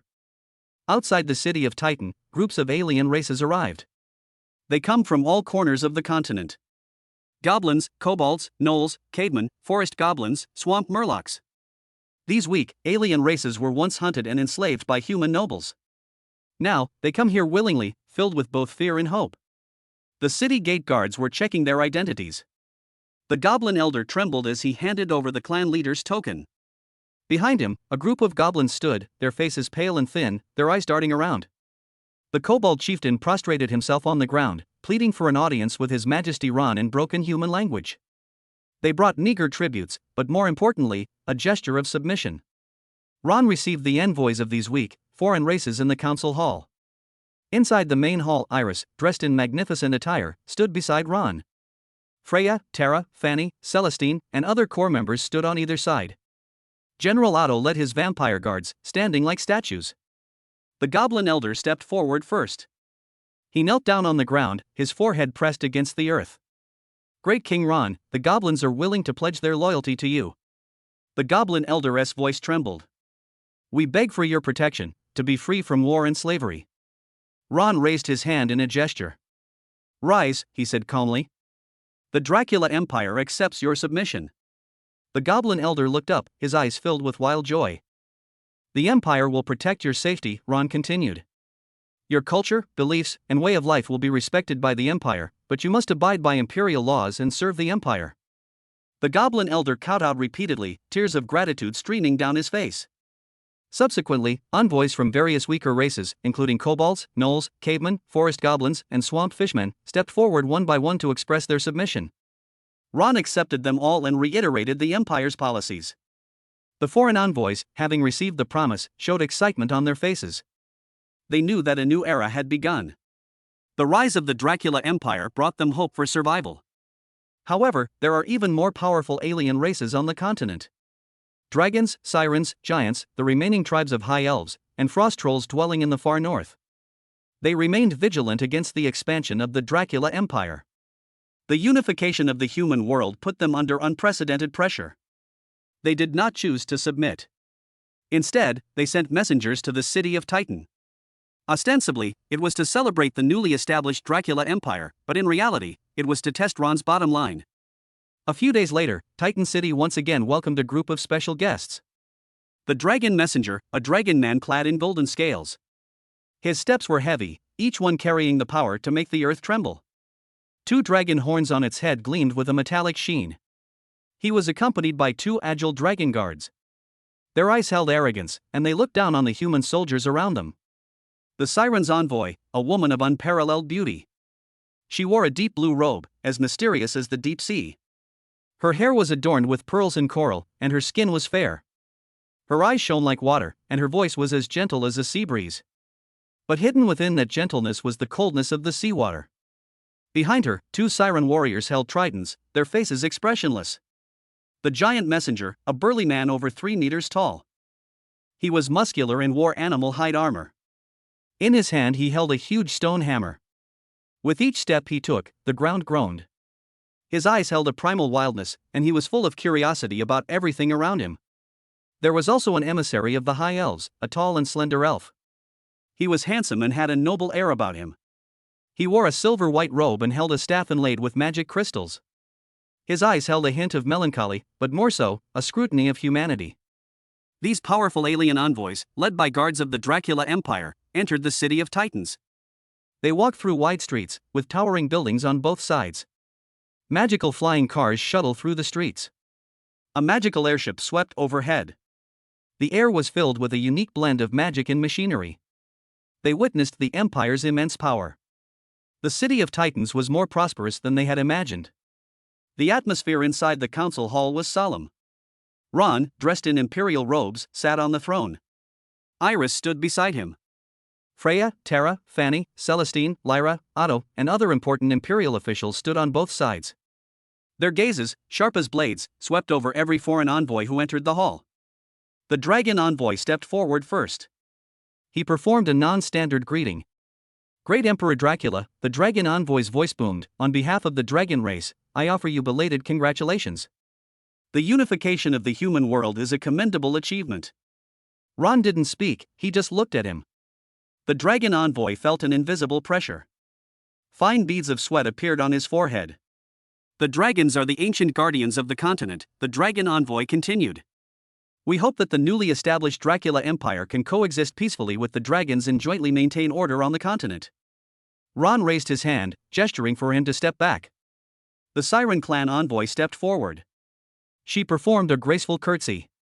Your Majesty Ron, the Siren's envoy's voice was melodious, the daughters of the sea extend their sincerest greetings to you. We hope that the boundary between land and sea will always remain clear. Her words carried a hint of warning. Ron simply nodded. The giant messenger stepped forward and merely rudely clasped his hands in a fist salute. Human Emperor, the giant envoy said in a rough voice, we giants live in the mountains, detached from worldly affairs. As long as you don't set foot on our territory, we will not interfere with you. Ron's gaze fell on the stone hammer in his hand. Finally, there was the High Elf messenger. He performed a standard aristocratic bow. Your Majesty Ron, the High Elf emissary's voice was clear and melodious, the elven race pays its respects to you. We hope that the Empire will respect the choices of all races and maintain the balance of the continent. Ron's gaze swept over all the messengers. He saw the wariness and probing in their eyes. Gentlemen, Ron began. His voice wasn't loud, but it reached everyone's ears clearly. The Dracula Empire was established to end the chaos on the continent. The unification of the human world is only the first step. The dragon envoy froze. A flicker of emotion crossed the eyes of the Siren envoy. The giant envoy gripped his stone hammer tightly. The High Elf envoy frowned slightly. The Empire has no intention of invading the territory of any race, Ron continued. As long as you abide by the laws of the Empire and do not oppose it, the Empire will protect you. He paused for a moment. But if anyone tries to hinder the unification of the Empire, Ron's voice turned cold, then the magical iron hooves of the Dracula Empire will crush all obstacles. The atmosphere inside the main hall suddenly became tense. The dragon envoy sensed the powerful bloodline pressure emanating from Ron. That power was more terrifying than he had imagined. The Siren envoy felt a chill. The giant messenger instinctively took a half step back. A hint of seriousness flashed in the eyes of the High Elf emissary. The Empire possesses immense power. Ron raised his hand, pointing outside the hall. Fanny, demonstrate the Empire's power. Fanny stepped out of the queue. She excitedly bowed to Ron. Yes, Your Majesty. Fanny led the alien envoys to the Imperial Martial Arts Arena. On the training ground, a massive magical cannon was ready. The cannon was entirely black, with its muzzle gleaming with a ghostly blue energy. A group of goblin engineers were busy around it. This is the Empire's latest Godslayer magic cannon, Fanny explained. It can instantly vaporize a small mountain. The dragon envoy chuckled. Human toys, he whispered. Fanny ignored her. She pointed to a huge rock in the center of the training ground. It was hard granite transported from the nearby mountains. Target, rocks ahead. Fanny ordered. The goblin engineers operated the magical cannon. Energy beams converged at the muzzle. Put. A dazzling beam of energy instantly ripped through the sky. It struck the rock precisely. Boom! A deafening explosion rang out. The entire rock instantly turned to dust. A huge crater appeared in the ground. The shockwave sent the rubble flying, and it fell like raindrops. The dragon envoy's expression changed drastically. The siren's envoy covered his mouth. Fear was evident in the eyes of the giant messenger. The high elf messenger trembled. This force far exceeded their imagination. This is only a fraction of the Empire's power. Fanny's voice was like the pronouncement of death. The Empire also has more powerful magical airship fleets and more advanced magical war machines. They can tear apart any defense. She then led the envoys on a tour of the Empire's Magic Academy and Alchemy Workshop. They witnessed magical robotic arms rapidly assembling magical weapons on an assembly line. They saw magical energy reactors providing a continuous source of power. They saw engineers and scholars of various races collaborating to research new technologies. The Dracula Empire is an inclusive empire, Ron's voice came again. He stood on high ground, looking down at everything. We welcome all races to join the Empire. The Empire will provide the best resources and the best technology. You can learn here, you can develop here. The Empire will build a new world where all races prosper together. His words carried a powerful seductive force. The dragon envoy looked at the leveled rocks, then at the powerful technology displayed by the Empire. His resolve began to waver. Although the dragon race is powerful, it is not immune to this power. The siren envoy pondered. Although the siren race controls the ocean, the power on land has exceeded their comprehension. The wildness in the giant's eyes faded, replaced by a hint of longing. They saw even more powerful weapons. The high elf emissary's eyes held an even deeper melancholy. He knew that the elven race's pride was no match for this overwhelming force. Ron knew that the path to unifying all races was fraught with challenges. But he also knew that fear and self-interest were the best catalysts. He was ready. He intended to bring the entire continent into his empire. Ron turned and walked toward the council chamber. His figure appeared incredibly tall in the sunlight. General Otto then followed. Your Majesty, what should we do next with these foreign envoys? Otto asked. Ron stopped in his tracks. Give them time to think, Ron said. Let them see the power of the Empire and feel its tolerance. He gazed into the distance. At the same time, prepare for the second phase of the plan to conquer all races, Ron added. Those who are unwilling to submit, let them become nourishment for the Empire. The City of Titans, the Great Hall of State. Ron's gaze swept over the assembled officials in the hall. Otto, begin preparations for the second phase of the plan to conquer all races. Freya, Layla, with the intelligence network in place, we need the most detailed information on the alien race. Ron's voice was deep and carried an undeniable authority. The ministers accepted the order. However, just as the Imperial war machine was about to start up again, an urgent report shattered the tranquility of Titan City. His Majesty. A guard officer rushed into the main hall and knelt on one knee. Urgent reports from all regions. Spatial rifts have appeared in multiple locations across the mainland. Large numbers of unidentified creatures have emerged and are wreaking havoc in various places. Ron frowned. Unidentified creature? It's a demon. The officer's voice trembled. Corruption, chaos wherever they appear, life is utterly destroyed. The news came like a thunderbolt. The council hall instantly erupted in cheers. Demon? That terrifying being that exists only in ancient legends and papal texts. But now, it has truly come to pass. Ron's gaze was icy. He looked at Lyra. Layla understood. She vanished from the hall in a flash. On that day, countless carrier pigeons flew out of Titan City. The Shadowclaw intelligence network is operating at full capacity. In just half a day, Lyra reappeared in front of Ron. She was holding a thick report in her hand. Your Majesty, Layla said in a low voice, the intelligence report is complete. A total of 18 large spatial rifts have been discovered on the mainland. There are countless small cracks. There are many kinds of demons, from low-level imps and goblins to mid-level dreadlords and hellhounds, and even high-level abyss lords. Ron listened, tapping his fingers lightly on the armrest. The appearance of these cracks is not accidental, Layla continued. We found that the fissures mostly appeared near ancient ruins or forgotten blood sacrifice arrays.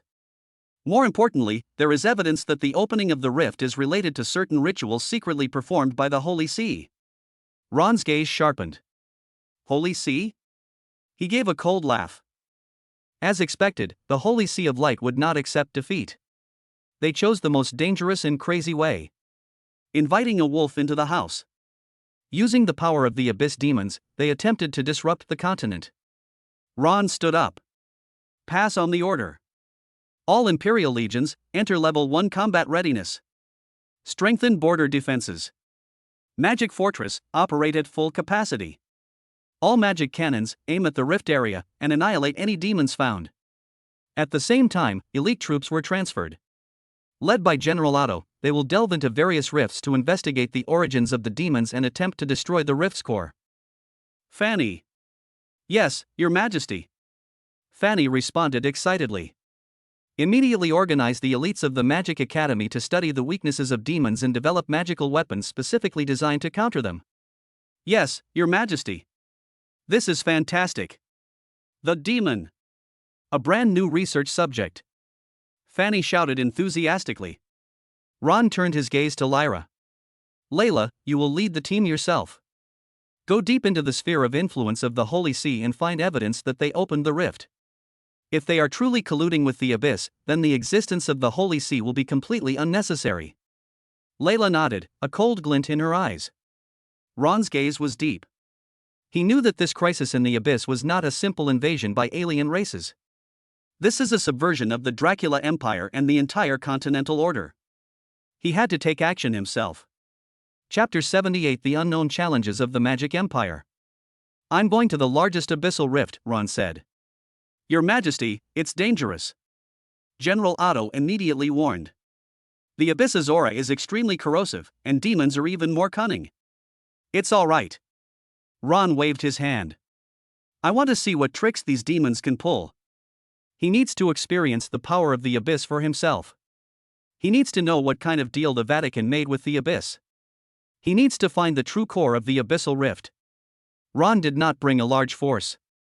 He only brought a few vampire guards with him. And Freya, as his personal bodyguard. He needed to reach the largest abyssal rift as quickly as possible. The rift is located in the northern part of the continent, in a forgotten ancient battlefield. When Ron and his group arrived, the sight before them made their hearts sink. The sky was shrouded in dark purple clouds. The earth cracked open, emitting a foul stench of sulfur. Twisted trees, withered vegetation. The air was thick with a corrosive odor. A massive crack stretched across the earth. At the edge of the crack, space was distorted, emitting a chilling, eerie light. From the depths of the crevice came bursts of roars. This is the Abyss Rift, Ron said in a low voice. He felt a powerful corrosive force trying to erode his flesh and blood. But Ron's bloodline is far beyond that of ordinary people. This slight corrosion was like a gentle breeze to him. Your Majesty, this corrosive power is like a deadly poison to ordinary soldiers, Freya said. She was surrounded by silver battle aura, which resisted the corrosion. Ron nodded. He raised his hand, and a blood-red barrier enveloped the group. The vampire guards and Freya immediately felt a lightness all over their bodies. The corrosive forces were kept at bay. Ron stepped toward the crevice. Let's go. He wanted to delve deeper into it. Inside the rift is a completely distorted world. Dark red rocks, purple crystals. The air was filled with a strong smell of blood and sulfur. Everywhere you look, there are hideous demons. They roared and pounced on Ron and his group. Snort! Freya drew her twin swords, transforming into a streak of silver lightning. The blade flashed, and demonic limbs flew off. The vampire guards also demonstrated formidable combat prowess. They are like ghosts in the night, reaping the lives of demons. Ron did not make a move. He simply observed quietly. These demons are not of a high level. But their numbers are enormous, and they are fearless in the face of death. He sensed an even more powerful aura emanating from the depths of the rift. That aura carried both temptation and evil. Your Majesty, they seem to be protecting something. Freya exclaimed. Ron nodded. He no longer hesitated. His figure blurred, transforming into a blood-red shadow. He was incredibly fast, instantly piercing through the horde of demons. Wherever the blood shadow passed, the demon's body exploded. Ron charged straight towards the area with the densest aura. It was a huge cave. Deep inside the cave, a huge mass of flesh and blood was writhing. That was the core of the fissure. Around the core, a group of powerful demons dwell. They come in various shapes and sizes, their eyes gleaming with a scarlet light. Among them, one figure stands out the most. She had a seductive figure and bat wings on her back. Her skin was fair and had an alluring glow. She had long, purple hair that cascaded down like a waterfall. Her eyes held a captivating allure. She is the succubus of the abyss. Lilith, the succubus queen. She sat on a throne made of bones. He was playing with a beating heart in his hand. Ron's appearance instantly stirred up the demons in the cave. Humans? Lilith's gaze fell on Ron. Her voice had a special rhythm. It seems to penetrate directly into the depths of one's soul. I can't believe I made it this far. You are special. Ron didn't say anything. He simply watched Lilith quietly. At that very moment. Ding! High-value bloodline individual detected. Target, Lilith, the Abyss Succubus. Bloodline rating, S rank. Note, the Abyss Succubus Queen possesses unparalleled charm and powerful abyssal magic. By uniting with a host, she can gain massive attribute boosts and has a chance to extract succubus bloodline talents. Ron's eyes lit up. S rank. Indeed, every crisis is accompanied by an opportunity. Lilith rose from the throne. She walked gracefully toward Ron. Every step is filled with endless allure. Human, Lilith said softly, offer me your soul. I can give you endless power and endless pleasure. You will become my slave, my plaything. Her eyes shimmered with a purple light. An invisible force directly impacted Ron's soul. Allure.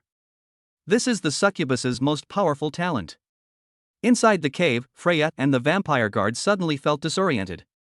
A hint of confusion appeared in their eyes. They seemed to have seen the scene they longed for most. Ron, however, remained completely still. His gaze was clear and firm. Lilith's charm had no effect on him. At this moment, the bloodline within Ron's body emitted a special aura. That is the power of the Succubus Body. This power not only made him immune to Lilith's charms. Instead, Lilith's gaze froze instantly. She sensed an aura emanating from Ron that was of the same origin as the succubus of the abyss, yet purer and more powerful. That aura possessed a fatal attraction. A flicker of disbelief crossed Lilith's eyes. She had never seen a human being immune to her allure. Never before have I seen a human exude such a pure succubus aura. You Lilith's voice trembled. Her charm had no effect. Instead, it made her feel an indescribable longing for Ron. Ron's lips curled into a smile. He noticed Lilith's surprise. He knew that the appearance of the succubus queen meant he would have the opportunity to delve deeper into the secrets of the abyss.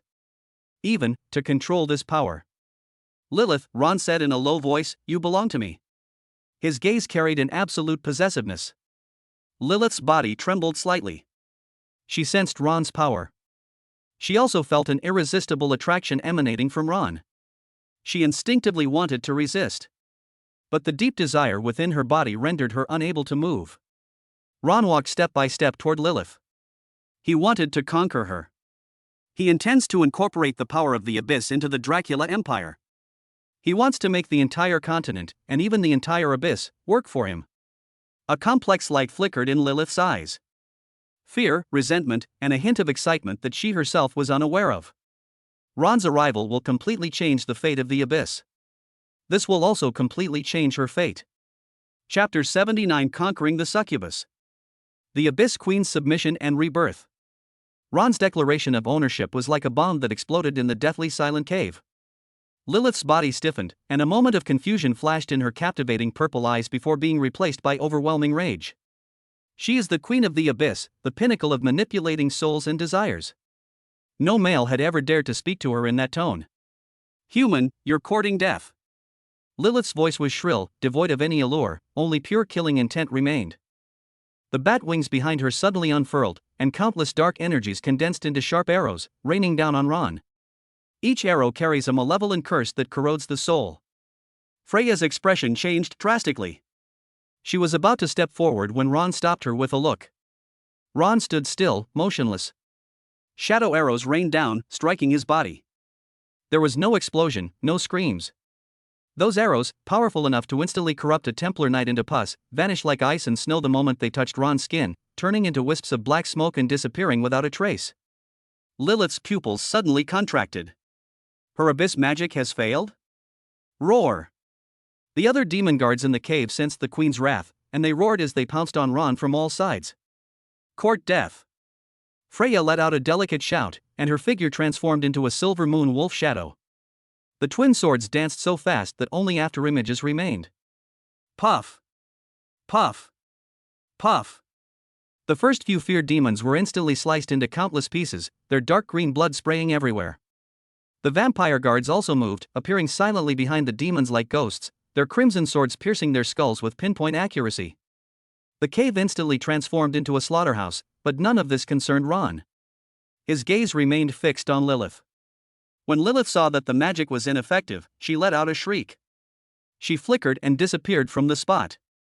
The next moment, she appeared behind Ron, her 5 fingernails shimmering with a purple light, like 5 of the sharpest daggers, reaching for Ron's back. These are sharp claws that can easily tear through dragon scales. Clang! A harsh metallic scraping sound rang out. Lilith's fingernails drew 5 dazzling sparks on Ron's back. Not a single white mark was left on Ron's skin. What? Lilith was completely shocked. Ron slowly turned around. A layer of pale golden light flowed across his skin. Golden behemoth body. This top-tier defensive talent, derived from the bloodline of the S-rank Orc Golden Tiger clan, makes his physical body indestructible. Is that all the power you have? Ron asked calmly. Lilith felt an unprecedented sense of humiliation. She shrieked again, and purple abyssal flames roared up on her claws. Die! She transformed into a purple phantom and attacked Ron relentlessly. Claw strike, kick, tail whip. Clang! Clang! Clang! Clang! Clang! Inside the cave, the sounds of metal clashing were incessant, and sparks flew everywhere. After clearing out all the foes, Freya stopped and stared in awe at the scene before her. The Succubus Queen's all-out attack failed to harm His Majesty in the slightest. Ron was tired of this probing. Roar! A roar that didn't sound human exploded from the depths of his throat. Orc berserk! His body swelled at a visible rate, his muscles bulging, and veins coiling beneath his skin like writhing dragons. He grew to nearly 3 meters tall, and a savage, violent aura swept through the entire cave. Lilith's attack came to an abrupt halt. Faced with that aura, she felt like a small boat in a raging storm. Ron moved.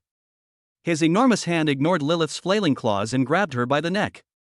It's like pinching a kitten by the scruff of its neck. All of Lilith's power seemed insignificant in the face of Ron's steel-like hand. She was lifted into the air with ease. A feeling of suffocation washed over her, and the energy of the abyss surged wildly within her, yet she was unable to break free even slightly.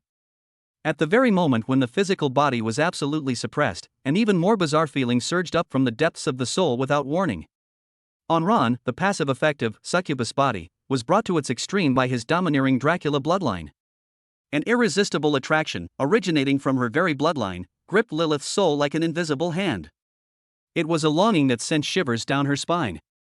Surrender, dedication, integration. These sensations she inflicted on countless living beings are now affecting her 100-fold, 1,000-fold, more intensely. Lilith's body began to go limp, and her struggles grew weaker and weaker.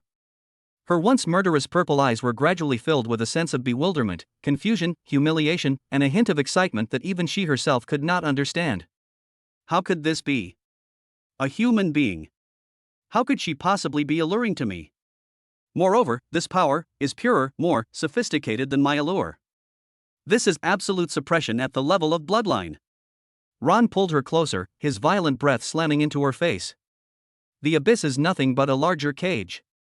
His voice was deep and seductive, resonating directly in Lily's soul. Your so-called queen is nothing more than a plaything that can be discarded at will in the face of the true ruler of the abyss. Every invasion of the abyss is the will of a higher level of existence. You are just cannon fodder. Ron's words struck Lilith's heart like a heavy hammer. She couldn't refute it. Because that is the truth. The world of the abyss is more cruel than anywhere else, a place of survival of the fittest and relentless oppression. Though she is the succubus queen, she is truly insignificant before those ancient abyss lords and even the legendary demon lords. Submit to me. Ron's voice was like the whisper of a demon. I can save you from being cannon fodder.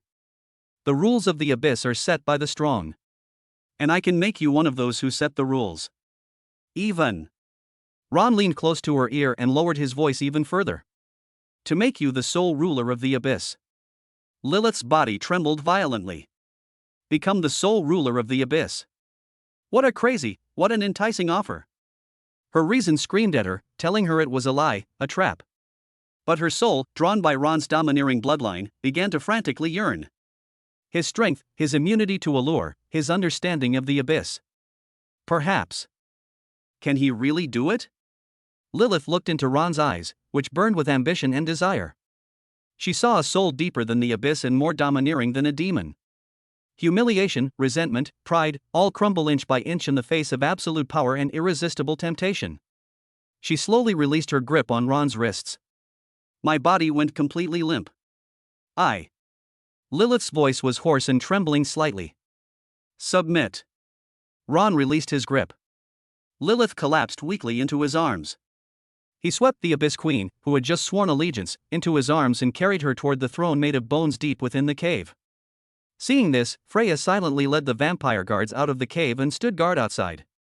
Inside the cave, the light and shadow flickered, but soon returned to calm. I don't know how much time passed. A crisp notification sound rang in Ron's mind. Ding!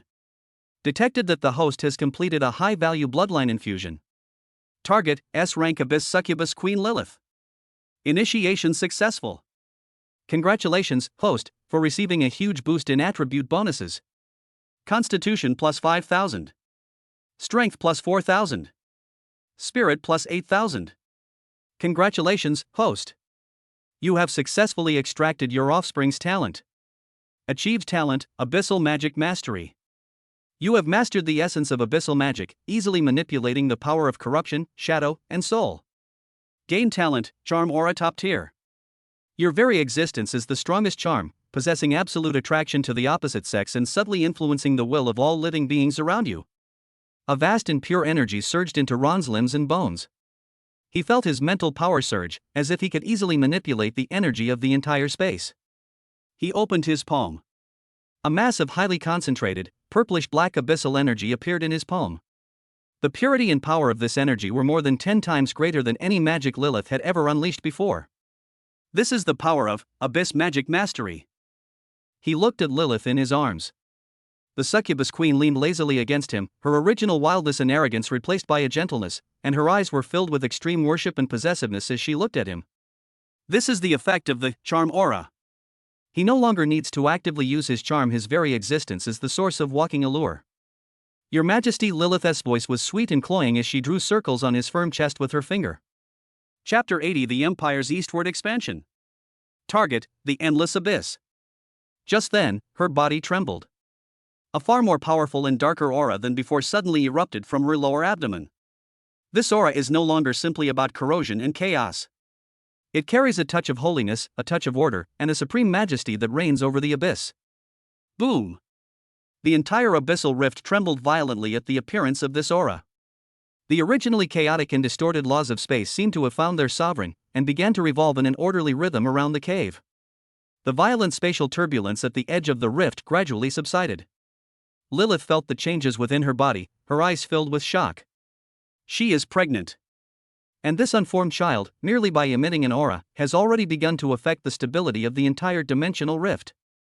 This is the aura of the Abyss Emperor. Ron gently placed his palm on Lilith's flat stomach. He could clearly sense that an incredibly powerful life was being conceived within him. This child will be a key, a scepter, that he inserts into the abyss. Conquering the continent is just the beginning. Ron raised his head, his gaze piercing through the cave, through the distorted space, and looking into the endless dark abyss. His empire will extend beyond the material plane.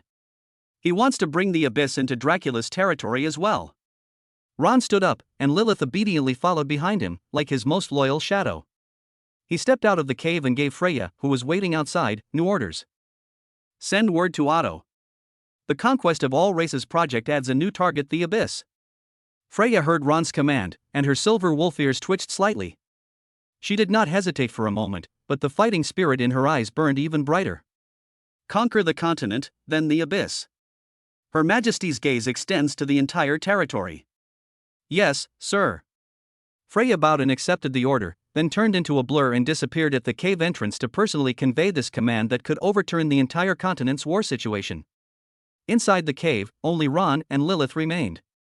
Having just undergone a bloodline initiation, the succubus queen still had a languid flush on her body, but her eyes had regained their composure and cunning. She leaned against Ron's chest, feeling the power within him that was more domineering than the abyss and more aggressive than a demon.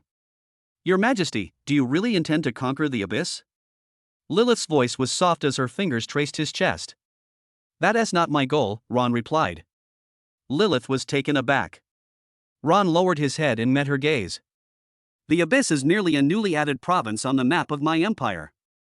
Lilith's breath caught in her throat for a moment. To regard the endless abyss as a province? How arrogant, and how terrifying. She had never seen such a being before, neither human, god, nor demon. Tell me the truth about these fissures. Rana's hand touched her flat stomach. For the sake of our child, I need to know what trouble his territory is in. Lilith's body trembled slightly, and her eyes became complicated. She organized her thoughts and slowly began to speak. The appearance of the Abyss Rift is neither accidental nor something that the fools of the Holy See could have orchestrated. They are merely sacrifices, keys. In a corner of the Abyss lies an ancient Abyss Lord, the withered King Malachor. He was banished during the war of the previous era and sealed within the turbulent currents of time. The ritual of the Holy Sea of Light happened to touch the weakest link in the seal. Malachor took advantage of this opportunity to project his power into the material world and tear open these cracks. His purpose is to sacrifice all the living beings on the entire continent, using endless flesh and blood and souls to break through the final seal and descend in his true form. Ron listened quietly, his face expressionless. Your relationship with him? A self-deprecating smile appeared on Lilith's face. We so-called Abyss nobles are nothing more than the first wave of expendables in his plan. He will drive us to fight against the continent's army, and only when we and you are both exhausted will he bring his personal legions to clean up the mess. So, you chose me, Ron said bluntly. Yes. Lily didn't mince words. I don't want to be cannon fodder, and I don't want my future children to be born to serve that decaying skeleton. She raised her head, her purple eyes gleaming. Your Majesty, Malachor is powerful, far surpassing any enemy you have ever faced. But I know his weaknesses, and I know the deployment of his core legions. With your support, I can instigate those races within the Abyss who are equally unwilling to be cannon fodder, thus undermining his rule from within. I need your power, I need the army of your empire. Very good. Ron interrupted her. He stood up, and Lilith followed suit, standing like the most obedient maid. A governor of a province naturally needs some troops. Ron's tone was as if he were discussing a trivial matter. I grant your request. I will not only give you an army, but also your entire empire as your backing. He looked out of the cave, where Freya's figure had already returned. Freya, relay my second order. Mobilize the 1st, 3rd, and 5th divisions of the Bloodline Legion under your personal command, and send them into this abyssal rift to establish a forward base. All military operations will be coordinated with Lilith. The Bloodline Legion? Lilith was taken aback. That was the most elite and most mysterious force in the Dracula Empire. Legend has it that every soldier possessed a rare bloodline bestowed by Ron, making them the true core fighting force of the Empire. Ron was actually willing to throw such a precious legion into the Abyss battlefield? Your Majesty, this. Freya hesitated. Execute the order. Ron's voice was devoid of any warmth. Yes. Freya accepted the order without further ado. Ron then took out a still-beating heart belonging to a high-ranking demon from his storage space and tossed it to a vampire guard. Send this back to Titan City as quickly as possible and give it to Fanny. Tell her I need a weapon that can instantly vaporize this flesh and blood. The more the better, the faster the better. Yes, sir. The vampire guard took the heart, his figure disappearing into the shadows. The city of Titans, the Great Hall of State. The atmosphere was heavy. News of the demon invasion has spread to the highest levels of the Empire. Princess Iris, dressed in military attire, stood calmly before a huge sand table map, issuing commands in an orderly fashion. Issue the order, all second-line garrison legions in the eastern provinces of the Empire shall immediately assemble at the border to construct a second line of defense. Notify the logistics department to raise the level of war material requisition to the highest level and to operate all military factories at full capacity. Contact Queen Greta the Dwarf. We need more magic steel and high-quality coal to have her people speed up the mining and smelting process. Just then, a court monk strode into the hall, carrying a constantly flashing communication crystal in his hand. Your Highness, His Majesty's urgent secret order. Iris took the crystal and probed it with her spiritual power. A moment later, she looked up, her eyes filled with undisguised shock, but then it turned into understanding. Her husband, as expected, was not content with passive defense. Pass on my orders. Iris's voice echoed throughout the hall. Plan changed.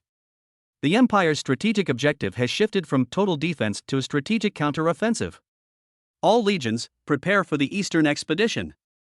These words caused an uproar throughout the hall. Counterattack against the Abyss? Your Highness Iris, this is too risky, an old minister couldn't help but speak up to dissuade her. Iris glanced at him. This is His Majesty's will. With just 6 words, all the doubts in the hall vanished. In the Dracula Empire, Ron's will is everything. Iris walked to the sand table, picked up the black flag representing the Bloodline Legion, and without hesitation, planted it into the red area representing the largest abyssal rift. Her movements were decisive and powerful.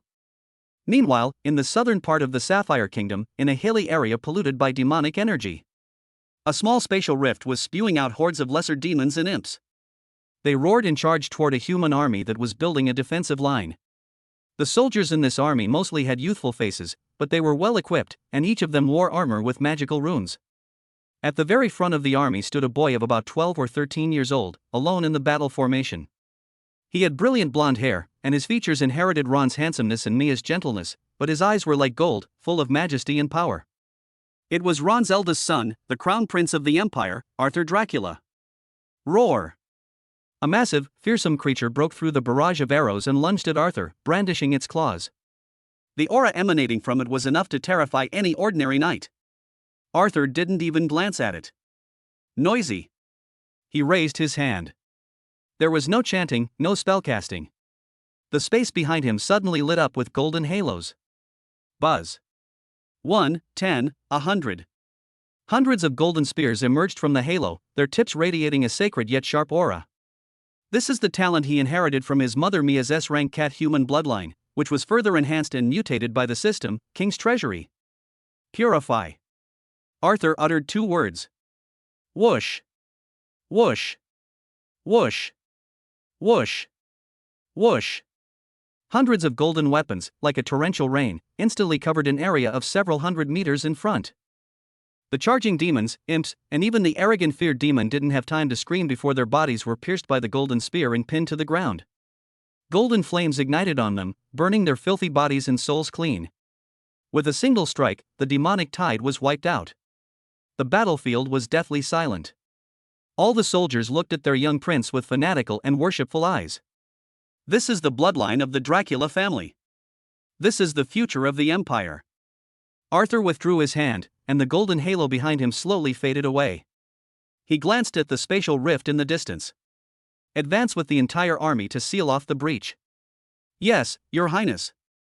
A deafening roar answered him. It wasn't just Arthur. In every corner of the Empire, wherever the abyssal rift appeared, Ron's offspring began to distinguish themselves. Freya's daughter, an assassin who inherited the bloodline of the Silver Moon Wolf King, leads the younger generation of Shadowclaws to hunt down high-ranking demons who have infiltrated the city. Fanny's son, a goblin half-human with a fanatical talent for mechanics, is already dominating the battlefield in his self-modified magical mech. The father is as valuable as the son. The seeds that Ron sowed are now beginning to expand the territory of his empire. Abyss rifts, inside caves. Ron clearly saw Arthur's performance through his bloodline connection. A look of satisfaction appeared on his face. "Your Majesty, your offspring are truly awe-inspiringly powerful," Lilith exclaimed sincerely from behind him.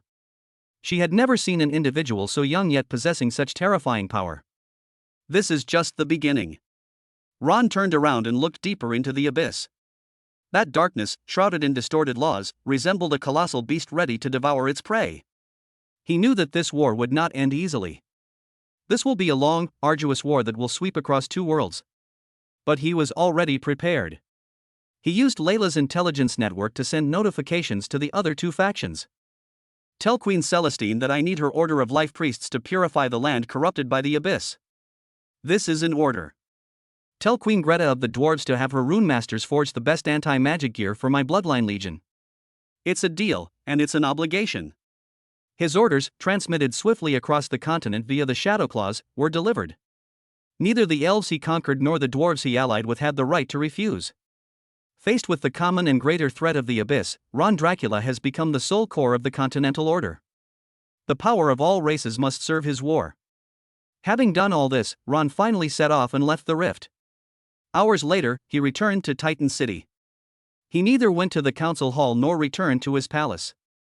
Alone, he climbed to the highest point of the palace, the Tower of Stars. From here, you can overlook the entire city of Titan. The enormous magical furnace spewed steam, illuminating the night sky. Countless supply convoys flowed like glowing rivers along the wide streets, heading to armories and frontline fortresses throughout the empire. The entire city, the entire empire, was like a sophisticated and massive war machine, operating at high speed under his will. Before Ron floated a huge, dynamic map made of magic. On the map, the Empire's territory stretched as far as the eye could see. A dozen or so red dots of light flickered along the Empire's border. These were the marked abyssal rifts. The largest crack had a black arrow deeply embedded in it, continuously expanding the area under their control. That was Freya and her bloodline legion. Ron reached out and gently tapped his finger on the map, on the dark area belonging to the abyss. His empire will face new challenges. And he will lead his family and his people to conquer this darkness. Ron withdrew his hand, turned around, and walked down the tower. Chapter 81: The Eye of the Empire, Gazing at the Dragon's Nest. The chilling abyss that once permeated the Throne of Bones was now replaced by a gentle, warm current. Lilith nestled lazily in Ron's arms, her purple bat wings, once symbols of death and depravity, now tucked obediently behind her back, resembling a tamed Persian cat. Yet this cat could plunge an entire kingdom into chaos with a mere flick of its finger. "You mean those big lizards are rich?" Ron casually toyed with Lilith's smooth, long hair, his fingertips brushing against her sensitive earlobe, causing the beauty in his arms to tremble slightly. "It's not just about being rich, Your Majesty." Lilith's voice was slightly hoarse from the recent flush, and her eyes were full of flattery. "The dragons occupy the largest resource island overseas, Dragon Island. It's full of high-grade magic crystal mines, and even the legendary companion dragon Soulgrass. Those stupid big lizards only know how to sleep on the treasures and don't know how to use these resources at all." As she said this, a hint of disdain flashed in Lilith's eyes. In the eyes of demons, all races except those of the abyss are inferior beings.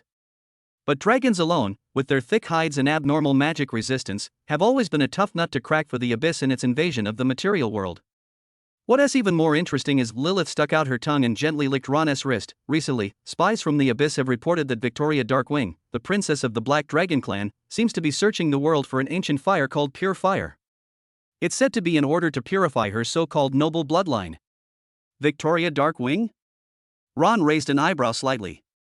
The moment that name was mentioned, the familiar, heavenly system notification sound exploded in his mind. Ding! Extremely high-value target information detected. Target locked, Victoria Darkwing. Race, pure-blood Black Dragon Royal. Rating, S-Class, extremely dangerous, extremely rare. Strategy recommendation: this target is extremely arrogant and irritable, and worships absolute power. It is recommended that the host primarily use physical persuasion, supplemented by personal charisma, to conquer them. Successful completion rewards: Ancient Dragon God Bloodline Fragment 1, Complete Dragon Language Magic Guide, Random God Level Talent 1, Clan Totem Black Dragon. Ron's breathing paused almost imperceptibly for a moment, then became hot. S rank. Following Lilith, another S rank. Moreover, they are dragons, who are at the pinnacle of combat power in Western fantasy. If succubi are the poison that controls hearts, then dragons are the crushing hammer that grinds everything in its path. If only the genes of a black dragon could be integrated into Dracula's family bloodline. Imagine thousands upon thousands of dragon-blooded offspring, clad in heavy armor, tearing apart city walls with their bare hands and breathing dragon breath. The scene was so beautiful that I almost dared not look at it closely. Your Majesty? Lilith keenly sensed the change in Ron's emotions. She bit her lip with a hint of jealousy. You're interested in that irritable mother dragon? She is not as sensible as me. Being sensible can be taught. Ron grabbed Lilith's chin and kissed her forcefully until her eyes were glazed over, then reluctantly released her. But the strength of one's bloodline is innate. He stood up, leaving the Queen of the Abyss on the throne. Since she likes purity, I will give her the purest one. Ron straightened his collar, a wicked and arrogant smile curving his lips. Send word, return to Titan City. The city of Titans, where machines roar. The clanging of massive gears and the hammering of forging combined to create a symphony of industry and magic. Without pausing, Ron went straight to the secret laboratory deep underground. This is Fanny's territory. The genius alchemist, a half-goblin, half-human hybrid wearing thick goggles, was currently directing several mechanical puppets to conduct some kind of high-intensity test on the still-beating demon heart. His Majesty. Upon seeing Ron walk in, Fanny quickly pushed up her goggles, revealing a face covered in engine oil but unable to hide her excitement. This thing you sent back is absolutely amazing. The active cells of abyssal creatures are simply perfect energy conductors. Where is what I want? Ron asked bluntly. Everything is ready. Fanny snapped her fingers. Click. The wall behind the laboratory slowly cracked open, revealing a gigantic, menacing-looking ballista and 3 sets of black armor radiating a chilling, eerie light. As per your request, Dragon Hunter Type 2. Fanny patted the ballista like a salesperson. The arrowheads are made of an alloy of deep-sea silver and adamantite, and are enchanted with triple armor penetration, gravity, and anti-air runes. Don't even mention a black dragon. Even if a god descends, one hit would break its bones. As for this armor, Fanny pointed to the 3 sets of equipment. The inner lining is made of the hide of the high-level magical beasts you hunted before, and the outer layer is magical steel with a small amount of thorium added. It is lightweight, sturdy, and completely insulates you from the oppressive feeling of the dragon's might. Well done. Ron nodded in satisfaction. On this basis, expedite another batch of anti-magic shackles for me, and the largest size is required. Fanny was taken aback. The largest size?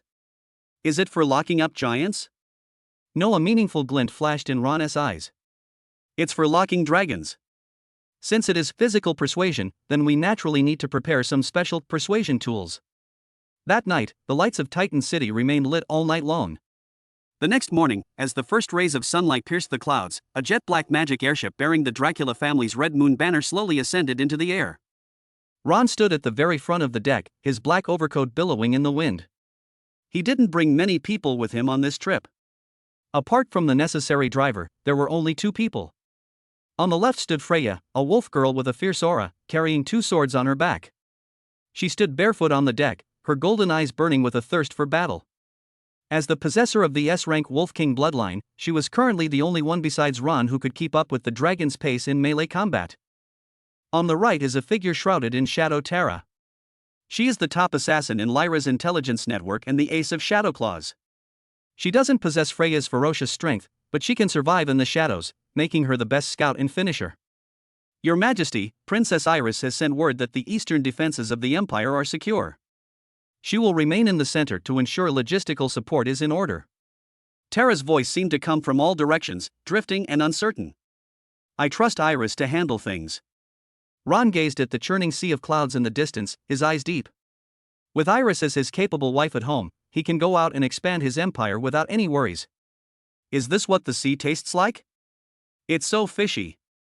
Freya wrinkled her nose, looking at the surging ocean below with some disgust. Hey, Ron, is that mother dragon really that strong? Strong? Ron chuckled. S rank, the Dragon Clan royal family, what do you say? Ron chuckled to himself. To dare to describe the Abyss Queen as fragile, this mad wolf is probably the only one on the entire continent who would dare to say such a thing. The airship sped forward, passing through several raging elemental storm zones. Finally, at sunset, a giant island shrouded in clouds and lightning year-round appeared on the horizon. Dragon Island. Even from tens of kilometers away, Ron could clearly feel the ancient and tyrannical pressure emanating from the air. The concentration of magic in the air was more than 10 times that of the outside world, making it almost viscous and difficult to breathe. Roar! Before the airship could even get close, a deafening dragon's roar pierced through the thunderclouds, and the sound waves, as solid as real objects, struck the airship's protective shield, creating ripples. Immediately afterwards, a huge black shadow flashed past in the clouds. It was a giant beast with a wingspan of over 100 meters. Its jet black scales shimmered with a metallic sheen under the lightning, each one seemingly containing explosive power. With a mere flap of its wings, it instantly tore apart the surrounding airflow, creating a visible vacuum blade. Warning! S-Class High Energy Reaction detected. Target detected, Victoria Darkwing. Ron stood on the swaying deck, showing no fear whatsoever, and instead burst into laughter. Good. Very good. He raised his head, his gaze piercing through the lightning, staring directly at the overlord in the clouds. This is more befitting of the Dracula family. Terra, conceal yourself and find a high place to land. Freya, prepare for battle. Ron flipped his hand, and a long spear with an ancient design and a strong bloody smell appeared in his hand. He made a provocative gesture toward the dark figure in the sky. Victoria. Ron's voice, amplified by magic, echoed throughout the entire Dragon Island, carrying an undeniable arrogance. Your new owner has arrived. Boom! As if in response to his provocation, a thick bolt of black lightning suddenly fell from the sky, heading straight for the airship. That wasn't ordinary lightning. That was a mixture of the black dragon's breath, the destruction dragon flame. The battle erupted in an instant. Chapter 82: The Badlands Covered in Gold, a show of force from an S rank. Boom! The black lightning, like a maddened abyssal serpent, carrying a world-destroying dragon's might, slammed violently into the magic airship's energy shield. The shield's surface rippled violently in an instant, as if it would shatter at any moment. Fanny's shield power is still underestimated. Ron stood on the violently shaking deck, his body as still as if cast in iron, and even had the leisure to make a comment. He raised his hand and pointed to the black lightning bolt that was about to pierce through the airship. Freya, return the courtesy to this rude lizard. I can't wait any longer. The wolf-eared girl let out an excited shriek. She stepped on the pedal of the giant ballista called Dragon Hunter Type 2 with one foot. Her muscles were tense, and the power of the S-rank Silver Moon Wolf King was instantly unleashed, forcibly calibrating this war machine that was powerful enough to break the winch. No scope is needed, the instincts of a wild animal are the best guide. Collapse! A sickening metallic explosion rang out. A heavy crossbow bolt, 3 meters long and made entirely of deep-sea silver, engraved with intricate anti-magic and gravity runes, transformed into a chilling silver light and shot upstream. Is this Ron's logic magic? Sorry, I believe in kinetic weapons. Put. The silver light and black lightning collided violently in mid-air. There was no explosion as expected, only a strange tearing sound. The spellbreaker enchantment on the crossbow bolt instantly took effect, cleaving the terrifying black lightning bolt in two. The crossbow bolt, undeterred by the passing wind, grazed the black dragon's massive wingspan. Although it didn't directly hit the dragon's body, the terrifying shockwave it generated sheared off several of the dragon's shield-like, hard scales. Roar! A dragon's roar of pain and rage echoed from above the clouds. Land now! Ron gave the order decisively. Although the airship had blocked the attack, its power unit was already overloaded and smoking. If it remained airborne, it would be an easy target. The airship trailed a long plume of black smoke as it glided down at an extremely tricky angle, finally making an emergency landing on a shore covered with black reefs. Sizzle, sizzle. The sound of steam leaking mingled with the sound of waves crashing against the rocks. The hatch opened. A scorching, pungent odor, a mixture of sulfur and a strong smell of blood, wafted towards us. The moment Ron stepped onto this land, the rocks beneath his feet cracked with a crisp sound. The land here is not soil, but obsidian crystals formed after being tempered by dragon breath for millions of years and cooled by seawater, making it as hard as steel. This is Dragon Island? Freya leaped out from behind him, frowned, and flicked her tail. The air is so thick, it's like we've fallen into glue. The gravity is at least twice that of the outside world. Terra's figure emerged from the shadows. The legendary assassin's face was slightly pale, and her breathing was a little rapid. Your Majesty, the spatial rules here have been distorted by high-intensity magic. Stealth consumes 3 times the stamina as usual. Moreover, something is oppressing my soul. That is the dragon's might. The will of the true master of this land. For ordinary creatures, stepping onto Dragon Island is like an ant entering the territory of a giant elephant. The tremor that originates from the level of life itself is enough to cause the weak-willed to have a mental breakdown on the spot. However, Ron took a deep breath and a look of enjoyment appeared on his face. Oppression? His blood began to boil, and his heart pounded steadily and powerfully. Without the system's support, Ron's human bloodline might be unremarkable. However, he had already used the many children, many blessings system to bestow countless talents upon his offspring. Especially the golden behemoth body, incomplete version, and beast god's intimidation that were reported back from Arthur. The golden behemoth was an ancient land overlord that fed on dragons. The ferocious beastly aura that had been dormant within Ron's body for so long was automatically awakened the moment it was stimulated by the dragon's might in the outside world. Buzz. A ring of pale gold ripples spread outwards from Ron's center. The heavy feeling that had been weighing on Freya and Terra's hearts instantly vanished. Let us go. Ron straightened his cuffs, looking as relaxed as if he were strolling in his own backyard. Don't keep our princess waiting too long. The 3 of them ventured deeper into the island. The scenery along the way can only be described as desolate yet magnificent. There were no green trees or red flowers, only jagged rocks and fissures flowing with lava. Occasionally, a few plants stubbornly grew in the cracks, their bodies displaying an eerie dark red hue. Ron kicked aside a rock blocking his way. The stone rolled a few times, revealing its fractured surface pure mithril ore. He glanced again at the inconspicuous weed by the roadside. Dragon blood grass, a mutated spiritual herb nourished by dragon's blood, the main ingredient for crafting berserk potion. Market price, 5,000 gold coins. Plant. Tisk. Ron stopped and looked around. The light in his eyes grew brighter and brighter. It was the greed of seeing a peerless beauty, no, seeing a peerless mountain of gold. If Fanny saw this, she would probably faint from excitement. Ron bent down, casually plucked the dragon blood grass, and tossed it into his storage ring. This isn't Dragon Island, it's clearly an open-air supervault. Your Majesty, be careful. Terra's voice suddenly became sharp. 3 huge black shadows suddenly sprang out from the pile of rocks ahead. Those were 3 wyverns, each over 5 meters long. They had bodies similar to velociraptors, but were covered in heavy rock armor.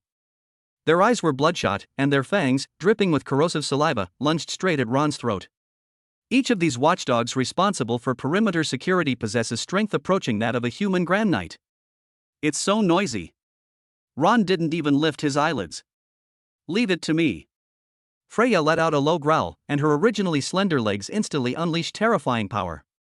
Her black military boots shattered the ground, and she transformed into a silver lightning bolt, arriving first despite being behind. Clang! Clang! He drew his twin swords. With the blessing of the S-Class Wolf King bloodline, her speed reached an extreme that was impossible for the naked eye to perceive. The 3 of them didn't even see her movements clearly, they only saw 3 intersecting streaks of cold light flash by in the air. Thump! Freya landed lightly, her twin swords sheathed. Behind them, the 3 ferocious sub-dragons remained in their pouncing posture, frozen in mid-air for a moment, before their heads slid off in unison, blood gushing out like a fountain. Sold out instantly. Too weak.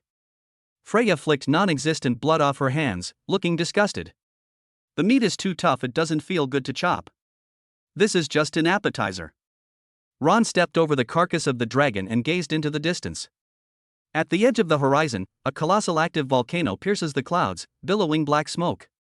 Dark red lava flows across the mountain's surface like veins, casting an ominous blood-red hue over half the sky. Even from several kilometers away, one could feel the tangible aura of destruction emanating from there. That is the bedroom of Victoria, the S-Class Black Dragon Princess. Let's go collect the rent. Ron's lips curled into a cold smile as he strode forward. Half an hour later. At the foot of the volcano. The temperature here is high enough to ignite ordinary clothing. If it weren't for Fanny's specially made magical armor, ordinary people simply couldn't survive here. The air was thick with the suffocating smell of sulfur. Before the massive platform leading to the crater, a colossal figure sat silently. Although she had folded her wings, her mountain-like size was still breathtaking. Dark gold magic patterns flowed across her black scales, and with each breath, sparks from her nostrils melted the rocks on the ground. Even when she is lying down, her height exceeds 20 meters.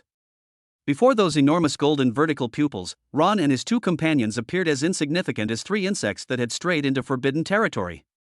Human beings. A grand, majestic, metallic female voice exploded directly into the minds of the three. The black dragon slowly raised its head, its eyes, capable of reflecting the fear of all things, fixed intently on Ron. That strange toy from earlier, did you break my scales? As she spoke, a dragon's might, 10 times stronger than before, swept down like a tsunami.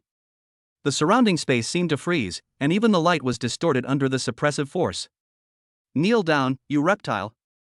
Victoria's voice carried a condescending disdain. Perhaps I'll consider giving you a quick and painless death. Faced with a scene that would terrify any mortal, Ron smiled. Instead of kneeling down, he took a step forward, his black overcoat fluttering in the heat. He raised his head and looked directly into those enormous golden dragon eyes, his arrogance even more intense than that of the black dragon. I'll give you a choice too, Victoria. Ron slowly took out a huge pair of shackles radiating an anti-magic glow from his storage space. They were the largest size that Fanny had made overnight. He fiddled with the shackles in his hands, making a crisp metallic clanging sound. First, become my mount and the guardian beast of the Dracula family. Second, become my woman and bear me the strongest dragon blood offspring. Ron paused, then, amidst the black dragon's impending rage, casually delivered the final blow. Of course, if you work hard enough, you can have both of these identities. Chapter 83. So-called nobility is nothing but an excuse that deserves a beating. The sulfur smell was so strong it was like cracking a raw egg into a red-hot iron pot. The air froze for 3 seconds. In those 3 seconds, the black shackles on Ron's hands swayed gently in the heat, making a crisp sound. To Victoria, the sound was more jarring than the most vicious curse. Roar! There was no dragon language magic as expected, nor any earth-shattering dragon breath. Ron was met with a distorted display of light and shadow. The massive black dragon, coiled in the crater like a mountain, suddenly contracted. The sky filled with black and red flames collapsed towards the center, and the immense magical power was compressed to its limit, ultimately transforming into a tall human figure that crashed heavily onto the obsidian ground 10 meters in front of Ron. Boom! The ground cracked, and spider-web-like fissures spread to Ron's feet. As the smoke and dust cleared, a woman emerged from it. She was very tall, at least 1.8 meters, wearing a black and gold armor made from her own dragon scales. Large swaths of her fair and delicate skin were exposed, yet there was no hint of eroticism, only a violent beauty full of wildness and power. Her long, black hair cascaded down to her ankles, the ends of which burned with an inextinguishable dark flame. What is most striking are the pair of majestic dragon horns on her head and her vertical pupils that not only lack whites but are filled with lava like gold. S-rank Black Dragon Princess, Victoria Darkwing. Even in human form, the oppressive aura emanating from her, emanating from the top of the food chain, still caused the surrounding space to groan under its unbearable weight. Human beings. Victoria looked down at Ron as if he were a piece of unrecyclable trash. She slightly raised her chin, her long neck forming a graceful arc, and her voice was cold and metallic. Your courage is far more tenacious than your vitality. The last person who dared to take out such a torture device in front of me had his soul burned in dragon fire for 300 years. She lifted her foot and walked step by step toward Ron.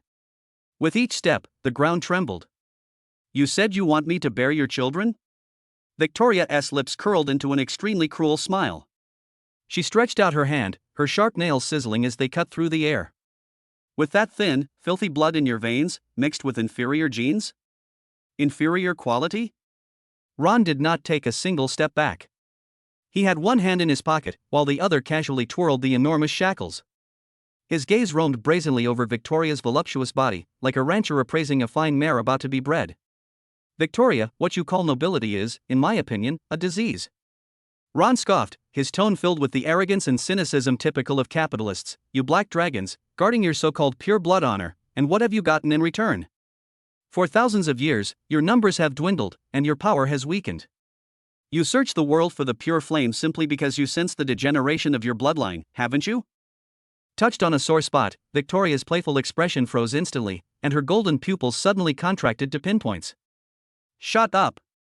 What, did I hit the nail on the head? Ron took a step forward, closing the distance between them to less than 5 meters. He could even smell the intoxicating ambergris emanating from the other man. I'm here to help you, you foolish woman. My bloodline can make your race great again. And in exchange, Ron raised the shackles in his hands. You'll need to pay a small price. For example, your freedom. Dead silence. Then came the outbreak.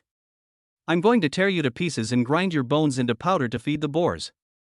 Victoria was utterly enraged.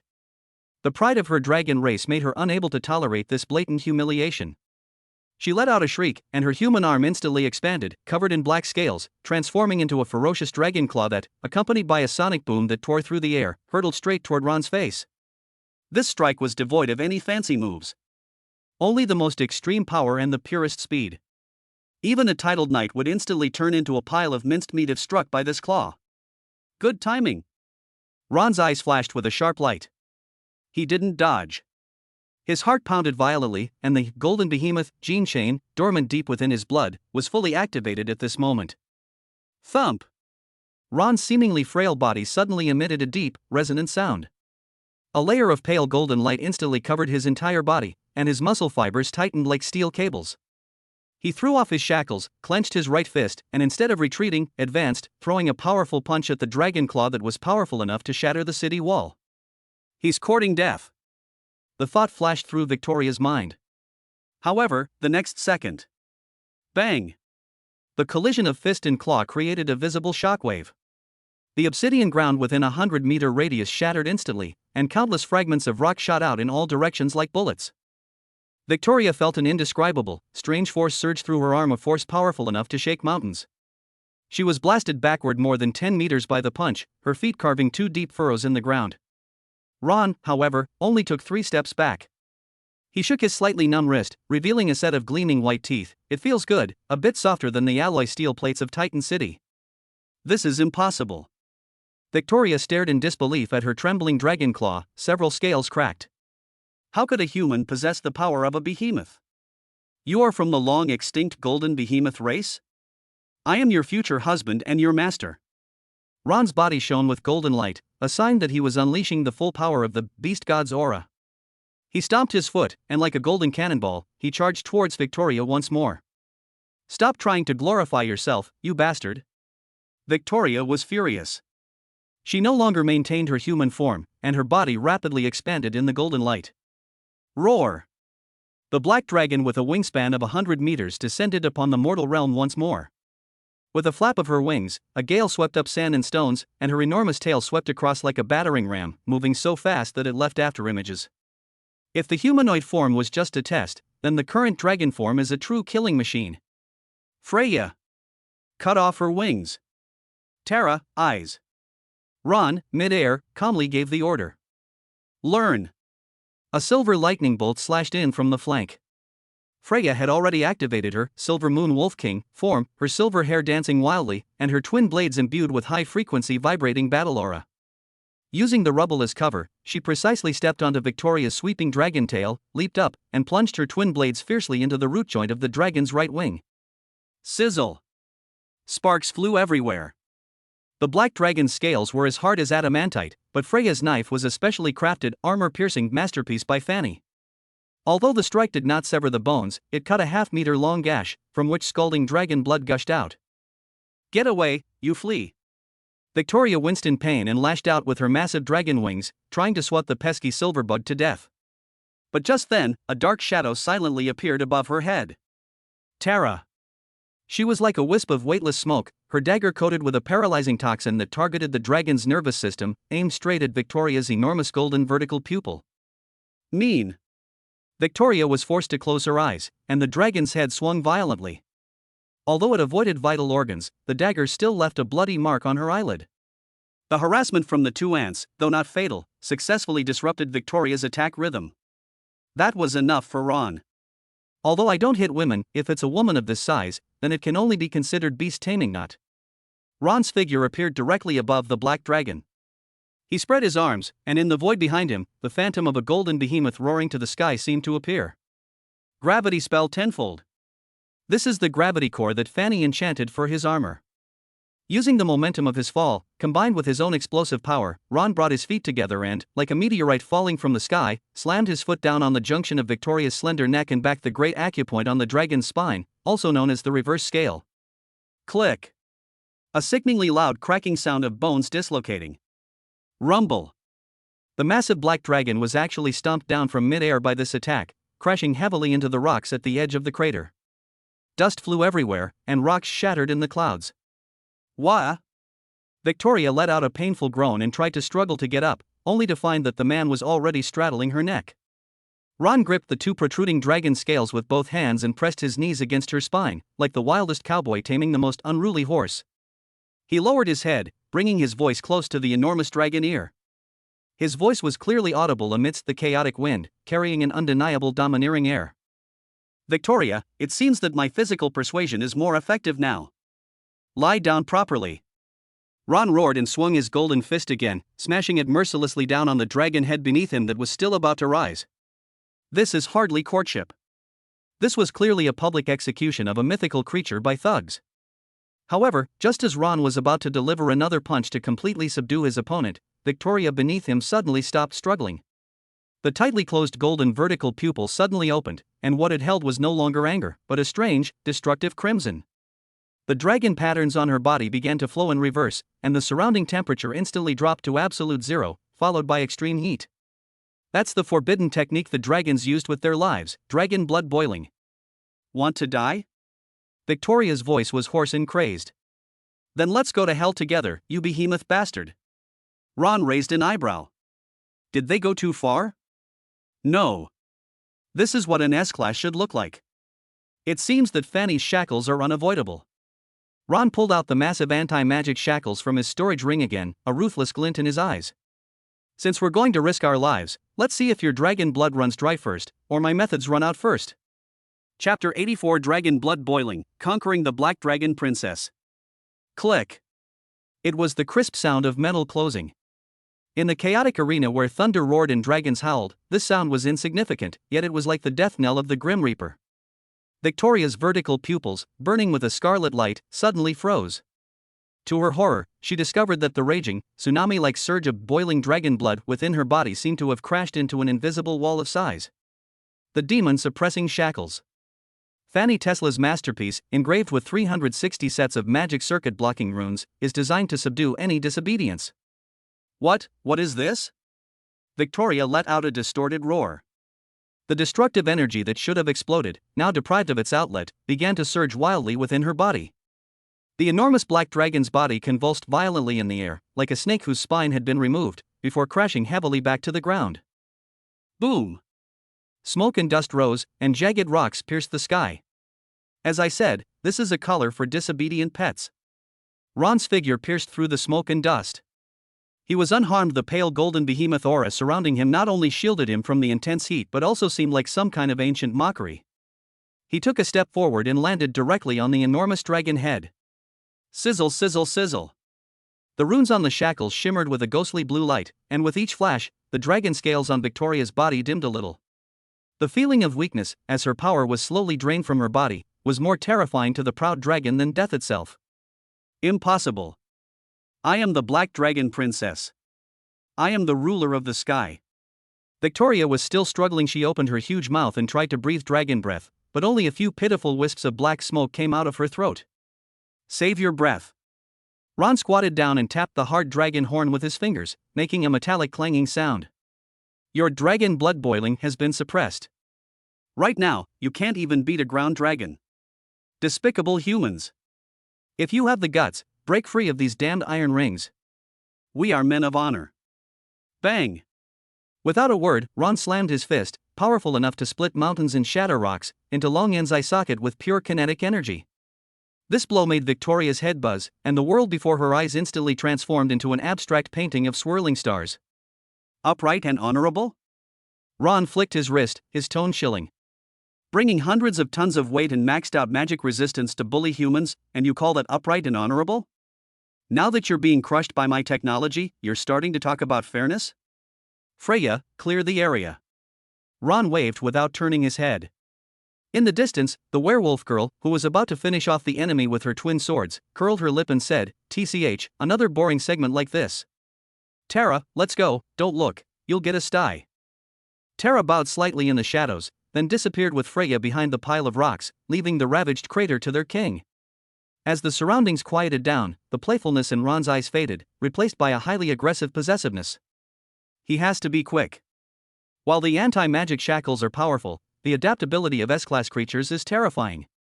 Victoria is instinctively analyzing the rune structure, and if she isn't completely defeated both mentally and physically now, it will be a disaster once she recovers. "Change back," Ron commanded, his voice carrying the aura of a beast god. The dragon beneath her feet stiffened. The oppressive aura emanating from the depths of her soul made her instinctively want to submit, but her reason was fiercely resisting. "I'll count to 3. Ron pressed his palm against the wound in the crack of the dragon scale, and with a slight exertion, blood immediately gushed out. 3. There is no 1 or 2. Ron's style of doing things never follows the rules. The excruciating pain and humiliation shattered Victoria's last psychological defenses. Her massive body rapidly contracted amidst a distorted interplay of light and shadow. Maintaining her dragon form required an immense amount of magic, and being under the spell of magic suppression, she could no longer sustain it. The light faded. That tall, aloof, and elegant older woman reappeared. This time, however, she was no longer aloof and superior. She lay sprawled on the scorching obsidian floor, her dragon scale armor tattered and revealing large patches of her smooth, blood-stained skin. Heavy black shackles bound her wrists and ankles, locking her to the ground in a spread eagle position. Victoria was breathing heavily, sweat dripping down her delicate jawline. Her golden, vertical pupils still burned with an indomitable flame as she stared intently at Ron, who was slowly and deliberately removing his coat. "If you dare touch me, the Dragon Clan will hunt you down to the ends of the earth." Her voice was hoarse, yet still sharp. "Dragon race?" Ron casually tossed his coat onto a nearby rock, knelt between Victoria's legs, and grabbed her chin from above, forcing her to lift her head. "When you wake up from this nap, the child in your belly will be the new king of the dragon race. At that time, it's not certain who they will hunt down. You're a madman." "Ugh." Victoria's curse was cut off by a rough kiss. "This is not a kiss. This is plunder." Ron's long dormant Cain bloodline was fully awakened at this moment. It was an extreme craving for higher-level blood. He bit Victoria's lip, and their hot blood mingled in their mouths. It has a rusty smell, a sulfurous smell, and an indescribable orchid fragrance. Ding! Host detected exchanging bodily fluids with an S-class target. Passive skill activated, Succubus's touch mutant version. Effect, significantly lowers the target's psychological defenses, forcibly triggering the Stockholm Syndrome effect. Victoria's body, which had been struggling wildly, suddenly went limp the moment she tasted Ron's blood. Why does that man's blood smell so sweet? Like a traveler in the desert finding a spring of sweet water, or a moth drawn to a raging fire, a tingling sensation she had never experienced before shot up her spine to the top of her head, making her toes involuntarily curl up. "Look at me, Victoria." Ron released her lips, his eyes turning a deep blood red, like two swirling vortexes. "Admit it, your body is more honest than your mouth." I didn't. Victoria's eyes were glazed over, her original murderous intent being replaced by a more primal, more fanatical instinct. "You have." Ron didn't give her any more time to think. Amidst the billowing smoke from the crater and the rumbling thunder from underground, on this ruin filled with violence and death, a ceremony of conquest and rebirth officially began. The dragon's roar rang out once more. But this time, it was no longer an angry roar, but a melodious, high-pitched lament that could make one's soul tremble. 2 hours later. As darkness fell, the glow of lava from the crater illuminated the sky. Ron sat cross-legged on the scorching rock, shirtless, with his eyes closed in meditation. His muscles were taut and well-defined, and a golden sheen seemed to flow beneath his skin, as if he had just undergone a sacred baptism. Beside him, the once arrogant black dragon princess was curled up in a ball, draped in Ron's black coat, sleeping like a cat whose strength had been drained. Tears still clung to the corners of her eyes, and the shackles on her wrists had been removed, but she showed no intention of running away. Instead, she instinctively grabbed Ron's clothes.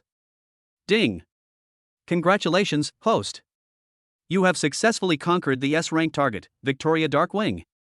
The many children, many blessings system activated. Success rate of initiation, 100%. Rewards are being processed." Ron opened his eyes abruptly, and the long-awaited system notification sounded like heavenly music. Talent Reward 1, Black Dragon Body Beginner.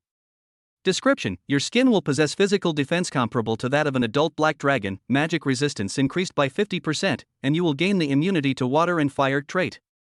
Talent Reward 2, Dragon's Might Advanced. Description: passive aura. Inflicts a 20% reduction in all attributes against all creatures with a lower bloodline level than yours. The effect is doubled against dragons. Special item reward obtained: Ancient Dragon God Coordinate Map Fragment 1-3. Boom! A powerful and unparalleled surge of heat appeared out of nowhere in Ron's limbs and bones. His bones crackled and popped, their density increasing once more.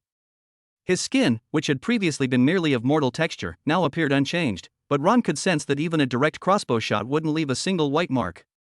Call. Ron exhaled a breath of stale air, which even carried a visible spark.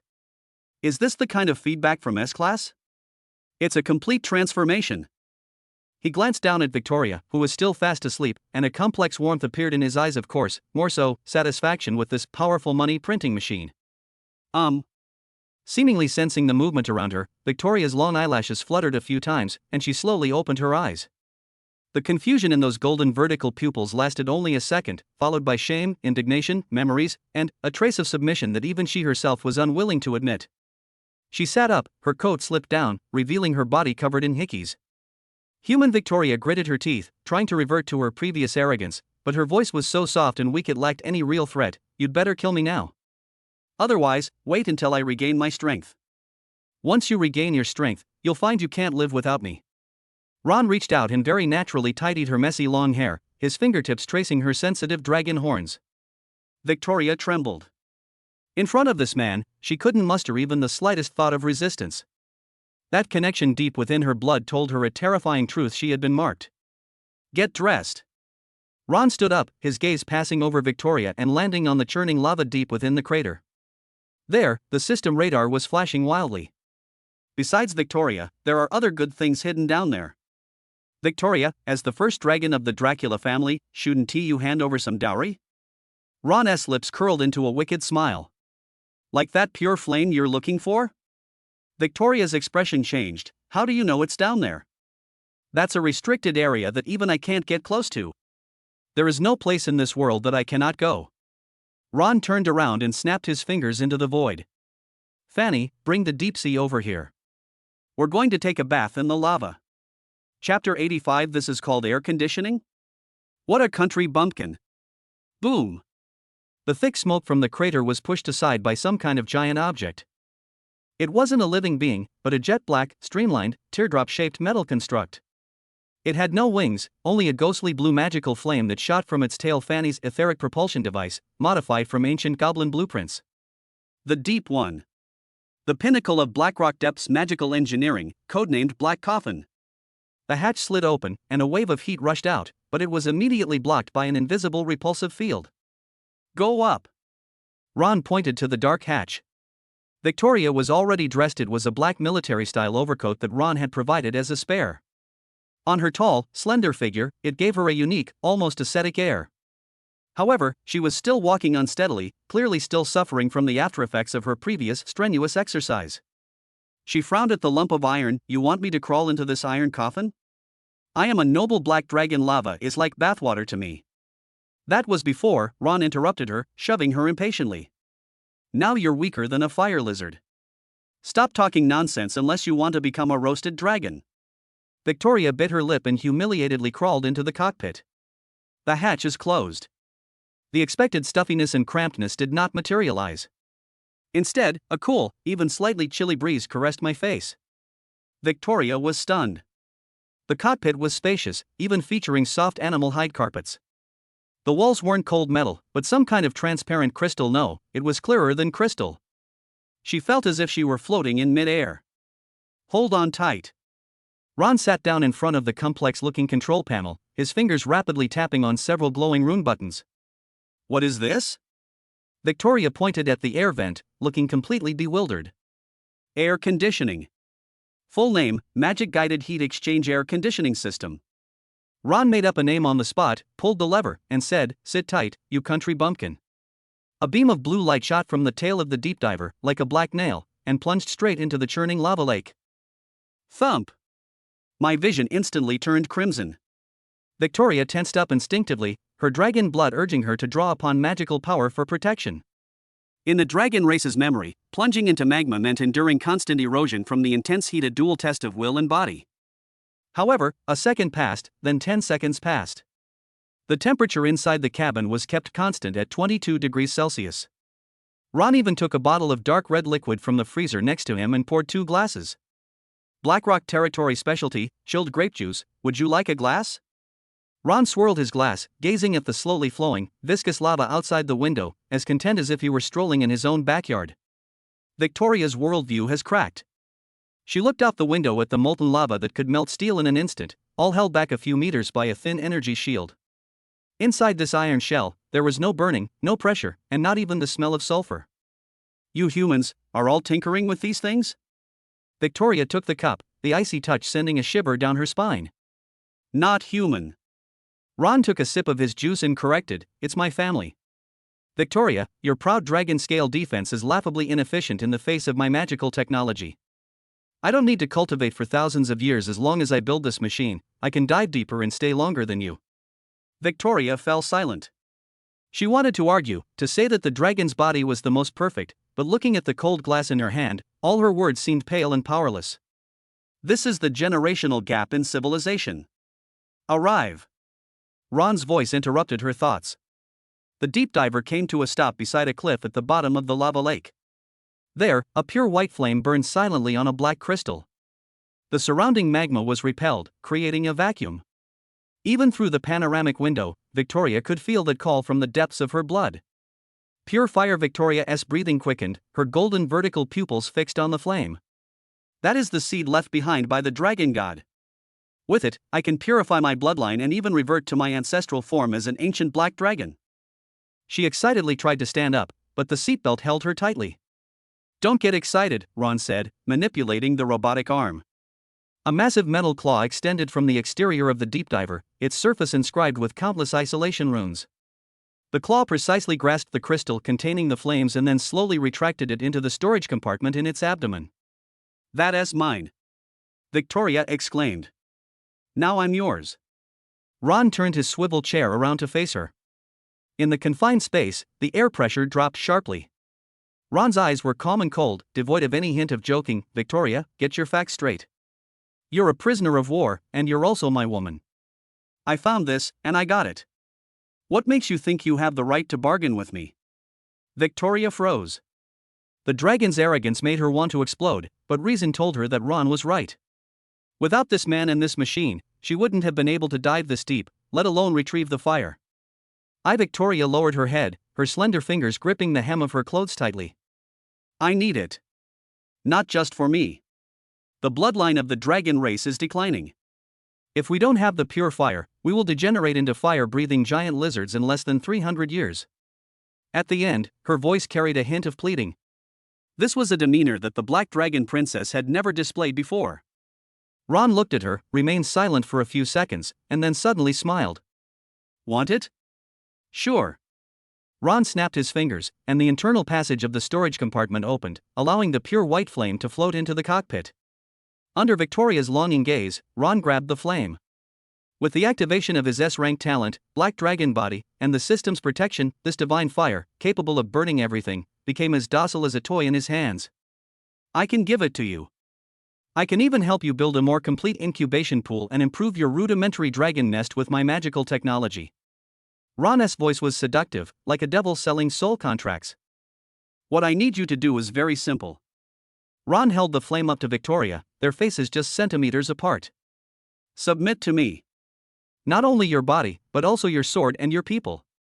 I want Dragon Island to become the Air Force base of the Dracula Empire, and I want you to lead the Dragon Knights in the future to conquer the skies for me. That is impossible. Victoria retorted instinctively. Dragons never pledge allegiance to humans. Then watch your race turn into lizards. Ron made a gesture as if to withdraw his hand. Wait. Victoria panicked. She looked at the hope that was so close at hand, then at the domineering, mysterious, and unreasonably powerful man before her. He defeated himself. He possesses technology far beyond what the dragon race could imagine. And he's also the father of his own child. The last line of psychological defense collapsed under the pressure of real interests and powerful forces. Victoria took a deep breath, slowly closed her eyes, and lowered her noble head. I promise you. It's not agree, Ron corrected. Victoria trembled as she knelt on one knee on the narrow carpet of the cockpit, raising her hands above her head in the highest gesture of loyalty from the dragon race. My Lord Victoria Darkwing, representing the Black Dragon clan, pledges allegiance to you. Your will is the direction in which we wield our swords. Ding! Congratulations, host. You have completely subdued the S-rank force, Black Dragon Island. Gain faction bonus, Dragon Allies. All territorial armies gain plus 50% morale and obtain the special troop building blueprint, Dragon Blood Warrior Training Camp. Host detected to have acquired a key item, Purifier. Consume this item to purify the bloodline of target Victoria? Note, after purification, her offspring will definitely have an SSS level aptitude. Ron's smile widened. This is the result he wanted. Very good. Ron pressed the white flame in his hand into Victoria's forehead. Consider this your induction gift, my Dragon Knight Commander. Boom! The pure white flames instantly merged into Victoria's body. She let out a suppressed groan, and the previously broken wounds on her body healed at a speed visible to the naked eye, making her skin even more crystal clear. An ancient and boundless dragon's might erupted from her body, but it subdued itself when it touched Ron. An hour later, the deep diver broke through the water and landed back on the edge of the crater. Freya and Tara, who had been waiting for a long time, immediately surrounded them. Boss, is it done? Freya toyed with the dagger in her hand, staring at Victoria, who was following behind Ron, with an unfriendly gaze. At this point, Victoria's aura had completely changed. She remained aloof and beautiful, but the arrogant air that kept people at arm's length had vanished, replaced by a composed and dignified presence. She wore the coat Ron had given her, and a white flame pattern now adorned her brow. From now on, we'll be colleagues. Ron clapped his hands. Let me introduce you, Commander-in-Chief of the Imperial 1st Air Force Squadron, Victoria. TCH, that's my spot. Freya pouted unhappily, but still put away her dagger. Victoria ignored the wolf girl's provocation. She walked to the edge of the cliff and looked down at the vast land and the distant ocean. Master, she changed her form of address with remarkable ease. There are 30 adult dragons and 700 sub-dragons on Dragon Island. If you need, I can summon them right now and burn that tulip family to ashes. With the pure flame and Ron's mana replenishment, she now felt incredibly powerful. No rush. Ron waved his hand, his gaze fixed on the distant eastern horizon. There lies an endless, azure sea.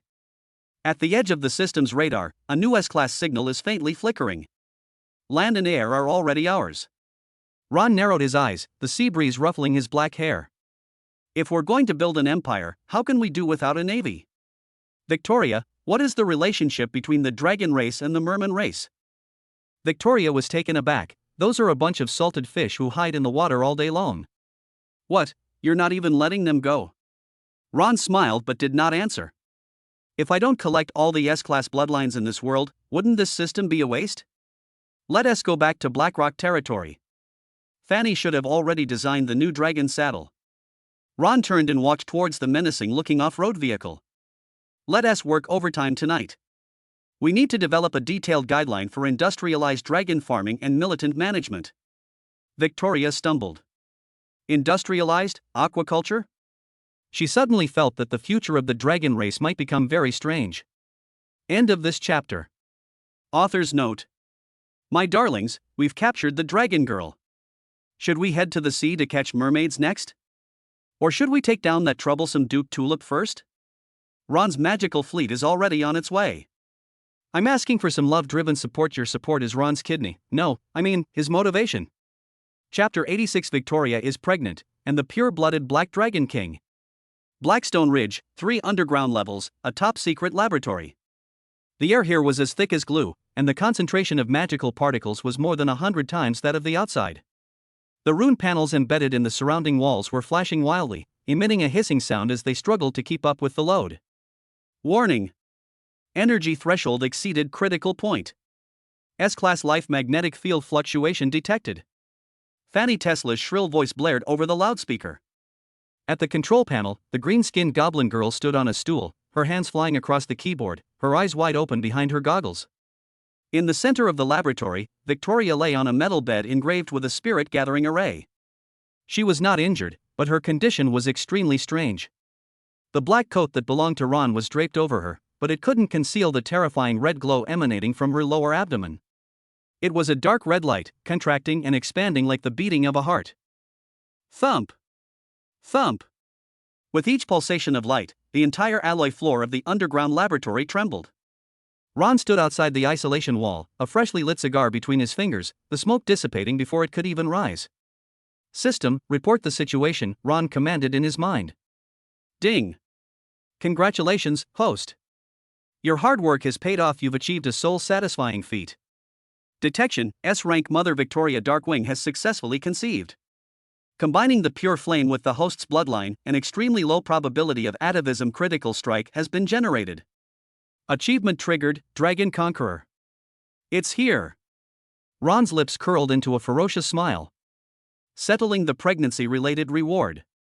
Host reward, Dragon Bloodline Advanced Dragon Bloodline Monarch level. Gain trait, Dragon Transformation can partially or completely transform into a black dragon form, immune to all magic below the 8th ring. Reward for the fetus's special bloodline, Pure Blood Black Dragon King Embryonic Stage. Boom!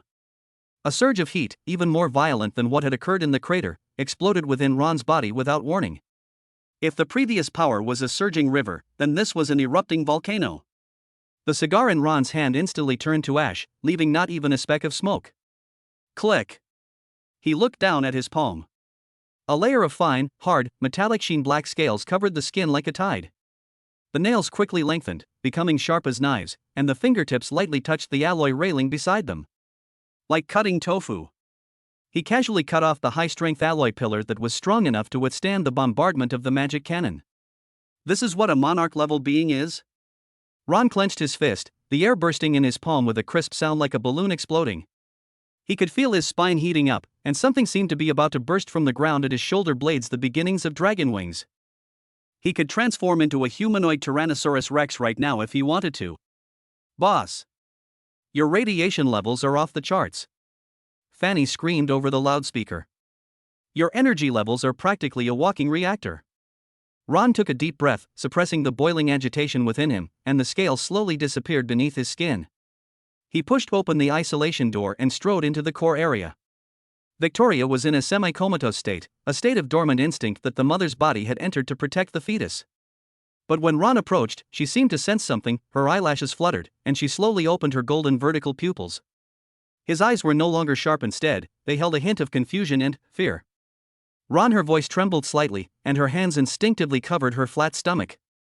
There's a monster inside me. As a dragon, she has the most acute sense of bloodline. Just now, she felt an ancient, noble aura, even more terrifying than her father's, the current Black Dragon King, being nurtured in her womb. That thing was frantically devouring her magic, yet it was also giving her an even purer power in return. Let me correct that. Ron walked to the bedside and placed his hand on her lower abdomen. The heat emanating from my palm was incredibly intense. That is not a monster, that is the future lord of 10,000 dragons, and my sixth child, Ron Dracula. Ron leaned down and gently kissed the belly that was enveloped in red light. And he's a guy. The system panel clearly displays, gender, male. Aptitude, SSS unique. Evaluation, born tyrant. Victoria froze. She sensed a similar yet more powerful aura emanating from Ron. That oppressive force, originating from the soul, made it difficult for her to even breathe. You've turned into a dragon too?" she asked incredulously. "I suppose so." Ron straightened up and tucked her coat in. "Also, tell your stubborn old man and the elders that they don't need to fly all the way here to inspect you." He snapped his fingers. "Fanny, activate the holographic communication array. Connect to coordinates, Black Dragon Island Council Hall." "All right, boss." The signal booster is activated. This time, even those old lizards hiding in the Earth's core can hear us. The Endless Sea, Black Dragon Island. A massive island made of black basalt floats in the thunderstorm clouds. Inside the council chamber, atop 12 massive stone pillars, 12 enormous dragons coiled. They were elders of the Black Dragon clan, each possessing the power to destroy a city-state. The atmosphere was so heavy it was almost palpable. The princess's aura has vanished. The Grand Elder, a one-eyed old dragon, roared in a deep voice, the sound waves shaking the hall. The last coordinates she was seen were in the south of the human continent. Damn humans, they must have used despicable means against Victoria. War. We must go to war, roared the younger Red Scale Elder. Burn that land to the ground and bring the princess back. Wait, there's an energy fluctuation.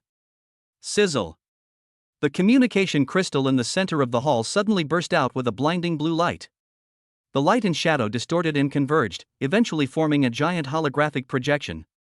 In the scene, Ron sits on his iconic iron throne, with a huge floor-to-ceiling window behind him overlooking the bustling industrial district of Blackrock.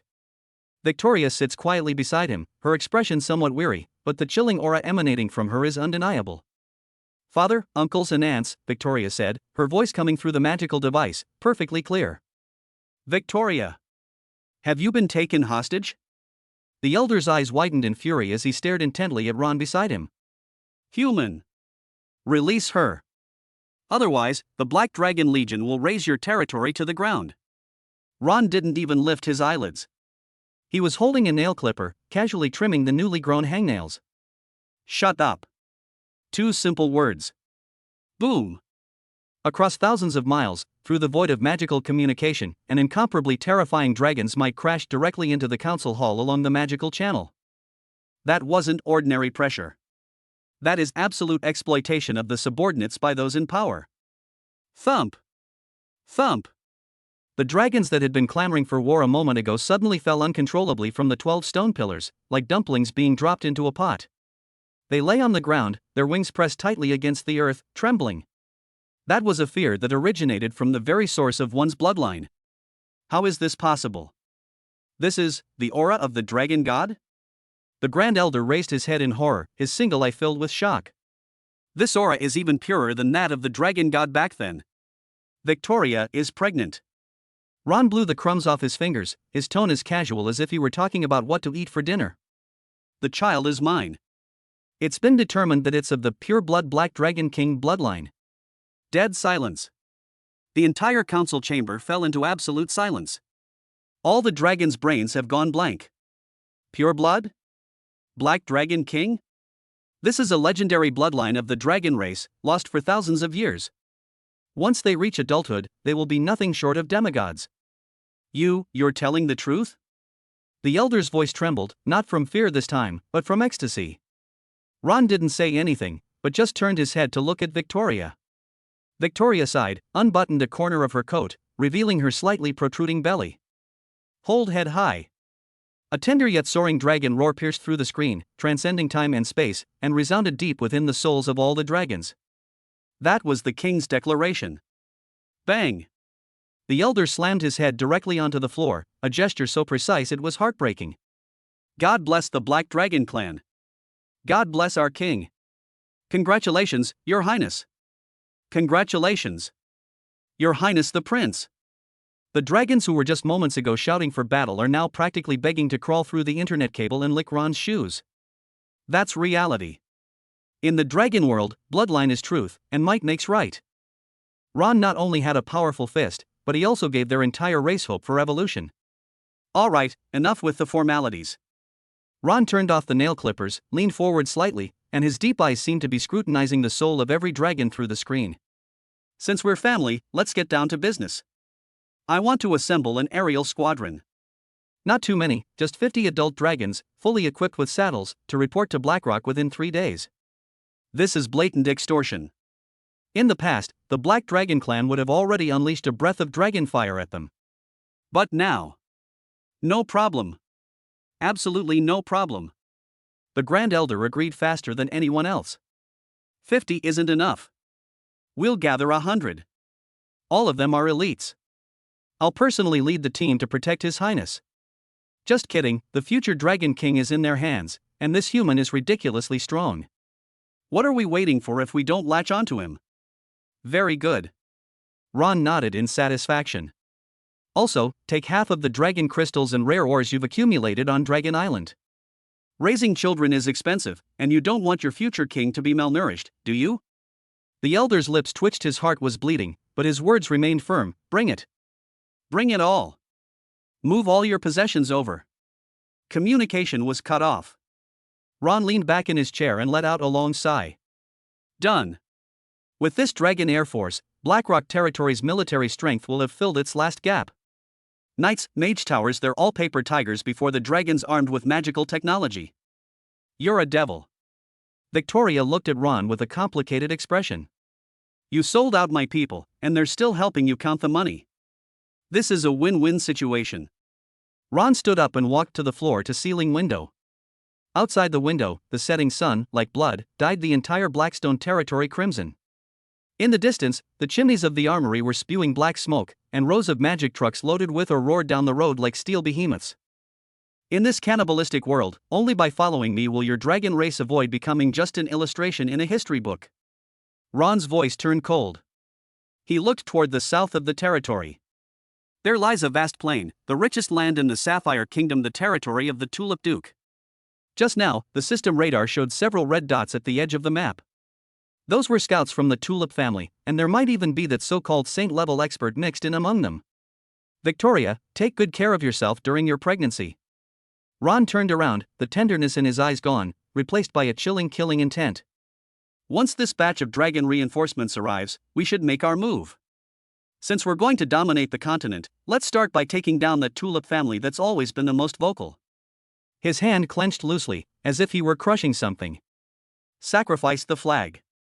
Chapter 87 Dragon Clan Treasure, Empire's Wealth Soars. Dark clouds hung low over Blackstone Ridge. But those weren't rain clouds, they were dragon wings that blotted out the sky. Attention airspace. Tower calling all units, open cargo runway number 3. This is not a drill, repeat, this is not a drill. Over the airport loudspeakers, the Goblin Guide's voice was hoarse and distorted, mixed with the crackling of the electric microphone. On the ground, the people who were carrying building materials stopped what they were doing and stared blankly up. The dozens of adult dragons did not spew dragon breath to destroy the city as the legends had it, but instead, they were like a group of hard-working heavy transport planes, with huge, specially made metal nets in their claws and heavy containers hanging from their bellies. Boom! Boom! Boom! Huge boxes bearing the emblem of the Black Dragon Clan were precisely placed on the reinforced plaza. The ground trembled, dust billowed, and even the steam turbines running in the distance seemed to shudder. Be gentle. You bunch of winged geckos. There's dragon crystal ore in there. Greta Bronzebeard, the S-rank dwarf queen and chief blacksmith, was currently leaping and bounding through the piles of crates, wielding a forging hammer taller than herself. Her usually serious, doll-like face was now filled with an almost manic excitement. Boss Fanny pushed up her goggles, holding a data panel in her hands trembling like a Parkinson's patient. According to the preliminary scan, the high-energy reaction in these boxes is enough to blow the entire Blackrock territory into the sky 50 times over. Ron stood in front of the floor-to-ceiling window of the watchtower, holding a freshly brewed cup of black coffee, his expression calm. Behind him, Victoria was leaning back on the sofa, peeling an orange. Every time she heard a loud thud from outside, her eye would twitch. That's deep-sea mithril left by my great-grandfather. That's refined gold plundered during the Second Era. That box looks like my dowry when I was 13. Victoria crushed the orange peel into powder, blaring at Ron's retreating figure through gritted teeth. You're a robber. You not only robbed people, but you also stole money. This is the bride price. Ron turned around, a playful smile on his lips. Besides, what's the point of letting it rot on Dragon Island? Only resources that are in circulation can be called capital. He put down his coffee cup, walked over to Victoria, leaned down and pinched her chin. Don't feel bad about it. Once my empire is established, you'll find that this is nothing but a drop in the ocean. Victoria turned her head away and snorted, her ears turning slightly red. The baby inside her seemed to emanate a wave of pleasure, as if quite pleased with its father's forceful takeover. Sure enough, he's her biological son. He knew he was turning against his own family even before he was born. Ron stopped teasing the proud female dragon and turned to walk down the tower. In the square, the first batch of boxes had already been pried open. Even at noon, the light emanating from the box still stung everyone's eyes. Gold coins? Those are the lowest grade of paving stones. Tons of purple mithril ore were piled up like trash in the corner. Only the top of a Grand Mage's staff could be found with nail-sized pieces of orichalcum, and there was a whole crate of them. Most extravagant were the crates of dragon crystals, each containing enough energy to keep a city's magic array running for 100 years. Oh my god. God of forging above. Greta lay sprawled on a millstone-sized piece of star-patterned steel, rubbing her cheek against the cold ore, drool practically dripping from her mouth. With these, I can forge not only magic cannons, but even Titan-class siege mechs for you. Ron walked over and kicked a ruby lying nearby with his toe. Greta, stop being in heat. This is just the first batch. Greta sprang to her feet, her eyes gleaming as she stared at Ron. Boss. What are we going to build? As long as the blueprints are good, this pile of materials is enough for me to arm 10 heavy divisions. Put conventional weapons aside for now. Ron pulled a roll of blueprints from his pocket and tossed it to Fanny beside him. I need you two to work together, using dragon crystals as the energy core and star-patterned steel as the cannon barrel, to build this thing. Fanny hurriedly took the drawing, unfolded it, and her green face instantly turned red. The blueprints depicted a colossal cannon with an extremely exaggerated design, exuding a violent aesthetic. Complex magical circuits and precise mechanical gears meshed perfectly, giving the muzzle a bizarre triangular shape. S-rank blueprint, Star Destroyer magic railgun prototype. Theoretically, it has a range of 200 kilometers, and one shot can flatten a mountain. Fanny swallowed hard. Boss, this thing consumes a terrifying amount of energy. We couldn't even operate it before. Now we have it. Ron pointed to the pile of dragon crystals. Use the best materials, don't try to save me money. I don't lack money, I only lack time. The surrounding craftsmen and soldiers, upon hearing Versailles' speech, did not feel jealous. Instead, they erupted in a frenzied cheer. With a lord like this, how can we not prosper? Ron looked around at the mountain of treasure in his surging morale, while the data on the system panel was jumping wildly.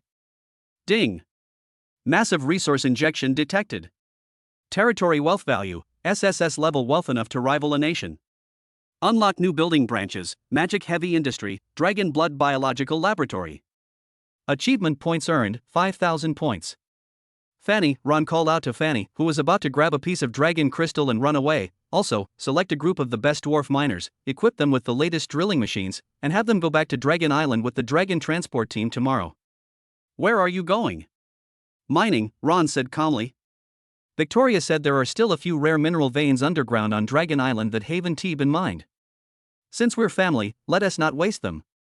Victoria, who had just reached the door, slipped and almost lost her balance when she heard this. He even scrapes the ground 3 layers deep. Is this man a devil? As night falls, the industrial area of Blackstone territory is as bright as day. Powered by the dragon crystal, the magic furnace, which used to frequently overload and shut down, was now running at full power, emitting a deep and powerful roar. Liquid mithril flowed in the mold, cooling and transforming into intricate parts. Inside the command center, a huge sand table was pushed to the center. Ron held a baton in his hand and gently tapped a red area at the southern end of the sand table. There was a flag flying there, a tulip. Boss, the intelligence agency's Shadowclaws have sent back a message. Lyra emerged from the corner like a shadow and handed Ron a secret letter. The Duke of Tulips is assembling an army. He has united 3 counts in the south, with a total force of about 50,000 men. And a Knights of Judgment from the Church of Light is approaching them. 50,000 people? And the Vatican's dogs? Tara, the voluptuous tiger-tribe female general, licked her lips dismissively. A bunch of farmers with fire pokers. Give me 3,000 armored grenadiers, and I can crush them into mincemeat on the plains. No. Ron planted his baton at the location of the main city of Tulip territory, his gaze icy. Tara, your army is responsible for advancing and capturing. As for destruction. He looked out the window, where in the newly built hangar in the distance, the skeleton of a massive airship was already taking shape. That's the Air Force's business. Ron turned and looked at Victoria, who was sitting at the end of the long table. Victoria, your people have arrived. Select 50 of the strongest dragons and equip them with Fanny's newly developed Dragon Breath Intensifier and aerial bomb drop rig. Victoria raised an eyebrow. You want the noble dragons to be your bombers? I want them to experience what a real dragonfire cleansing is like. Ron smiled, but there was no warmth in his smile. The Tulip family has been entrenched in the south for 300 years, and their castle is said to be invincible. I'd like to know how many seconds their tortoise shell can hold out against a saturation bombardment. Furthermore, Ron picked up a gleaming gold coin from the table, the currency issued by the Tulip family, and issued the order to activate the economic strangulation plan. Now that we have so much capital, let's play with that duke in the market for a while. Within a week, I'll make the price of grain in the tulip territory increase tenfold, and turn their gold coins into scrap metal. In this world, nobody knows what inflation or financial warfare is. But that doesn't stop Ron from teaching them. He not only wanted to kill people, but also to destroy their spirits. Is this how rich people fight? Freya leaned against the doorframe, toying with her dagger, her eyes gleaming with excitement. It's really dirty. But I like it. Ron flicked the gold coin into the air, and it tumbled under the light, making a crisp sound. Are you all ready? Ron caught the gold coin and slammed it on the table with a thud. The first battle for a nouveau riche must be fought beautifully. Chapter 88: The Sky Dominator Project, Equipping the Dragon with a Turbine. Blackrock Territory, Helipad Number 3. The heatwave was intense, and the sandstorm stirred up by the landing of 50 adult black dragons nearly buried the newly built control tower. Roar! Leading the pack was a gigantic male black dragon, over 30 meters long, its scales covered in old scars. Its name was Moros, the vanguard of the Black Dragon Legion, possessing the strength of a quasi-saint. Moros held his head high, exhaling 2 plumes of sulphurous white smoke from his nostrils, his golden vertical pupils sweeping contemptuously over the busy goblin and orc laborers around him. Get out of my way, you lowly insects! Moros roared in dragon language. I'm here to protect Her Highness the Princess, not to be your cargo wagon. The laborers around were so frightened that their legs went weak and they dropped their tools all over the ground. Smack! A crisp crack of a whip. Moros felt a sharp pain on the tip of his nose. Before he could react, a voluptuous woman with tiger ears, dressed in a tight-fitting instructor's uniform, was already standing on the bridge of his nose. Tara swung a specially made mithril barbed whip in her hand, her heels clicking as she stepped on the dragon scales. Giant lizard, watch your words. Tara looked down at the enormous creature, her eyes showing no fear, only the scrutiny one might have for greenhorns. Here, there are no noble dragons, only flying units numbered 001 to 050. Now, put away your dragon's might and form ranks. Orc. You're asking for death. Moros roared, the scales on his neck standing on end, and he opened his mouth to spew dragon breath. Sizzle. A blue arc of electricity instantly pierced through its entire body. Moros let out a scream, its massive body stiffening as it crashed heavily to the ground. The unassuming metal collar around its neck was flashing a frantic red light. Ron, wearing a military overcoat, got out of the jeep, holding a remote control in his hand, looking impatient. Fanny, is this the gentle animal collar you were talking about? Ron kicked the tire. The power was turned down. That last jolt should have made it throw up its breakfast.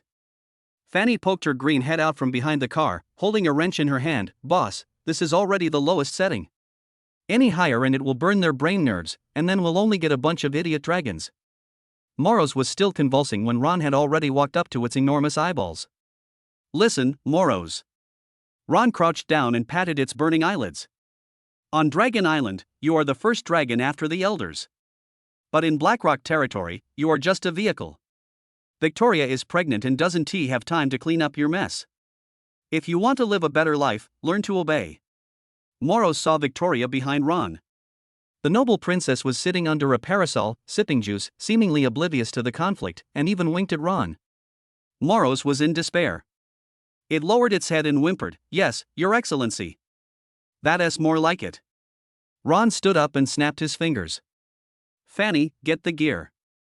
Give these hillbillies a little industrial shock. The modification workshop was practically an execution ground. Of course, it was an execution ground that eroded the dignity of the dragon race. Don't move. This is an S-grade titanium abdominal armor, capable of defending against 8th circle single-target magic. Fanny commanded the massive mechanical arm to forcibly weld an alloy plate engraved with intricate magical runes onto Moros's abdomen. Ouch. That's my ticklish spot. Hold on. The important part is coming up. Fanny pressed a switch, and the robotic arm lifted 2 huge cylindrical devices, which were then mounted on the racks below the dragon's wings. What is this?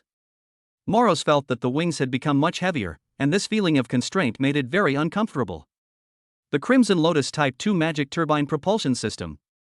Fanny wiped the oil from the corner of her mouth, her eyes gleaming with fanaticism. It can increase your flight speed by 30%, and it also comes with instantaneous change of direction nozzles. Even if you're a 300-ton fat man, you can drift in the air with it on. And this too. Fanny pointed to the dragon's mouth. Several goblin engineers were stuffing a funnel-shaped metal device into the mouth of another dragon. Dragon's breath-boosting focusing tube. It can compress your fan-shaped jets into a high-energy laser beam. The range is increased fivefold, and the penetration power is increased tenfold. One shot can burn through even a knight's aura shield and the person himself. Moros looked at himself in the mirror. Its entire body is covered in matte black armor, with sophisticated hydraulic transmission devices at the joints, menacing weapon bays hanging under its wings, and its mouth covered by a metal mask. Where is the dragon now? This is simply a killing machine made of steel. It tried to channel magic into the turbines beneath its wings. Boom! 2 streaks of blue flame shot out, and the enormous thrust propelled it high into the sky. This speed! Moros roared through the air. It had never felt so exhilarated. Before, flying this fast required exhausting its life force, but now only a little magic was needed as a fuse. It smells amazing! Moros roared into the comms. Brothers, get your gear on. Anyone who moves will get a beating. On the ground, at the training ground. Ron looked at the flock of aircraft in the sky that had begun to attempt formation flying and nodded in satisfaction. We have the Air Force, but what about tactics? Ron looked at Freya and Terra beside him. Freya, who was wiping her dagger, sneered upon hearing this. In the past, the dragons would charge in like swarms, relying on their bodies to absorb damage, which was incredibly inefficient. I have already drawn up a new tactics manual. She unfolded a drawing. High-altitude high-speed raids, low-altitude carpet bombing, and the dragon paratrooper tactic. Freya pointed to the black dots on the blueprint, indicating that the orc heavy grenadiers were riding on the backs of dragons and could drop alchemical bombs from the air or jump directly onto the enemy's walls. What do we do if an orc is afraid of heights? Ron asked. Terra grinned, revealing her gleaming white fangs. Then kick it down. You'll get used to a few dying. That's a very Orcish answer. Dad. Just then, a child's innocent shout broke the somber atmosphere. Arthur, Ron's eldest son, was 3 years old, but he looked like a 7 or 8-year-old. He was wearing a miniature version of a military uniform and was running over excitedly, dragging a training stake weighing several dozen kilograms in his hand. Behind him followed several wobbly little ones. Those were Ron's children with several other ladies. Although they were still breastfeeding, each of them had an inhuman glint in their eyes. Why are they here? Ron frowned. The children want to see the big lizard. Mia walked over gently, holding a baby who was trying to nibble on her tail. Moros descended from the sky with several dragons to resupply. As soon as he landed, Moros sensed several strange auras. It lowered its head and saw Arthur, the little guy, standing next to its paws, looking up at it curiously. A human cub?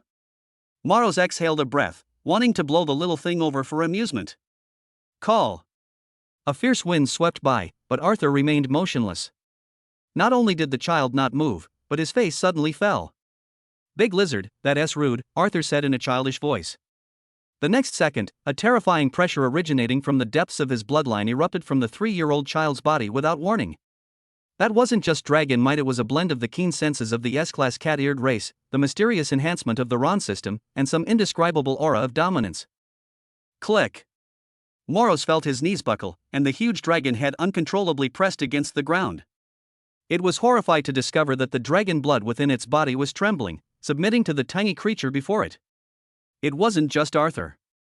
The mixed-race elf baby still sucking on a pacifier emanated a natural magical aura that made Moros feel as if he were facing the tree of life. The little girl with red hair, Terra's daughter, though still crawling, stared at his neck as if she were looking at a piece of meat. What kind of monsters are these? Moros trembled, then lay completely on the ground pretending to be dead. Arthur stretched out his little hand and patted Moros's huge nose. Daddy said to be good. Otherwise, he'll turn you into a wallet. Moros nodded frantically, even though he didn't understand what wallet meant in common. His intuition told him it was a terrifying thing. Ron's smile deepened as he watched the scene. Ding! Early signs of offspring detected. Offspring Arthur awakens talent, domination aura basic. Possesses a natural suppressive effect on all beasts and wyverns.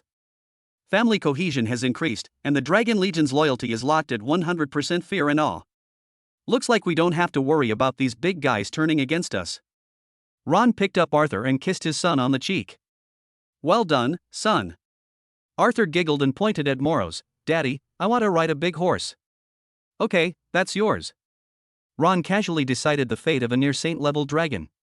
The sun is setting. 50 fully armed steel dragons stood in neat rows on the runway, their black armor reflecting a cold gleam in the afterglow. On their backs, elite orc warriors were inspecting their saddles and ammunition boxes. Ground crew waved flags as guide vehicles evacuated. Ron stood on the high platform, with his women and children behind him. This is not just an army, it is the steel backbone of the Dracula family's rise. Boss, everything is ready. Freya's voice came through the loudspeaker. Target, Tulip Territory Outpost, Black River Fortress. Estimated flight time, 40 minutes. Ron straightened his collar, his gaze piercing through the clouds as he looked south. In that direction, the Grand Duke of Tulips might be hosting a banquet, mocking Blackrock territory as a backwater. Perhaps that so-called Vatican Inquisitor is polishing his cross sword, preparing to unleash divine punishment upon the heretics. Then let's set off. Ron waved his hand lightly, as if shooing away a fly. Let the world hear what the voice of truth is. Boom! 50 turbo engines ignited simultaneously, their blue exhaust flames instantly tearing through the night sky. The massive horde of dragons shot into the sky like arrows released from a bow, accompanied by a deafening sonic boom. Dark clouds loomed over the city. This time, however, the clouds were hiding not rain, but tons of high-explosive alchemical bombs. Chapter 89 Truth lies within range, the diplomatic art of a mischievous child. Heiha Fortress, the northern gateway to the Tulip Territory. The city wall stood tall, covered in defensive magical runes. 3,000 heavily armored guards stood watch, with a saint-level mage in command. In the age of cold weapons, this was an insurmountable barrier. Unfortunately, tonight's event is the Industrial Revolution. The night sky was silent, even the chirping of insects had vanished. Above the clouds, there was no roar of dragons, only the low-frequency whistling of turbine engines spinning at breakneck speed, like the whisper of death. Altitude 5,000, target locked.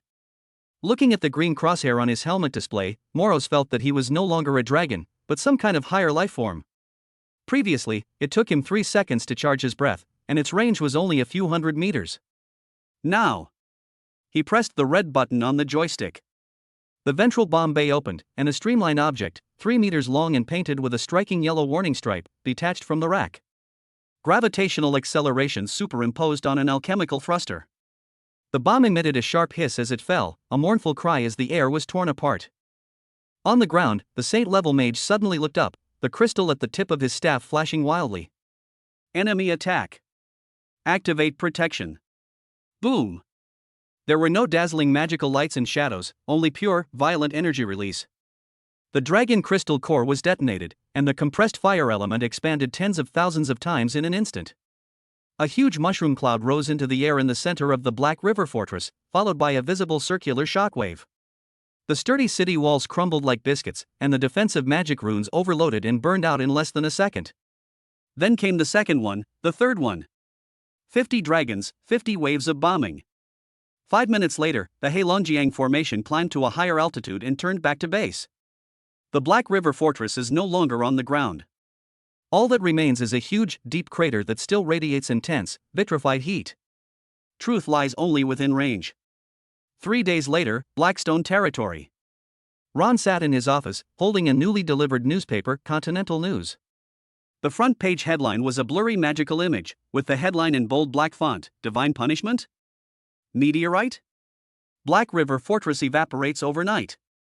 Good results. Ron tossed the newspaper onto the table. What's the reaction from Tulips? Lyra stood in the shadows and handed over a report. The Duke of Tulips was terrified literally. He withdrew his assembled army overnight and sent letters for help to the capital and the papacy, claiming that he had been attacked by a demon god. As for the papacy's chief inquisitor, it is said that after seeing the crater, he remained silent for 10 minutes, then said it was a heretical curse, and ran back to the holy mountain to get reinforcements. Let them call for help. Ron picked up his coffee. That's the effect we want. Fear is the best salesman. Boss, quite a few guests have arrived outside. Layla's lips curled slightly. Those forces that were still observing can't sit still anymore. Ron walked to the floor-to-ceiling window and looked down at the square below. The once quiet diplomatic district of Blackrock territory was now filled with all sorts of flags and carriages. There were centaur chieftains, elders from the dwarf mountains, and even lizardman priests from the swamp. They weren't carrying weapons, but rather gift lists. The mushroom cloud that lit up the night sky that night made them realize one thing: the Dracula family really doesn't need a reason to destroy whomever they want. Let Arthur receive them, Ron suddenly said. Layla was taken aback. Young master? He's only 3 years old. He needs to practice. Ron straightened his cuffs. Besides, children speak their minds. There are things we can't say, but he can. Welcome lobby. The atmosphere was somewhat tense. The centaur chieftain, Gorgrin, paced irritably, his hooves creaking against the floor. As the leader of a tribe with 5,000 warriors, he was displeased with waiting here. Is this Dracula's way of treating guests? Gorgrin slammed his stone axe heavily on the ground. Even if he can summon meteors, he cannot humiliate the noble centaur bloodline. The envoys from the nearby small tribes shrank back in fear, not daring to say a word. Just then, the side door opened. There were no guards, no honor guard. Only a little boy wearing overalls and holding half a piece of leftover monster jerky walked in. Arthur Dracula. He blinked his big eyes, looked at the group of burly men in the room, and finally his gaze fell on the centaur chieftain. Are you a horse? Arthur walked over and asked curiously.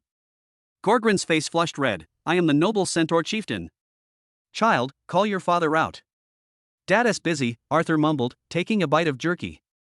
He said if you're here to surrender, line up on the left to register your property if you're here to cause trouble. Arthur paused, swallowed the jerky, and gave a pure and innocent smile. Then let us go to the back hill. Aunt Fanny said her lab is missing a few strong, live specimens. Insolence! Gorlin roared in fury, unleashing the aura of a high-ranking warrior, wanting to teach this arrogant brat a lesson. However, his momentum was only halfway built up before it was forcefully suppressed. Arthur's aura changed. If you ignore its appearance, it looks like an ancient ferocious beast that has opened its eyes. S-rank talent, domination aura, fully activated. Gorlin was horrified to find that his 4 legs were trembling, a shiver stemming from his biological instincts. It seemed that the human cub before him possessed a bloodline even more terrifying than that of dragons. I don't like people I can see without looking up. Arthur tilted his head, his pupils turning into vertical gold. Thump. Gorlin knelt down. Not as a courtesy, but all 4 legs buckled, and he collapsed completely to the ground. The hall was deathly silent. Arthur nodded in satisfaction, walked over, stepped onto the centaur's broad back, climbed up like a staircase, then sat on the chieftain's back and waved the jerky in his hand at the other dumbfounded messengers. All right, now we can talk. Dad said we have to hand over that glowing stone mine, and also. On the second-floor corridor, Ron leaned against the railing, watching this scene. This kid is better at pretending than I am, Ron said with a smile, shaking his head. Like father, like son.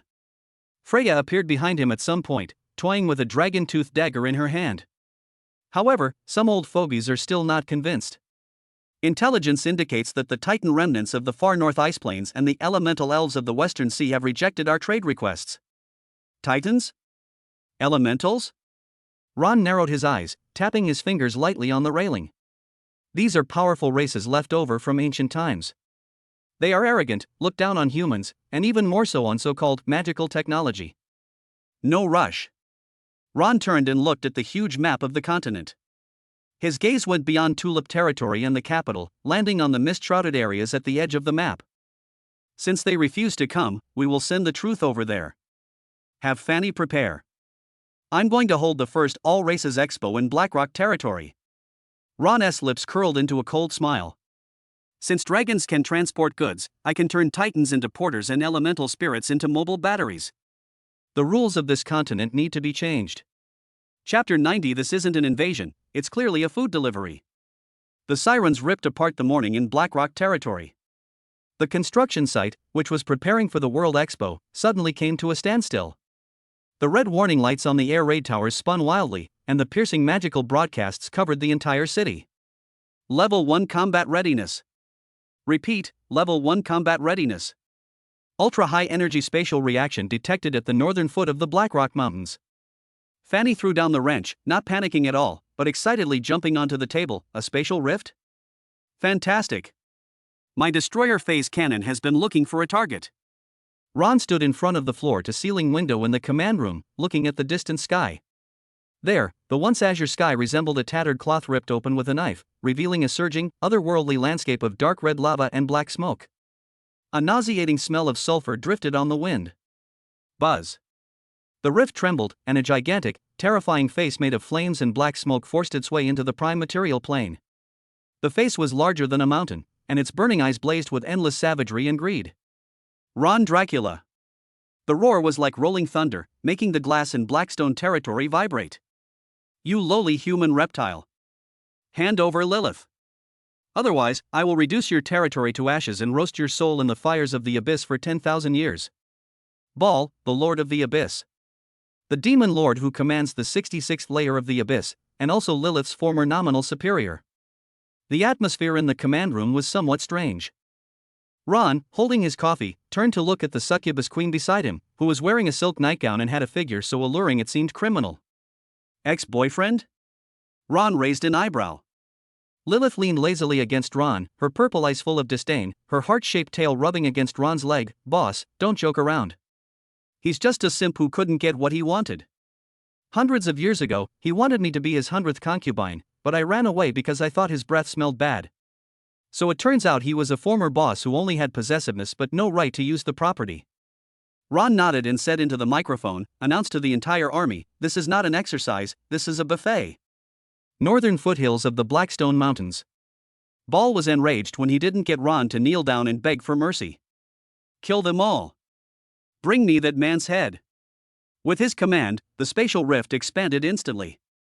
Countless lesser demons, horned demons, and hellhounds surged forth from the cracks like a black tide, covering the mountains and plains in hundreds of thousands. Wielding crude weapons and drooling, they charged toward the seemingly prosperous human city. In their meager brain capacity, human armies would only tremble with fear while holding up their shields.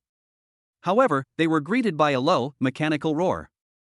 There were no human infantry formations on the horizon. In its place are 200 steel monsters painted in desert camouflage modified T-90 main battle tanks. The turret rotated, its dark muzzle aimed at the demonic tide. 3,000 units away, high explosive shells, 3 rapid-fire rounds. Tara, cigar in mouth, sat on the turret of the lead vehicle, radio in hand, fire. Boom. Boom. Boom. The earth was trembling. The salvo from 200 125mm smoothbore cannons created visible ripples in the air. Before the first wave of demonic energy had even traveled a kilometer, it crashed into a wall made of steel and flames. The alchemical warhead exploded amidst the demon horde, the intense heat instantly vaporizing everything within a radius of tens of meters. The tough skin that low-ranking demons prided themselves on proved as fragile as wet toilet paper in the face of industrialized high explosives. Limbs flew everywhere, and black blood filled the sky. Roar. Baal was stunned. What kind of magic is this? No chanting required? And yet it's so powerful? Before he could react, the sky darkened. 50 black dragons, clad in titanium armor, opened their bomb bays at an altitude of 30,000 meters. Air raid. It's an air raid. Several high-ranking Fromon with the ability to fly screamed, trying to intercept it. But what greeted them was the machine gun turret on the back of the black dragon. Day. With a firing rate of 6,000 rounds per minute, the resulting metal storm instantly tore Floro into a rain of minced meat. Immediately afterwards, aerial bombs rained down. The demon army on the ground is no longer charging, but being slaughtered. This is not war, it is a one-sided extermination of pests. On a high ground with an excellent view on the edge of the battlefield. Ron was having a picnic with his family. "Dad, that big red thing looks delicious."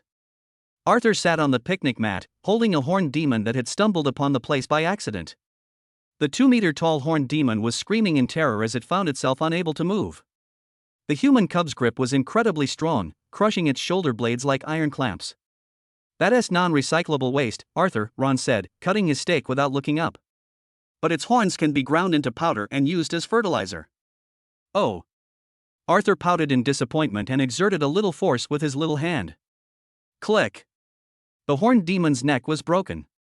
Beside her, the silver-haired little girl Freya was holding in her arms Ron's second daughter, Anna, who inherited the bloodline of the Silver Moon Wolf King. Suddenly jumped out of her swaddling clothes. She was just over a year old, and her steps were unsteady, but she moved as fast as a silver lightning bolt. Anna charged into a small group of hellhounds that had slipped through the net. There is no fancy magic, only pure wild instinct. Biting and clawing.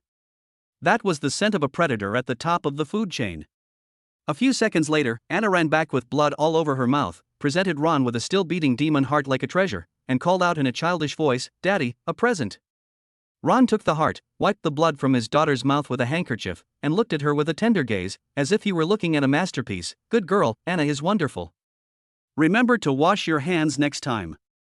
Even though it was just a projection in the distant sky, Ball felt a chill at that moment. Are they all a family? That man is eating steak, that little boy is crushing a demon with his bare hands, and that baby girl still wearing diapers is eating a hellhound alive?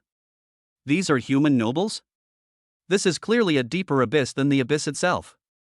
Lilith! What kind of monster have you found? Ball roared, but his voice was tinged with a hint of bravado. Lilith tidied her long hair, and suddenly unfurled her enormous demonic wings, unleashing a surge of dark purple magic that transformed her into an S-class succubus queen. He is not a monster. Lilith flew high into the sky, meeting the gaze of the enormous fiery face, a cold and beautiful smile curving her lips. He is my king, and also the future lord of the abyss. Before she finished speaking, Lilith conjured a black energy whip in her hand and lashed it fiercely at Baal's projection. Snap. Spatial oscillation. Since you're here, don't leave. Ron put down his knife and fork. He stood up, his cloak fluttering in the smoke behind him. The system notifications were flooding his mind, experience points from the killing of his offspring, and countless low-level bloodline essences collected on the battlefield. Fanny, activate the space-based system. Ron spoke calmly into the communicator. Lock on the biggest head. I want this guest from afar to know that Blackrock territory not only has a welcoming ceremony on the ground, but also greetings from the stars. Above the clouds, the base of a newly completed floating city slowly opened its energy core. A pure white beam of light, more than 10 meters in diameter, is converging. Looking at the destructive energy fluctuations above his head, Ball felt the threat of death for the first time in this plane. No!